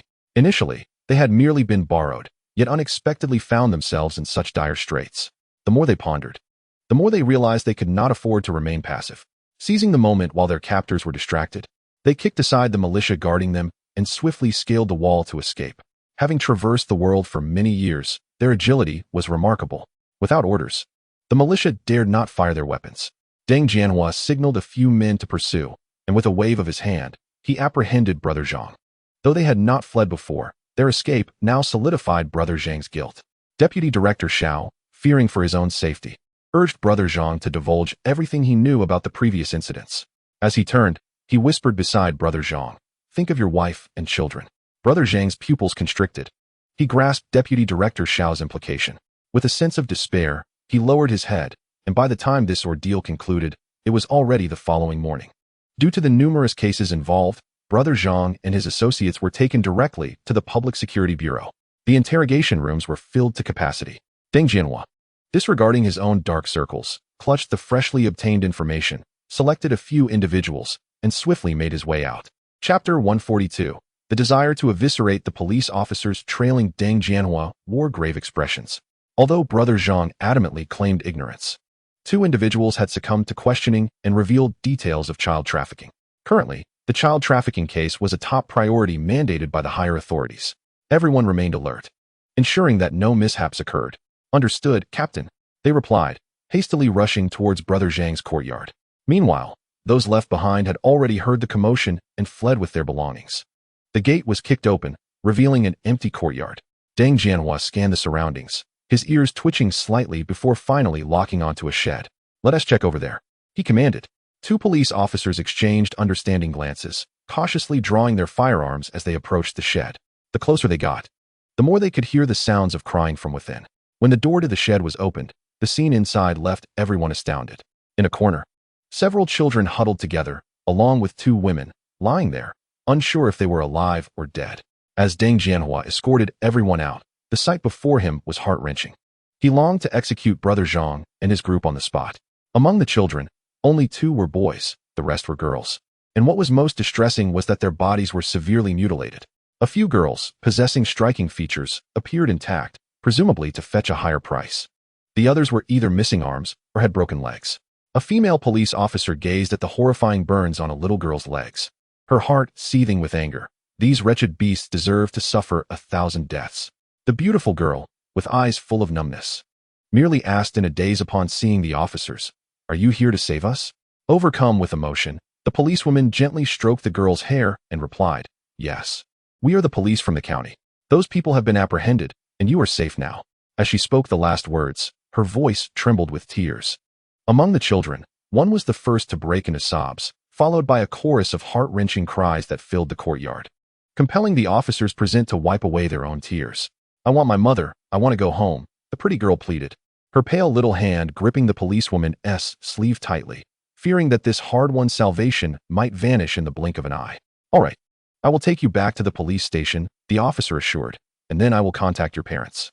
Rest assured, I will make certain you are returned to them."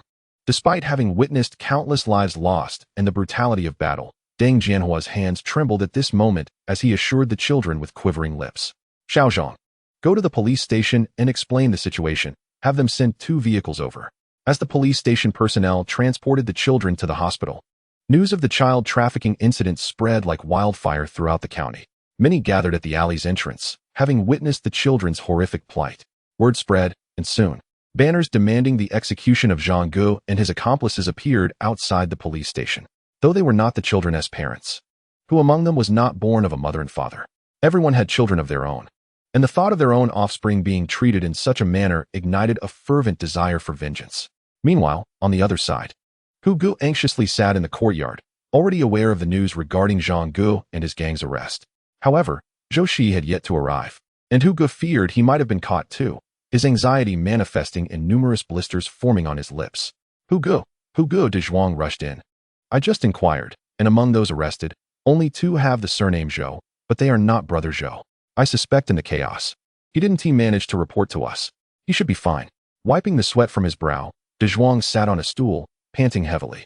These past few days have been intense. Just as they were conversing, Zhou Shiyi entered from outside. Ah, Brother Zhou, you're here. I thought something had happened to you. Hu Ge exclaimed, slapping his thigh and reaching out toward Zhou Shiyi. The latter embraced him in return, saying, I'm fine. I was just gathering information at the police station. De Zhuang hurriedly poured a glass of water for Zhou Shiyi and quietly remarked, I also inquired, and it seems Brother Zhang and his group might face execution. We witnessed everything clearly when the police transported those children to the hospital this morning. The situation was utterly inhumane, bordering on the bestial. De Zhuang's spittle flew wildly, some even landing in Zhou Shiyi's teacup. Zhou Shiyi grimaced, instinctively setting the cup down. You can speak as you wish, but why resort to poison?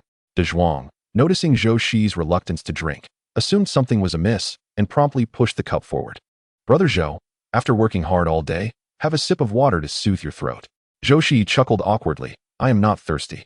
Brother Hu, I came to discuss matters concerning the southern city. A glimmer of intrigue flashed in Brother Hu's eyes as he paused for a moment before replying. Brother Zhou, the capture of those in southern city relies entirely on you. If you desire it, I will gladly hand it over. Zhou Shiyi raised his hand to halt his words. Brother Hu, you are aware of my other identity. I cannot be entangled in the black market daily. Currently, the situation in southern city requires swift resolution. Not all of Brother Zhang's men have been apprehended. If they regroup and restore southern city, the consequences could be dire. I advise you to swiftly bring southern city under your control. A pensive expression crossed Brother Hu's face as he fidgeted with his fingers. Very well. I shall heed your advice. De Zhuang, arrange for people to take action. Yes, Brother Hu.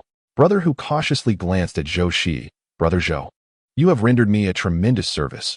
I must offer you an opportunity for recompense. Zhou Shiyi smiled. Brother Hu, let us make a deal. I shall not take southern city, but once you have consolidated the entire black market, how about sharing 20% of the profits with me? Zhou Shiyi was not a saint. To save someone without expecting remuneration would be foolish. Brother Hu's eyes widened. Are you looking down on me, Brother Hu? 50-50. You must agree to this. You have saved the lives of our brothers. How about 37-63? After all, Brother Hu cannot shortchange your subordinates, as I well know. Zhou Shiyi took an empty teacup and poured tea for both Brother Hu and himself. To a fruitful collaboration. Brother Hu raised his cup and downed it in one gulp. To a fruitful collaboration. It is my honor to partner with someone like Brother Zhou. Chapter 143. A turning point at this moment. Brother Hu beamed widely. The burdens on his heart finally lifted. Truth be told, he had feared Zhou Shiyi would take on the southern city's affairs, potentially competing with him. Such a cunning and valorous individual, wielding some influence, would indeed pose a challenge. The current developments aligned perfectly with Brother Hu's desires. In the afternoon, Zhou Shiyi made his way directly to the agricultural machinery station. Outside the station, elderly women and young girls lingered, even spreading a tattered mat and a worn quilt at the entrance. By the looks of it, the people at the machinery station would not leave without a satisfactory explanation. Zhou Shiyi strode purposefully into the station, and upon seeing him, one of the women pinched her daughter hard. The little girl, stung by the pinch, burst into tears, catching sight of her mother's glare. In a flurry of sobs and wails, she rushed toward Zhou Shiyi. Zhou Shiyi quickened his pace, ensuring the girl could not grasp even a fragment of him. Hastening towards the agricultural machinery station, the station head, who had been dozing inside, quickly donned his clothes upon hearing the commotion and rushed out. Upon recognizing Zhou Shiyi, he reproached him with disappointment. Did we not agree to grant you paid leave? Why are you hurrying to the station in such a frenzy? Did you not observe the scene outside? If that woman gets hold of you, you won't be able to escape. As he spoke, a deep furrow of worry etched across his brow. He had previously interacted with Master Li's family. When the unfortunate incident first occurred, he had personally delivered condolence money to their home. At that time, Master Li's mother and wife had been wailing for justice. Yet now, with the event having transpired, all he could offer were a few words of consolation. He had initially thought the matter would simply fade away, but now it had resurfaced with renewed urgency. The station head, in his distress, tugged at his thinning hair, losing a few more strands in the process. Station head, I just came from the Public Security Bureau and heard they have apprehended numerous individuals. They are all speculators, but more importantly, I heard they confiscated Master Li's vehicle. Zhou Shiyi stated as he took a seat, his gaze fixed intently on the station head. The station head's body tensed at the revelation, and he grasped Zhou Shiyi's arm tightly. Is what you say true? He had remained at the station since the day before, unaware of the events unfolding outside. Zhou Shiyi nodded slowly. It seems credible. When I was at the Public Security Bureau entrance, many were discussing the matter. One of them appeared to be well acquainted with Master Li. The station head's excitement surged, and he pounded the table with a clenched fist. Good, good. If we can resolve this, it will be a relief. After a moment of contemplation, he turned his gaze towards the entrance, exclaiming, "Let us head to the Public Security Bureau and investigate for ourselves." With that, he straightened his attire and made his way to the door. Upon seeing the station head emerge, a woman sprang up from the ground like a fish leaping from water, rushing towards him with fervor. Instinctively, he halted, recalling Zhou Shiyi's earlier words, and stood tall. "Station head, how can you disregard the tragic fate that has befallen our old Li? The agricultural machinery station owes us an explanation. Oh my heavens, Li, look at the effort you expended for the station, only to meet such a grim end. Your family, with wife and children, suffers daily without sufficient food and warmth. Open your eyes and see." Master Li's wife stood in the courtyard, leaping and crying out in anguish. The station head felt a buzzing in his head as he watched the crowd gather around him in increasing numbers. With a stern expression, he declared, "Those from the Li family, while food may be taken in chaos, words must not be spoken recklessly. Master Li was not killed by anyone from our agricultural machinery station. The Public Security Bureau has assumed the investigation. They will certainly unveil the truth behind this incident. Moreover, did we not visit your home shortly after Master Li's passing and provide you with a sum of money? How could you utter such words in front of so many people?" Director Niu was panting with indignation. If this were to spread, what would become of the reputation of their agricultural machinery station? His words were sharp, and his expression was one of fierce anger, causing old Li's wife to instinctively take a few steps back, her heart racing. With a flick of his sleeve, Director Niu prepared to disregard this unreasonable woman. Suddenly, a commotion erupted at the entrance, drawing everyone's attention. Several police officers approached briskly. "Director Niu, we kindly ask you to accompany us to the police station. We seized a vehicle yesterday and need you to confirm whether it belongs to your agricultural machinery station." Director Niu nodded repeatedly. "All right, I will go at once." Then, the young officer turned to old Li's wife. "You are old Li's wife, correct? We have some matters we would like to discuss with you. Please come with us." A chill ran through old Li's wife, and a hint of panic crossed her face. "What do you mean? Didn't we clarify everything a few days ago?" The young officer's gaze remained fixed on her face, not missing the slightest flicker of alarm. His expression hardened. It seemed the prior instructions he received were indeed accurate. Observing the heartbroken elderly woman and the young child of around 8 or 9 years old, a flicker of compassion and fury crossed the young officer's heart. He could not comprehend how this woman could be so heartless towards her own husband, with whom she shared daily life. How would the elderly lady and child manage from now on?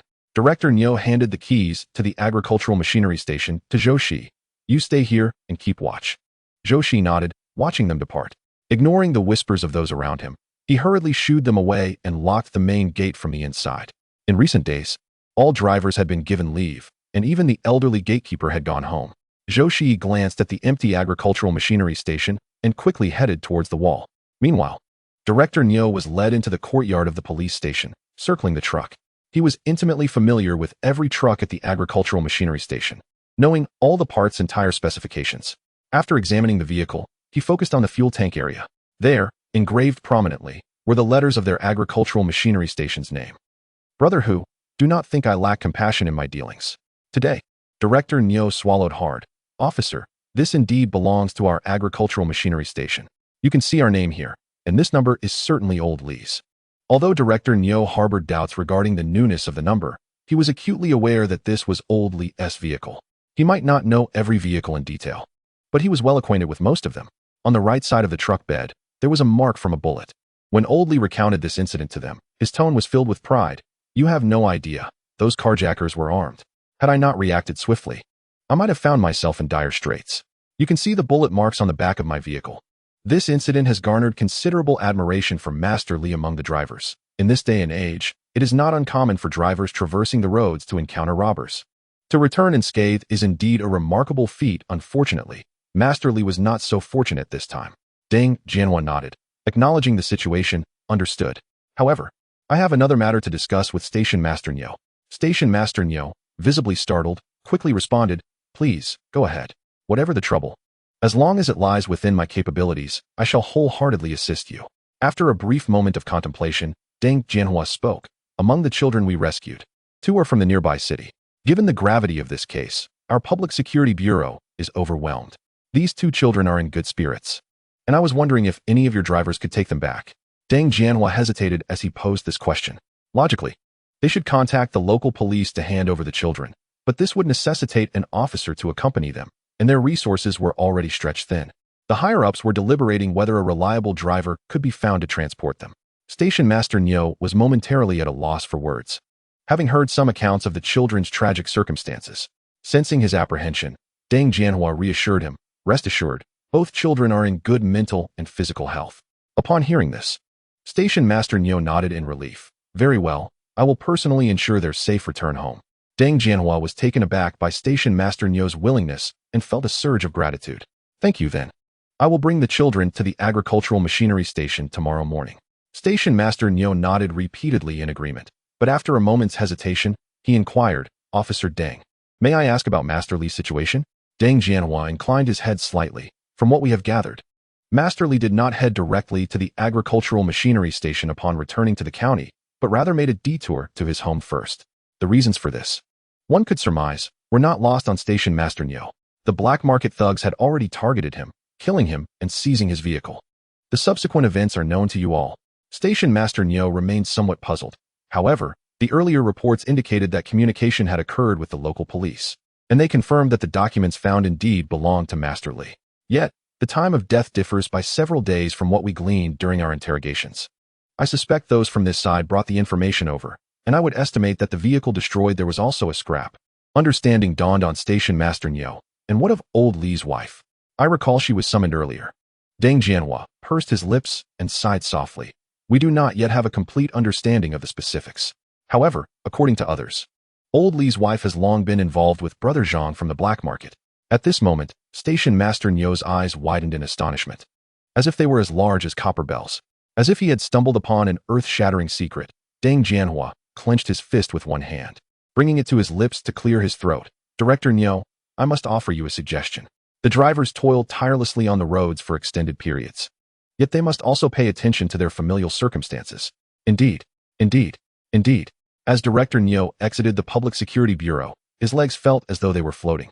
He had not anticipated that such matters would arise from this situation.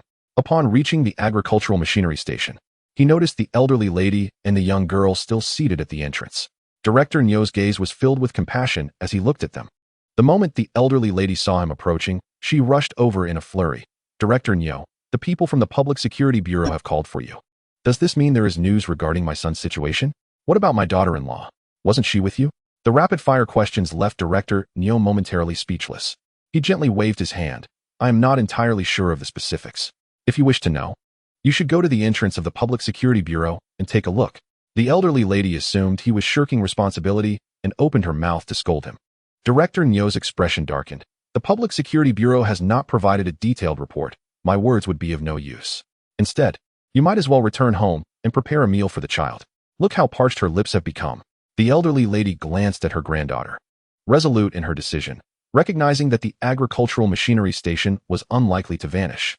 Grabbing the young girl, she headed home, contemplating that after a meal, she would inquire about news at the Public Security Bureau. As Director Niu watched the elderly lady and the child walk away, he felt a slight sense of relief. He knocked firmly on the door, and Zhou Shiyi emerged from within. Director Niu regarded him with warmth. "Xiao Zhou, you have truly endured much today. It is all right now. You may return home. I estimate you can resume work on Monday." Zhou Shiyi nodded with a smile, his eyes sparkling with delight as he recalled the discovery he had just made. Earlier, when he had visited Brother Zhang's courtyard, he sensed something was amiss. How could such a vast black market yield so little? Brother Zhang's room contained scant money, and Zhou Shiyi had initially believed it was all stored at home. Until this morning, he had a stroke of inspiration and circled the small grove along the outer wall of the agricultural machinery station. Indeed, he found a secluded courtyard, where the soil in one area differed subtly from the rest. Previously, Zhou Shiyi had pondered why this group had disposed of Master Li's body near the agricultural machinery station. As he followed the grove to that side, he discovered an abandoned courtyard, with its entrance directly facing the agricultural machinery station. It dawned on him that someone must have been watching this area regularly. and this courtyard served as brother Hu's stronghold. Typically, he conducted his dealings here. However, he could not fathom why no one was present on the day of the incident. Digging beneath the tree, Zhou Shiyi unearthed nearly 20,000 yuan, along with a considerable amount of gold and jade. He surmised that this represented a significant portion of Brother Zhang's fortune. This location was likely known to very few. If Zhou Shiyi's conjecture is correct, then after the incident involving Brother Zhang, someone would come to excavate this batch of items tonight. It seems he has stumbled upon a remarkable fortune.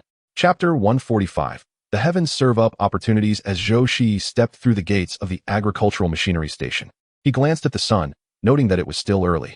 He intended to head towards the county's first high school for a visit. At this hour, Yunjila should be having a meal. Having only walked a short distance, Zhou Shiyi halted, turning his head in curiosity. A hurried man passed by him, his countenance etched with concern. Zhou Shiyi felt a strange familiarity with this man. Upon reflection, was he not the same individual who had fled that night? With a soft click of his tongue, Zhou Shiyi mused to himself about the inefficiency of the police. How could they not notice someone moving right under their noses? Judging by the demeanor of this group, they were clearly not benign, having likely taken numerous lives. When he discerned the direction the man was heading, Zhou Shiyi's expression hardened. It led directly to the small courtyard he had visited earlier. The man appeared tense, continuously scanning his surroundings. Zhou Shiyi did not pursue him immediately, but chose to follow once the man entered the courtyard. Stealthily, he climbed the wall and slipped into the space. Zhou Shiyi surveyed the area and soon realized the man had made his way to the corner, where he began to dig with a hoe. This spot was not where Zhou Shiyi had previously excavated. Realizing his oversight, Zhou Shiyi chastised himself for not conducting a thorough examination. However, upon reconsideration, he recalled scrutinizing the entire courtyard without noticing anything amiss in that area. The man dug tirelessly for nearly an hour, sweat beads cascading down his forehead. Yet he merely lifted his shirt to wipe his brow before resuming his labor. Zhou Shiyi contemplated the possibility of a significant treasure hidden there. Otherwise, the man would not be toiling under the daylight. Finally, the man ceased his digging, and Zhou Shiyi straightened his posture, shifting his focus towards the excavation site. What he beheld startled him. A box nearly human-sized emerged from the earth, which, if not examined closely, could be mistaken for a coffin. The burly man produced a key from his pocket, leaping into the pit to unlock the wooden box. When Zhou Shiyi glimpsed the contents within, his expression turned icy. Inside lay two immense Buddha heads, surrounded by numerous copper figurines. A satisfied grin spread across the man's face as he greedily caressed the items before him. "Foolish Chinese. None of you are competent," he uttered, his words igniting a tempest in Zhou Shiyi's eyes. Swiftly, he leaped from the wall, wielding a hefty brick, ready to strike. Unexpectedly, the man was no novice. His reflexes were remarkably quick. He sidestepped the brick Zhou Shiyi hurled, glaring fiercely at him. "Who are you?" "I am your grandfather. The one who will make you tremble in fear. How dare you linger in our China?" Zhou Shiyi exerted himself to the fullest, perfectly illustrating the adage that true strength reveals itself in the face of adversity. The formidable man endured several heavy blows, his forehead bloodied and bruised from Zhou's relentless assault. With a roll of his eyes, he succumbed to unconsciousness. Ah, how despicable! Were it not for Zhou's belief that by following this man, he could uncover greater truths lurking behind him, he might have delivered a fatal blow with just a few bricks. Spitting several times in disdain at the fallen figure, Zhou made his way briskly towards the Public Security Bureau. Earlier, he had encountered Officer Deng Jianhua, a man of action. Zhou smeared a bit of soot on his face and casually approached a sniffling child. "Little one, would you like some white rabbit candy? All you need to do is deliver this note to Officer Deng at the Public Security Bureau, and these 2 candies will be yours." The child's eyes lit up at the sight of the candy, drooling at the prospect. All right. Positioned directly across from the bureau, Zhou placed the note in the child's hands, along with the delightful treats tucked into his pocket. The child, clutching his pocket with one hand and the note with the other, hurried off towards the bureau. Zhou paid no further heed to the unfolding events behind him, instead maintaining a leisurely pace towards the first middle school. If the box had not been opened, he would have worried that its contents might be misappropriated. However, with the box now exposed to public scrutiny, even the most nefarious intentions would be too timid to act. Inside the Public Security Bureau, Deng Jianhua lifted a teacup from his desk and took a hearty gulp, only to expel the tea leaves in disgust. He had not slept for a full day and night, consumed by the demands of the case. Just as he prepared to find a place to rest, the sound of a child's cries reached his ears. At that moment, Deng could hardly tolerate the sound of a child weeping. He hurried to the entrance, where the sniffling child was being held by an officer by the collar. "What brings you here again?" Who sent you this time? The child squirmed fiercely. I want to see Officer Deng. Let me go. I'm not here for you. Oh, quite the brave little one, aren't you? Our captain is not someone you can simply meet at will. Hurry home, or I shall have your mother give you a good spanking. The child wailed loudly, shedding a couple of tears. The sound of approaching footsteps echoed, and the officer holding the boy, upon seeing Deng Jianhua, instinctively released him. Captain, what is happening here? This child comes daily to deliver messages, and we have no idea how many letters he has brought us. It's all quite perplexing. And now he claims to seek you out specifically. Deng crouched down to meet the boy's gaze, intending to pinch his cheek. But upon noticing the thick yellow mucus adorning the child's face, he discreetly withdrew his hand. Ahem, little friend, what brings you to me? The snot-nosed child extended the note towards him. An older brother asked me to give this to you. He specifically mentioned your name. I am a person of my word. A child's remark elicited laughter from those around me. Yes, yes, yes, you are indeed the most trustworthy. The little boy, unfazed by the amused chuckles, confirmed that he would deliver the letter and quickly dashed out the door. Deng Jianhua rubbed his slightly swollen forehead, feeling that the child was being somewhat mischievous. Casually, he opened the letter, and upon discerning its contents, his heart skipped a beat. Xiaozhang, bring some people and follow me. Xiaozhang, who had been grinning broadly, was suddenly startled by the call. Is there really something going on, Captain? Deng Jianhua lowered his gaze and handed over the letter, saying, I must report this to Team Leader Li. If this matter is authentic, we will have to work through the night. Xiaozhang remarked. Our captain seems to be favored by the heavens, receiving case after case in just a few days. I fear it won't be long before he gets promoted again. Chapter 146. The peach blossom faced to be on the safe side. Deng Jianhua decided to take only 2 individuals to scout the area first. His pace was brisk, and within about 10 minutes, they arrived at the small courtyard. The scene before them left all 3 utterly astonished. The resplendent golden Buddha had nearly blinded their eyes. Just as the burly man lying there was about to regain consciousness, Deng Jianhua glanced at a nearby brick, picked it up, and struck the man's head once more. This time, the man fell into a deep unconsciousness. Deng Jianhua looked at Xiaozhang beside him and instructed in a serious tone, Go. Return to the station and call for more people, and also fetch Team Leader Li. Yes. Xiaozhang sprinted away, grabbing a nearby bicycle and swiftly disappearing from sight. Deng Jianhua circled the area, stamping his feet vigorously beneath a large tree. He picked up a brick and tossed it there as a makeshift marker. This was indeed the spot where Zhou Shiyi had found an opportunity. Had Zhou Shiyi been present, he would undoubtedly have admired Deng Jianhua's keen perception. Meanwhile, Zhou Shiyi chose not to concern himself with this matter. He purchased several hair accessories at the supply and marketing cooperative and leisurely made his way to Yunjila's school. Upon his arrival, students were seen heading toward the cafeteria with their lunchboxes. The elderly gentleman at the entrance recognized Zhou Shiyi well and greeted him with a warm smile. You've come. Zhou Shiyi nodded. I would appreciate it if you could help me call out to her. The old man, beaming, looked at the cigarette Zhou Shiyi offered, his toothless grin unable to conceal his delight. Just wait a moment. Hey, Meng Guodong, go call Yunjila and tell her her brother has arrived. The old man shouted to Meng Guodong, who was walking towards the corner, absorbed in thought. Meng Guodong looked up in surprise and instinctively pointed to himself. Me? The old man gazed at his bemused expression, momentarily at a loss for words. What good is being academically gifted if one is merely a bookish nerd? As Meng Guodong finally recognized the man standing at the entrance, his fingers trembled slightly, and a wave of inferiority surged within him. The man before him was tall, with sharp features and defined facial characteristics. Although he wore a smile, Meng Guodong clearly perceived the hint of distance in his eyes. Oh, all right. Meng Guodong suddenly lowered his head and swiftly walked into the classroom, his eyes filled with bitterness. Despite being 18 years old, he felt he lacked understanding of romantic matters. Having only heard whispers about them occasionally, he believed he harbored feelings for his classmate, Yunjila. However, he was acutely aware that he struggled even to attend school, rendering him incapable of offering her a good life. She was a ray of light in his dim existence and did not deserve to be dragged into his mire. The person waiting at the entrance was well suited for Yunjila, and he sincerely hoped she would continue to find joy and happiness in her life. Aware of his own thoughts, Meng Guodong's steps became a touch lighter. Approaching Yunjila's desk, he spoke softly. There is a gentleman named Zhou looking for you at the entrance. Yunjila's eyes lit up, and she hurriedly shoved her lunchbox into her drawer. With a smile, she thanked Meng Guodong and strode out. She did not even hear Zhao Yingying calling her name. Upon seeing Zhou Shiyi, Yunjila beamed. What brings you here? Zhou Shiyi's lips curled into a smile as well. Come, let me take you out for a meal. Wait a moment. I need to inform the teacher, she replied. Many students who commuted from the county could enter and exit freely, but those residing at the school needed to notify their teachers when going out to eat.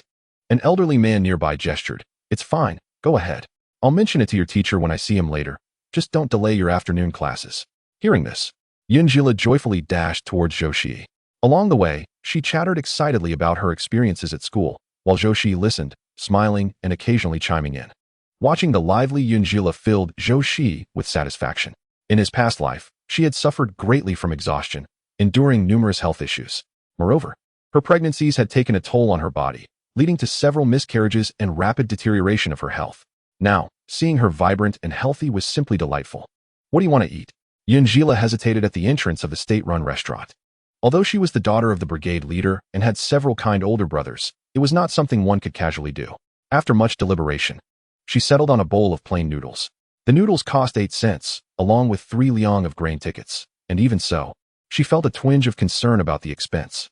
Zhou Shiyi ruffled her hair and smiled. I can afford to treat my future wife to a meal. His words made Yunjila's cheeks flush with embarrassment, and she nervously glanced around. Noticing that no one was nearby, she sighed in relief and shot Zhou Shiyi a playful glare. Why must you speak so indiscreetly? Sister, I would like 2 bowls of peach blossom noodles. She called out to the woman who had been munching on sunflower seeds. The woman cheerfully replied, all right, you two go ahead. The mere mention of peach blossom noodles caused many in the restaurant to swallow in anticipation. In those times, peach blossom noodles came topped with a piece of braised meat about 3 fingers wide and 3 fried meatballs, all served with bone broth. Costing 40 cents and 4 liang of grain tickets for a single bowl. Most individuals find it difficult to indulge in fine dining. Even those in dual-income households only dare to treat themselves once a month, savoring the experience as a rare luxury. The meat served is chewed thoroughly before one can bear to swallow it. Upon witnessing Zhou Shiyi produce such a sum of money, Yunjila was filled with urgency. Her petite hand tugging at him, exclaiming, it's too expensive. Zhou Shiyi, however, grasped her arm and led her to a secluded corner, asserting, earning money is meant for spending. It is not every day I have the chance to take you out for a meal. We must enjoy something exquisite. With no alternative, Yunjila acquiesced to his wishes. When the bowl of noodles arrived, Zhou Shiyi distinctly heard the sound of others swallowing in anticipation. He raised an eyebrow, bemused. Is it really that serious? As if the spicy stir-fried pork on your table isn't meat. The crowd retorted, but it's not the same. We ordered 1 portion of spicy stir-fried pork to share amongst several people. Yunjila gazed longingly at the noodles, swallowing hard, which elicited a chuckle from Zhou Shiyi. Go on, indulge yourself. No longer able to maintain her composure, Yunjila finished every last drop of broth in her bowl, leaving her feeling pleasantly stuffed, much to Zhou Shiyi's amusement. If you overindulge, it will be my fault, he teased, causing her cheeks to flush with embarrassment. On their way back, Zhou Shiyi gently inquired, did your male classmate express any interest in you today? Flustered, Yunjila was unsure where to place her hands. Recalling Lu Xiaoer's earlier words, she pinched her thigh to regain her composure. Chapter 147. What just passed by since the previous incident?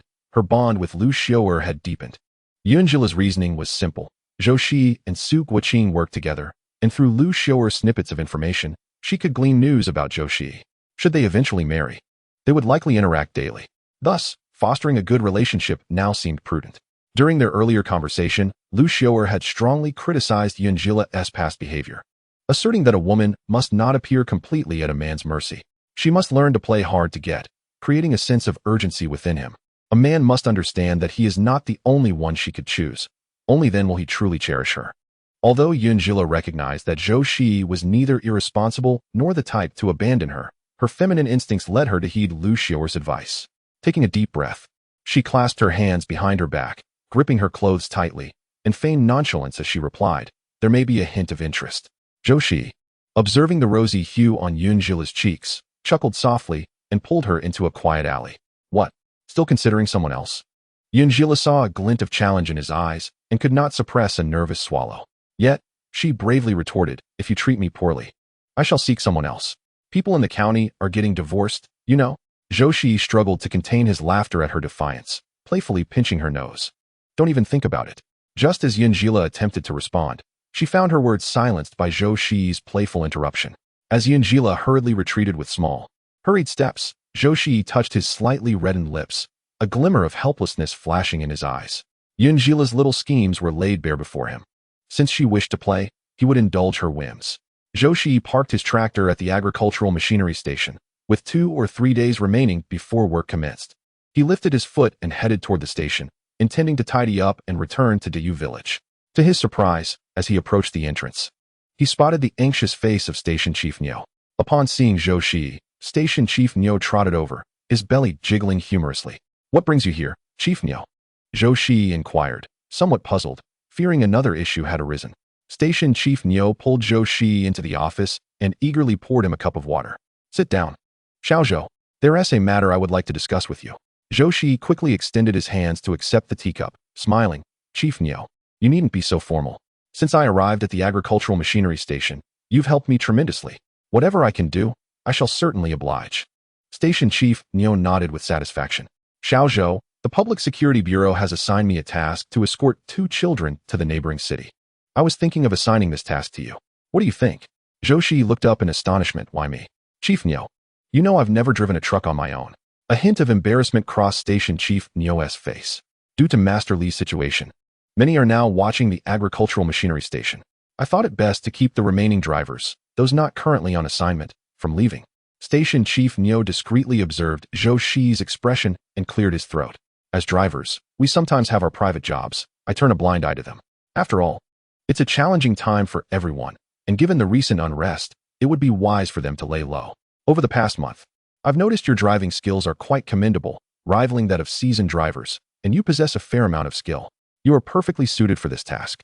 Additionally, I will accompany you, so there is no need for concern." Zhou Shiyi raised the teacup and took a small sip. Very well, without needing to ask further. He could surmise the underlying reasons.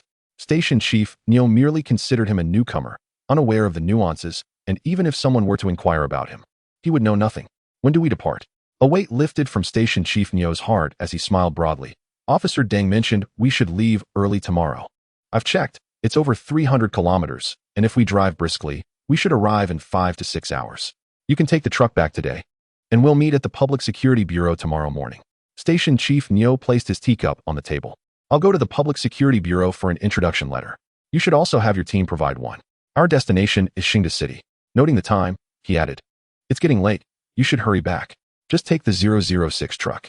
Zhou Shiyi smiled as he stood up, accepting the introduction letter from Station Chief Niu, and then turned to leave. As Niu Zhanzhang gazed at Zhou Shiyi, who was nearly as tall as the doorframe, he felt an overwhelming sense of security. When Zhou Shiyi returned to Dayu village driving a large truck, the villagers returning from their labor neglected their meals. They hurriedly scampered towards the village entrance. Even the elderly who usually wheezed after a couple of steps were now striding swiftly. "Hey, Deji's mother, where are you all rushing off to?" asked Aunt Hoya, who had just set down her hoe, looking perplexed. "Zhou Jiqing is back," Deji's mother exclaimed, slapping her thigh in excitement. "So what if he is back? Why the hurry?" Aunt Hoya rolled her eyes, thinking these folks a bit eccentric. Just as she was about to retreat indoors, she heard Deji's mother continue. "He returned in a big truck, and we're planning to have a word with him, asking him to take us for a spin. Goodness, I've never even been in a truck in my life." Without further ado, Deji's mother rushed off, fearing they would miss out on a seat. Meanwhile, Zhou Shiyi was taken aback by the commotion he had stirred. He had just parked the truck at the village committee when the passenger door swung open. The grinning Wang's secretary, with a face beaming with joy, clambered aboard, while the somewhat tardy Captain Yun pushed Wang's secretary's rear end, urging, "Scoot over a bit." "Let me hop on too." Zhou Shiyi smirked, extending a hand to assist Wang's secretary. "Hey, Zhou Jiqing, don't turn off the engine. Let us take a couple of laps." Wang's secretary exclaimed, thrilled. "Ah, this truck is something else. I've only sat in one during a meeting before, and this seat is rather comfortable." Wang's secretary would never confess that his sole previous experience had been in the truck bed. However, he was soon joined by the chatty Captain Yun, who chimed in, "The last time we rode in a truck was when we went to the county for a meeting. The truck bed was packed to the brim with people, and we were all cramped, making our behinds sore. Nothing like this comfort. Come on, old Wang. Shift a bit so I can get up." Wang's secretary complied, shifting to make room for Captain Yun. "Hey, pull me up." Captain Yun, noticing more and more people gathering behind, feared that the elderly villagers would snatch his spot. They were all of higher seniority in the village, and, turning around, one remarked, "It's too bumpy in the back. We want to sit in the front." Should he yield to Wang's secretary or not? Wang's secretary, leaning on the table, reached out to assist Captain Yun. However, he was considerably slimmer and shorter than Captain Yun, with a weight difference of about 20 pounds. Just as Captain Yun slipped, nearly dragging Wang's secretary down with him. Zhou Shiyi's quick reflexes saved the day, preventing Wang's secretary from tumbling headfirst to the ground. After a long wait, Secretary Wang finally straightened his posture, a look of relief washing over his face, as if he had narrowly escaped disaster. Goodness, he almost lost his head. Zhou Shiyi jumped out of the vehicle, reaching out to assist Captain Yun into the cab. Observing the hurried crowd approaching, he could feel the veins on his forehead throbbing. Aunt Hoya darted past with remarkable speed, and Zhou Shiyi felt as if a gust of wind had swept by. In the blink of an eye, he watched Aunt Hoya scramble into the driver's seat through the open door. Secretary Wang inquired, "Captain Yun, what is going on here?" Aunt Hoya was utterly immersed in her joy, touching the dashboard and then the steering wheel. "Oh my goodness. I won't wash my hands for 3 to 5 days after this." Zhou Shiyi keenly supported an elderly gentleman with a limp. "Please take your time, sir." The elderly man, hard of hearing, responded, "What? I'm hurrying. All right, all right." Under Zhou Shiyi's watchful eyes, the old man tossed aside his cane, calling upon 2 young men to lift him onto the vehicle. Those who lagged behind were unable to board, leaving the truck's occupants standing stiffly. Even the limping elder couldn't find a place to sit. However, standing was not tiring. With so many people packed together, it hardly required much effort. "Come on, hurry up. You had to change your clothes, didn't you? Now look, the truck is right here, and we can't get on." An irate woman tugged at her husband's ear, stomping her feet in frustration. The crowd, seeing Zhou Shiyi standing still, assumed he was unwilling to help. They quickly urged him, "Zhou Jiqing, just take us for a little ride. It won't tire you out." "Yes, Zhou Jiqing. We just want to experience the truck. It won't take much of your time." With a hint of exasperation, Zhou Shiyi pointed to the driver's seat. "Aunt Hoya, would you mind stepping down for a moment?" Aunt Hoya, taken aback, finally realized where she was seated. She glanced around, noticing that the spots were occupied by Captain Yun and Secretary Wang, while the back seat was cluttered with items typically used by drivers. With a dejected expression, she hopped down, much to the delight of round-faced Aunt. Rising early to arrive late, Aunt Hoya shot a glare at round-faced Aunt, huffing for a moment. "You didn't get on either." Their playful banter elicited laughter from those nearby. Zhou Shiyi drove the truck around the village, with Captain Yun rolling down the window wide open, despite being November. The air was still quite chilly, yet he and Secretary Wang paid no mind, allowing the cold wind to tousle their hair. Secretary Wang, grinning broadly, laughed heartily, inadvertently gulping down a fair amount of cold air, which resulted in him hiccuping uncontrollably upon disembarking. He truly felt as if he had feasted on the northwestern wind. Noticing the women who had boarded the truck gazing longingly at it, Zhou Shiyi promised to take another lap. Captain Yun remained in the vehicle, and Secretary Wang climbed back aboard. In the excitement of the moment, he had forgotten to ask, "How did you manage to drive a truck back? Is there something going on at the agricultural machinery station?" Captain Yun, having regained his composure from earlier excitement, turned to Zhou Shiyi and inquired. Zhou, while driving, replied leisurely, "The agricultural machinery station has assigned a task that requires a trip to the neighboring city. I returned specifically to obtain your letter of introduction. This time, I will be assisting the Public Security Department, and I estimate that it will take a considerable amount of time." Both Captain Yun and Secretary Wang were taken aback, their eyes widening in astonishment. Assisting the Public Security Department? Zhou recounted the entire sequence of events, which left them both infuriated. These human traffickers deserve the death penalty multiple times over.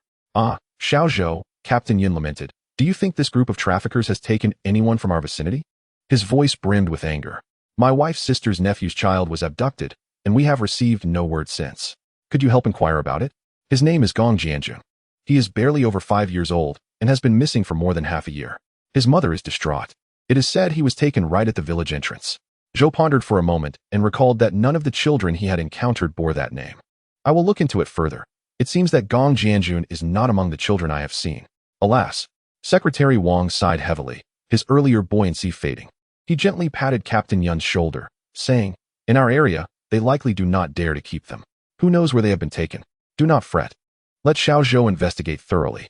Captain Yun instinctively reached for his lower back, but, realizing they were in the vehicle, withdrew his hand. "It seems we have no choice."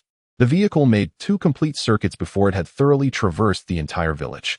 When the villagers disembarked, they wore bright smiles, continuously expressing their gratitude to Zhou Shiyi. Upon returning to the youth station, Zhou found his fellow youth engaged in washing up.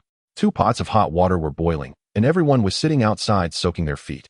Although there had been no farm work recently, the arduous task of cultivating wasteland had commenced.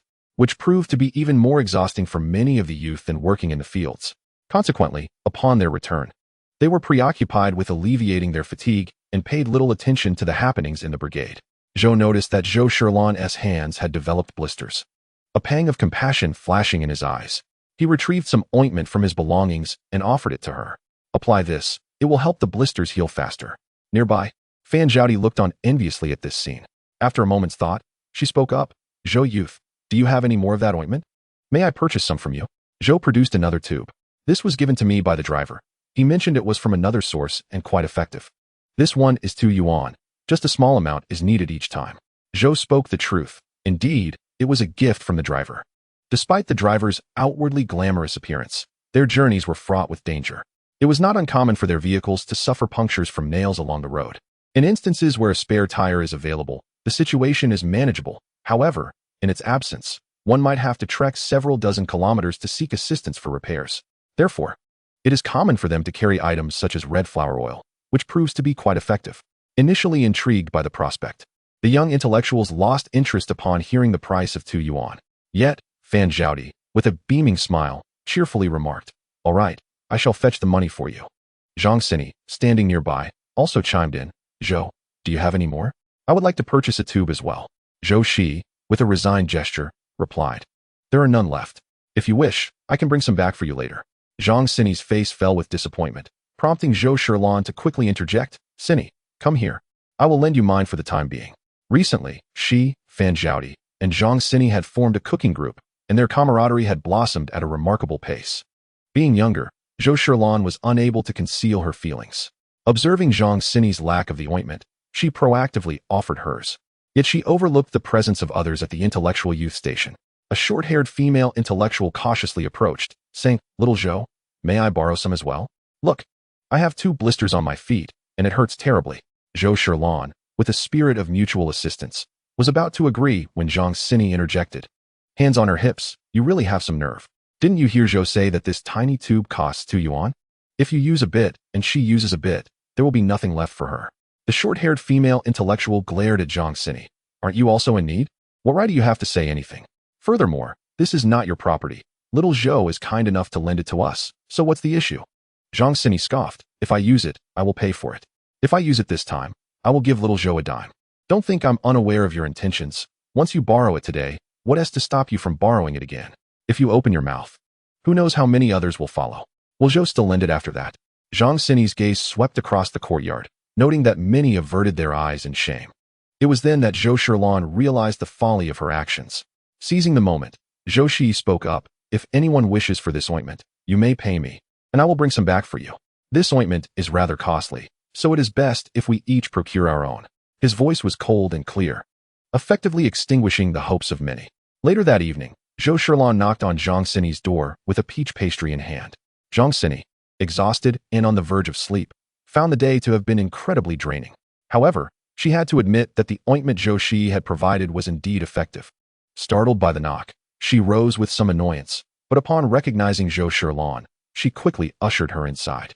She genuinely liked Zhou Shiyi, who radiated warmth and cheerfulness like a little sun. "Thank you, Zhang, for today. I truly appreciate your help." They can be rather harsh with their words, but please do not take it to heart. Zhang Xini waved her hand dismissively. "Let them gossip behind my back. If I were to dwell on every little thing, I would surely drive myself to despair. Ah, is this a peach crisp meant for me? I've been craving this delightful treat for days." Fearing that Zhou Shiyi might feel burdened, she hurriedly spoke with a smile. Zhou Shiyi extended what she held in her hands and also offered 2 pieces of red bean cake. These were brought by Zhou Shiyi from the county town, and they were rather delectable. "What is this?" "This is red bean cake, which is more commonly enjoyed in the south, along with mung bean cake and sweet date cake. My brother is heading out this time, so I asked him to bring some mung and red beans. Perhaps we could experiment together on how to make these pastries? They are quite expensive when purchased from the bus station, and the last time I saw you working on those pastries, they turned out splendidly." Zhou Shiyi's eyes sparkled as she gazed at Zhang Xini, whose beauty was captivating, with her large, shimmering eyes making Zhang Xini's heart race uncontrollably. Goodness, if she were a man, he would certainly want to marry this charming girl. "All right, look, I brought a book with me that contains various pastry recipes," Zhang Xini said in a lowered voice, turning to retrieve a book from the bottom of the cabinet. The book was wrapped in a high school textbook by Zhang Xini. as if to conceal it from prying eyes. The two remained in the room, engrossed in their studies until they both yawned, prompting Zhou Shiyi to reluctantly take her leave. Early the next morning, Zhou Shiyi prepared to drive the truck to the county town. Hearing the commotion, Zhou Shiyi quickly dressed and got up. Brother, are you leaving for the county now? Yes, what's up? Is there something you need me to bring? Zhou Shiyi shook her head vigorously, as if it were a rattle drum. I would like to wander around the county as well, and Zhang Jiqing and Fan Jiqing wish to go too. I was wondering if I could ride with you to save us from the long, bumpy ride in the ox cart. Sure, go and call them. No need to cook. Let us dine at the state-run restaurant. Fan Zhaodi was not short on money, and it seemed Zhang Xinyi's family was also well off. A meal of meat buns at the state-run restaurant was certainly within their means. Zhou Shiyi cheerfully agreed and dashed off in a hurry. The three of them asked Zhao Qingxi to help them request leave. Since it wasn't the autumn harvest, it was quite easy to obtain. Zhao Qingxi wore a glum expression, wishing to join them as well. Chen Wei chuckled and patted Zhao Qingxi's shoulder. Zhao Jiqing, please help me with a request too. Once the group had walked away, the other youths at the commune gradually rose. Noticing several absentees, they expressed surprise. Upon learning that they had taken the truck to the county, many of the remaining youths lamented and slapped their thighs. They wished to go too. Zhou Shiyi first drove to the state-run restaurant, arriving just after 7 o'clock when it had just opened. Fan Zhaodi gazed at the steaming meat buns, salivating uncontrollably. The buns of today, with their thin skin and ample filling, burst with juices that tantalized the palate with every bite. Truly a delightful indulgence.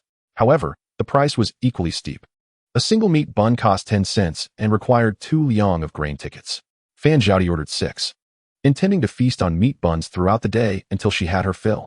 Zhou Shiyi requested 2 for Zhou Shiyi and ordered 10 to take away. In the blink of an eye, they had purchased more than half of the pot of meat buns. The people queuing behind could not help but exclaim, "Just buy 2 to satisfy your craving. Why purchase so many? What about those of us at the back?" Chapter 150, The Children Afraid of Sweets. Fan Zhaodi, hands on her hips and eyes ablaze, retorted, "How many I buy is my own business.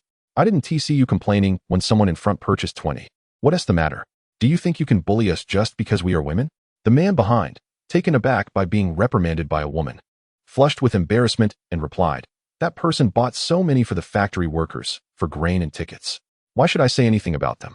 Zhang Xinyi scoffed, "Oh, which of your eyes saw us not buying grain and tickets? I could just as easily claim that I'm buying all of these for friends. Is it any of your concern?" Her words left the man speechless, and as he attempted to argue further, he was tugged at by someone behind him.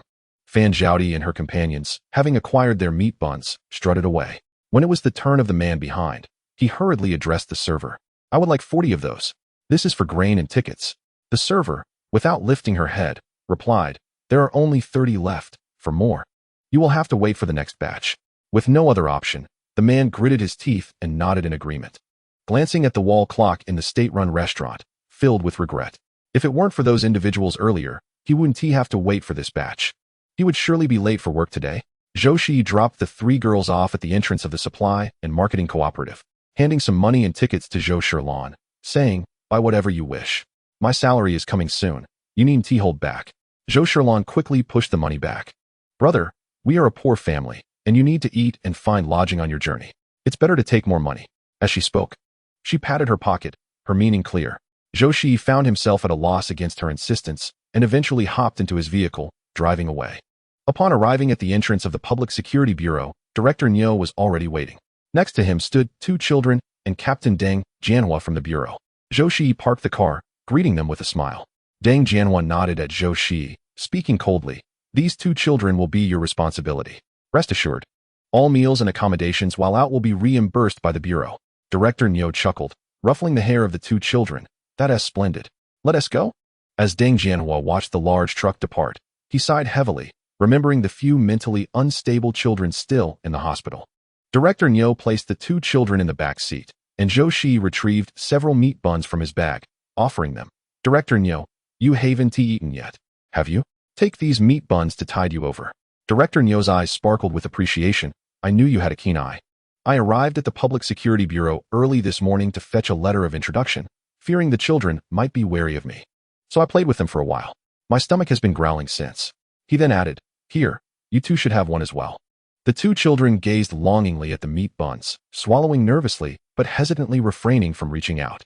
After glancing at the station master Niu, I turned to the side to observe Zhou Shiyi, who was driving. Through the rearview mirror, Zhou caught sight of the expressions on the faces of the two children and offered a gentle smile. Go ahead and eat. Only then did the two youngsters slowly accept the meat buns, devouring them with hearty bites. Previously, when they were under the care of Brother Zhang, they were given only a little bit of steamed bread each day, lest they escape if they grew too full. It was only when a suitable buyer was found that they would allow the children a hearty meal. Thus, upon encountering a feast, the children's initial reaction was one of fear. Although they had been well fed by the police officers at the hospital in recent days, they remained hesitant to open their hearts. Now, upon learning that they were to be sent home, they finally felt at ease. A girl named Xiaolan flashed a sweet smile at the two. Thank you, uncle. The other little boy, still at a naive age, mimicked her words clumsily. Station Master Niu felt a warmth in his eyes and repeatedly expressed his approval. Look, uncle has candy for you. He retrieved 2 big white rabbit milk candies from his small bag and offered them. Initially, he expected the children to joyfully accept the treats. However, their reaction was unexpectedly intense. Upon seeing the candy, the little boy burst into tears. This startled Station Master Niu, prompting Zhou Shiyi to hastily pull the car over to the roadside. What on earth is happening? Station Master Niu exclaimed, scratching his head in distress, confusion flickering in his eyes. Zhou Shiyi, observing the children's aversion to the candy, quickly deduced the underlying issue. He urged Station Master Niu to put the milk candies away. All right, no more crying. No candy. Uncle has osmanthus cake for you to try. The little girl, her eyes red and filled with fear, looked at Zhou Shiyi. He cautiously extended the osmanthus cake towards her. Do not worry, it's all fine now. Did someone use candy to lure you away? You did very well earlier. Do not accept anything from strangers. But this uncle and I are here to take you home. Look, this is our proof of identity. We will safely return you to your parents, so no more tears. Zhou Shiyi's words resonated with Station Master Niu, who gazed at the two children with compassion. Once they had calmed down, Zhou Shiyi resumed driving. However, the atmosphere remained heavy throughout the journey. The two children curled up in the back seat, silent. The boy, likely exhausted from crying, drifted off to sleep, though his slumber was restless. After 4 hours of driving, they finally arrived at the neighboring city. Zhou Shiyi turned to Station Master Niu and inquired, where should we go first? Station Master Niu pondered briefly before responding. Let's head to the police station first. You can get out while I drive. I know the way. They switched places, and Station Master Niu adeptly navigated the vehicle towards the police station. I know many people at this police station. Not long ago, I wasn't even a station master. Back then, I often traveled far and wide. And any robbers I encountered were always taken to the police station. In a tone laced with a hint of pride, Station Master Niu remained composed in the face of danger, even managing to escort the assailants to the Public Security Bureau. Truly, he was unparalleled in this world. Zhou Shiyi offered a few words of flattery, and the two soon arrived at the entrance of the bureau. Deng Jianhua had already placed a call to the authorities, and at that moment, they heard commotion outside as a throng of individuals rushed forth. Once the two children were safely in their arms, Zhou Shiyi and Station Master Niu witnessed 2 couples stumbling towards them, enveloping their children in an embrace, weeping bitterly. Zhou Shiyi's gaze lingered on the couples, sensing something amiss. Chapter 151. Some children are not abducted. Observing another couple clutching their child, their faces smeared with tears and snot, Zhou Shiyi finally discerned the issue. The grief exhibited by Xiaolan's parents seemed disingenuous. Their cries were loud, yet only a few crocodile tears were shed. However, this was beyond Zhou Shiyi's purview. Officer, we have delivered the children, Deng, the officer, stated, requesting a signature and a stamp to complete the process. What do you think? Station Master Niu inquired of the leading officer, internally perplexed as to why his acquaintances in the bureau were absent. Had they been reassigned? All right, both of you come over to sign, the officer instructed. After they had signed, the officer addressed the couples in front of everyone. Your children are fortunate to be home. Be sure to take good care of them. With work being so demanding, do not neglect your children. The parents nodded fervently, though Xiaolan's parents appeared distinctly uncomfortable. As Zhou Shiyi and Station Master Niu drove away, Niu lit a cigarette. I couldn't shake the feeling that something was amiss with Xiaolan's parents. Did you notice anything unusual? Zhou Shiyi had not anticipated Niu's keen perception.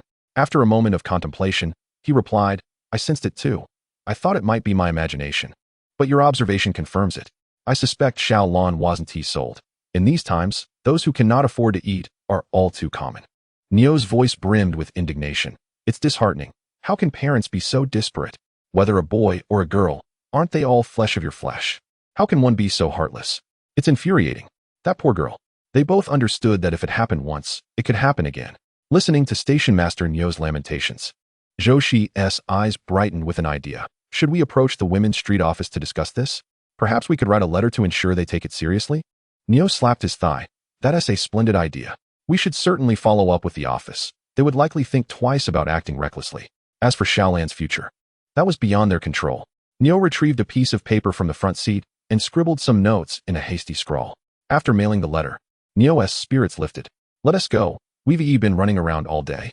It's time for a meal. The state-run restaurant boasts a master chef of exceptional skill. During my previous travels along this route, I relished his braised pork, perfectly fatty yet not greasy, enhanced with dried vegetables. Pairing it with a serving of multigrain rice was simply exquisite. As Station Master Neo spoke, he salivated at the memory, for since assuming his current position, he had seldom been on the road. The culinary prowess of the chef at the county's state-run restaurant was in no way comparable to this master. Zhou Shiyi found himself stirred by Neo's words, his appetite awakened, and since the public security department was footing the bill, he thought why not indulge. However, just as they settled at their table, they overheard a nearby diner remark. Hey, have you heard? Our city recently dismantled several human trafficking rings. Goodness, I had no idea there were so many depraved individuals in our city, a bespectacled man inquired, curiosity piqued. How come we never heard any news about this before? How did they manage to apprehend so many all at once? Well, you might not know this, but we seized a major case next door, and from those apprehended, we extracted a wealth of information, naturally leading us to uncover more individuals involved. It's not just our city. Other places have also made significant arrests. A bald man, shaking his head in frustration, recounted, these traffickers deserve no mercy. Just the other day, while I was on the train, I stepped away for a moment, and someone tapped my shoulder. The next thing I knew, I was completely oblivious, and when I came to, I found myself sitting in the restroom, my money pilfered. Such shamelessness. That money was sewn into my pants by my wife. His indignant words drew gasps of disbelief from the others. Is there truly such a drug that can incapacitate someone?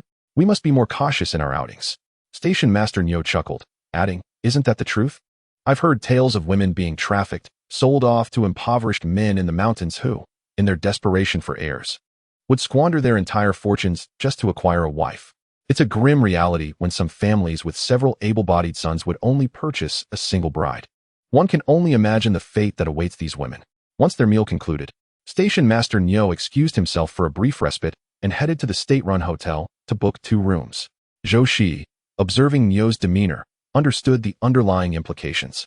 Due to the significant blunder concerning Master Li, the Public Security Bureau would undoubtedly re-examine past incidents involving drivers, leading to a myriad of complexities and potential loose tongues revealing what ought not to be said. During his time as a driver, Neo had also been complicit in transporting various contraband. He was well acquainted with many drivers and felt compelled to issue a few warnings. As he departed, Zhou Shiyi did not linger in the room. He left a note for Neo at the front desk and proceeded towards the black market. The items in his possession, which he had failed to deliver to brother who previously, were now ripe for sale. He surmised that the goods brother who had acquired from brother Zhang would suffice for a while, and he needed to find another buyer soon. Otherwise, his storage would soon overflow with the bounty of his harvest, having matured in 2 waves. Zhou Shiyi followed a woman wearing a gray scarf with an air of nonchalance. How did he know she was heading to the black market? The telltale soot on her face was unmistakable, a clear attempt to disguise her intentions. As anticipated, Zhou Shiyi trailed her into an alleyway. Observing the labyrinth of paths, he once again marveled at the allure of the metropolis. To buy or to sell? A young man with slightly curly hair intercepted Zhou Shiyi, scrutinizing him from head to toe. Zhou stood upright, smiling as he declared, I wish to purchase. He had just donned a disguise, presenting himself as a simple, honest middle-aged man. This skill was a remnant of a past life when Yun Jila, infatuated with a Hong Kong star, had diligently learned makeup techniques from television. Gradually, he had picked up a trick or two. Buying, here's a dime. Zhou Shiyi feigned discomfort as he retrieved a crumpled dime from his pocket, hurrying inside with the others. Once inside, he quickly discerned that this place was markedly different. People stood vigilantly in every corner, clearly on high alert. Even those perched upon tree branches did not seem out of place to Zhou. Their anxiety surely stemmed from the recent police crackdown. Chapter 152, Surprise Inspection. The black market was bustling, teeming with a plethora of goods. Zhou Shiyi casually inquired about a few items only to find prices markedly higher than those in other black markets. Approaching a woman selling grain, he squatted down. With a beaming smile, she announced, Good sir, would you like some grain? This is freshly harvested rice, and quite reasonably priced. if you wish for a larger quantity, I can offer you a discount. Zhou picked up a grain of rice, tasting it, and confirmed its freshness. I'll take 10 pounds. Please pack it for me. The woman's grin broadened, revealing a smile that lit up her face. Handing her a cloth bag, Zhou idly remarked, "It seems the prices have surged compared to before." No sooner had he spoken than the woman, glancing nervously around as if she were a thief, whispered, "Lower your voice. We mustn't attract attention." Recently, several cities have intensified crackdowns on human traffickers, and I've heard that some individuals here have become embroiled in it. Various black markets are vying for territory because of this. If it weren't for my son's wedding expenses, I would avoid the black market altogether these days. Just yesterday, while I was selling grain, a whistle pierced the air, and we all fled in a frenzy. Those who lagged behind were caught, and their lives would be irreparably ruined. As she spoke, fear flickered across her face. Several individuals had been apprehended the previous day, leaving them all shaken. Just as Zhou Shiyi handed over the money, an urgent whistle pierced the atmosphere. The grain seller's expression shifted dramatically as she hurriedly stuffed grain into her backpack. Squatting on the ground, she attempted to rise with the cumbersome load. In her nervousness, perhaps from crouching too long, she found herself momentarily unable to stand. Zhou Shiyi observed the tears streaming down her cheeks in distress and promptly reached out to assist her. The elder sister cast a grateful glance at Zhou Shiyi and urgently urged, "Hurry, hurry. I know a way, follow me."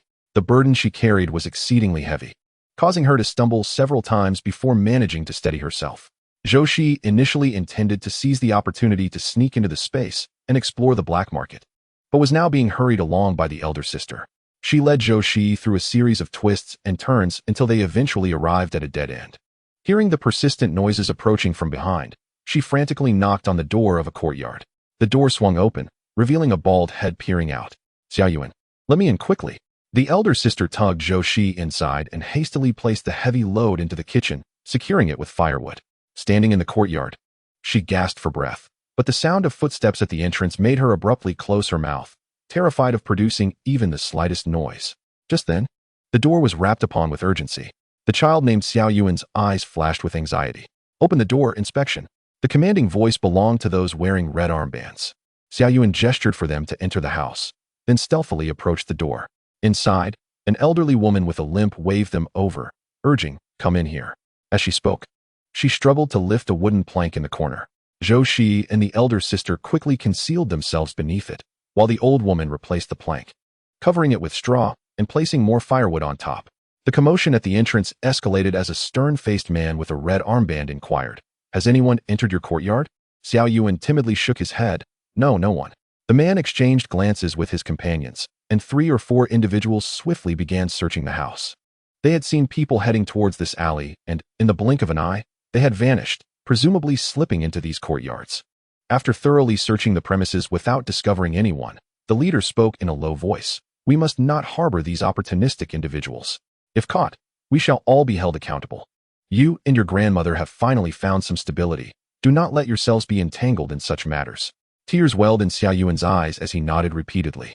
"Let us check over there," the man commanded, and once they departed, Xiaoyuan wiped the tears from his face and closed the door. The fear that had previously marked his expression now replaced with a sense of absurdity. He thought it amusing that without their assistance, they would struggle to even obtain food. The elder sister, still shaken, emerged from the hiding place, exclaiming, "My goodness, the inspections have become too stringent recently, with one yesterday and another today." Xiaoyuan poured water for the two and whispered, "I suspect someone reported us. Otherwise, the inspections wouldn't be so rigorous." The elder sister sighed heavily. "Alas, their conflicts bring us suffering. It seems we cannot venture into the city for a while. Xiaoyuan, here is 5 pounds of grain. I am deeply grateful to you today." Xiaoyuan waved her hand dismissively, accepting the grain and stowing it away in the cabinet. "Let us simply take what we need. There is no need for gratitude. I wish to purchase some of your grain, but the price must align with that of the supply and marketing cooperative. After all, you sell to the grain station at the same rate." Her words elicited a chuckle from the elder sister. "All right, you little rascal." Zhou Shiyi observed the elderly woman and the young girl before him with a composed demeanor. If his eyes did not deceive him, this dark-skinned child with a shaved head was indeed a girl, likely around 14 or 15 years old. With a mere shift of his thoughts, he could discern the reason behind her peculiar attire. In the face of significant employment pressure and housing scarcity in the city, it was evident that the elderly and the young shared this spacious courtyard for reasons concealed from the public eye. The girl had to disguise herself as a boy to avoid unwanted attention. Noticing Zhou Shiyi's gaze, Xiao Yuan flashed him a smile. After years of navigating life's challenges, she was no longer a mere child. Her keen observational skills had ensured her survival in this environment. Despite Zhou Shiyi's appearance as a middle-aged man, his commanding aura was undeniable, warranting respect. Xiao Yuan understood that it would be unwise to antagonize someone of his stature. The future was long, and their paths might cross again. It would be beneficial to cultivate goodwill with such a person. Alas, I wonder when this will conclude. I still need to carry this rice back, the elder sister lamented. Xiao Yuan, her eyes sparkling with mischief, replied, Sister, if you sell all this grain to me, I will offer you 5 cents more than the grain station's price. What do you say? The elder sister's heart leapt with joy, and she immediately stood, grasping Xiao Yuan's shoulders. Are you speaking the truth? Xiao Yuan nodded. I do not have a ticket, but I can purchase all this grain. As for the payment, I will give it to you the next time you come. If you agree, we shall make a deal. Chapter 153. The girl with the wisdom of ages. Xiao Yuan's proposition caused a fleeting hesitation in the elder sister. But what about the payment? Xiao Yuan discreetly glanced at Zhou Shiyi and softly reassured. I did not say I would not pay. When you return next time, I will provide you with the full amount. I assure you, all this grain will find a buyer. The elder sister's heart raced. This was 70 to 80 pounds of grain, worth around 20 to 30 yuan at the black market price of 4 jiao per pound. If she sold it to Xiao Yuan at the cooperative's price of 1 jiao 7 fun, plus an additional 5 fun, it would only fetch around 10 yuan. Moreover, she would not receive any payment up front. Seeing the elder sister's conflicted expression, Xiao Yuan did not rush her, instead pouring more tea for both of them. The elder sister bit her lip and said, Xiao Yuan, I am not trying to pressure you, but if you can offer 1 jiao more than the cooperative's price, I will sell you all this grain. I know you are close to the black market, making transactions easier. You are aware that the black market price hovers around 4 jiao. My family is in urgent need of money. Otherwise, given our acquaintance, I would not demand this price. Xiao Yuan's fingers nervously tapped the edge of the table. After a lengthy silence, she finally replied, All right. The elder sister's expression radiated joy. All the grain is stored in the kitchen. When I visit next time, I will come to collect the money from you. Little Yuan nodded with a hint of a smile in her eyes. Thank you for your trust. The elder sister waved her hand dismissively. I estimate this won't conclude anytime soon. I left home early this morning to rush for the black market, and I haven't even had my breakfast. I'll borrow some grain from you to make a flatbread. You can deduct the cost from the money later. With a cheerful demeanor, she made her way to the kitchen. Knowing that although the price had decreased considerably, it still surpassed what the grain station offered. More importantly, she was not risking anything, especially after the recent terrifying days. Once the elder sister retreated to the kitchen, little Yuan smiled at her grandmother. Grandma, let me take you to your room to rest for a while. Understanding her granddaughter's intentions, the grandmother's eyes flickered with concern. However, little Yuan did not give her a chance to speak, pushing the wooden wheelchair into the room. Zhou Shiyi leisurely sipped his water, patiently awaiting little Yuan's return. Being young, many of her thoughts, even if concealed, were still discernible. Deep inside, little Yuan harbored a tinge of trepidation, but mustered the courage to face Zhou Shiyi. I want to make a deal with you. Zhou Shiyi chuckled softly, placing his cup down. Oh, what kind of deal? I came here today to purchase some items. Little Yuan's eyes glimmered with disbelief. As she struggled to accept that her intuition had been incorrect, she shut the door and, with a steady voice, declared, You needn't try to intimidate me. I know you wish to transact with the black market. I can facilitate the connection, but I demand 10% of the profits. Zhou Shiyi toyed with the teacup in his hand, the clinking sound against the table causing little Yuan's heart to race. She bit her lip, her gaze fixed intently on him. Zhou Shiyi chuckled lightly. You have quite an appetite, little girl. Taken aback by his words, little Yuan instinctively stepped back several paces. How do you know? Noticing her eyes redden with fright, Zhou Shiyi decided not to tease her further. He steadied the spinning teacup and spoke calmly. Asking for 10% of my profits shows a rather ambitious appetite. How about this? If you help me establish a connection, I will reward you with 200 pounds of grain. Given the black market price, that amounted to nearly 80 yuan. Little Yuan lowered her gaze, her mind racing with calculations. After a prolonged silence, she finally looked up and said, I want not only 200 pounds of grain, but also 20 yuan. Zhou Shiyi regarded the bold young girl with a cold scoff. Even without you, I could find a way to reach the black market. Aren't you afraid that asking for so much might leave you with nothing at all? Little Yuan clenched her pants tightly. The rations she and her grandmother received each month were half of what others obtained. It was barely enough to survive, and with winter approaching, she needed to keep running about. Without warm clothing, her legs would become numb from the cold, and if caught, it could be a matter of life and death. Thus, she had to procure money to buy cotton to ensure her and her grandmother's survival. From the earlier conversation, she could surmise the magnitude of the transaction Zhou Shiyi was contemplating. Although the amount of money was modest, others were not fools. She had to make sure this man recognized her worth. Xiao Yuan pinched her thigh with determination, licked her slightly parched lips, straightened her posture, and declared, "I assure you that the line I provide will not lead to any murderous dealings or illicit trades. Additionally, the price will not be excessively low. You need not fear exposure. There are 4 black markets in the city, and since this is your first visit, I can serve as your guide. I am well acquainted with the conditions of these black markets, including recent developments." Xiao Yuan spoke rapidly, her eyes fixed intently on Zhou Shiyi without blinking. Zhou Shiyi lowered his gaze slightly, obscuring the emotions within his eyes. Frankly, he had not anticipated this young girl to be so perceptive. Even noticing that it was his first time in this area, Xiao Yuan felt a wave of anxiety.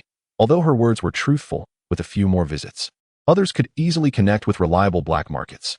She wondered if her presence was truly necessary. Yet at this moment, the person she spoke of was precisely what Zhou Shiyi required. After a brief silence, he acquiesced. A smile broke across Xiao Yuan's dark little face. Seizing the moment when Zhou Shiyi was distracted, she discreetly wiped the cold sweat from her back. Just then, the older sister finished preparing the pancakes. She expressed her gratitude to Zhou Shiyi for his earlier assistance, smiling as she waved to him. Zhou Shiyi did not decline her kindness. The older sister even saved one for Xiao Yuan and her grandmother. He then took the pancake, eating as he stepped outside. The outside world was now utterly silent, and venturing out was of no concern. Xiao Yuan brought the pancake to her grandmother and informed her of her impending departure. The grandmother, with her somewhat rough hands, grasped Xiao Yuan's hand and, choked with emotion, said, "Be careful." Xiao Yuan chuckled, "Oh, Grandma, there's no need to worry about me. Once I return with the money, I will buy you medicine. Then your leg won't ache in winter. Just stay at home and wait for me." With a cheerful demeanor, Xiao Yuan exited the room, reverting to her cautious self upon reaching Zhou Shiyi's side. Zhou Shiyi, possessing keen hearing, easily discerned the exchange between the grandmother and granddaughter, which prompted him to regard Xiao Yuan with greater esteem. "Let us go. I'll take you there shortly, but remain silent for now." Xiao Yuan's small face was etched with seriousness. Zhou Shiyi couldn't help but smile at the unexpected wisdom imparted by a mere child. Chapter 154. Meeting the principal, Xiao Yuan cautiously glanced around at the door, noting that all was calm, and beckoned to Zhou Shiyi. She led the way, winding through the alleys until they finally arrived at a secluded courtyard. Zhou Shiyi chuckled softly to himself. The young girl was quite clever. Despite her unfamiliarity with the area, she had intentionally taken a longer route. At last, Xiao Yuan halted, exhaling deeply, and briskly approached the entrance of a courtyard, knocking 3 long and 3 short taps on the door. Zhou Shiyi raised his gaze to observe the residence. Feeling a twinge of astonishment, such an expansive estate could hardly be acquired without some degree of influence. In an era where everyone clamors to dismantle speculative ventures, it is remarkable for those engaged in the black market to possess such a grand abode, akin to plucking feathers from a tiger's back. Yet, he remained perplexed as to how the grandmother and granddaughter, Xiao Yuan and her kin, became entangled with these individuals. The door swung open, revealing a woman who stepped out. "Ah, it's Yuan. Your brother has been mentioning you incessantly." A smile stretched across her face, indicating a familiarity with Xiao Yuan. Xiao Yuan hurriedly approached Zhou Shiyi and whispered, "I'll go in first, you wait outside." Zhou Shiyi nodded in acknowledgement, and just before the door closed, the woman cast a discerning glance at him. Zhou Shiyi stood tall, causing a slight flicker of surprise in her eyes. After approximately 20 minutes, 2 men emerged from within the house, approaching Zhou Shiyi with solemnity. "Please, come inside." Zhou Shiyi followed them leisurely, stepping into the courtyard only to discover a hidden world within. The entire courtyard was divided into 4 households, each with individuals stationed at their doors. To the untrained eye, it would not evoke thoughts of the black market, for there were both the elderly and the young, with some toothless old women soothing infants in their arms, while men diligently tended to their tools. To any passerby, they appeared to be ordinary citizens. Entering the largest room, Zhou Shiyi's ears perked up. Xiao Yuan was fervently assuring the leading man, "Lu Gu, he truly wishes to engage in trade. Trust me this time. I have brought many before, and not once has there been an incident. I possess a keen eye for discerning character." Upon hearing the commotion behind him, the leading man slowly turned, locking eyes with Zhou Shiyi at the door, both men harboring a profound wariness. It was at this moment that Zhou Shiyi clearly discerned Lu Jiyi's appearance, in his 20s, with well-defined features and sharp eyes. Were it not for his reputation as a black market leader, Zhou Shiyi might have mistaken him for an elegant scion from a scholarly family. Yet, this man exuded a formidable aura, a scar running from the outer corner of his eye to his forehead, marring his otherwise refined demeanor. Meanwhile, Lu Gu was discreetly assessing Zhou Shiyi. Judging by his gait, he was a seasoned fighter, likely possessing commendable skills. The aura he projected was not one cultivated in the countryside. Observing him standing there, calm and unhurried, Zhou Shiyi's presence rivaled his own in intensity. Xiao Yuan stood beside them, wide-eyed. The Zhou Shiyi she beheld was a persona she had never encountered. He resembled a poised cheetah, and his towering stature instilled a deep-seated apprehension in those who beheld him. Xiao Yuan felt as if she had swallowed a mouthful of bitter herbs. Had she met Zhou Shiyi in this formidable state initially, she would never have dared to lead him towards Lu Gu. Lu Gu, she murmured in a voice barely audible, her hands fidgeting in uncertainty. Lu Gu waved his hand dismissively. Enough, this is no longer your concern. You may step outside. A mere exchange of glances was sufficient for Brother Lu to comprehend that the individual before him was indeed intent on conducting a transaction. Their conversation was not meant to disturb the child. He held a certain fondness for the young one, Xiao Yuan, who often ran errands with remarkable cleverness. Reflecting on Xiao Yuan's identity, Brother Lu felt a twinge of helplessness. He turned over the teacup on the table and poured 2 cups of tea. Addressing Zhou Shiyi, "What shall I call you?" "My surname is Zhou," came the reply. Brother Lu gestured invitingly. "You may call me Brother Lu." Xiao Yuan had mentioned that he wished to engage in a deal, yet Brother Lu was curious about what Brother Zhou sought to trade. Zhou Shiyi took a seat, lightly tapping the tea surface with his fingers, inscribing a character on the table. A glimmer of amusement flickered in Brother Lu's eyes. This item, however, does not yield much profit.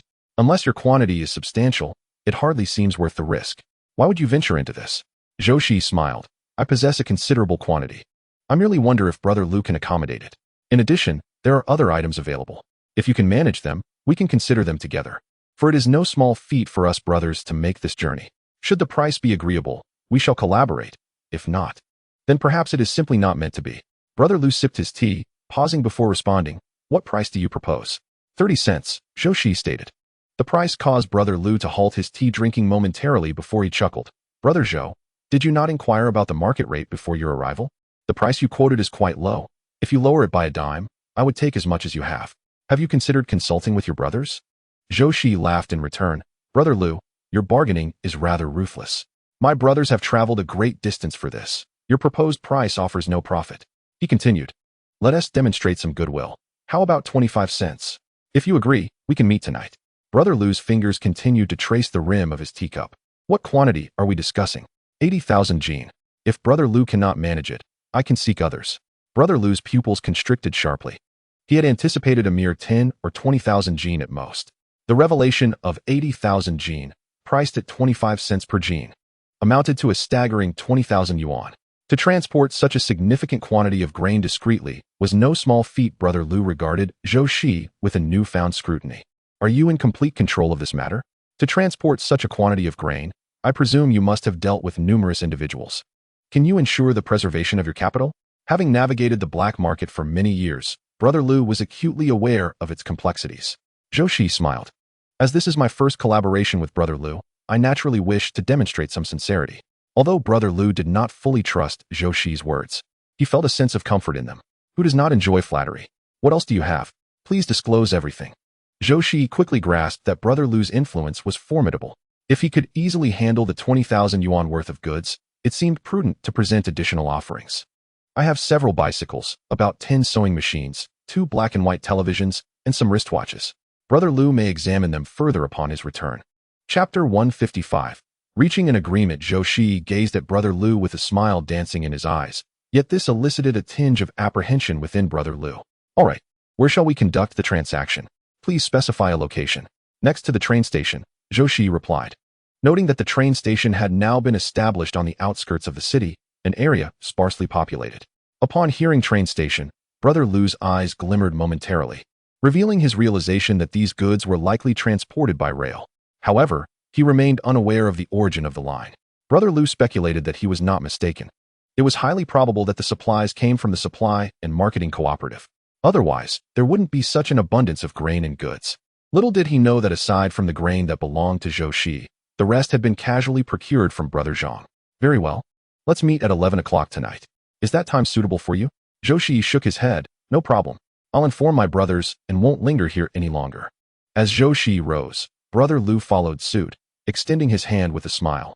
May our collaboration be fruitful. Zhou Shiyi reciprocated the handshake. Allow the boy to accompany me. At this moment, Brother Lu was in high spirits. Even the scar at the corner of his eye seemed to bear a hint of mirth. Take him with you. This time, the situation was markedly different. Zhou Shiyi walked ahead, while the timid Xiao Yuan trailed behind. Observing Zhou Shiyi retracing their earlier path with precision sent waves of dread through Xiao Yuan. She never anticipated that he would remember the route so meticulously. Zhou Shiyi strolled leisurely, unperturbed by Xiao Yuan's trepidation, merely tilting his head slightly, appearing to converse with her while discreetly assessing the individual following behind. He found it unfathomable that Brother Lu would hastily finalize a deal with him. Had that been the case, Zhou Shiyi would have hesitated to collaborate with such a person. Upon reaching Xiao Yuan's home, he instructed, "Wait here. I shall bring you what is owed shortly." Xiao Yuan felt her legs quaking, yet she mustered the composure to respond.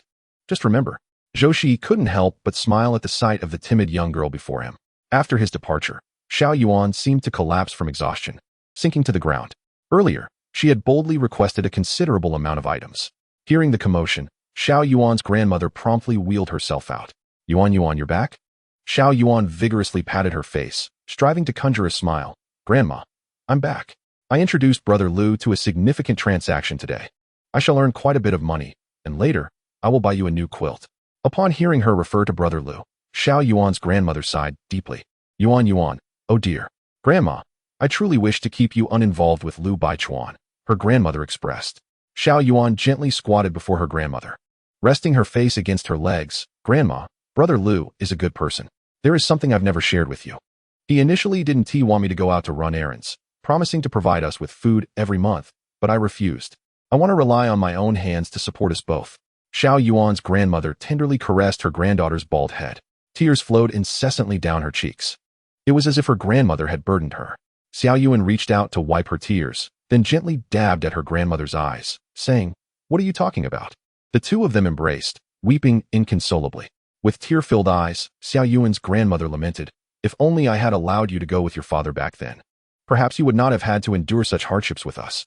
Xiao Yuan had no recollection of her father, only memories of that gentle woman. Until the day when her spirit waned, her eyes wide with longing, fixed on the doorway as if her beloved were to appear there. Listening to her grandmother's sobs, Xiao Yuan felt a sharp pang in her heart, an ache that was both bitter and painful. Meanwhile, Zhou Shiyi returned to the state-run guest house, disregarding the person trailing behind him. He swiftly extracted 200 pounds of grain from his vehicle and made his way to Xiao Yuan's home. As for the figure behind him, scaling the guest house wall and engaging in their own pursuits, he paid no heed. Behind the guest house lay a spacious yard, filled with numerous trucks. The primary occupants of the state-run guest house were predominantly drivers. The individual perched atop the wall observed, and upon counting the 10-odd trucks in the yard, a sense of curiosity stirred within him. He pondered how many vehicles Zhou Shiyi had truly brought. Yet, he could ascertain Zhou Shiyi's identity now. Brother Lu listened to his subordinate's report and chuckled. Indeed, he is rather vigilant. Unlike his subordinate, Brother Lu believed Zhou Shiyi was deliberately obscuring the truth. His true identity likely transcended that of a mere driver. Otherwise, he would not risk such peril. Zhou Shiyi mused. Ah, the clever can fall victim to their own cunning. I am but a driver.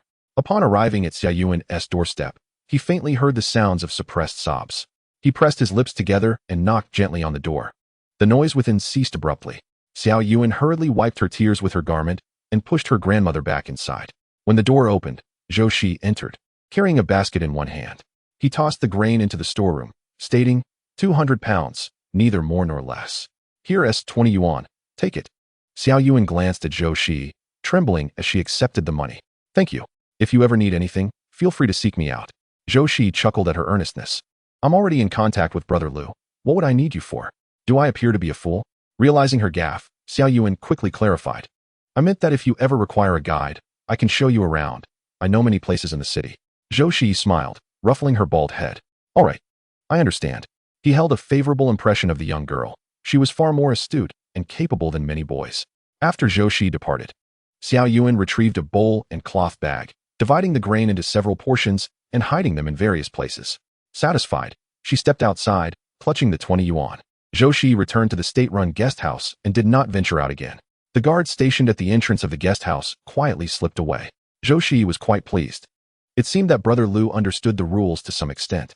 Around 9 o'clock in the evening, Zhou Shiyi hastily retrieved a morsel of food from his space and wolfed down a few bites. Station Master Niu had not sought him out, and Zhou Shiyi surmised that he likely wouldn't return that night. After securing the door to his room, Zhou Shiyi descended through the pipe. He casually stored the truck in his space and swiftly scaled the wall, making his escape without alarming anyone. Chapter 156. They dared not make a sound. The noise of driving the truck was too conspicuous, so Zhou Shiyi opted for a bicycle. As he neared the train station, he released the truck. Bags of grain were loaded onto the vehicle, and he drove towards the other side. The train station was adjacent to a small grove, with a row of houses behind it. Some homes flickered with kerosene lamps, while others were dilapidated courtyards. Zhou Shiyi chose the most peripheral of these dwellings. The door wobbled precariously. A gentle push nearly sent it tumbling from its frame. Zhou Shiyi examined the trail of tire tracks left behind and nodded in satisfaction. He moved the grain inside the house. Although the truck was not silent, no one dared to investigate.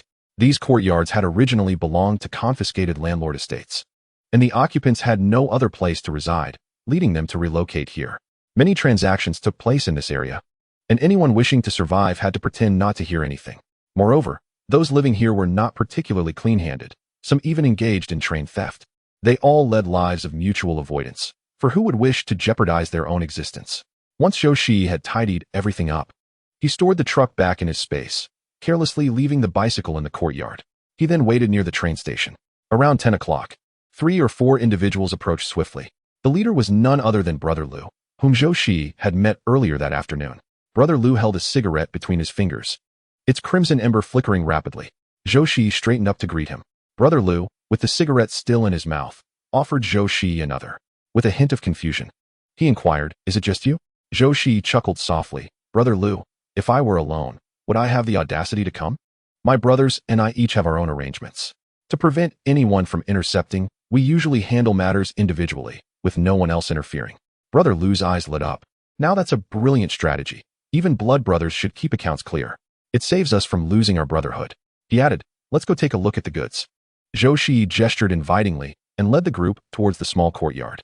Brother Lu noticed the tire tracks beneath his feet, and his gaze flickered. Upon seeing the courtyard, he couldn't help but laugh. Brother Zhou certainly knows how to pick a spot. We often receive goods here. Zhou Shiyi pointed to a nearby path. It truly is an excellent location. I wonder if Brother Lu is familiar with the surrounding houses? Brother Lu smirked. "What? Did they come out to take a look?" He continued, "Not at all. This isn't our first visit here, after all. It's only prudent to remain vigilant."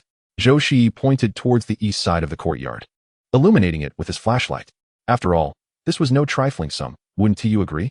Brother Lu circled around the items in the yard, his voice cold as he spoke. "Rest assured, they lack the audacity for that. The quality of these goods is quite commendable. Let us proceed inside to inspect the grain." Behind Brother Lu, 3 men held their respective tools, selecting a dozen bags at random for a meticulous examination. They nodded affirmatively at Brother Lu afterward. Lu took a grain of rice, tasted it, and to his surprise, it surpassed the quality of the freshly harvested rice. "Brother Zhou, I am thoroughly satisfied with this batch, particularly the rice. Should you acquire more such goods in the future, feel free to reach out to me directly." Brother Lu appreciated Zhou Shiyi's honesty. In their previous transactions, many appeared trustworthy, yet often stuffed bags with dirt and stones. However, each of Zhou Shiyi's bags was filled with robust grain. Zhou extended his hand to Brother Lu, smiling as he said, "Then let us count and weigh. May our collaboration be fruitful." Brother Lu discarded his cigarette but onto the ground, extinguishing it with a firm stomp, and grasped Zhou Shiyi's hand with a hearty shake.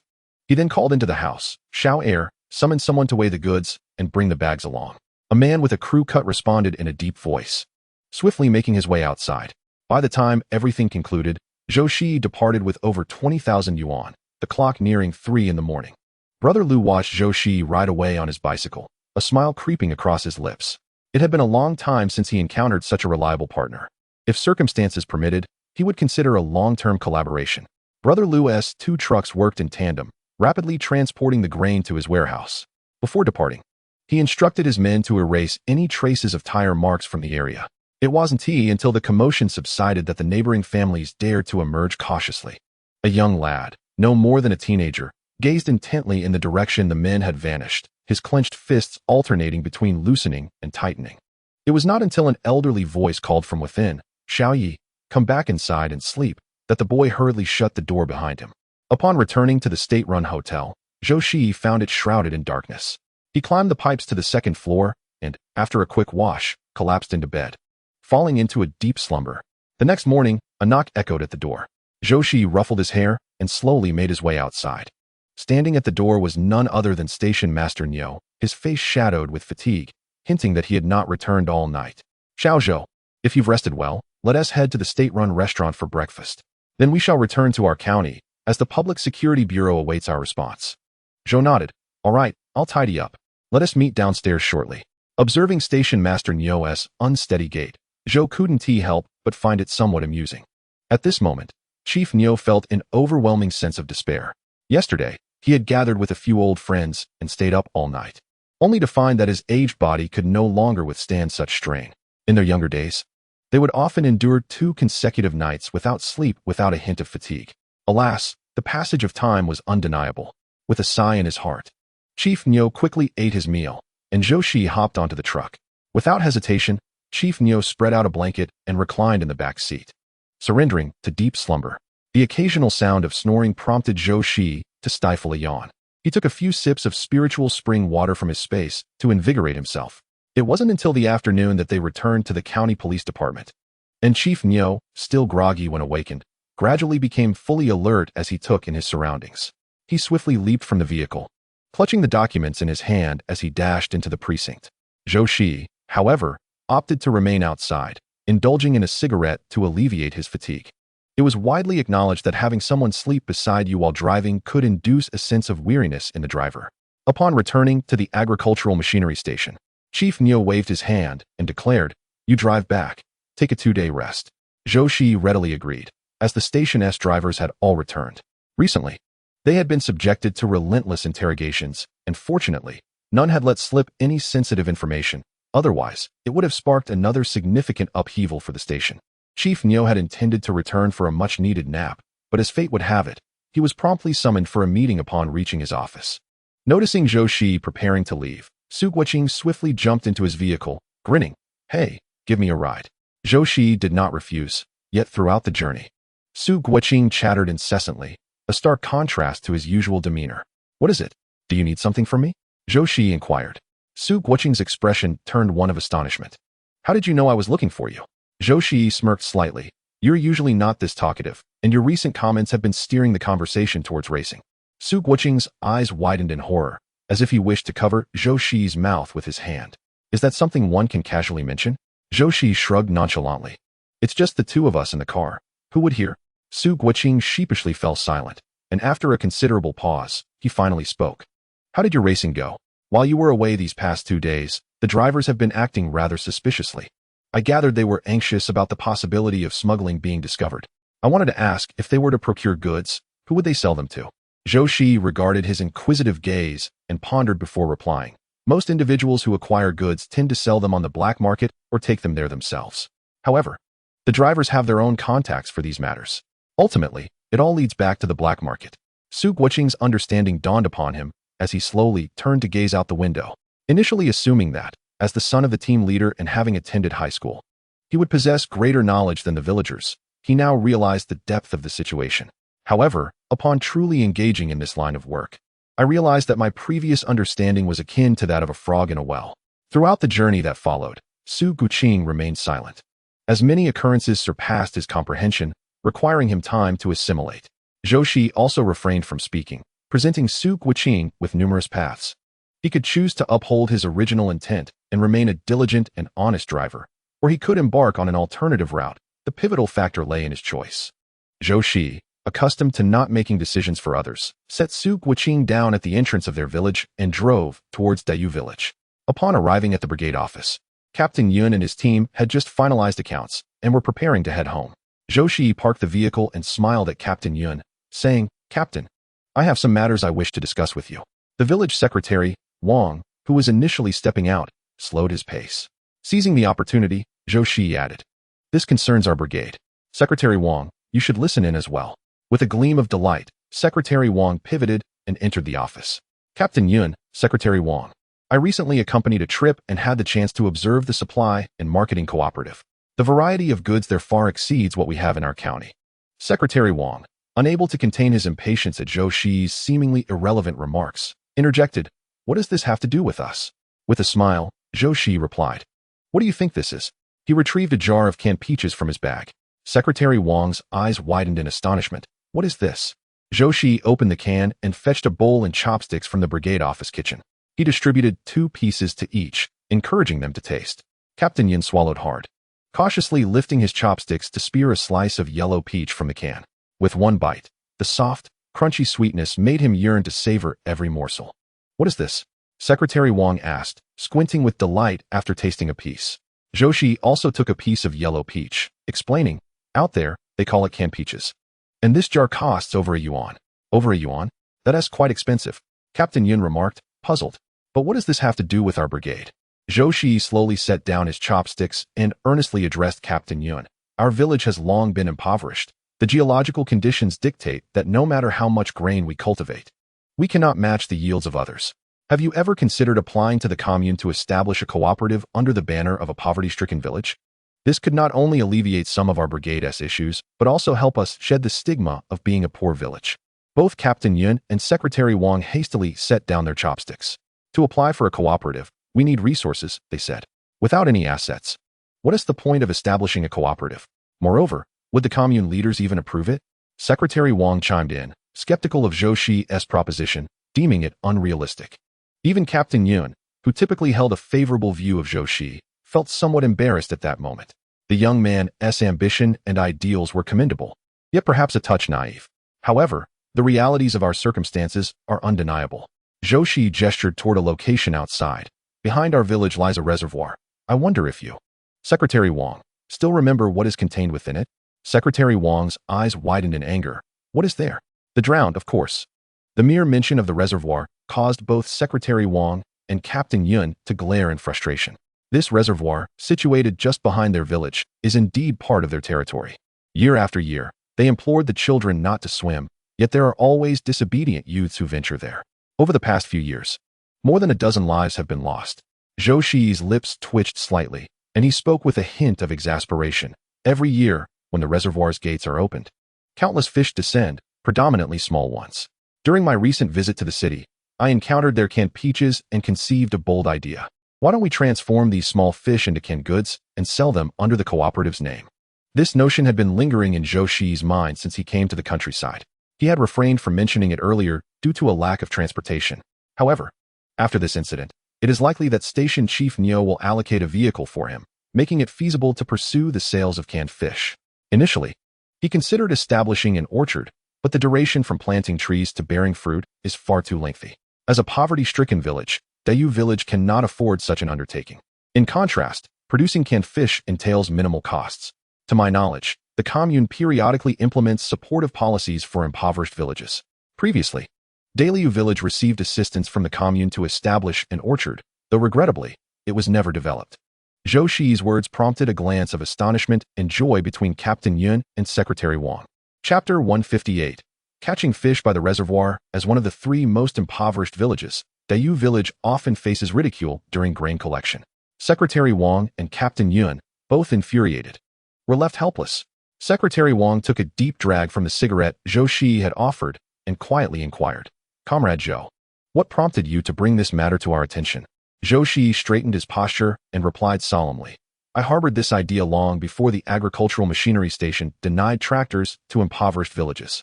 I believe that since we have come to the countryside to participate in its development, we naturally aspire to enhance the conditions of the village we inhabit." Captain Yun suddenly slapped the table, startling Secretary Wang, who shot him an irritated glance. "What are you doing? You nearly frightened me." Captain Yun, grinning broadly, remarked, "It is rare to encounter a progressive youth like Comrade Zhou. Your daughter, Gila, is fortunate to have you." Secretary Wang's mouth twitched. All right. We know you found a good son-in-law. There's no need to boast. So what precisely should we do?" Zhou Shiyi pondered for a moment and suggested, "During the grain collection, Secretary Wang could take the opportunity to discuss this matter with the commune's leaders. After all, support projects are periodically available, and we have justifiable reasoning on our side. I surmise that the leaders of the commune will not refuse, as we have shed the label of a poverty-stricken village, which is advantageous for them without any detriment. As for the future market prospects, I have now secured the opportunity to operate a vehicle independently, and I shall keep a vigilant eye on matters henceforth. Splendid. The repetition of splendid reflects the elation of Captain Yun at this moment. He joyfully spun in place, even neglecting his habitual cigarette. Swiftly, he made his way to the office to fetch paper and a pen. Xiao Zhou, I shall draft an application. Please assist me in reviewing it. As the captain, he bore the responsibility for construction. Should agricultural development falter, he would be the first to bear the brunt. It is known how fervently he wishes to enhance the village's infrastructure, observing the villagers tightening their belts and living in frugality. Captain Yun felt a pang of sorrow in his heart. Zhou Shiyi, noting the two leaders deep in discussion, quietly excused himself. The inhabitants of Dayu village, aside from being somewhat gossipy, are predominantly kind-hearted. After eliminating his adversaries, Zhou Shiyi felt an emptiness within. It seemed as if he could glimpse the end of his life. Eventually, he discovered the purpose of his rebirth. Not only must he seize the opportunity to rise, but he must also uplift Dayu village. At the very least, ensuring that everyone has enough to eat would fulfill the goodwill the villagers had extended to him in his past life. Upon returning to the youth education site, he encountered Chen Wei, who had just arrived from outside. Chen Wei, upon spotting Zhou Shiyi, erupted in joyous exclamations, and noticing that the sun was still early, he eagerly beckoned Zhou Shiyi to join him outside. Ego, let us go? The young intellectuals are over by the reservoir, fishing. We should see for ourselves. Xiao Zhou is there too. Zhou Shiyi suddenly understood why he had seen so few people in the village earlier. They had all ventured toward the reservoir. Ego, you won't believe it. The villagers caught a fish weighing a full 20 pounds just now. Incredible. I wonder how there are still such large fish in the reservoir despite the annual draining. Each year, when it is time to plant rice, water is channeled from the reservoir into the fields. This season is the most joyous for everyone. Even though the farming is the most arduous, they still find time to make a trip to the reservoir. The children eagerly wheeled their nets by the reservoir, managing to catch quite a few fish during this outing. It is during this time that families can enjoy a hearty meal. In November, the weather in Jiangxi province has already turned cold, and there is little work to be done in the fields. Most people work half a day before heading to the reservoir or the woods to gather some provisions to enhance their meals, all while the leaders turn a blind eye. Did you manage to catch any fish? Chen Wei replied with a hint of disappointment, shaking his head. Alas, we lacked suitable equipment, and we are not adept at fishing. I was planning to return to find something more suitable when I happened upon you. Zhou Shiyi nodded and casually inquired, has the reservoir been drained yet? It was drained a couple of days ago. We were fortunate then, catching several fish.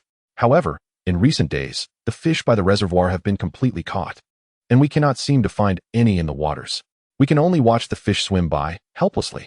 Chen Wei expressed his mild frustration, reminiscing about the fish soup prepared by Fan Zhaodi, which was simply exquisite. The thought of it still tantalized his taste buds. The two engaged in a casual conversation as they made their way to the reservoir. Upon seeing Zhou Shiyi approach, Zhou Shilong joyfully waved. Brother, I'm over here. Zhou Shiyi responded with a smile, rolled up his pant legs, and stepped closer, surveying the area. He casually picked up a nearby makeshift fish spear. Adjacent to the reservoir lay a broad river, which underwent 2 seasonal floods each year. Children stood in the shallows, hesitant to venture deeper. The young female intellectuals were equally cautious, clutching their baskets in anticipation of the male counterparts returning with fish.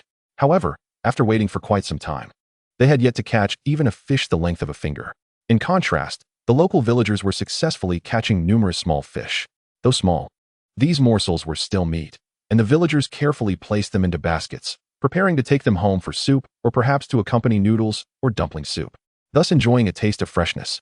The female intellectuals looked on eagerly at Zhou Shiyi's endeavors, with Zhang Sini covering her mouth tightly, fearful of startling both the fish and the fishermen.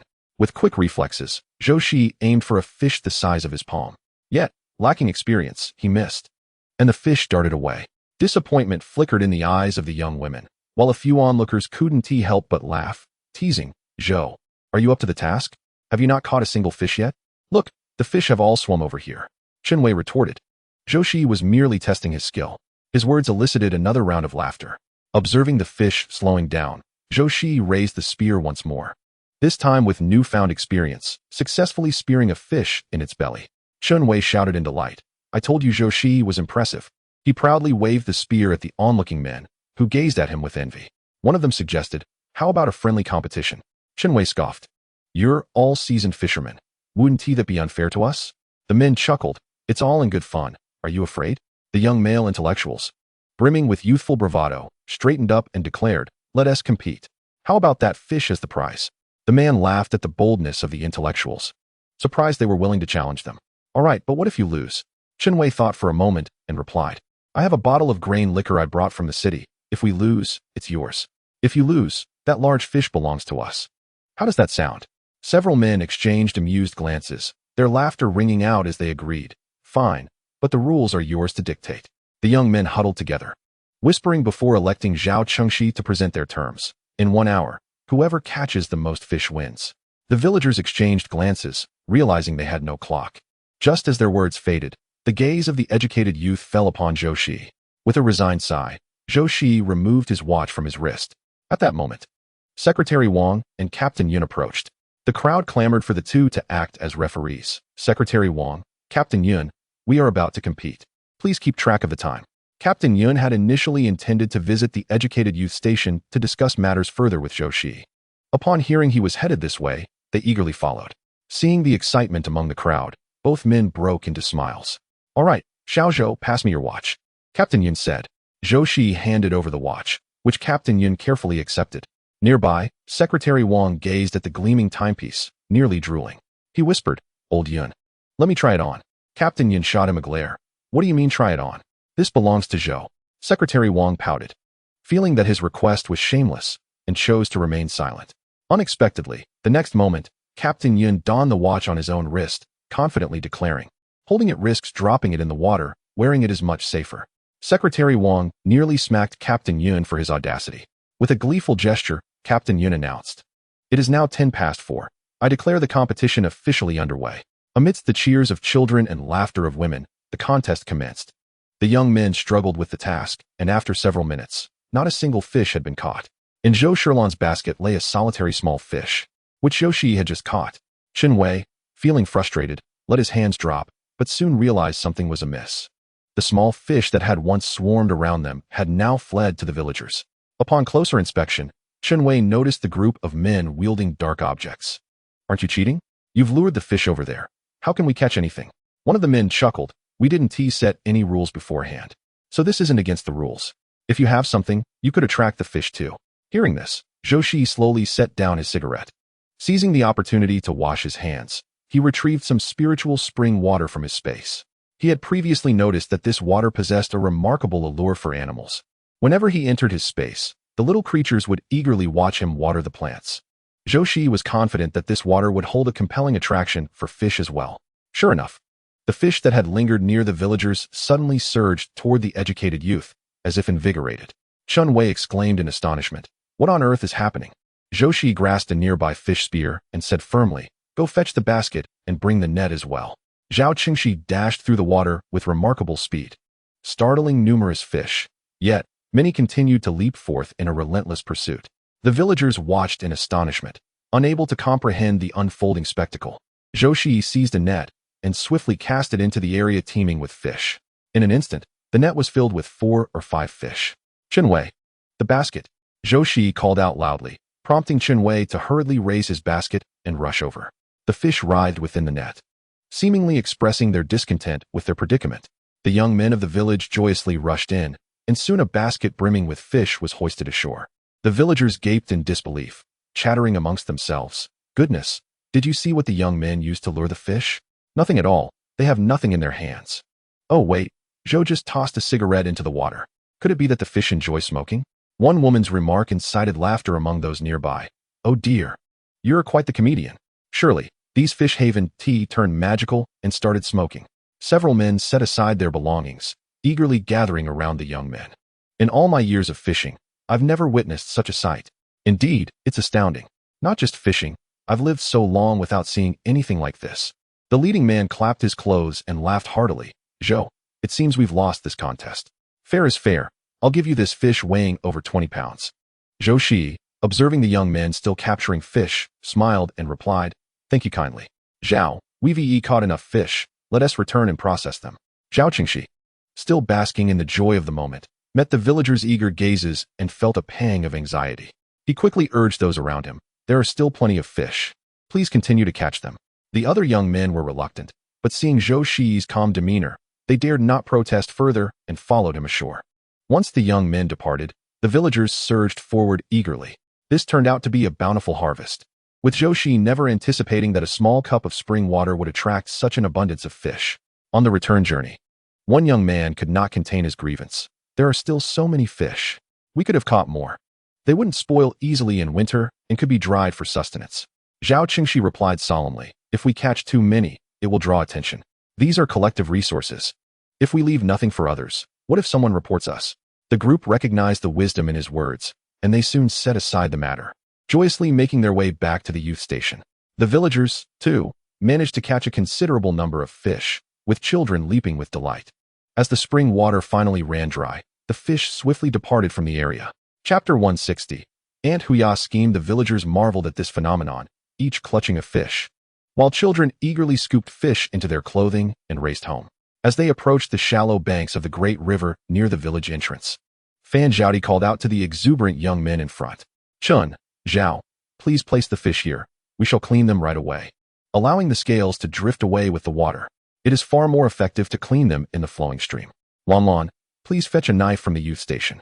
Hearing this, Zhang Sini quickly rolled up her sleeves and cheerfully exclaimed, "I will lend a hand as well. Once we finish, we can each take one fish. I've seen my grandmother prepare smoked fish before, and I would like to try my hand at it." The other young women also rolled up their sleeves and made their way to the riverbank. Zhou Shilan and Zhou Shiyi headed towards the youth station, initially intending for Zhou Shiyi to inquire about Zhou Shilan's recent experiences. However, Zhou Shilan was too preoccupied to engage in conversation, rushing ahead with great speed.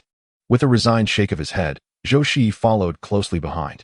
Upon reaching the riverbank, Zhou Shilan gathered all 3 knives from the youth station.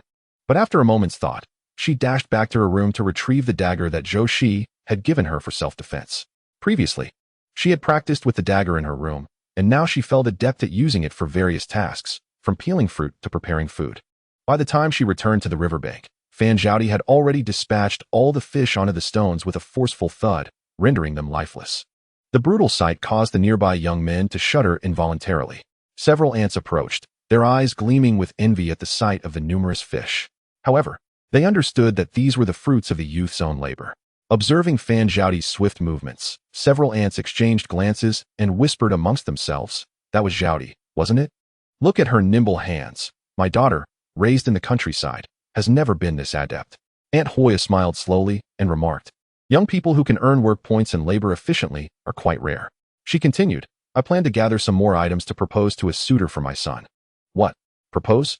Aunt Yuan's round face showed surprise, her voice tinged with incredulity. Her words drew the attention of many. Even the youth across the river paused to glance over. Aunt Hoya beamed with satisfaction. "My son is already 20. He previously rejected a proposal. However, this Zhaodi seems quite suitable. I'll gather a few more yards of fabric and approach her family to propose. I cannot let my son miss out on such a capable girl. If I delay, someone else may take her first." Aunt Hoya was not foolish. She spoke in a low voice, aware of her surroundings. Aunt Yuan and several other women exchanged knowing glances, pursing their lips in response. "That is merely your one-sided wish. The young woman cannot simply agree to your proposal," Aunt Yuan said. "After all, she is from the city. And why would she be interested in our village boys? The effort you put into gathering that fabric is trivial to her." Another aunt, sporting braided hair, added, "I agree with Aunt Yuan. The youth has seen much of the world and is unlikely to be swayed by our humble offerings. Moreover, I do not intend to belittle you, but given the state of your son, the educated youth would hardly take notice." Her words elicited laughter from the nearby women. Aunt Hoya glared. "What do you know? Look at how many educated youth have gone to the countryside over the years. How many have returned? It's certain they will take root in our village and will need to find a reliable husband. For the young women, marrying early and having children is a blessing." Aunt Hoya believed her reasoning was quite sound, causing even the other women, who had initially been giggling, to ponder thoughtfully. While others may not have been attentive, the keen-eyed Zhou Shiyi heard every word distinctly. A chill ran through him. He realized he must have a serious conversation with Captain Yun regarding this matter. With 5 years until the college entrance examination resumes, they could seize the opportunity to return to the city. If they were to marry and have children in the countryside, the ties of parenthood would not allow for a simple departure.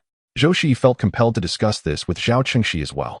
Fan Zhaodi smiled as she took the knife from Zhou Shilan's hand, swiftly scaling and gutting the fish. In no time, the area was permeated with the pungent odor of fish and blood.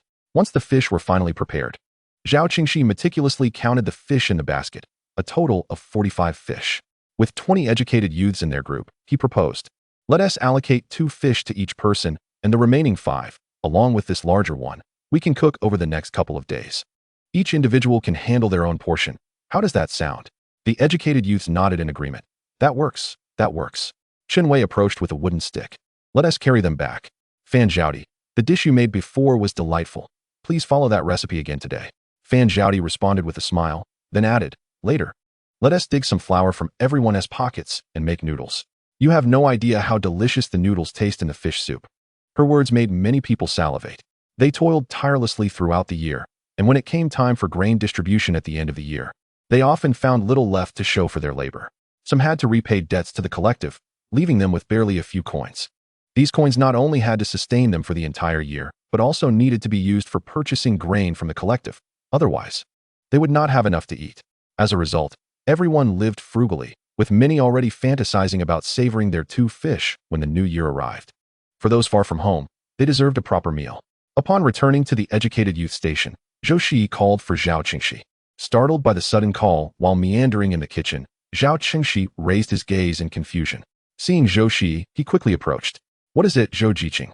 Zhou Shiyi positioned 2 small stools and gestured for Zhao Qingxi to sit. "Zhao Jiqing, I wonder if you heard what those women said today." Zhao Qingxi shook his head in bewilderment. From such a distance, who could possibly hear? In the village, there is an aunt who has taken a liking to Fan Jiqing and wishes to marry her as a daughter-in-law. What are your thoughts on this matter? Zhao Qingxi's eyes widened in astonishment. What? How long has Fan Jiqing been here? How could an aunt have her sights set on her already? If it were an experienced youth, Zhao Qingxi could somewhat understand, as they had lived together for a considerable time, making such thoughts less surprising. However, Fan Zhaodi had only just arrived, and already someone was interested in her. Zhou Shiyi glanced at the busy youths in the courtyard and spoke in a grave tone. Compared to the previous youths, Fan Jiqing is not only capable, but also proficient in cooking. It is not surprising that someone has taken notice of her. After all, having a daughter-in-law from the city is quite prestigious. Zhao Qingxi clenched his fingers in agitation. "What should we do? You must accompany me to the home of Captain Yun. We need to clarify this matter. If they can set their sights on Fan Jiqing today, they will certainly target other youths tomorrow. If both parties are interested, we have no grounds for opposition. However, if the youths are unaware and someone approaches to propose marriage, it would tarnish the reputation of the female youths. Wouldn't you agree?" Initially, Zhou Shiyi did not wish to involve himself in this matter. He had repaid his debts to Fan Zhaodi in this life. He had no right to interfere in the paths of others. Yet, witnessing the strong bond between Zhou Shilan and Fan Zhaodi, he feared that attention might also shift towards Zhou Shilan. Zhao Qingxi slapped his thigh. "All right, let us go at once." The two hurried towards Captain Yun's home. The aroma of fish wafted from every household, tantalizing Zhao Qingxi's appetite as he eagerly anticipated resolving the issue and returning for a meal. At Captain Yun's residence, he was no exception. He grinned broadly, revealing his yellowed teeth, bustling around his wife. Upon seeing Zhou Shiyi and Zhao Qingxi approach, Captain Yun cheerfully waved them over. "What brings you here at this hour?" Zhao Qingxi pressed his lips together and replied, "I have something I wish to discuss with you." "I hope you are available, Captain Yun." Captain Yun chuckled and tapped his pipe. "Of course, let us step inside." Zhou Shiyi did not enter, as he was called to a halt by Yun Zhihai in the courtyard. Brother Zhou. Yun Zhihai leaped excitedly, quickly reaching Zhou Shiyi's side. "I just returned from my grandmother's house and missed today's events. You have no idea how much I regret it." His words drew the displeasure of Captain Yun's wife, who picked up a nearby basket and hurled it at Yun Zhihai. "What? Does your grandmother lack food or drink? She even got you a new set of clothes. And your aunt has been complaining about it. Now you're regretting visiting her? Don't mention going to your grandmother's house again." Yun Zhihai quickly replied with a grin. "Oh, I know my grandmother dotes on me.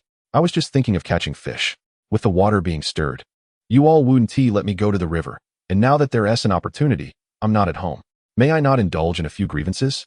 Yun Zhihai, eager to please, extended his hand to massage the shoulders of Captain Yun's wife, quickly coaxing her into a smile.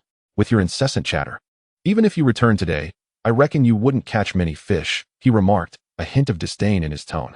"How can you be so sure I won't catch any when I haven't even tried?" he muttered under his breath. As they awaited Zhao Qingxi's emergence, Zhou Shiyi recognized the relief etched upon his face, indicating that matters had been largely clarified. However, to his surprise, Captain Yun emerged with a darkened expression. A sense of foreboding gripped Zhou Shiyi. This was not a favorable sign. In a stern voice, Captain Yun addressed his wife, "Tomorrow, you shall inform those rambling individuals that the educated youth are here to partake in rural development, not to marry these unsophisticated peasants. Restrain any unwarranted notions." The captain's ire was not solely directed at the unmotivated villagers, but also at Zhao Qingxi's remarks. This young man, who typically exuded composure, had spoken without regard for subtlety. What did he mean to imply? That the villagers were unworthy of city dwellers? Captain Yun's scrutinizing gaze shifted between Zhao Qingxi and Zhou Shiyi before he directed a frigid huff at Zhou Shiyi. The latter felt as though he had bitten into a bitter melon, regretting his previous decision to involve himself in the matter. Zhao Qingxi, however, felt justified in his assertions. In recent years, other teams had seen educated youth returning to the city for work, and it was likely that their team would encounter a similar fate. Marrying and bearing children at such a juncture could ruin the lives of the female educated youth. The tension between the two parties compelled Captain Yun's wife to set down her knife. She opened her mouth, intending to interject, yet found herself at a loss for words. To Captain Yun, the villagers were, above all, members of their community. To disdain them was to disdain him. Did they truly believe they were of such high regard?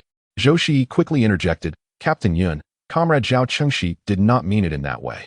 "What does that even mean?" The captain retorted. "You city dwellers consume a substantial portion of the supplies sourced from our rural lands. How shameless it is to bite the hand that feeds you." Zhou Shiyi tugged at Zhao Qingxi, attempting to speak on his behalf. "Captain Yun, this matter is between Zhao and me.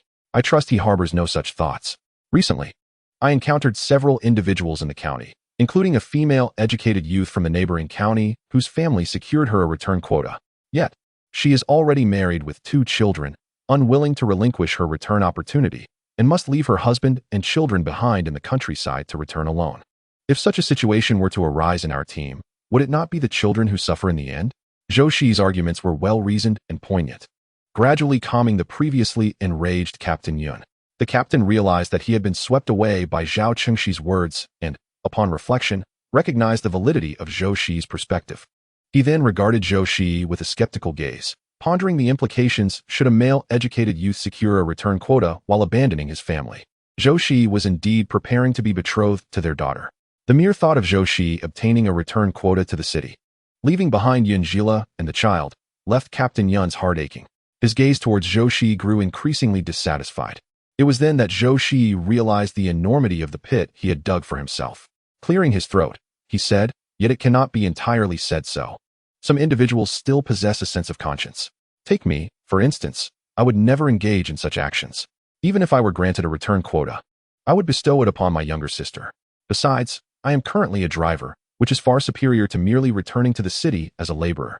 His words prompted a few individuals in the courtyard to nod thoughtfully in agreement. Indeed, Zhou Shiyi was unaware that his statements had inadvertently created greater obstacles between his sister and Yun Jihai. Chapter 162. The chaotic Yun family. Captain Yun's wife slowly approached him and softly remarked, "What Zhou Jiqing said is not without merit. Our village already has an abundance of bachelors. If someone marries a female intellectual and returns to the city, what will happen to the abandoned bachelors and children?" Yun Jihai, standing nearby, nodded repeatedly. "I believe Zhou Jiqing is correct. Moreover, we all know the character of the men in our village. To speak bluntly, they are simply unworthy of the urban intellectuals. The female intellectuals possess both education and beauty, and if our brigade were a more progressive one, perhaps they would consider it. However, when we ourselves are struggling to make ends meet, what reason would they have to look our way?" The young man spoke candidly.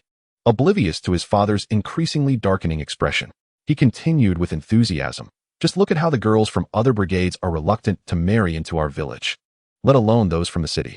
Get out of here," Captain Yun shouted, removing his shoes to throw at Yun Jihai, who dodged while hopping. "Why can't I speak the truth? Mother, don't you agree with me?" Captain Yun's wife looked helplessly at her foolish son, pondering which girl would ever find him appealing after this. Amidst the chaos erupting in Captain Yun's household, Zhou Shiyi quickly pulled Zhao Qingxi away, realizing that staying any longer would draw the flames of conflict upon them. "Zhao Jiqing, I understand that your words and actions are for the benefit of the intellectuals. However, sometimes it is necessary to take a more circuitous route. One should not speak so bluntly." Zhao Qingxi pouted, feeling he had spoken no falsehood. Zhou Shiyi, somewhat exasperated, rubbed his forehead. To Captain Yun, we, the educated youth sent to the countryside, will always remain an outsider. We may feel integrated into the brigade, but in their eyes, we are forever strangers. Zhao Qingshi gently nodded, realizing he had indeed become too relaxed lately. The relationship between the villagers and the intellectuals had softened significantly, and Captain Yin treated them equally, which was why he had spoken so directly today. Zhou Shiyi observed that he had come to a realization, yet chose not to elaborate further. When the two returned to the youth commune, tables had already been set up in the courtyard. The tables were meticulously cleaned, as they were to prepare noodles, and the kitchen was too cramped for such an endeavor.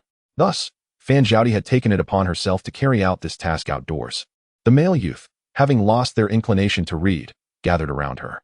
They watched in awe as Fan Zhaodi deftly transformed a substantial piece of dough, akin to a magician's trick, from a thick pancake into a delicate sheet of dough, with her rolling pin deftly maneuvering back and forth. A large sheet of dough was soon prepared. Fan Zhaodi folded the dough several times before swiftly slicing it with a knife. The precision of her knife skills elicited exclamations of astonishment from the male youth. Who would have thought that Comrade Fan could cook so efficiently? Indeed, they marveled at the uniformity of the noodle sizes, reminiscent of those crafted by master chefs in state-run restaurants. Typically, the female youth prepared the meals while the males were tasked with fetching water and chopping firewood, so they rarely witnessed Fan Zhaodi in the act of cooking. The chorus of praise and discussion lifted Fan Zhaodi's spirits, as she had not anticipated that the skills honed through childhood hardships would earn her such high regard. In her early years, when her family had already welcomed 2 daughters, expectations ran high for her mother's 3rd pregnancy.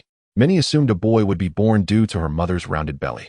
Consequently, her mother placed great importance on this pregnancy. Even the elderly matriarch of the Fan family traveled from the countryside with eggs and a hen to care for her. This made her mother exceedingly proud. In fact, she even made her way to the hospital to give birth, a rarity in those times when many opted for home births. Those who managed to reach a hospital were deemed to be in significant favor. However, when the child was born, the nurse emerged holding a healthy baby girl. The matriarch's face darkened as she erupted in a commotion, claiming, "Our family clearly had a grandson. You must have swapped our child." The young nurse, undeterred, retorted, "In the delivery room, there were 6 mothers, 5 bore sons, and only your family had a daughter. How could there be a mix-up? Please take the child away. I have many other matters to attend to." The matriarch, scowling, took the child without waiting for Fan Zhaodi's mother, who was still in the delivery room, and unceremoniously tossed the infant into the hospital room before gathering her belongings to return to the countryside. In her haste, she took with her all the family's ration tickets and any remaining eggs. Poor Fan Zhaodi's mother, having just given birth, was left without nourishment to recover and quickly lost weight. With no breast milk available, Fan Zhaodi cried out from hunger, which only increased her mother's agitation. On one occasion, in a fit of frustration, she abandoned the 1-month-old Fan Zhaodi in the hallway. A compassionate neighbor could no longer bear to see the child suffer and brought her home, feeding her with her own daughter's milk. Thus, Fan Zhaodi grew up with an inconsistent diet, while her mother still devoted some attention to her 2 elder sisters, despite their being girls. However, no one paid any heed to Fan Zhaodi. At the tender age of 5 or 6, she found herself standing on a small stool before the stove, preparing meals for the entire family. This little girl, unaware of the countless times she had been burned by the flames, still bears a scar on her arm to this day. Witnessing the joyous expressions of the educated youth and hearing their words of praise, Fan Zhaodi suddenly felt that the hardships she had endured were no longer burdensome. At least her value was acknowledged, unlike in her home, where her mother was perpetually dissatisfied with her efforts. As Fan Zhaodi finished cutting the noodles, the fish soup in the pot was also ready. Zhang Sini fished out the fish and ladled out a generous amount of broth. She then added some water to the pot, preparing to cook the noodles, ensuring everyone could enjoy both the fresh fish soup and noodles infused with its flavor. By the time the large pot of noodles was brought to the table, everyone was already seated on benches, bowls in hand, eagerly waiting. The sight of their expectant faces made Fan Zhaodi want to laugh. "Fan Zhaodi, hurry up. My stomach is about to collapse from hunger," Chun Wei joked, patting his belly, eliciting hearty laughter from the group. Zhou Shiyi returned to the room, producing canned goods he had purchased from the city. With a smile, he announced, "I shall add a dish for everyone." A large jar contained about 10 slices of peaches, which Zhou Shirlan sliced into quarters so that everyone could enjoy a piece, satisfying their cravings. Chapter 163. Saving Lives, seizing the moment of high spirits. Zhou Shiyi was the first to raise his glass of syrup. This syrup, straight from the can, was mixed with some cold boiled water by the young women. filling each cup to the brim, allowing everyone to savor a hint of sweetness. I may need to travel frequently from now on. My younger sister is still quite young, so I must trouble you all to look after her. Zhou Shiyi promptly stood, raising his cup. What is this talk from Zhou Shiyi? As a member of our educated youth group, it is our responsibility and duty to protect her. Not just her, but all of us in our group must stand united so that no one dares to cast their eyes upon us. The crowd nodded in agreement, acknowledging the wisdom in his words. They collectively raised their cups, then picked up their bowls to dig in heartily. The whole grain noodles, seasoned with ample salt and a touch of oil, were delightfully chewy. The educated youth showered Fan Zhaodi with compliments, making her beam with joy. This noodle making doesn't require much flour. How about we have it once a week from now on? Fan Zhaodi suggested eagerly. Zhou Shilan's eyes brightened, but then a hint of concern crossed her face. I fear this may require quite a bit of effort. With our work commitments, will you not be too exhausted? Fan Zhaodi chuckled lightly. It may be a bit tiring, but everyone will enjoy a change of flavor, which makes it worthwhile. Zhou Shiyi slammed his hand on the table, declaring, let us do it this way. We shall have it every 2 weeks, and next time, add more flour. The whole grain noodles can be a bit harsh on the throat, and since we aim to improve our meals, let us do it well. Zhou Shiyi's remarks resonate with truth. Otherwise, one might as well resort to using only plain flour next time. Sigh. I have yet to savor noodles made solely from pure white flour.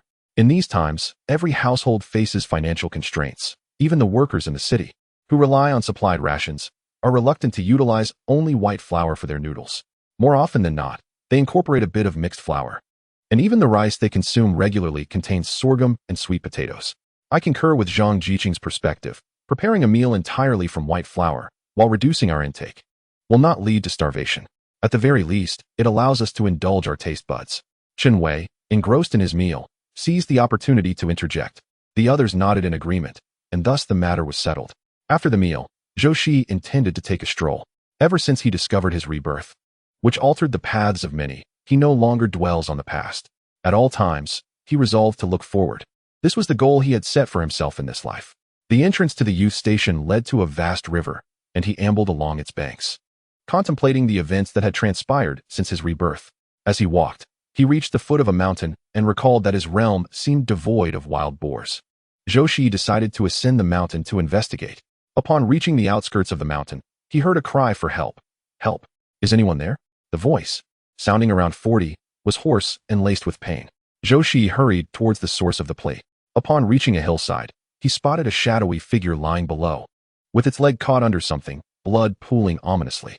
The individual leaned against a large tree, and upon seeing Zhou Shiyi approach, his eyes brightened. Comrade, could you lend me a hand? As Zhou Shiyi discerned the identity of the man before him, he felt a surge of astonishment. A person he believed would only be seen on television now stood before him in the flesh. Contemplating the contributions this individual would make to the nation in the future, Zhou Shiyi quickly descended the slope. Feng Ping's leg pain rendered his mind remarkably alert. He suppressed the flicker of surprise in his eyes and softly spoke. Comrade, could you take me to the cattle shed? Zhou Shiyi nodded. Of course, but your leg injury needs attending to. Bear with it for a moment. I will remove the trap. Feng Ping murmured in agreement, gripping a nearby stick, his gaze fixed intently on Zhou Shiyi's actions. If he had not been mistaken, a look of astonishment had flashed across this young man's face. It appeared he recognized him, though Feng Ping was uncertain from where he might have come. A scoff echoed in his mind. How fearful must these people be of his revival to have dispatched someone to assist him? Zhou Shiyi swiftly freed Feng Ping's leg from the trap. Just as Feng Ping felt a surge of excruciating pain, the trap was released. From his pocket, Zhou Shiyi retrieved a handkerchief, and as Feng Ping sweated profusely from the pain, his attention waned. Zhou Shiyi conjured a small amount of spring water from his realm, wrapping the handkerchief around Feng Ping's battered leg. Surveying the surroundings, he spoke gravely. I will fetch some herbs to staunch the bleeding. He spoke and, without waiting for Feng Ping's response, swiftly walked away. Feng Ping, having secured such a position, possessed keen observational skills. Zhou Shiyi could not allow him to discover the anomaly of the spiritual spring water and eventually found a thistle on a hillside. He plucked a handful and returned to Feng Ping's side, crushing the thistle before him, then unwrapping his handkerchief and covering it. As he pressed down forcefully, Feng Ping felt as though his legs were no longer his own. He grimaced in discomfort, his fingers tightly gripping a nearby stick. The creaking sound audible even to Zhou Shiyi. After a painstakingly long time, Zhou Shiyi finished bandaging and squatted down, saying, Climb on, I will carry you. Feng Ping was taken aback, not expecting such kindness from him. However, he soon understood. This man must be attempting to gain his trust. How relentless he was. Struggling. Feng Ping climbed onto Zhou Shiyi's back, watching as he effortlessly lifted him, like a chick. His indignation grew. Why would a good comrade become a lackey for that crowd? Lowering his gaze, he spoke softly. What is your name, comrade? I truly thank you. Otherwise, this old bone of mine might have met its end here. Before Zhou Shiyi could respond, he muttered to himself, in our current situation, others would prefer to keep their distance from us. The emphasis he placed on cowshed confirmed Feng Ping's suspicions about Zhou Shiyi's actions. A slight smile graced Zhou Shiyi's lips. Truly, a future prominent figure, highly vigilant. I have seen you before. That is why I offered my assistance. Feng Ping was somewhat astonished at the boy's straightforwardness. Zhou Shiyi did not mince words. Rather than let Feng Ping speculate and tarnish their rapport, he decided to reveal his identity directly.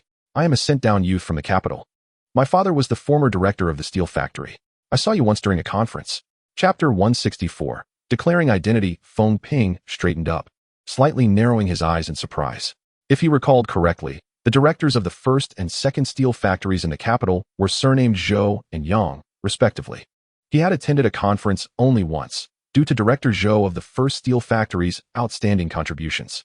The higher-ups had arranged for them to visit the factory to encourage unity among the workers. Former director? Could it be that one of the directors had been dismissed? The more he pondered, the more alarmed he became, leaning towards the notion that Director Yang had been removed. After all, Director Zhou had made significant contributions as a representative of the outstanding workers. Your father is.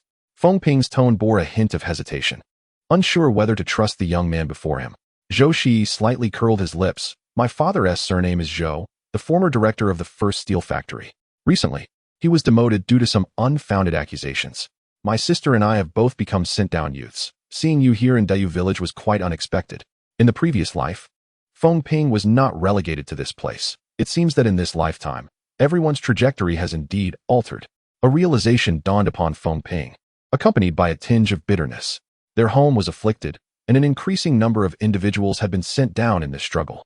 Feng Ping's throat felt parched. Those slightly older than him possessed a certain psychological resilience in the face of unforeseen changes. Yet, the young man before him, scarcely 20, had suddenly transitioned from a dual-income household to a youth needing to retreat to the countryside to escape calamity. The psychological disparity was unfathomable, especially considering he bore the responsibility of his younger sister. Zhou Shiyi chuckled. I believe the difficulties we face are merely temporary. Soon, the pests will be eradicated, and our future will shine brightly. As Feng Ping listened to Zhou Shiyi's confident words, a spark of warmth ignited within him. Indeed, as long as they did not surrender, a smooth path would eventually unfold before them. Upon nearing the cattle shed, Feng Ping gently patted Zhou Shiyi's shoulder, saying, Xiao Zhou, please let me down. It wouldn't be good for you to be seen by the villagers carrying me like this. I can manage to walk back on my own. Zhou Shiyi shook his head lightly. It's fine. At this hour, everyone is likely at the brigade office. No one will come by for a while. I'll take you inside. Zhou Shiyi's assertion was indeed accurate. This afternoon, he had discussed matters with Captain Yun that required collective decision-making. As the cooperative's initial workforce could only be drawn from the village, and with financial constraints in the early stages, there would certainly be no wages. To gamble on an uncertain situation was beyond the authority of Captain Yun and Secretary Wang. They would undoubtedly convene a meeting with all the decision-makers in the village. Moreover, the topics they had broached with Captain Yun would also need to be revisited. Seeing Zhou Shiyi's resolve, Feng Ping chose not to press further.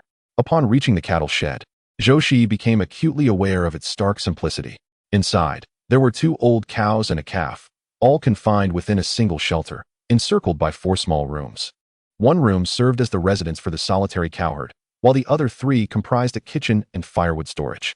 The remaining 2 rooms were designated for the relocated individuals, one for men and one for women. The men's quarters were slightly larger, yet they remained exceedingly rudimentary, with windows boarded up by wooden planks that could not fully shield against the biting cold.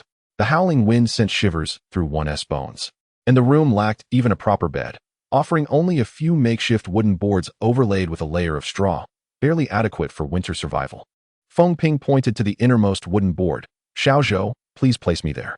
In the dim light, Zhou Shiyi scrutinized the area. A thin mattress lay atop the straw, while a corner held a quilt that had been mended countless times, its cotton stuffing peeking through. Zhou Shiyi carefully lowered Feng Ping onto the makeshift bed. Feng Ping surveyed the somewhat dilapidated room, his possessions laid bare before him, uncertain of how to express his gratitude to Zhou Shiyi. He could only utter a few dry words. "Thank you sincerely for today. I find myself in dire straits." Zhou Shiyi slowly crouched down, tugging the blanket toward Feng Ping, saying, "You needn't stand on ceremony. My father often remarked on your far-sighted political views. You are his role model. Had he known of your plight, he would surely wish for me to assist you further. Moreover, your presence reminds me of my father. If someone in the vast Northwest were to offer him such aid, I can only imagine the joy it would bring him." Zhou Shiyi's eyes grew misty, the thought of his parents suffering in the distance causing a dull ache in his heart. Yet, the actions available to him were limited. He could only await the next opportunity for transport. Feng Ping regarded the young man with admiration and gratitude. Indeed, it is a rare talent to remain steadfast in one's principles amidst adversity. Zhou Shiyi left some food at Feng Ping's bedside and, before he could decline, stepped out of the room. Typically, at this hour, the workers from the barn would have returned, but they received the least work points and rations, compelling them to risk venturing into the mountains for sustenance. This was precisely why Feng Ping had fallen into a trap that day. As Zhou Shiyi exited the barn, he collided with a man approaching, but the stranger kept his head down, preventing Zhou from discerning his expression. Noticing the man's avoidance, Zhou Shiyi chose not to linger and swiftly departed. Once the figure had vanished, the man lifted his head, a fleeting glimmer of intensity in his eyes that was impossible to overlook. Meanwhile, inside, Feng Ping heard the commotion and hurriedly shoved the items left by Zhou Shiyi toward the dark opening, subsequently blocking it with a brick. When Ji Jialong entered, he found Feng Ping lying sideways, emitting faint groans of pain. Feigning surprise, he inquired, "Comrade Feng, what has happened to you?" Feng Ping's face contorted in agony as his mind raced. Intuition suggested that Ji Jialong had encountered Zhou Shiyi earlier. With a pained voice, he responded, "I intended to search for food in the mountains, but accidentally caught my leg in a trap. I finally came across a young man, and after much pleading, he agreed to help carry me back. Otherwise, I fear my old bones would have met their end in the mountains today." Ji Jialong's gaze flickered momentarily, a hint of disdain flashing through his mind. Once a person of high standing, now reduced to the status of a lost dog, evoking nothing but ridicule. Chapter 165. A group of shrewd individuals sent a fool to do their bidding. He approached with a facade of concern, reaching to lift the blanket covering Feng Ping. Upon seeing the slight redness on his leg, he could not suppress a barely perceptible smile. After scanning the surroundings and finding nothing amiss, he finally accepted Feng Ping's words. "How careless of you. Do take more care next time. Today, fortune smiled upon us. However, should we encounter wild beasts in the depths of the mountains next time, luck may not be on our side." Feng Ping sighed softly and nodded gently, acknowledging his own oversight. After exchanging pleasantries, Ji Jialong turned to leave. A flicker of disdain crossed Feng Ping's otherwise placid eyes. Having spent 2 years in the countryside, he had recognized Ji Jialong's true nature upon their first meeting last year. This individual was far more complex than he appeared. Some individuals harbor a latent malice, occasionally displaying an air of superiority that reveals their true intentions. It was perplexing how such a fool was sent to their village. During his 2 days in the village, Zhou Shiyi had been wandering around the reservoir, with Yun Jihai trailing behind him, his hesitance eliciting a smile from Zhou Shiyi. "Feel free to speak your mind. There's no need for such reticence." With that, he bent down to pick up a stone, casting it across the water's surface to skip along the river. Yun Jihai sighed and spoke in a low tone. "I heard about your previous proposal from my father. Do you genuinely believe our village can accomplish this? To be frank, last night my father went door to door, urging everyone to attend a meeting. However, he did not call upon the youth. You can surely deduce the reason." Yun Jihai paused before continuing. "A significant portion of the villagers oppose the idea. My father is quite distressed, trying to convince everyone that this is a beneficial opportunity that could potentially lift us from the stigma of being a poor village. Yet, they all understand that the initial investment yields no immediate returns. Each household struggles to make ends meet, and now they must spare someone to work for the cooperative. If the venture fails, it would be akin to squandering a laborer." Zhou Shiyi was surprised to hear such insightful words from the usually careless Yun Jihai. "Who shared these thoughts with you?" Yun Jihai sheepishly scratched his head. "Couldn't they be my own reflections?" Upon seeing the smile on Zhou Shiyi's lips, he felt deflated.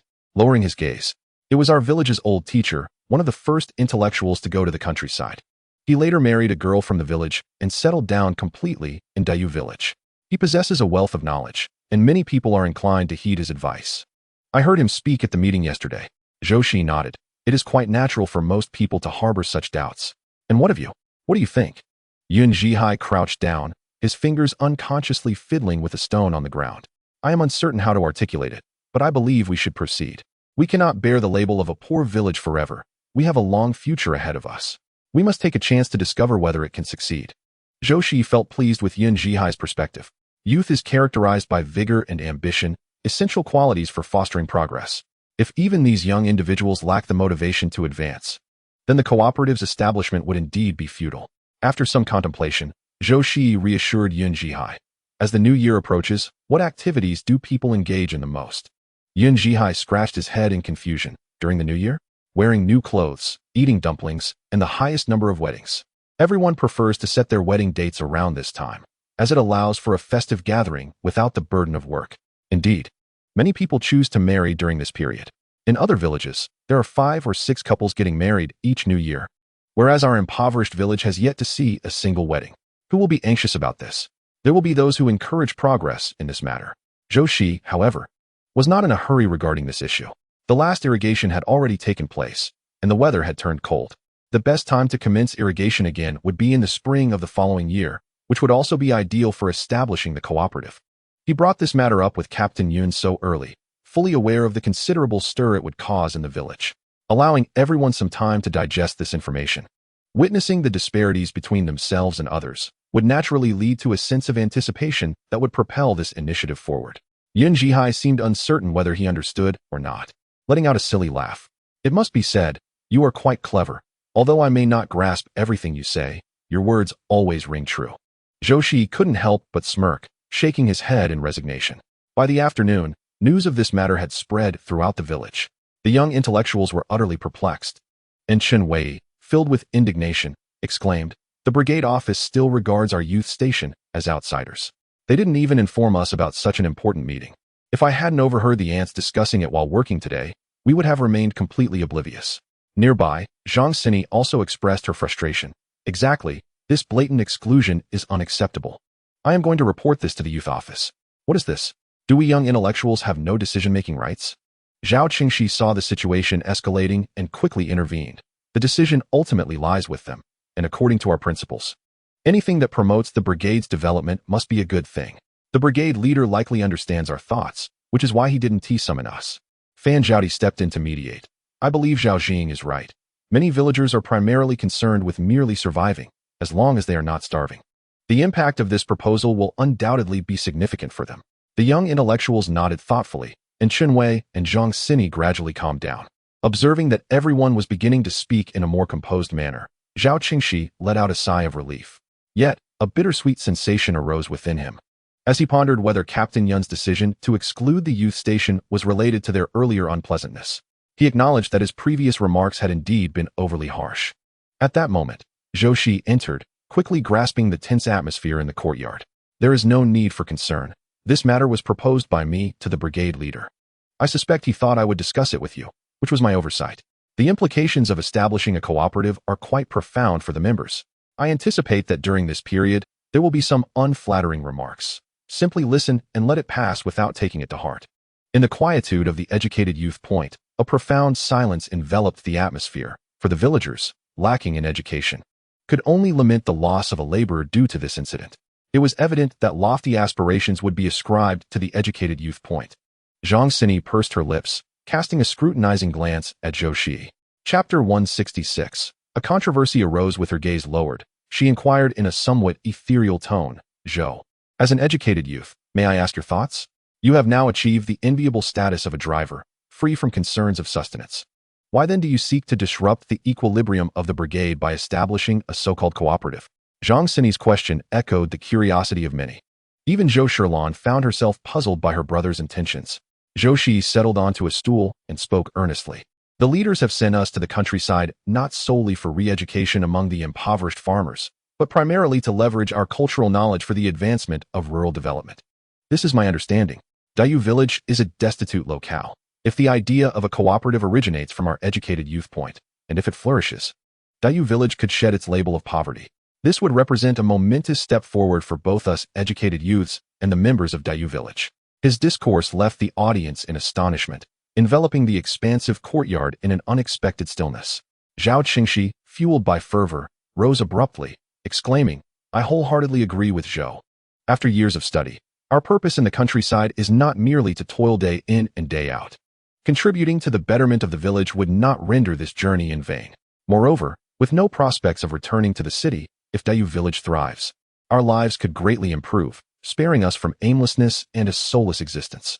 Zhao Qingshi's words resonated with many, as they had initially come to the countryside full of ambition, only to be crushed by unending agricultural labor, extinguishing their hopes of returning to the city. Now, Zhou's proposition rekindled their aspirations. I support this initiative. Zhao Qingshi was the first to raise his hand, adding, if anyone in the village dares to confront us, I shall engage them in earnest debate.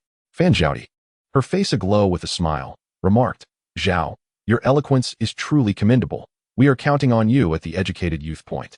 Her words elicited laughter. A wave of relief washing over the crowd, and Zhou Shiyi felt a sense of ease. His intentions were not solely driven by self-interest, but also a desire for collective improvement. In this impoverished and backward era, each individual was contributing their efforts. Zhou Shiyi believed that his return was a chance to realize his own value. As anticipated, the following day at work, some cast sidelong glances at the educated youths, muttering, some people think that because they hail from the city, they can alter our circumstances. Yet they must understand that everyone has their own way of living. We are content with our current stability. The notion of establishing a cooperative seems rather ambitious, akin to having grand aspirations with limited means. The words spoken by this individual were rather unpleasant, inciting a flush of anger among the youth. Zhao Qingshi restrained Chen Wei, who was eager to engage in a debate, and with a smile remarked, this esteemed lady has a point. To be frank, whether or not we establish a cooperative holds little significance for us young intellectuals. We may still have opportunities to return to the city for employment, while you, on the other hand, are destined to remain rooted in this land for life. The prosperity or decline of Dayu village is intricately linked to your lives. If you are not anxious, why should we be? Moreover, the team leader merely proposed a suggestion. The final decision rests with you all. Therefore, there is no need for you to approach us to express your reluctance. No one can compel you. With that, Zhao Qingshi dusted off his clothes and strode toward the fields, his voice resonating clearly, prompting a silence among the onlookers. They exchanged glances, and only after the youth departed did they begin to murmur amongst themselves. I find myself agreeing with Zhao, one villager remarked, scratching her head. It feels like we should be thinking more critically. A round-faced woman pondered aloud. You know, I do believe that young man has a valid point. If this cooperative were to come to fruition, if it proves beneficial, by year's end, wouldn't every household be entitled to a share of the profits? Who would dare look down upon our village then? My 2 sons might even find brides. Another woman scoffed, but you mentioned if. What if the cooperative fails? Much like the orchard in the neighboring village? It took them months of labor, yet they reaped nothing in return. They remain a destitute village. Just like us, previously we were at the bottom, and now they occupy that position. The discourse became stagnant, with some advocating for progress while others preferred the status quo. Captain Yun and Secretary Wang observed the discussions with furrowed brows. Both were staunch supporters of the initiative, as year after year, their impoverished village faced public scrutiny. The feeling of being the subject of ridicule was unbearable.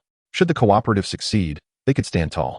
Disregarding the village gossip, Zhou Shiyi returned to the agricultural machinery station on the 3rd day.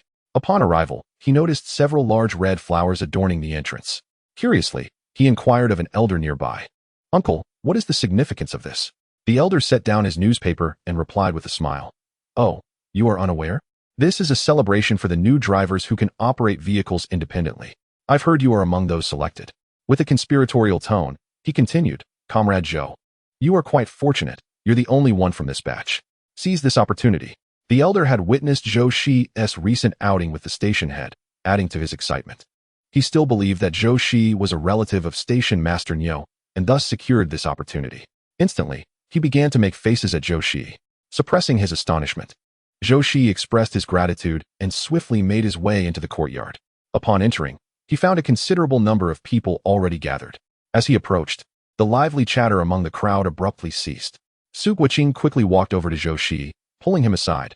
What is happening today? Have you heard? Zhou Shiyi nodded slightly. I caught wind of it. Su Guoqing slapped his thigh emphatically. You won't believe it. When I arrived this morning, those few individuals looked as if they had eaten something foul. He gestured towards several drivers standing nearby. Zhou Shiyi, puzzled, replied, but they aren't drivers from our yard. What are they doing here? You're unaware? The ability for drivers from various communes to operate independently is determined by our county's agricultural machinery station, Zhou Shiyi explained. Chapter 167. If you dare, come and compete. This revelation took Zhou Shiyi by surprise. When did such a regulation come into existence? Noticing his confusion, Zhou Shiyi whispered, it wasn't always the case, but many drivers from the commune agricultural machinery stations were struggling to receive assignments. The tasks from numerous factories in the county are first offered to the county agricultural machinery station. This caused considerable dissatisfaction among the personnel at the commune level, leading to protests. It was then that Station Master Nyo proposed the requirement that only those who pass the county agricultural machinery station's assessment can be allocated tasks. Before Zhou Shiyi could elaborate further, Station Master Nyo approached, accompanied by several leaders from the commune agricultural machinery stations. His expression bore a hint of seriousness as he lightly tapped the microphone. Are all the drivers present? He inquired. Today was meant to announce which drivers could operate independently. However, following a thorough discussion among the leaders, there are still some disagreements regarding this outcome. Therefore, we have decided that starting from 9 o'clock this morning, assessments will commence. Only those on the selection list who pass the assessment will gain the right to operate independently. Pausing for a moment, Station Master Nyo continued. If any drivers believe they possess the requisite skills, they may submit an application. The assessment period will last for 3 days, during which objections may be raised. If you feel someone does not meet the criteria, you may submit suggestions anonymously to the office. His words fell like a splash of hot water into a pot of oil, causing a stir among the crowd. Excitement flickered in Zhou Shiyi's eyes. We can register ourselves? He exclaimed. Old Zhou, what do you think about us signing up? Zhou Shiyi smirked slightly. I believe I'm already on the selection list. Damn, I forgot about that, Zhou Shiyi muttered. I'll go sign up myself. Do you think I'll qualify? Zhou Shiyi nodded. Even if one cannot operate independently, there remains the opportunity to serve as a second driver. Besides, while many seasoned drivers might operate alone for short distances, most would prefer to have a second driver to ensure mutual support in case of any unforeseen incidents. Otherwise, the vehicle might suffer a flat tire or be intercepted by someone, a solitary individual calling out to the heavens in vain or to the earth without response, is likely to encounter misfortune. Zhou Shiyi's eyes sparkled with realization. Indeed, you have a point. Not long ago, I had a chance to operate a truck, and Master Wang commended my efforts. With that remark, Zhou Shiyi hastened towards the registration office on the other side. Zhou Shiyi also made his way to his lounge, intending to unload his belongings first. However, after taking just a few steps, he found himself on a collision course with another individual. Zhou Shiyi could have evaded him, but upon noticing the person's deliberate attempt to collide, he hardened his expression and stood his ground, bracing himself for impact. The man with the buzz cut stumbled backward and fell onto the ground, while Zhou Shiyi remained steadfast, leaving onlookers astonished. Even those accompanying the buzz-cut man stared in shock. Lu Shan, considered among the stronger individuals in their group, often trained to hone his strength. Generally, few could rival him. Yet, here was someone who stood unwavering. Lu Shan's complexion shifted dramatically, alternating between green and white, a striking sight. Abruptly rising from the ground, he spat angrily at Zhou Shiyi. Are you blind while walking? Zhou Shiyi found amusement in his words. Indeed, some people simply lack awareness while walking. Lu Shan glared fiercely, ready to retort, when Zhou Shiyi continued. I was walking perfectly well, yet you chose to collide with me. Everyone around witnessed it. I suspect your vision may not be the best. A driver's greatest folly is to be unaware while driving. Zhou Shiyi emphasized the latter words, causing Lu Shan to forget his anger and quickly look around. Upon noticing that their supervisors had already departed, he sighed heavily in relief. His gaze towards Zhou Shiyi was filled with defiance. How absurd. A newcomer to the agricultural machinery station for just 2 or 3 months possesses the qualifications to operate a vehicle alone. All of us here have trained for at least 1.5 years. How dare you raise your voice? Clearly someone has pulled strings for you. It's truly disgusting. His words instantly stirred a significant uproar, with others indignantly responding. We have endured so much hardship to learn to drive. After finally securing this opportunity, you, with merely 2 or 3 months of experience, can just step in? I believe you are simply a product of favoritism. Is there no fairness left? Listening to the clamor, Zhou Shiyi's expression turned icy. If he was not mistaken, the list was generally not disclosed in advance, except to the senior leaders. The elder at the entrance, having been at the agricultural machinery station for many years, might have caught wind of some gossip. However, these individuals, Zhou Shiyi's gaze hardened, seemed eager to make him a target. Oh, but it remains to be seen whether he would acquiesce. Zhou Shiyi stood tall, undeterred by the collective scrutiny. Station Chief Nyo had stated that everyone would undergo a re-evaluation. Thus, His previous inclusion in the candidate list bore no significance. Whether he qualified to operate a vehicle independently would ultimately be determined by the assessment. Everyone is eagerly awaiting the outcome. If anyone doubts my capabilities, I invite them to challenge me. Zhou Shiyi, however, is not inclined to harbor any grudges. He is curious about the source of this ignited rivalry. He is determined to uncover the identity of the instigator. I am not one to back down. I wish to compete with you, declared Lu Shan, positioning himself beside Zhou Shiyi, craning his neck to gaze up at him. It was a rather comical sight, as Zhou Shiyi towered over Lu Shan by a considerable margin. Lu Shan, feeling somewhat ridiculous, took a couple of steps back. Zhou Shiyi glanced at his wristwatch and nodded, saying, "It is only 8:30 now, the assessment begins at 9. We could have the masters bear witness and take a drive around the training ground. What do you say?" Lu Shan, hands on his hips, retorted, "Who wouldn't come? Who's the coward?" Zhou Shiyi chuckled softly. "You ought to say, loser is the coward." His confident assertion surprised those around him. A man could not suppress his voice. Is this fellow truly so self-assured? Could he possibly possess some skill? In our village, there's someone who had never touched a tractor. Yet once behind the wheel, he just drove away. What is that? It seems to be talent. His comment drew disapproval from others. Can a tractor be compared to a truck? No matter how gifted one is, driving requires practice. A moment's inattention can lead to disastrous consequences. I, for one, do not believe it. Let us follow along and see. I do not believe it either. Let us go see who the true coward is. His words elicited hearty laughter from the crowd, their gazes towards Zhou Shiyi filled with mockery. Chapter 168. The competition. Lu Shan, shedding his previous fury, strode confidently towards the training ground. He held great faith in his driving abilities. Convinced that among this group of drivers, none had trained longer than he was certain he would not be outdone, especially by someone who had only been learning for 2 or 3 months. A man squinted, inquiring, "Who do you think will win?" A square-faced man scratched his head, chuckling. "It must be that Lu Shan. I've heard his name at our agricultural machinery station. They say he has quick reflexes and has already served as a secondary driver on several occasions. I too believe Lu Shan will triumph. When I first touched a truck, I could hardly drive smoothly, let alone competing against someone. What do you all think?" Su Guqing and several others from the agricultural machinery station exchanged glances. While others were unaware, they were well acquainted with Zhou Shiyi. They knew his skills intimately. Moreover, they had heard that Zhou Shiyi had recently driven a vehicle under the guidance of Station Chief Niu.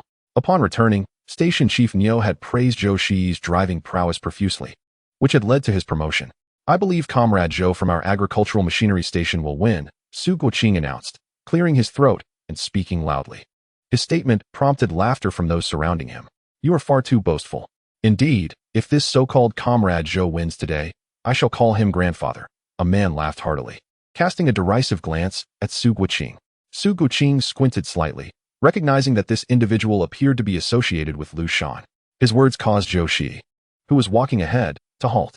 "I have no interest in collecting such a large grandson. If I win, how about you treat us each to a bottle of Beibinjiang?" Zhou Shiyi regarded the man with a smile that was neither fully sincere nor entirely mocking, arms crossed and eyes narrowed. Lu Ha hesitated. There were over a dozen drivers present, and Beibinjiang soda was merely a dime a bottle, totaling nearly 2 yuan. Observing the discomfort on Lu He's face, Zhou Shiyi's smile widened. Before Lu Ha could respond, Lu Shan spoke first. "Let us wager, we'll take you on." At that moment, Zhou Shiyi was unaware of their relationship, yet the resemblance in their features hinted at a connection. "Very well, if I lose, I shall treat everyone to 2 bottles of Beibinjiang." His declaration elicited cheers from the crowd. "That sounds splendid." Their every action was closely monitored by several leaders nearby. Ordinarily, such gambling behavior would not be condoned, but since it merely revolved around food and drink, the leaders chose to overlook it for some amusement. Station Chief Niu stroked his chin. "Come now, who do you think will win?" The factory director from the agricultural machinery station chuckled. "Is there any need to guess? You all know Lu Shan's skills. Had he not been delayed by family matters recently, he would have been driving solo by now." The other 2 leaders nodded in agreement. Whenever new drivers were recruited, experienced ones were assigned to mentor them. Lu Shan had attended a few sessions, but due to his family's insistence on keeping him from driving alone, fearing for their sole descendant's safety on the road, he had yet to operate independently. As for Lu Shan, another station chief expressed his exasperation, noting that had Lu Shan not fought for this opportunity, the commune's leaders likely would not have arranged for his presence. Lu Shan's family was indeed a formidable clan. He had 6 aunts and was the cherished only son. During a dam repair effort, he had fallen from the embankment while attempting to save someone. When found, His body was infested with maggots, leaving only Lu Shan as the prized offspring, closely watched by his family. His third aunt, having divorced, brought along her child Lu Ha, who later adopted the surname Lu as well. Concerned for Lu Shan, the family insisted Lu Ha accompany him. Although this arrangement was technically against regulations, both brothers were skilled drivers. The commune's leaders, recognizing Lu Shan's father as a selfless hero, made an exception. Station Chief Niu had indeed heard of Lu Shan and wore a look of sympathy. However, his expression quickly shifted. While Lu Shan was impressive, Zhou Shiyi's skills were equally commendable, having personally witnessed them. Since you all are backing Lu Shan, I must support our own. How about this? If I lose, I shall treat everyone to lunch today. Laughter erupted. Then I must ensure to treat old Niu to a splendid feast with some hearty dishes. Listening to the playful banter of the leaders, Station Master Niu cheerfully remarked, as long as you prevail, feel free to choose whatever you desire. However, should you falter, I shall not hold back. The group, invigorated by his words, rallied together with enthusiasm. Meanwhile, in the training field, Master Wang was busy with repairs. Upon noticing Zhou Shiyi's arrival, he waved him over, saying, "Little Zhou, come and see what's wrong with this vehicle." Zhou Shiyi attempted to start the engine, but despite his efforts, it remained stubbornly silent. Master Wang patted the front door and asked, "What do you think? Have you discerned the issue?" After a meticulous inspection, Zhou Shiyi smiled and replied, "Isn't this a rather straightforward problem, Master Wang? Did you really need to ask me?" Master Wang shot him a glare, saying, "I merely intended to test your knowledge." Zhou Shiyi rolled up his sleeves and stated, "It must be a malfunction of the fuel pump, which is impeding the normal fuel supply. Additionally, if there are issues with the low-pressure fuel line, such as the filter or manual pump, it could also prevent the engine from starting. We will need to disassemble it to ascertain the specifics." Master Wang nodded in satisfaction, glancing around at the other drivers. He raised his chin slightly, feeling quite pleased with his apprentice. Indeed, several drivers exchanged bewildered glances. Their expertise lay in driving, and they could only be considered somewhat proficient in repairs. They were taken aback that Zhou Shiyi, after merely a cursory examination, could pinpoint the problem. Lu Shan's expression grew serious. Zhou Shiyi's actions bore no resemblance to those of a novice, prompting a heightened sense of caution. Lu Ha thought to himself, "Goodness, he isn't seriously going to make a big splash, is he? Come on, Comrade Lu, let us have a competition," Zhou Shiyi proposed as he hopped onto a truck. "Let us race through the obstacles. The one who takes the least time shall be deemed the victor. What do you say?" Master Wang had a dedicated timer, which was used for their training. Upon hearing the nature of the challenge, Lu Shan became confident, declaring, "All right, you go first." Zhou Shiyi did not hesitate. The obstacle training at the commune's agricultural machinery station mirrored that of the counties, ensuring fair play for all. Chapter 169. Was he not using his full strength? At Master Wang's command, the vehicle surged forward like an arrow released from its bow. Navigating the obstacles was effortless for him. The onlookers were left in astonishment, including several leaders who had come to witness the spectacle, their eyes wide with disbelief. You've only been driving for 2 or 3 months. One leader stammered. Station Master Niu shrugged, responding, "He was recruited during the recent driver hiring. Did you not receive your share of new drivers?" The leader looked utterly flabbergasted, exclaiming, "My goodness, this lad must have had prior experience. Otherwise, how could he maneuver so smoothly? I assure you, few among this group could navigate all the obstacles with such ease." The leader gestured towards the dozen or so drivers, still reeling from the shock. Station Master Niu cleared his throat, unable to suppress the grin that crept onto his face. He feigned suffering and said, "Alas, I usually do not allow him to drive so fast. Yet he refuses to listen. Just look at this, how it undermines others." A few leaders nearby twitched their lips. Is this a display of bravado? After circling around, Master Wang, with a frown of discontent, remarked, 10 minutes and 20 seconds, which is significantly slower than your usual pace. You seem to have been slacking of late. His words were deliberately directed at the others. He had heard their previous discussions quite clearly. How dare they look down upon the apprentice he had mentored? "Humph, you won't scare me off," Zhou Shiyi replied leisurely. "One must allow Comrade Lu the space to demonstrate his capabilities, mustn't one?" Observing the astonished expressions of those around him, Zhou Shiyi felt a surge of delight. It turns out that the sensation of striking back is quite exhilarating. A moment of retaliation brings a fleeting joy, but continuous rebuke brings endless satisfaction. As Lu Shan entered the vehicle, his legs trembled slightly. His best time in practice had been 12 minutes. Yet this individual had completed it in 10 minutes without exerting full effort. However, he was no quitter, and soon a fierce determination ignited in his eyes. Starting the engine, with a sharp whistle, the vehicle surged forward. After a brief distance, Lu Shan noticed a difference. The course marked out with barrels was far more spacious than the one they typically trained on. This ignited a flicker of confidence within him. Unbeknownst to him, the commune's agricultural machinery station had deliberately increased the training difficulty to excel in every competition. This was also why the breadth of Lu Shan's usual training was narrower than that of the county's machinery station. However, the county's course was longer and included several sharp turns. As the vehicle came to a halt, Master Wang pressed the timer, 11 minutes and 30 seconds, which is quite commendable. Yet, it still fell short of Zhou's time. A thorough training session is in order. When Lu Shan disembarked, his countenance was rather grim. He had achieved a speed faster than usual today, yet he still lagged behind this individual. Lu Shan, somewhat incredulous, instinctively asked, "Is the timer malfunctioning?" Master Wang's expression darkened. "What? Do you suspect me of cheating? Come, you can run again." As he appeared ready to erupt, Lu Ha quickly intervened to smooth things over. "Master Wang, my brother didn't mean it that way. He simply finds it hard to believe. We are all observing your every move." Master Wang shot him a glance. "You'd be better off remaining silent." At that moment, Director Niu strode forward, clapping his hands. He first glanced at Zhou Shiyi, nodding in commendation. "Well done. You have not brought shame to our county's agricultural machinery station." Then he turned to Lu Shan. "Your skills are commendable as well. With more training, you will surely surpass Comrade Zhou in due time." The leaders following behind observed his remarks with no semblance of consolation, leaving them momentarily speechless. "All right, everyone, gather your things and prepare for the upcoming assessment," he concluded. The crowd complied, and with a woeful expression, Lu Ha turned to Lu Shan and said, "Brother, are we really going to buy the North Ice Ocean? That costs quite a bit." Although Lu Shan's expression was far from pleasant, he nonetheless persevered and nodded resolutely. A man of integrity must honor his word. Once spoken, it cannot be retracted. "I am willing to wager and accept the consequences. Once the assessment is over, you shall purchase it." Lu Ha muttered softly. "Where would I find such money?"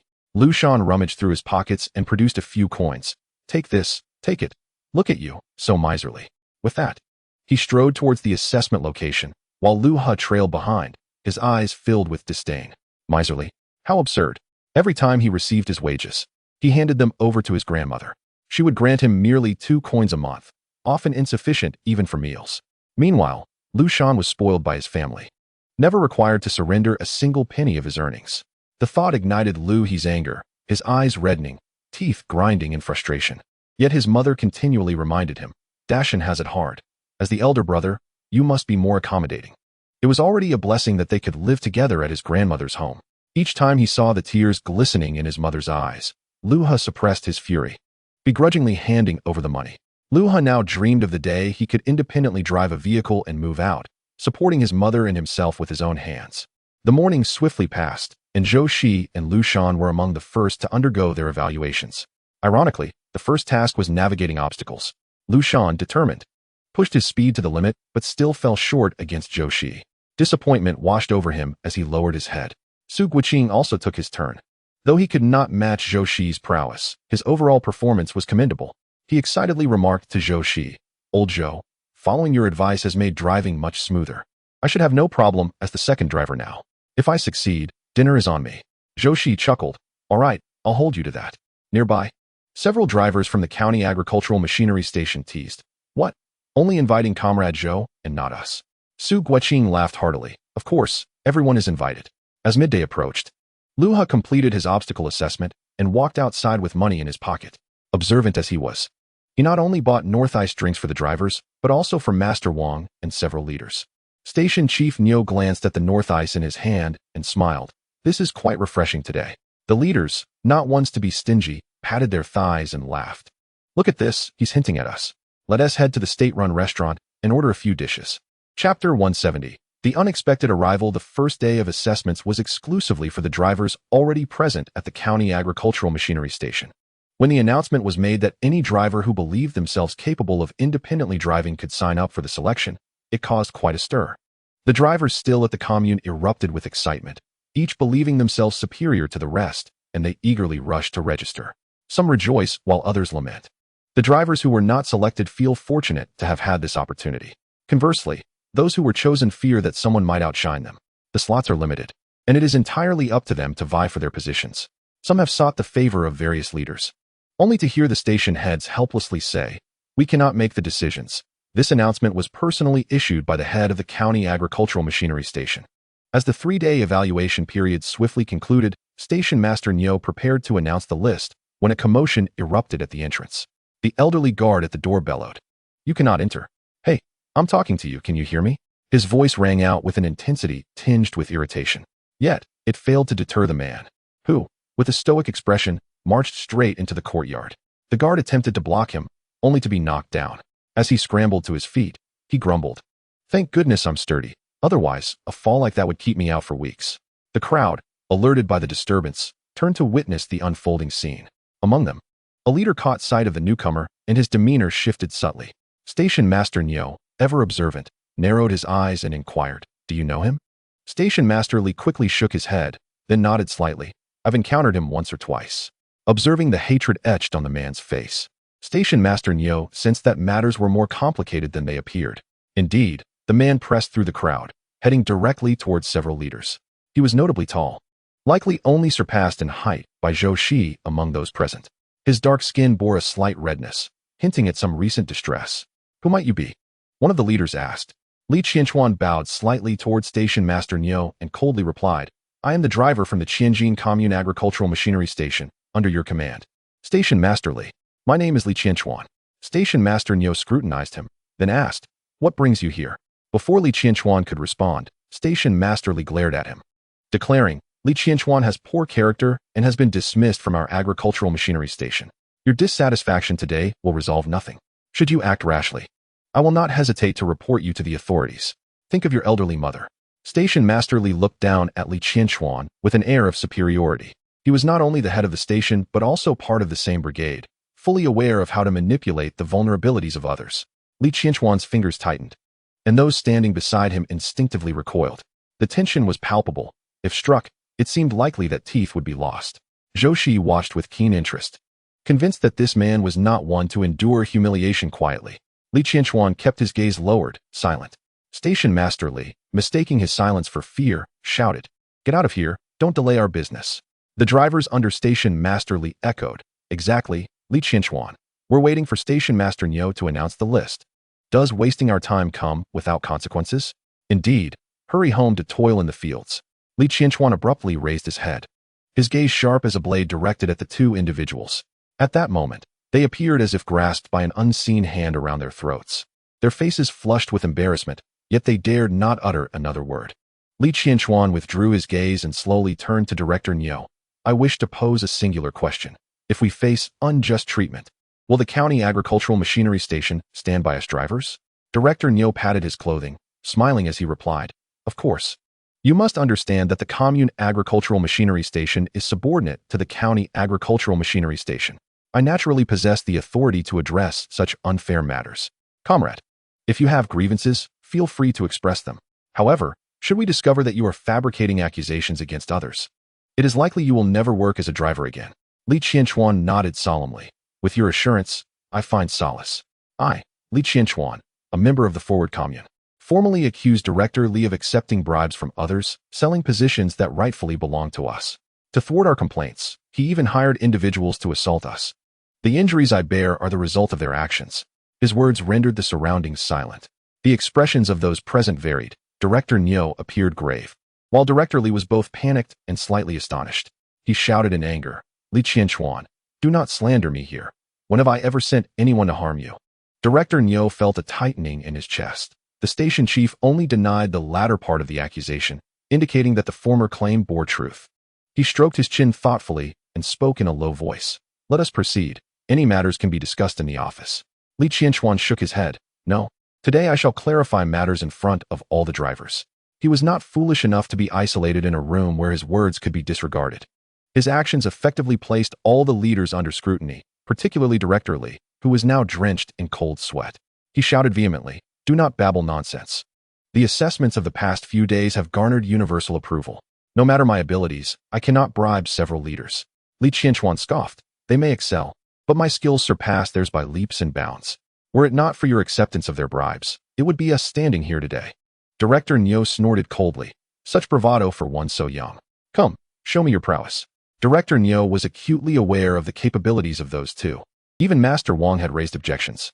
Had it not been for the face of each commune agricultural machinery station, those two would likely not have been selected. Initially believing their overall qualifications to be average, he now sensed deeper implications. Li Qianquan stretched his arm, the pain from his injured left arm subtly reminding him of his plight. Yet, as Director Niu had spoken, this was an opportunity to validate his claims.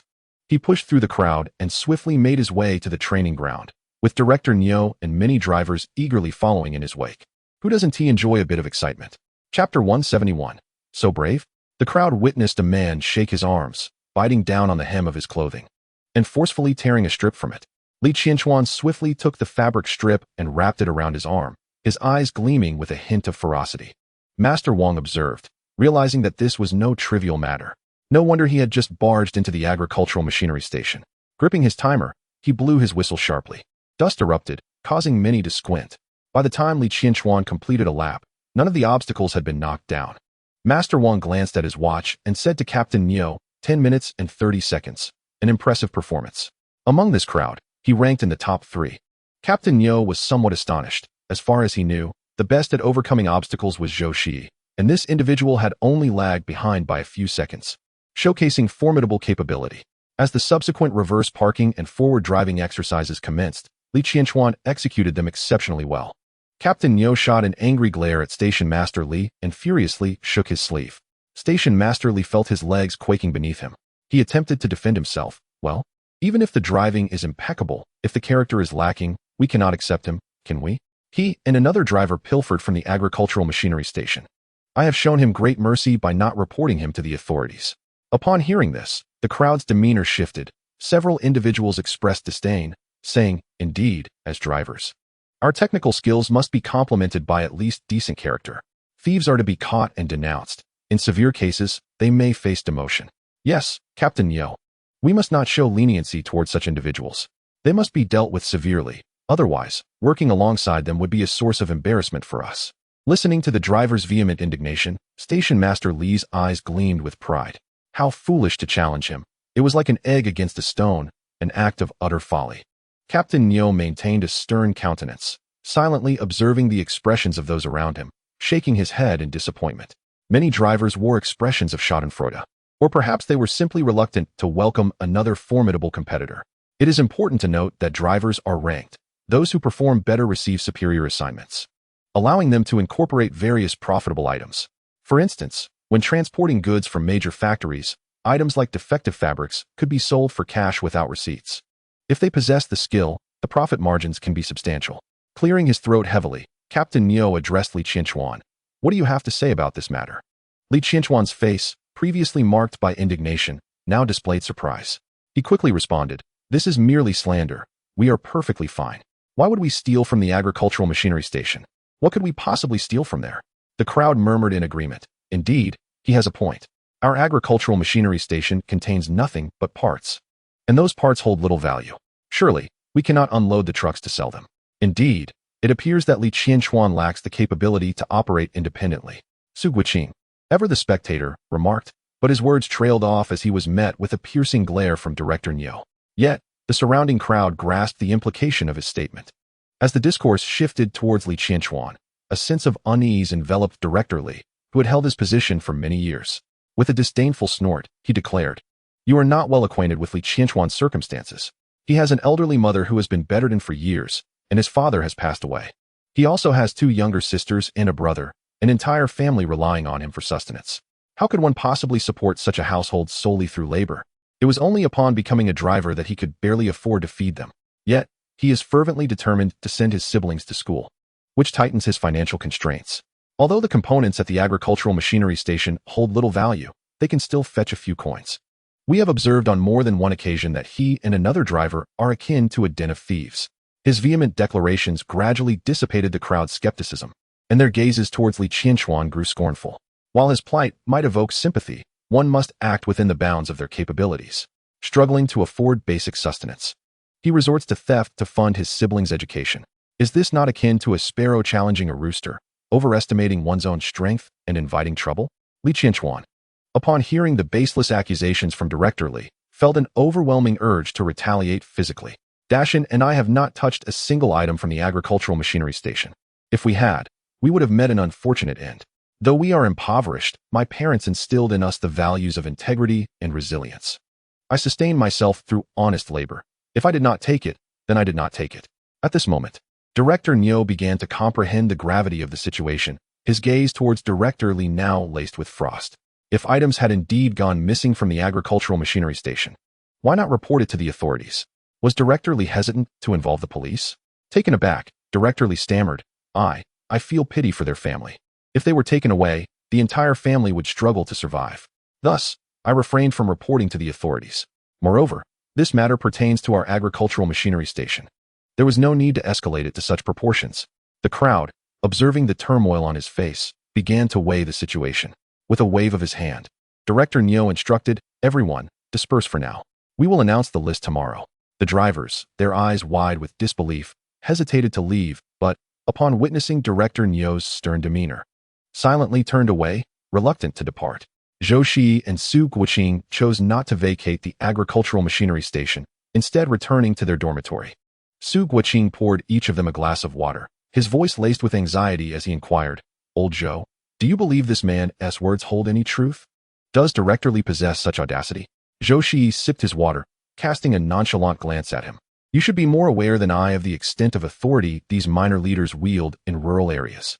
Su Guoqing nodded sheepishly, recognizing that his father, as a moderately influential village leader, could easily manipulate many. How much more so for the head of an agricultural machinery station? After a brief interlude, a commotion echoed from the entrance. Su Guoqing hurriedly opened the door and peered outside, and to his astonishment, he was left astounded, striking his thigh in disbelief. Goodness, this individual is remarkably bold. They have actually brought the members of the Revolutionary Committee here? His words startled Zhou Shiyi, who quickly rose to exit as well. The already thinning hair of Station Chief Nyo was likely to shed even more under this newfound stress. The residents of the nearby dormitory, hearing the commotion, cautiously poked their heads out. Upon recognizing the red armbands adorning the visitors' arms, they were all taken aback, hastily shutting their doors, no longer interested in the lively scene, fearful that this incident might ensnare them in its repercussions. Chapter 172. A major incident. Station Chief Nyo was equally taken aback by the people at the entrance. Casting a deep glance at Li Qianquan, with a smile, he approached the doorway. The power wielded by the Revolutionary Committee was formidable, and everyone was wary of entanglements with them. A single misstep could lead to a fate of public denunciation and re-education. What brings you here? He inquired. Xiao Lu, please fetch my long-preserved tea for brewing. Xiao Lu promptly complied, while the leading man, maintaining a composed demeanor, waved his hand dismissively. No need for any fuss. We are merely here to assess the situation. He gestured to his companions to gather information, addressing Station Chief Nyo with a furrowed brow. What is the matter? People have gathered at the entrance of our Revolutionary Committee. One of the men, limping on a wounded leg, was crying out, blood staining his arms. Many had witnessed this scene. We had no choice but to send someone over, Station Chief Nyo. This incident carries significant negative implications for us. You must resolve it swiftly. Otherwise, do not blame us for acting impartially. Station Chief Nyo, unprepared for this development, gratefully nodded at the man. Thank you for the reminder. In an effort to swiftly manage the situation and mitigate further repercussions, he sent all the drivers of the agricultural machinery station home. Consequently, Su Guoqing and Zhou Shiyi were left unaware of the exact circumstances unfolding. As they exited the compound of the agricultural machinery station, Su Guoqing ran his fingers through his hair, perplexed. Why is this situation escalating so dramatically? People say being a driver is glamorous. Who knew it involved so much sordidness? Zhou Shiyi smirked. This is merely the tip of the iceberg. There will be many more unsavory matters to come. One must understand that driving is a high-risk, high-reward profession. Those who frequently walk by the river are bound to get their shoes wet. Even Station Chief Nyo cannot guarantee a lifetime of safety. Once someone is caught, there will inevitably be a scapegoat. It remains to be seen who will bear that misfortune. As Su Guoqing awaited Zhou Shiyi's reply, he patted his pocket and declared, Let us go to the state-run restaurant and pack some meals. We just received our wages. I'll give a portion to my father, and the rest will be mine. Su Guoqing chuckled foolishly. They had been at the agricultural machinery station for nearly 3 months and had only received one paycheck.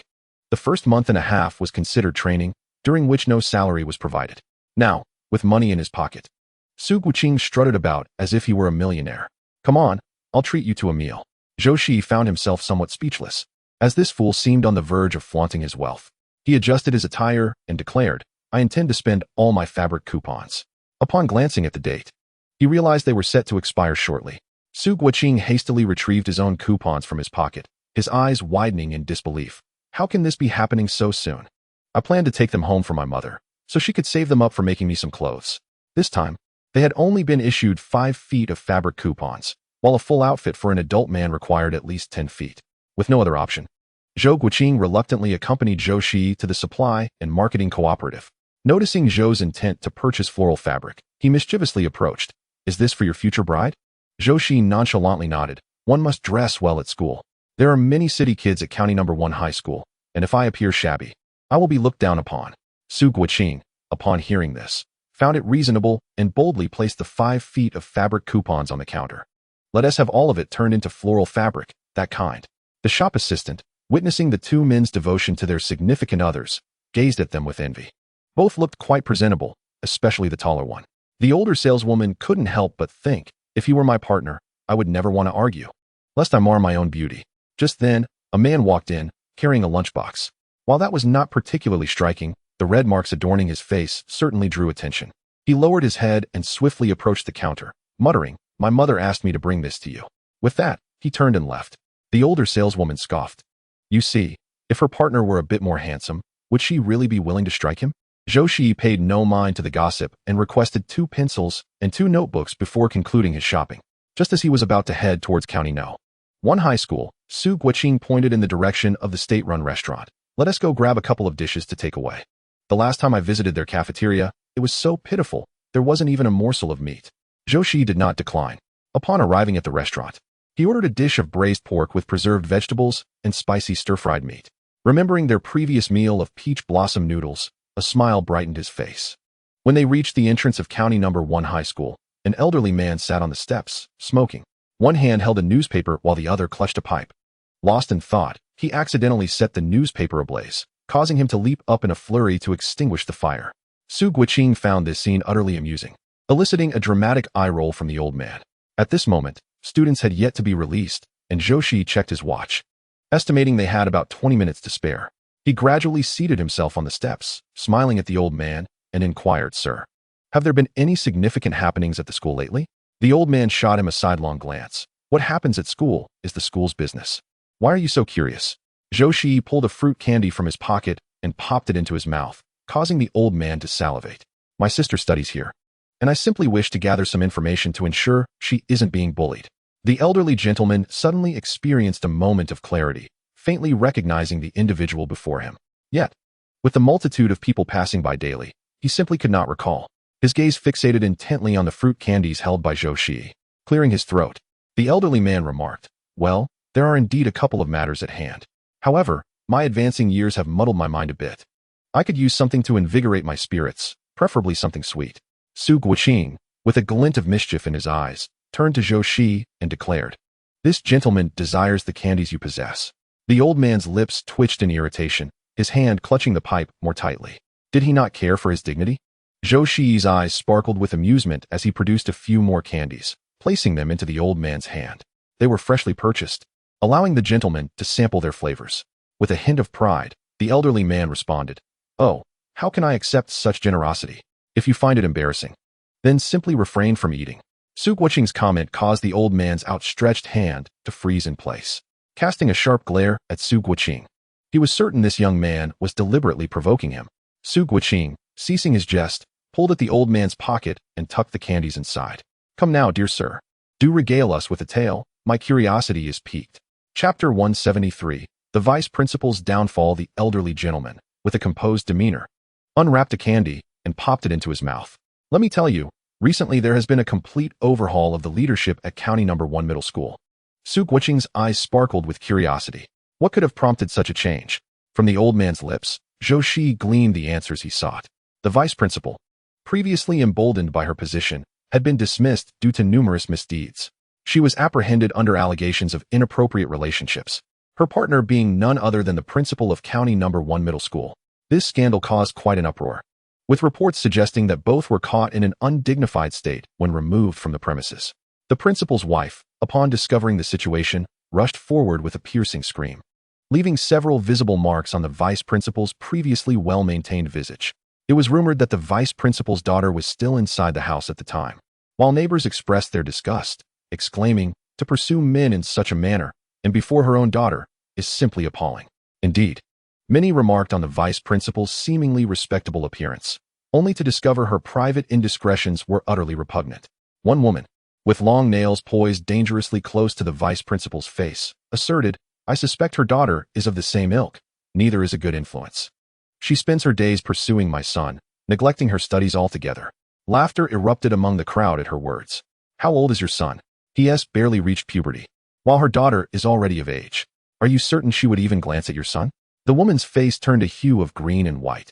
Her son, only 14 years old, trailing after Lu Mingqi daily. This infuriated her, and she spat in the direction of those around her. "Don't speak of my family.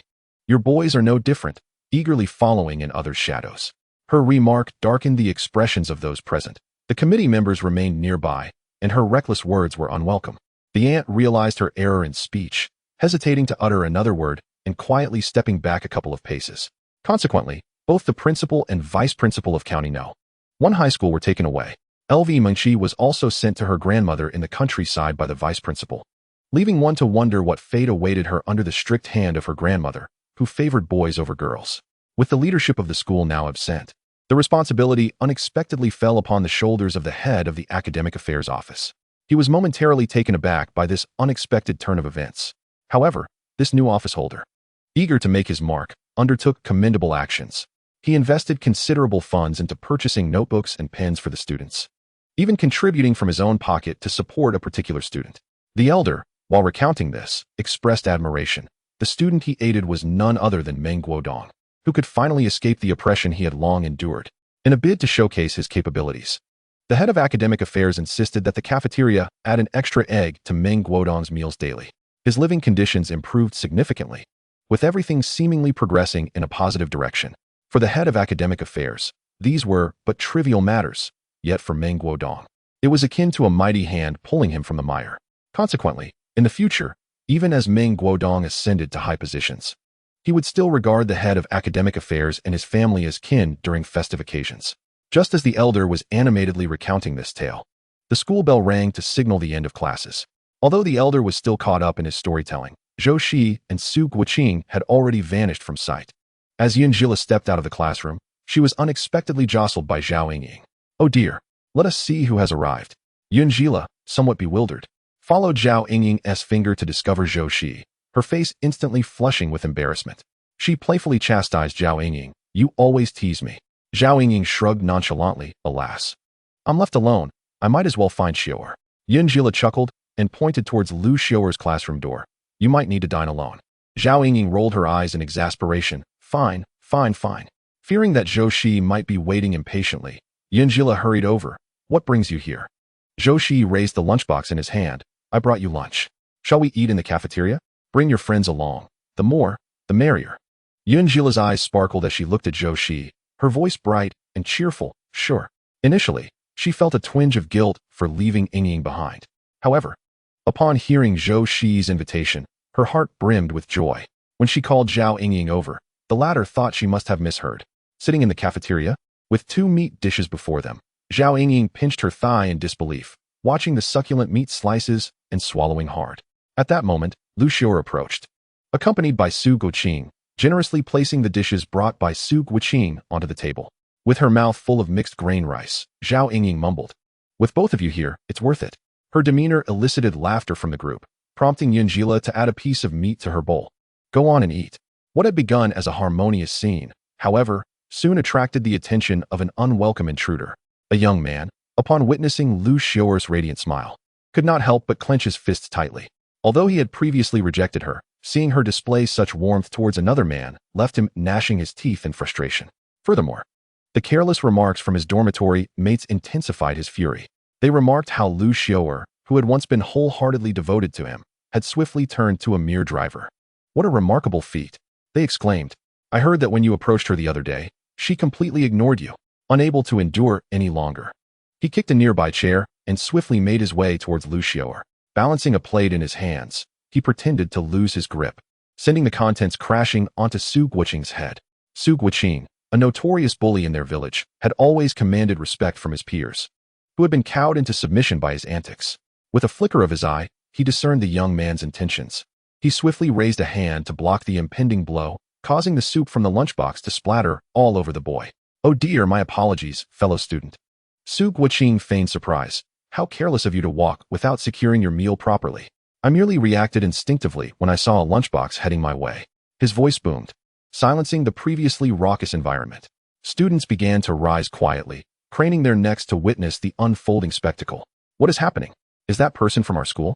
The innocent queries of the onlookers, believing their voices to be mere whispers, were, in fact, crystal clear to Zhou Shiyi, who sighed in exasperation. Surely, he thought, he had not been this foolish during his own school days. The young man, his face flushed with anger, reached out to strike Zhou Shiyi. Yet, Zhou Shiyi was no easy target. With a swift motion, he caught the man's incoming slap and forcefully pushed him, resulting in a thunderous crash as the young man fell onto the table, causing his fellow classmates to jump up in alarm. Li Su, now besmirched in his once pristine white shirt, felt the sticky residue cling to him, making him shudder in disgust. His usual fastidiousness was now marred by the mess. "I will inform the teachers," he bellowed. "You do not belong to our school. Causing chaos here can warrant police involvement." Zhou Shiyi, with a derisive smirk, retorted, "The school has not stipulated that outsiders are prohibited from entering during mealtimes. Many parents come to deliver food for their children. I am merely delivering a meal for my family. What of it?" Among the crowd were not only students, but also a dozen or so parents delivering lunches. In these times, with families often having multiple children and the school providing dormitory accommodations, many families found it necessary to have their children reside on campus. Meals were typically consumed at school, and parents would bring additional food for the evening, enabling them to save on expenses. Consequently, many parents began to point fingers at Li Su. They are no longer the youthful teenagers of 17 or 18. Their children have grown, and they possess a modicum of discernment. It is evident that this young man is the instigator, and others are merely retaliating. Li Su scanned the room and noticed the whispers directed at him, which ignited his anger. Without a second thought, he stormed towards the principal's office. Zhou Shiyi leisurely settled into his seat, while Lu Xiaoer, seated beside him, expressed her concern. "Is everything really all right?" Zhou Shiyi placed a piece of food into her bowl, chuckling lightly. "Everything is fine. Focus on your meal. If there's an issue, let him come to me." Lu Xiaoer remained somewhat apprehensive, having heard Zhou Shiyi's opinions on school matters before. With a hint of disdain, he remarked, "Is this the kind of person you admire? Have your eyes been blinded by filth?" Zhou Shiyi felt a sense of helplessness, given Zhou Shiyi's tendency to speak so bluntly. If Lu Xiaoer hadn't orchestrated things, winning her affection would have been a distant dream. Lu Xiaoer's face flushed with discomfort. Being spoken of in such a manner before others was undeniably embarrassing. Yun Jila quickly intervened. "It's good that you've seen his true colors." Zhao Yingying nodded in agreement. "Lei is right. I once thought Li Su was a decent person, courteous and mild-mannered. I never anticipated he would reveal such a character." To prevent Zhou Shiyi from uttering any further unkind remarks, Zhou Shiyi placed a meatball into his bowl, urging, "Hurry and eat." This Li Su dares to confront the principal, which indicates he is determined to escalate the situation. "If you don't eat now, you might miss out later." Zhou Shiyi quickly took a few bites. "You're right. I must have a serious discussion with the principal later." However, this discussion never came to fruition. At that moment, in the principal's office, the principal was overwhelmed with distress. His concern stemmed not only from Li Su's situation, but also from the recently dismissed vice principal. Moments earlier, members of the Revolutionary Committee had escorted the vice principal, under the pretense of helping her gather her belongings. In reality, they were confiscating her office's valuable items. The vice principal appeared disheveled, evidently having endured several public humiliations, and her mental state seemed altered as she greeted the current principal with a foolish chuckle, sending chills down his spine. With the committee members present, the principal had little time to address the trivial matters of a mere student. He waved his hand dismissively, saying, "I am aware of this situation. You may return for now. I will call someone to handle it shortly, but I have pressing matters to attend to." Li Su initially intended to argue his case further, but upon noticing the stern faces of the committee members, he hesitated, lowered his head, and exited swiftly. Zhou Shiyi and the others waited in the cafeteria for an extended period, yet Li Su did not arrive. "That coward probably didn't even dare to approach the principal's office," Zhou Shiyi remarked. "Well, we've finished eating. Let us tidy up and take a stroll." Zhao Yingying quickly gathered all the lunch boxes, stating, "You all go ahead. I need to return to the dormitory for some rest. I've packed all the lunch boxes for you. Just take them with you." Yunjila and Lu Xiu'er both felt a bit embarrassed, with so many eyes upon them. Su Guiqing had initially intended to take Lu Xiu'er's hand, but upon noticing the multitude of curious gazes surrounding them, he silently restrained himself. There is a small grove within the school. Shall we stroll there and digest our meal? Proposed Yunjila, her eyes sparkling with mischief. Lu Xiu'er concurred, thinking it a splendid idea, and the four of them ambled leisurely toward that direction, oblivious to a pair of predatory eyes lurking nearby. As Zhou Shiyi focused intently on Yunjila recounting amusing incidents from school, a piercing voice suddenly echoed, "Little beast, die?" Zhou Shiyi swiftly turned to shield Yunjila, and as he recognized the figure before him, a glint of icy rage ignited in his eyes. He raised his foot and delivered a powerful kick to the vice principal's chest, sending her flying. Zhou Shiyi had deliberately chosen a spot near a tree, and the vice principal's back collided forcefully with the trunk, causing the small knife in her hand to drop helplessly. The members of the Revolutionary Committee, hurrying to the scene, were taken aback. It had been their negligence that permitted the vice principal to wield a knife. The vice principal's expression was frenzied. Her gaze toward Yunjila and Zhou Shiyi filled with a chilling hatred. "It's all your fault. Why didn't you die back then? If it weren't for you, Chi and I would still be living well." Her anguished cries attracted the attention of several running students. Upon witnessing the unfolding scene, they gaped in astonishment. "Who is that? She looks so much like the former vice principal." One exclaimed, "It's her. I heard she is supposed to be sent away soon. How could she be here at our school?" Another gasped, "My heavens, is that a knife on the ground? Was she attempting to kill classmate Yunjila?" A short-haired girl cried in terror. Her words prompted many to step back in unison, fearing that the woman might suddenly lash out again. A member in a red armband wore a grim expression as he swiftly kicked the knife far away. "Take her away. It seems the recent re-education hasn't worked. She needs to be reformed properly." The two individuals in red armbands hastily reached to grasp the vice principal. However, her reaction astonished everyone. As soon as their hands touched her arm, the vice principal, who had been cursing and threatening moments before, let out a pained shriek. "Ah, it hurts. My back." Although she lamented her back pain, her hand was pressed against her spine. Zhou Shiyi was well aware of his own strength. The force behind his kick had been considerable, impacting against the sturdy tree trunk. It was likely that she had injured her spine, and judging by her reaction, she might have even fractured it. Yunjila, filled with trepidation, tightened her grip on Zhou Shiyi's sleeve, fearful that he might be taken away because of this incident. With unwavering determination, she stepped forward, spreading her arms to shield him. Zhou Shiyi looked at her, realizing that despite her own fear, she was bravely trying to protect him. A surge of warmth enveloped his heart. Whether in this life or the last, the woman before him steadfastly remained by his side. "Boss, it seems her back has sustained an injury. What should we do?" The leader of the red armband squad narrowed his eyes and, lifting his gaze to Zhou Shiyi, coldly remarked, "This young comrade might have exerted excessive force." Unfazed by his imposing presence, Zhou Shiyi shielded Yunjila behind him and calmly replied, "When life is at stake, my actions are merely an act of self-defense. I believe everyone present would respond similarly in such a situation." As his words echoed, the surrounding students nodded in agreement. Indeed, she was wielding a knife. If this comrade had been a moment slower, that blade could have struck true. Quite right. A light wound could still inflict considerable suffering, and a severe one could be fatal. The murmurs of the students reached the ears of the red armband leader, who cast a deep gaze at Zhou Shiyi, recognizing him as a clever individual adept at rallying support. Regardless, this comrade must accompany us to the committee for clarification. Zhou Shiyi inclined his head slightly. "That is only natural. I shall do my utmost to assist your endeavors. However, there is one matter I find perplexing. The vice principal has been detained by the Revolutionary Committee for a month, correct? I have heard whispers that her mental state is quite unstable. Yet her recent actions were directed at us. Does that not reflect a state of mental instability? If her punishment were to be mitigated on such grounds, would that not be an abdication of responsibility to the populace?" The leader's expression darkened, for although the youth spoke of the vice principal, his words subtly criticized their inefficacy. The current principal, hastily arriving, felt his heart race upon witnessing the throng of students. He pushed through the crowd and firmly declared, "Everyone return to your dormitories. While the sun still shines, take this opportunity to study." The innate fear students held for their teachers, particularly the former director of education, compelled them to scatter like birds.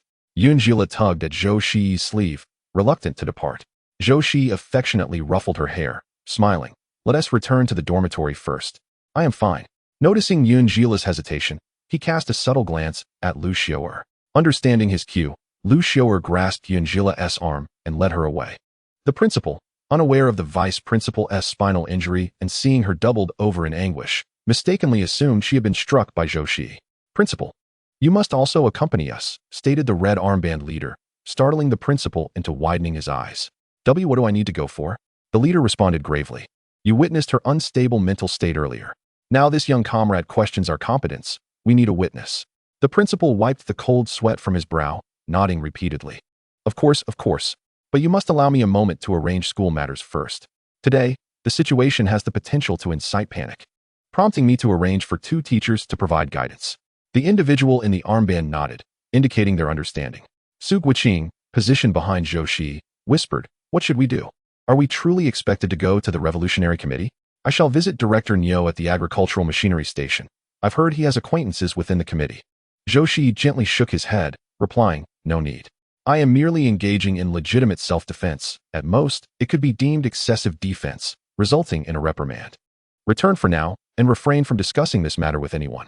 Despite his concerns, Zhou Shiyi disregarded Zhou Shiyi's advice upon returning to the agricultural machinery station, hastening towards Director Niu's office as if driven by a fire beneath him.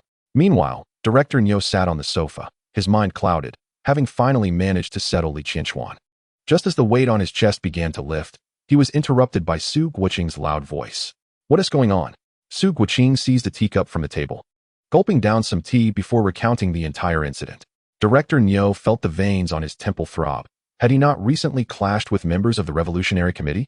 One after another, they had summoned individuals from the committee. What did Xiao Zhou say? Zhou Shiyi mimicked Zhou Shiyi's tone, vividly repeating his words.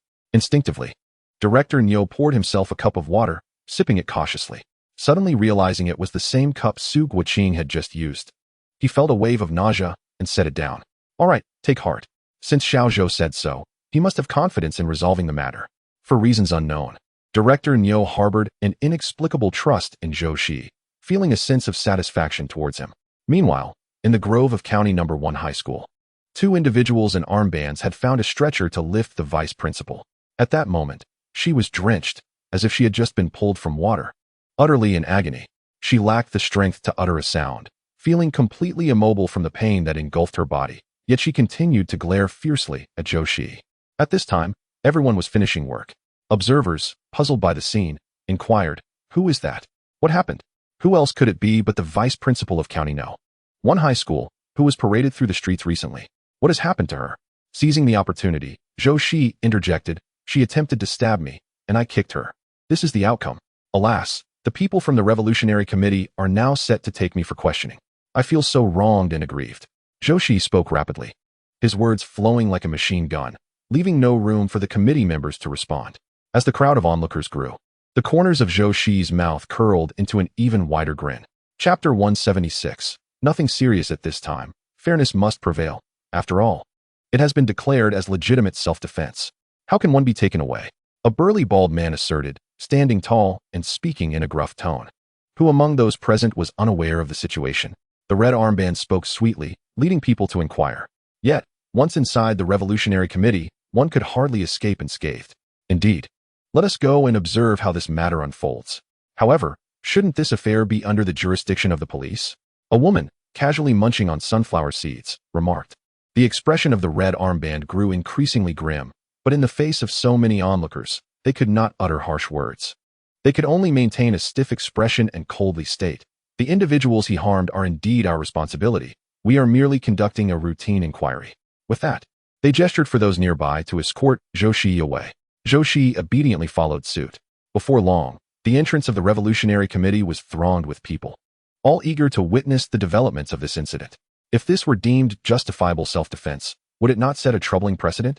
If a thief were to break into someone's home and was fatally stabbed, would that person be incarcerated? Should they simply stand there, allowing others to assault them? Would that not be pure foolishness? It was not until the following morning that Zhou Shiyi was released. Upon stepping outside, he was startled by the crowd of onlookers. Even at 6 o'clock in the morning, numerous individuals had brought their small stools to sit nearby. Upon seeing Zhou Shiyi emerge, the bald man who had spoken up for him the previous day hurried over. How are you, young man? Please, tell us how this matter was resolved. We waited all night yesterday, anxiously anticipating news. Zhou Shiyi's lips twitched. He had underestimated the public's appetite for gossip. It's nothing serious. but I must attend weekly sessions for further education. Although my actions were in self-defense, they were perhaps a bit excessive. Therefore, I must receive a reprimand. And I hope everyone will take heed in the future. The bald man nodded vigorously. Indeed. It seems that in the future, we must refrain from striking too hard against thieves. What if one of us were to be taken away? What would happen to our families? Zhou Shiyi smiled and nodded at the crowd. All right, everyone, please disperse. As the crowd gradually thinned, Zhou Shiyi tilted his head slightly, watching the disappearing corners of clothing at the entrance, and smiled gently before hastily departing. He first stopped by a state-run restaurant, ordering 10 meat buns, then made his way to the first high school of the county. Zhou Shiyi wondered how frightened Yunjila must have been when he was unexpectedly taken away yesterday. Upon arriving at the school, an elderly man at the entrance was sweeping the grounds. Noticing Zhou Shiyi approaching, he quickly set down his broom and asked, "Is everything all right?" Zhou Shiyi shook his head, handing the elderly man a letter and a lunchbox. "I would appreciate it if you could pass this along." He then offered the man a meat bun. The elderly gentleman, slightly embarrassed, rubbed his hands together. "These buns are quite valuable. I cannot accept your generosity." "No worries. I trust you will deliver the letter." "Now, off you go," he replied. A glimmer of amusement flickered in Zhou Shiyi's eyes as he watched the elderly man carry the items into the courtyard. He placed the meat bun on the man's table before departing.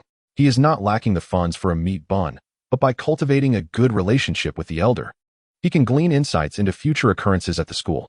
With this social capital, should any matters arise concerning Yunjila, the elder might extend his support. Upon Zhou Shiyi's return to the agricultural machinery station, Su Guoqing emerged with dark circles beneath his eyes. Seeing Zhou return safely, Su Guoqing joyfully punched Zhou's shoulder with a single fist, exclaiming, "You nearly gave me a heart attack." Zhou Shiyi handed over the meat bun in his possession, confidently stating, "If I dare to act, I am assured of my ability to return." Su Guoqing held Zhou Shiyi in high regard, wishing he could possess such a steady demeanor. While savoring the meat bun, he quietly remarked, "The incident from yesterday has been resolved." Zhou Shiyi looked up in confusion, asking, "How was it resolved?" Su Guoqing replied, "Wasn't the matter quite significant yesterday?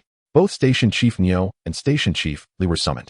Upon thorough investigation, it became evident that Station Chief Li was indeed unscrupulous. He exploited his position not only to engage in the trading of posts, but also to accept considerable sums from drivers. During the selection process, technical skills were only one aspect. The other was the amount of money one could offer. Li Qianquan and his companion excelled in their skills, which is why they were retained amidst many drivers. The opportunities for individual assignments were essentially purchased from Station Chief Li. After a brief pause, Su Guoqing continued, "Li Qianquan is quite bold and meticulous. He gathered all the evidence before filing a complaint. Another driver, equally fierce, caused quite a commotion at the committee's entrance, dragging along a limp leg."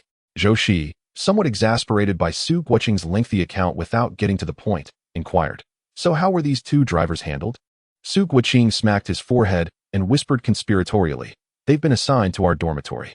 It's a case of misfortune turning into fortune. Station Chief Niu has taken them in, and the agricultural machinery station is covering their medical expenses. The one with the limp has already been sent to the hospital. As for Li Qianquan, he is in that dormitory over there." Zhou Shiyi remarked, "Why are you speaking so loudly?" Just then, the sound of a key turning in the lock echoed from the dormitory. The doors are secured from the inside, so their opening creates quite a commotion. Su Guoqing quickly closed his mouth and waved amicably at the aloof Li Qianquan. A stiff smile flickered across Li Qianquan's face, prompting Su Guoqing to hurriedly extend his remaining meat bun. "Old Zhou just bought this. It's still warm." Li Qianquan waved his hand. "I'm not hungry. You two go ahead." Without hesitation, Su Guoqing pressed the meat bun into his hand, insisting, "Oh, come on, just have a little. The cafeteria's meal will take a while to prepare." Su Guoqing was no fool. He recognized that Li Qianquan's skills would lead to a promising future. Forming a connection with such a resourceful and courageous individual would certainly pave the way for his own future endeavors. Li Qianquan's stern face broke into a genuine smile as he expressed his gratitude to the two. Zhou Shiyi approached him and introduced himself. "Hello. My name is Zhou Shiyi, but you can call me Old Zhou." Su Guoqing peered over Zhou Shiyi's shoulder and chimed in, "I am Su Guoqing." Observing the outstretched hands of both men, Li Qianquan bit his lip and discreetly rubbed his hand against his clothing before extending it toward them. Chapter 177. An ominous occurrence thus began the friendship among the three. In the morning, the drivers arrived one after another, their conversations buzzing with discussions about the events of the previous day. Upon spotting Li Qianquan standing there with an unwavering demeanor, they stared at him in astonishment. This matter was far from simple.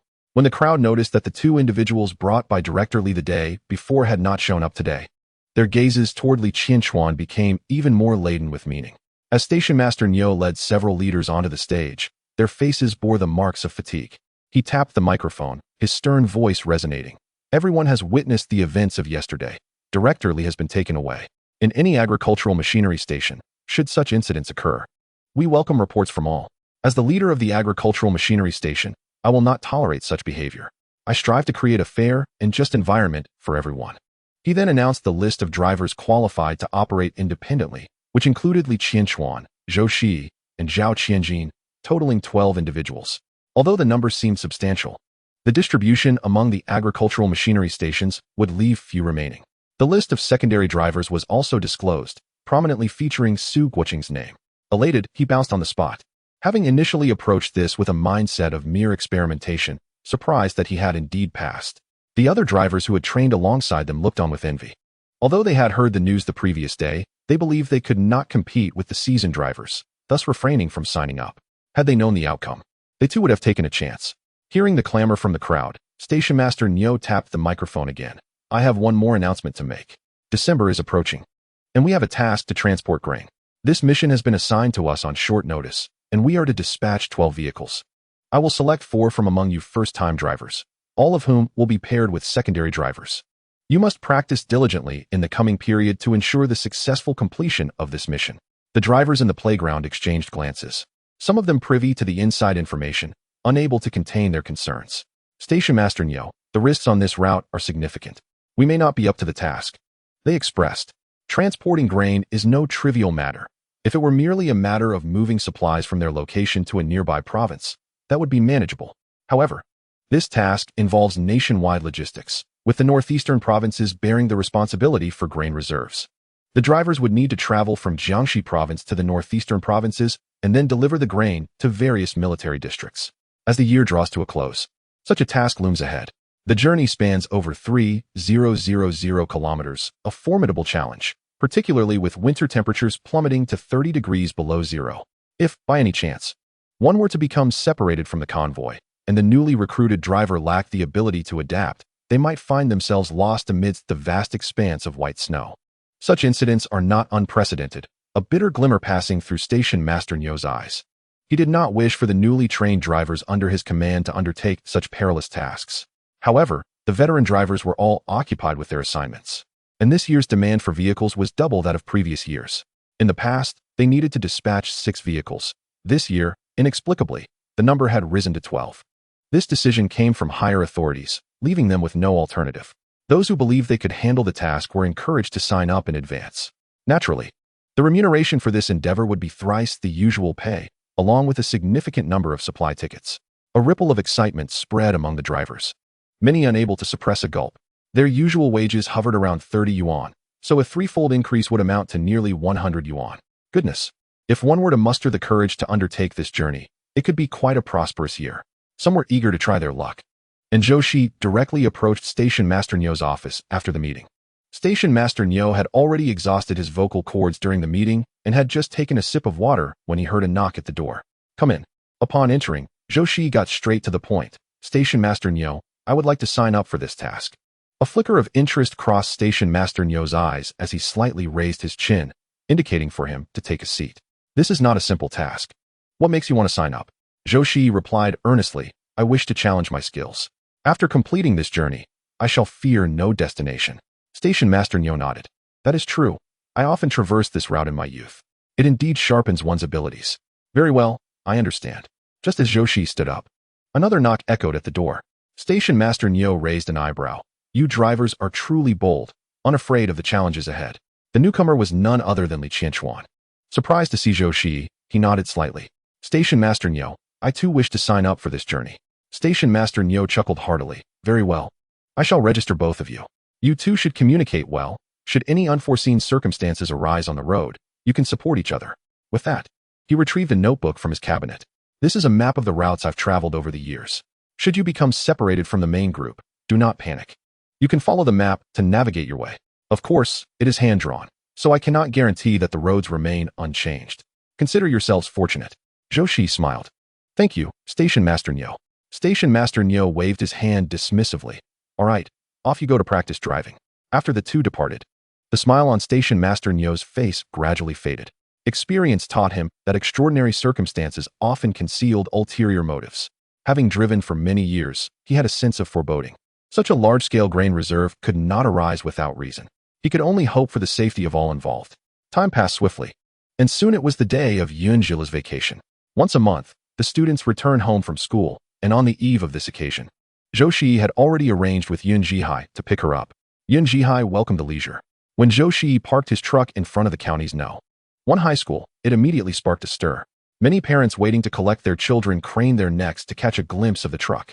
To facilitate the subsequent journeys, Station Master Nyo had graciously permitted them to drive home, allowing them to hone their driving skills in the process. Who is that? Why is he driving a truck?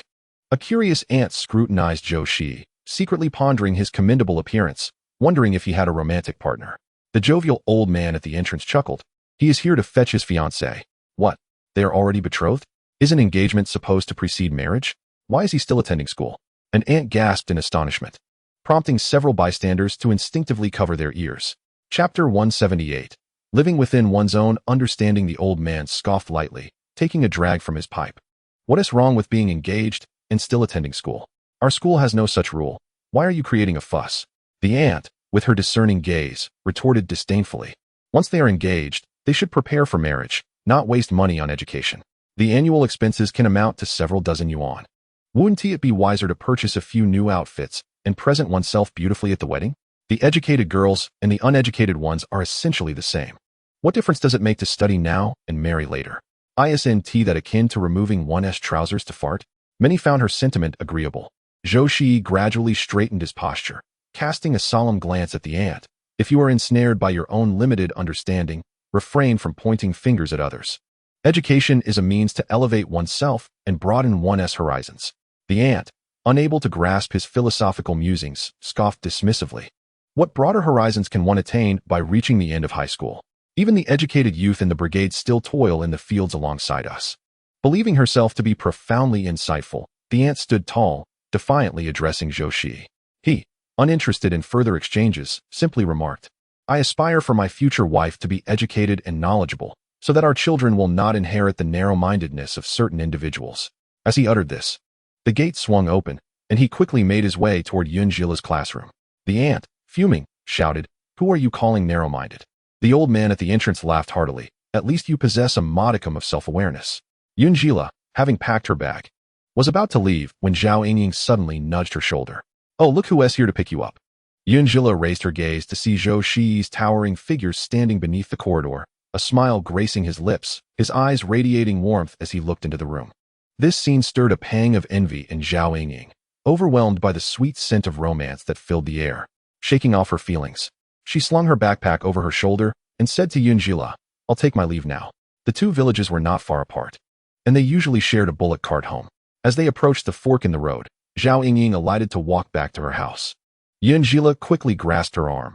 Your quilt is dirty and needs to be taken back for cleaning. Allow me to carry it for you. Zhao Yingying, reluctant to impose, was about to decline when Zhou Shiyi entered the scene. I drove here. Let me give you all a ride. The students inside the house perked up, and those nearby hurriedly gathered around. They were not lacking in wit and directly addressed Yunjila. Comrade Yun, as we are neighbors from the same village, might it be possible for Comrade Zhou to take us along as well? Yunjila displayed a troubled expression, discreetly glancing at Zhou Shiyi, and softly replied, It may not be very convenient. Although our villages are close, the roads are not the same. Upon hearing her refusal, some students wisely withdrew. Yet one girl, with a hint of sarcasm, remarked, If he can take Zhao Yingying, why can't he take us? She continued, Using the vehicle for personal matters could lead to complaints, and you might find yourself in a difficult position. Her words were rather excessive. Offering help is a kindness, while withholding it is merely a duty. To mention lodging a complaint is indeed a serious matter, potentially jeopardizing someone's livelihood. One of her classmates quickly tugged at her sleeve. Xiao Chui, stop talking. Xiao Chui forcibly shook off her hand, fixing her gaze on Zhou Shiyi. Am I wrong in what I said? Noticing Zhou Shiyi's attention on her, Xiao Chui confidently lifted her chin and straightened her posture. She was not inferior in appearance to Yunjila, and seeing Zhou Shiyi look at her filled her with delight. She believed her earlier comment had captured his attention. Her mother had often claimed that to win a man's heart, one must find a unique approach to draw his focus. After all, her mother had successfully maneuvered her way into becoming the secretary's wife, backed by experience. From the first moment Zhou Shiyi arrived, Xiao Chui had taken notice of him. Setting aside his commendable work, his demeanor and rugged handsomeness surpassed many of the educated youths in their village. Recently, she had been observing Yunjila's every move, convinced that with the right tools, one could break through any barrier. Zhou Shiyi let out a cold laugh. To claim I misused the vehicle is indeed absurd. You might not be aware that all drivers cover their own fuel costs when not on duty. Xiao Chui had not anticipated this detail, her face flushed with embarrassment. Stubbornly, she retorted, but the school teaches us to support one another as classmates. If you have the means, why can't you lend us a hand? This statement elicited a chuckle from Zhou Shiyi. Your reasoning is amusing. If your family has surplus grain, why not share it with everyone? If anyone has extra rooms, should they not offer them for others to stay? Convenience should serve one's own needs, not impose upon others, leaving them at a disadvantage. Do you understand? He spoke these words and reached out to take the backpack from Yunjila's arms, casually shouldering Zhao Yingying's large quilt. Striding forward, Yunjila and Zhao Yingying hurriedly followed suit. Several classmates were still immersed in Zhou Shiyi's earlier remarks. One male student slapped the table, exclaiming excitedly, "Brilliant! Comrade Zhou's words are truly insightful. I shall engrave this on my desk." His declaration incensed Xiao Chui, whose face turned crimson with anger as she slammed her desk and kicked her stool, storming out with her backpack in tow. Zhao Yingying, exhilarated, linked her arm with Yunjila's and remarked, "I never imagined your comrade Zhou could articulate so well. He is truly impressive." Yunjila blushed at her words, shyly nudging her shoulder and retorting, "What nonsense are you spouting?" The hushed whispers of the two young ladies reached Zhou Shiyi's ears, causing a smile to play at the corners of his mouth, his eyes twinkling with mirth. Upon reaching the entrance, Zhou Shiyi tossed the quilt and backpack into the rear compartment, gesturing for them to climb into the passenger seat. Zhao Yingying initially intended to sit in the back, leaving the front for Yunjila. However, as she clambered in, she was startled by the figure before her. Li Qianquan, roused from slumber by the commotion, blinked sleepily, his bright, sparkling eyes locking onto hers. "Ah!" Zhao Yingying gasped, stepping back in fright and nearly tumbling out of the open car door. Li Qianquan quickly sat up from the back seat, deftly grabbing her arm and pulling her to safety. Chapter 179. Those sparkling eyes glimmered like searchlights. Zhou Shiyi, having deposited their belongings, felt a sudden jolt of realization. He had forgotten that the old driver was still in the car. The previous evening, Li Qianquan had been assigned by Director Niu to serve as the secondary driver and had only returned in the morning. The two villages were not far apart, and he had hopped into the vehicle, exhausted from a night of driving. He had not anticipated waking to find himself face to face with the young lady. "My apologies." A deep male voice resonated. Zhao Yingying, usually brash, murmured softly, "It's fine, it's fine." Zhou Shiyi called out from below, "Classmate Zhao, scoot over a bit to let Lei in." It was only then that she came to her senses and shifted aside. The two young women, petite in stature, found there was ample room in the passenger seat. Zhou Shiyi leaped into the car, his tone serious as he said, "I truly apologize for forgetting to mention this earlier. Allow me to introduce our agricultural machinery station's driver, and a friend of mine and Su Guiqing's, Li Qianquan." Li Qianquan ruffled his tousled hair and forced a smile. "Hello. Hello, I am Yunjila, Zhou Shiyi's partner. This is my classmate, Zhao Yingying." Yunjila greeted Li Qianquan with poise, noticing the discomfort between them, and promptly began discussing events occurring at their school with Zhou Shiyi, managing to ease the somewhat tense atmosphere. Zhou Shiyi first escorted Zhao Yingying back to her home, the rumbling of the large truck attracting considerable attention. Upon seeing the girl from the Zhao family disembark, many rushed towards the old Zhao residence in astonishment.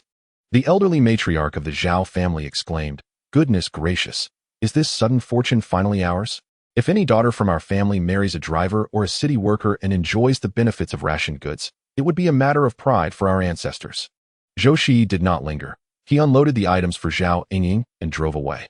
The matriarch tightly grasped Zhao Yingying's arm, her excitement overflowing as she inquired, "Yingying, how did you come to know this driver? Why would he bring you back? Could it be?" Although engaging in a relationship without parental consent tarnished a girl's reputation, marrying a driver was something to be envied by all. Zhao Yingying quickly patted her grandmother's hand and scolded gently, "Grandma, what are you saying? He is the fiancé of my classmate. They are already betrothed. It's Yunjila from the nearby Dayu village. You know her? Don't spread rumors." The matriarch's heart sank, as if struck a heavy blow, and she cast a forlorn glance at her granddaughter, lamenting the fleeting nature of this unexpected fortune. With her hands on her hips, she pointed at Zhao Yingying's forehead, saying, "Look at them, and then look at you. I insisted you pursue your education. When will you find someone who enjoys the benefits of rationed goods? Then I too may bask in glory." She reminisced. "Remember, you were once courted by a soldier. I've recounted that tale countless times. In the end, you married your grandfather. A simple man." Zhao Yingying, somewhat speechless, replied while tugging at her grandmother's arm, "You did say that marriage depends on fate. Otherwise, you wouldn't have chosen my grandfather, would you?" The matriarch stomped her foot in frustration. "In my youth, I was naive, thinking honesty and reliability were enough. Now I realize the cost of such choices. This is wisdom gained through experience." Fearing further lectures, Zhao Yingying quickly retrieved a piece of fruit candy from her pocket and offered it to her grandmother. "This is from my classmate. I saved it for you to enjoy when I returned home." The matriarch squinted her eyes in satisfaction. "Very good, very good. Your education was worth the pressure I endured." Yes, thank you," Zhao Yingying sweetly replied, before heading inside with her blanket. Li Qianquan lived the farthest away, and Zhou Shiyi, considering that the Yun family was likely awaiting their return, decided to drop Yunjila off first before taking Li Qianquan home. This way, he could discreetly retrieve some items from his space. On the way to Li Qianquan's home, Li Qianquan silently moved from the back seat to the front. Zhou Shiyi glanced at the hesitant Li Qianquan and straightforwardly said, "If you have something to ask, just say it." Li Qianquan, typically reserved, had only recently begun to open up slightly after spending time with Su Guiqing and Zhou Shiyi. At that moment, he fumbled with his words for a long while, yet could not utter a single phrase. His gaze fixated on the window. He was no longer a youth, having reached the age of 22. In other households, children of this age might already be cradling one or two of their own. However, due to the circumstances of his family, even as a driver, few would come to propose. Although today marked his first encounter with Zhao Yingying, her pair of sparkling eyes seemed akin to a powerful searchlight, piercing directly into his heart. Should Su Guiqing catch wind of this metaphor, he would likely mock him for 3 days and nights. He had always believed that raising his younger siblings was sufficient, that whether or not he married mattered little. Yet, this notion suddenly wavered. Then he recalled his ailing mother and 2 underage siblings. Who would wish to marry into such a family? It was merely that he was to embark on a journey in a few days, which left him feeling somewhat unsettled. Li Qianquan buried his thoughts deep within, softly voicing, "It's nothing." Zhou Shiyi sensed he was not being entirely truthful, yet he was not one to pry deeper. With a smile, he replied, "What is there to fear? This isn't solely our vehicle. There are plenty of seasoned drivers ahead. Not to mention, we will be joining the larger convoy. Just pack extra provisions. I've heard the northwestern regions are desolate, with hundreds of miles devoid of life. Even finding a place to eat would be a challenge. One must also bring extra clothing." Zhou Shiyi, observing Li Qianquan's thin attire, pressed his lips together and said, "I have 2 old military coats. I'll bring them along, and if one fits you, it's yours." Li Qianquan was preoccupied with fiddling with the seat beneath him. In these times, if clothes felt snug, who didn't he take them apart and retailor? He was sincerely grateful for Zhou Shiyi's kindness. "Thank you then. My mother's pickled vegetables are quite delectable. Would you care for some? I can bring extra." That would be splendid. On such a long journey through mountains and rivers, surviving solely on flatbreads would be unbearable. If we had a jar of pickled vegetables, they would surely envy us. Zhou Shiyi jested, and with his light-heartedness, Li Qianquan felt the weight on his heart gradually lift. Chapter 180. A crisis at Li Qianquan's home. Upon arriving in Li Qianquan's village, he noticed the entrance was deserted. Instinctively, Zhou Shiyi surmised that something must have transpired within the village. He had traversed many villages, and typically, a large tree at the entrance accompanied by a few elderly women and children was standard. If such a gathering were absent, it indicated that everyone had likely rushed to witness an event. Li Qianquan's expression tightened, and he swiftly exited the vehicle, making his way home.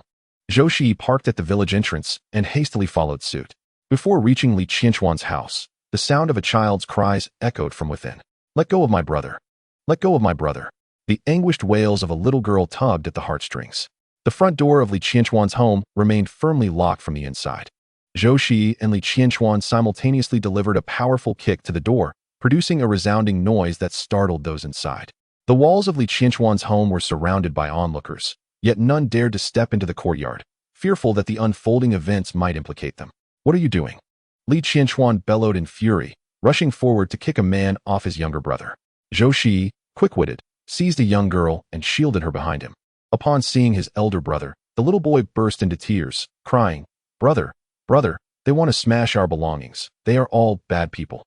Yes, bad people. The girl sobbed, clinging tightly to Zhou Shiyi's leg. Li Qianquan gently patted his brother's head, straightened his posture, and fixed his steely gaze on the group of men approaching. If there's an issue, confront me directly. What logic is there in bullying children? The leader of the group, a bald man, sneered. You are aware that family should not be involved. Have you considered that your actions have directly caused another family to lose a laborer? Initially, Li Qianquan did not recognize these men, but their words illuminated the situation for him. With a gaze as sharp as a blade, he replied without fear. I caused them to lose a laborer? Was it not they who sought to beat us up to ensure they could operate alone? Am I wrong to claim what is rightfully mine? Their misfortune is well-deserved. Li Qianquan's words were harsh, darkening the expressions of the brawny men. One of them roared, Brother, why waste words on him? Our family is being pointed at by the villagers. Living in constant fear, we cannot allow them to thrive. The captain, who had been lingering at the door, now grasped the situation, having initially assumed Li Qianquan had provoked someone. The group had confidently claimed that Li Qianquan owed them, which had deterred him from intervening. Now realizing Li Qianquan was in the right, the captain felt emboldened. He stepped forward and inquired, Dachuan, what is going on? Li Qianquan felt disheartened by the captain's response. After all, they were kin, yet he stood by, witnessing the two children cry without offering assistance. Nonetheless, clarity was essential, and he coldly recounted the events leading up to the confrontation. The villagers listened in astonishment, initially sharing the captain's perspective. However, upon observing the men in the courtyard, they recognized that it was indeed their own kin who had erred, yet they brazenly sought to trouble others. It was a revelation akin to a sharp blade to the backside. This is not Dachuan's fault. It is clearly your family's mistake. How dare you come to our village and bully children? An older man emerged from behind the door, brandishing a wooden stick, indignantly shouting. With his intervention, the villagers rallied together, asserting, indeed, this matter, regardless of how one views it, is your fault. The bald man at the forefront observed the villagers stepping forward. His fingers clenched in silence. My younger brother has been apprehended by the Public Security Bureau. It is uncertain whether he will ever return. We have suddenly lost a vital laborer. Who would not be enraged? Indeed, could some matters not be resolved privately? Must they escalate to such proportions? Watching them dance around the issue, Li Qianquan promptly removed his shirt, revealing the bruises on his arm. Had it not been for my fortuitous survival, this arm might have been irreparably damaged. My brother still lies in the hospital, limping, without making a scene. We wouldn't even have a chance to live. The villagers, gazing at the bruises on Li Qianquan's arm, widened their eyes in astonishment. Good heavens, is this not a matter of life and death? Who does not know that for a driver, his arms and legs are paramount? Indeed, one must wonder where these people find the audacity. The villagers exchanged heated remarks, causing the bald man's eyes to narrow with coldness. Losing a strong laborer is not the most terrifying prospect. Losing a driver is what truly weighs heavily on the heart. Their family, once the most prosperous in the village, had now fallen to such despair, all due to the man before them. Captain Li coughed heavily. Fellow villager, this matter cannot be blamed on our Dachuan. You see, you have already caused damage, and the children are frightened. Shall we let this incident pass? The bald man, realizing he could gain nothing, spat contemptuously at Li Qianquan. Bah! Just as they turned to leave, Zhou Shiyi, with a cold expression, spoke up. I witnessed the entire incident. It indeed unfolded as Comrade Li Qianquan has described. You have trespassed into private property without cause. Had we not returned today, would it not have resulted in a tragedy? This matter cannot simply be dismissed. The bald man exchanged glances with those beside him, sneering. Oh, so you echo our words. This matter shall not be easily settled. Captain Li hurried forward and addressed Li Qianquan. Dachuan, is this your friend? Urge him to avoid further conflict with these people. Consider, if you drive in the future. Your mother and siblings are still at home. If you sever ties with them now, what will happen if they seek revenge later? Our village will not find peace. Please, persuade him. If both sides take a step back, cannot this matter be resolved? Li Qianquan gazed deeply at Captain Li and retorted, whether this can be settled. Everyone knows in their hearts. Captain Li sighed, alas. We must report this to the authorities. This matter requires an explanation from the police. Otherwise, the safety of the Li family cannot be guaranteed. Zhou Shiyi's casual remark detonated like a firecracker in the stillness of the night, leaving everyone in stunned disbelief. What? Are we truly reporting this to the police? Indeed, our village has not involved the authorities for many years. Chapter 181. Unconscionable clauses. A woman approached Li Qianquan with a gentle demeanor, earnestly advising, Dachuan, you should communicate properly with them. Reporting to the police is no trivial matter. If this escalates, it will reflect poorly on everyone. Wouldn't you agree? Li Qianquan's heart grew colder. He understood that in this era, there exists an instinctive fear of those in uniform. However, he was increasingly aware that such appeasement merely encouraged others to push him further. Over the years, he had already compromised enough for the sake of his family. His younger brother clung tightly to Li Qianquan's arm, whispering, "Brother, I support whatever you decide," and was busy with repairs. Feeling a warmth in his eyes, Li Qianquan gently ruffled his brother's hair. Deep down, he recognized that if he did not resolve this matter today, he would never feel at ease venturing outside again. "I support reporting to the police. Trespassing into private homes must be addressed," he declared, his expression steely, his gaze piercing like a sword aimed directly at the bald man in charge. Even Captain Li, standing nearby, was taken aback by the intensity of his stare. Upon hearing this, the bald man resolved to report to the police, his heart racing with alarm. The men behind him began to exhibit signs of trepidation. What had begun as a personal dispute would take on a different nature if it involved law enforcement. Witnessing Li Qianquan's steadfastness, Captain Li quickly approached the bald man to counsel him. His heartfelt words managed to temper the bald man's anger somewhat. "Since your captain has intervened, let us consider this matter resolved," the bald man conceded. Zhou Shiyi let out a cold laugh, kicking a long bench in front of the crowd. "It seems there has been a misunderstanding. It is we who wish to report to the police." He emphasized the word we, not believing for a moment that this group would relent so easily. Their frequent disturbances were quite vexing, and with the captain being ineffective, if this issue remained unresolved, it would jeopardize the safety of him and his mother. "You," Captain Li, nearly pulling his own hair out in frustration, turned to Li Qianquan with impatience. "Dachuan, aren't you going to rein in your friend?" Li Qianquan's expression hardened as he shook his head. "What he said reflects my own sentiments." Suddenly, Zhou Shiyi exclaimed, "Dachuan, the items I left at your house, surely they haven't been damaged, have they? Those are heirlooms from my ancestors, and I was planning to retrieve them soon."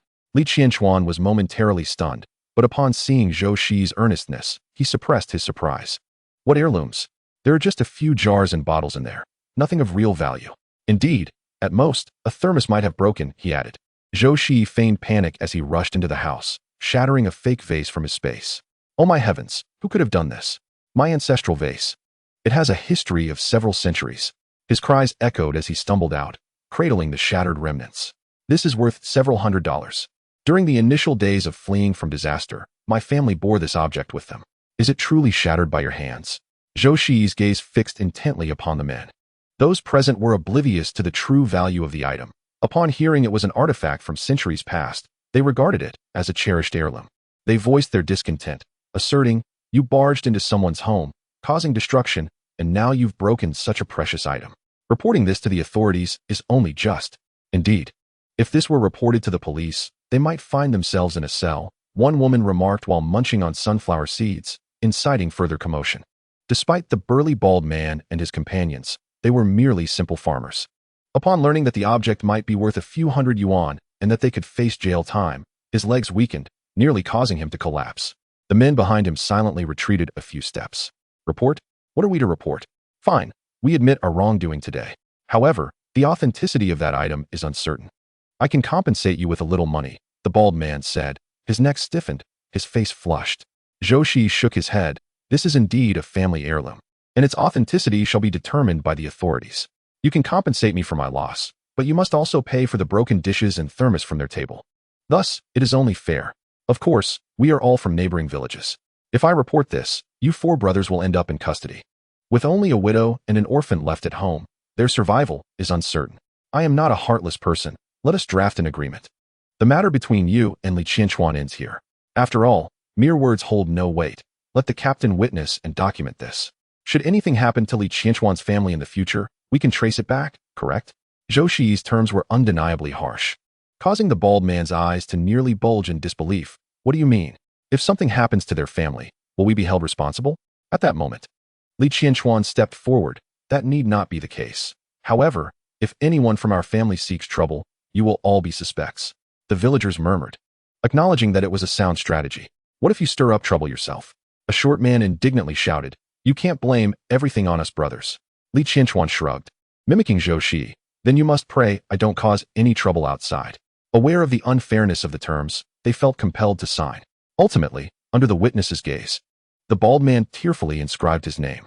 Before departing, He uncertainly queried Zhou Shiyi. This matter concerning the bottle won't trouble us again? There won't be any police report? Zhou Shiyi nodded slightly. I keep my promises, and I hope you do as well.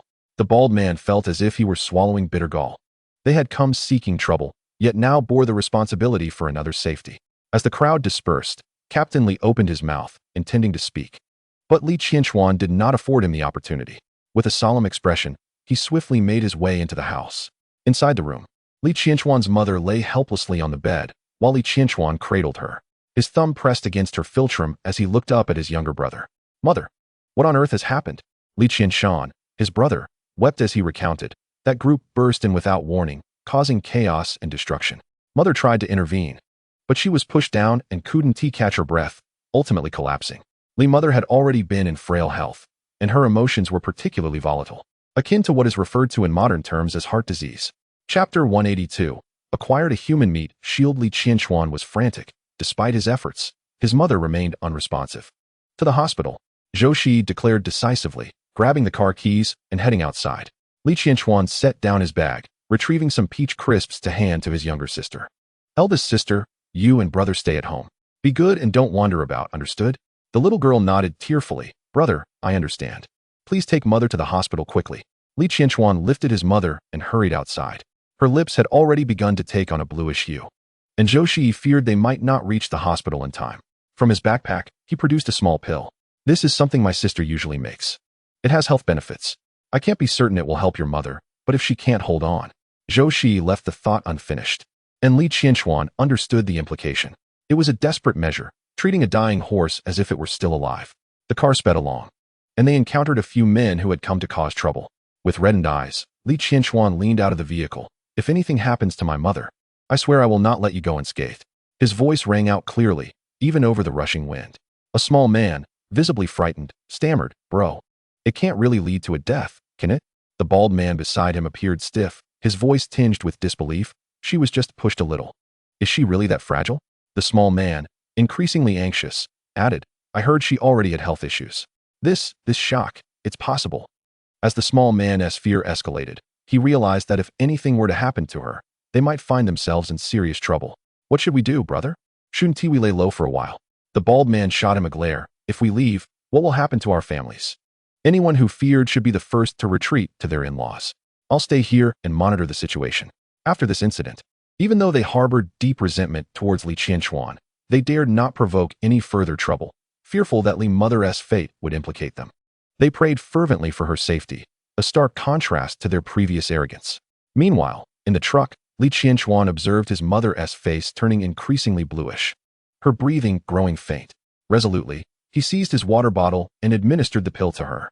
Zhou Shiyi pressed down harder on the accelerator, and at last, they reached the county hospital. As Li Qianquan alighted from the vehicle, his legs trembled with weakness. Had it not been for Zhou Shiyi's quick reflexes to steady him, he might have stumbled and fallen. Zhou Shiyi delivered a firm slap to his back, urging him, Calm yourself, your mother needs you. Li Qianquan, overwhelmed, struck his own face with a heavy hand, inhaling deeply before rushing into the hospital, cradling his mother in his arms. Once his mother was taken into the operating room, Li Qianquan sank to the floor, lost and despondent. He clutched his head, sobbing uncontrollably, while Zhou Shiyi stood silently beside him, unsure of how to offer comfort. Li Qianquan lamented, It's all my fault. If I hadn't acted so recklessly, this wouldn't have happened to my mother. He continued, They say a man does not shed tears lightly, but when it comes to one's own mother, who can remain composed? Zhou Shiyi opened his mouth, yet words eluded him. He simply placed a gentle hand on Li Qianquan's shoulder. With vacant eyes, Li Qianquan recounted, Since my father passed away, my uncles have been insistent on taking my mother away, but she couldn't bear to leave us 3 siblings. She chose to sever ties with her family in order to raise us.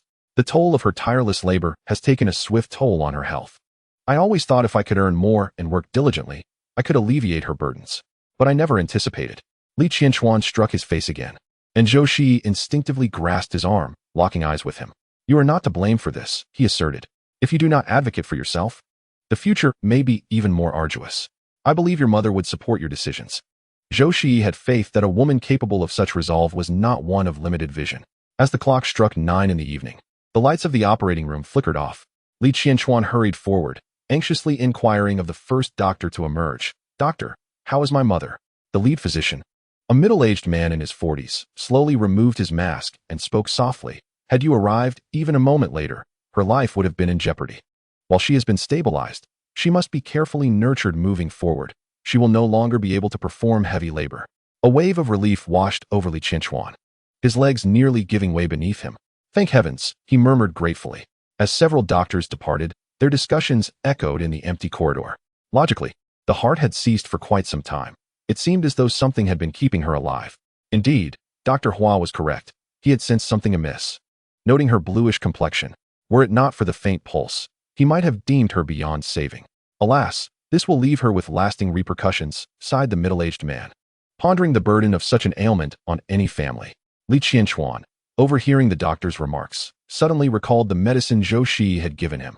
In a moment of fervent gratitude, he rushed to Zhou Shiyi's side, collapsing to his knees. Brother Zhou, thank you, he exclaimed earnestly. Upon concluding his words, he collapsed to the ground, consumed by tears. Zhou Shiyi, preoccupied with the physician's advice, had failed to notice Li Qianquan's actions. In that moment, he hastily bent down to assist him. What are you doing? This medicine was merely a playful experiment by my sister. If it can save Andy, then it is indeed fate.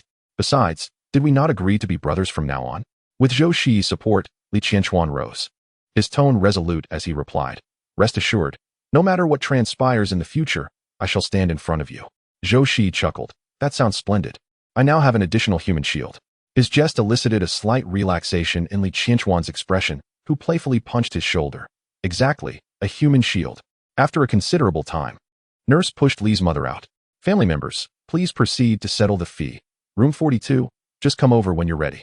Li Qianquan nodded vigorously. All right, I'll do it right away. Chapter 183. A thief having settled everything and ensured Li's mother was comfortable, both felt a wave of relief. I truly owe you one today. It's getting late. Let me arrange a room for you at the state-run hotel. Despite the fact that Li Qianquan's finances were tight, he still wished for Zhou Shiyi to have a good rest, as he was, after all, his benefactor. Zhou Shiyi waved his hand with a smile. I've promised my sister to return home today. I need to drive back. All right, you take care of her here. Do you need me to help you request a leave from the station for tomorrow? Li Qianquan nodded. I suspect my mother won't be discharged soon. Please inform Station Chief Neo of the situation. No problem. I shall take my leave then. With that, Zhou Shiyi strode out. At 10 o'clock, the county town was shrouded in darkness, and the headlights of Zhou Shiyi's truck were particularly striking. Upon reaching Dayu village, it was already past 11 at night. Instead of entering through the front door, he took his keys and opened the back door. As he swung it open, Chen Wei, who was about to head to the restroom, was taken aback. He clutched his chest and exclaimed, You startled me, Brother Zhou. Why are you back so late? As Zhou Shiyi opened the door to his room, he replied, Encountered a few issues on the road, got delayed. Now hurry off to bed. However, Chen Wei did not retreat to his own room. Instead, he seized the opportunity to slip into Zhou Shiyi's space. Brother Zhou, there's something I need to discuss with you. Zhou Shiyi lit the kerosene lamp and, somewhat puzzled, inquired, What is it? Chen Wei leaned in conspiratorially and whispered, I have a nagging feeling that our youth commune isn't very safe. Zhou Shiyi took a sip of water, raising his chin slightly to encourage him to continue. A few nights ago, I kept hearing strange noises. Initially, I thought it was a rat, but upon searching the next morning, I found no signs of any holes. I asked the others, and they claimed to have heard nothing. Yet, I remain uneasy. Only your presence provides me with some comfort. With a slight twitch at the corner of his mouth, Zhou Shiyi quipped, Am I to be your guardian spirit now? What kind of noises are we talking about? Were there voices? Chen Wei shook his head. No voices, but there were sporadic sounds, akin to mice burrowing. As night falls, the hour approaches 2 or 3 o'clock when a peculiar sound emerges. I am uncertain if it is only audible within my room or if it extends to yours as well. Zhou Shiyi's eyes flickered with concern as he lightly tapped Chen Wei's arm, urging him, You should return to your room. I will listen for any disturbances tonight. Chen Wei, his expression grave, nodded in agreement. Zhou Shiyi retreated into the confines of his space, hastily freshened up, and then lay upon his bed, surrendering to a moment of contemplation. At precisely 3 o'clock, his eyes snapped open. Indeed, he discerned some noises, seemingly emanating from his vicinity. Zhou Shiyi's expression darkened as he stealthily approached the window. He had parked his vehicle at the brigade headquarters today and had not returned home in several days. It appeared that the intruder had gauged his absence. The outside figure seemed to have heard a sound, and the rustling ceased abruptly. Zhou Shiyi swiftly slipped back into his space, and within moments, he discovered a small hole had been made at the corner of his window. The individual outside peered through the aperture, oblivious to Zhou Shiyi's presence. Letting out a quiet sigh of relief, Zhou Shiyi continued his covert actions. With a subtle shift in his space, he moved outward by a meter, finally able to observe the intruder's movements clearly. A diminutive man brandished a small dagger, incessantly prying at the corner of his house, precisely where Zhou Shiyi stored his cabinet, indicating that this person was likely from the village. In a swift motion, Zhou Shiyi leapt from the space, catching the man off guard, and delivered a swift strike, rendering him unconscious. He then hastened towards Zhao Chengxi's residence. The sound of his knocking roused several occupants. Zhao Chengxi, still bleary-eyed, donned a garment and ventured outside, inquiring, "Who is it?" Upon recognizing Zhou Shiyi, he was both surprised and puzzled. "Zhou Jiqing, you have returned? What is the matter?" Zhou Shiyi spoke in a grave tone. "There is a thief who has already been subdued. Please check your rooms for any signs of forced entry." Zhao Chengxi, shaken from his slumber, hastily adjusted his clothing and exclaimed, "Where?"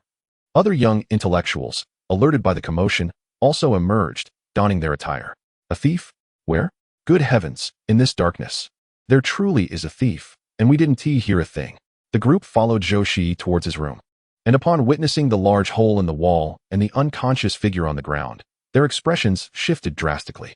Chun Wei retrieved a flashlight from his room and shone it upon the intruder. "Does anyone recognize this person?" The young intellectuals bent down to examine him closely. "I don't recognize him. He doesn't appear to be from our village. I have never seen him either. Normally, when we visit the brigade headquarters, we encounter the villagers, and one would have some semblance of familiarity. Yet this individual is truly unfamiliar." Zhou Shiyi's eyes flickered. Those who had spoken were the seasoned young intellectuals who had resided in Dayu village for 2 or 3 years. Logically, they would be acquainted with nearly everyone in the village. Their lack of recognition indicated that this man was indeed an outsider. "I heard noises a couple of days ago. If he were from our village, how would he know that Zhou Jiqing was not residing at the young intellectual point?" Chun Wei, perplexed, remarked, "Today, Zhou Jiqing returned quite late as well. If he continues to stay away, won't he have succeeded in his intentions?" The others shared a look of confusion. Indeed, how could he possibly know? Zhou Shiyi kicked a stone beneath his feet and replied nonchalantly, "Let us first take him to the brigade office. Perhaps he is a relative of someone. The brigade leader should be informed." Zhao Chengxi nodded in agreement, saying, "Yes, we must tie him up first." Together, Zhao Chengxi and Chun Wei bound the man and carried him toward the brigade office. The other young intellectuals, fearing that they might bear the brunt of the situation, hurriedly followed suit. Walking at the back, Zhou Shiyi patted his sister's head, reassuring her, "It's all right, you should go home and get some sleep." However, Zhou Shirlan's worry was palpable. As they proceeded toward the brigade office, Zhou Shiyi's ears perked up. He caught sight of shadows flitting through a nearby grove. With a cold smirk, he mused, "It appears there is more than one." Feigning ignorance, Zhou Shiyi quickly trailed behind. Their numbers gave them confidence. While the two figures in the woods struggled to find an opportunity, one man whispered, "Brother, what should we do? Are we just going to watch as they take away Lao San?" The other man, sporting prominent buck teeth, shook his head in resignation. "What can we do? There are too many of them. If we charge in, we too would meet our end. Let us observe the situation first. We must not reveal ourselves." Chapter 184. Who could it be? Finally, Zhao Qingxi and the others arrived at the brigade office with the man in tow. Chun Wei raised his hand and said, "I will go find Brigade Leader Yun and Secretary Wang. You all need to keep an eye on him." Zhao Qingxi waved him off. Go on, go on." Chun Wei took a couple of steps forward and, looking a bit pitifully at Zhou Shiyi, said, "Brother Zhou, would you come with me? I feel a bit frightened." Zhou Shiyi kicked him lightly. "What is there to be afraid of? What if these people have accomplices? If we all leave, they might seize the opportunity to rescue him." "Accomplice 1, the buck-toothed man, retorted, "How do you know what I'm thinking?" Accomplice 2 chimed in, "Is he talking about us?" Chun Wei realized the truth in their words and quickened his pace. At that moment, in Brigade Leader Yun's home, everyone was sleeping soundly. Today, Yun Jila had returned, and Yun Mu had killed a hen that no longer laid eggs, simmering it with cabbage and radishes, which everyone found delicious. Brigade Leader Yun had even brought out his cherished old liquor and enjoyed a couple of cups. The sound of his snoring echoed, loud enough for Chun Wei to hear from outside. He knocked on the door forcefully, startling the occupants within. Yun's wife kicked him awake, urging, "Is someone knocking at the door? Go check." Brigade Leader Yun murmured, rolling over. Who could it be at this late hour? Yet, before he could pull the covers back over himself, the knocking grew louder. Startled, Brigade Leader Yun sat upright, an ominous feeling creeping over him. Late-night knocking could only signify trouble or worse. No matter what the case might be, it was bound to be unpleasant. Indeed, someone was at the door. He needed to rouse Lao San and Lao Si. The captain of the Yun Brigade's wife hastily donned a nearby garment and swiftly made her way towards the side room. The commotion outside was overwhelming. Before she could even knock, Yun Zhihai and a few others emerged, fully dressed. Mother, who is it at this late hour? The captain of the Yun Brigade swung open the door, revealing Chun Wei's anxious countenance. Captain, our village has been robbed. We just caught a thief at the youth point. You must come and see. I will summon Secretary Wang. Upon hearing this, the captain's eyes widened in alarm, and he hurriedly dashed towards the brigade office. His wife, equally distressed, urged her sons, quickly check the granary. Yun Zhihai sprang into action, darting towards the backyard. The grain was vital for their family's sustenance. If it were lost, it would spell disaster. Upon inspecting the granary and finding everything intact, the group collectively sighed in relief. Hearing that the thief had targeted the youth point, Yun Zhila promptly raced to the brigade office. However, the captain's wife seized her daughter's arm, exclaiming, "In the dark of night, where do you think you're going?" Yun Zhila bit her lip and replied, "Zhou Ziking doesn't he always stay at the youth point? I fear he may have lost something." Yun Zhihai stepped out, declaring, "I will go with my sister." With no other choice, their mother released her grip. The commotion from their household inevitably attracted the attention of the neighbors. Upon hearing about the thief, excitement surged through the crowd as if they had been invigorated. They hurriedly grabbed their kerosene lamps and raced towards the brigade office. When Chun Wei yanked Secretary Wang from his slumber, he was still in the nude. Chun Wei swiftly turned away, exclaiming, "Oh dear. Secretary Wang, why are you sleeping without clothes?" Blushing furiously, Secretary Wang shot him a glare and retorted, "Everyone has their own way of sleeping. Why do you concern yourself with such matters? This incident must not be disclosed." Chun Wei stifled his laughter, nodding repeatedly. It was somewhat his fault. Earlier, Secretary Wang's wife had knocked on the door, calling for him, but he had been unable to awaken. Thus, Chun Wei had barged into the room, only to be met with such an unexpected sight. He felt as though he might burst from embarrassment. By the time the crowd rushed to the brigade office, the man lying on the ground had begun to stir, struggling to rise. He was met with a resounding slap from Zhou Qingxi. The blow not only stunned the thief, but also astonished Zhou Shiyi and the others. Zhou Qingxi was typically known for his mild demeanor at the youth point, and this sudden act of aggression startled everyone. The other youths exchanged glances, each flexing their wrists before delivering a slap to the thief as well. Just then, Captain Yun approached with a stern expression, demanding, "What is going on?" The thief crawled towards Captain Yun, his face swollen from the blows he had received. In that moment, he felt an overwhelming longing for the captain's presence.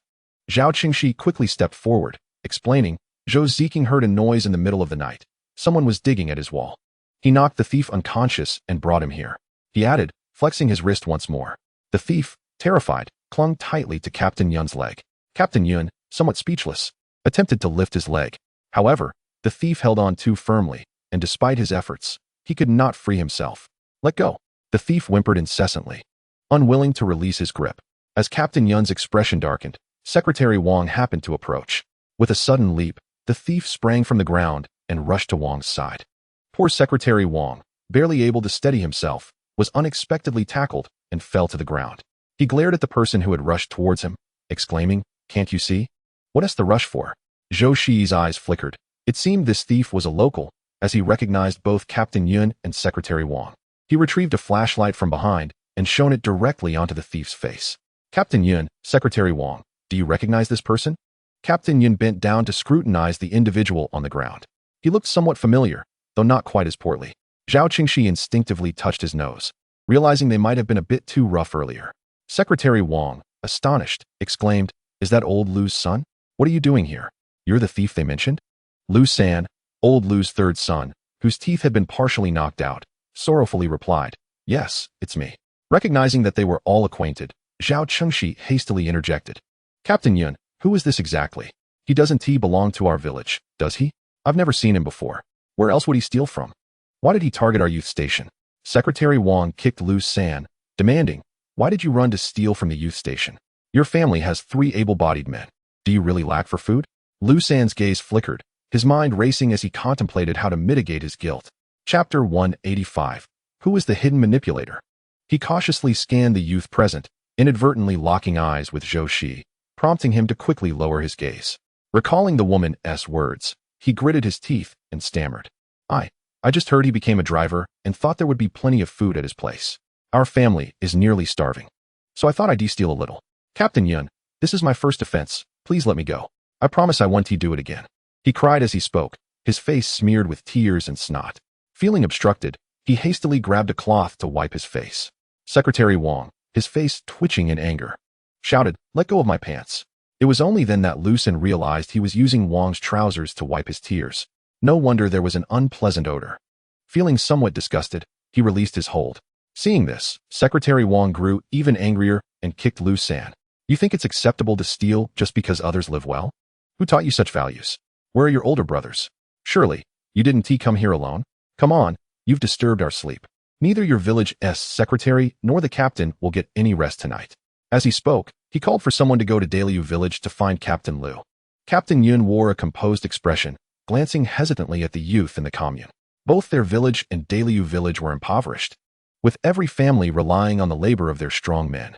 If Lu's third son were truly apprehended, dragging along the eldest and second sons of the Lu family would condemn the entire clan to starvation. Zhao, what is your perspective on this matter? Zhao Qingshi flexed his wrist, causing Lu's third son to stagger backward in fright. We have no particular opinion. Keeping this thief around is a constant menace. If he can steal from our youth today, he can steal from your homes tomorrow. If the captain believes it best to downplay this issue, we shall proceed with our own resolution. Secretary Wang had also grasped Captain Yun's implication. He cast a heavy glance at Lu's third son and sighed deeply. Zhao, you understand the significance of a strong laborer to a family. He has not succeeded in his theft, has he? How about this? Let him compensate you with 20 jin of grain, and we shall consider the matter settled. Zhou Shiyi tugged at Zhao Qingshi, who was still eager to speak, and said with a smile, Secretary Wang makes a valid point, but I have another request. He must repair my wall, and I wish to speak with him privately. If every thief were treated lightly, our village would never be safe again. Zhou Shiyi flexed his wrist, and everyone understood what he meant by a private conversation. His voice was neither loud nor soft, perfectly audible to the villagers behind him. The round-faced auntie wholeheartedly agreed with Zhou Shiyi, saying, I believe Zhou is right. What if this leads to trouble for us in the future? His failure today does not guarantee success tomorrow. He must learn a lesson for this matter to be resolved. The toothless auntie, surprisingly aligned with the round-faced auntie, puffed out her chest and declared, Indeed, and this incident should also be conveyed to Captain Lu, who knows how he manages the people in his village. If they harbor one thief, there may well be others lurking. As her words grew increasingly absurd, Secretary Wang shot her a warning glance. After all, there were still daughters-in-law from Daliu village present. If this reached Captain Lu's ears, it would cause division. Very well, but do not be excessively harsh. At least allow him to work. Lu's third son wailed desperately, clinging to Secretary Wang's leg. Zhou Shiyi tossed him into the room as if he were lifting a chick. He took his time, pulling up a long bench and sitting down leisurely. Now, tell me, who sent you here? Lu's third son's cries abruptly ceased, leaving the onlookers in the courtyard to wonder if he had been knocked unconscious. Secretary Wang urgently called out, Zhou, please take it easy. Lu's third son glanced around nervously and whispered, No, no one. Zhou Shiyi let out a cold scoff. The only individuals who could discern my comings and goings, apart from the local cadre, are those within the commune. Allow me to ponder, could it be Qin Yanran? Lu Laosan's eyes widened in astonishment, bewildered by the accuracy of Zhou Shiyi's conjecture. Observing the expression etched on Lu Laosan's face, Zhou Shiyi grasped the situation. Since the wild boar incident, Qin Yanran had rarely engaged with others outside of work, secluding herself within her quarters, with Wang Hui bringing her meals. Recently, Zhou Shiyi had been preoccupied with matters at the agricultural machinery station and, seeing her settled, had chosen to leave her be. Unbeknownst to him, her thieving inclinations had not waned. Thus, he could not afford to be lenient. What did she entice you with? Zhou Shiyi's fingers lightly tapped the table, each sound reverberating like a heavy hammer striking Lu Laosan's heart. He swallowed hard, feeling an unprecedented fear towards the man before him. Tentatively, he spoke, If I divulge, will you spare me? Zhou Shiyi replied with a curt acknowledgement, I am all ears. Lu Laosan licked his parched lips and whispered, She mentioned that there is a valuable jade pendant in your room. If I were to steal it, she would grant me 50 yuan and an additional 50 kilograms of grain. Moreover, she said I could take anything else from the room. Zhou Shiyi, I was momentarily tempted by her offer.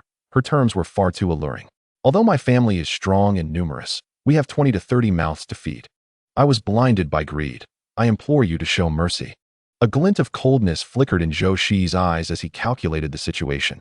If it were merely the jade pendant, it would not warrant such a substantial bribe from Qin Yanran. Since the passing of Qiao Beigua, the financial support from Qiao Mu had ceased. Zhou Shiyi surmised that Qin Yanran possessed, at most 100 yuan. The fact that she would offer up half of her wealth to entice someone into this act indicated that the rewards were far greater than the promised 50 yuan. A sudden realization struck Zhou Shiyi, altering his demeanor. The intensity of his grip on Lu Laosan's shoulder tightened, sending the latter into a state of panic. A pungent odor permeating the room. Zhou Shiyi discreetly drew a dagger from his waistband, casting it with precision without lifting his gaze. The blade struck Lu Laosan's thigh, narrowly missing a vital area. Lu Laosan's eyes rolled back in terror, almost losing consciousness. However, Zhou Shiyi's subsequent words jolted him back to reality. Do not engage in thievery again. If there is a next time, the blade will advance by an inch. Lu Laosan was rendered mute, merely nodding vigorously in response. His face pallid and stricken with fear. Zhou Shiyi, satisfied with the outcome, nodded approvingly before stepping out the door. The villagers all took a step back, convinced that Zhou Shiyi had indeed dealt a heavy blow to Lu Laosan. Otherwise, how could there be not a single sound of cries? Captain Yun, feeling apprehensive, ventured inside. Goodness gracious, hasn't he killed him, has he? Upon entering the room, he was greeted by a pungent odor of urine, causing a jolt in his heart. This must have been quite a beating. He wet himself when he saw Lu Laosan sitting dazed on a pool of yellow liquid. Captain Yun circled around him. He discovered that aside from a few handprints left by some educated youth, there were no other injuries. Rolling his eyes, he smacked Lu Laosan sharply on the back. You nearly scared me to death. Lu Laosan, jolted back to reality by the slap, clung to Captain Yun's leg, weeping incessantly. Captain Yun, sob, I almost. The words that could have revealed the near loss of his manhood remained unspoken. All that Captain Yun could hear was his muffled sobs. Glancing at the crowd gathered at the doorway, he cleared his throat and said, "All right, enough. This time, I'm letting you off the hook because our two villages are closely related. However, let me make it clear, if there is a next time, both I and Secretary Wang will personally escort you to the Public Security Bureau." Lu Laosan nodded repeatedly. It won't happen again. It won't happen again. No wonder his grandmother always said that beautiful women are the most deceitful. This female educated youth had told him there was no significant risk, just a little theft. She hadn't mentioned that Zhou, in a swift motion, could sever a man's essence. Moreover, Zhou seemed to possess an uncanny ability. As he discerned the situation without a word being spoken, no wonder he could become a driver. Who could rival such intellect? Enough. Go home and fetch some grain to offer your apologies. We are fortunate that our educated youth are generous. Otherwise, you would surely spend a few years in jail. Captain Yun forcefully extricated his leg and walked outside with his hands behind his back. This incident had indeed been a grievance for the educated youth. And Captain Yun uttered a few comforting words, promising to ensure that the compensation grain would reach them before taking his leave. When the group returned to the educated youth point, the dawn light was already breaking. With little work lately, the captain turned a blind eye to everyone's requests for leave. Thus, the next day, a significant number of educated youth did not report for work. They meticulously checked their rooms to ensure nothing was amiss. The following day, Lu Laosan arrived at the educated youth point, tools in hand, accompanied by his brothers and parents. The two elderly individuals, shaky on their feet, upon seeing the crowd of educated youth, bent their knees as if to kneel. Zhao Qingxi and the others hurriedly sidestepped and helped support them. "Sir, what are you doing?" The old man, reasonable in demeanor, grasped Zhao Qingxi's arm with his wrinkled hand and said, "I failed to raise my son properly. I have already heard what the captain said. Thank you for sparing him this time. Otherwise, our entire family." As the old man spoke, tears streamed down his face. Although Lu Laosan had been known for his cunning and slyness. However, even amidst the daily toil, he proved to be quite adept.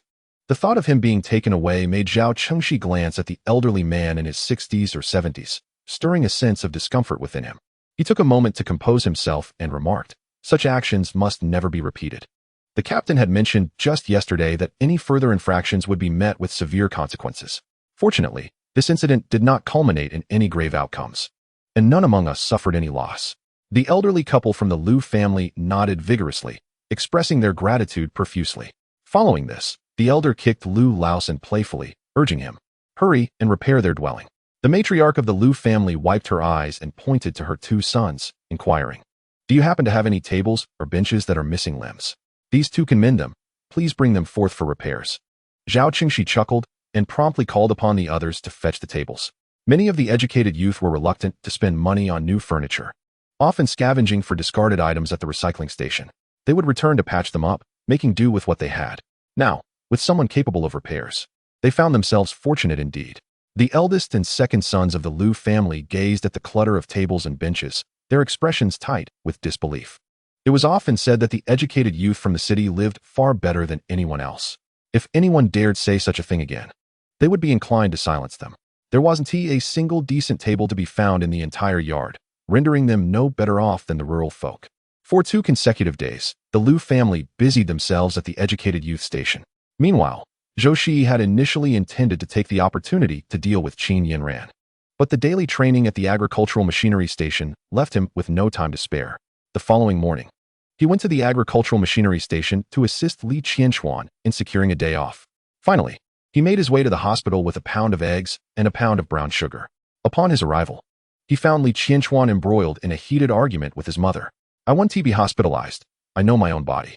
A few days at home will suffice. Why waste money in the hospital?" Li's mother insisted, her face pale as she struggled to sit up in bed. The cost of a single day in the hospital was several yuan, and a week would deplete tens of yuan. Coupled with the daily expenses for meals, she sometimes contemplated the unthinkable, believing that it would spare her children the burden of her care. But the two were still quite young. With a heavy heart, she thought of her son's earnings being entirely spent on her medical bills, and tears streamed down her face. Li Qianquan's usual calm demeanor had evaporated. In a fit of frustration, he grasped his mother's shoulders, saying, "Mother, please, no more of this. You nearly didn't make it yesterday. If something were to happen, what would become of us 3 siblings?" After expressing his distress, he squatted on the ground, running his hands through his hair in despair. It was only upon seeing Zhou Shiyi enter that he gradually regained his composure, forcing a smile onto his otherwise stern face. "Brother Zhou, you've come." Zhou Shiyi nodded and placed the items he had brought on the table. The eggs could be taken to the cafeteria for the cook to prepare. Brown sugar water was beneficial for health. These were excellent provisions for a patient. Even the onlooker aunt could not help but exclaim, "My dear brother, you are truly generous." To visit a patient with such an abundance of gifts is quite rare. Typically, one would bring only a dozen eggs for a close relationship. Upon noticing her son's friend had arrived, Li's mother ceased her commotion, managing a pale smile as she welcomed him to sit down. Chapter 187. A visit to the department store. Zhou Shiyi promptly smiled and said, "Auntie, please take good care of yourself in the hospital. Dachuan is doing this for your benefit." Li's mother gazed at her son, tears welling in her eyes. "I am aware, Sai. I simply cannot bear to see my son suffer." After a brief visit in the ward, Zhou Shiyi excused himself, stating he needed to return to the agricultural machinery station. Li Qianquan quickly followed, feeling embarrassed as he addressed Zhou Shiyi. "Old Zhou, may I trouble you with one more thing? Speak freely. When you come to work tomorrow, could you possibly swing by our village and bring my younger siblings along? The doctor mentioned my mother would not be discharged within a week. They can manage at home for a day or 2, but I worry about the extended duration. My mother requires constant company." Zhou Shiyi nodded. "All right, if you are occupied, I can take them to the agricultural machinery station. I have noticed many of the driver's children playing there." Li Qianquan was immensely grateful, seeing Zhou Shiyi off until he turned back at the county hospital's entrance. Time passed swiftly, and soon it was time to deliver grain. 3 days prior, Station Master Niu had granted the drivers a special leave. During these days, rest well at home and prepare provisions for the journey. Additionally, purchase some remedies for injuries at the county hospital. It is wise to be prepared, especially since both destinations are quite cold. Ensure you have sufficient warm clothing. A thick quilt is essential for the journey, as we will be on the road without any services nearby.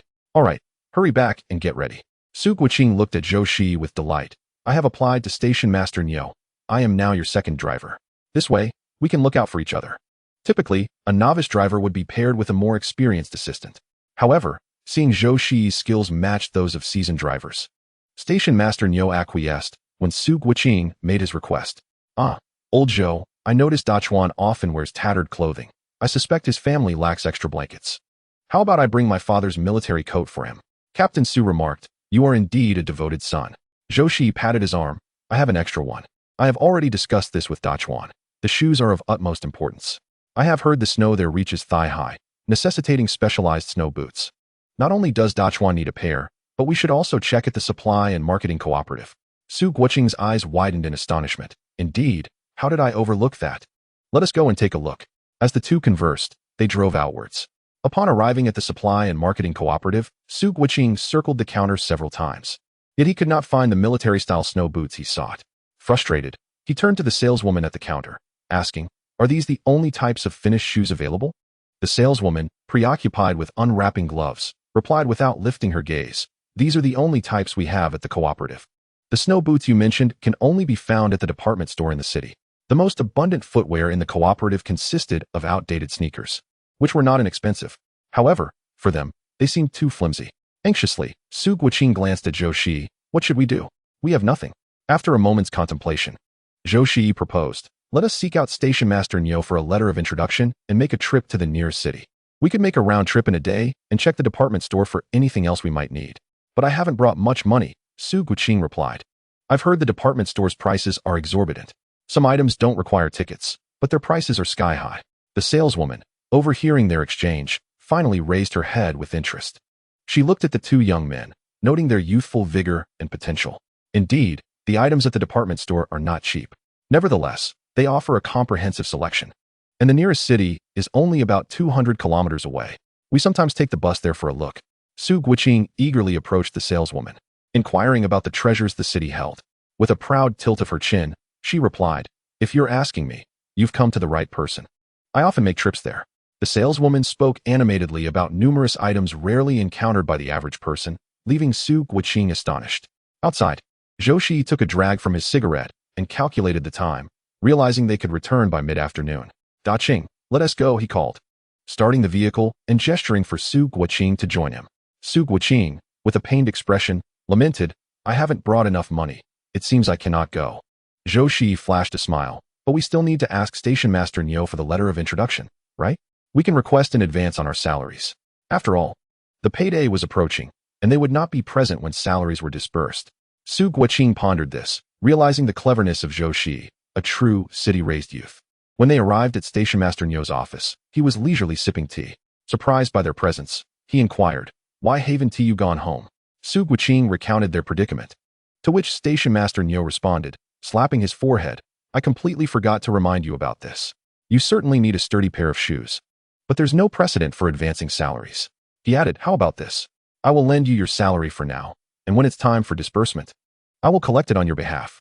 Zhou Shiyi, grateful, praised Station Master Niu, which delighted him so much that he lent an additional 10 yuan. With his pockets now bulging, Zhou Shiyi exclaimed with pride, "Let us go. With money in hand, there's no need to worry. I must explore the department store." Zhou Shiyi, reluctant to dampen his enthusiasm, chuckled in agreement. He recalled the times his mother had taken him to the department store before misfortune had befallen their family.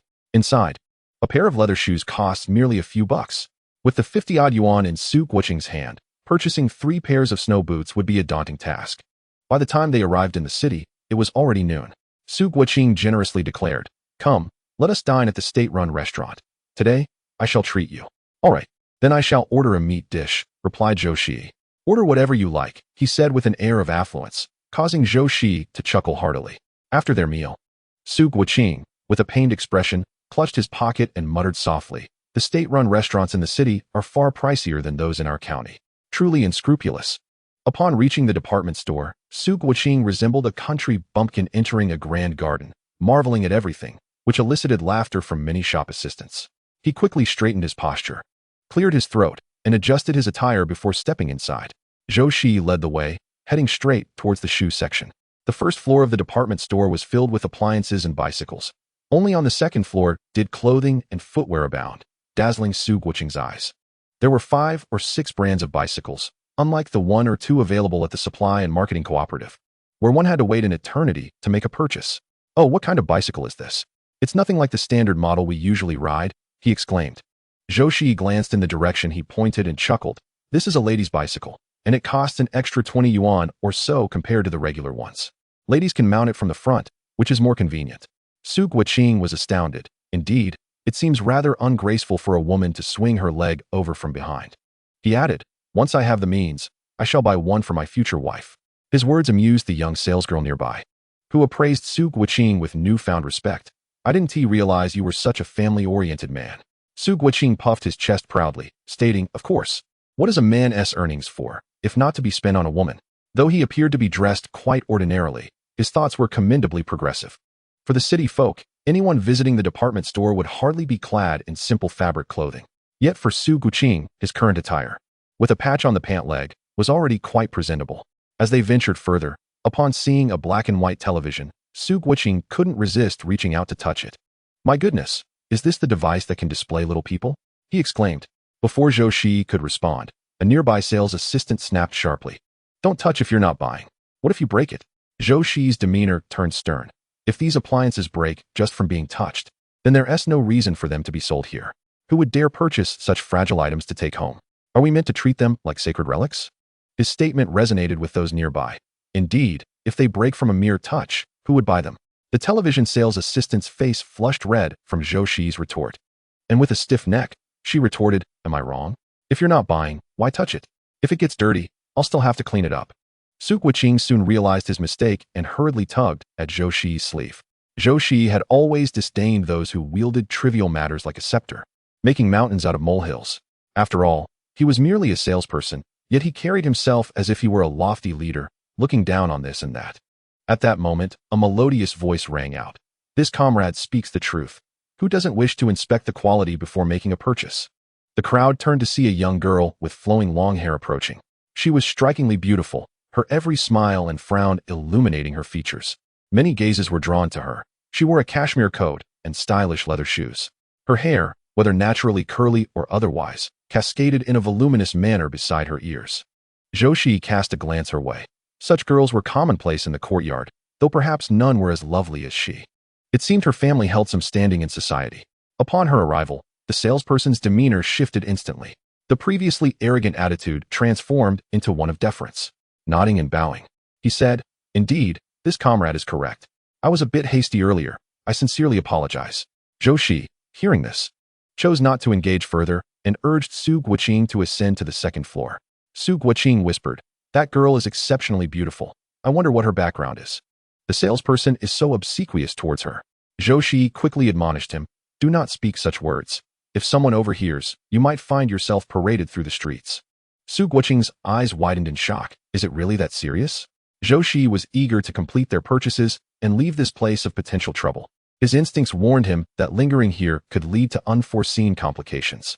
The shoe section was tucked away in a corner, with various seasonal footwear neatly arranged. Zhou Shiyi selected 2 pairs of leather snow boots and brought them to the counter. Su Guqing, mimicking him, also picked 2 pairs. Zhou Shiyi shot him a sidelong glance. "These are rather expensive. 1 pair will suffice." Su Guqing chuckled sheepishly, scratching his head. "I want to buy a pair for my father. This is the first time I've purchased something for him in many years." Some thoughts remained unspoken. If he brought those boots home, his father would surely be moved to tears. When he returned from his trip, his father would undoubtedly prepare a feast for him. The more he contemplated, the more he felt clever, proudly handing the shoes over. The industrial coupon for daily necessities was required, 1 coupon per pair, totaling 2 coupons. The salesperson's words fell like a bucket of cold water over Su Guqing, as he realized he had never even heard of such a term. All the shoes he wore were crafted by his mother. He glanced helplessly at Zhou Shiyi. Zhou Shiyi, reaching into his pocket, produced 5 industrial coupons for daily necessities. He then selected a pair of women's sheepskin boots, asking, "How much in total?" The salesperson, seasoned in her trade, recognized the composed demeanor of this man, indicating he was no stranger to department stores. As she packed, she remarked, "4 pairs of men's boots, each priced at 22 yuan. And this pair of women's boots is a new style from this year, costing 18 yuan. Su Guqing hurriedly retrieved 44 yuan from his pocket and handed it over. Feeling the emptiness of his pockets with a pained expression, he had initially believed that a few dozen yuan would suffice. Who could have anticipated such exorbitance? Zhou Shiyi placed his money on the counter and turned to examine the clothing nearby. These little leather boots were intended for Yun Jila, and Zhou Shirlan owned a pair. He would simply purchase a sweater for her later. "Could you show me that gray sweater?" 2 voices echoed simultaneously, catching the attention of several onlookers. Su Guqing observed the space between the girl and Zhou Shiyi. Noticing that the beautiful girl had burst into a soft laugh, her dimples fleetingly visible. "Since you have your eye on it as well, I shall yield it to you." Zhou Shiyi slowly shook his head, glancing at other garments. "There's no need to fuss over this one. You may take it." He pointed casually to a gray coat hanging on the wall. "Please take that down. I would like to see it." The girl, with a bright and charming demeanor, introduced herself. "I am Su Weilon. May I ask your name?" Zhou Shiyi replied, "My surname is Zhou. I apologize, but I must purchase a few items for my fiancée. Would you kindly step aside? You are blocking my path. A flicker of disappointment crossed Su Weilon's eyes, but she quickly masked her emotions, politely shifting aside. Chapter 189. Memories fade with the wind. This coat suits taller individuals. Su Weilon observed with a smile as she noticed Zhou Shiyi's indecision between two coats. Su Guiqing, standing behind them, could barely contain his excitement, exclaiming, I knew it. There must be something going on here. His expression mirrored that of the gossiping sales clerk behind him. The clerk even offered a handful of peanuts to Su Guiqing, gently asking, do they really not know each other? Su Guiqing cheerfully munched on the peanuts. This is our first visit to the city. Surely we wouldn't know her. However, she is quite kind. She just helped us out a moment ago. Her attire is rather fashionable. We rarely see girls dressed like that in our county. The sales clerk chuckled. Do you know who she is? Su Guiqing shook his head in confusion. How could I know? She is the daughter of Director Su from our department store. I heard she was transferred here from the capital, TSK. How could such a golden phoenix emerge from our humble village? The clerk's eyes sparkled with envy. Being born into fortune is indeed a talent. I have only 30 yuan left in my salary this month. Even if I saved diligently, I couldn't afford the outfit she is wearing. Su Guiqing quickly interjected. Are these coats very expensive? The clerk glanced at him. The gray coat you were just looking at costs 60 yuan. The farther you go, the pricier it gets. This is beyond the means of ordinary people. Su Guiqing gasped in astonishment. Goodness, how exorbitant. As the two were conversing, Zhou Shiyi approached with a bag of neatly packed clothes in hand. His expression was cold as he lifted the shoes from the counter. Let us go? Before he could take a step, Su Weilon stood in front of them. Zhou Shiyi, do you really not remember me? Her face flushed red. She had assumed that simply stating her name would jog his memory. However, despite her subtle hints, the man before her showed no signs of recognition. Su Guiqing and the sales clerk behind him were wide-eyed in astonishment. The clerk exclaimed, Didn't you say they didn't know each other? Su Guiqing remarked. There's definitely something going on between them. Zhou Shiyi's expression remained unchanged as he replied coolly, I'm sorry, but I truly don't remember. Su Weilon swayed slightly, lowering her gaze, and spoke with a wounded tone. I used to follow you around as a child, and later I came here with my father. When we played house, I often said I wanted to be your bride. Those words made her cheeks burn, yet she ultimately couldn't bring herself to say them. Zhou Shiyi frowned with slight impatience. Who can remember so many childhood memories? Let us move on. We have tasks to attend to, so please step aside. Su Guiqing looked at him, unsympathetic, and couldn't he help but click his tongue in disbelief. After receiving a glare from Zhou Shiyi, he awkwardly touched his nose. Once they got into the car, Su Guiqing glanced at the girl who had run after them and curiously asked, Old Zhou, you really don't remember her? Zhou Shiyi's eyes flickered. What does it matter if I remember? I'm engaged now. Things are no longer as they once were. He anticipated encountering Su Weilon there. In their childhood, Su Weilon had looked like a porcelain doll, exquisite and delicate. Growing up in the same courtyard, she delighted in trailing behind Zhou Shiyi. The adults often teased the two children, and Zhou's mother jokingly claimed that she had arranged a betrothal for them. However, no one took it seriously. Later, when Su Weilon's family moved away, Zhou Shiyi felt a sense of loss for many days. After all, he had grown accustomed to having a shadow by his side. Suddenly being alone was an adjustment no one could make effortlessly. Eventually, he overheard a conversation between his parents that clarified the situation. Su's father and Zhou Shiyi's father both worked at the steel factory, establishing a close relationship between their families. However, a promotion led Su's father to entertain inappropriate thoughts. Zhou's father, unwilling to see an old friend stray from the right path, visited the Su family for a long discussion. Zhou's father was blunt, and it wasn't long before Su's family relocated. Zhou Shiyi was unaware of how Su's father ascended to the position of the department store director. At that time, he was only around 10 years old and, in his innocence, grasped some aspects of the situation. As he grew older, he gradually forgot about it. Now, seeing Su Weilon again, he could only lament the passage of time and the changes it brought. When Su Weilon returned home, she cried uncontrollably, leaving her parents startled and concerned. What happened? They asked in alarm.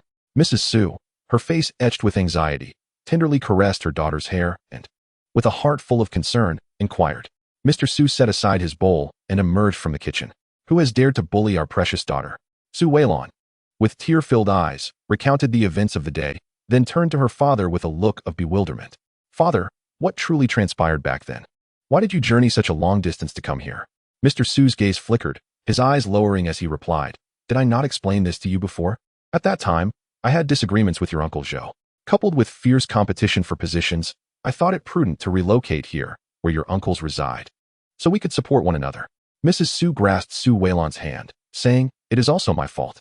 I longed for home so intensely that it compelled your father to consider this move. Dear Weilon, heed your mother's words. That young man from the Zhou family is not a suitable match. Childhood affections cannot be carried into the future. Has his character changed? Who is he truly? We cannot fathom." Realizing she had spoken too freely, Mrs. Su quickly silenced herself.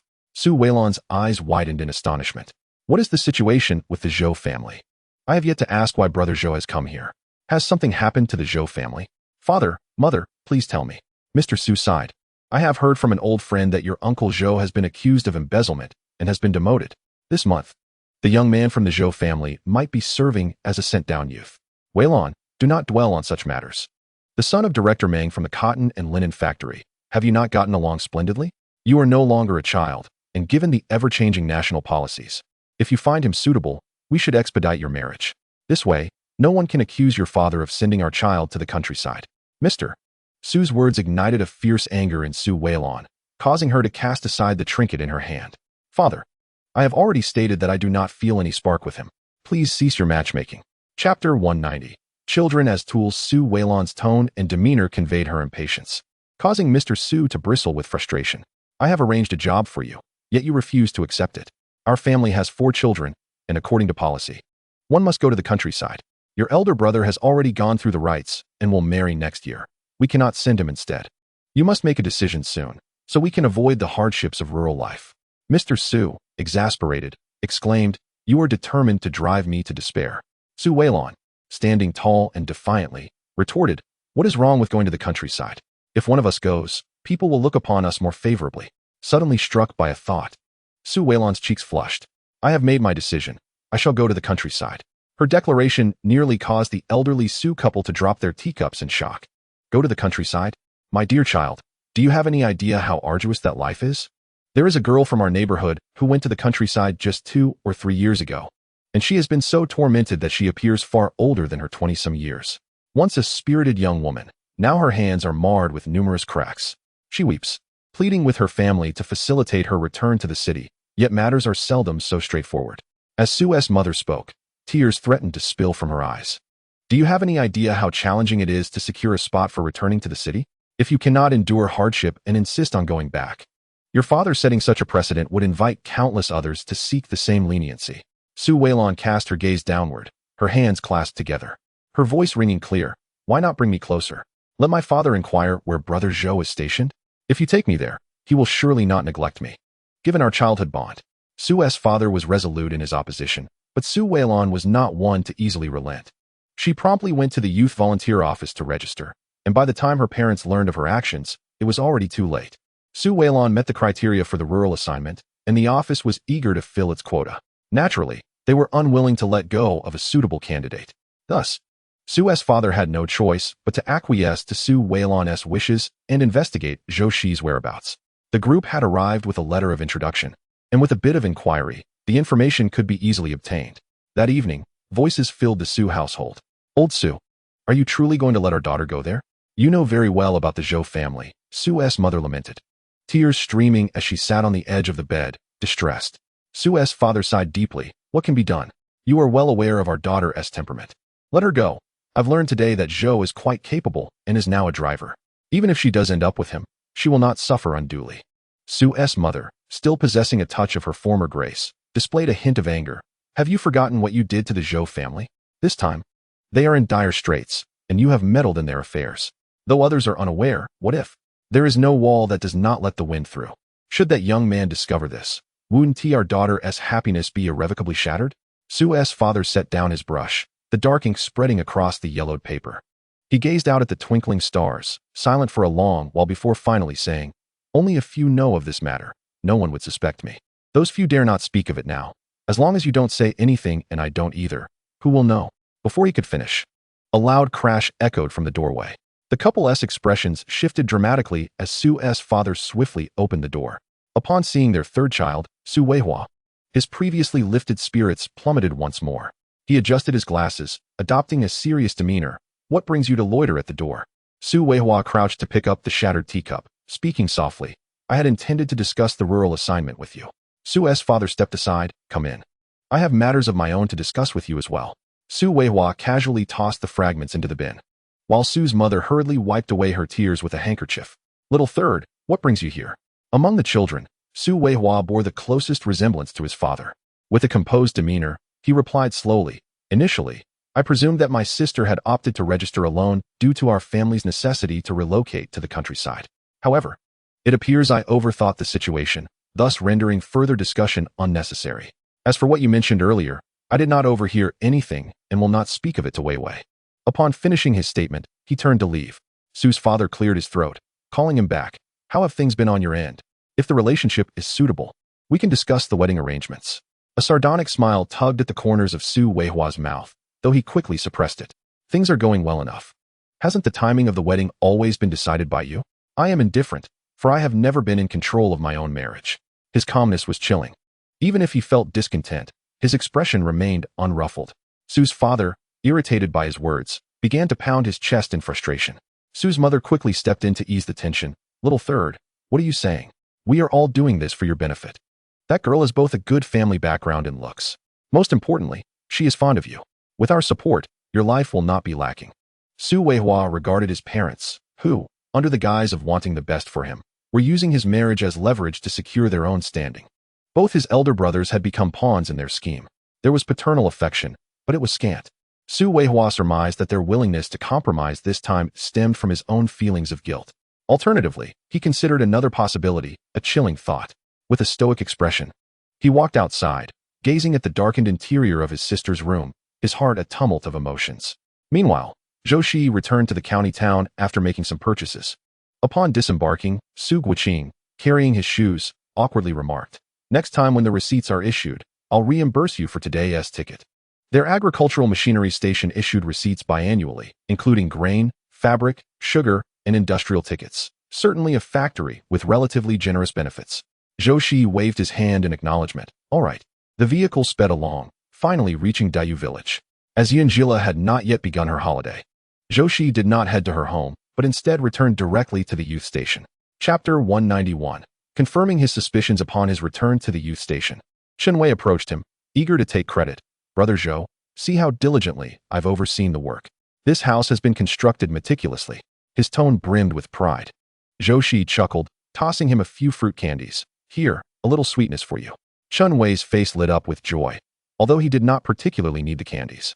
Hu Wuden relished the acknowledgement of their hard work. As Zhou Shiyi passed by Qin Yanran's room, he momentarily paused. Chen Wei hurriedly approached and pulled him aside, whispering, you should keep your distance from Qin Zhang. She has stirred public outrage these past few days. Zhou Shiyi, intrigued, raised his gaze. What has she done? Weren't people just lamenting that there was no hope of returning to the city? Qin Zhang had remarkably emerged from her dwelling, delivering a fervent speech. Essentially, she proclaimed that the nation would soon reinstate the college entrance examinations, sparking a flicker of hope for our youth to return to the city, an uncertain matter. Just idle chatter for most.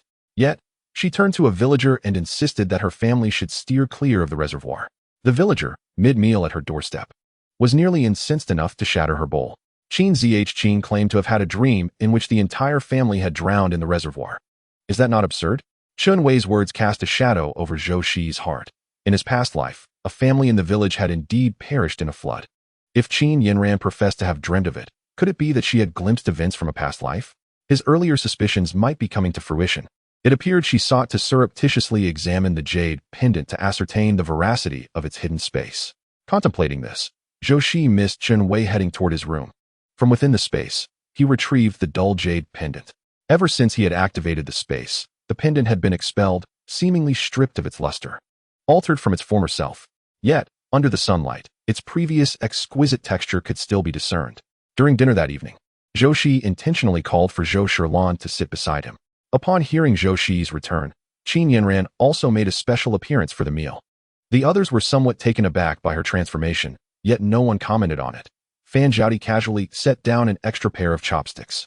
Noticing Qin Yanran's scrutinizing gaze, Zhou Shiyi smirked coldly. Was she indeed testing him? The existence of his hidden space must remain a secret. For now, he had to thwart Qin Yanran's intentions. Zhou Shiyi then produced a jar of grain liquor, stating, I will be on a business trip in a few days. I would appreciate it if you all could look after my sister in the house. He continued, this is grain liquor I purchased from the county. Since we have a day off tomorrow, everyone should have a taste. Zhou Shiyi, visibly tempted, remarked with a grin, we are fortunate to be included today. With the big market tomorrow, let us all take Zhou Ziying's truck. He reassured, do not worry, Zhou Ziying, we will contribute our share for the fuel. Fan Zhaodi cautiously poured herself a cup, adding, indeed, I have yet to witness what the commune's market is like. Zhou Shiyi's handsome face broke into a smile. All right. I heard from the brigade leader that the commune's market occurs every 3 days, featuring villagers' homemade goods, and no tickets are needed for exchanges. I will drive the truck. Everyone should stock up for the winter. The youth were in high spirits, raising their cups in gratitude toward Zhou Shiyi. After several rounds, a few of the less seasoned drinkers were already feeling lightheaded. Zhou Shiyi feigned inebriation and pulled a jade pendant from his pocket. With a smile in his eyes, he gazed at his younger sister and said, I intended to give you this jade pendant a few days ago. It belonged to our mother. I've been so preoccupied that I forgot about it until I was tidying up today. Here, ticket. Zhou Shiyi observed her brother's unsteady demeanor, puzzled by his condition. He had only consumed a couple of drinks, yet he appeared quite tipsy. She recalled how, from a young age, he had boldly dipped his chopsticks in alcohol, even boasting a better tolerance than their father. What had changed? Perplexed, she shook her head and reached out for the jade pendant in Zhou Shiyi's hand. But to her surprise, in the next moment, Zhou Shiyi stumbled, and the pendant fell to the ground, shattering upon hitting the stone corner of the table. The crisp sound startled several people, rousing them from their stupor. Before either Zhou Shiyi or Zhou Shiyi could react, a shadow darted forward, accompanied by a heart-wrenching cry. How could you not hold it steady? This beautiful jade pendant is now in pieces. Qin Yinran's accusation left many in stunned silence. Wang Hui quickly stepped forward to tug at her arm, but Qin Yinran disregarded his gesture of goodwill, shaking him off in anger. Her hand trembled as she held the pendant shards, and Zhou Shiyi noticed her reaction. A slight smile curled at the corners of his lips. It seemed his suspicions were correct. In her previous life, although Qin Yinran had activated her abilities, the jade pendant had disappeared along with it. Thus, she must have believed that Zhou Shiyi remained oblivious to its secrets. Seeing it shattered now elicited such a strong response from her. Fan Zhaodi scoffed, taking a sip of her drink before remarking, if we weren't all sitting here, one might think that this jade pendant belonged to you. Qin Jiqing. Zhang Xinyi's tone dripped with sarcasm as she added, indeed, Zhou Jiqing's pendant slipped from his hands and broke. The two siblings haven't even protested yet. Why such an overreaction? Could it be that the pendant harbors some secret? Qin Yinran, resembling a dog whose tail had been stepped on, hurriedly tossed the pendant aside. Don't spout nonsense here. What secrets could it possibly hold? I simply feel sorrow for such a fine piece being shattered. Zhang Xinyi laughed derisively. Even if you feel sorrow, it's not yours. Now sit down and eat. If you desire a jade pendant, you ought to work diligently to earn your share. That way, when rations are distributed at year's end, you might have a little something in hand. However, considering your lackadaisical work ethic, it seems unlikely you'll receive much. Her words drew the collective gaze of the crowd towards Qin Yinran. Zhao Qingxi, having had a few drinks, stood up and remarked, I think Zhang Jiqing makes a valid point. Qin Jiqing, your body was injured earlier, and I refrained from pressing you. But by now, you should have recovered. Yet you still linger indoors every day, putting in only half a day's work. Because of this, Captain Yun is quite displeased with us youth, fueled by the drink. I feel compelled to speak. Some individuals need to abandon their unrealistic fantasies. Even if the country reinstates the college entrance examination, that remains a distant prospect. We must first address our own basic needs. You represent not only yourself, but our entire group of educated youth. You may not be aware that even if one is granted a quota to return to the city, a certificate from the brigade is still required. This document explicitly details your performance within the brigade, and it will accompany our records back to the city. The expressions of the educated youth changed. Is there such a thing? They had never been informed of this before. Even the seasoned educated youth were somewhat taken aback. Having been here for so long, we have never heard of this matter. Zhao Qingxi sighed softly. When I first came to the countryside, I encountered someone from our brigade in the county city recently. He mentioned that there was a person in their brigade who was generally lazy and had accrued a considerable debt of grain. However, due to his family's connections, he managed to secure a quota to return to the city. Yet, the brigade leader meticulously recorded his usual behavior in his file. Although he managed to retain his job, he was relegated to a marginal position. It seems he will have little chance of advancement in the coming years. Fan Zhaodi could not help but gasp. Goodness, I had never heard of this before. It appears we must work diligently from now on. Zhang Xinyi cast a sidelong glance at Qin Yinran. Did you hear that? Even those returning to the city will have their conduct documented. Qin Yanran was still engulfed in sorrow over the shattered jade pendant and had no time to respond to Zhang Xini. Her eyes, filled with anger, turned towards Zhou Shiyi. Before Zhou Shiyi could speak, Zhou Shiyi squeezed out from behind her brother.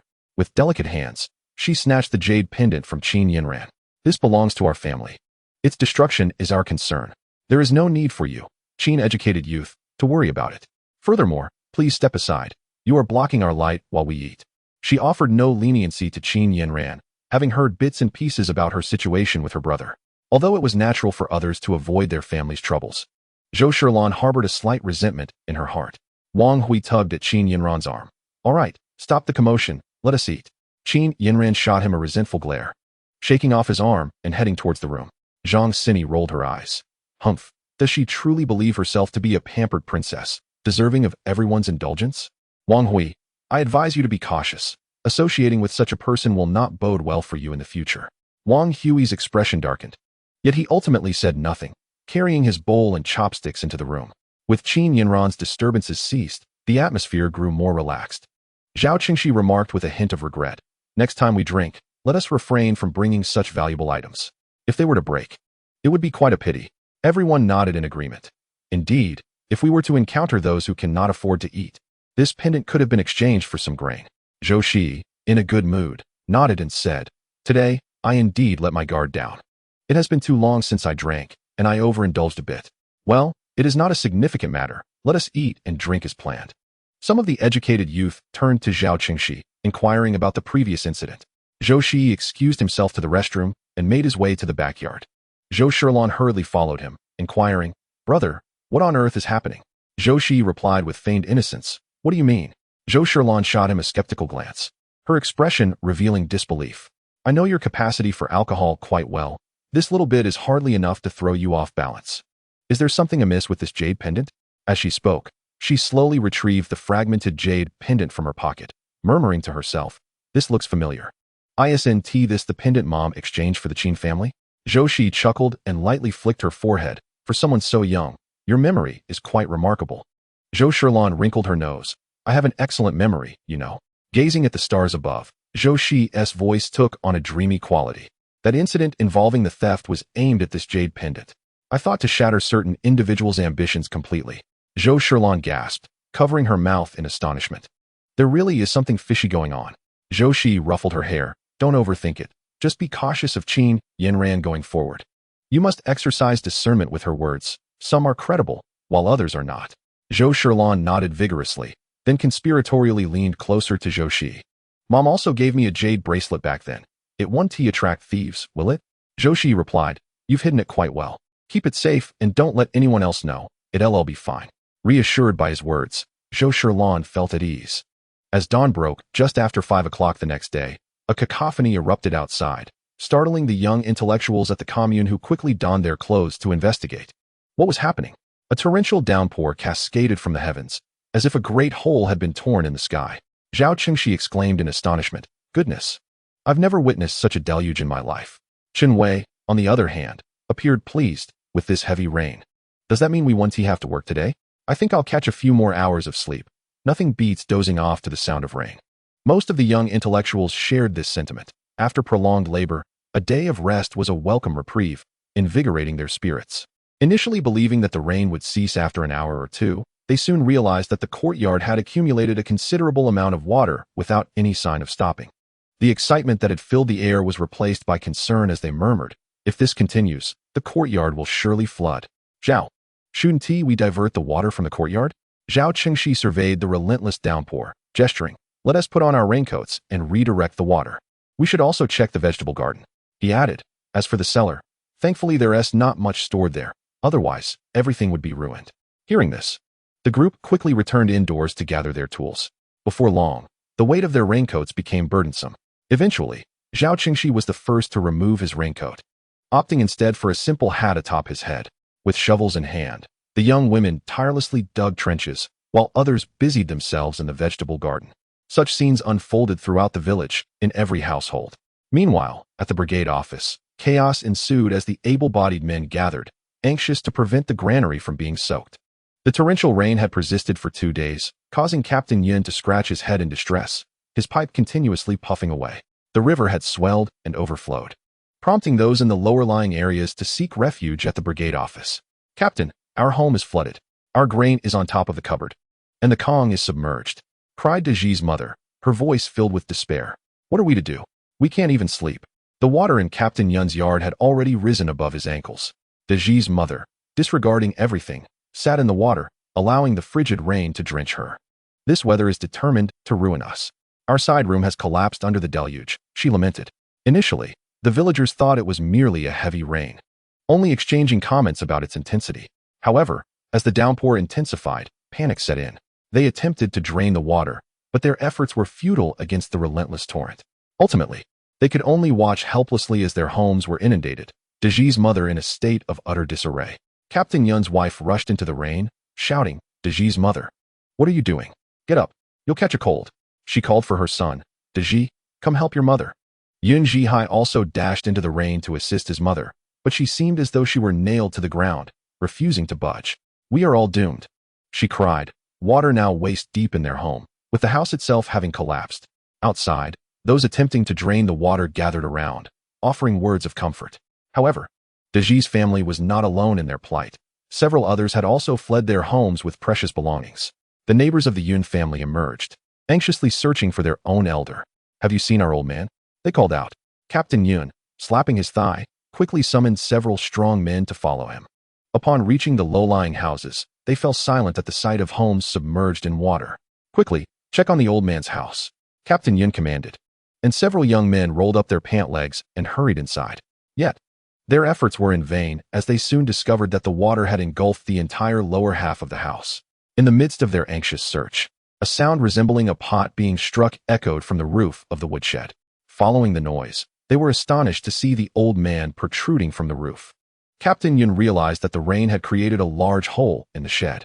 The old man, unaware of where he had stepped, had found himself atop the roof. "Quickly, bring him down.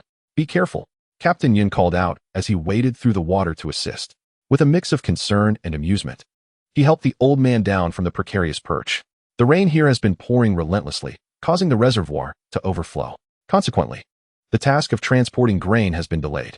It is not only our county that suffers. Several neighboring counties have also been affected. In the low-lying areas, 6 or 7 households have been submerged, and they can only seek temporary shelter at the brigade headquarters.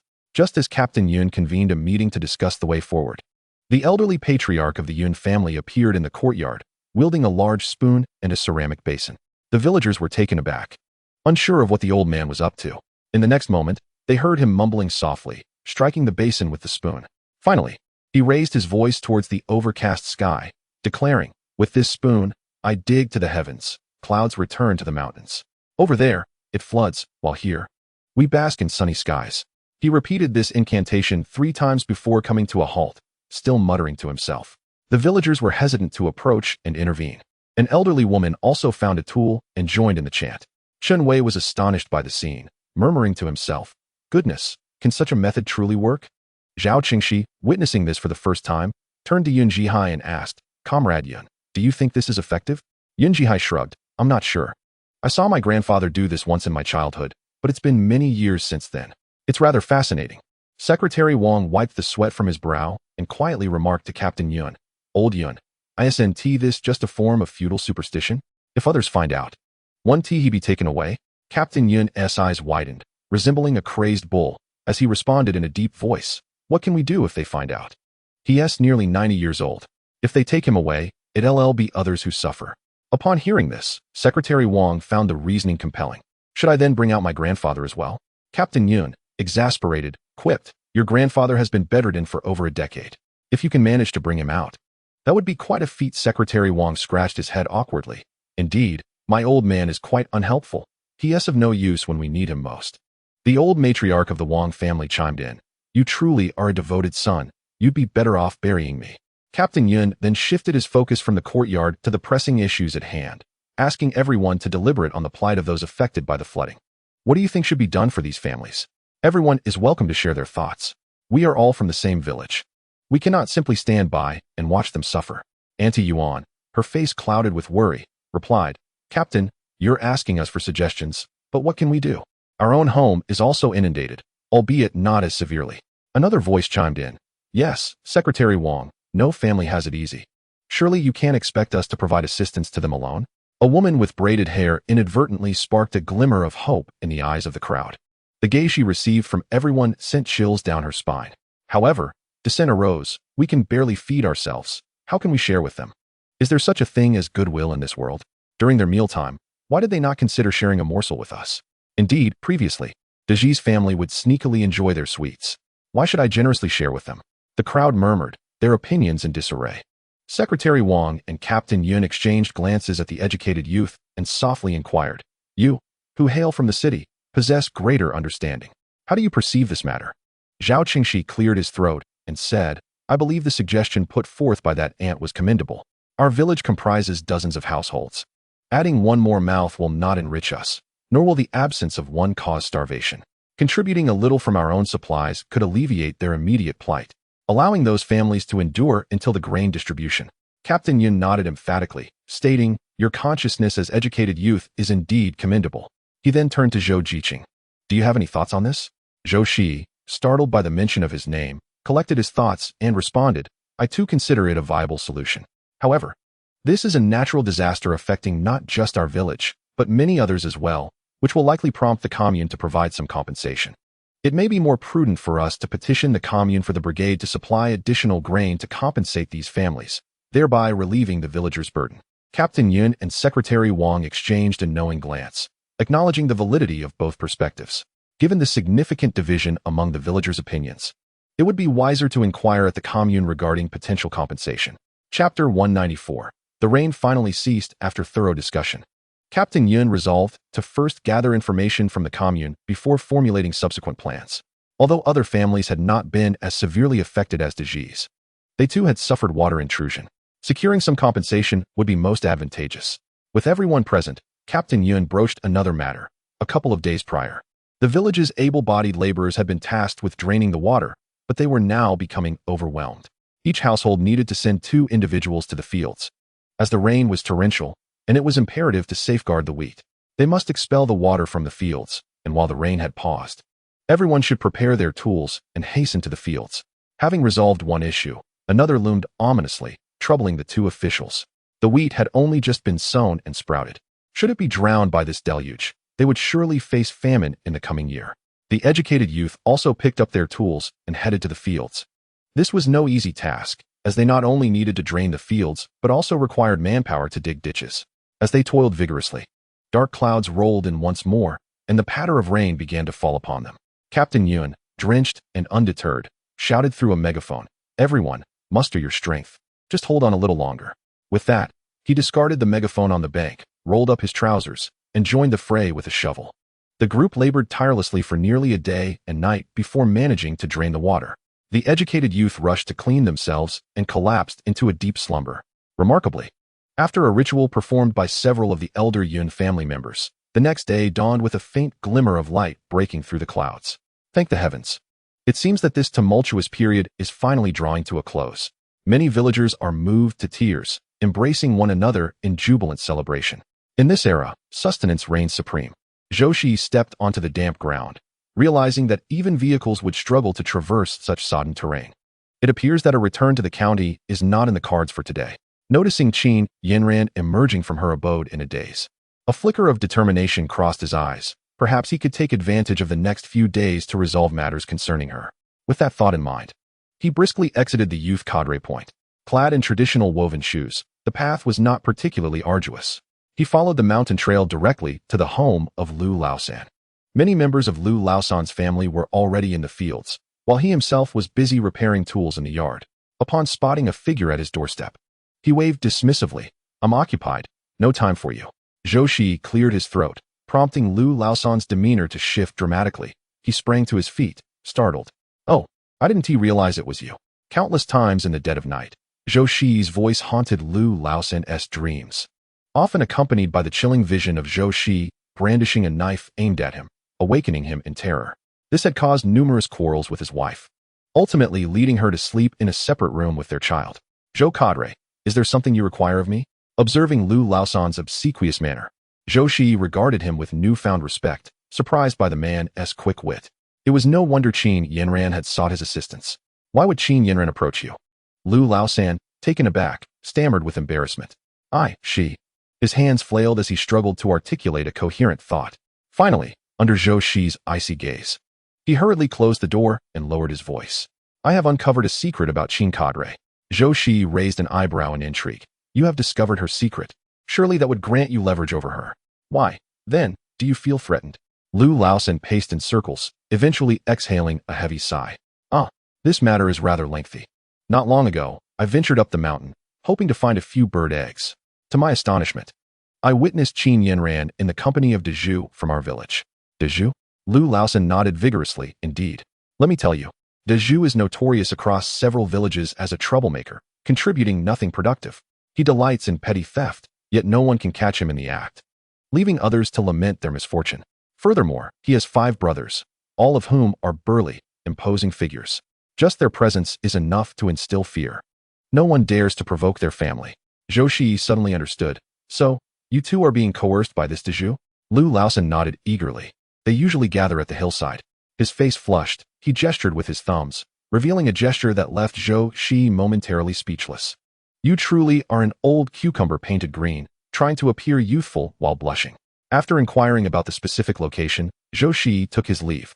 As Lu Laosan approached the door, he hurriedly called out to Zhou Jiqing, urging him not to let anyone see him leaving their home. If Lu Dazhu happened to catch sight of him, it would undoubtedly lead to significant trouble. Zhou Shiyi made a gesture and swiftly returned down the narrow path to Dayu village.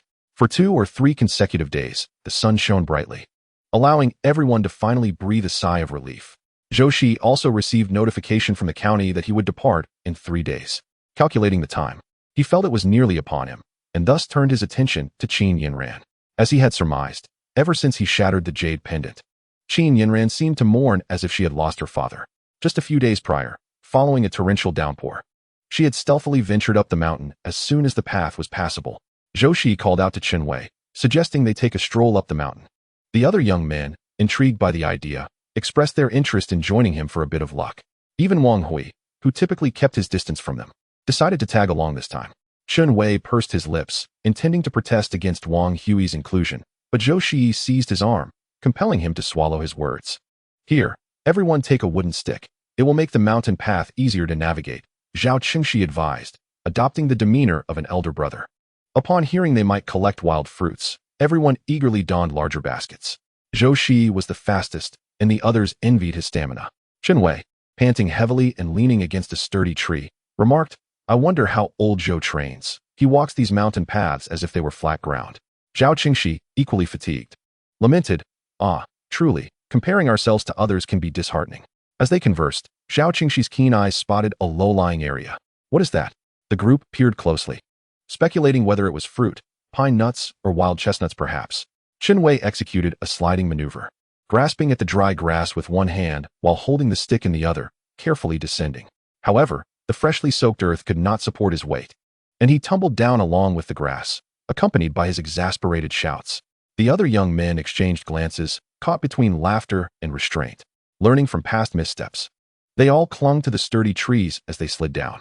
At that moment, Zhou Shiyi had also located Qin Yinran, who was anxiously awaiting him. They had indeed chosen a prime location. A cave lay about 10 meters from the slope, obscured by dry grass, easily overlooked by the untrained eye. This was a secret hideaway for Qin Yinran and Lu Dazhu, where they crafted their schemes and stashed the spoils of Lu Dazhu's misdeeds. Zhou Shiyi slipped into the cave, and shortly thereafter, a man with a slightly fleshy face approached.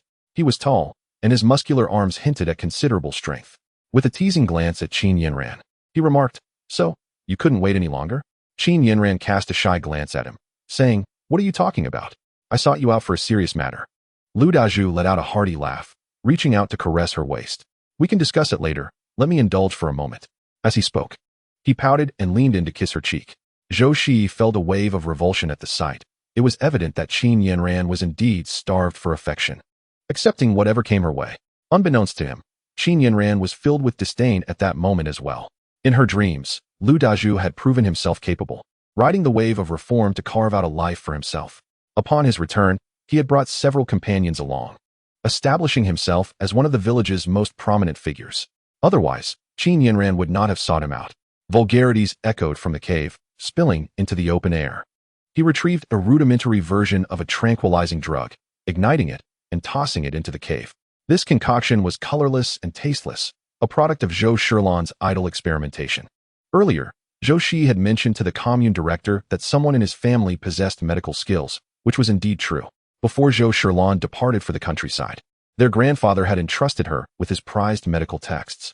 He believed that the young girl, possessing a skill, would be able to sustain herself even if she struggled with manual labor. Zhou Shilan, in her spare time, tinkered with these mixtures, producing little of practical use, yet conjuring an array of peculiar concoctions. It must be noted that the drug took effect rather swiftly. As Lu Dazhu charged forward, his eyes rolled back, and he collapsed on a Qin Yinran. Zhou Shiyi, pinching his nose, ventured into the cave, which turned out to be quite spacious, filled with various household items. Spotting a small bundle in the corner, he curiously opened it to discover several gold and jade bracelets. It appeared that Lu Tieju's seemingly playful demeanor was merely a facade.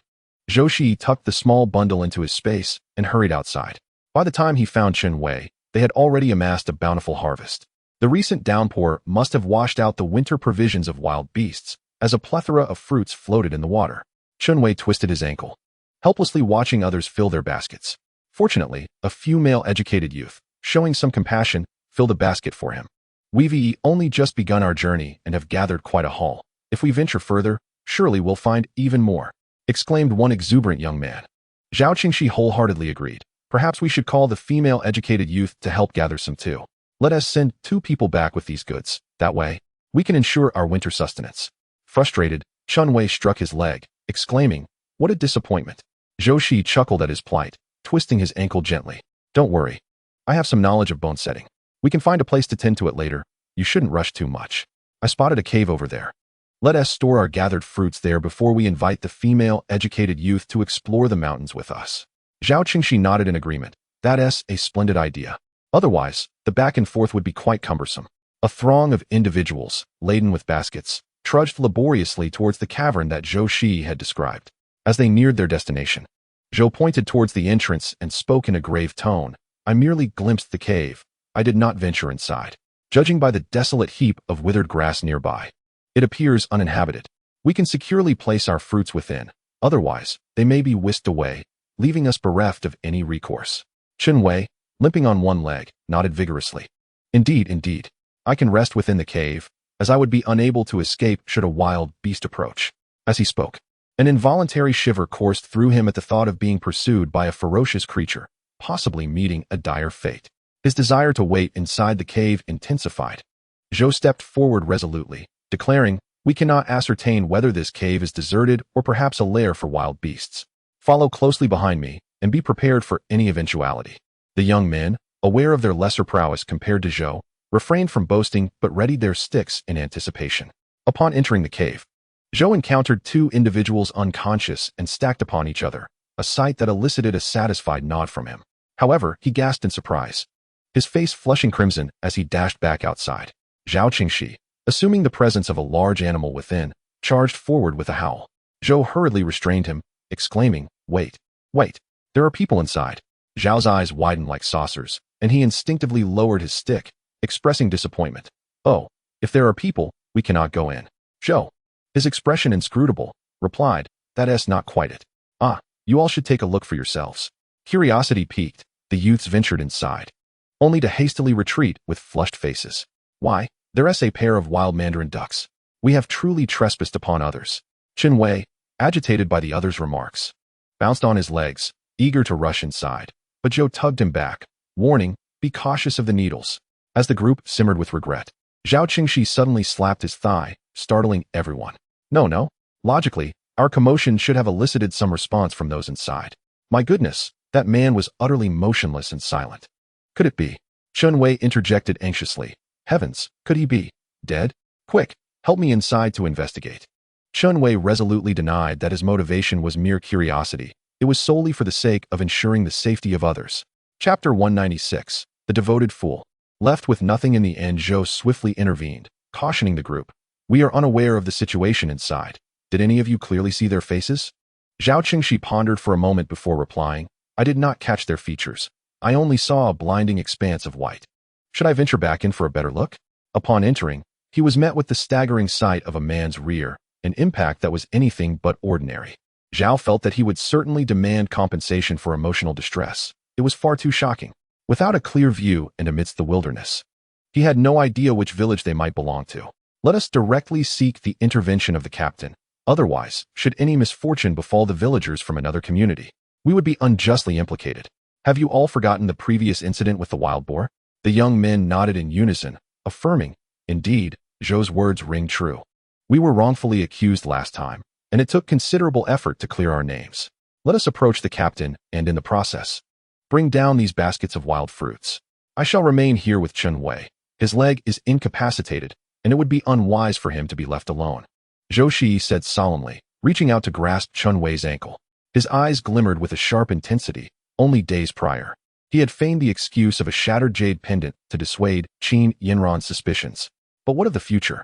He must remain ever vigilant against her, for she might uncover something unforeseen. The most prudent course would be to distance her from himself, allowing her to become mired in her own troubles without sullying his hands.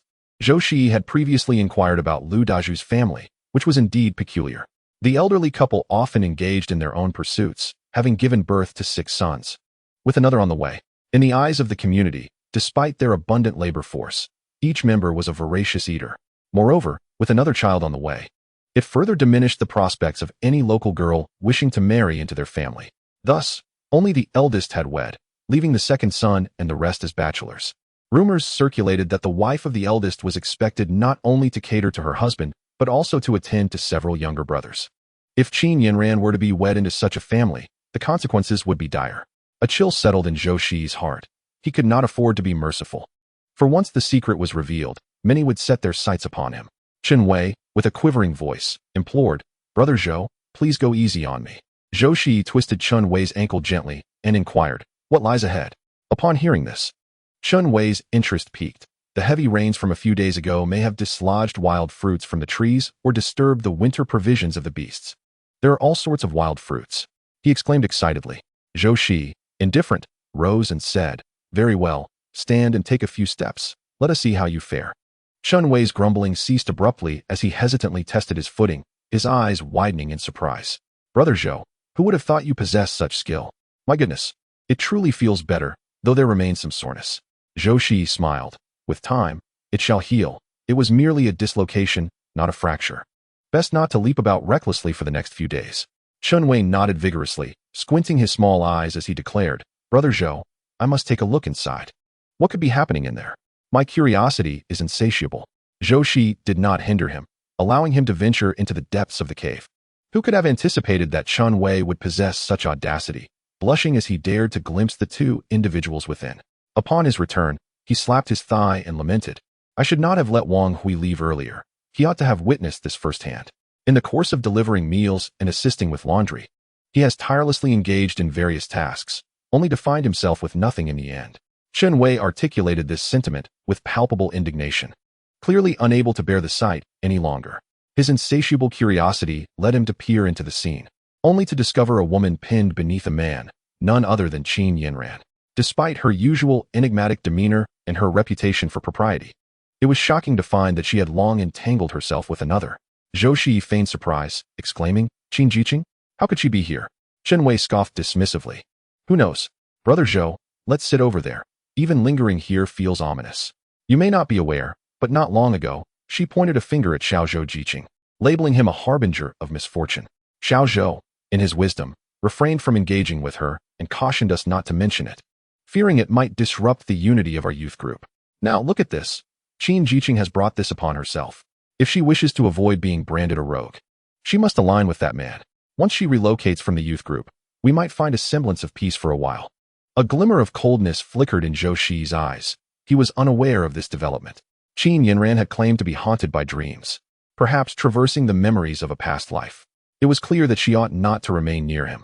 If her demise could be so easily orchestrated, it would be too lenient a fate for her. After approximately half an hour, as Zhou Shiyi lamented his sister's potent concoction, a clamor erupted in the distance. Captain Yun and Secretary Wang approached, their expressions grim, trailed by a throng of villagers, young and old alike. A few mischievous children dashed ahead, attempting to rush into the cave, only to be halted by their parents' stern interventions. Given the presence of women, Captain Yun barred the curious men from entering, calling for the women's director to venture inside the cave. When they emerged, both individuals were draped in garments. The crowd, now gathered inside, murmured, "Oh, isn't that Lu Dazhu from Daliu village? Indeed, indeed, always up to no good, playing with the animals. And now, he has resorted to lewdness. Just look at the state of this cave. Evidently, he has frequented this place often." Aunt Hoya clicked her tongue disapprovingly, her unfinished thoughts hanging in the air. Understood without needing to be voiced. Seizing the cover provided by the crowd, Zhou Shiyi discreetly sprinkled some spiritual spring water onto the faces of the two individuals. Amidst the murmurs, the pair reclining on the stone platform were stirred awake by the din. Lu Dazhu shot upright, his gaze scouring the surroundings with a piercing intensity. Zhou Shiyi narrowed his eyes. His suspicions were confirmed. Upon realizing the cave was surrounded by onlookers, Lu Dazhu grumbled in a deep voice, "What are you all doing here?" Many were intimidated by his fierce glare, yet Aunt Hoya remained undaunted. "Oh, Lu Dazhu, are you still unmarried? Here you are, engaging in debauchery and entangling yourself in illicit relationships. This is bound to lead to public shaming and re-education." Chapter 197, each with their own thoughts. Qin Yinran's face was kindly covered by a garment from the women's director. Thus the crowd remained unaware of her appearance, directing their attention solely towards Lu Dazhu. Wang Hui also squeezed to the front, feeling a sense of familiarity with the garment adorning the woman.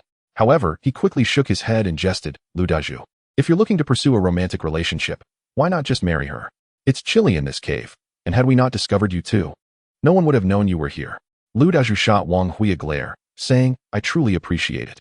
Meanwhile, Qin Yinran, lying on the stone bed, gradually regained consciousness. Instinctively, she removed the garment covering her face. Lu Dazhu initially intended to assist her in concealing her appearance from the onlookers, but Wang Hui's words prompted a change of heart. Indeed, marrying her meant he could do as he wished. Whenever he broached the subject, Qin Yinran would always evade it. Now, a barely perceptible smile crept onto Lu Dazhu's lips. If everyone knew that Qin Yinran belonged to him, she would have no choice but to marry him. Just as Qin Yinran removed the garment from her face, she met the gazes of the crowd. In a panic, she let out a shriek and frantically attempted to cover herself with Lu Dazhu's clothing.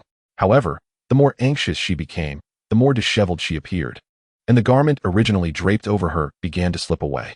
Fortunately, Lu Dazhu was quick to act, and the crowd only caught a fleeting glimpse of her fair skin before he covered her again. Wang Hui's mocking words lingered in the air, the notion of marriage striking him like a resounding slap to the face, leaving him momentarily breathless. Zhao Qingxi, noticing Wang Hui's struggle, moved to assist him, giving a firm pat on his back. In the meantime, Wang Hui, with eyes ablaze, reached out to seize Qin Yinran. His vitriolic words made it clear that her family had not been spared.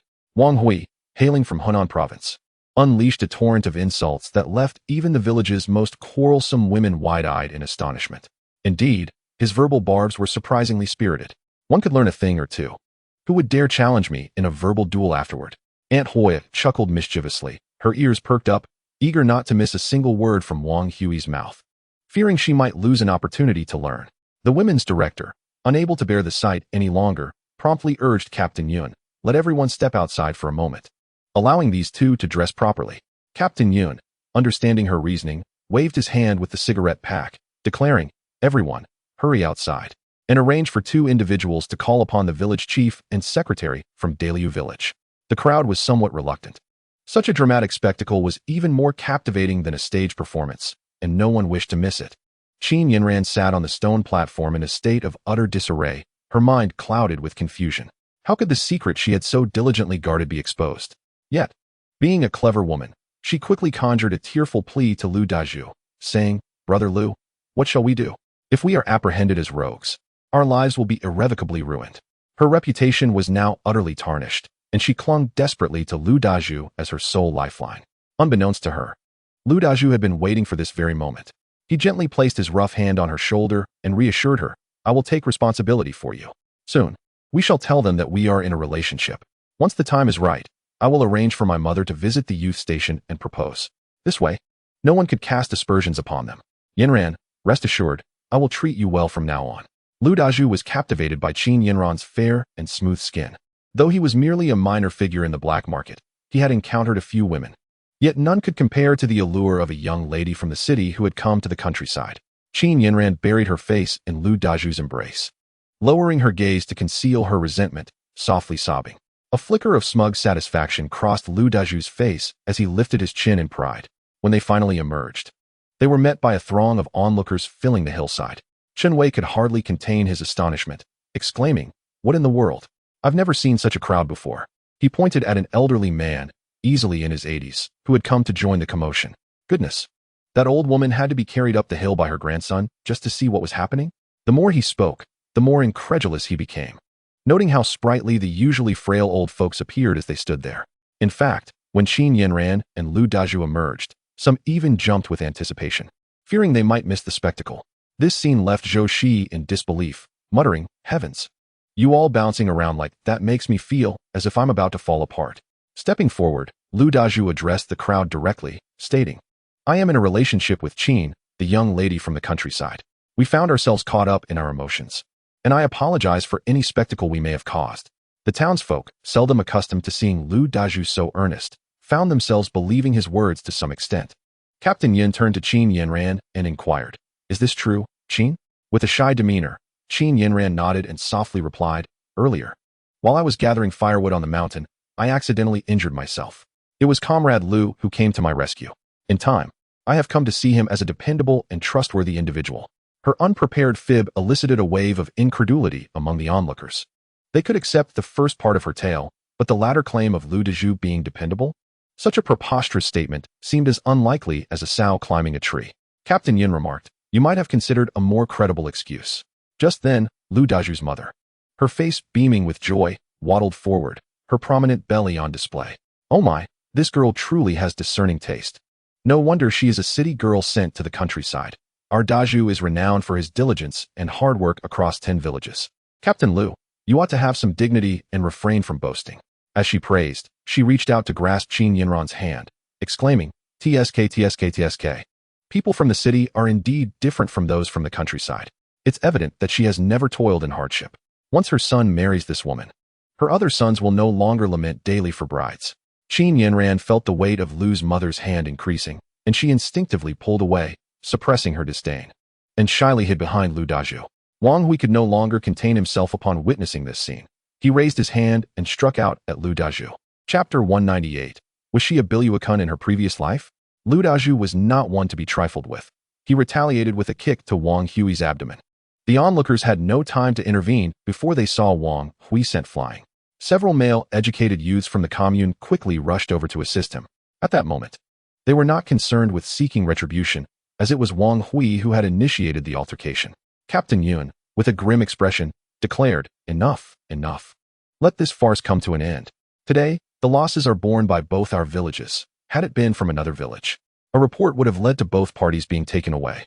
Do not speak of romance or uncontrollable emotions. They do not concern those in authority. I suggest you quickly prepare for the marriage proposal and finalize a wedding date. Otherwise, with so many people around, things could escalate." Captain Lu concurred, stating, "Indeed. I believe the 8th of this month is an auspicious date." Zhao Qingshi calculated the days and exclaimed, "Today is only the 3rd. That leaves just a few days. Will there be enough time to prepare for the wedding?" Some could not help but chuckle. You must be an educated youth from the city. These two have already shared a bed. What more do they need to prepare? Even bringing home a bicycle is quite a spectacle. Indeed, it's merely a pair of worn shoes. Who would still value them?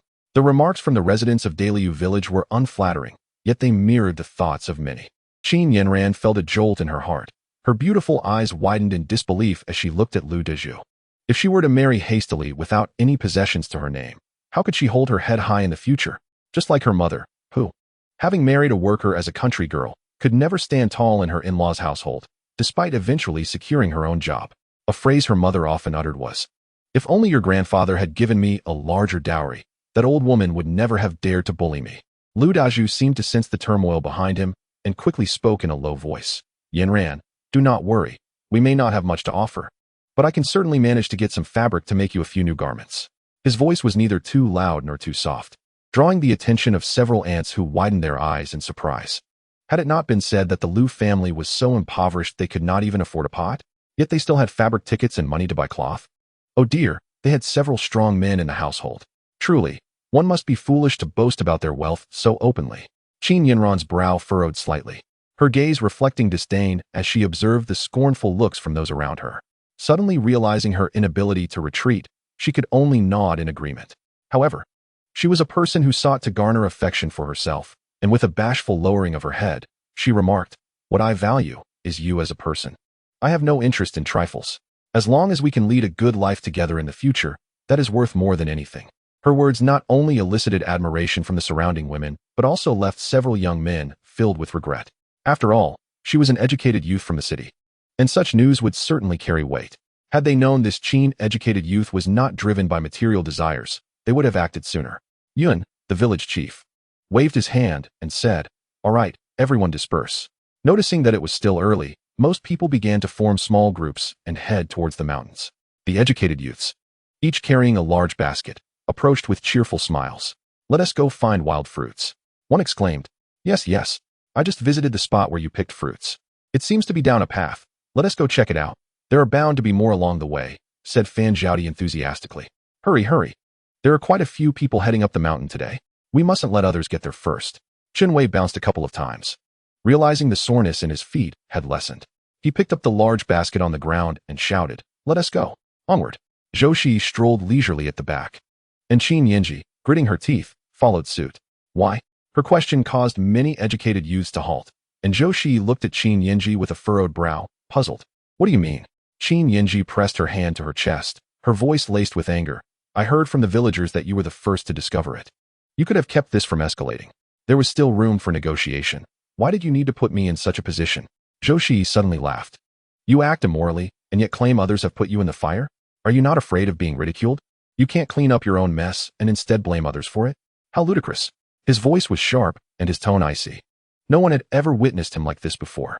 Instantly, they felt like quails, trembling in silence. Chen Wei promptly stepped forward. "What Qin-educated youth said is absurd. When we first saw someone lying there unmoving, we thought they were dead. We didn't even notice who those two wild lovebirds were. Honestly, if you seek pleasure, at least find a more discreet place." Chen Wei held a disdainful view of Qin Yinji's delicate demeanor, making it seem as if someone had bullied her. Coupled with his earlier experience of interrogating Lu Laosan, he had uncovered the true culprit. A woman like this was a disaster in the educated youth camp. With tear-filled eyes, Qin Yinji gazed at the crowd. Previously, she had appeared like a delicate flower, on the verge of tears, evoking sympathy. However, after witnessing her reckless behavior, the male educated youth scoffed at her. Wang Hui remained silent, his arm restrained by Zhao Qingxi, his gaze cast down, obscuring his expression. Realizing no one stood by her side, Qin Yinji covered her mouth with one hand and ran down the mountain, weeping. Zhang Xini rolled her eyes dramatically and remarked, "In her past life, she must have been a Bai Luo Chun Ti. Otherwise, how could she be so infuriating?" While others merely spoke the truth. They could hardly withstand the gossip that would ensue in the village, potentially driving her to the river in despair. The expressions on the faces of the educated youth varied greatly. Zhao Qingxi, as the leader of the youth group, quickly interjected, "After all, she is one of us who came to the countryside together. Some things might be acceptable to be said by the villagers, but it is less appropriate for us to voice them. Let us refrain from discussing such matters in the future." Zhang Xini shrugged indifferently, tugging Fan Zhaodi as they ascended the mountain. This outing had indeed yielded a bountiful harvest. Even during lunchtime, they had been reluctant to descend for a meal. They hastily consumed a few wild fruits before continuing their ascent. The path, still slippery from the recent downpour, proved treacherous, causing several villagers to twist their ankles, prompting everyone to call it a day. That evening, each educated youth retrieved a considerable amount of wild fruits from their backpacks, paired with some coarse grain pancakes. The meal was surprisingly delightful. Zhao Qingxi, observing Wang Hui sitting alone in a corner, felt a pang of sympathy. He approached and sat beside him, softly saying, "We must look forward. She is not worth your tears. There will be other girls who are more suited to you." With that, he gently patted Wang Hui's shoulder. Chapter 199. Essentials in the frigid wilderness. Wang Hui, comforted by such words, immediately broke down, weeping like a child weighing 100 pounds. His face was smeared with tears and snot as he mumbled, "Wasn't I good enough to her? When she was unwell, I brought her meals in her room and even washed her clothes. Why treat me this way?" The previously jovial atmosphere among the educated youth fell into a profound silence. Wang Hui's usual behavior had not gone unnoticed by the others. Zhang Xini also lowered her gaze. Despite his past shortcomings, it was undeniable that he had genuinely cared for Qin Yanran. After a considerable time, Wang Hui finally regained his composure. With swollen eyelids, he awkwardly said, "I apologize for causing you to witness this. I'm not feeling well, so I'll head back to my room." As they watched his unsteady figure retreat, Chen Wei vowed to himself that he would never become a sycophant again. Just as everyone anticipated clearer skies and a chance to venture up the mountain for more treasures, a light drizzle began to fall once more. The villagers sighed, fearing a repeat of previous conditions, and all grabbed their hose, preparing for the worst. Fortunately, as it was merely a light rain, they collectively breathed a sigh of relief. Meanwhile, Zhou Shiyi, wary of lingering at the youth center, quickly drove towards the county as soon as the rain ceased. He feared that a subsequent task might prevent him from returning. Li Qianquan shared the same sentiment. Su Guiqing had been staying at his sister's home since the beginning, and when the three of them convened at the agricultural machinery station, Director Niu emerged from the house. "Get ready. We will set out early tomorrow morning." Su Guiqing, feeling a twinge of toothache, voiced, "Director, look at this gloomy weather. How can we possibly travel?" Director Niu shot him a glare. "What? Just because it's raining, we can't drive?" When you arrived in the new province, the snowy roads there were far more treacherous than those here. During heavy snowfall, the snow could reach waist height. Are we to remain idle and await our demise? Su Guiqing coughed slightly, feeling somewhat embarrassed as he rubbed his nose. Director Niu, feeling increasingly agitated, waved his hand and said, "Hurry up and prepare the necessary supplies for the journey. I still need to inform others. This time, we not only require drivers, but also must be accompanied by militia. Each vehicle must have at least 2 militia members, which will necessitate communication with the local leaders." Su Guiqing pulled out a large bundle, beaming with pride as he declared, "Look, all of this was brought to me by my father." A pair of shoes had exchanged for such a bounty. He certainly did not feel shortchanged.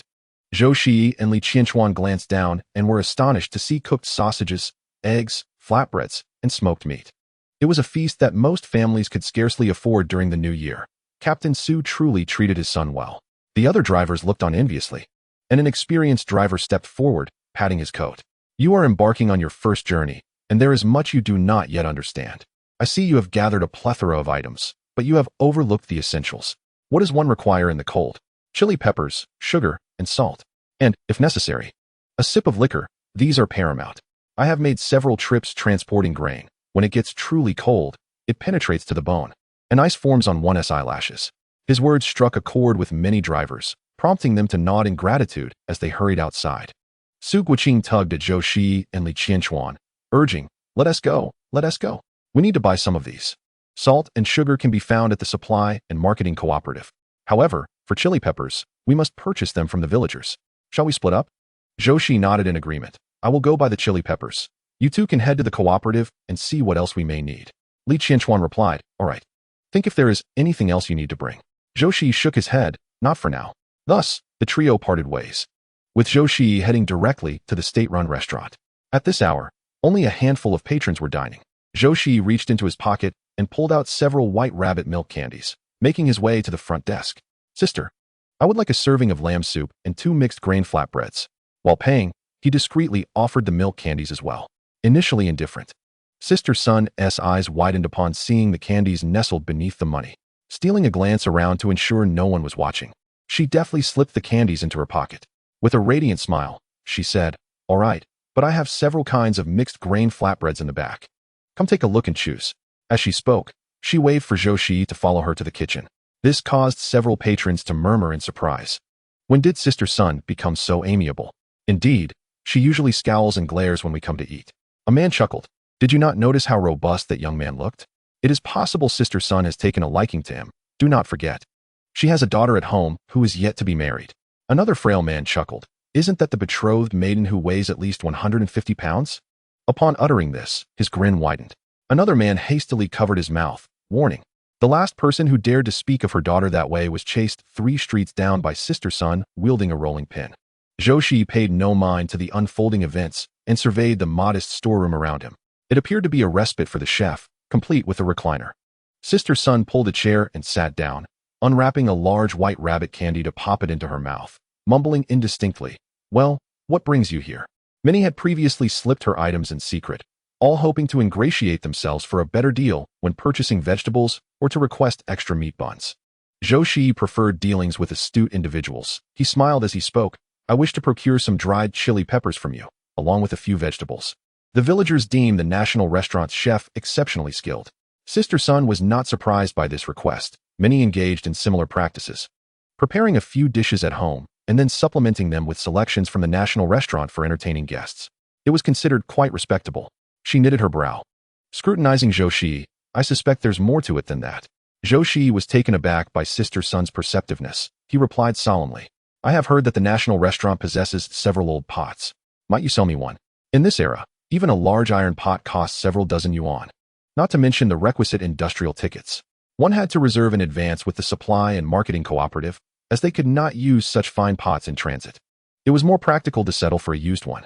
Sister Sun was somewhat astonished, not expecting the young man to be so well informed. After a moment's reflection, she said, I have a pot available. Although it is obsolete, it has only a small chip on the edge, and otherwise, it is in fine condition. 10 yuan. But if you want it, you can take it for 8. Deal. Zhou Shiyi replied, thinking he should have bargained for 5. Sister Sun, delighted, exclaimed, 8 yuan for nothing. What a joy. Chapter 200. Chef Qian's thoughts. Zhou Shiyi excused himself to fetch some items from home, retrieving 5 wooden barrels from his space. These had been custom-made by old Zhao, treated with a layer of tung oil to prevent leaks. He followed Sister Sun's directions to the back door. At this hour, no one was around. The chef sat leisurely in the back, snacking on sunflower seeds. Upon seeing him approach, he greeted him with familiarity. You're here? When he noticed the 5 stacked barrels, a look of surprise crossed his face. Do you need that many? Have you brought enough money and tickets? Zhou Shiyi smiled as he handed the chef 2 boxes of cigarettes, saying, Please, make some accommodations. The quantity was entirely at the chef's discretion. If he deemed it to be 13 portions instead of 15, no one would question it. Zhou Shiyi observed the chef accept the cigarettes, a smile appearing on his face as well. As he leaned closer, he caught the aroma of the cooking mingled with a faint whiff of smoke. The presence of smoke amidst the rich scent of food indicated that this was indeed an old smoker. The cigarettes Zhou Shiyi provided were not cheap. Typically sold for over a yuan at Dakiamen, these could fetch 2 yuan. Zhou Shiyi's actions greatly pleased the chef. What do you need? Just jot it down on this list, and you can collect it later. I heard from Xiao Sun that you also want some chili peppers. We have our own sun-dried ones. Would that suffice? If so, I can provide you with an address so you can pick them up directly from my home. As the chef spoke, he retrieved several vibrant red chilies from the kitchen. Zhou Shiyi pinched one and tasted it, only to be momentarily overwhelmed by its spiciness, a flush appearing on his rugged face. The chef laughed heartily. When I cook, I don't fuss about much, but the ingredients must be just right. I'm never satisfied with the chilies from the market, so I cultivated a small patch myself. How is the flavor? Zhou Shiyi, still holding the remaining chilies, coughed lightly and replied with a smile. Indeed, they are quite flavorful. Many of the chilies I've had in the village pale in comparison. The chef proudly raised his chin. Of course, they are all handpicked by me. He tore off a piece of paper and wrote down his address, saying, I wouldn't charge you much for the chilies, just 10 cents per pound, no receipt needed. How does that sound? The price for the sun-dried chilies, at 10 cents per pound, was slightly higher than the usual market rate, which typically maxed out at 8 cents. Noticing the chef's scrutinizing gaze, Zhou Shiyi suppressed his unease and stated firmly, That sounds good. I'll need about 10 to 20 pounds. I just hope you have enough. The chef sighed with relief and brushed off his clothes. My wife enjoys gardening, so we've got plenty of dried vegetables at home. Zhou Shiyi instantly understood and replied, That's wonderful. I was just looking to exchange some. The chef, noticing the young man's keen understanding, shrugged his shoulders and said, All right. I see that your container can hold 15 portions, but let us not fill it to the brim to avoid spillage. How about I fill it with 10 portions? You can settle the payment at the front desk. The chef emphasized the numbers 15 and 10. Zhou Shiyi, not one to miss the implication, smiled sincerely. Thank you very much. The chef waved his hand dismissively. They were paid a fixed salary for their cooking, and any extra income was merely from leftover food taken home at night. A young man purchasing vegetables from his home meant genuine money in his pocket. Zhou Shiyi quickly made his way to the front desk, retrieved his cash and ticket, and, seizing the moment when the hall was empty, also took out the 8 yuan for the pot. Sister Sun, beaming with a smile that crinkled her eyes, pulled out an iron pot from beneath the front desk. Zhou Shiyi examined it closely. Just as Sister Sun had mentioned, it had a small dent, but was perfectly usable. He placed the pot into his backpack, and, just as he was about to leave, Sister Sun cheerfully inquired, Young man, you're quite the catch. Do you have a girlfriend? Zhou Shiyi discerned the curiosity in Sister Sun's eyes and replied gently, My family has already arranged a betrothal. These items are meant for that occasion. Sister Sun couldn't help but gasp in astonishment at the lavishness of the expenditure. However, tinged with a hint of disappointment, she remarked, "What a pity." Zhou Shiyi chuckled softly, choosing not to respond, and proceeded towards the southern part of the city as directed by the chef. To his surprise, the chef's residence was quite far. Situated on the outskirts of the city, rows of earthen houses lined the street, where a few elderly women sat gossiping. Upon noticing his approach, one toothless woman inquired, "Young man, whom are you looking for?" Zhou Shiyi replied, "I am from the state-run restaurant. The chef sent me to collect some items." The elderly women nudged the one dozing in the corner, saying, "It's someone from old Qian's family, come to fetch something." The drowsy old woman blinked awake. "Who is it?" "Your son sent him to take something from your house." Hearing that it was someone arranged by her son, old Qian's eyes widened with surprise. She mused internally, "Is it more money coming in?" Almost immediately, Zhou Shiyi observed the previously unsteady old woman suddenly moving briskly, even urging him to hurry his pace. With a wry smile, Zhou Shiyi quickened his steps. Upon reaching the courtyard, the old lady cautiously closed the door and beckoned him to follow her into the backyard with an air of secrecy. It was common for every household in the countryside to grow vegetables. Zhou Shiyi followed her through the backyard, arriving at a drying room. Corn stalks were stacked above, resembling a pile of firewood from a distance. Inside, a considerable amount of dried vegetables hung. "Young man, what do you need? Look at all we have. These mushrooms were foraged and dried by us. And here's the dried greens. Choose whatever you like." Zhou Shiyi scanned the room and said, "I previously mentioned to Chef Qian that I need chili peppers. I don't see any here." Old Qian slapped her thigh, exclaiming, "Why didn't you say so earlier? Follow me. The chili peppers are in this room." They entered a room near the firewood shed, filled to the brim with sun-dried chili peppers of various kinds. Zhou Shiyi counted 4 different varieties. "Please give me 10 pounds of each, and also 10 pounds of the dried vegetables at the back." Given that the vegetables in his space were fresh, he could not present them in a watery state with so many people on this trip. The old lady's face broke into a wide grin, revealing her few remaining teeth, or rather, her lack of teeth made her smile even more endearing. This excursion cost him 10 yuan, netting 40 pounds of chili peppers and 100 pounds of dried vegetables. The dried vegetables were priced at 6 cents per pound, and old Qian had given him a rather favorable deal. Unlike fresh vegetables, the dried ones were not weighed. The old lady had nearly emptied half the room to gather 100 pounds. "That's too much for you to carry alone. Just wait. I'll fetch a donkey cart from the village." A donkey cart, as it is known, consists of a donkey harnessed at the front, pulling a cart behind it. Typically used for transporting goods, donkeys are not as strong as oxen. Moreover, given the proximity of their village to the county town, most villagers preferred to walk. Thus, the donkey was left idle. Whenever a household required its services, they would harness it to their own cart. The elderly ladies, upon observing Zhou Shiyi carrying so many items away, could not help but engage in hushed discussions. "Oh my, that load must be quite substantial. Are the city dwellers truly so affluent? They dine at the state-run restaurant daily. During this period, I have witnessed the Qian family making several trips back and forth." An elderly lady with silver hair remarked with a slight curl of her lip, "You may not be aware, but this young man from the Qian family works at the restaurant. He encounters many city folk, exchanging produce with them. These peppers and beans are quite commonplace in our countryside. However, the city dwellers live in cramped quarters. Where would they find space to cultivate their own vegetables? What is ordinary for us is indeed a rarity for them." The crowd gasped in astonishment. "Is that so? Perhaps we should also trade our vegetables with them." The silver-haired lady chuckled softly. "Go ahead, and see if they won't treat you as a profiteer." Her words left the crowd visibly alarmed. For her husband was the village's schoolteacher, possessing wisdom beyond their own. In an instant, they abandoned that notion. After Zhou Shiyi had finished his errands, he made his way directly to County No. 1 Middle School. He anticipated that this trip would last over a month, and he needed to inform Yunjila. Realizing it was already time for lunch, as Zhou Shiyi approached the main entrance, the gatekeeper waved at him with a smile. "Back to see your classmate Yun, are you? I'll call her for you." The previous favor of the meat buns had evidently improved the old man's demeanor towards him. When Yunjila hurriedly approached, she was laden with various items. Zhou Shiyi, noticing her hurried steps almost leading to a fall, called out for her to slow down. Just as she reached him, her eyes brimmed with tears. Zhou Shiyi's expression shifted, and he promptly led her to a nearby alley. "What happened? Who bullied you?" Yunjila kept her head down in silence, clutching her belongings tightly. This distressed Zhou Shiyi, and disregarding any reservations, he placed his hand on her shoulder, urging her to look him in the eye. "Tell me what's wrong." Yunjila lifted her chin at his gentle insistence, revealing her delicate features. Tears cascaded down her flushed cheeks as she met Zhou Shiyi's gaze. Scalding tears fell onto the back of his hand, sending tremors through his heart. Are you going to transport supplies? At last, Zhou Shiyi comprehended the source of her distress. He reached out to wipe her tears away, speaking softly. Did Lu Xiu'er tell you? Given that Yunjila had not returned home recently, it was evident that no one had informed her of the matter, except for Su Guiqing, who had likely confided in Lu Xiu'er. I heard them say transporting supplies is perilous. I am scared, Yunjila confessed, her tears flowing like pearls from a broken string.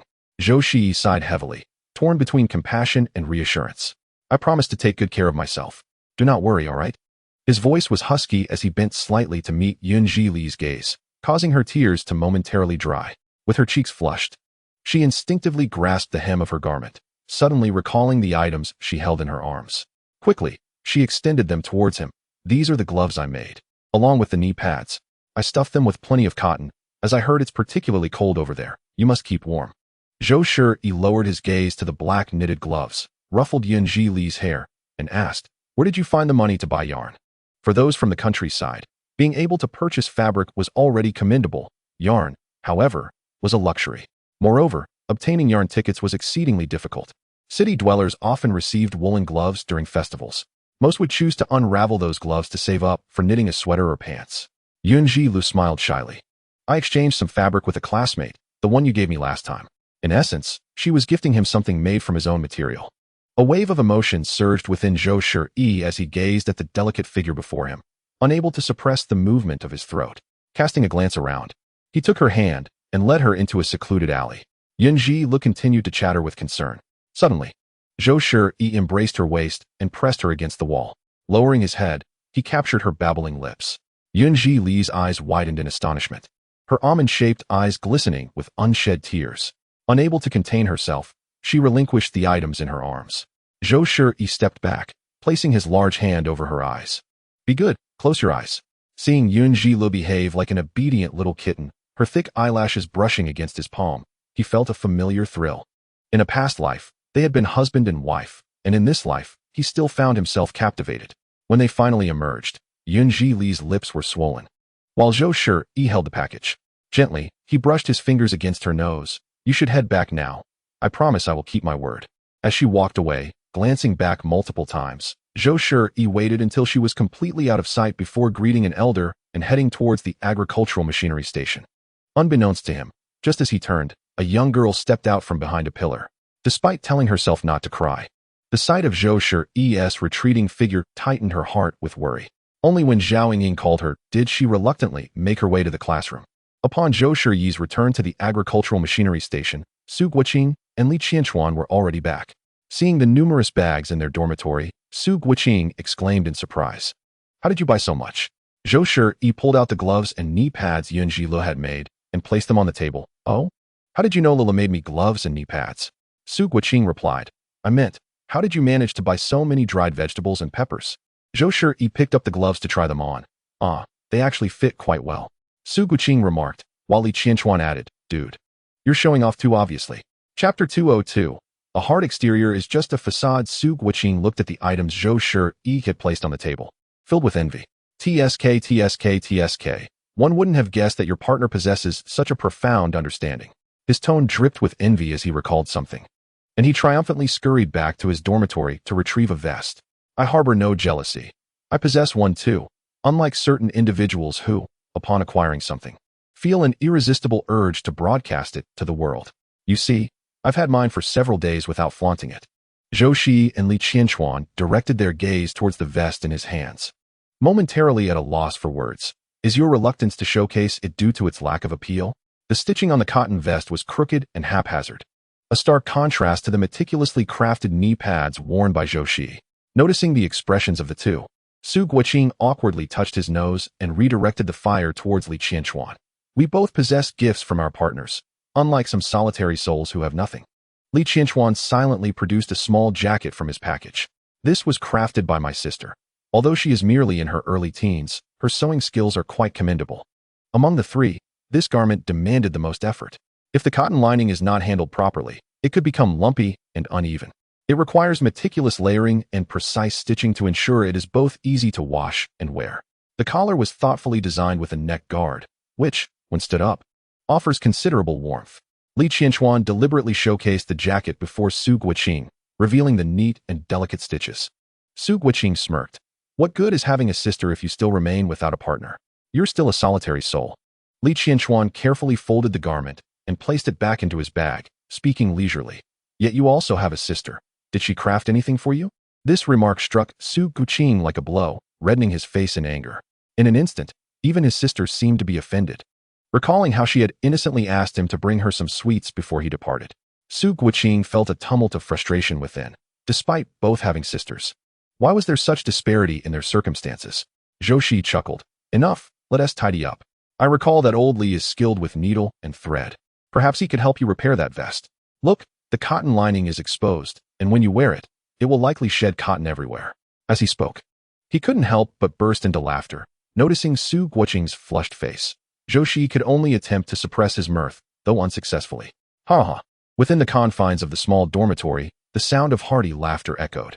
Su Guoqing sat there, somewhat sulking, prompting Li Qianquan to interject diplomatically. My sister also made two for you both, old Su. Our heights are quite similar, so she tailored them to my size. Old Zhou, my sister even adjusted one for you to try. The cotton is from our own harvest, and the fabric is a slightly flawed material I managed to acquire. I hope you won't find it unworthy. Li Qianquan awkwardly produced the two small jackets. During this time, you have both taken good care of me, and I have little to offer in return. Su Guoqing chuckled exaggeratedly. Oh my, there is even one for me. He affectionately caressed the fabric, exclaiming, the stitching on this garment is truly remarkable. Not even the master tailor from the county shop could achieve such delicate seams. While his words may have been a bit of hyperbole, they did serve to soothe Li Qianquan's anxious heart. A gentle smile crept across his otherwise stern face. As long as you don't mind it. Despite his usual tough exterior, he revealed a hint of vulnerability in the presence of his friends. Having lost his father at a young age, he shouldered the responsibility of providing for his family in his teenage years. A beautiful widow, accompanied by her child, inevitably attracted gossip. Li Qianquan vividly recalled the time he wielded a brick, pursuing a man scaling their wall for over an hour. In the end, he managed to strike the man with the brick, yet the widow and her child lost the last of their provisions in the process. Fortunately, from that day forward, no one dared to trespass on their property again. Unfortunately, the man's wife began spreading rumors in the village, claiming that Li's mother had seduced her husband out of loneliness, leading to incessant whispers and pointing fingers at Li Qianquan's family. Initially, he attempted to defend their honor, even resorting to fights with those who spoke ill. However, he soon realized that such measures did little to resolve the issue, and over time, his family grew increasingly silent. It was only after he secured a job as a driver that their lives began to improve. Yet, the harrowing experiences of his youth had long since bent his back. His cold and fearless facade was merely a protective mechanism. When one pries open that shell, a wounded and self-doubting heart is revealed. Zhou Shiyi promptly removed the garment and donned it. Well, I must say, it fits rather well. I heard your mother's pickled vegetables are quite delectable. I didn't buy any today. Did you bring some? Let us have a taste. Su Guoqing nodded eagerly indeed. I've heard about them for ages, but never had the chance to try them. I've been salivating at the thought. Their playful banter allowed Li Qianquan to relax completely. With a smile, he replied, I brought some, quite a bit actually. I thought we wouldn't be sharing a vehicle, so I divided them into several small jars. Oh, and there are my mother's pickled peppers as well. Crunchy and spicy, they are perfect with a meal. Shall we three sample them tonight? Zhou Shiyi took off the garment and placed it on his bed. That sounds splendid. I'm feeling quite hungry now. Come, let us see what the cafeteria has prepared for dinner. The three of them gathered their things, and Li Qianquan took a jar of pickled vegetables and a jar of peppers as they headed outside. By the time they arrived at the cafeteria, several drivers were already present, including Station Chief Niu and a few other leaders. Zhou Shiyi whispered, it seems we'll have a meeting this evening. He counted and confirmed that nearly all the drivers scheduled for the trip were in attendance. Meals at their own cafeteria did not require meal tickets, which was a form of subsidy from the agricultural machinery station. Typically, they provided lunch. However, any additional meals would require payment, though still cheaper than outside. Li Qianquan waved his hand grandly, declaring, today, I shall treat you all, do not compete with me. Su Guoqing chuckled heartily. All right then, I shall indulge myself today. Have you prepared enough funds? Zhou Shiyi leisurely trailed behind the duo, listening to their jovial banter, a smile curling at the corners of his lips. Although Su Guoqing boasted of feasting abundantly, he merely ordered a few simple vegetable dishes. Understanding that his two companions had his best interests at heart, Li Qianquan, touched, gestured grandly, and ordered a plethora of meat dishes, including braised pork, for happiness meatballs, and eggplant with meat, totaling for sumptuous selections. The dining hall promoted small plates, but a wide variety, thus keeping prices reasonable. Chapter 203. Station Master Niu steps forward. Su Guoqing's eyes widened as he repeatedly waved his hands, exclaiming, "That's enough. The three of us cannot possibly consume so much. Just bring us 3 large bowls of mixed grain rice, dear lady." As he spoke, he handed over the lunch boxes for the 3 of them. The lady, seeing the 3 young men push aside their orders, beamed with delight as she accepted the boxes. When serving the dishes, her hands were steady, and several plates were heaped generously. The trio settled into a corner, and Li Qianquan eagerly retrieved the pickled vegetables he had brought. Zhou Shiyi and Su Guoqing, however, did not reach for the fragrant and visually appealing dishes, but instinctively gravitated toward the pickled vegetables. Su Guoqing took a single bite and could not help but give a thumbs up, exclaiming, "Truly deserving of its reputation. It tastes remarkably good. I must say, the pickled vegetables from our village are also quite commendable, though none can compare to Auntie's skill. They're crisp, spicy, and absolutely delectable." As he spoke, his hand reached for another pickled dish. His voice was not quiet, attracting the attention of several onlookers. Upon noticing the 2 small jars of pickled vegetables on their table, many scoffed disdainfully. "It's just pickled vegetables," as if they've never experienced fine dining. Which household doesn't prepare a bit nowadays?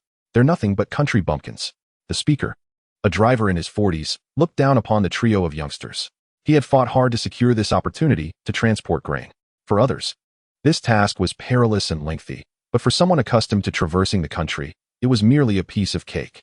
He had undertaken several grain transport missions before, dismissing the tales of danger as mere exaggerations.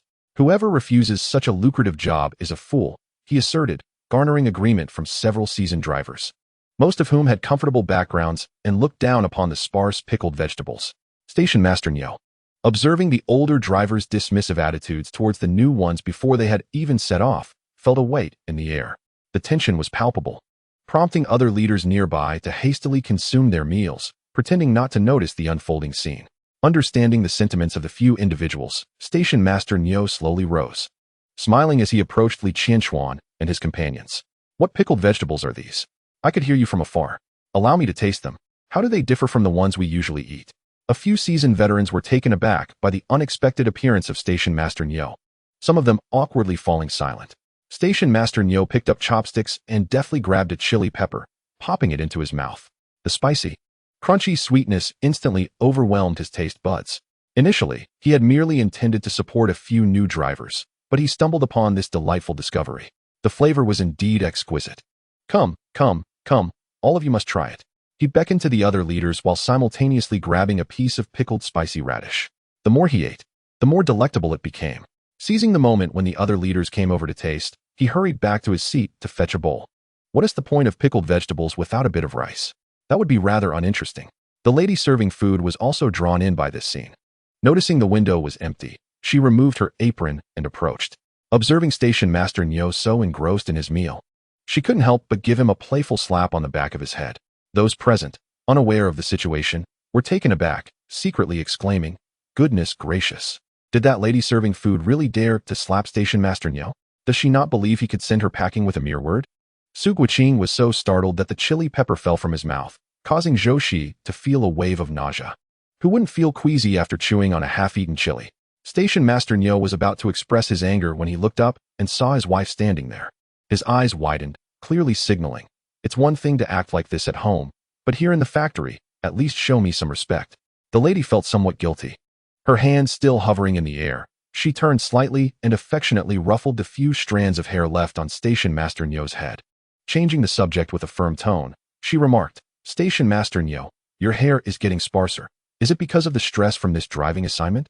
Seizing the opportunity to deflect, Station Master Niu slowly set down his chopsticks and admitted, "Indeed, the seasoned drivers are manageable, but these new ones are embarking on their first journey. I've been losing sleep over it night after night."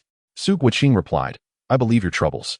The lady gently lowered her hand, retrieving a pair of chopsticks from her pocket and scooping up some spicy cabbage to taste. Instantly, her eyes lit up, and after another bite of chili, the crunching sound made everyone unable to resist swallowing hard. "Young man, this is your mother's culinary skill. Truly remarkable. You know, Our cafeteria's drivers often say our dishes lack flavor. If only we had a small plate of pickled vegetables, it would elevate the taste immensely. Do you think your mother has time? Could you perhaps teach me how to pickle vegetables? Station Master Nyo rapped the table disapprovingly. That is someone's cooking skill. Who would willingly share it with others? The lady considered this and quickly proposed. How about this? Our cafeteria is short-staffed. I'll invite your mother to assist us in the kitchen with a monthly salary of 20 yuan. Though it's not much, the work isn't particularly strenuous. As a condition, your mother must not only assist, but also prepare those pickled vegetables. Li Qianquan, suppressing his excitement, said, I need to discuss this matter with my mother.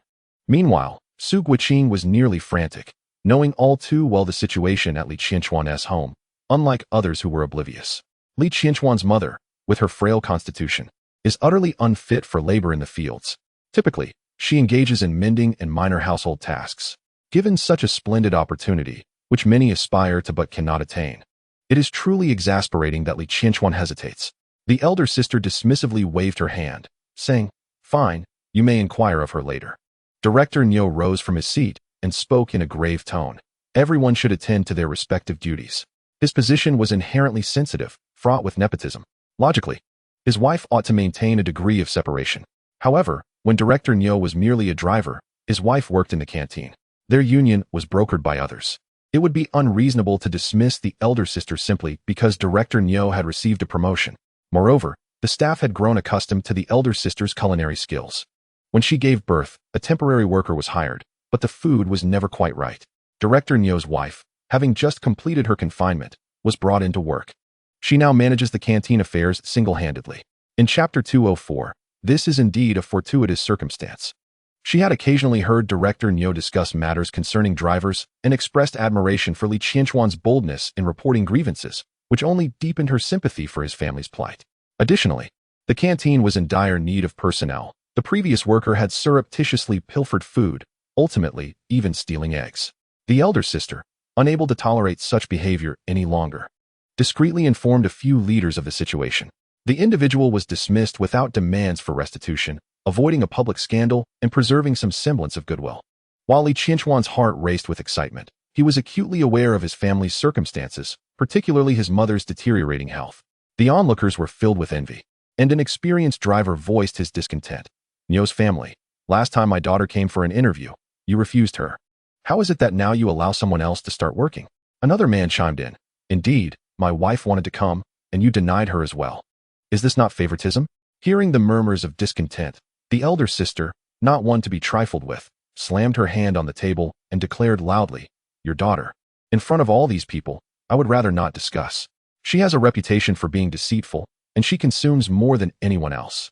When the eggs are freshly boiled, she devours 3 or 4. I cannot afford to employ such a worker. The man she addressed turned crimson and then directed his gaze toward another woman. What has your wife been up to? Must I spell it out for everyone? Almost instinctively, someone in the crowd interjected, I recall this incident. Wasn't your wife given a chance to try out? Yet she favored her acquaintances with heaping portions while serving others as if afflicted by some ailment. After several warnings, we had no choice but to report her to the leadership, which ultimately resolved the matter. You cannot place the blame on Yo's family. The driver, flushed with embarrassment, retorted, which family can claim to be completely impartial? If anyone from your family were present, wouldn't they serve a little extra to their own? In the presence of the leaders, immediately, someone quick-witted proclaimed their loyalty. What you said is true. Every inch of the cafeteria belongs to the agricultural machinery station. The drivers, exhausted from their tasks, found themselves not only famished but also at the mercy of ridicule for their situation. If it were someone from our family, they certainly wouldn't act this way. One person boldly spoke out, and others quickly chimed in, affirming, Indeed, our family would never behave like that. Station Chief Nyo, satisfied with the display, knew all too well the facade these individuals maintained after years in his position. Yet, who doesn't relish hearing their words echoed back to them? Especially when it concerns one's family. Neo raised his hand, signaling for silence. All right, regarding the recruitment for the cafeteria, we've hired a few before, but most had issues that disqualified them. This time will be no different. We'll start with a 1-week probation period. If all goes well during this evaluation, we'll consider keeping them on. His balanced words gradually alleviated the discontent simmering among the group. Now let us eat quickly. We'll have a meeting in the courtyard shortly. Chief Neo resumed his cheerful demeanor, casually pocketing the chili peppers from Zhou Shiyi's table as he passed by. Su Guoqing, unimpressed by Niu's bluster, rolled his eyes but defiantly took a serving of the pickled vegetables. The leaders were quite pleased with the dish. Had it not been for Chief Niu's intervention, it was likely the small jar would have been emptied by the end of the meal. Li Qianquan was taken aback at the unexpected turn of events. Zhou Shiyi leaned in, whispering, "I believe this is a positive development. Though the prior incident involving your family was resolved, it still posed a risk.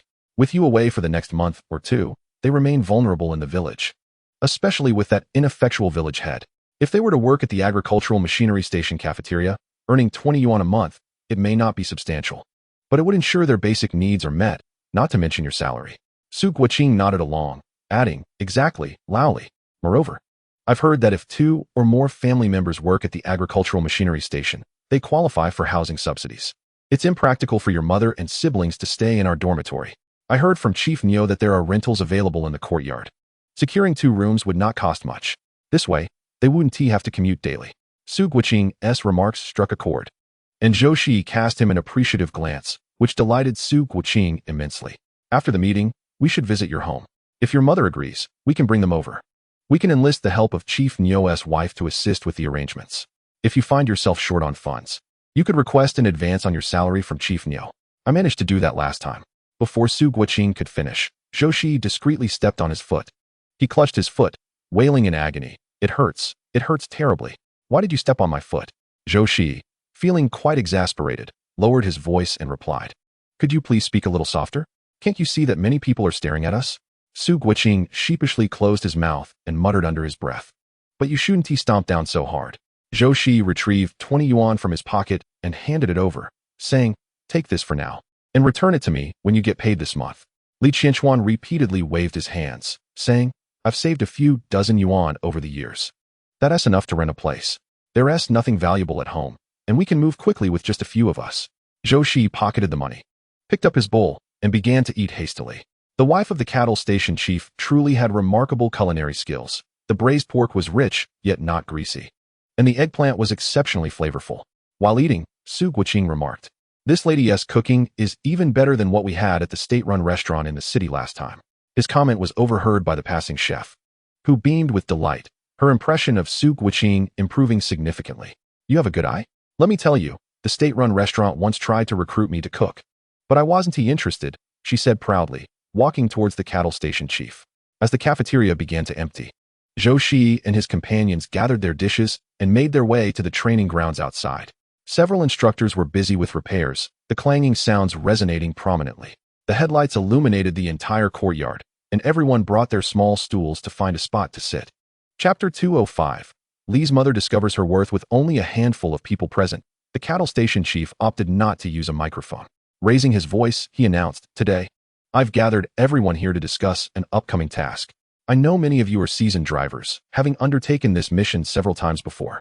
However, I must reiterate the dangers involved. The conditions over there are frigid, far worse than here. It's not uncommon for temperatures to plummet to -30 degrees. If your vehicle breaks down or you become separated from the main convoy, never venture into the snow alone. That could be fatal." He emphasized this point while casting a stern gaze at the rookie drivers, who listened intently, their anxiety palpable. After discussing the dangers, the cattle station chief shifted to the rewards associated with this mission. Of course, high risks yield high rewards. In the past, this journey took a month and offered double pay, with additional compensation for expenses. This time, given the heavy snowfall and poor road conditions, the county has allocated an allowance of 90 yuan per person. Additionally, both the agricultural machinery station and the county will jointly provide each of you with a military overcoat. His words sparked a wave of astonishment among the audience. Even seasoned drivers who were accustomed to such announcements were taken aback. The benefits for this mission seemed extraordinarily generous. Typically, a payment of 70 yuan was considered commendable, but this time it had increased by 20. And they're even issuing military overcoats, which are not inexpensive. I've long wanted one, but I've never had enough fabric coupons.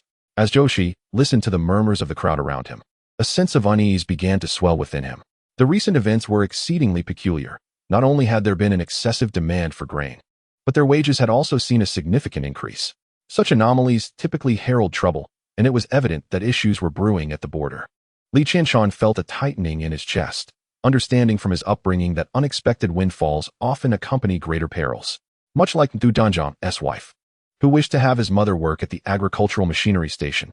It ultimately stemmed from a desire for her culinary skills. Perhaps Nu Zhanzhang himself had a hand in this, hoping to alleviate the grievances she had endured previously. Very well, this is indeed the situation. Every vehicle is numbered, and tomorrow morning, after the mechanics have inspected them, you will each conduct your own checks. It is imperative to ensure the safety of both personnel and vehicles. We shall convene at 8 o'clock in the courtyard. Make sure you have all necessary items. This is the list, clearly outlining who rides with whom. It will be posted tomorrow morning, and everyone should find their designated driver. The meeting is adjourned. Those wishing to spend some time with their families, please do so promptly. Just ensure you do not arrive late tomorrow. Keep everything in mind. Even Du Zhanzhang felt a flicker of anxiety. This was an unprecedented situation. Weary, he stepped down from the platform and observed Li Qianshan and his companions driving away, shaking his head in resignation. In their 20s, they were at an age ripe for venturing forth, and forming bonds with a few brothers was a most fortunate endeavor. Just like Li Shifu from the agricultural machinery station, despite the recent incident, he still occasionally brought grain home to visit his close friends. As Li Qianshan drove, Zhou Shiyi occupied the passenger seat, while Su Guoqing reclined comfortably in the back. Upon arriving at Li Qianshan's home, Su Guoqing's snoring filled the air. The sound of the door startled him awake, prompting him to sit up and peer outside. Noticing that the two had exited the vehicle, he lazily climbed out. At this hour, Li Mu had already retired for the night. Typically, as evening approached, she would feel a constricting discomfort in her chest. However, inexplicably, since the last incident, she no longer found herself gasping for breath after merely a few steps. Her nights had improved somewhat, and upon hearing the commotion at the door, she quickly donned a robe and emerged from her room. Upon recognizing her son, she expressed her surprise. Xiaochan, what is this? I thought you were on a mission. Why are you back so suddenly? Didi and Meimei, alerted by the noise, gathered around their brother, bombarding him with questions. With a hint of amusement in his eyes, Li Qianshan replied, Mother, we have wonderful news. The cafeteria at the agricultural machinery station is hiring, and they praised your pickled vegetables. Nu Zhanzhang's wife suggested you try your hand in the cafeteria. If you perform well, you can stay on. You could earn 20 yuan a month. Liu's hands trembled in disbelief as she stammered, You mustn't be deceiving me. Is it truly possible for me to do this?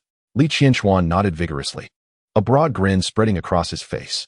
I have come to seek your opinion on whether we should undertake this endeavor. If we decide to proceed, we can enroll the younger siblings in school in the county and rent a few rooms.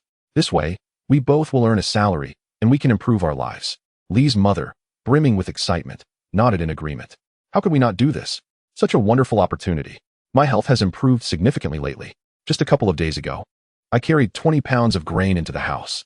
A flicker of hesitation crossed Li's mother's eyes as she pondered, but what about our home? Li Qianshan affectionately patted his younger brother's head. I drove the truck here and brought everything we need. I've already spoken with the wife of Director Niu. She has arranged for you to stay in the kitchen's break room for the night. Tomorrow, she will help us find 2 rooms. And the agricultural machinery station offers housing subsidies, so it won't cost us much. His words filled Li's mother with joy, and she hurriedly made her way into the house, her steps lively. The 2 children excitedly scurried inside to gather their belongings. Li Qianshan's possessions were minimal. Most of his clothes were remnants of what his father had left behind, patched and mended repeatedly, alongside 2 frayed quilts. Su Guoqing helped load Li Qianshan's belongings onto the truck, while Zhou Shiyi offered him a cigarette. Li Qianshan's fingers trembled as he hurriedly lit it, a swirl of inexplicable emotions clouding his eyes as he gazed at the small courtyard. Though it was his home, it harbored too many unpleasant memories for someone barely in his 20s. Every experience had been a struggle, and now, as he prepared to depart from this place, his heart was a tumult of feelings. He sighed, My mother has always felt like a burden. If it weren't for the 2 younger siblings being so small, she would have likely followed my father long ago. Now, if I can find her some meaningful work, it might help her feel valued, and perhaps ease her mind. Zhou Shiyi exhaled a smoke ring slowly, replying softly, If you take the medicine I gave you regularly, it may help alleviate some of your mother's ailments. Just then, Su Guoqing's loud voice echoed, and Li Qianshan felt a pang of gratitude. He wondered how he had been fortunate enough to meet such brothers. Stealthily wiping away a tear, he retrieved a tin box from beneath his table, extracting 30 yuan and offering it to Zhou Shiyi. Please take this. Zhou Shiyi chuckled and shook his head. Did you not already give me a month's wages last time? You won't need this much for medicine at the county hospital. It's best you save it for the expenses you will have ahead. Chapter 206. Su Guoqing's intentional display. Li Qianshan felt his heart swell with warmth as he patted Zhou Shiyi's shoulder twice. A multitude of words condensed into a single expression of gratitude. After that, he headed toward his mother's room, while Zhou Shiyi made his way to the door, still curious about the commotion caused by Su Guoqing's shouting. At the entrance, Su Guoqing found himself surrounded by two individuals. One woman, astonished, looked at the young man before her and exclaimed, "Hey, young man, I don't think I've seen you before. Are you from our village?" Su Guoqing quickly shook his head and said, "No, I am Li Qianquan's brother. I am here to lend a hand." Another woman with almond-shaped eyes stood on tiptoe to glance at the old Li's house and inquired, "What is going on?" Su Guoqing raised his chin and replied, "Aunt Li has found a job at the agricultural machinery station's canteen. We are here to take her to the county. We are concerned about leaving the two children at home, so we decided to bring them all along. We will be settling down in the county. And Dachuan has already secured a house." The latter part of his statement was merely boastful, intended to impress those who had looked down upon them. The family they had once scorned had now moved to the city, an enviable feat that many could not attain. Having grown up in the village, Su Guoqing had witnessed much of this hierarchical behavior. It reminded him of when someone had reported his father for corruption. On that very day, Captain Su was taken to the commune for investigation. For 3 consecutive days, there was no news, and many speculated that he had been ousted. The household was thrown into chaos, with villagers reveling in the misfortune, some even mocking in a sarcastic tone. Fortunately, Captain Su was ultimately exonerated, praised instead for his diligent service to the community. The village's sentiments shifted dramatically in an instant. The two women widened their eyes in disbelief upon hearing Su Guoqing mention that the Li Qianquan family had moved to the city. "Oh, how sudden! Had we not heard the commotion, we would have been oblivious to the situation," one exclaimed. "Indeed, carrying all this alone must be exhausting, and with Sister Li's poor health. Had you called us sooner, we could have lent a hand." The woman with almond-shaped eyes smiled warmly, her demeanor amiable as she began to head towards Li Qianquan's home. The other woman quickly followed suit. Before they even arrived, their voices filled the courtyard with eager chatter. "You two are so young. How can you lift such heavy items? Come, let me help you." In the midst of her words, the woman took the bundle from the younger sister's hands. Suddenly, the woman with almond-shaped eyes let out a loud cry, startling everyone. "Sister Li, your health is fragile. Quickly, set it down. I will carry it." Before Li's mother could respond, the woman had already taken the pots and pans from her grasp. Li Qianquan, somewhat speechless, swiftly approached the two women, taking a package in each hand and heading towards the vehicle. The two women, noticing Li Qianquan's cold demeanor, exchanged awkward glances, their eyes scanning the courtyard, revealing a flicker of disappointment. However, they quickly regained their composure, smiling as they grasped Li's mother's hand. "We have been neighbors for so many years. To suddenly learn that you are moving away leaves my heart feeling quite empty." The woman with almond-shaped eyes observed the older woman feigning tears, feeling an overwhelming sense of discomfort as goosebumps crept across her skin. She rubbed her arms and quickly said, "Xiaoying is right. Alas, I won't have anyone to chat with in the future." Aunt Xingyan, while speaking, wiped her tears with her sleeve. Xiaoying replied, "Sister, you're overdoing it a bit. Besides, am I not a person?" Li's mother felt somewhat bewildered by their enthusiastic demeanor and finally murmured, "We are merely going to stay in the city temporarily. Our roots remain here." Aunt Xingyan's eyes sparkled with curiosity as she asked, "I heard from that young man outside that you'll be working in the city as cafeteria? That sounds wonderful. I wonder what their hiring requirements are. Do they still need more staff? After all these years as neighbors, you know me best. I work swiftly, and even if the pay is a bit less, it won't matter." Li's mother forced an awkward smile. "I haven't even gone yet. I don't know what the situation is." "Then, Sister Li, let us make an agreement. If the cafeteria hires again, please recommend me," Aunt Xingyan insisted. Li Qianquan entered with a dark expression, taking the last package from his mother's hands. In a cold voice, he remarked, "You have to walk dozens of miles to work each day. Without a bullock cart, you'll have to return on foot. I wonder if you can endure that." Aunt Xingyan paused, contemplating for a moment before saying, "Can't you rent a place to stay? Besides, our beds are spacious. I can share with your mother. We are all neighbors after all, and once we work together, we can support each other." Li Qianquan's expression darkened further, taken aback by Aunt Xingyan's audacity. "If you haven't fully awakened, you may return home and continue sleeping. If it were up to us to decide on hiring, our family would have already prospered." Before he could utter any harsher words, Li's mother quickly tugged at his sleeve, softly saying, "All right, we've packed everything. Hurry and drive. We're leaving." Li Qianquan, maintaining his sullen demeanor, complied, while Aunt Xingyan's discontented voice followed them. "Sister Li, just look at his attitude. It's truly something. Li's mother could not tolerate anyone speaking ill of her son, and, despite her usual good temper, felt anger rising. Aunt Xingyin was taken aback by the fierce response from the once timid woman. She pouted slightly. If you want tea recommend me, then so be it. Humph. As if anyone is desperate for it. Li's mother, impatiently waving her hand, said, let us go. I need to lock the door. As the large truck gradually disappeared from sight, Aunt Xingyin felt a wave of nausea wash over her, consumed by envy and jealousy. She tossed and turned in bed, unable to sleep, until her husband, growing impatient, gave her a slap, finally calming her down. When everyone returned to the agricultural machinery station, the station master's wife was still waiting in the office. Hearing the commotion, she quickly came out, warmly grasping Li's mother's hand and saying, oh, little sister, your pickled vegetables are simply delicious. Your son Dechuan must have told you the details, right? Come, let me take you to the lounge. You can rest for the night, and tomorrow I will take you to see some houses. Her enthusiasm completely relaxed Li's mother, who had been tense and awkward. The wife of Neo Station Master observed that Li's mother, who had been tense, was gradually relaxing. She recalled Neo Station Master's earlier admonition. It was imperative to stabilize Li Qianquan's family. Recently, higher authorities had come to inspect, and if that incident were to resurface, she would undoubtedly face reprimands.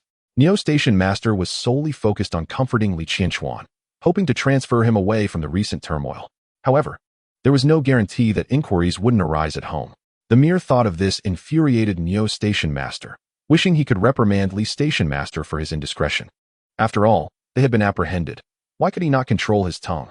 Such reckless rambling had unraveled a series of troublesome events. Once Neo Station Master's wife departed, Li's mother, beaming with joy, remarked, your leaders are indeed quite approachable. Chinner, you must strive diligently and not disappoint their expectations. Li Qianquan suppressed his unease and nodded with a faint smile. He retrieved a tin box from his pocket and handed it to her, saying, Mother, this is the money I've saved recently. Take it for tomorrow's rent and purchasing necessities. As for my younger siblings, let them stay in the city for their studies. It's beneficial to acquire knowledge. Do not fear spending. We shall surely have a better life ahead. Listening to her son's words, Li's mother felt comforted yet anxious. You are leaving tomorrow, so you must have some money on you. Keep this for yourself. You still have quite a bit from before, which should suffice. Take good care of yourself while you're away. I am feeling much better now and will be able to bear some responsibilities for our family. So you need not be so burdened. Her heartfelt words made Li Qianquan's eyes sting. After all these years, he had become somewhat numb. The days were improving, yet he found it hard to believe. The following morning, as Li's mother heard commotion from the backyard, she quickly dressed and stepped outside. Li Tsuehua, smiling, playfully remarked, Did I wake you? Why are you up so early? Li's mother shook her head repeatedly. I usually rise early. It's barely past 5. Why are you here so soon? Although she knew she should not pry into her leader's affairs, seeing Li Tsuehua sparked her curiosity, prompting her to converse further. Li Tsuehua removed her coat, donned an apron, and tied her hair up under a white cap. The young men are leaving early today? And Neo Station Master indicated that breakfast should be served in the cafeteria. I need to prepare some for them to take along. Li's mother, eager to assist, suggested. Shall I help you? Noticing her eagerness, Li Tsuehua accepted her offer, finding an apron and cap for her to wear. Observing the potatoes and radishes nearby, Li's mother brightened and whispered, Sisterly, I can prepare a small dish. I brought some vegetables from home. They will pair nicely, and the children love them. Li Tsuehua chuckled while kneading the dough. Perfect. I'll cook a large pot of vegetables as well. Let us boil some noodle soup to warm their bellies before they head out. Li's mother diligently noted her words and swiftly began to work. Li Tsuehua observed Li's mother with an inscrutable expression, a hint of perplexity blooming within her, for she did not resemble the frail figure described by others. Just as she was lost in thought, the voices of 2 children echoed from within the house. They timidly gazed at Li Tsuehua and said, Annie, we can help too. We often assist our mother at home. Witnessing their earnestness nearly melted her heart. Hastily, she retrieved 2 fruit candies from her pocket and offered them, saying, Your willingness to help is commendable. It's still early. You should return to your room and sleep a little longer. The 2 children exchanged cautious glances before gingerly accepting the candies, their voices barely above a whisper as they thanked her. Li Tsuehua's eyes brimmed with tenderness, and she longed to ruffle their hair, but suddenly recalling her flour-covered hands, she discreetly withdrew them. Instead of heeding her advice to rest, the children scampered to the backyard to gather firewood. The agricultural machinery station was located on the outskirts of the county, providing ample space for drivers to practice their driving skills, albeit accompanied by the incessant noise of large vehicles. finding the stove too slow for her needs. Li Tsuehua had commissioned the construction of 2 large pots. Typically, the stove was used for boiling eggs and the like, while steaming buns and stir-frying large quantities of food were done in the earthen pot. Thus, firewood was always in demand. Many drivers would occasionally return with a load of firewood, but more often, local children would ascend the mountains to collect firewood and deliver it. Li Tsuehua would offer them a few cents, thereby alleviating the issue. The 2 children gathered the scattered firewood and brought it into the kitchen, assisting their mother with various chores. This scene warmed Li Tsuehua's heart. Look at your children, so young yet so helpful. Unlike mine, who do nothing at all. Even when a bottle falls, they won't lift a finger. The more she spoke, the more her frustration grew, wishing she could rush home and reprimand her 2 sons. Li's mother smiled shyly but did not shy away from the truth, saying plainly, the men in our family left early. It's all up to Dachuan to support us. So the children have matured more quickly. Her tone was devoid of any self-pity, yet it stirred a complex mixture of emotions within Li Tsuehua. Initially, she had only heard a fleeting mention from old Niu, but she hadn't realized how much hardship this family endured. It was no wonder Li Qianchuan was willing to risk arrest to seek justice for his plight. Before long, the sound of men conversing and the revving of engines filled the air, signaling that everyone was awake. Li Tsuehua hurriedly quickened her pace. Shortly after 7, Station Chief Niu arrived at the agricultural machinery station, calling out loudly, "Whose vehicle is it? Make sure to check it yourself. Don't forget your spare tires and tools." Noticing Su Guoqing loading various items onto his vehicle, Station Chief Niu added, "Prepare your blankets and food yourself.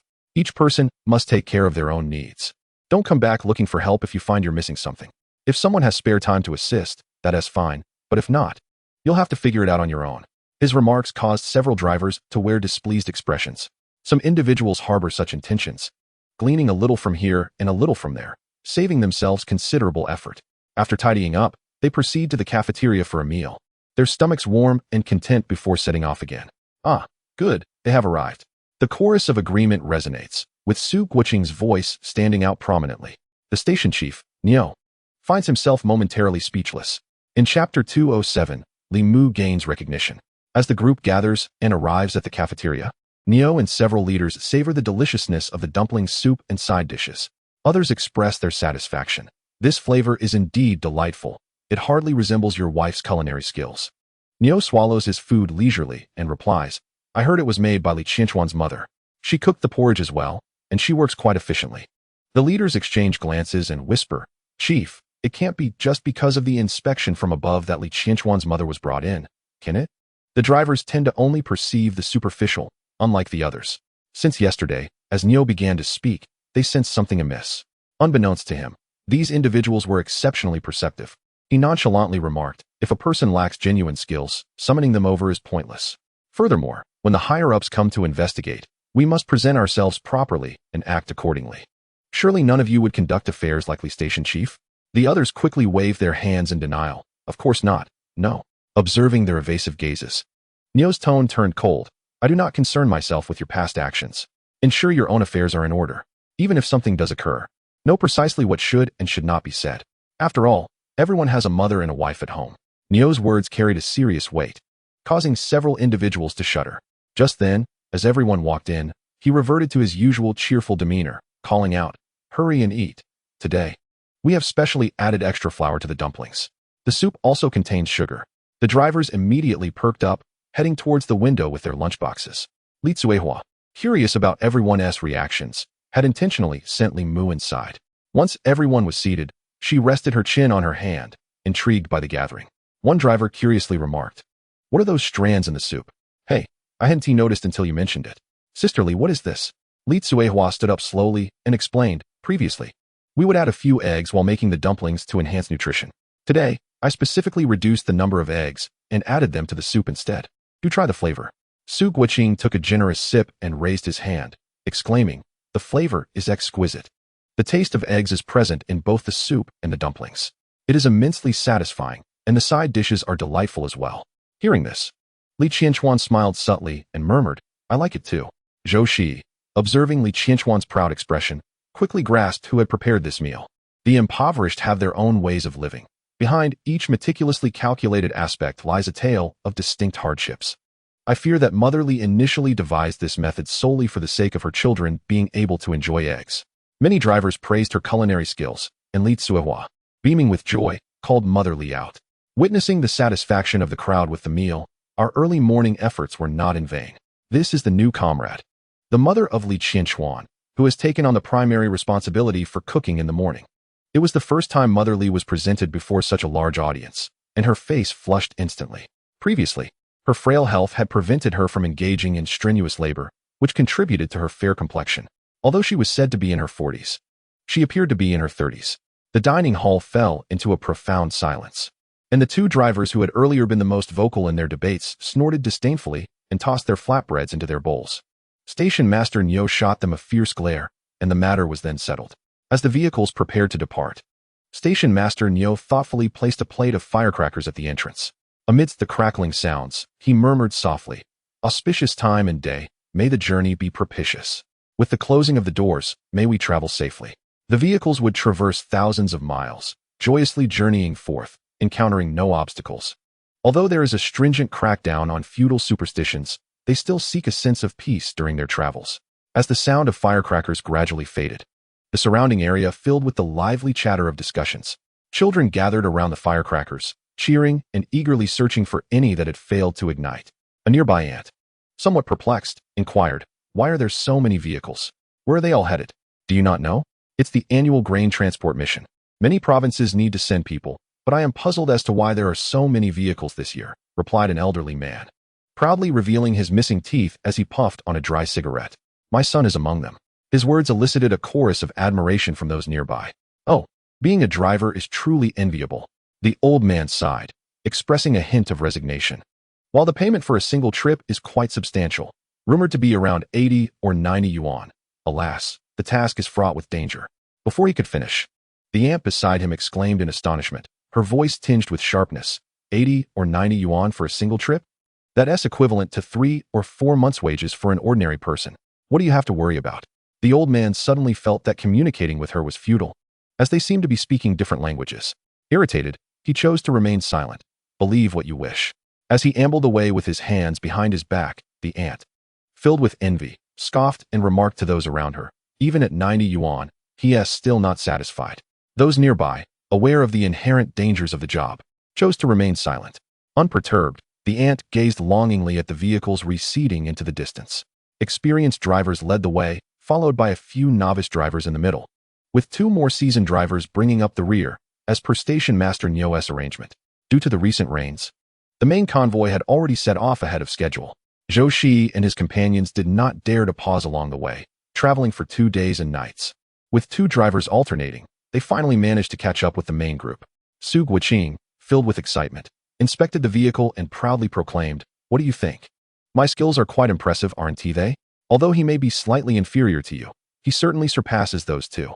Su Guiqing pointed at the other 2 novice drivers, his face brimming with excitement. Observing his triumphant demeanor, Zhou Shiyi doused his enthusiasm with a dose of reality. "They all dare to drive at night now. It was I who drove last night. Why don't you take the wheel tonight?" Su Guiqing swallowed hard and replied, "All right, tonight I shall drive." As they reached a spacious area, the leading vehicle came to a halt. Master Wang jumped out of the car and said in a deep voice, "Everyone take a break. Fill your stomachs before we hit the road again. I estimate it won't be long before we catch up." Master Wang had also been on the road last year, and this year, fearing potential mishaps, Station Chief Neo specifically arranged for him to lead the team. Based on his past experiences, most stops were predetermined. If his calculations were correct, they would settle down for a day every 2 days of travel. Chapter 208. Keeping up with the main force at this moment. Frost had begun to settle in the sky, and the seasoned drivers retrieved iron basins or small pots from their vehicles. They filled the pots with water, ignited a fire to boil it, and soaked their flatbreads in the hot water. With a bit of pickled vegetables, it was a meager meal. Some drivers took out eggs from their bags, immersing them in the boiling water to warm up, thus adding a protein dish to their fare. Li Qianquan produced pickled vegetables made by his mother, drawing the attention of many. Su Guiqing ate without lifting his head, his mouth making a smacking sound, which irked Zhou Shiyi, who pulled out a piece of jerky and stuffed it into Su Guiqing's mouth, saying blandly, "Close your mouth while you eat." 2 sounds Zhou Shiyi detested most in life were the smacking of lips and the sound of fingernails scraping glass, both of which sent shivers down his spine. Reluctantly, Su Guiqing replied, "Am I not enjoying the food? Besides, I want to tease those arrogant drivers." Master Wang approached from the front, accompanied by a few others. With a warm smile, he said, "I was just thinking my food was bland. Give me a taste." After speaking, he picked up chopsticks to serve himself from the vegetable pot, sharing a bit with those behind him. "Let me introduce you. This is the militia leader for this mission. Once the main force assembles, the militia will be assigned to each vehicle. You should get to know each other in advance." As he spoke, Master Wang glanced at the other new drivers, clearly indicating they should come over and greet one another. The three of them stood up from the ground and smiled as they waved to the newcomers. Su Guiqing even shared his eggs, saying, "My mother packed plenty. Here? Everyone take one to fill your stomach." The militia members did not refuse, and the leader among them nodded slightly, his once cold expression gradually softening. "Thank you." Seizing the moment, Master Wang took another bite of the spicy dish, his neck flushing red from the heat. This scene left Zhou Shiyi's lips twitching uncontrollably. Li Qianquan immediately resolved that upon returning, he would present Master Wang with a jar of liquor, otherwise his frequent visits would surely draw attention. Master Wang, aware of his unrefined manner of eating, cleared his throat and remarked, "Well, you several newcomers should gather later and allow these militia brothers to instruct you on how to handle unexpected situations." Su Guiqing nodded in agreement, understanding the underlying intention of Master Wang's suggestion. Once everyone had fully recuperated, the militia captain clearly outlined the points of caution.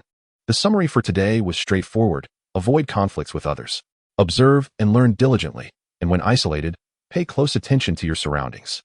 Being just young lads, the militia captain was wary of their emotions escalating, which could lead to an undesirable confrontation. However, remember this: we do not provoke others. If someone initiates trouble, we shall respond in kind. I will bear any consequences. Just be mindful of the force you apply. The captain's words sparked hushed conversations among the group.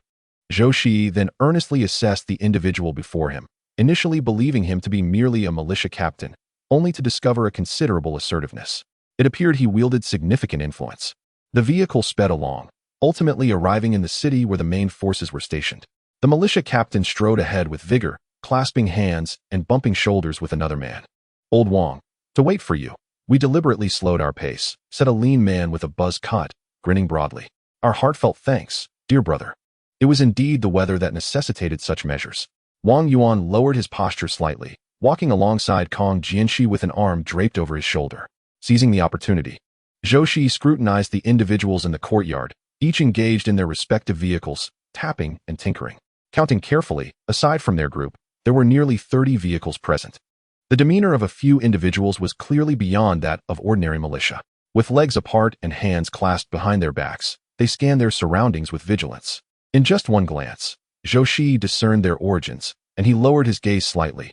It seemed this matter was not to be taken lightly. The accommodations at the state-run hotel were limited, with most rooms housing 4 individuals, barely managing to accommodate everyone. Su Guiqing flung his backpack onto the bed, staring blankly at the ceiling. "Driving all night has been exhausting. I've rested for quite a while, and still Haven team managed to come over. No, I must wash up quickly and get some sleep." Zhou Shiyi and the others chuckled, refraining from rushing him for the bathroom. As night fell, Zhou Shiyi lay in bed, listening to the snoring of those nearby, feeling somewhat exasperated. He stuffed his pillow into a cup and stealthily slipped into the space. Unexpectedly, amidst his slumber, a commotion erupted within the room. Zhou Shiyi promptly arose and dove back under the covers. Su Guiqing, groggy and dazed, sat up and slapped the faces of the snoring Li Qianquan and Yang Zhe. The two jolted awake, looking bewildered at the sight of Su Guiqing standing before their bed. What in the world is happening? Yang Zhe, the driving instructor alongside Li Qianquan, found himself utterly bewildered. Meanwhile, Su Guiqing, upon realizing the silence, stiffened and collapsed onto the ground. Yang Zhe hastily raised his hand, exclaiming, "I haven't done anything." Zhou Shiyi promptly leaped from his bed, checked Su Guiqing's breath, and sighed in relief upon noticing his steady respiration. Before he could utter a word, Su Guiqing's snoring filled the air. Li Qianquan remarked, "Yang Zhe, he must have been sleepwalking. Let us get some rest." With a swift motion, Zhou Shiyi tossed Su Guiqing onto the bed, and to everyone's surprise, he remained undisturbed. Observing Zhou Shiyi's actions, Yang Zhe swallowed back his curse, knowing full well that the three of them had formed a brotherhood. Provoking trouble could easily result in a 2-on-1 confrontation. He covered his face with his hands, feeling a sense of grievance as he nestled beneath the covers. The following morning, Su Guiqing stretched lazily, only to be jolted by a sudden pain at the back of his head. "Ouch, who the hell hit me? I've got a lump on my head." Li Qianquan, while tidying up, responded with exasperation. You sleepwalked last night, and not only slapped both of us, but also fell flat on your face. A hint of embarrassment crept onto Zhou Shiyi's face as he sheepishly scratched his head, admitting, I do have a habit of sleepwalking. I truly apologize. My father once told me that as a child, I ran to the kitchen in the middle of the night and ended up slicing a chicken's neck. His revelation startled Yang Zhe, who was washing up, prompting him to instinctively touch his own neck.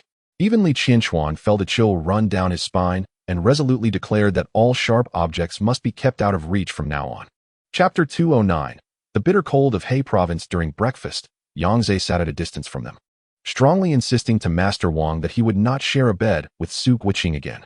Master Wang, with a hint of annoyance, furrowed his brow and replied, with 2 vehicles, who has the time to accommodate your request?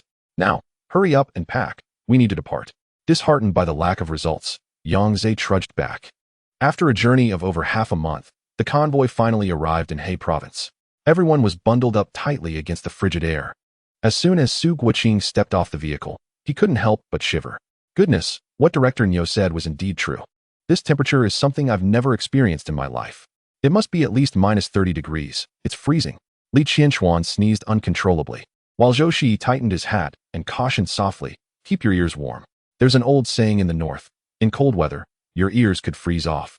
This was no exaggeration. Some individuals, feeling fine outside, would find their ears stiff and numb upon entering a warm room. His words startled both Zhou Shiyi and Li Qianquan, who quickly donned their hats, ensuring their faces were well covered. A massive granary loomed nearby, serving as a storage facility, surrounded by numerous militia members. Not only were there those from other provinces, but also many local trucks transporting grain. A man clad in a military coat and hat, holding a megaphone, shouted, everyone, move quickly. The drivers queued here, carefully noting their numbers and the quantities of grain they each loaded. Many men, their faces reddened by the frost, and even suffering from frostbite, struggled to carry bag after bag of grain from the granary. Zhou Shiyi surmised that these were villagers from nearby who had come seeking work, as this was one of the few opportunities to earn money during the harsh winter months. Zhou Shiyi observed their frostbitten hands and could not help but exclaim, my goodness, it is so cold outside, and they still come out to work. Look at those hands. Swollen and red like radishes. Although winter in Gan province is also quite frigid, the frostbite there is nowhere near as severe as this. Zhou Shiyi handed them a dried chili pepper, warming it with his breath before offering it, feeling just a hint of warmth. Heilongjiang is quite different from our region. Each November, frost and snow arrive, and the villagers begin to hibernate, remaining at home until the thaw in April, with no work to be found. This was the first time Zhou Shiyi had heard of such a thing, and his eyes widened in astonishment. So they have no work points for these months? Zhou Shiyi nodded, none. Therefore, many go to the county to carry heavy loads, repair riverbanks, or engage in similar tasks, barely earning enough to feed their families. He gestured to the men at work. However, there is a silver lining. This land is fertile and expansive. The grain allocated each year is quite substantial. Compared to our winding mountain roads, this area is much more accessible.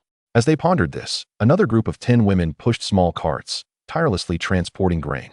The north wind howled, biting at their faces, yet they seemed unfazed. Zhou Shiyi tightened his coat and retreated into the vehicle. It's too cold, too cold. I need to stay inside the car. As he spoke, frost had already formed on his eyelashes. Zhou Shiyi and Li Qianquan hastened towards the registration area.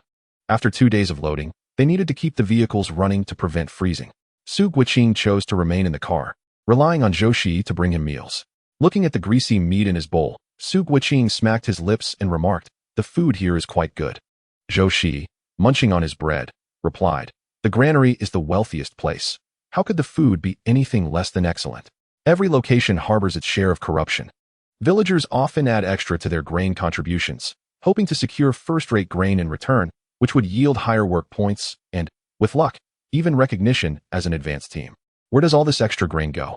Once all the vehicles were loaded, 2 militia members were assigned to each truck, leaving a small gap at the back for 2 individuals to nestle within. They bundled up in their clothing, weapons in hand, and climbed into the rear. In this bitter cold, everyone was reminded to drive safely. Each vehicle's grain load was meticulously accounted for. One must not jeopardize their future for a trifling gain. The station master proclaimed with a resonant voice, his keen gaze sweeping across the assembly. We have all journeyed from distant corners. Completing our mission safely is of utmost importance. Let us refrain from petty rivalries and coexist in harmony. United, we shall accomplish our task. With those words, he concluded, wishing everyone a smooth journey. As his voice faded, thunderous applause erupted from the crowd. One by one, the vehicles started, nearly 100 trucks gradually commencing their movement. The ordinary onlooker, upon catching a glimpse, was taken aback. Goodness, why are there so many trucks this time? Typically, there would be only 40 or 50, yet this time, I counted, astonishingly, there must be over 100.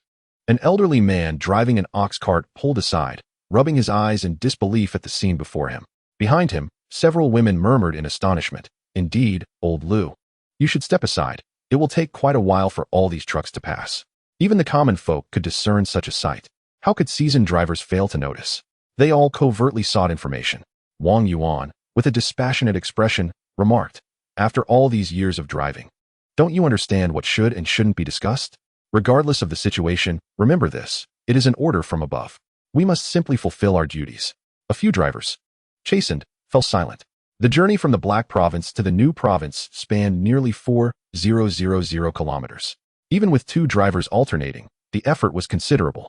Given the urgency of this mission, Kong Jianxi decided to rest for a night in the capital city. At the border of Jingyi, there lay a small county town. Though not heavily populated, the state-run hotel was indeed substantial. Long-distance drivers favored this locale for respite, as the nearby local military base deterred potential troublemakers. Their cargo remained exceptionally secure here. After a day of rest, everyone could enjoy some leisure time. As Kong Jianxi's words settled, cheers erupted from the crowd. Once the vehicles were parked, Zhou Shiyi glanced at the clock. It was already 7 in the evening. He quickly made his way to Kong Jianxi's room and knocked on the door. Come in. Inside, Kong Jianxi and Wang Yuan were studying a map. Wang Yuan, surprised by Zhou Shiyi's arrival, inquired, what brings you here? Chapter 210. Returning to Jing City, clearing his throat, Zhou Shiyi stated. Report. I would like to request leave to visit Jing City, and I hope for your approval. Although Kong Jianxi had mentioned freedom of movement, everyone understood the restriction of not leaving the county town. Kong Jianxi set down his pen and regarded Zhou Shiyi intently, curiously asking, what is the purpose of your leave? Zhou Shiyi sheepishly scratched his head, admitting, to be candid, my home is in Jing City. I wish to visit my family this time, and I assure you it will not interfere with our mission. I will return by tomorrow evening. I hope for your approval. Kong Jianxi and Wang Yuan exchanged glances. Pondering for a moment before responding, very well, you may go, but you must not drive. There are tractors available to Jing City in the county. Each year, food is transported, and drivers often take a moment to rest here, many expressing a desire to visit the capital city, seeking leave from their duties. As long as they do not cause any disturbances, the authorities tend to turn a blind eye. Zhou Shiyi and Su Guqing exchanged a few words before heading towards the bus station. Numerous trucks were parked at the entrance, with some drivers idly standing by their vehicles. Noticing newcomers, they sized them up and approached. Young man, where are you headed? Zhou Shiyi paused, glancing down at the man whose height barely reached his shoulders. Raising an eyebrow with a smile, to the capital. The small man, excited by the prospect of work, rubbed his hands together. I'm heading to the capital soon as well. I can give you a lift. Zhou Shiyi, maintaining an air of nonchalance, inquired, how much? The small man, thinking quickly, replied with a grin, at this late hour, it's hard to find a ride. How about 2 yuan? I promise to get you there. I know the route very well. Zhou Shiyi's expression turned bemused. 2 yuan? The bus ticket only costs 20 cents. The small man slapped his thigh in disagreement. The bus? You'll have to wait. The earliest bus from our county to the capital doesn't leave until 5 in the morning. You can't possibly sit at the station all night waiting for it. Can you? Feigning contemplation, Zhou Shiyi glanced around, observing the small man's anxious demeanor, and quickly understood the situation. There are still a few trucks over there. Let me ask if they're headed that way. 2 yuan is too steep. Aren't you asking for too much? The small man, sensing Zhou Shiyi's intent to walk away, urgently grabbed his arm, exclaiming, oh dear, young man, you're too hasty. If you think 2 yuan is excessive, let us negotiate. How about 50 cents? Oh brother, that price cuts to the bone. The small man lamented, 50 cents wouldn't even cover the fuel. Desperation evident, he pounded his thigh, looking up, add a little more. It's just a quick detour for me. How about 1 yuan? I assure you I will get you there. 8 dimes. If you're willing, we can go. If not, I'll seek another ride. Zhou Shiyi, disinterested in further haggling, saw that the small man had reached his limit. After a moment of contemplation, he reluctantly agreed. All right, let us go. My truck is over there, and it's almost time. We can leave now. Wait, though, show me your identification first. The small man, suddenly serious, handed over his credentials. After inspecting the document, He expressed a hint of admiration. So, you're a driver as well. Participating in the food transport mission. That is quite impressive. Unlike me, who only runs between 2 counties, always finishing last in every task, just doing odd jobs to scrape by. As he was about to pour out his grievances, Zhou Shiyi swiftly interrupted him, saying, "Enough, you've seen the introduction letter. Hurry up, I'm pressed for time." The little man pouted. All right. Zhou Shiyi was taken aback by his sudden display of petulance, a thin sheen of sweat breaking out on his forehead. Speak properly. Upon seeing the little man's vehicle, Zhou Shiyi felt somewhat speechless. It was an old truck, undeniably dilapidated. Yet, in both appearance and structure, it unmistakably resembled a truck. They assigned me the most worn-out truck at the agricultural machinery station. I merely run errands delivering goods to the capital daily. Today, I'm off to the supply and marketing cooperative early in the morning, hoping to snag some travel subsidies tonight, the little man declared, his face brimming with pride. Zhou Shiyi, closing his eyes to avoid engaging, found himself increasingly annoyed by the little man's incessant chatter. With a resigned sigh, he rubbed his temples and replied, "The most important thing about driving is to stay focused. Just get on with it. I've been driving all day and my head is pounding." With that, Zhou Shiyi leaned back in his seat, closing his eyes to rest. The little man, miffed, fell silent. After more than an hour on the bumpy journey, they finally arrived in the capital. Zhou Shiyi chose a street corner to disembark and headed straight towards Jiang Guoqing's residence. At this hour, everyone was already asleep. Standing outside the wall, Zhou Shiyi imitated a few bird calls. Jiang Guoqing, already half asleep, thought he might have misheard. He turned over, pressing his pillow against his head, and attempted to drift back into slumber. However, the bird calls persisted, prompting Jiang Guoqing to bolt upright in bed. Something's off. That sounds familiar, he thought, realizing it resembled a specific code between him and Zhou Shiyi. Leaping out of bed like a carp, he threw on a coat and dashed outside. Inside, Zhang's father also heard the commotion, his gaze darkening, but he feigned indifference and turned over to sleep once more. The door swung open, and upon seeing Zhou Shiyi leaning against the wall, Jiang Guoqing leaped with joy, his excitement momentarily overwhelming him. Realizing he ought not to shout, he quickly covered his mouth and whispered, "Zhou Gu, what brings you here?" Zhou Shiyi gazed at Jiang Guoqing, momentarily lost in thought. For an instant, he seemed to see Su Guoqing. No wonder they both shared the name Guoqing. It explained how easily he had forgiven Su Guoqing. He patted Jiang Guoqing on the shoulder and inquired, "How have you been lately?" Jiang Guoqing, a hint of distress crossing his brow, replied, "My father found me a job at the tobacco bureau. I find it rather dull and am considering a change. However, my father gave me a good thrashing with a bamboo stick. He understood all too well how difficult it was to find a job these days. Yet he lacked the motivation to work in a position that did not fulfill him. By the way, Zhou Gu, what brings you to the capital?" Zhou Shiyi recounted his errands transporting grain, and upon hearing the destination, Jiang Guoqing's expression grew complex. Chapter 211, Reflections of Jiang Guoqing. Zhou Shiyi, being astute, naturally discerned the underlying sentiments in Jiang Guoqing's demeanor. He casually retrieved a cigarette from his pocket and lit it. "What's the matter? Do you have news about my parents? They happen to be in the northwest." His words startled Jiang Guoqing, causing his hands to tremble slightly. "How did you know?" Logically speaking, Zhou Shiyi's current location was quite remote, and news would not travel swiftly. "Brother Zhou, I overheard this from my father just a couple of days ago. How did you learn about it too?" Zhou Shiyi's fingers continued to fidget with the matchbox, his downcast eyes concealing his emotions. How could he not understand that? Given Jiang's father's cautious nature, it was unlikely for Jiang Guoqing to have eavesdropped. It was merely a matter of their good relationship.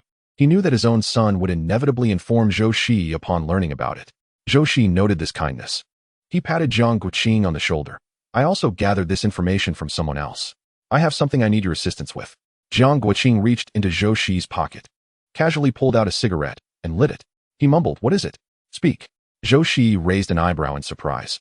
"Aren't you afraid of your father punishing you?" Back in their school days, Jiang Guoqing had stolen his father's cigarettes and hidden them in his backpack. He was caught by a teacher and, upon returning home, was soundly whipped by Jiang's father, his cries echoing throughout the courtyard. Jiang's father had sternly warned that if he ever caught Jiang Guoqing smoking again, he would hang him up and punish him. Since then, Jiang Guoqing had not dared to touch a cigarette. Now, however, he spoke with a hint of pride. "This is sanctioned by my father. He said that as I start working, I must build good relationships with others. Hee. Now I can openly take cigarettes from his drawer. Besides, my brother, I'm now working at the tobacco bureau. My father's cigarettes will rely on me in the future." Zhou Shiyi chuckled knowingly and spoke solemnly. You know about my grandfather's family, right? Yes, what of it? Jiang Guoqing looked at Zhou Shiyi, puzzled. My younger brother is there. I was hoping you could check on how he is doing. If things aren't going well, help him get sent to the countryside as well. This way, I can keep an eye on him. Remembering what Zhou Shilan had said before, Zhou Shiyi doubted that his uncle's family would treat his brother kindly. If possible, keeping him close would provide some peace of mind. Jiang Guoqing contemplated this and replied, coincidentally, I will be going there in a couple of days. I'll ask about it then. Zhou Shiyi pulled out a burlap sack from behind him, filled with various local specialties, and discreetly produced a jar of liquor from his space and handed it over.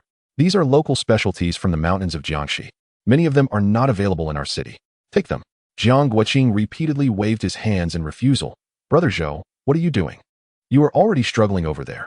I've heard that some people earn points that are barely enough to eat. You should keep it for yourself. Take care of your health. Zhou Shiyi shot him a glare. I brought this all the way here, including this jar of liquor, which is brewed using a family recipe from a local. It has come to my attention that a considerable amount of herbal medicine has been prepared, which purportedly alleviates aches in the arms and legs. Uncle Jiang has a fondness for a sip or two, and with his collection of old injuries, I thought it prudent to offer him a taste, as a gesture of filial piety from one brother to another. Jiang Guoqing, unable to refuse, accepted the offering. As he watched Zhou Shiyi's figure gradually recede into the distance, a tumult of emotions stirred within him. In the past, Zhou Shiyi's position rendered him impervious to the need for ingratiating himself with others. He had always maintained a stoic demeanor at school, dedicated to his studies, embodying the quintessential model student. Yet now, in the wake of familial upheavals, Zhou Shiyi had undeniably matured. With great care, Jiang Guoqing carried the items back to his home. Upon reaching the entrance, he was startled by a shadow lurking in the living room, nearly dropping the jar of wine he held. He stamped his foot in frustration, and upon discerning the identity of the figure seated there, he placed the jar on the table with a grimace and exclaimed, Father, you nearly gave me a heart attack. Why are you sitting here in the dark at this hour? Disregarding his son's complaints, Father Jiang cut to the chase, inquiring, was that Zhou Shiyi I saw outside? Why has he returned to the capital? Jiang Guoqing promptly switched on the light and overturned the bag of local specialties, asserting, Brother Zhou has relied on his own abilities to secure a position as a driver. He is now a proud driver.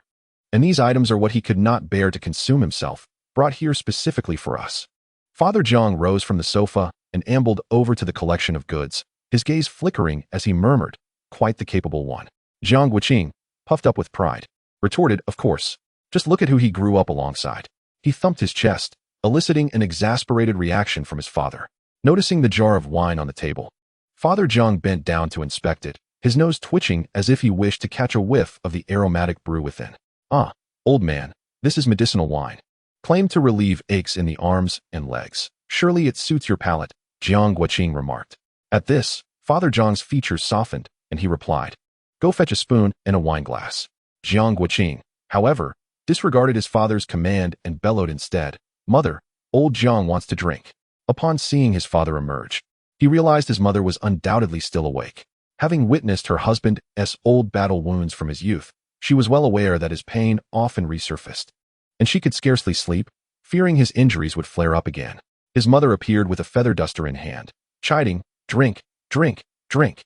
All you ever think about is drinking. Do you not realize the state of your health? The once proud Father Jiang immediately fell silent, donning a conciliatory smile as he explained, But this is medicinal wine. I merely wish to sample its flavor and see if it proves effective. After so many years of marriage, he knew precisely how to navigate his wife's concerns. Feigning a grimace of pain, he elicited sympathy from his mother, who after a moment's pause replied, Then you may have only a small cup. Witnessing his parents indulge in their affectionate banter before him sent a chill down Jiang Guoqing's spine. He rubbed his arms, preparing to call out to his mother to tidy up the local specialties. I heard Jiang's father say, In the first layer of the cabinet in our house, there is a letter. Take it to Zhou Shiyi and inform him that it must be destroyed after reading. Jiang's father's expression was grave, yet his actions were somewhat comical. He swiftly opened the wine jar, squinting his eyes and inhaling the aroma, while making a clicking sound with his mouth, leaving Jiang's mother speechless. Jiang Guoqing hurried into Jiang's father's room. Chapter 212. Has Jian Nanqing divorced? He took the letter, filled with curiosity yet afraid to open it. He dashed quickly, fortunate that Zhou Shiyi was leisurely strolling along, smoking a cigarette. Barely had he exited the courtyard when he heard a breathless voice behind him. Brother Zhou, Jiang Guoqing.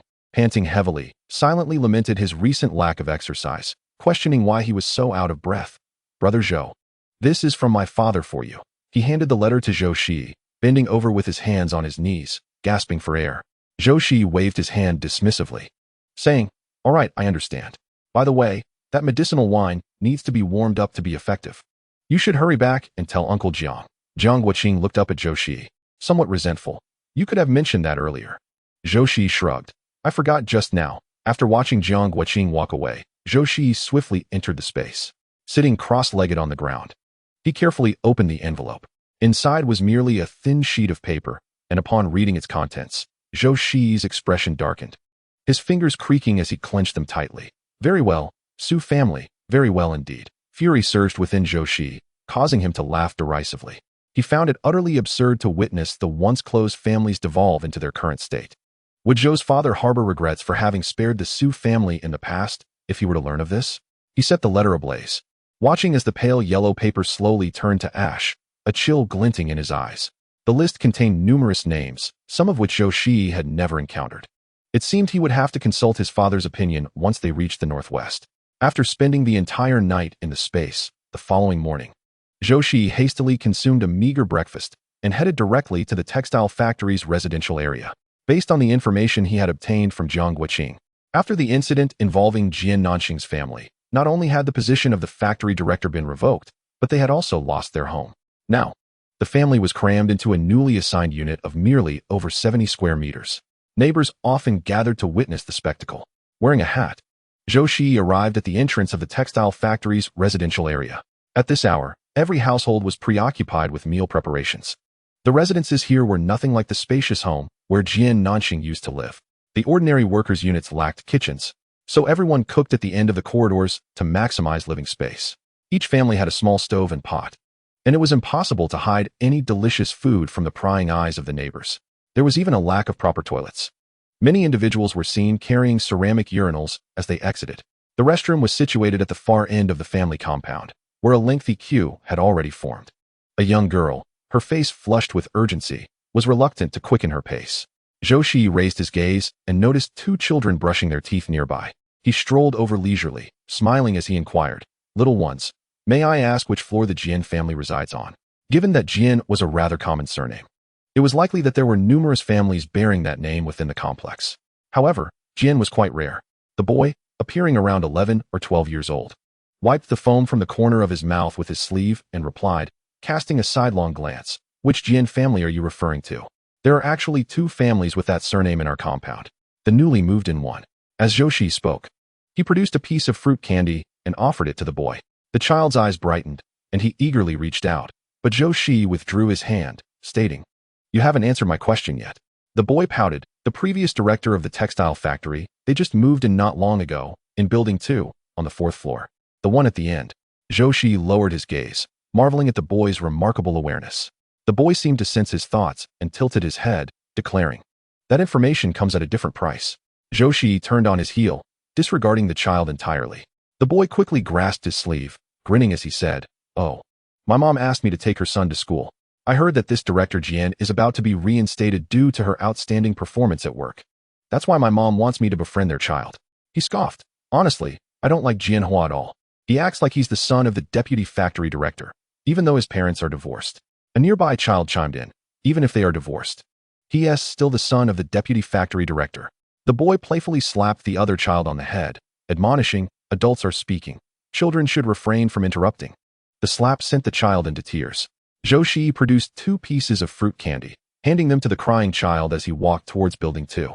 His visit to the compound had yielded unexpected insights. To his astonishment, Jian Nanxing had divorced her husband? Zhou Shiyi speculated that Jian Nanxing's husband had chosen to preserve his reputation by unilaterally announcing their separation. Once Jian Nanxing regained her position, a reconciliation was likely. Upon reaching the 4th floor, he overheard Jian Nanxing's impatient voice. "All right, I understand. I'll ask your father for the tuition later. I've been quite busy." The 10-year-old Jian Hua stood at the door, his expression devoid of emotion, his voice tinged with indifference. "My dad said to ask you." He continued, "You insisted I change my surname, claiming I wouldn't need my dad's support. Now you want me to ask him for money? I can't face him." Jian Nanxing's complexion flushed with anger at his words, and she struck him several times, exclaiming, Just because you bear my surname doesn't mean you're not his child. Do you know your father flirts with that woman at the factory every day? If you don't go ask him for it, she'll take everything away. The sound insulation within the residential complex is remarkably effective. Had it not been for Zhou Shiyi's keen senses, he might have remained oblivious to the unfolding situation. A smirk danced upon his lips as he mused. Ah, so it is indeed a divorce. No wonder Jian Nanxing was in a fit of rage, unleashing her frustrations upon the child. It is likely she harbored intentions to tarnish Jian Hua's father's relationships. In the corridor of the 4th floor, numerous individuals strained their ears to catch the gossip, nearly pressing their faces against the wall, yet they ultimately heard nothing of significance. With a sense of disappointment, they turned to leave, only to lock eyes with Zhou Shiyi. A woman before him brightened and cheerfully inquired, "Oh, where did this young man come from? Who are you looking for?" Zhou Shiyi pointed towards Jian Nanxing's door, replying, "I am looking for Aunt Jian." Upon hearing him address Jian Nanxing so affectionately, the woman's curiosity evaporated, her smile fading as she absent-mindedly touched her hair and meandered toward the kitchen. Zhou Shiyi felt content. He had no desire for idle chit-chat. Chapter 213. A request for entry. Zhou Shiyi knocked gently on the door, and the sounds from within abruptly ceased. After a considerable delay, Jian Nanxing finally opened the door. Upon recognizing the figure standing at her threshold, she looked up in surprise. "Shiyi?" With a playful smile, Zhou Shiyi responded, "It's me, Aunt Jian." "Oh my, what brings you here? Come in, come in." Observers at the door assumed they must be exceptionally close relatives, craning their necks to get a glimpse inside. Once Zhou Shiyi stepped into the room, Jian Nanxing proudly nodded at the onlookers and promptly shut the door with a resounding bang. Several women outside exchanged sardonic glances. One scoffing, "Every day, you'd think she's got something to be proud of. She's not even the director anymore. Yet she struts around like she owns the place. No wonder the deputy factory director looks down on her." A woman with permed hair, speaking in hushed tones, remarked, "You all may not know this, but Jian Nanxing recently resolved a significant issue for the factory, and the higher-ups are considering reinstating her position. Is that true?" "What issue?" "There hasn't been any trouble at our factory." The permed lady gestured to the others. "Remember the batch of defective fabric that was produced recently? That was due to a machine malfunction. However, our machinery was imported from abroad, and repairs would take time. Jian Nanxing sketched a design and managed to re-dye that batch of fabric. Remarkably, it turned out beautifully. When we submitted it, people praised it. Unable to tell it had been flawed. She saved us from a significant loss." The leadership acknowledged her efforts, considering her previous missteps as balanced out by this achievement. The expressions on the women's faces varied. Some were calculating, wondering if they had offended Jian Nanxing recently, while others wore a bitter countenance, recalling how they had mocked her not long ago. Inside, Jian Hua was delighted by Zhou Shiyi's presence. She hurried to the kitchen to prepare a cup of sweetened water for him, exclaiming, "Brother Zhou, here is some water for you." In the past, the two families had been neighbors, and Jian Hua had always taken pleasure in trailing after Zhou Shiyi. Even when Zhou Shiyi accompanied his mother back to Nanxing, Jian Hua wept, yearning to follow. Zhou Shiyi smiled gently and nodded at him, remarking on how much he had grown during their time apart. Jian Hua, feeling bashful, scratched his head, while Jian Nanxing observed her son's childish demeanor with evident irritation. Suddenly struck by a thought, she urgently instructed Jian Hua to summon his father. "As it happened to be a day of rest, Shi has returned. We should invite him to dine with us." Jian Hua, fully aware of his mother's intentions, lowered his gaze, the smile fading from his face. Seeing him remain motionless, Jian Nanxing's frustration boiled over, and she slapped his back. "What good are you?" Zhou Shiyi quickly raised his hand to block her, saying, "Aunt Jian, I have matters to attend to today and may not be able to stay for dinner. Please don't make Xiao Hua run an errand for nothing." He paused, recalling something he had overheard outside. Before he could finish, Jian Nanxing poured out the recent developments. "Oh, it's nothing serious. Your parents have encountered some trouble, haven't they? Given our family's closeness, my family has come under scrutiny as well. We feared further complications. So your uncle and I agreed to publicly sever ties until things settled down. When those people approached me, I didn't deny my relationship with your mother. Who could have guessed they would be so indiscriminate? The factory employees worried about the repercussions and downgraded my position." As she spoke, she scrutinized Zhou Shiyi's expression. Her implication clear: "I have suffered due to your mother's entanglement." Knowing the Zhou family's disposition, if they were aware of this situation, they would undoubtedly feel guilty. Jian Nanxing sat up straight, awaiting Zhou Shiyi's apology and comfort. To her surprise, he remained silent. A sudden unease gripped her. Could it be that he had caught wind of something? Collecting her thoughts, she feigned nonchalance, brushing her hair back. "Oh, why am I burdening you with this? It's all in the past now, and there's also some good news.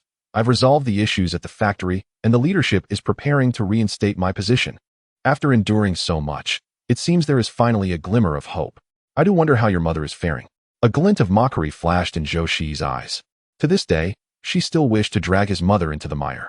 The latter part of her discourse was a clear display of her superiority, suggesting, "Look at my troubles. I overcame them through my own merit. And what of your mother? She can only be trampled in the mud, unable to rise." Zhou Shiyi concealed his inner turmoil, letting his eyes droop as he replied with a pained expression, "Indeed, Aunt Jian, you are truly remarkable. I came here with something to discuss with you." Jian Nanxing, flattered by his praise, raised her neck proudly and inquired with genuine concern, "What is it? Have you encountered some trouble? By the way, I haven't asked yet. What brings you to Beijing all of a sudden?" Zhou Shiyi feigned embarrassment, saying, "I've been getting along quite well with a young lady in the countryside. I was thinking, at my age, it's time to settle down. Yet her family demands not only 36 legs, but also 3 turns and a sound. In the past, our family could easily access funds. However, alas, the money my mother left me has all been used for building a house. The rural area where I was sent for work lacks even basic accommodations." As Zhou Shiyi spoke, he fixed his gaze on Jian Nanxing's expression. As expected, the look of pride on Jian Nanxing's face froze. It's not that your aunt isn't helping you. It's just that I had to expend considerable effort recently to manage my own affairs. My finances are quite tight, and your younger brother Jianhua still needs to attend school." Zhou Shiyi nodded repeatedly. "Aunt Jian, I understand, but when I went to Nanxing, I heard from my grandmother that my mother's dowry included a box of items. When my mother had her accident, these items were never given to me. I was wondering if she entrusted them to you." Jian Nanxing's expression shifted, as if struck by a hammer. Those items were indeed meant for her. Yet Zhou's mother had explicitly stated that they were to be given to Zhou Shilan as her dowry. However, Jian Nanxing felt that Zhou's mother, now relegated to a lower status, had little chance of returning. Zhou Shilan had been sent to live with their grandparents, whose prejudices she understood all too well. Given their preference for male heirs, it was likely that Zhou Shilan would be dismissed within a few years. Thus, Jian Nanxing had long considered that box of items to be as good as hers.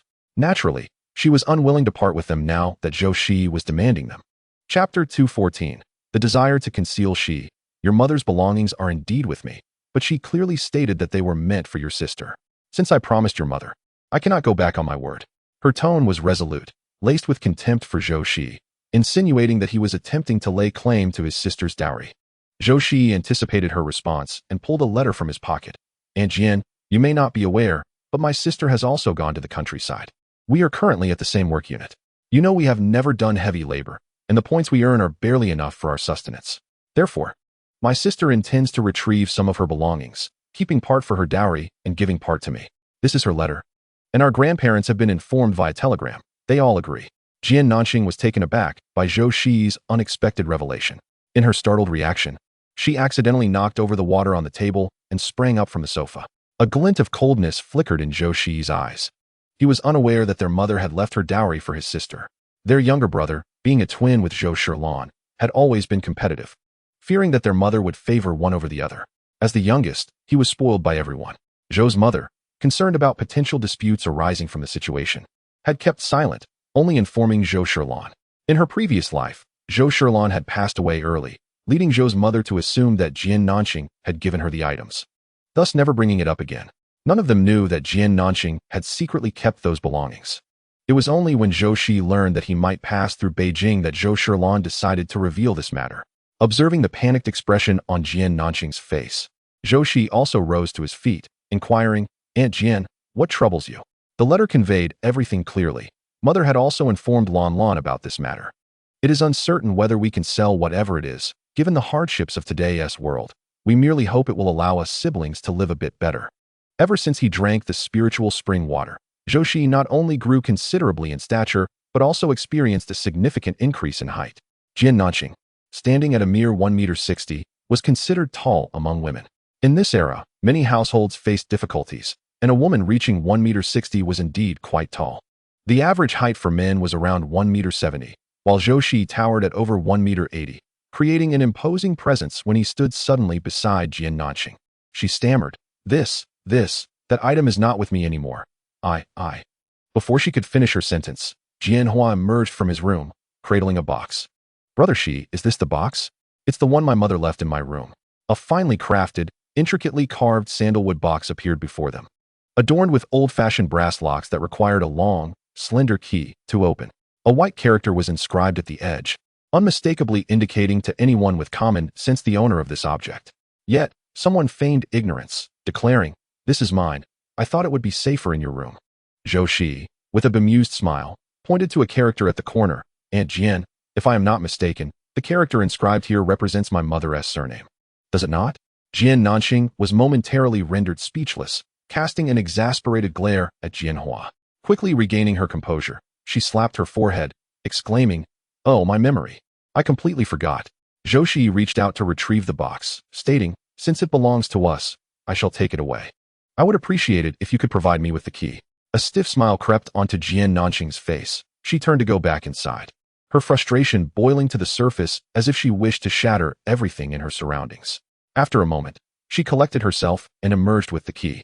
Having obtained the item, Zhou Shiyi did not linger, cheerfully remarking, "Aunt Jian, I must catch tomorrow's train, so I shall take my leave." At this point, Jian Nanxing was devoid of any interest in pleasantries, waving him off impatiently. Jianhua, with a glimmer of mischief in his eyes, said, "Brother Shi, allow me to see you off." Once the two exited the courtyard, Jianhua, his expression filled with remorse, said, "Brother Shi, I truly apologize. So much has transpired recently. My mother has been under considerable stress, and she has changed significantly." Zhou Shiyi affectionately ruffled his head and replied with a smile, "You have grown quite a bit. Like a little adult now. Well then, I shall take my leave. Study hard." Jianhua nodded gravely, his heart heavy as he watched Zhou Shiyi's figure gradually fade into the distance. When their parents divorced, the deputy factory director had insisted that Jianhua stay with him. But without children, Jian Nanxing would never have been allocated an apartment. Thus, through tears, tantrums, and desperate pleas, she managed to keep Jianhua, even changing his surname in the process. Jian Nanxing has leveraged his name to accomplish numerous tasks, leaving him utterly exhausted when faced with his own father. Zhou Shiyi did not leave the family compound. After knowing Jian Nanxing for many years, she is well aware of his capabilities. The credit he receives is likely a result of taking the place of others. If she could just locate the individual who deserves the recognition and incite a stir at the factory, Jian Nanxing would surely face the consequences again. However, before that, Zhou Shiyi must first extract Jianhua from the situation. When she found Meng Dihai, he was standing at the entrance of the supply and marketing cooperative. Now in his 30s, he appeared as if he had just fallen in love. A mere exchange of glances with those inside filled him with immeasurable sweetness. Upon seeing Zhou Shiyi, Meng Dihai was taken aback, his astonishment rivaling that of Jian Nanxing. When the incident first occurred, he too was implicated in numerous investigations. But due to the extensive entanglement, the factory did not dare to escalate the matter. He was demoted by 2 levels. But through relentless effort and the support of certain individuals, he eventually regained his position. After his divorce from Jian Nanxing, he encountered his first love again and rekindled those bygone feelings. Hence, he often strolled near the cooperative during his breaks. "Shi, what brings you here?" Zhou Shiyi, pressed for time, did not beat around the bush and articulated her purpose directly. "I visited Aunt Jian today and saw that Xiaohua is not doing well. There are many children bullying him in the yard. After all, he is my younger brother who grew up alongside me, and since I happened to run into you, I wanted to ask, now that the dust has settled, why don't you consider bringing Xiaohua to stay with you?" A hint of bitterness flickered in Meng Dihai's eyes. "I wish I could, but your Aunt Jian." Zhou Shiyi leaned closer and whispered a few words in his ear, causing Meng Dihai to stagger back in disbelief. "Is what you said true?" Zhou Shiyi replied, "Whether it is true or not, you know better than I do, having shared a bed for so many years." Chapter 215. Inquiring for information at that moment, Meng Dihai could no longer afford to dwell on his first love. His expression turned serious as he hastened home. If Zhou Shiyi's claims held any truth, once this matter came to light, Jian Nanxing would not escape unscathed. He could not afford to have his only son implicated. Zhou Shiyi, having achieved her desired outcome, smiled and quickly made her way toward the textile factory's family compound. After many years in the capital, she was well aware that the family compound served as an intelligence hub for the locals. Behind the compound lay a small park where children frequently played and frolicked. The elderly also enjoyed sitting there, engaging in gossip and merry banter. As Zhou Shiyi approached, the residents eyed the young woman with curiosity, wandering aimlessly through the woods. She eventually caught the attention of an elderly gentleman walking his bird. He approached her, carrying a makeshift bird cage. "Hey there, young lady. I noticed you wandering around. What brings you here? You look a bit unfamiliar." Are you from our family compound? A faint smile appeared on Zhou Shiyi's cold, austere face. I am not from the residential compound. I am a student at Peking University. I have a penchant for painting and have heard that there is an exceptionally talented artist in this compound, and I wish to seek his guidance. I thought I might chance upon some luck here. Zhou Shiyi spoke the lie with unwavering composure, his earnestness leaving the elderly gentleman momentarily taken aback. This kind-hearted elder promptly set down his birdcage. Nearby, a group of elderly men and women chimed in. Hey, old Zhao, who in our compound is known for their painting skills. One of them scratched his head. You know, I could remember just a moment ago, but now it escapes me. Mrs. Zhao approached with a cheerful smile. Painting? You have come to the right person. Across from us, old Master Ji is an exceptional painter. I heard he was quite a renowned artist in his youth, but now, being older, he seldom ventures out. However, his granddaughter has inherited his talent. Despite her youth, her painting skills are remarkable, yet in these times, being a worker is held in higher esteem, and painting seems of little value. A couple of years ago, her grandfather arranged for her to work in a textile factory. Young man, if you wish to learn painting, you might as well visit the Ji family. Surprise illuminated Zhou Shiyi's face. Auntie, is what you say truly the case? I have heard that those with skills often have rather formidable tempers. Can I really go directly to seek their guidance? Mrs. Zhao shrugged dismissively. What you mentioned was in the past. Times have changed. Everyone needs to make a living. If you bring a few pounds of grain, you can certainly establish a rapport. Being neighbors with the Ji family, she was well aware of their circumstances. In her youth, Mrs. Ji had suffered health issues, and both she and her husband had studied abroad. Their son and daughter-in-law perished in service, leaving behind 2 infants. Due to their sacrifices, they had managed to escape some hardships during the land reform. However, they had also faced several denunciations, which took a toll on Mrs. Ji's health. After much effort, she raised the 2 children, but the family remained in dire poverty. Old Master Ji, feeling somewhat ashamed, sought a position for his granddaughter at the textile factory, which barely sufficed to feed the family. The gathered crowd seemed to recall the Ji family's plight, their faces reflecting sympathy. From their animated discussions, Zhou Shiyi grasped the true situation of the Ji family. A moment of contemplation crossed his mind. The one who solved the factory's challenges could very well be the Ji granddaughter. Whether she was coerced by Jian Nanxing or willingly offered her contributions remained uncertain. Rubbing his head, Zhou Shiyi grinned and said, Then I'll go visit them now. I wonder if anyone is home. Old Zhao's family quickly responded, There is someone. They are usually at home around this time every week. Zhou Shiyi expressed his gratitude and pulled out a handful of sunflower seeds. Thank you so much, everyone. A group of elderly ladies laughed heartily, their smiles revealing their teeth but obscuring their eyes. Oh dear, I am utterly craving that taste. Hurry, give me a handful. One exclaimed. Me too, it's been ages since I last had some. Another chimed in, Old Wang's family. And you've lost all your teeth. How on earth can you still nibble on sunflower seeds? The matron from Old Wang's family shot her a disapproving glare and retorted. Can't I simply savor the flavor? All right, here you go. Unperturbed by the commotion behind him, Zhou Shiyi proceeded towards the last building. Guided by the direction indicated by Old Zhao's family, the Ji family resided on the 4th floor. As Zhou ascended the staircase, he unexpectedly encountered a young girl. Upon lifting his gaze, he noticed her eyes were red and her eyelids swollen, suggesting she had been crying for quite some time. Startled by Zhou's presence, she quickly turned sideways, pressing herself against the wall as she descended the stairs. When she saw Zhou stop at room 407, she returned hesitantly and asked in a muffled tone, Excuse me, who are you looking for? Zhou instantly recognized her, gathering his thoughts before responding in a low voice. I am looking for you. Jia looked up and surprised me. You wish to speak with me? It concerns resolving the issue at the textile factory. Zhou's nonchalant words caused Jiya's heart to race. Lowering her gaze, she whispered, Follow me. The two made their way to a lakeside. Jiya shielded her eyes from the glaring sun and inquired, How did you come to know about this matter? Earlier, she had a fierce argument with her grandfather regarding the new fabric pattern. Upon a mere glance, he had discerned the source of the design. Her grandfather, unable to comprehend her motivations, was disappointed in her, leading to an unprecedented quarrel between them. Jiya felt weary, even if her grandfather discovered that she had been wronged. What could be done? She was powerless against the stronger forces at play, and she feared losing her position at the factory. Zhou sat down on a stone by the lake's edge, speaking leisurely. If I am not mistaken, Jian Nanxing has appropriated your credit. He might even have requested you to produce a new design. The latter statement was entirely fabricated by Zhou, yet by sheer coincidence. It struck at the very heart of Jian Nanxing's intentions. Jia's almond-shaped eyes widened in disbelief as she gazed at Zhou, stammering, Who exactly are you? How do you know these things? Chapter 216. Do you wish to reclaim what rightfully belongs to you? Who I am is of little consequence, Zhou replied. What I wish to ask you is this. Do you desire to reclaim what rightfully belongs to you? He picked up a small stone from beside him and, with a sudden motion, hurled it into the water. The stone skipped thrice across the surface, akin to a thunderclap on a clear day, striking deeply at Jiya's heart. Her hands and heart trembled uncontrollably. Jiya scrutinized Zhou intently before softly declaring, I want to, but I have no means to do so. Jian Nanxing has been entrenched at the textile factory for years, and he has connections with the deputy factory director and his son, ties that are not easily severed.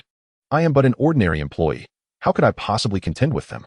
Just like this time, it was undoubtedly my method that was devised, yet after submission, it became attributed to her. What use is it to approach her in tears? In the end, it would only distress my grandparents. Should things go awry, I might even lose my job, and then I would be unable to reside in the textile factory's quarters. Her voice was tinged with sorrow, her eyes brimming with resentment and despair. Ultimately, it all transformed into a single drop of water, falling into the vast ocean, silently disappearing. At this moment, Zhou Shiyi had surmised much of the situation, picking up a larger stone from the ground and casting it into the water. This time, it did not create several splashes. Instead, it struck the center of the lake, forming a large pit that quickly vanished. What distinction lies between the two stones? The former was small, while the latter was substantial. A slight smile played at the corners of Zhou Shiyi's lips as he spoke slowly. Indeed, the smaller stone can stir up several ripples. Yet the larger one, though it creates a grand splash, it swiftly fades from view. You are akin to that small stone. If you find the right angle and timing, and apply the appropriate force, you can unleash your fullest potential. Jiya comprehended Zhou Shiyi's words, her delicate fingers tightening in resolve. Cautiously, she inquired, what should I do now? Those gifted in the art of painting possess a heart that is both clever and intricate. Jiya was not oblivious to Zhou Shiyi's intention to utilize her to bring down Jian Nanxing. She was like a fish drawn to bait, unable to resist the lure. When you reworked this batch of flawed fabric, did you leave behind any evidence? If you could strike a decisive blow against Jian Nanxing, you might indeed raise a ruckus this afternoon. Jiya looked up in astonishment. But today, a significant portion of the factory's workforce is resting. If I create a disturbance, it would hardly make a ripple. Zhou Shiyi shook his head with unwavering determination. No, you must seize this opportunity with both hands. If you manage to bring Jian Nanxing down, you will undoubtedly garner the attention of the factory staff. Jiya remained skeptical, uncertain whether to trust the man before her. She gazed at the now tranquil lake, pressing her lips together in silence. Zhou Shiyi observed the young girl standing by the water's edge and chose not to intrude further. Striding away with purpose, he was confident that Jiya would act. From her gaze, he perceived a profound sense of unwillingness to be subjugated or manipulated. The reason he urged Jiya to cause a stir this afternoon was that an inspection of the textile factory was scheduled, considering the establishment of a second textile factory. If Jiya could seize the moment, others would recognize her value, and the opportunity for ascension would be within reach. Such a talent would be highly sought after by the factory. This was also information Zhou Shiyi had gleaned from Mengdi Hai, which fueled his urgency to extricate his son from the situation. Jiya lingered by the lake for a long while, recalling her grandfather's words, and her eyes began to glisten with tears. The venerable patriarch of the Ji family, who had lived a life of integrity, lamented the unfairness of fate, scolding her for her lack of resolve, adamantly insisting that she seek redress at the factory. Once a person loses their integrity, their life is irrevocably shattered. In the future, when painting, they will be incapable of capturing even the essence of their subject. Elder Ji lamented, striking his chest in despair. It is my fault indeed. I am utterly useless. The image of his grandfather, tears streaming down his face, continually haunted her thoughts. Resolving with determination, Jiya hurried home to retrieve her manuscript. Within the confines of the house, the faint murmur of Elder Ji's voice could be heard. A loud noise erupted at the door, prompting Elder Ji to sit up abruptly. Chuan, dear Chuan, go check on your sister. I may have spoken too harshly. Quickly follow her, lest she does something foolish. Elder Ji understood the plight of his granddaughter. But alas, Ji Chuan hastily set aside his homework and sprinted away. Ji stood anxiously at the entrance of the textile factory, fearful of missing her opportunity. Having skipped even her lunch, Chuan crouched beside her and whispered, Sister, do you truly believe someone will come? A glimmer of tenderness appeared in Jiya's eyes. Just as she was about to respond, a vehicle slowly came to a halt at the factory entrance. She quickly adjusted her attire, gripping her manuscript tightly. As 6 or 7 individuals emerged from the vehicles, Jia rubbed her eyes vigorously and stumbled towards them. This startled the leader of the group, who instinctively stepped back. Oh dear, what is the matter with this young lady?" exclaimed a bespectacled middle-aged man, his fingers delicately poised. Behind him, a burly young man stepped protectively in front of the others, coldly addressing Jia. "Comrade, please step aside." Gritting her teeth, Jia resolutely knelt down. Her action astonished many, causing them to quickly sidestep. In this age of proclaimed equality, should they be seen receiving such a gesture from a young girl, it could lead to severe repercussions. A woman emerged from the back, extending her hand to help Jia up. "Dear girl, why kneel? Speak your mind. I shall advocate for you." The speaker was the head of the women's committee from the neighborhood office. Jia lowered her gaze. Although the woman's words were sweet, her grip was firm, carrying an unmistakable threat. Gathering her resolve, Jia forcefully shook off the woman's hand, pulling her manuscript from her pocket and raising it high above her head. "I, Jia, am an employee of the textile factory, and I hereby formally accuse Comrade Jian Nanxing of usurping others' achievements and subjecting me to threats and intimidation." Her declaration left several individuals astounded, mouths agape. At that moment, a throng of leaders rushed out from within the textile factory. They had not anticipated Jiya's bold stand at the entrance. These individuals had come to tour the factory, intending to arrive just in time, only to find that they had stumbled upon Jiya's predicament, thus tarnishing the factory's reputation. Chapter 217. The Deputy Factory Director's Noble Sacrifice. At this moment, Deputy Factory Director Meng Dihai was drenched in cold sweat, cursing under his breath for having been reminded by Zhou Shiyi that day. After much pleading and desperation, he finally managed to rectify his son's household registration and name. Initially, it was impossible to handle without Jian Nanxing's presence, but through the sacrifice of a cherished bottle of aged liquor and Jian Huai's fervent intentions, he barely succeeded in resolving the matter. Just as he arrived at the textile factory, intending to rest and prepare for the visiting personnel, he was met with an urgent commotion. Before he could settle himself, several individuals rushed over to inform him of the situation at the entrance. The factory director's gaze was so fierce that it felt as if he wished to devour him whole. Even now, the memory made Meng Dihai's heart race with anxiety. "Comrade Jia, please stand up. If you have grievances, we can discuss them later. Both the factory director and I will support you, so please rise," he said, mustering his courage and adopting a congenial demeanor. However, upon seeing him, Jia recoiled in fear, much like a mouse confronted by a cat, clearly indicating her distress. Inwardly, Meng Dihai cursed vehemently, wishing he could grab Jia and give her a good thrashing. Nonetheless, his intelligence enabled him to maintain his position as deputy factory director. With a swift mental calculation, he comprehended the situation. Gritting his teeth, he addressed the onlookers. "Comrade Jia, although I was previously married to Comrade Jian Nanxing, we have since divorced due to personality differences. Furthermore, our child resides with me. If your claims are truthful, I will not act with bias or favoritism." His admission of personal matters drew curious gazes from the crowd. Despite his inner turmoil, Meng Dihai understood that failing to clarify the relationship in front of everyone would likely lead to severe scrutiny from higher-ups due to Jiya's actions today. Some individuals appreciated Meng Dihai's words, recognizing the clarity of his perspective. "This comrade understands the situation well. Our state-owned factory needs personnel like him who do not engage in nepotism and address injustices fairly." The speaker, a bespectacled man with an effeminate demeanor, was the initiator of the construction at Textile Factory No. 2. Zhun Jialong, with a benevolent smile, urged Jia to stand. "Come, let us discuss this matter inside the factory. Young lady, show me your blueprints. I trust that both the factory director and the deputy director will advocate for you. Let's not remain outside for others to gawk at us."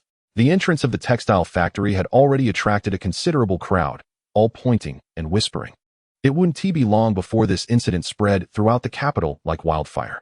Zhun Jialong, not wishing to be the subject of ridicule, and his young companion, disregarding gender norms, quickly approached Jia, seizing her arm and leaving her little room to resist. It appeared as though she was being supported, yet in reality, Jia was being escorted into the textile factory's courtyard. The factory director adjusted his attire and approached Zhun Jialong with a smile. "Today has truly been an amusing spectacle," he remarked. Zhun Jialong waved his hand dismissively. Perhaps the young lady only dared to voice her grievances today because she was aware of our presence. In that sense, I have inadvertently done a good deed. The director felt a twinge of displeasure, but recognized that Zhun Jialong's words were likely rooted in truth.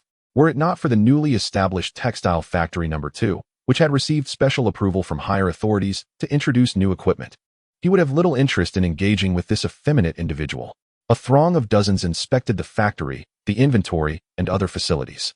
By the time they convened in the meeting room, Zhou Shiyi had formed a rough understanding of the situation. He casually glanced at the manuscript he had taken from Jia, and in an instant, his previously nonchalant demeanor shifted to one of seriousness. The young lady's artistic style was commendable, imbued with a certain spirit, and the final draft was exceptionally striking. Lowering his gaze, he gradually tucked the manuscript into his folder. For the textile factory, the primary objective was the production of fabric. However, recent meetings had emphasized the desire to create textiles that showcased Chinese characteristics for foreign audiences. While the craftsmanship of seasoned artisans was indeed admirable, it was exceedingly time-consuming. To achieve large-scale production using machinery while simultaneously highlighting national features would necessitate an innovative approach. Perhaps this young lady could serve as a breakthrough. Though merely an artist, she might find her place if her designs could be integrated into clothing. The murmurs of several individuals interrupted Zhou Shiyi's contemplation. He slowly raised his head to see the factory director and the deputy director conversing at the doorway. Their words shrouded in mystery. With a subtle smile, he approached them. Regardless of the outcome, Jia could not remain in this position. The factory director's face was a mask of fury. The intense scrutiny of the crowd felt like flames roasting him alive. All of this chaos was instigated by Jia. Why could they not address this privately?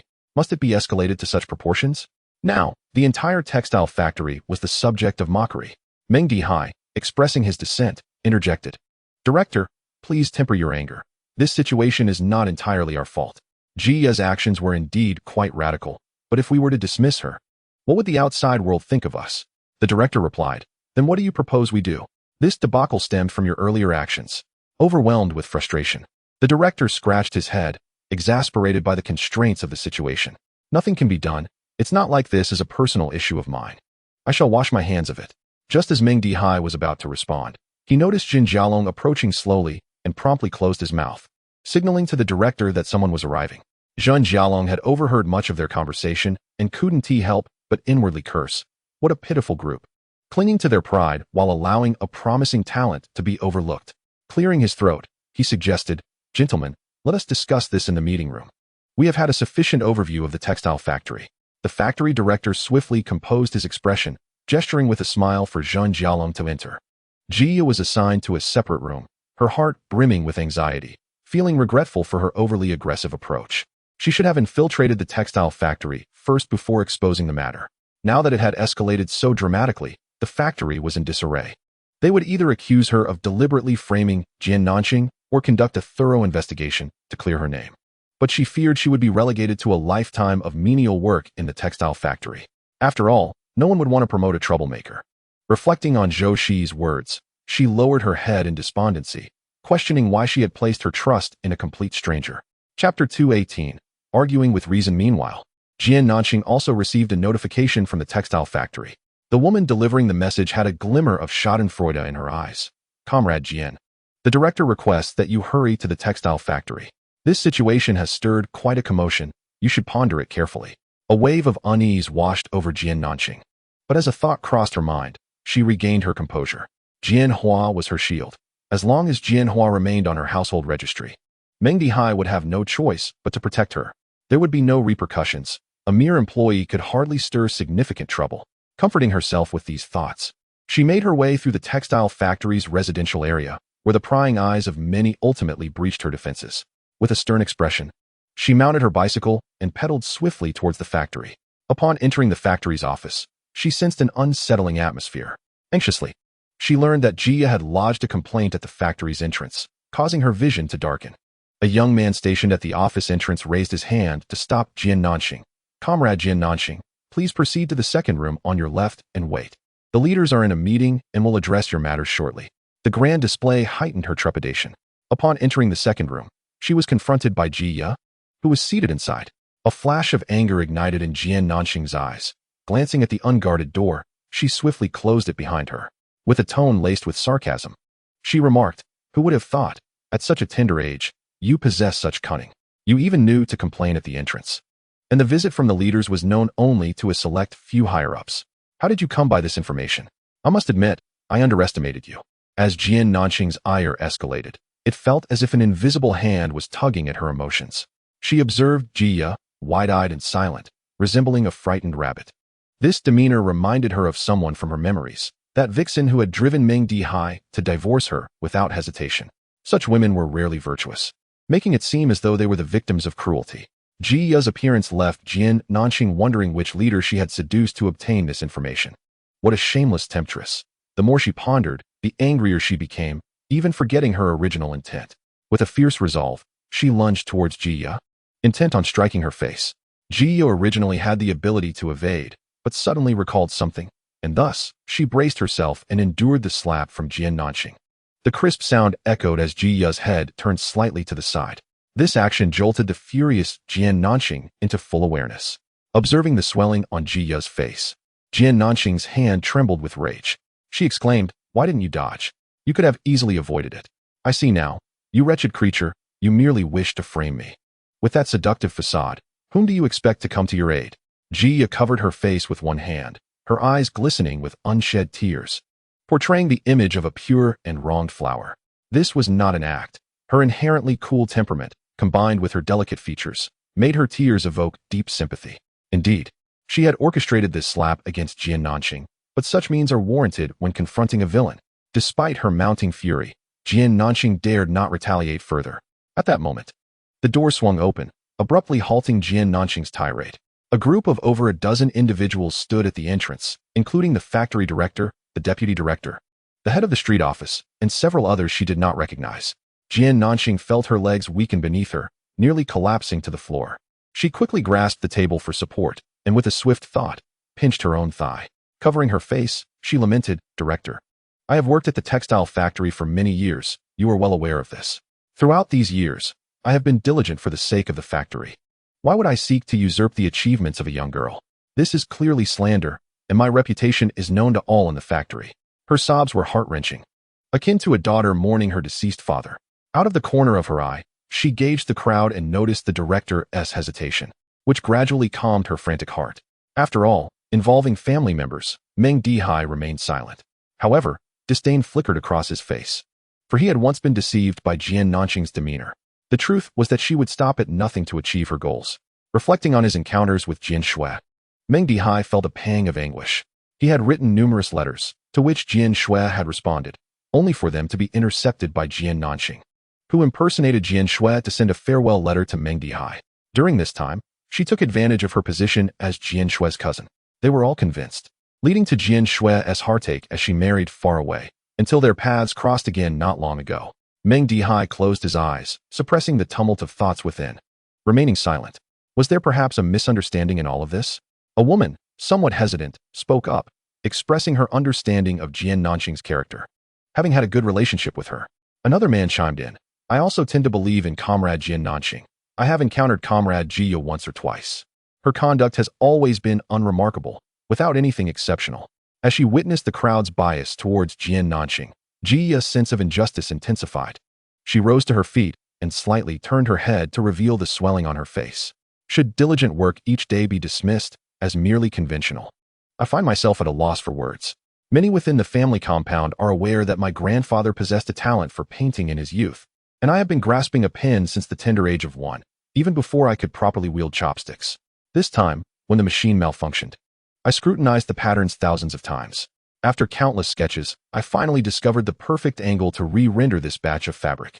All my drafts are in the possession of this esteemed leader. Should anyone doubt my word, feel free to verify.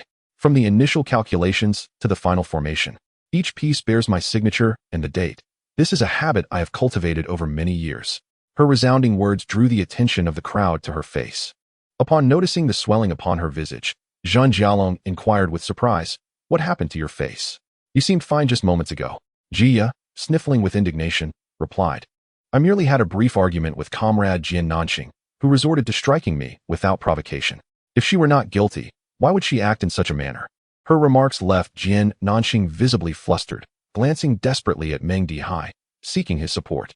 However, Meng Dihai feigned ignorance, gazing up at the ceiling. Oh, the ceiling. Realizing she could not rely on him, Jian Nanqing grew frantic, exclaiming, "You are slandering me without cause. Am I not entitled to express my anger when I am unjustly accused?" Chapter 219.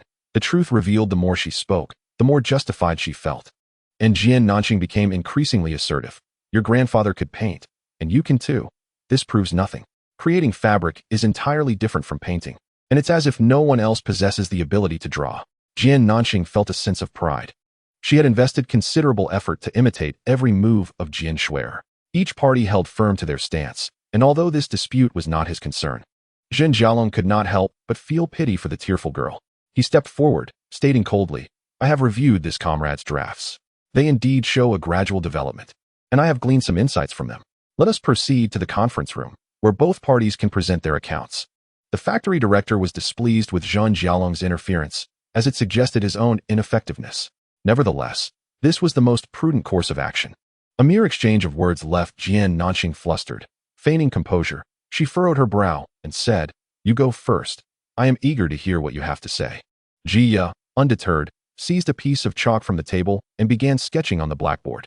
She held confidence in the fruits of her labor, believing that the effort she had expended over many nights could not be easily dismissed by Jian Nanqing's fleeting words. True to form, the more Jia elaborated, the more convoluted her explanations became, even incorporating traditional patterns unique to seasoned artisans. As Jia delved deeper into her explanation, the audience gradually adjusted their demeanor, earnestly scrutinizing the young girl before them.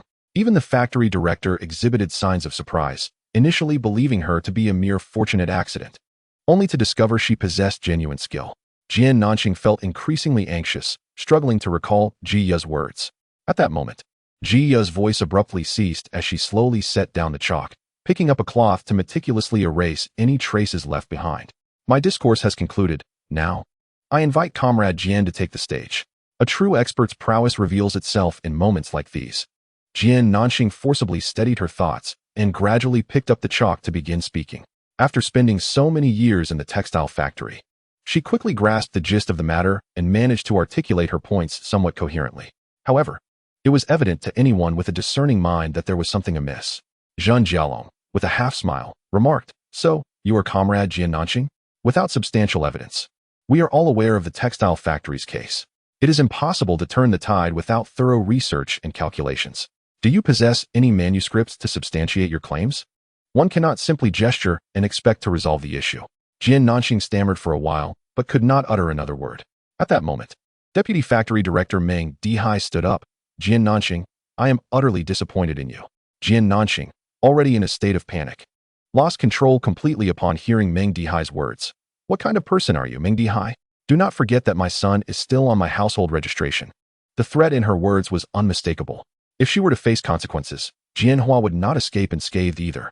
Meng Dihai, feeling disillusioned, exhaled heavily. Even though you are the mother of my child, I cannot condone such an act of usurping another's achievements. If everyone behaved in this manner, how could we allow the new generation to thrive?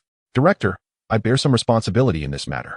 Although I am divorced from Comrade Jian Nanqing, many in the factory still regard my reputation.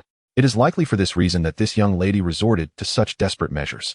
Therefore, I voluntarily offer to forfeit 6 months' salary as compensation for this young woman. It serves as both my punishment and a wake-up call. The revelation sent ripples through the crowd, and some could not help but exclaim, Goodness, 6 months' salary. That's quite a sum. The deputy director's salary was over 50 yuan a month, amounting to nearly 400 yuan over half a year. As for how the factory would address Jian Nanqing's actions, that was a matter for the management to decide. After delivering this pronouncement, Meng Dihai turned to the crowd and nodded apologetically. In light of this situation, I must distance myself. With that, he swiftly departed. Meng Dihai struggled to suppress a smile, feeling compelled to leave. Following a heated discussion, it was confirmed that Jian Nanqing had indeed misappropriated credit. Despite her cries for help, no one came to her aid. The factory director, his face darkened, declared, We cannot tolerate the existence of such parasites in our textile factory. I hereby announce the immediate dismissal of Comrade Jian Nanqing and the revocation of all benefits distributed by the factory, including housing. Jian Nanqing's legs weakened, and she collapsed to the ground. The director continued, It is true that Comrade Ji has been wronged. However, your actions today have cast a significant negative shadow over our textile factory. I shudder to think how many other factories are now laughing at our expense.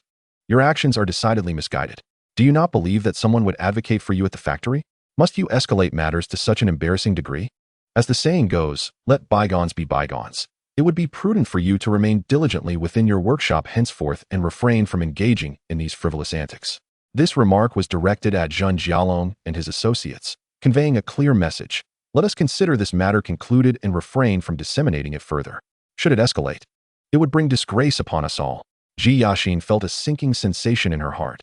Had her suspicions indeed been confirmed? Just as she contemplated uttering another word, Zhun Jialong slowly set down his teacup and remarked with a smile, I find this young lady rather perceptive. How about this? Let her accompany me, as our textile factory number 2 is in need of personnel. Your factory number 1 has an abundance of diligent workers. One less would hardly be missed, wouldn't you agree? His gaze bore heavily upon the factory director, emphasizing the term diligent. The conference room fell into a profound silence. Even the weeping Jian Nanxing instinctively covered her mouth. The director's impatience was evident upon his countenance. Zhun Jialong, yet to officially assume his position, was already opposing him. Should factory number 2 indeed come to fruition, it would elevate him beyond measure. He scoffed derisively. Indeed, we are not lacking in this regard. If Comrade Zhun finds her valuable, then take her. From this day forth, she shall no longer be an employee of factory number 1. This turn of events aligned perfectly with Zhun Jialong's intentions. Once the attendees of the meeting dispersed, he beckoned to the still-dazed Jia. What is the matter? Are you stunned? Jia quickly straightened her posture and replied, Are you truly allowing me to join textile factory number 2? Zhun Jialong observed her bewildered expression, so markedly different from her previous demeanor, and chuckled. Once my word is given in front of so many, I cannot retract it. Moreover, you are no longer an employee of factory number 1. If you do not come to my factory, it seems you will be without work. His words elicited a light-hearted laugh from Jia. As the weight upon her heart dissipated, gratitude welled in her eyes, and with reddened cheeks, she said, Thank you so very much.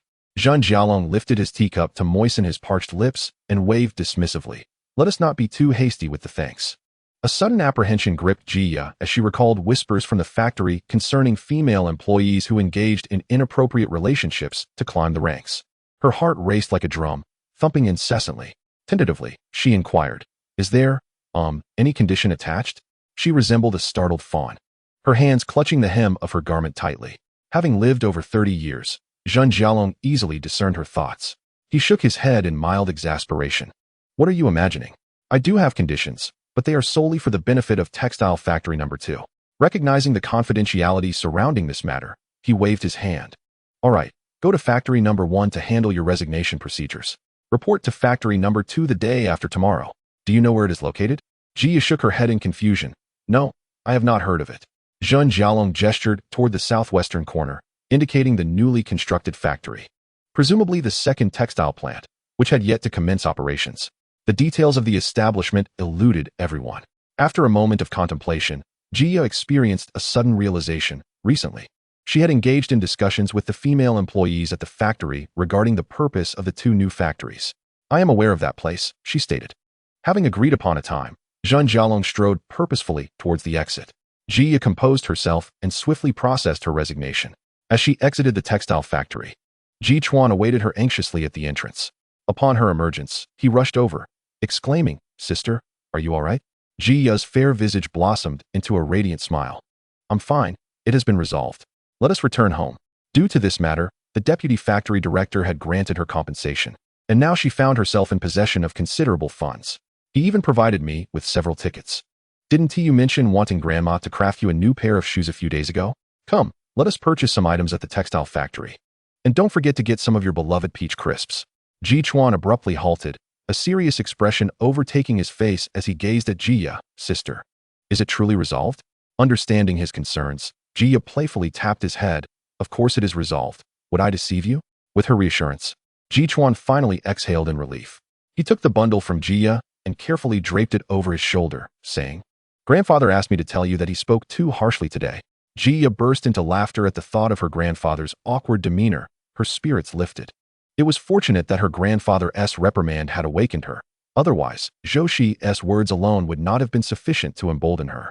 At that moment, Zhou Shiyi observed the outcome of Jian Nanxing with satisfaction. He dined at a state-run restaurant and packed 2 servings of specialty dishes before striding toward the bus station. By the time he returned to the county town, it was already past 4 in the afternoon. Su Guoqing sat idly in the courtyard, watching a group of militia members spar. He glanced at their muscular arms with a hint of envy. He patted Li Qianxuan beside him, Look at their impressive physique. Now look at you. TSK. Truly, there is no harm without comparison. Li Qianquan shot him a sideways glance and promptly removed his military coat, revealing a sweat-soaked shirt beneath. Lifting his forearm, his well-defined muscles became evident. Su Guoqing's mouth fell agape in astonishment. By the heavens, you two possess such strength. When did you secretly train behind my back? Zhou Shiyi may have it, but you as well? Witnessing Su Guoqing's incredulous expression, Li Qianquan smirked. Observe their muscles. Then look at you. TSK. Indeed, there is no harm without comparison. His words, akin to a sharp blade, pierced deeply into Su Guoqing's fragile ego. He pouted and declared loudly, from this day forth, I shall begin my training as well. His proclamation drew the attention of many. A bearded man approached, chuckling. You wish to train? Come, I shall teach you a few techniques. Su Guoqing quickly stepped back, forcing a laugh. I merely spoke in jest. On a frigid day, these men engaged in their exercises with bare torsos, an extraordinary sight indeed. A burly man with a thick beard fixed a fierce gaze upon them, declaring, I heard every word you just uttered. Now, cease your procrastination. A man should not act like a woman. Under the gleeful scrutiny of Li Qianquan, Su Guoqing appeared as pitiable as a fledgling chick being dragged away by the burly man. When Zhou Shiyi returned, Su Guoqing was still laboriously practicing his stances, enduring the occasional punishment of a switch for any deviations in form. Zhou Shiyi, puzzled, inquired of Li Qianquan, what is going on here? Li Qianquan recounted the events, adding with a mischievous grin, he had it coming. It was not merely Su Guoqing's earlier remark that drew the attention of the militia. Rather, it was his careless comment during breakfast, only growing taller without gaining wisdom. This had stirred a hornet's nest, providing the militia with an opportunity to take Su Guoqing to task. Upon his return to his room, Su Guoqing appeared as though he had just been pulled from the depths of water. Zhou Shiyi placed an assortment of delicacies on the table, exclaiming, try this. It's the chef's specialty from the capital. Su Guoqing leaped from his bed with excitement. Brother Zhou, you went to the capital? What did you bring? He eagerly examined the dishes, stir-fried beef tripe, shredded pork in Beijing sauce, and shredded potatoes. These were some of his favorites, often drawing long queues of eager diners. Just hearing the names made his mouth water. He hastily retrieved chopsticks and a lunchbox from his belongings and gathered around the table. Yang Zhe, while tidying his things, perked up at the aroma wafting from the reheated containers Zhou Shiyi had brought. Though he had briefly visited the capital with the main troop, he had not paid attention to the local delicacies. Unable to resist swallowing his saliva, Zhou Shiyi smiled at Yang Zhe. Brother Yang, I bought plenty. Come join us. This way, we can save on our meal expenses. With a mouthful of beef tripe, Su Guoqing mumbled enthusiastically. Yes, Brother Yang, hurry over. Encouraged by their invitation, Yang Zhe set aside his reservations, washed his chopsticks, and approached with purpose. The four of them feasted heartily, leaving no trace of the meal behind. Su Guoqing, patting his full belly, reclined contentedly on the bed, exclaiming, I have never tasted such exquisite food in my life. Yang Zhe nodded fervently in agreement. Indeed, becoming a master chef requires true skill. As they indulged in the sumptuous meal, even the remnants of vegetables were wiped clean with whole grain buns. The delightful aroma wafted through the door, catching the attention of Kong Jianxi and Wang Yuan, who passed by. They exchanged glances, silently cursing. These rascals are sneaking off to indulge. Meanwhile, they were too preoccupied with their own tasks to enjoy a proper meal, hastily consuming a mere bite of warm food. As Su Guoqing stepped out to dispose of the trash, he coincidentally crossed paths with the two men. He chuckled and inquired, have the two leaders dined yet? Oh dear, if only you had arrived a bit earlier. We have just finished our meal. Wang Yuan rolled his eyes dramatically, scoffed, and strode out with purpose. The following morning, shortly after 7, around 20 militia members approached, laden with an assortment of bags. Wang Yuan borrowed 2 large tables from the state-run hotel and announced through a loudspeaker, each person shall receive 4 meat buns. We must hasten our pace from here on. Everyone promptly addressed their personal matters and collected their buns before boarding the vehicle. The plump, white buns beckoned from the table, eliciting salivary responses from many. As they formed a line, the warm buns in hand, Su Guoqing felt a warmth envelop his heart. Ah, this batch of leaders is truly commendable. You see, during my conversations with the seasoned drivers, they recounted how, at times, when accompanying the main convoy on missions, the leaders only concerned themselves with their own feasting and drinking, while genuine allowances for food and lodging were gradually siphoned away. By the time it reached the drivers, there was hardly anything left. They had no choice but to tighten their belts and economize. These two leaders, however, are exceptionally benevolent towards us. His voice was not quiet, and most people overheard him. Several drivers nodded in agreement, clearly sharing his sentiments. Indeed, throughout this journey, I observed Comrade Kong Jianxi diligently taking notes on expenses and meals. What a responsible leader. If only all leaders were like him in the future. Oh, who could argue otherwise? On one occasion, during a trip, the leader in charge was solely concerned with his own indulgence, utterly disregarding us, even resorting to deductions. He lowered his voice significantly when mentioning the cuts. Not far off, Kong Jianxi observed the gathering of chatter and, clearing his throat, declared loudly, quickly, "Go tidy up and inspect the vehicles. We must not falter at a crucial moment." The crowd dispersed like startled birds, and once they had all driven away, the state-run hotel was left entirely vacant. Upon reaching Shaanxi province, Wang Yuan and Kong Jianxi led their respective teams, parting ways completely. Zhou Shiyi and his companions followed Wang Yuan, watching as Kong Jianxi's convoy receded into the distance. Wang Yuan waved to the group. "Next, we shall head to Xian province, where hundreds of kilometers lie ahead without a soul in sight, let alone provisions. You have a full day to rest. Prepare your rations. Rest assured, I have noted your allowances. They will be dispersed alongside your wages. There is no need to skimp on provisions for such a trivial sum. Should anything happen later, no one will be able to spare a bite." The drivers' faces lit up with joy. Since Wang Yuan had made this promise before everyone, it was assured. They could confidently prepare their supplies. Su Guoqing sat there in distress. "I just rushed to the state-run restaurant, and there are not enough buns left. Weaver will need quite a bit for the journey." Yang Zhe had recently fully integrated into their trio, sharing numerous stories about the challenges drivers encounter on the road, for which Li Qianchuan and the others were immensely grateful. Yang Zhe, with a swift glance, promptly exclaimed, "Let us go. I know where we can procure some provisions." Zhou Shiyi and a few others followed closely behind. After wandering for quite some time at the entrance of an alleyway, Yang Zhe finally pinpointed a courtyard where two elderly women were seated. Approaching them with a smile, he inquired, "Aunties, are you here gossiping?" One elderly woman shot him a disdainful look and retorted, "You know full well." The other, adorned with a green scarf, chimed in, "Indeed. If we weren't gossiping here, would we be eating dung?" Their words were far from pleasant, prompting Zhou Shiyi to scoff derisively. "Your tone is as foul as if you've just consumed excrement.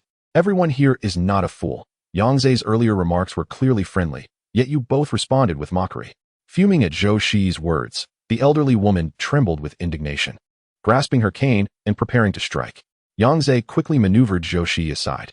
The old woman swung her cane but missed, stumbling forward, with a wall directly ahead.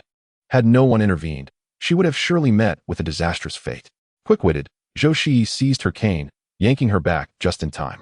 The elderly woman, shaken, stood there, her legs quaking uncontrollably. Once she regained her composure, she placed her hands on her hips, ready to unleash a torrent of curses upon the group. As Zhou Shiyi loosened his grip on the cane, the elderly woman lost her balance and fell to the ground.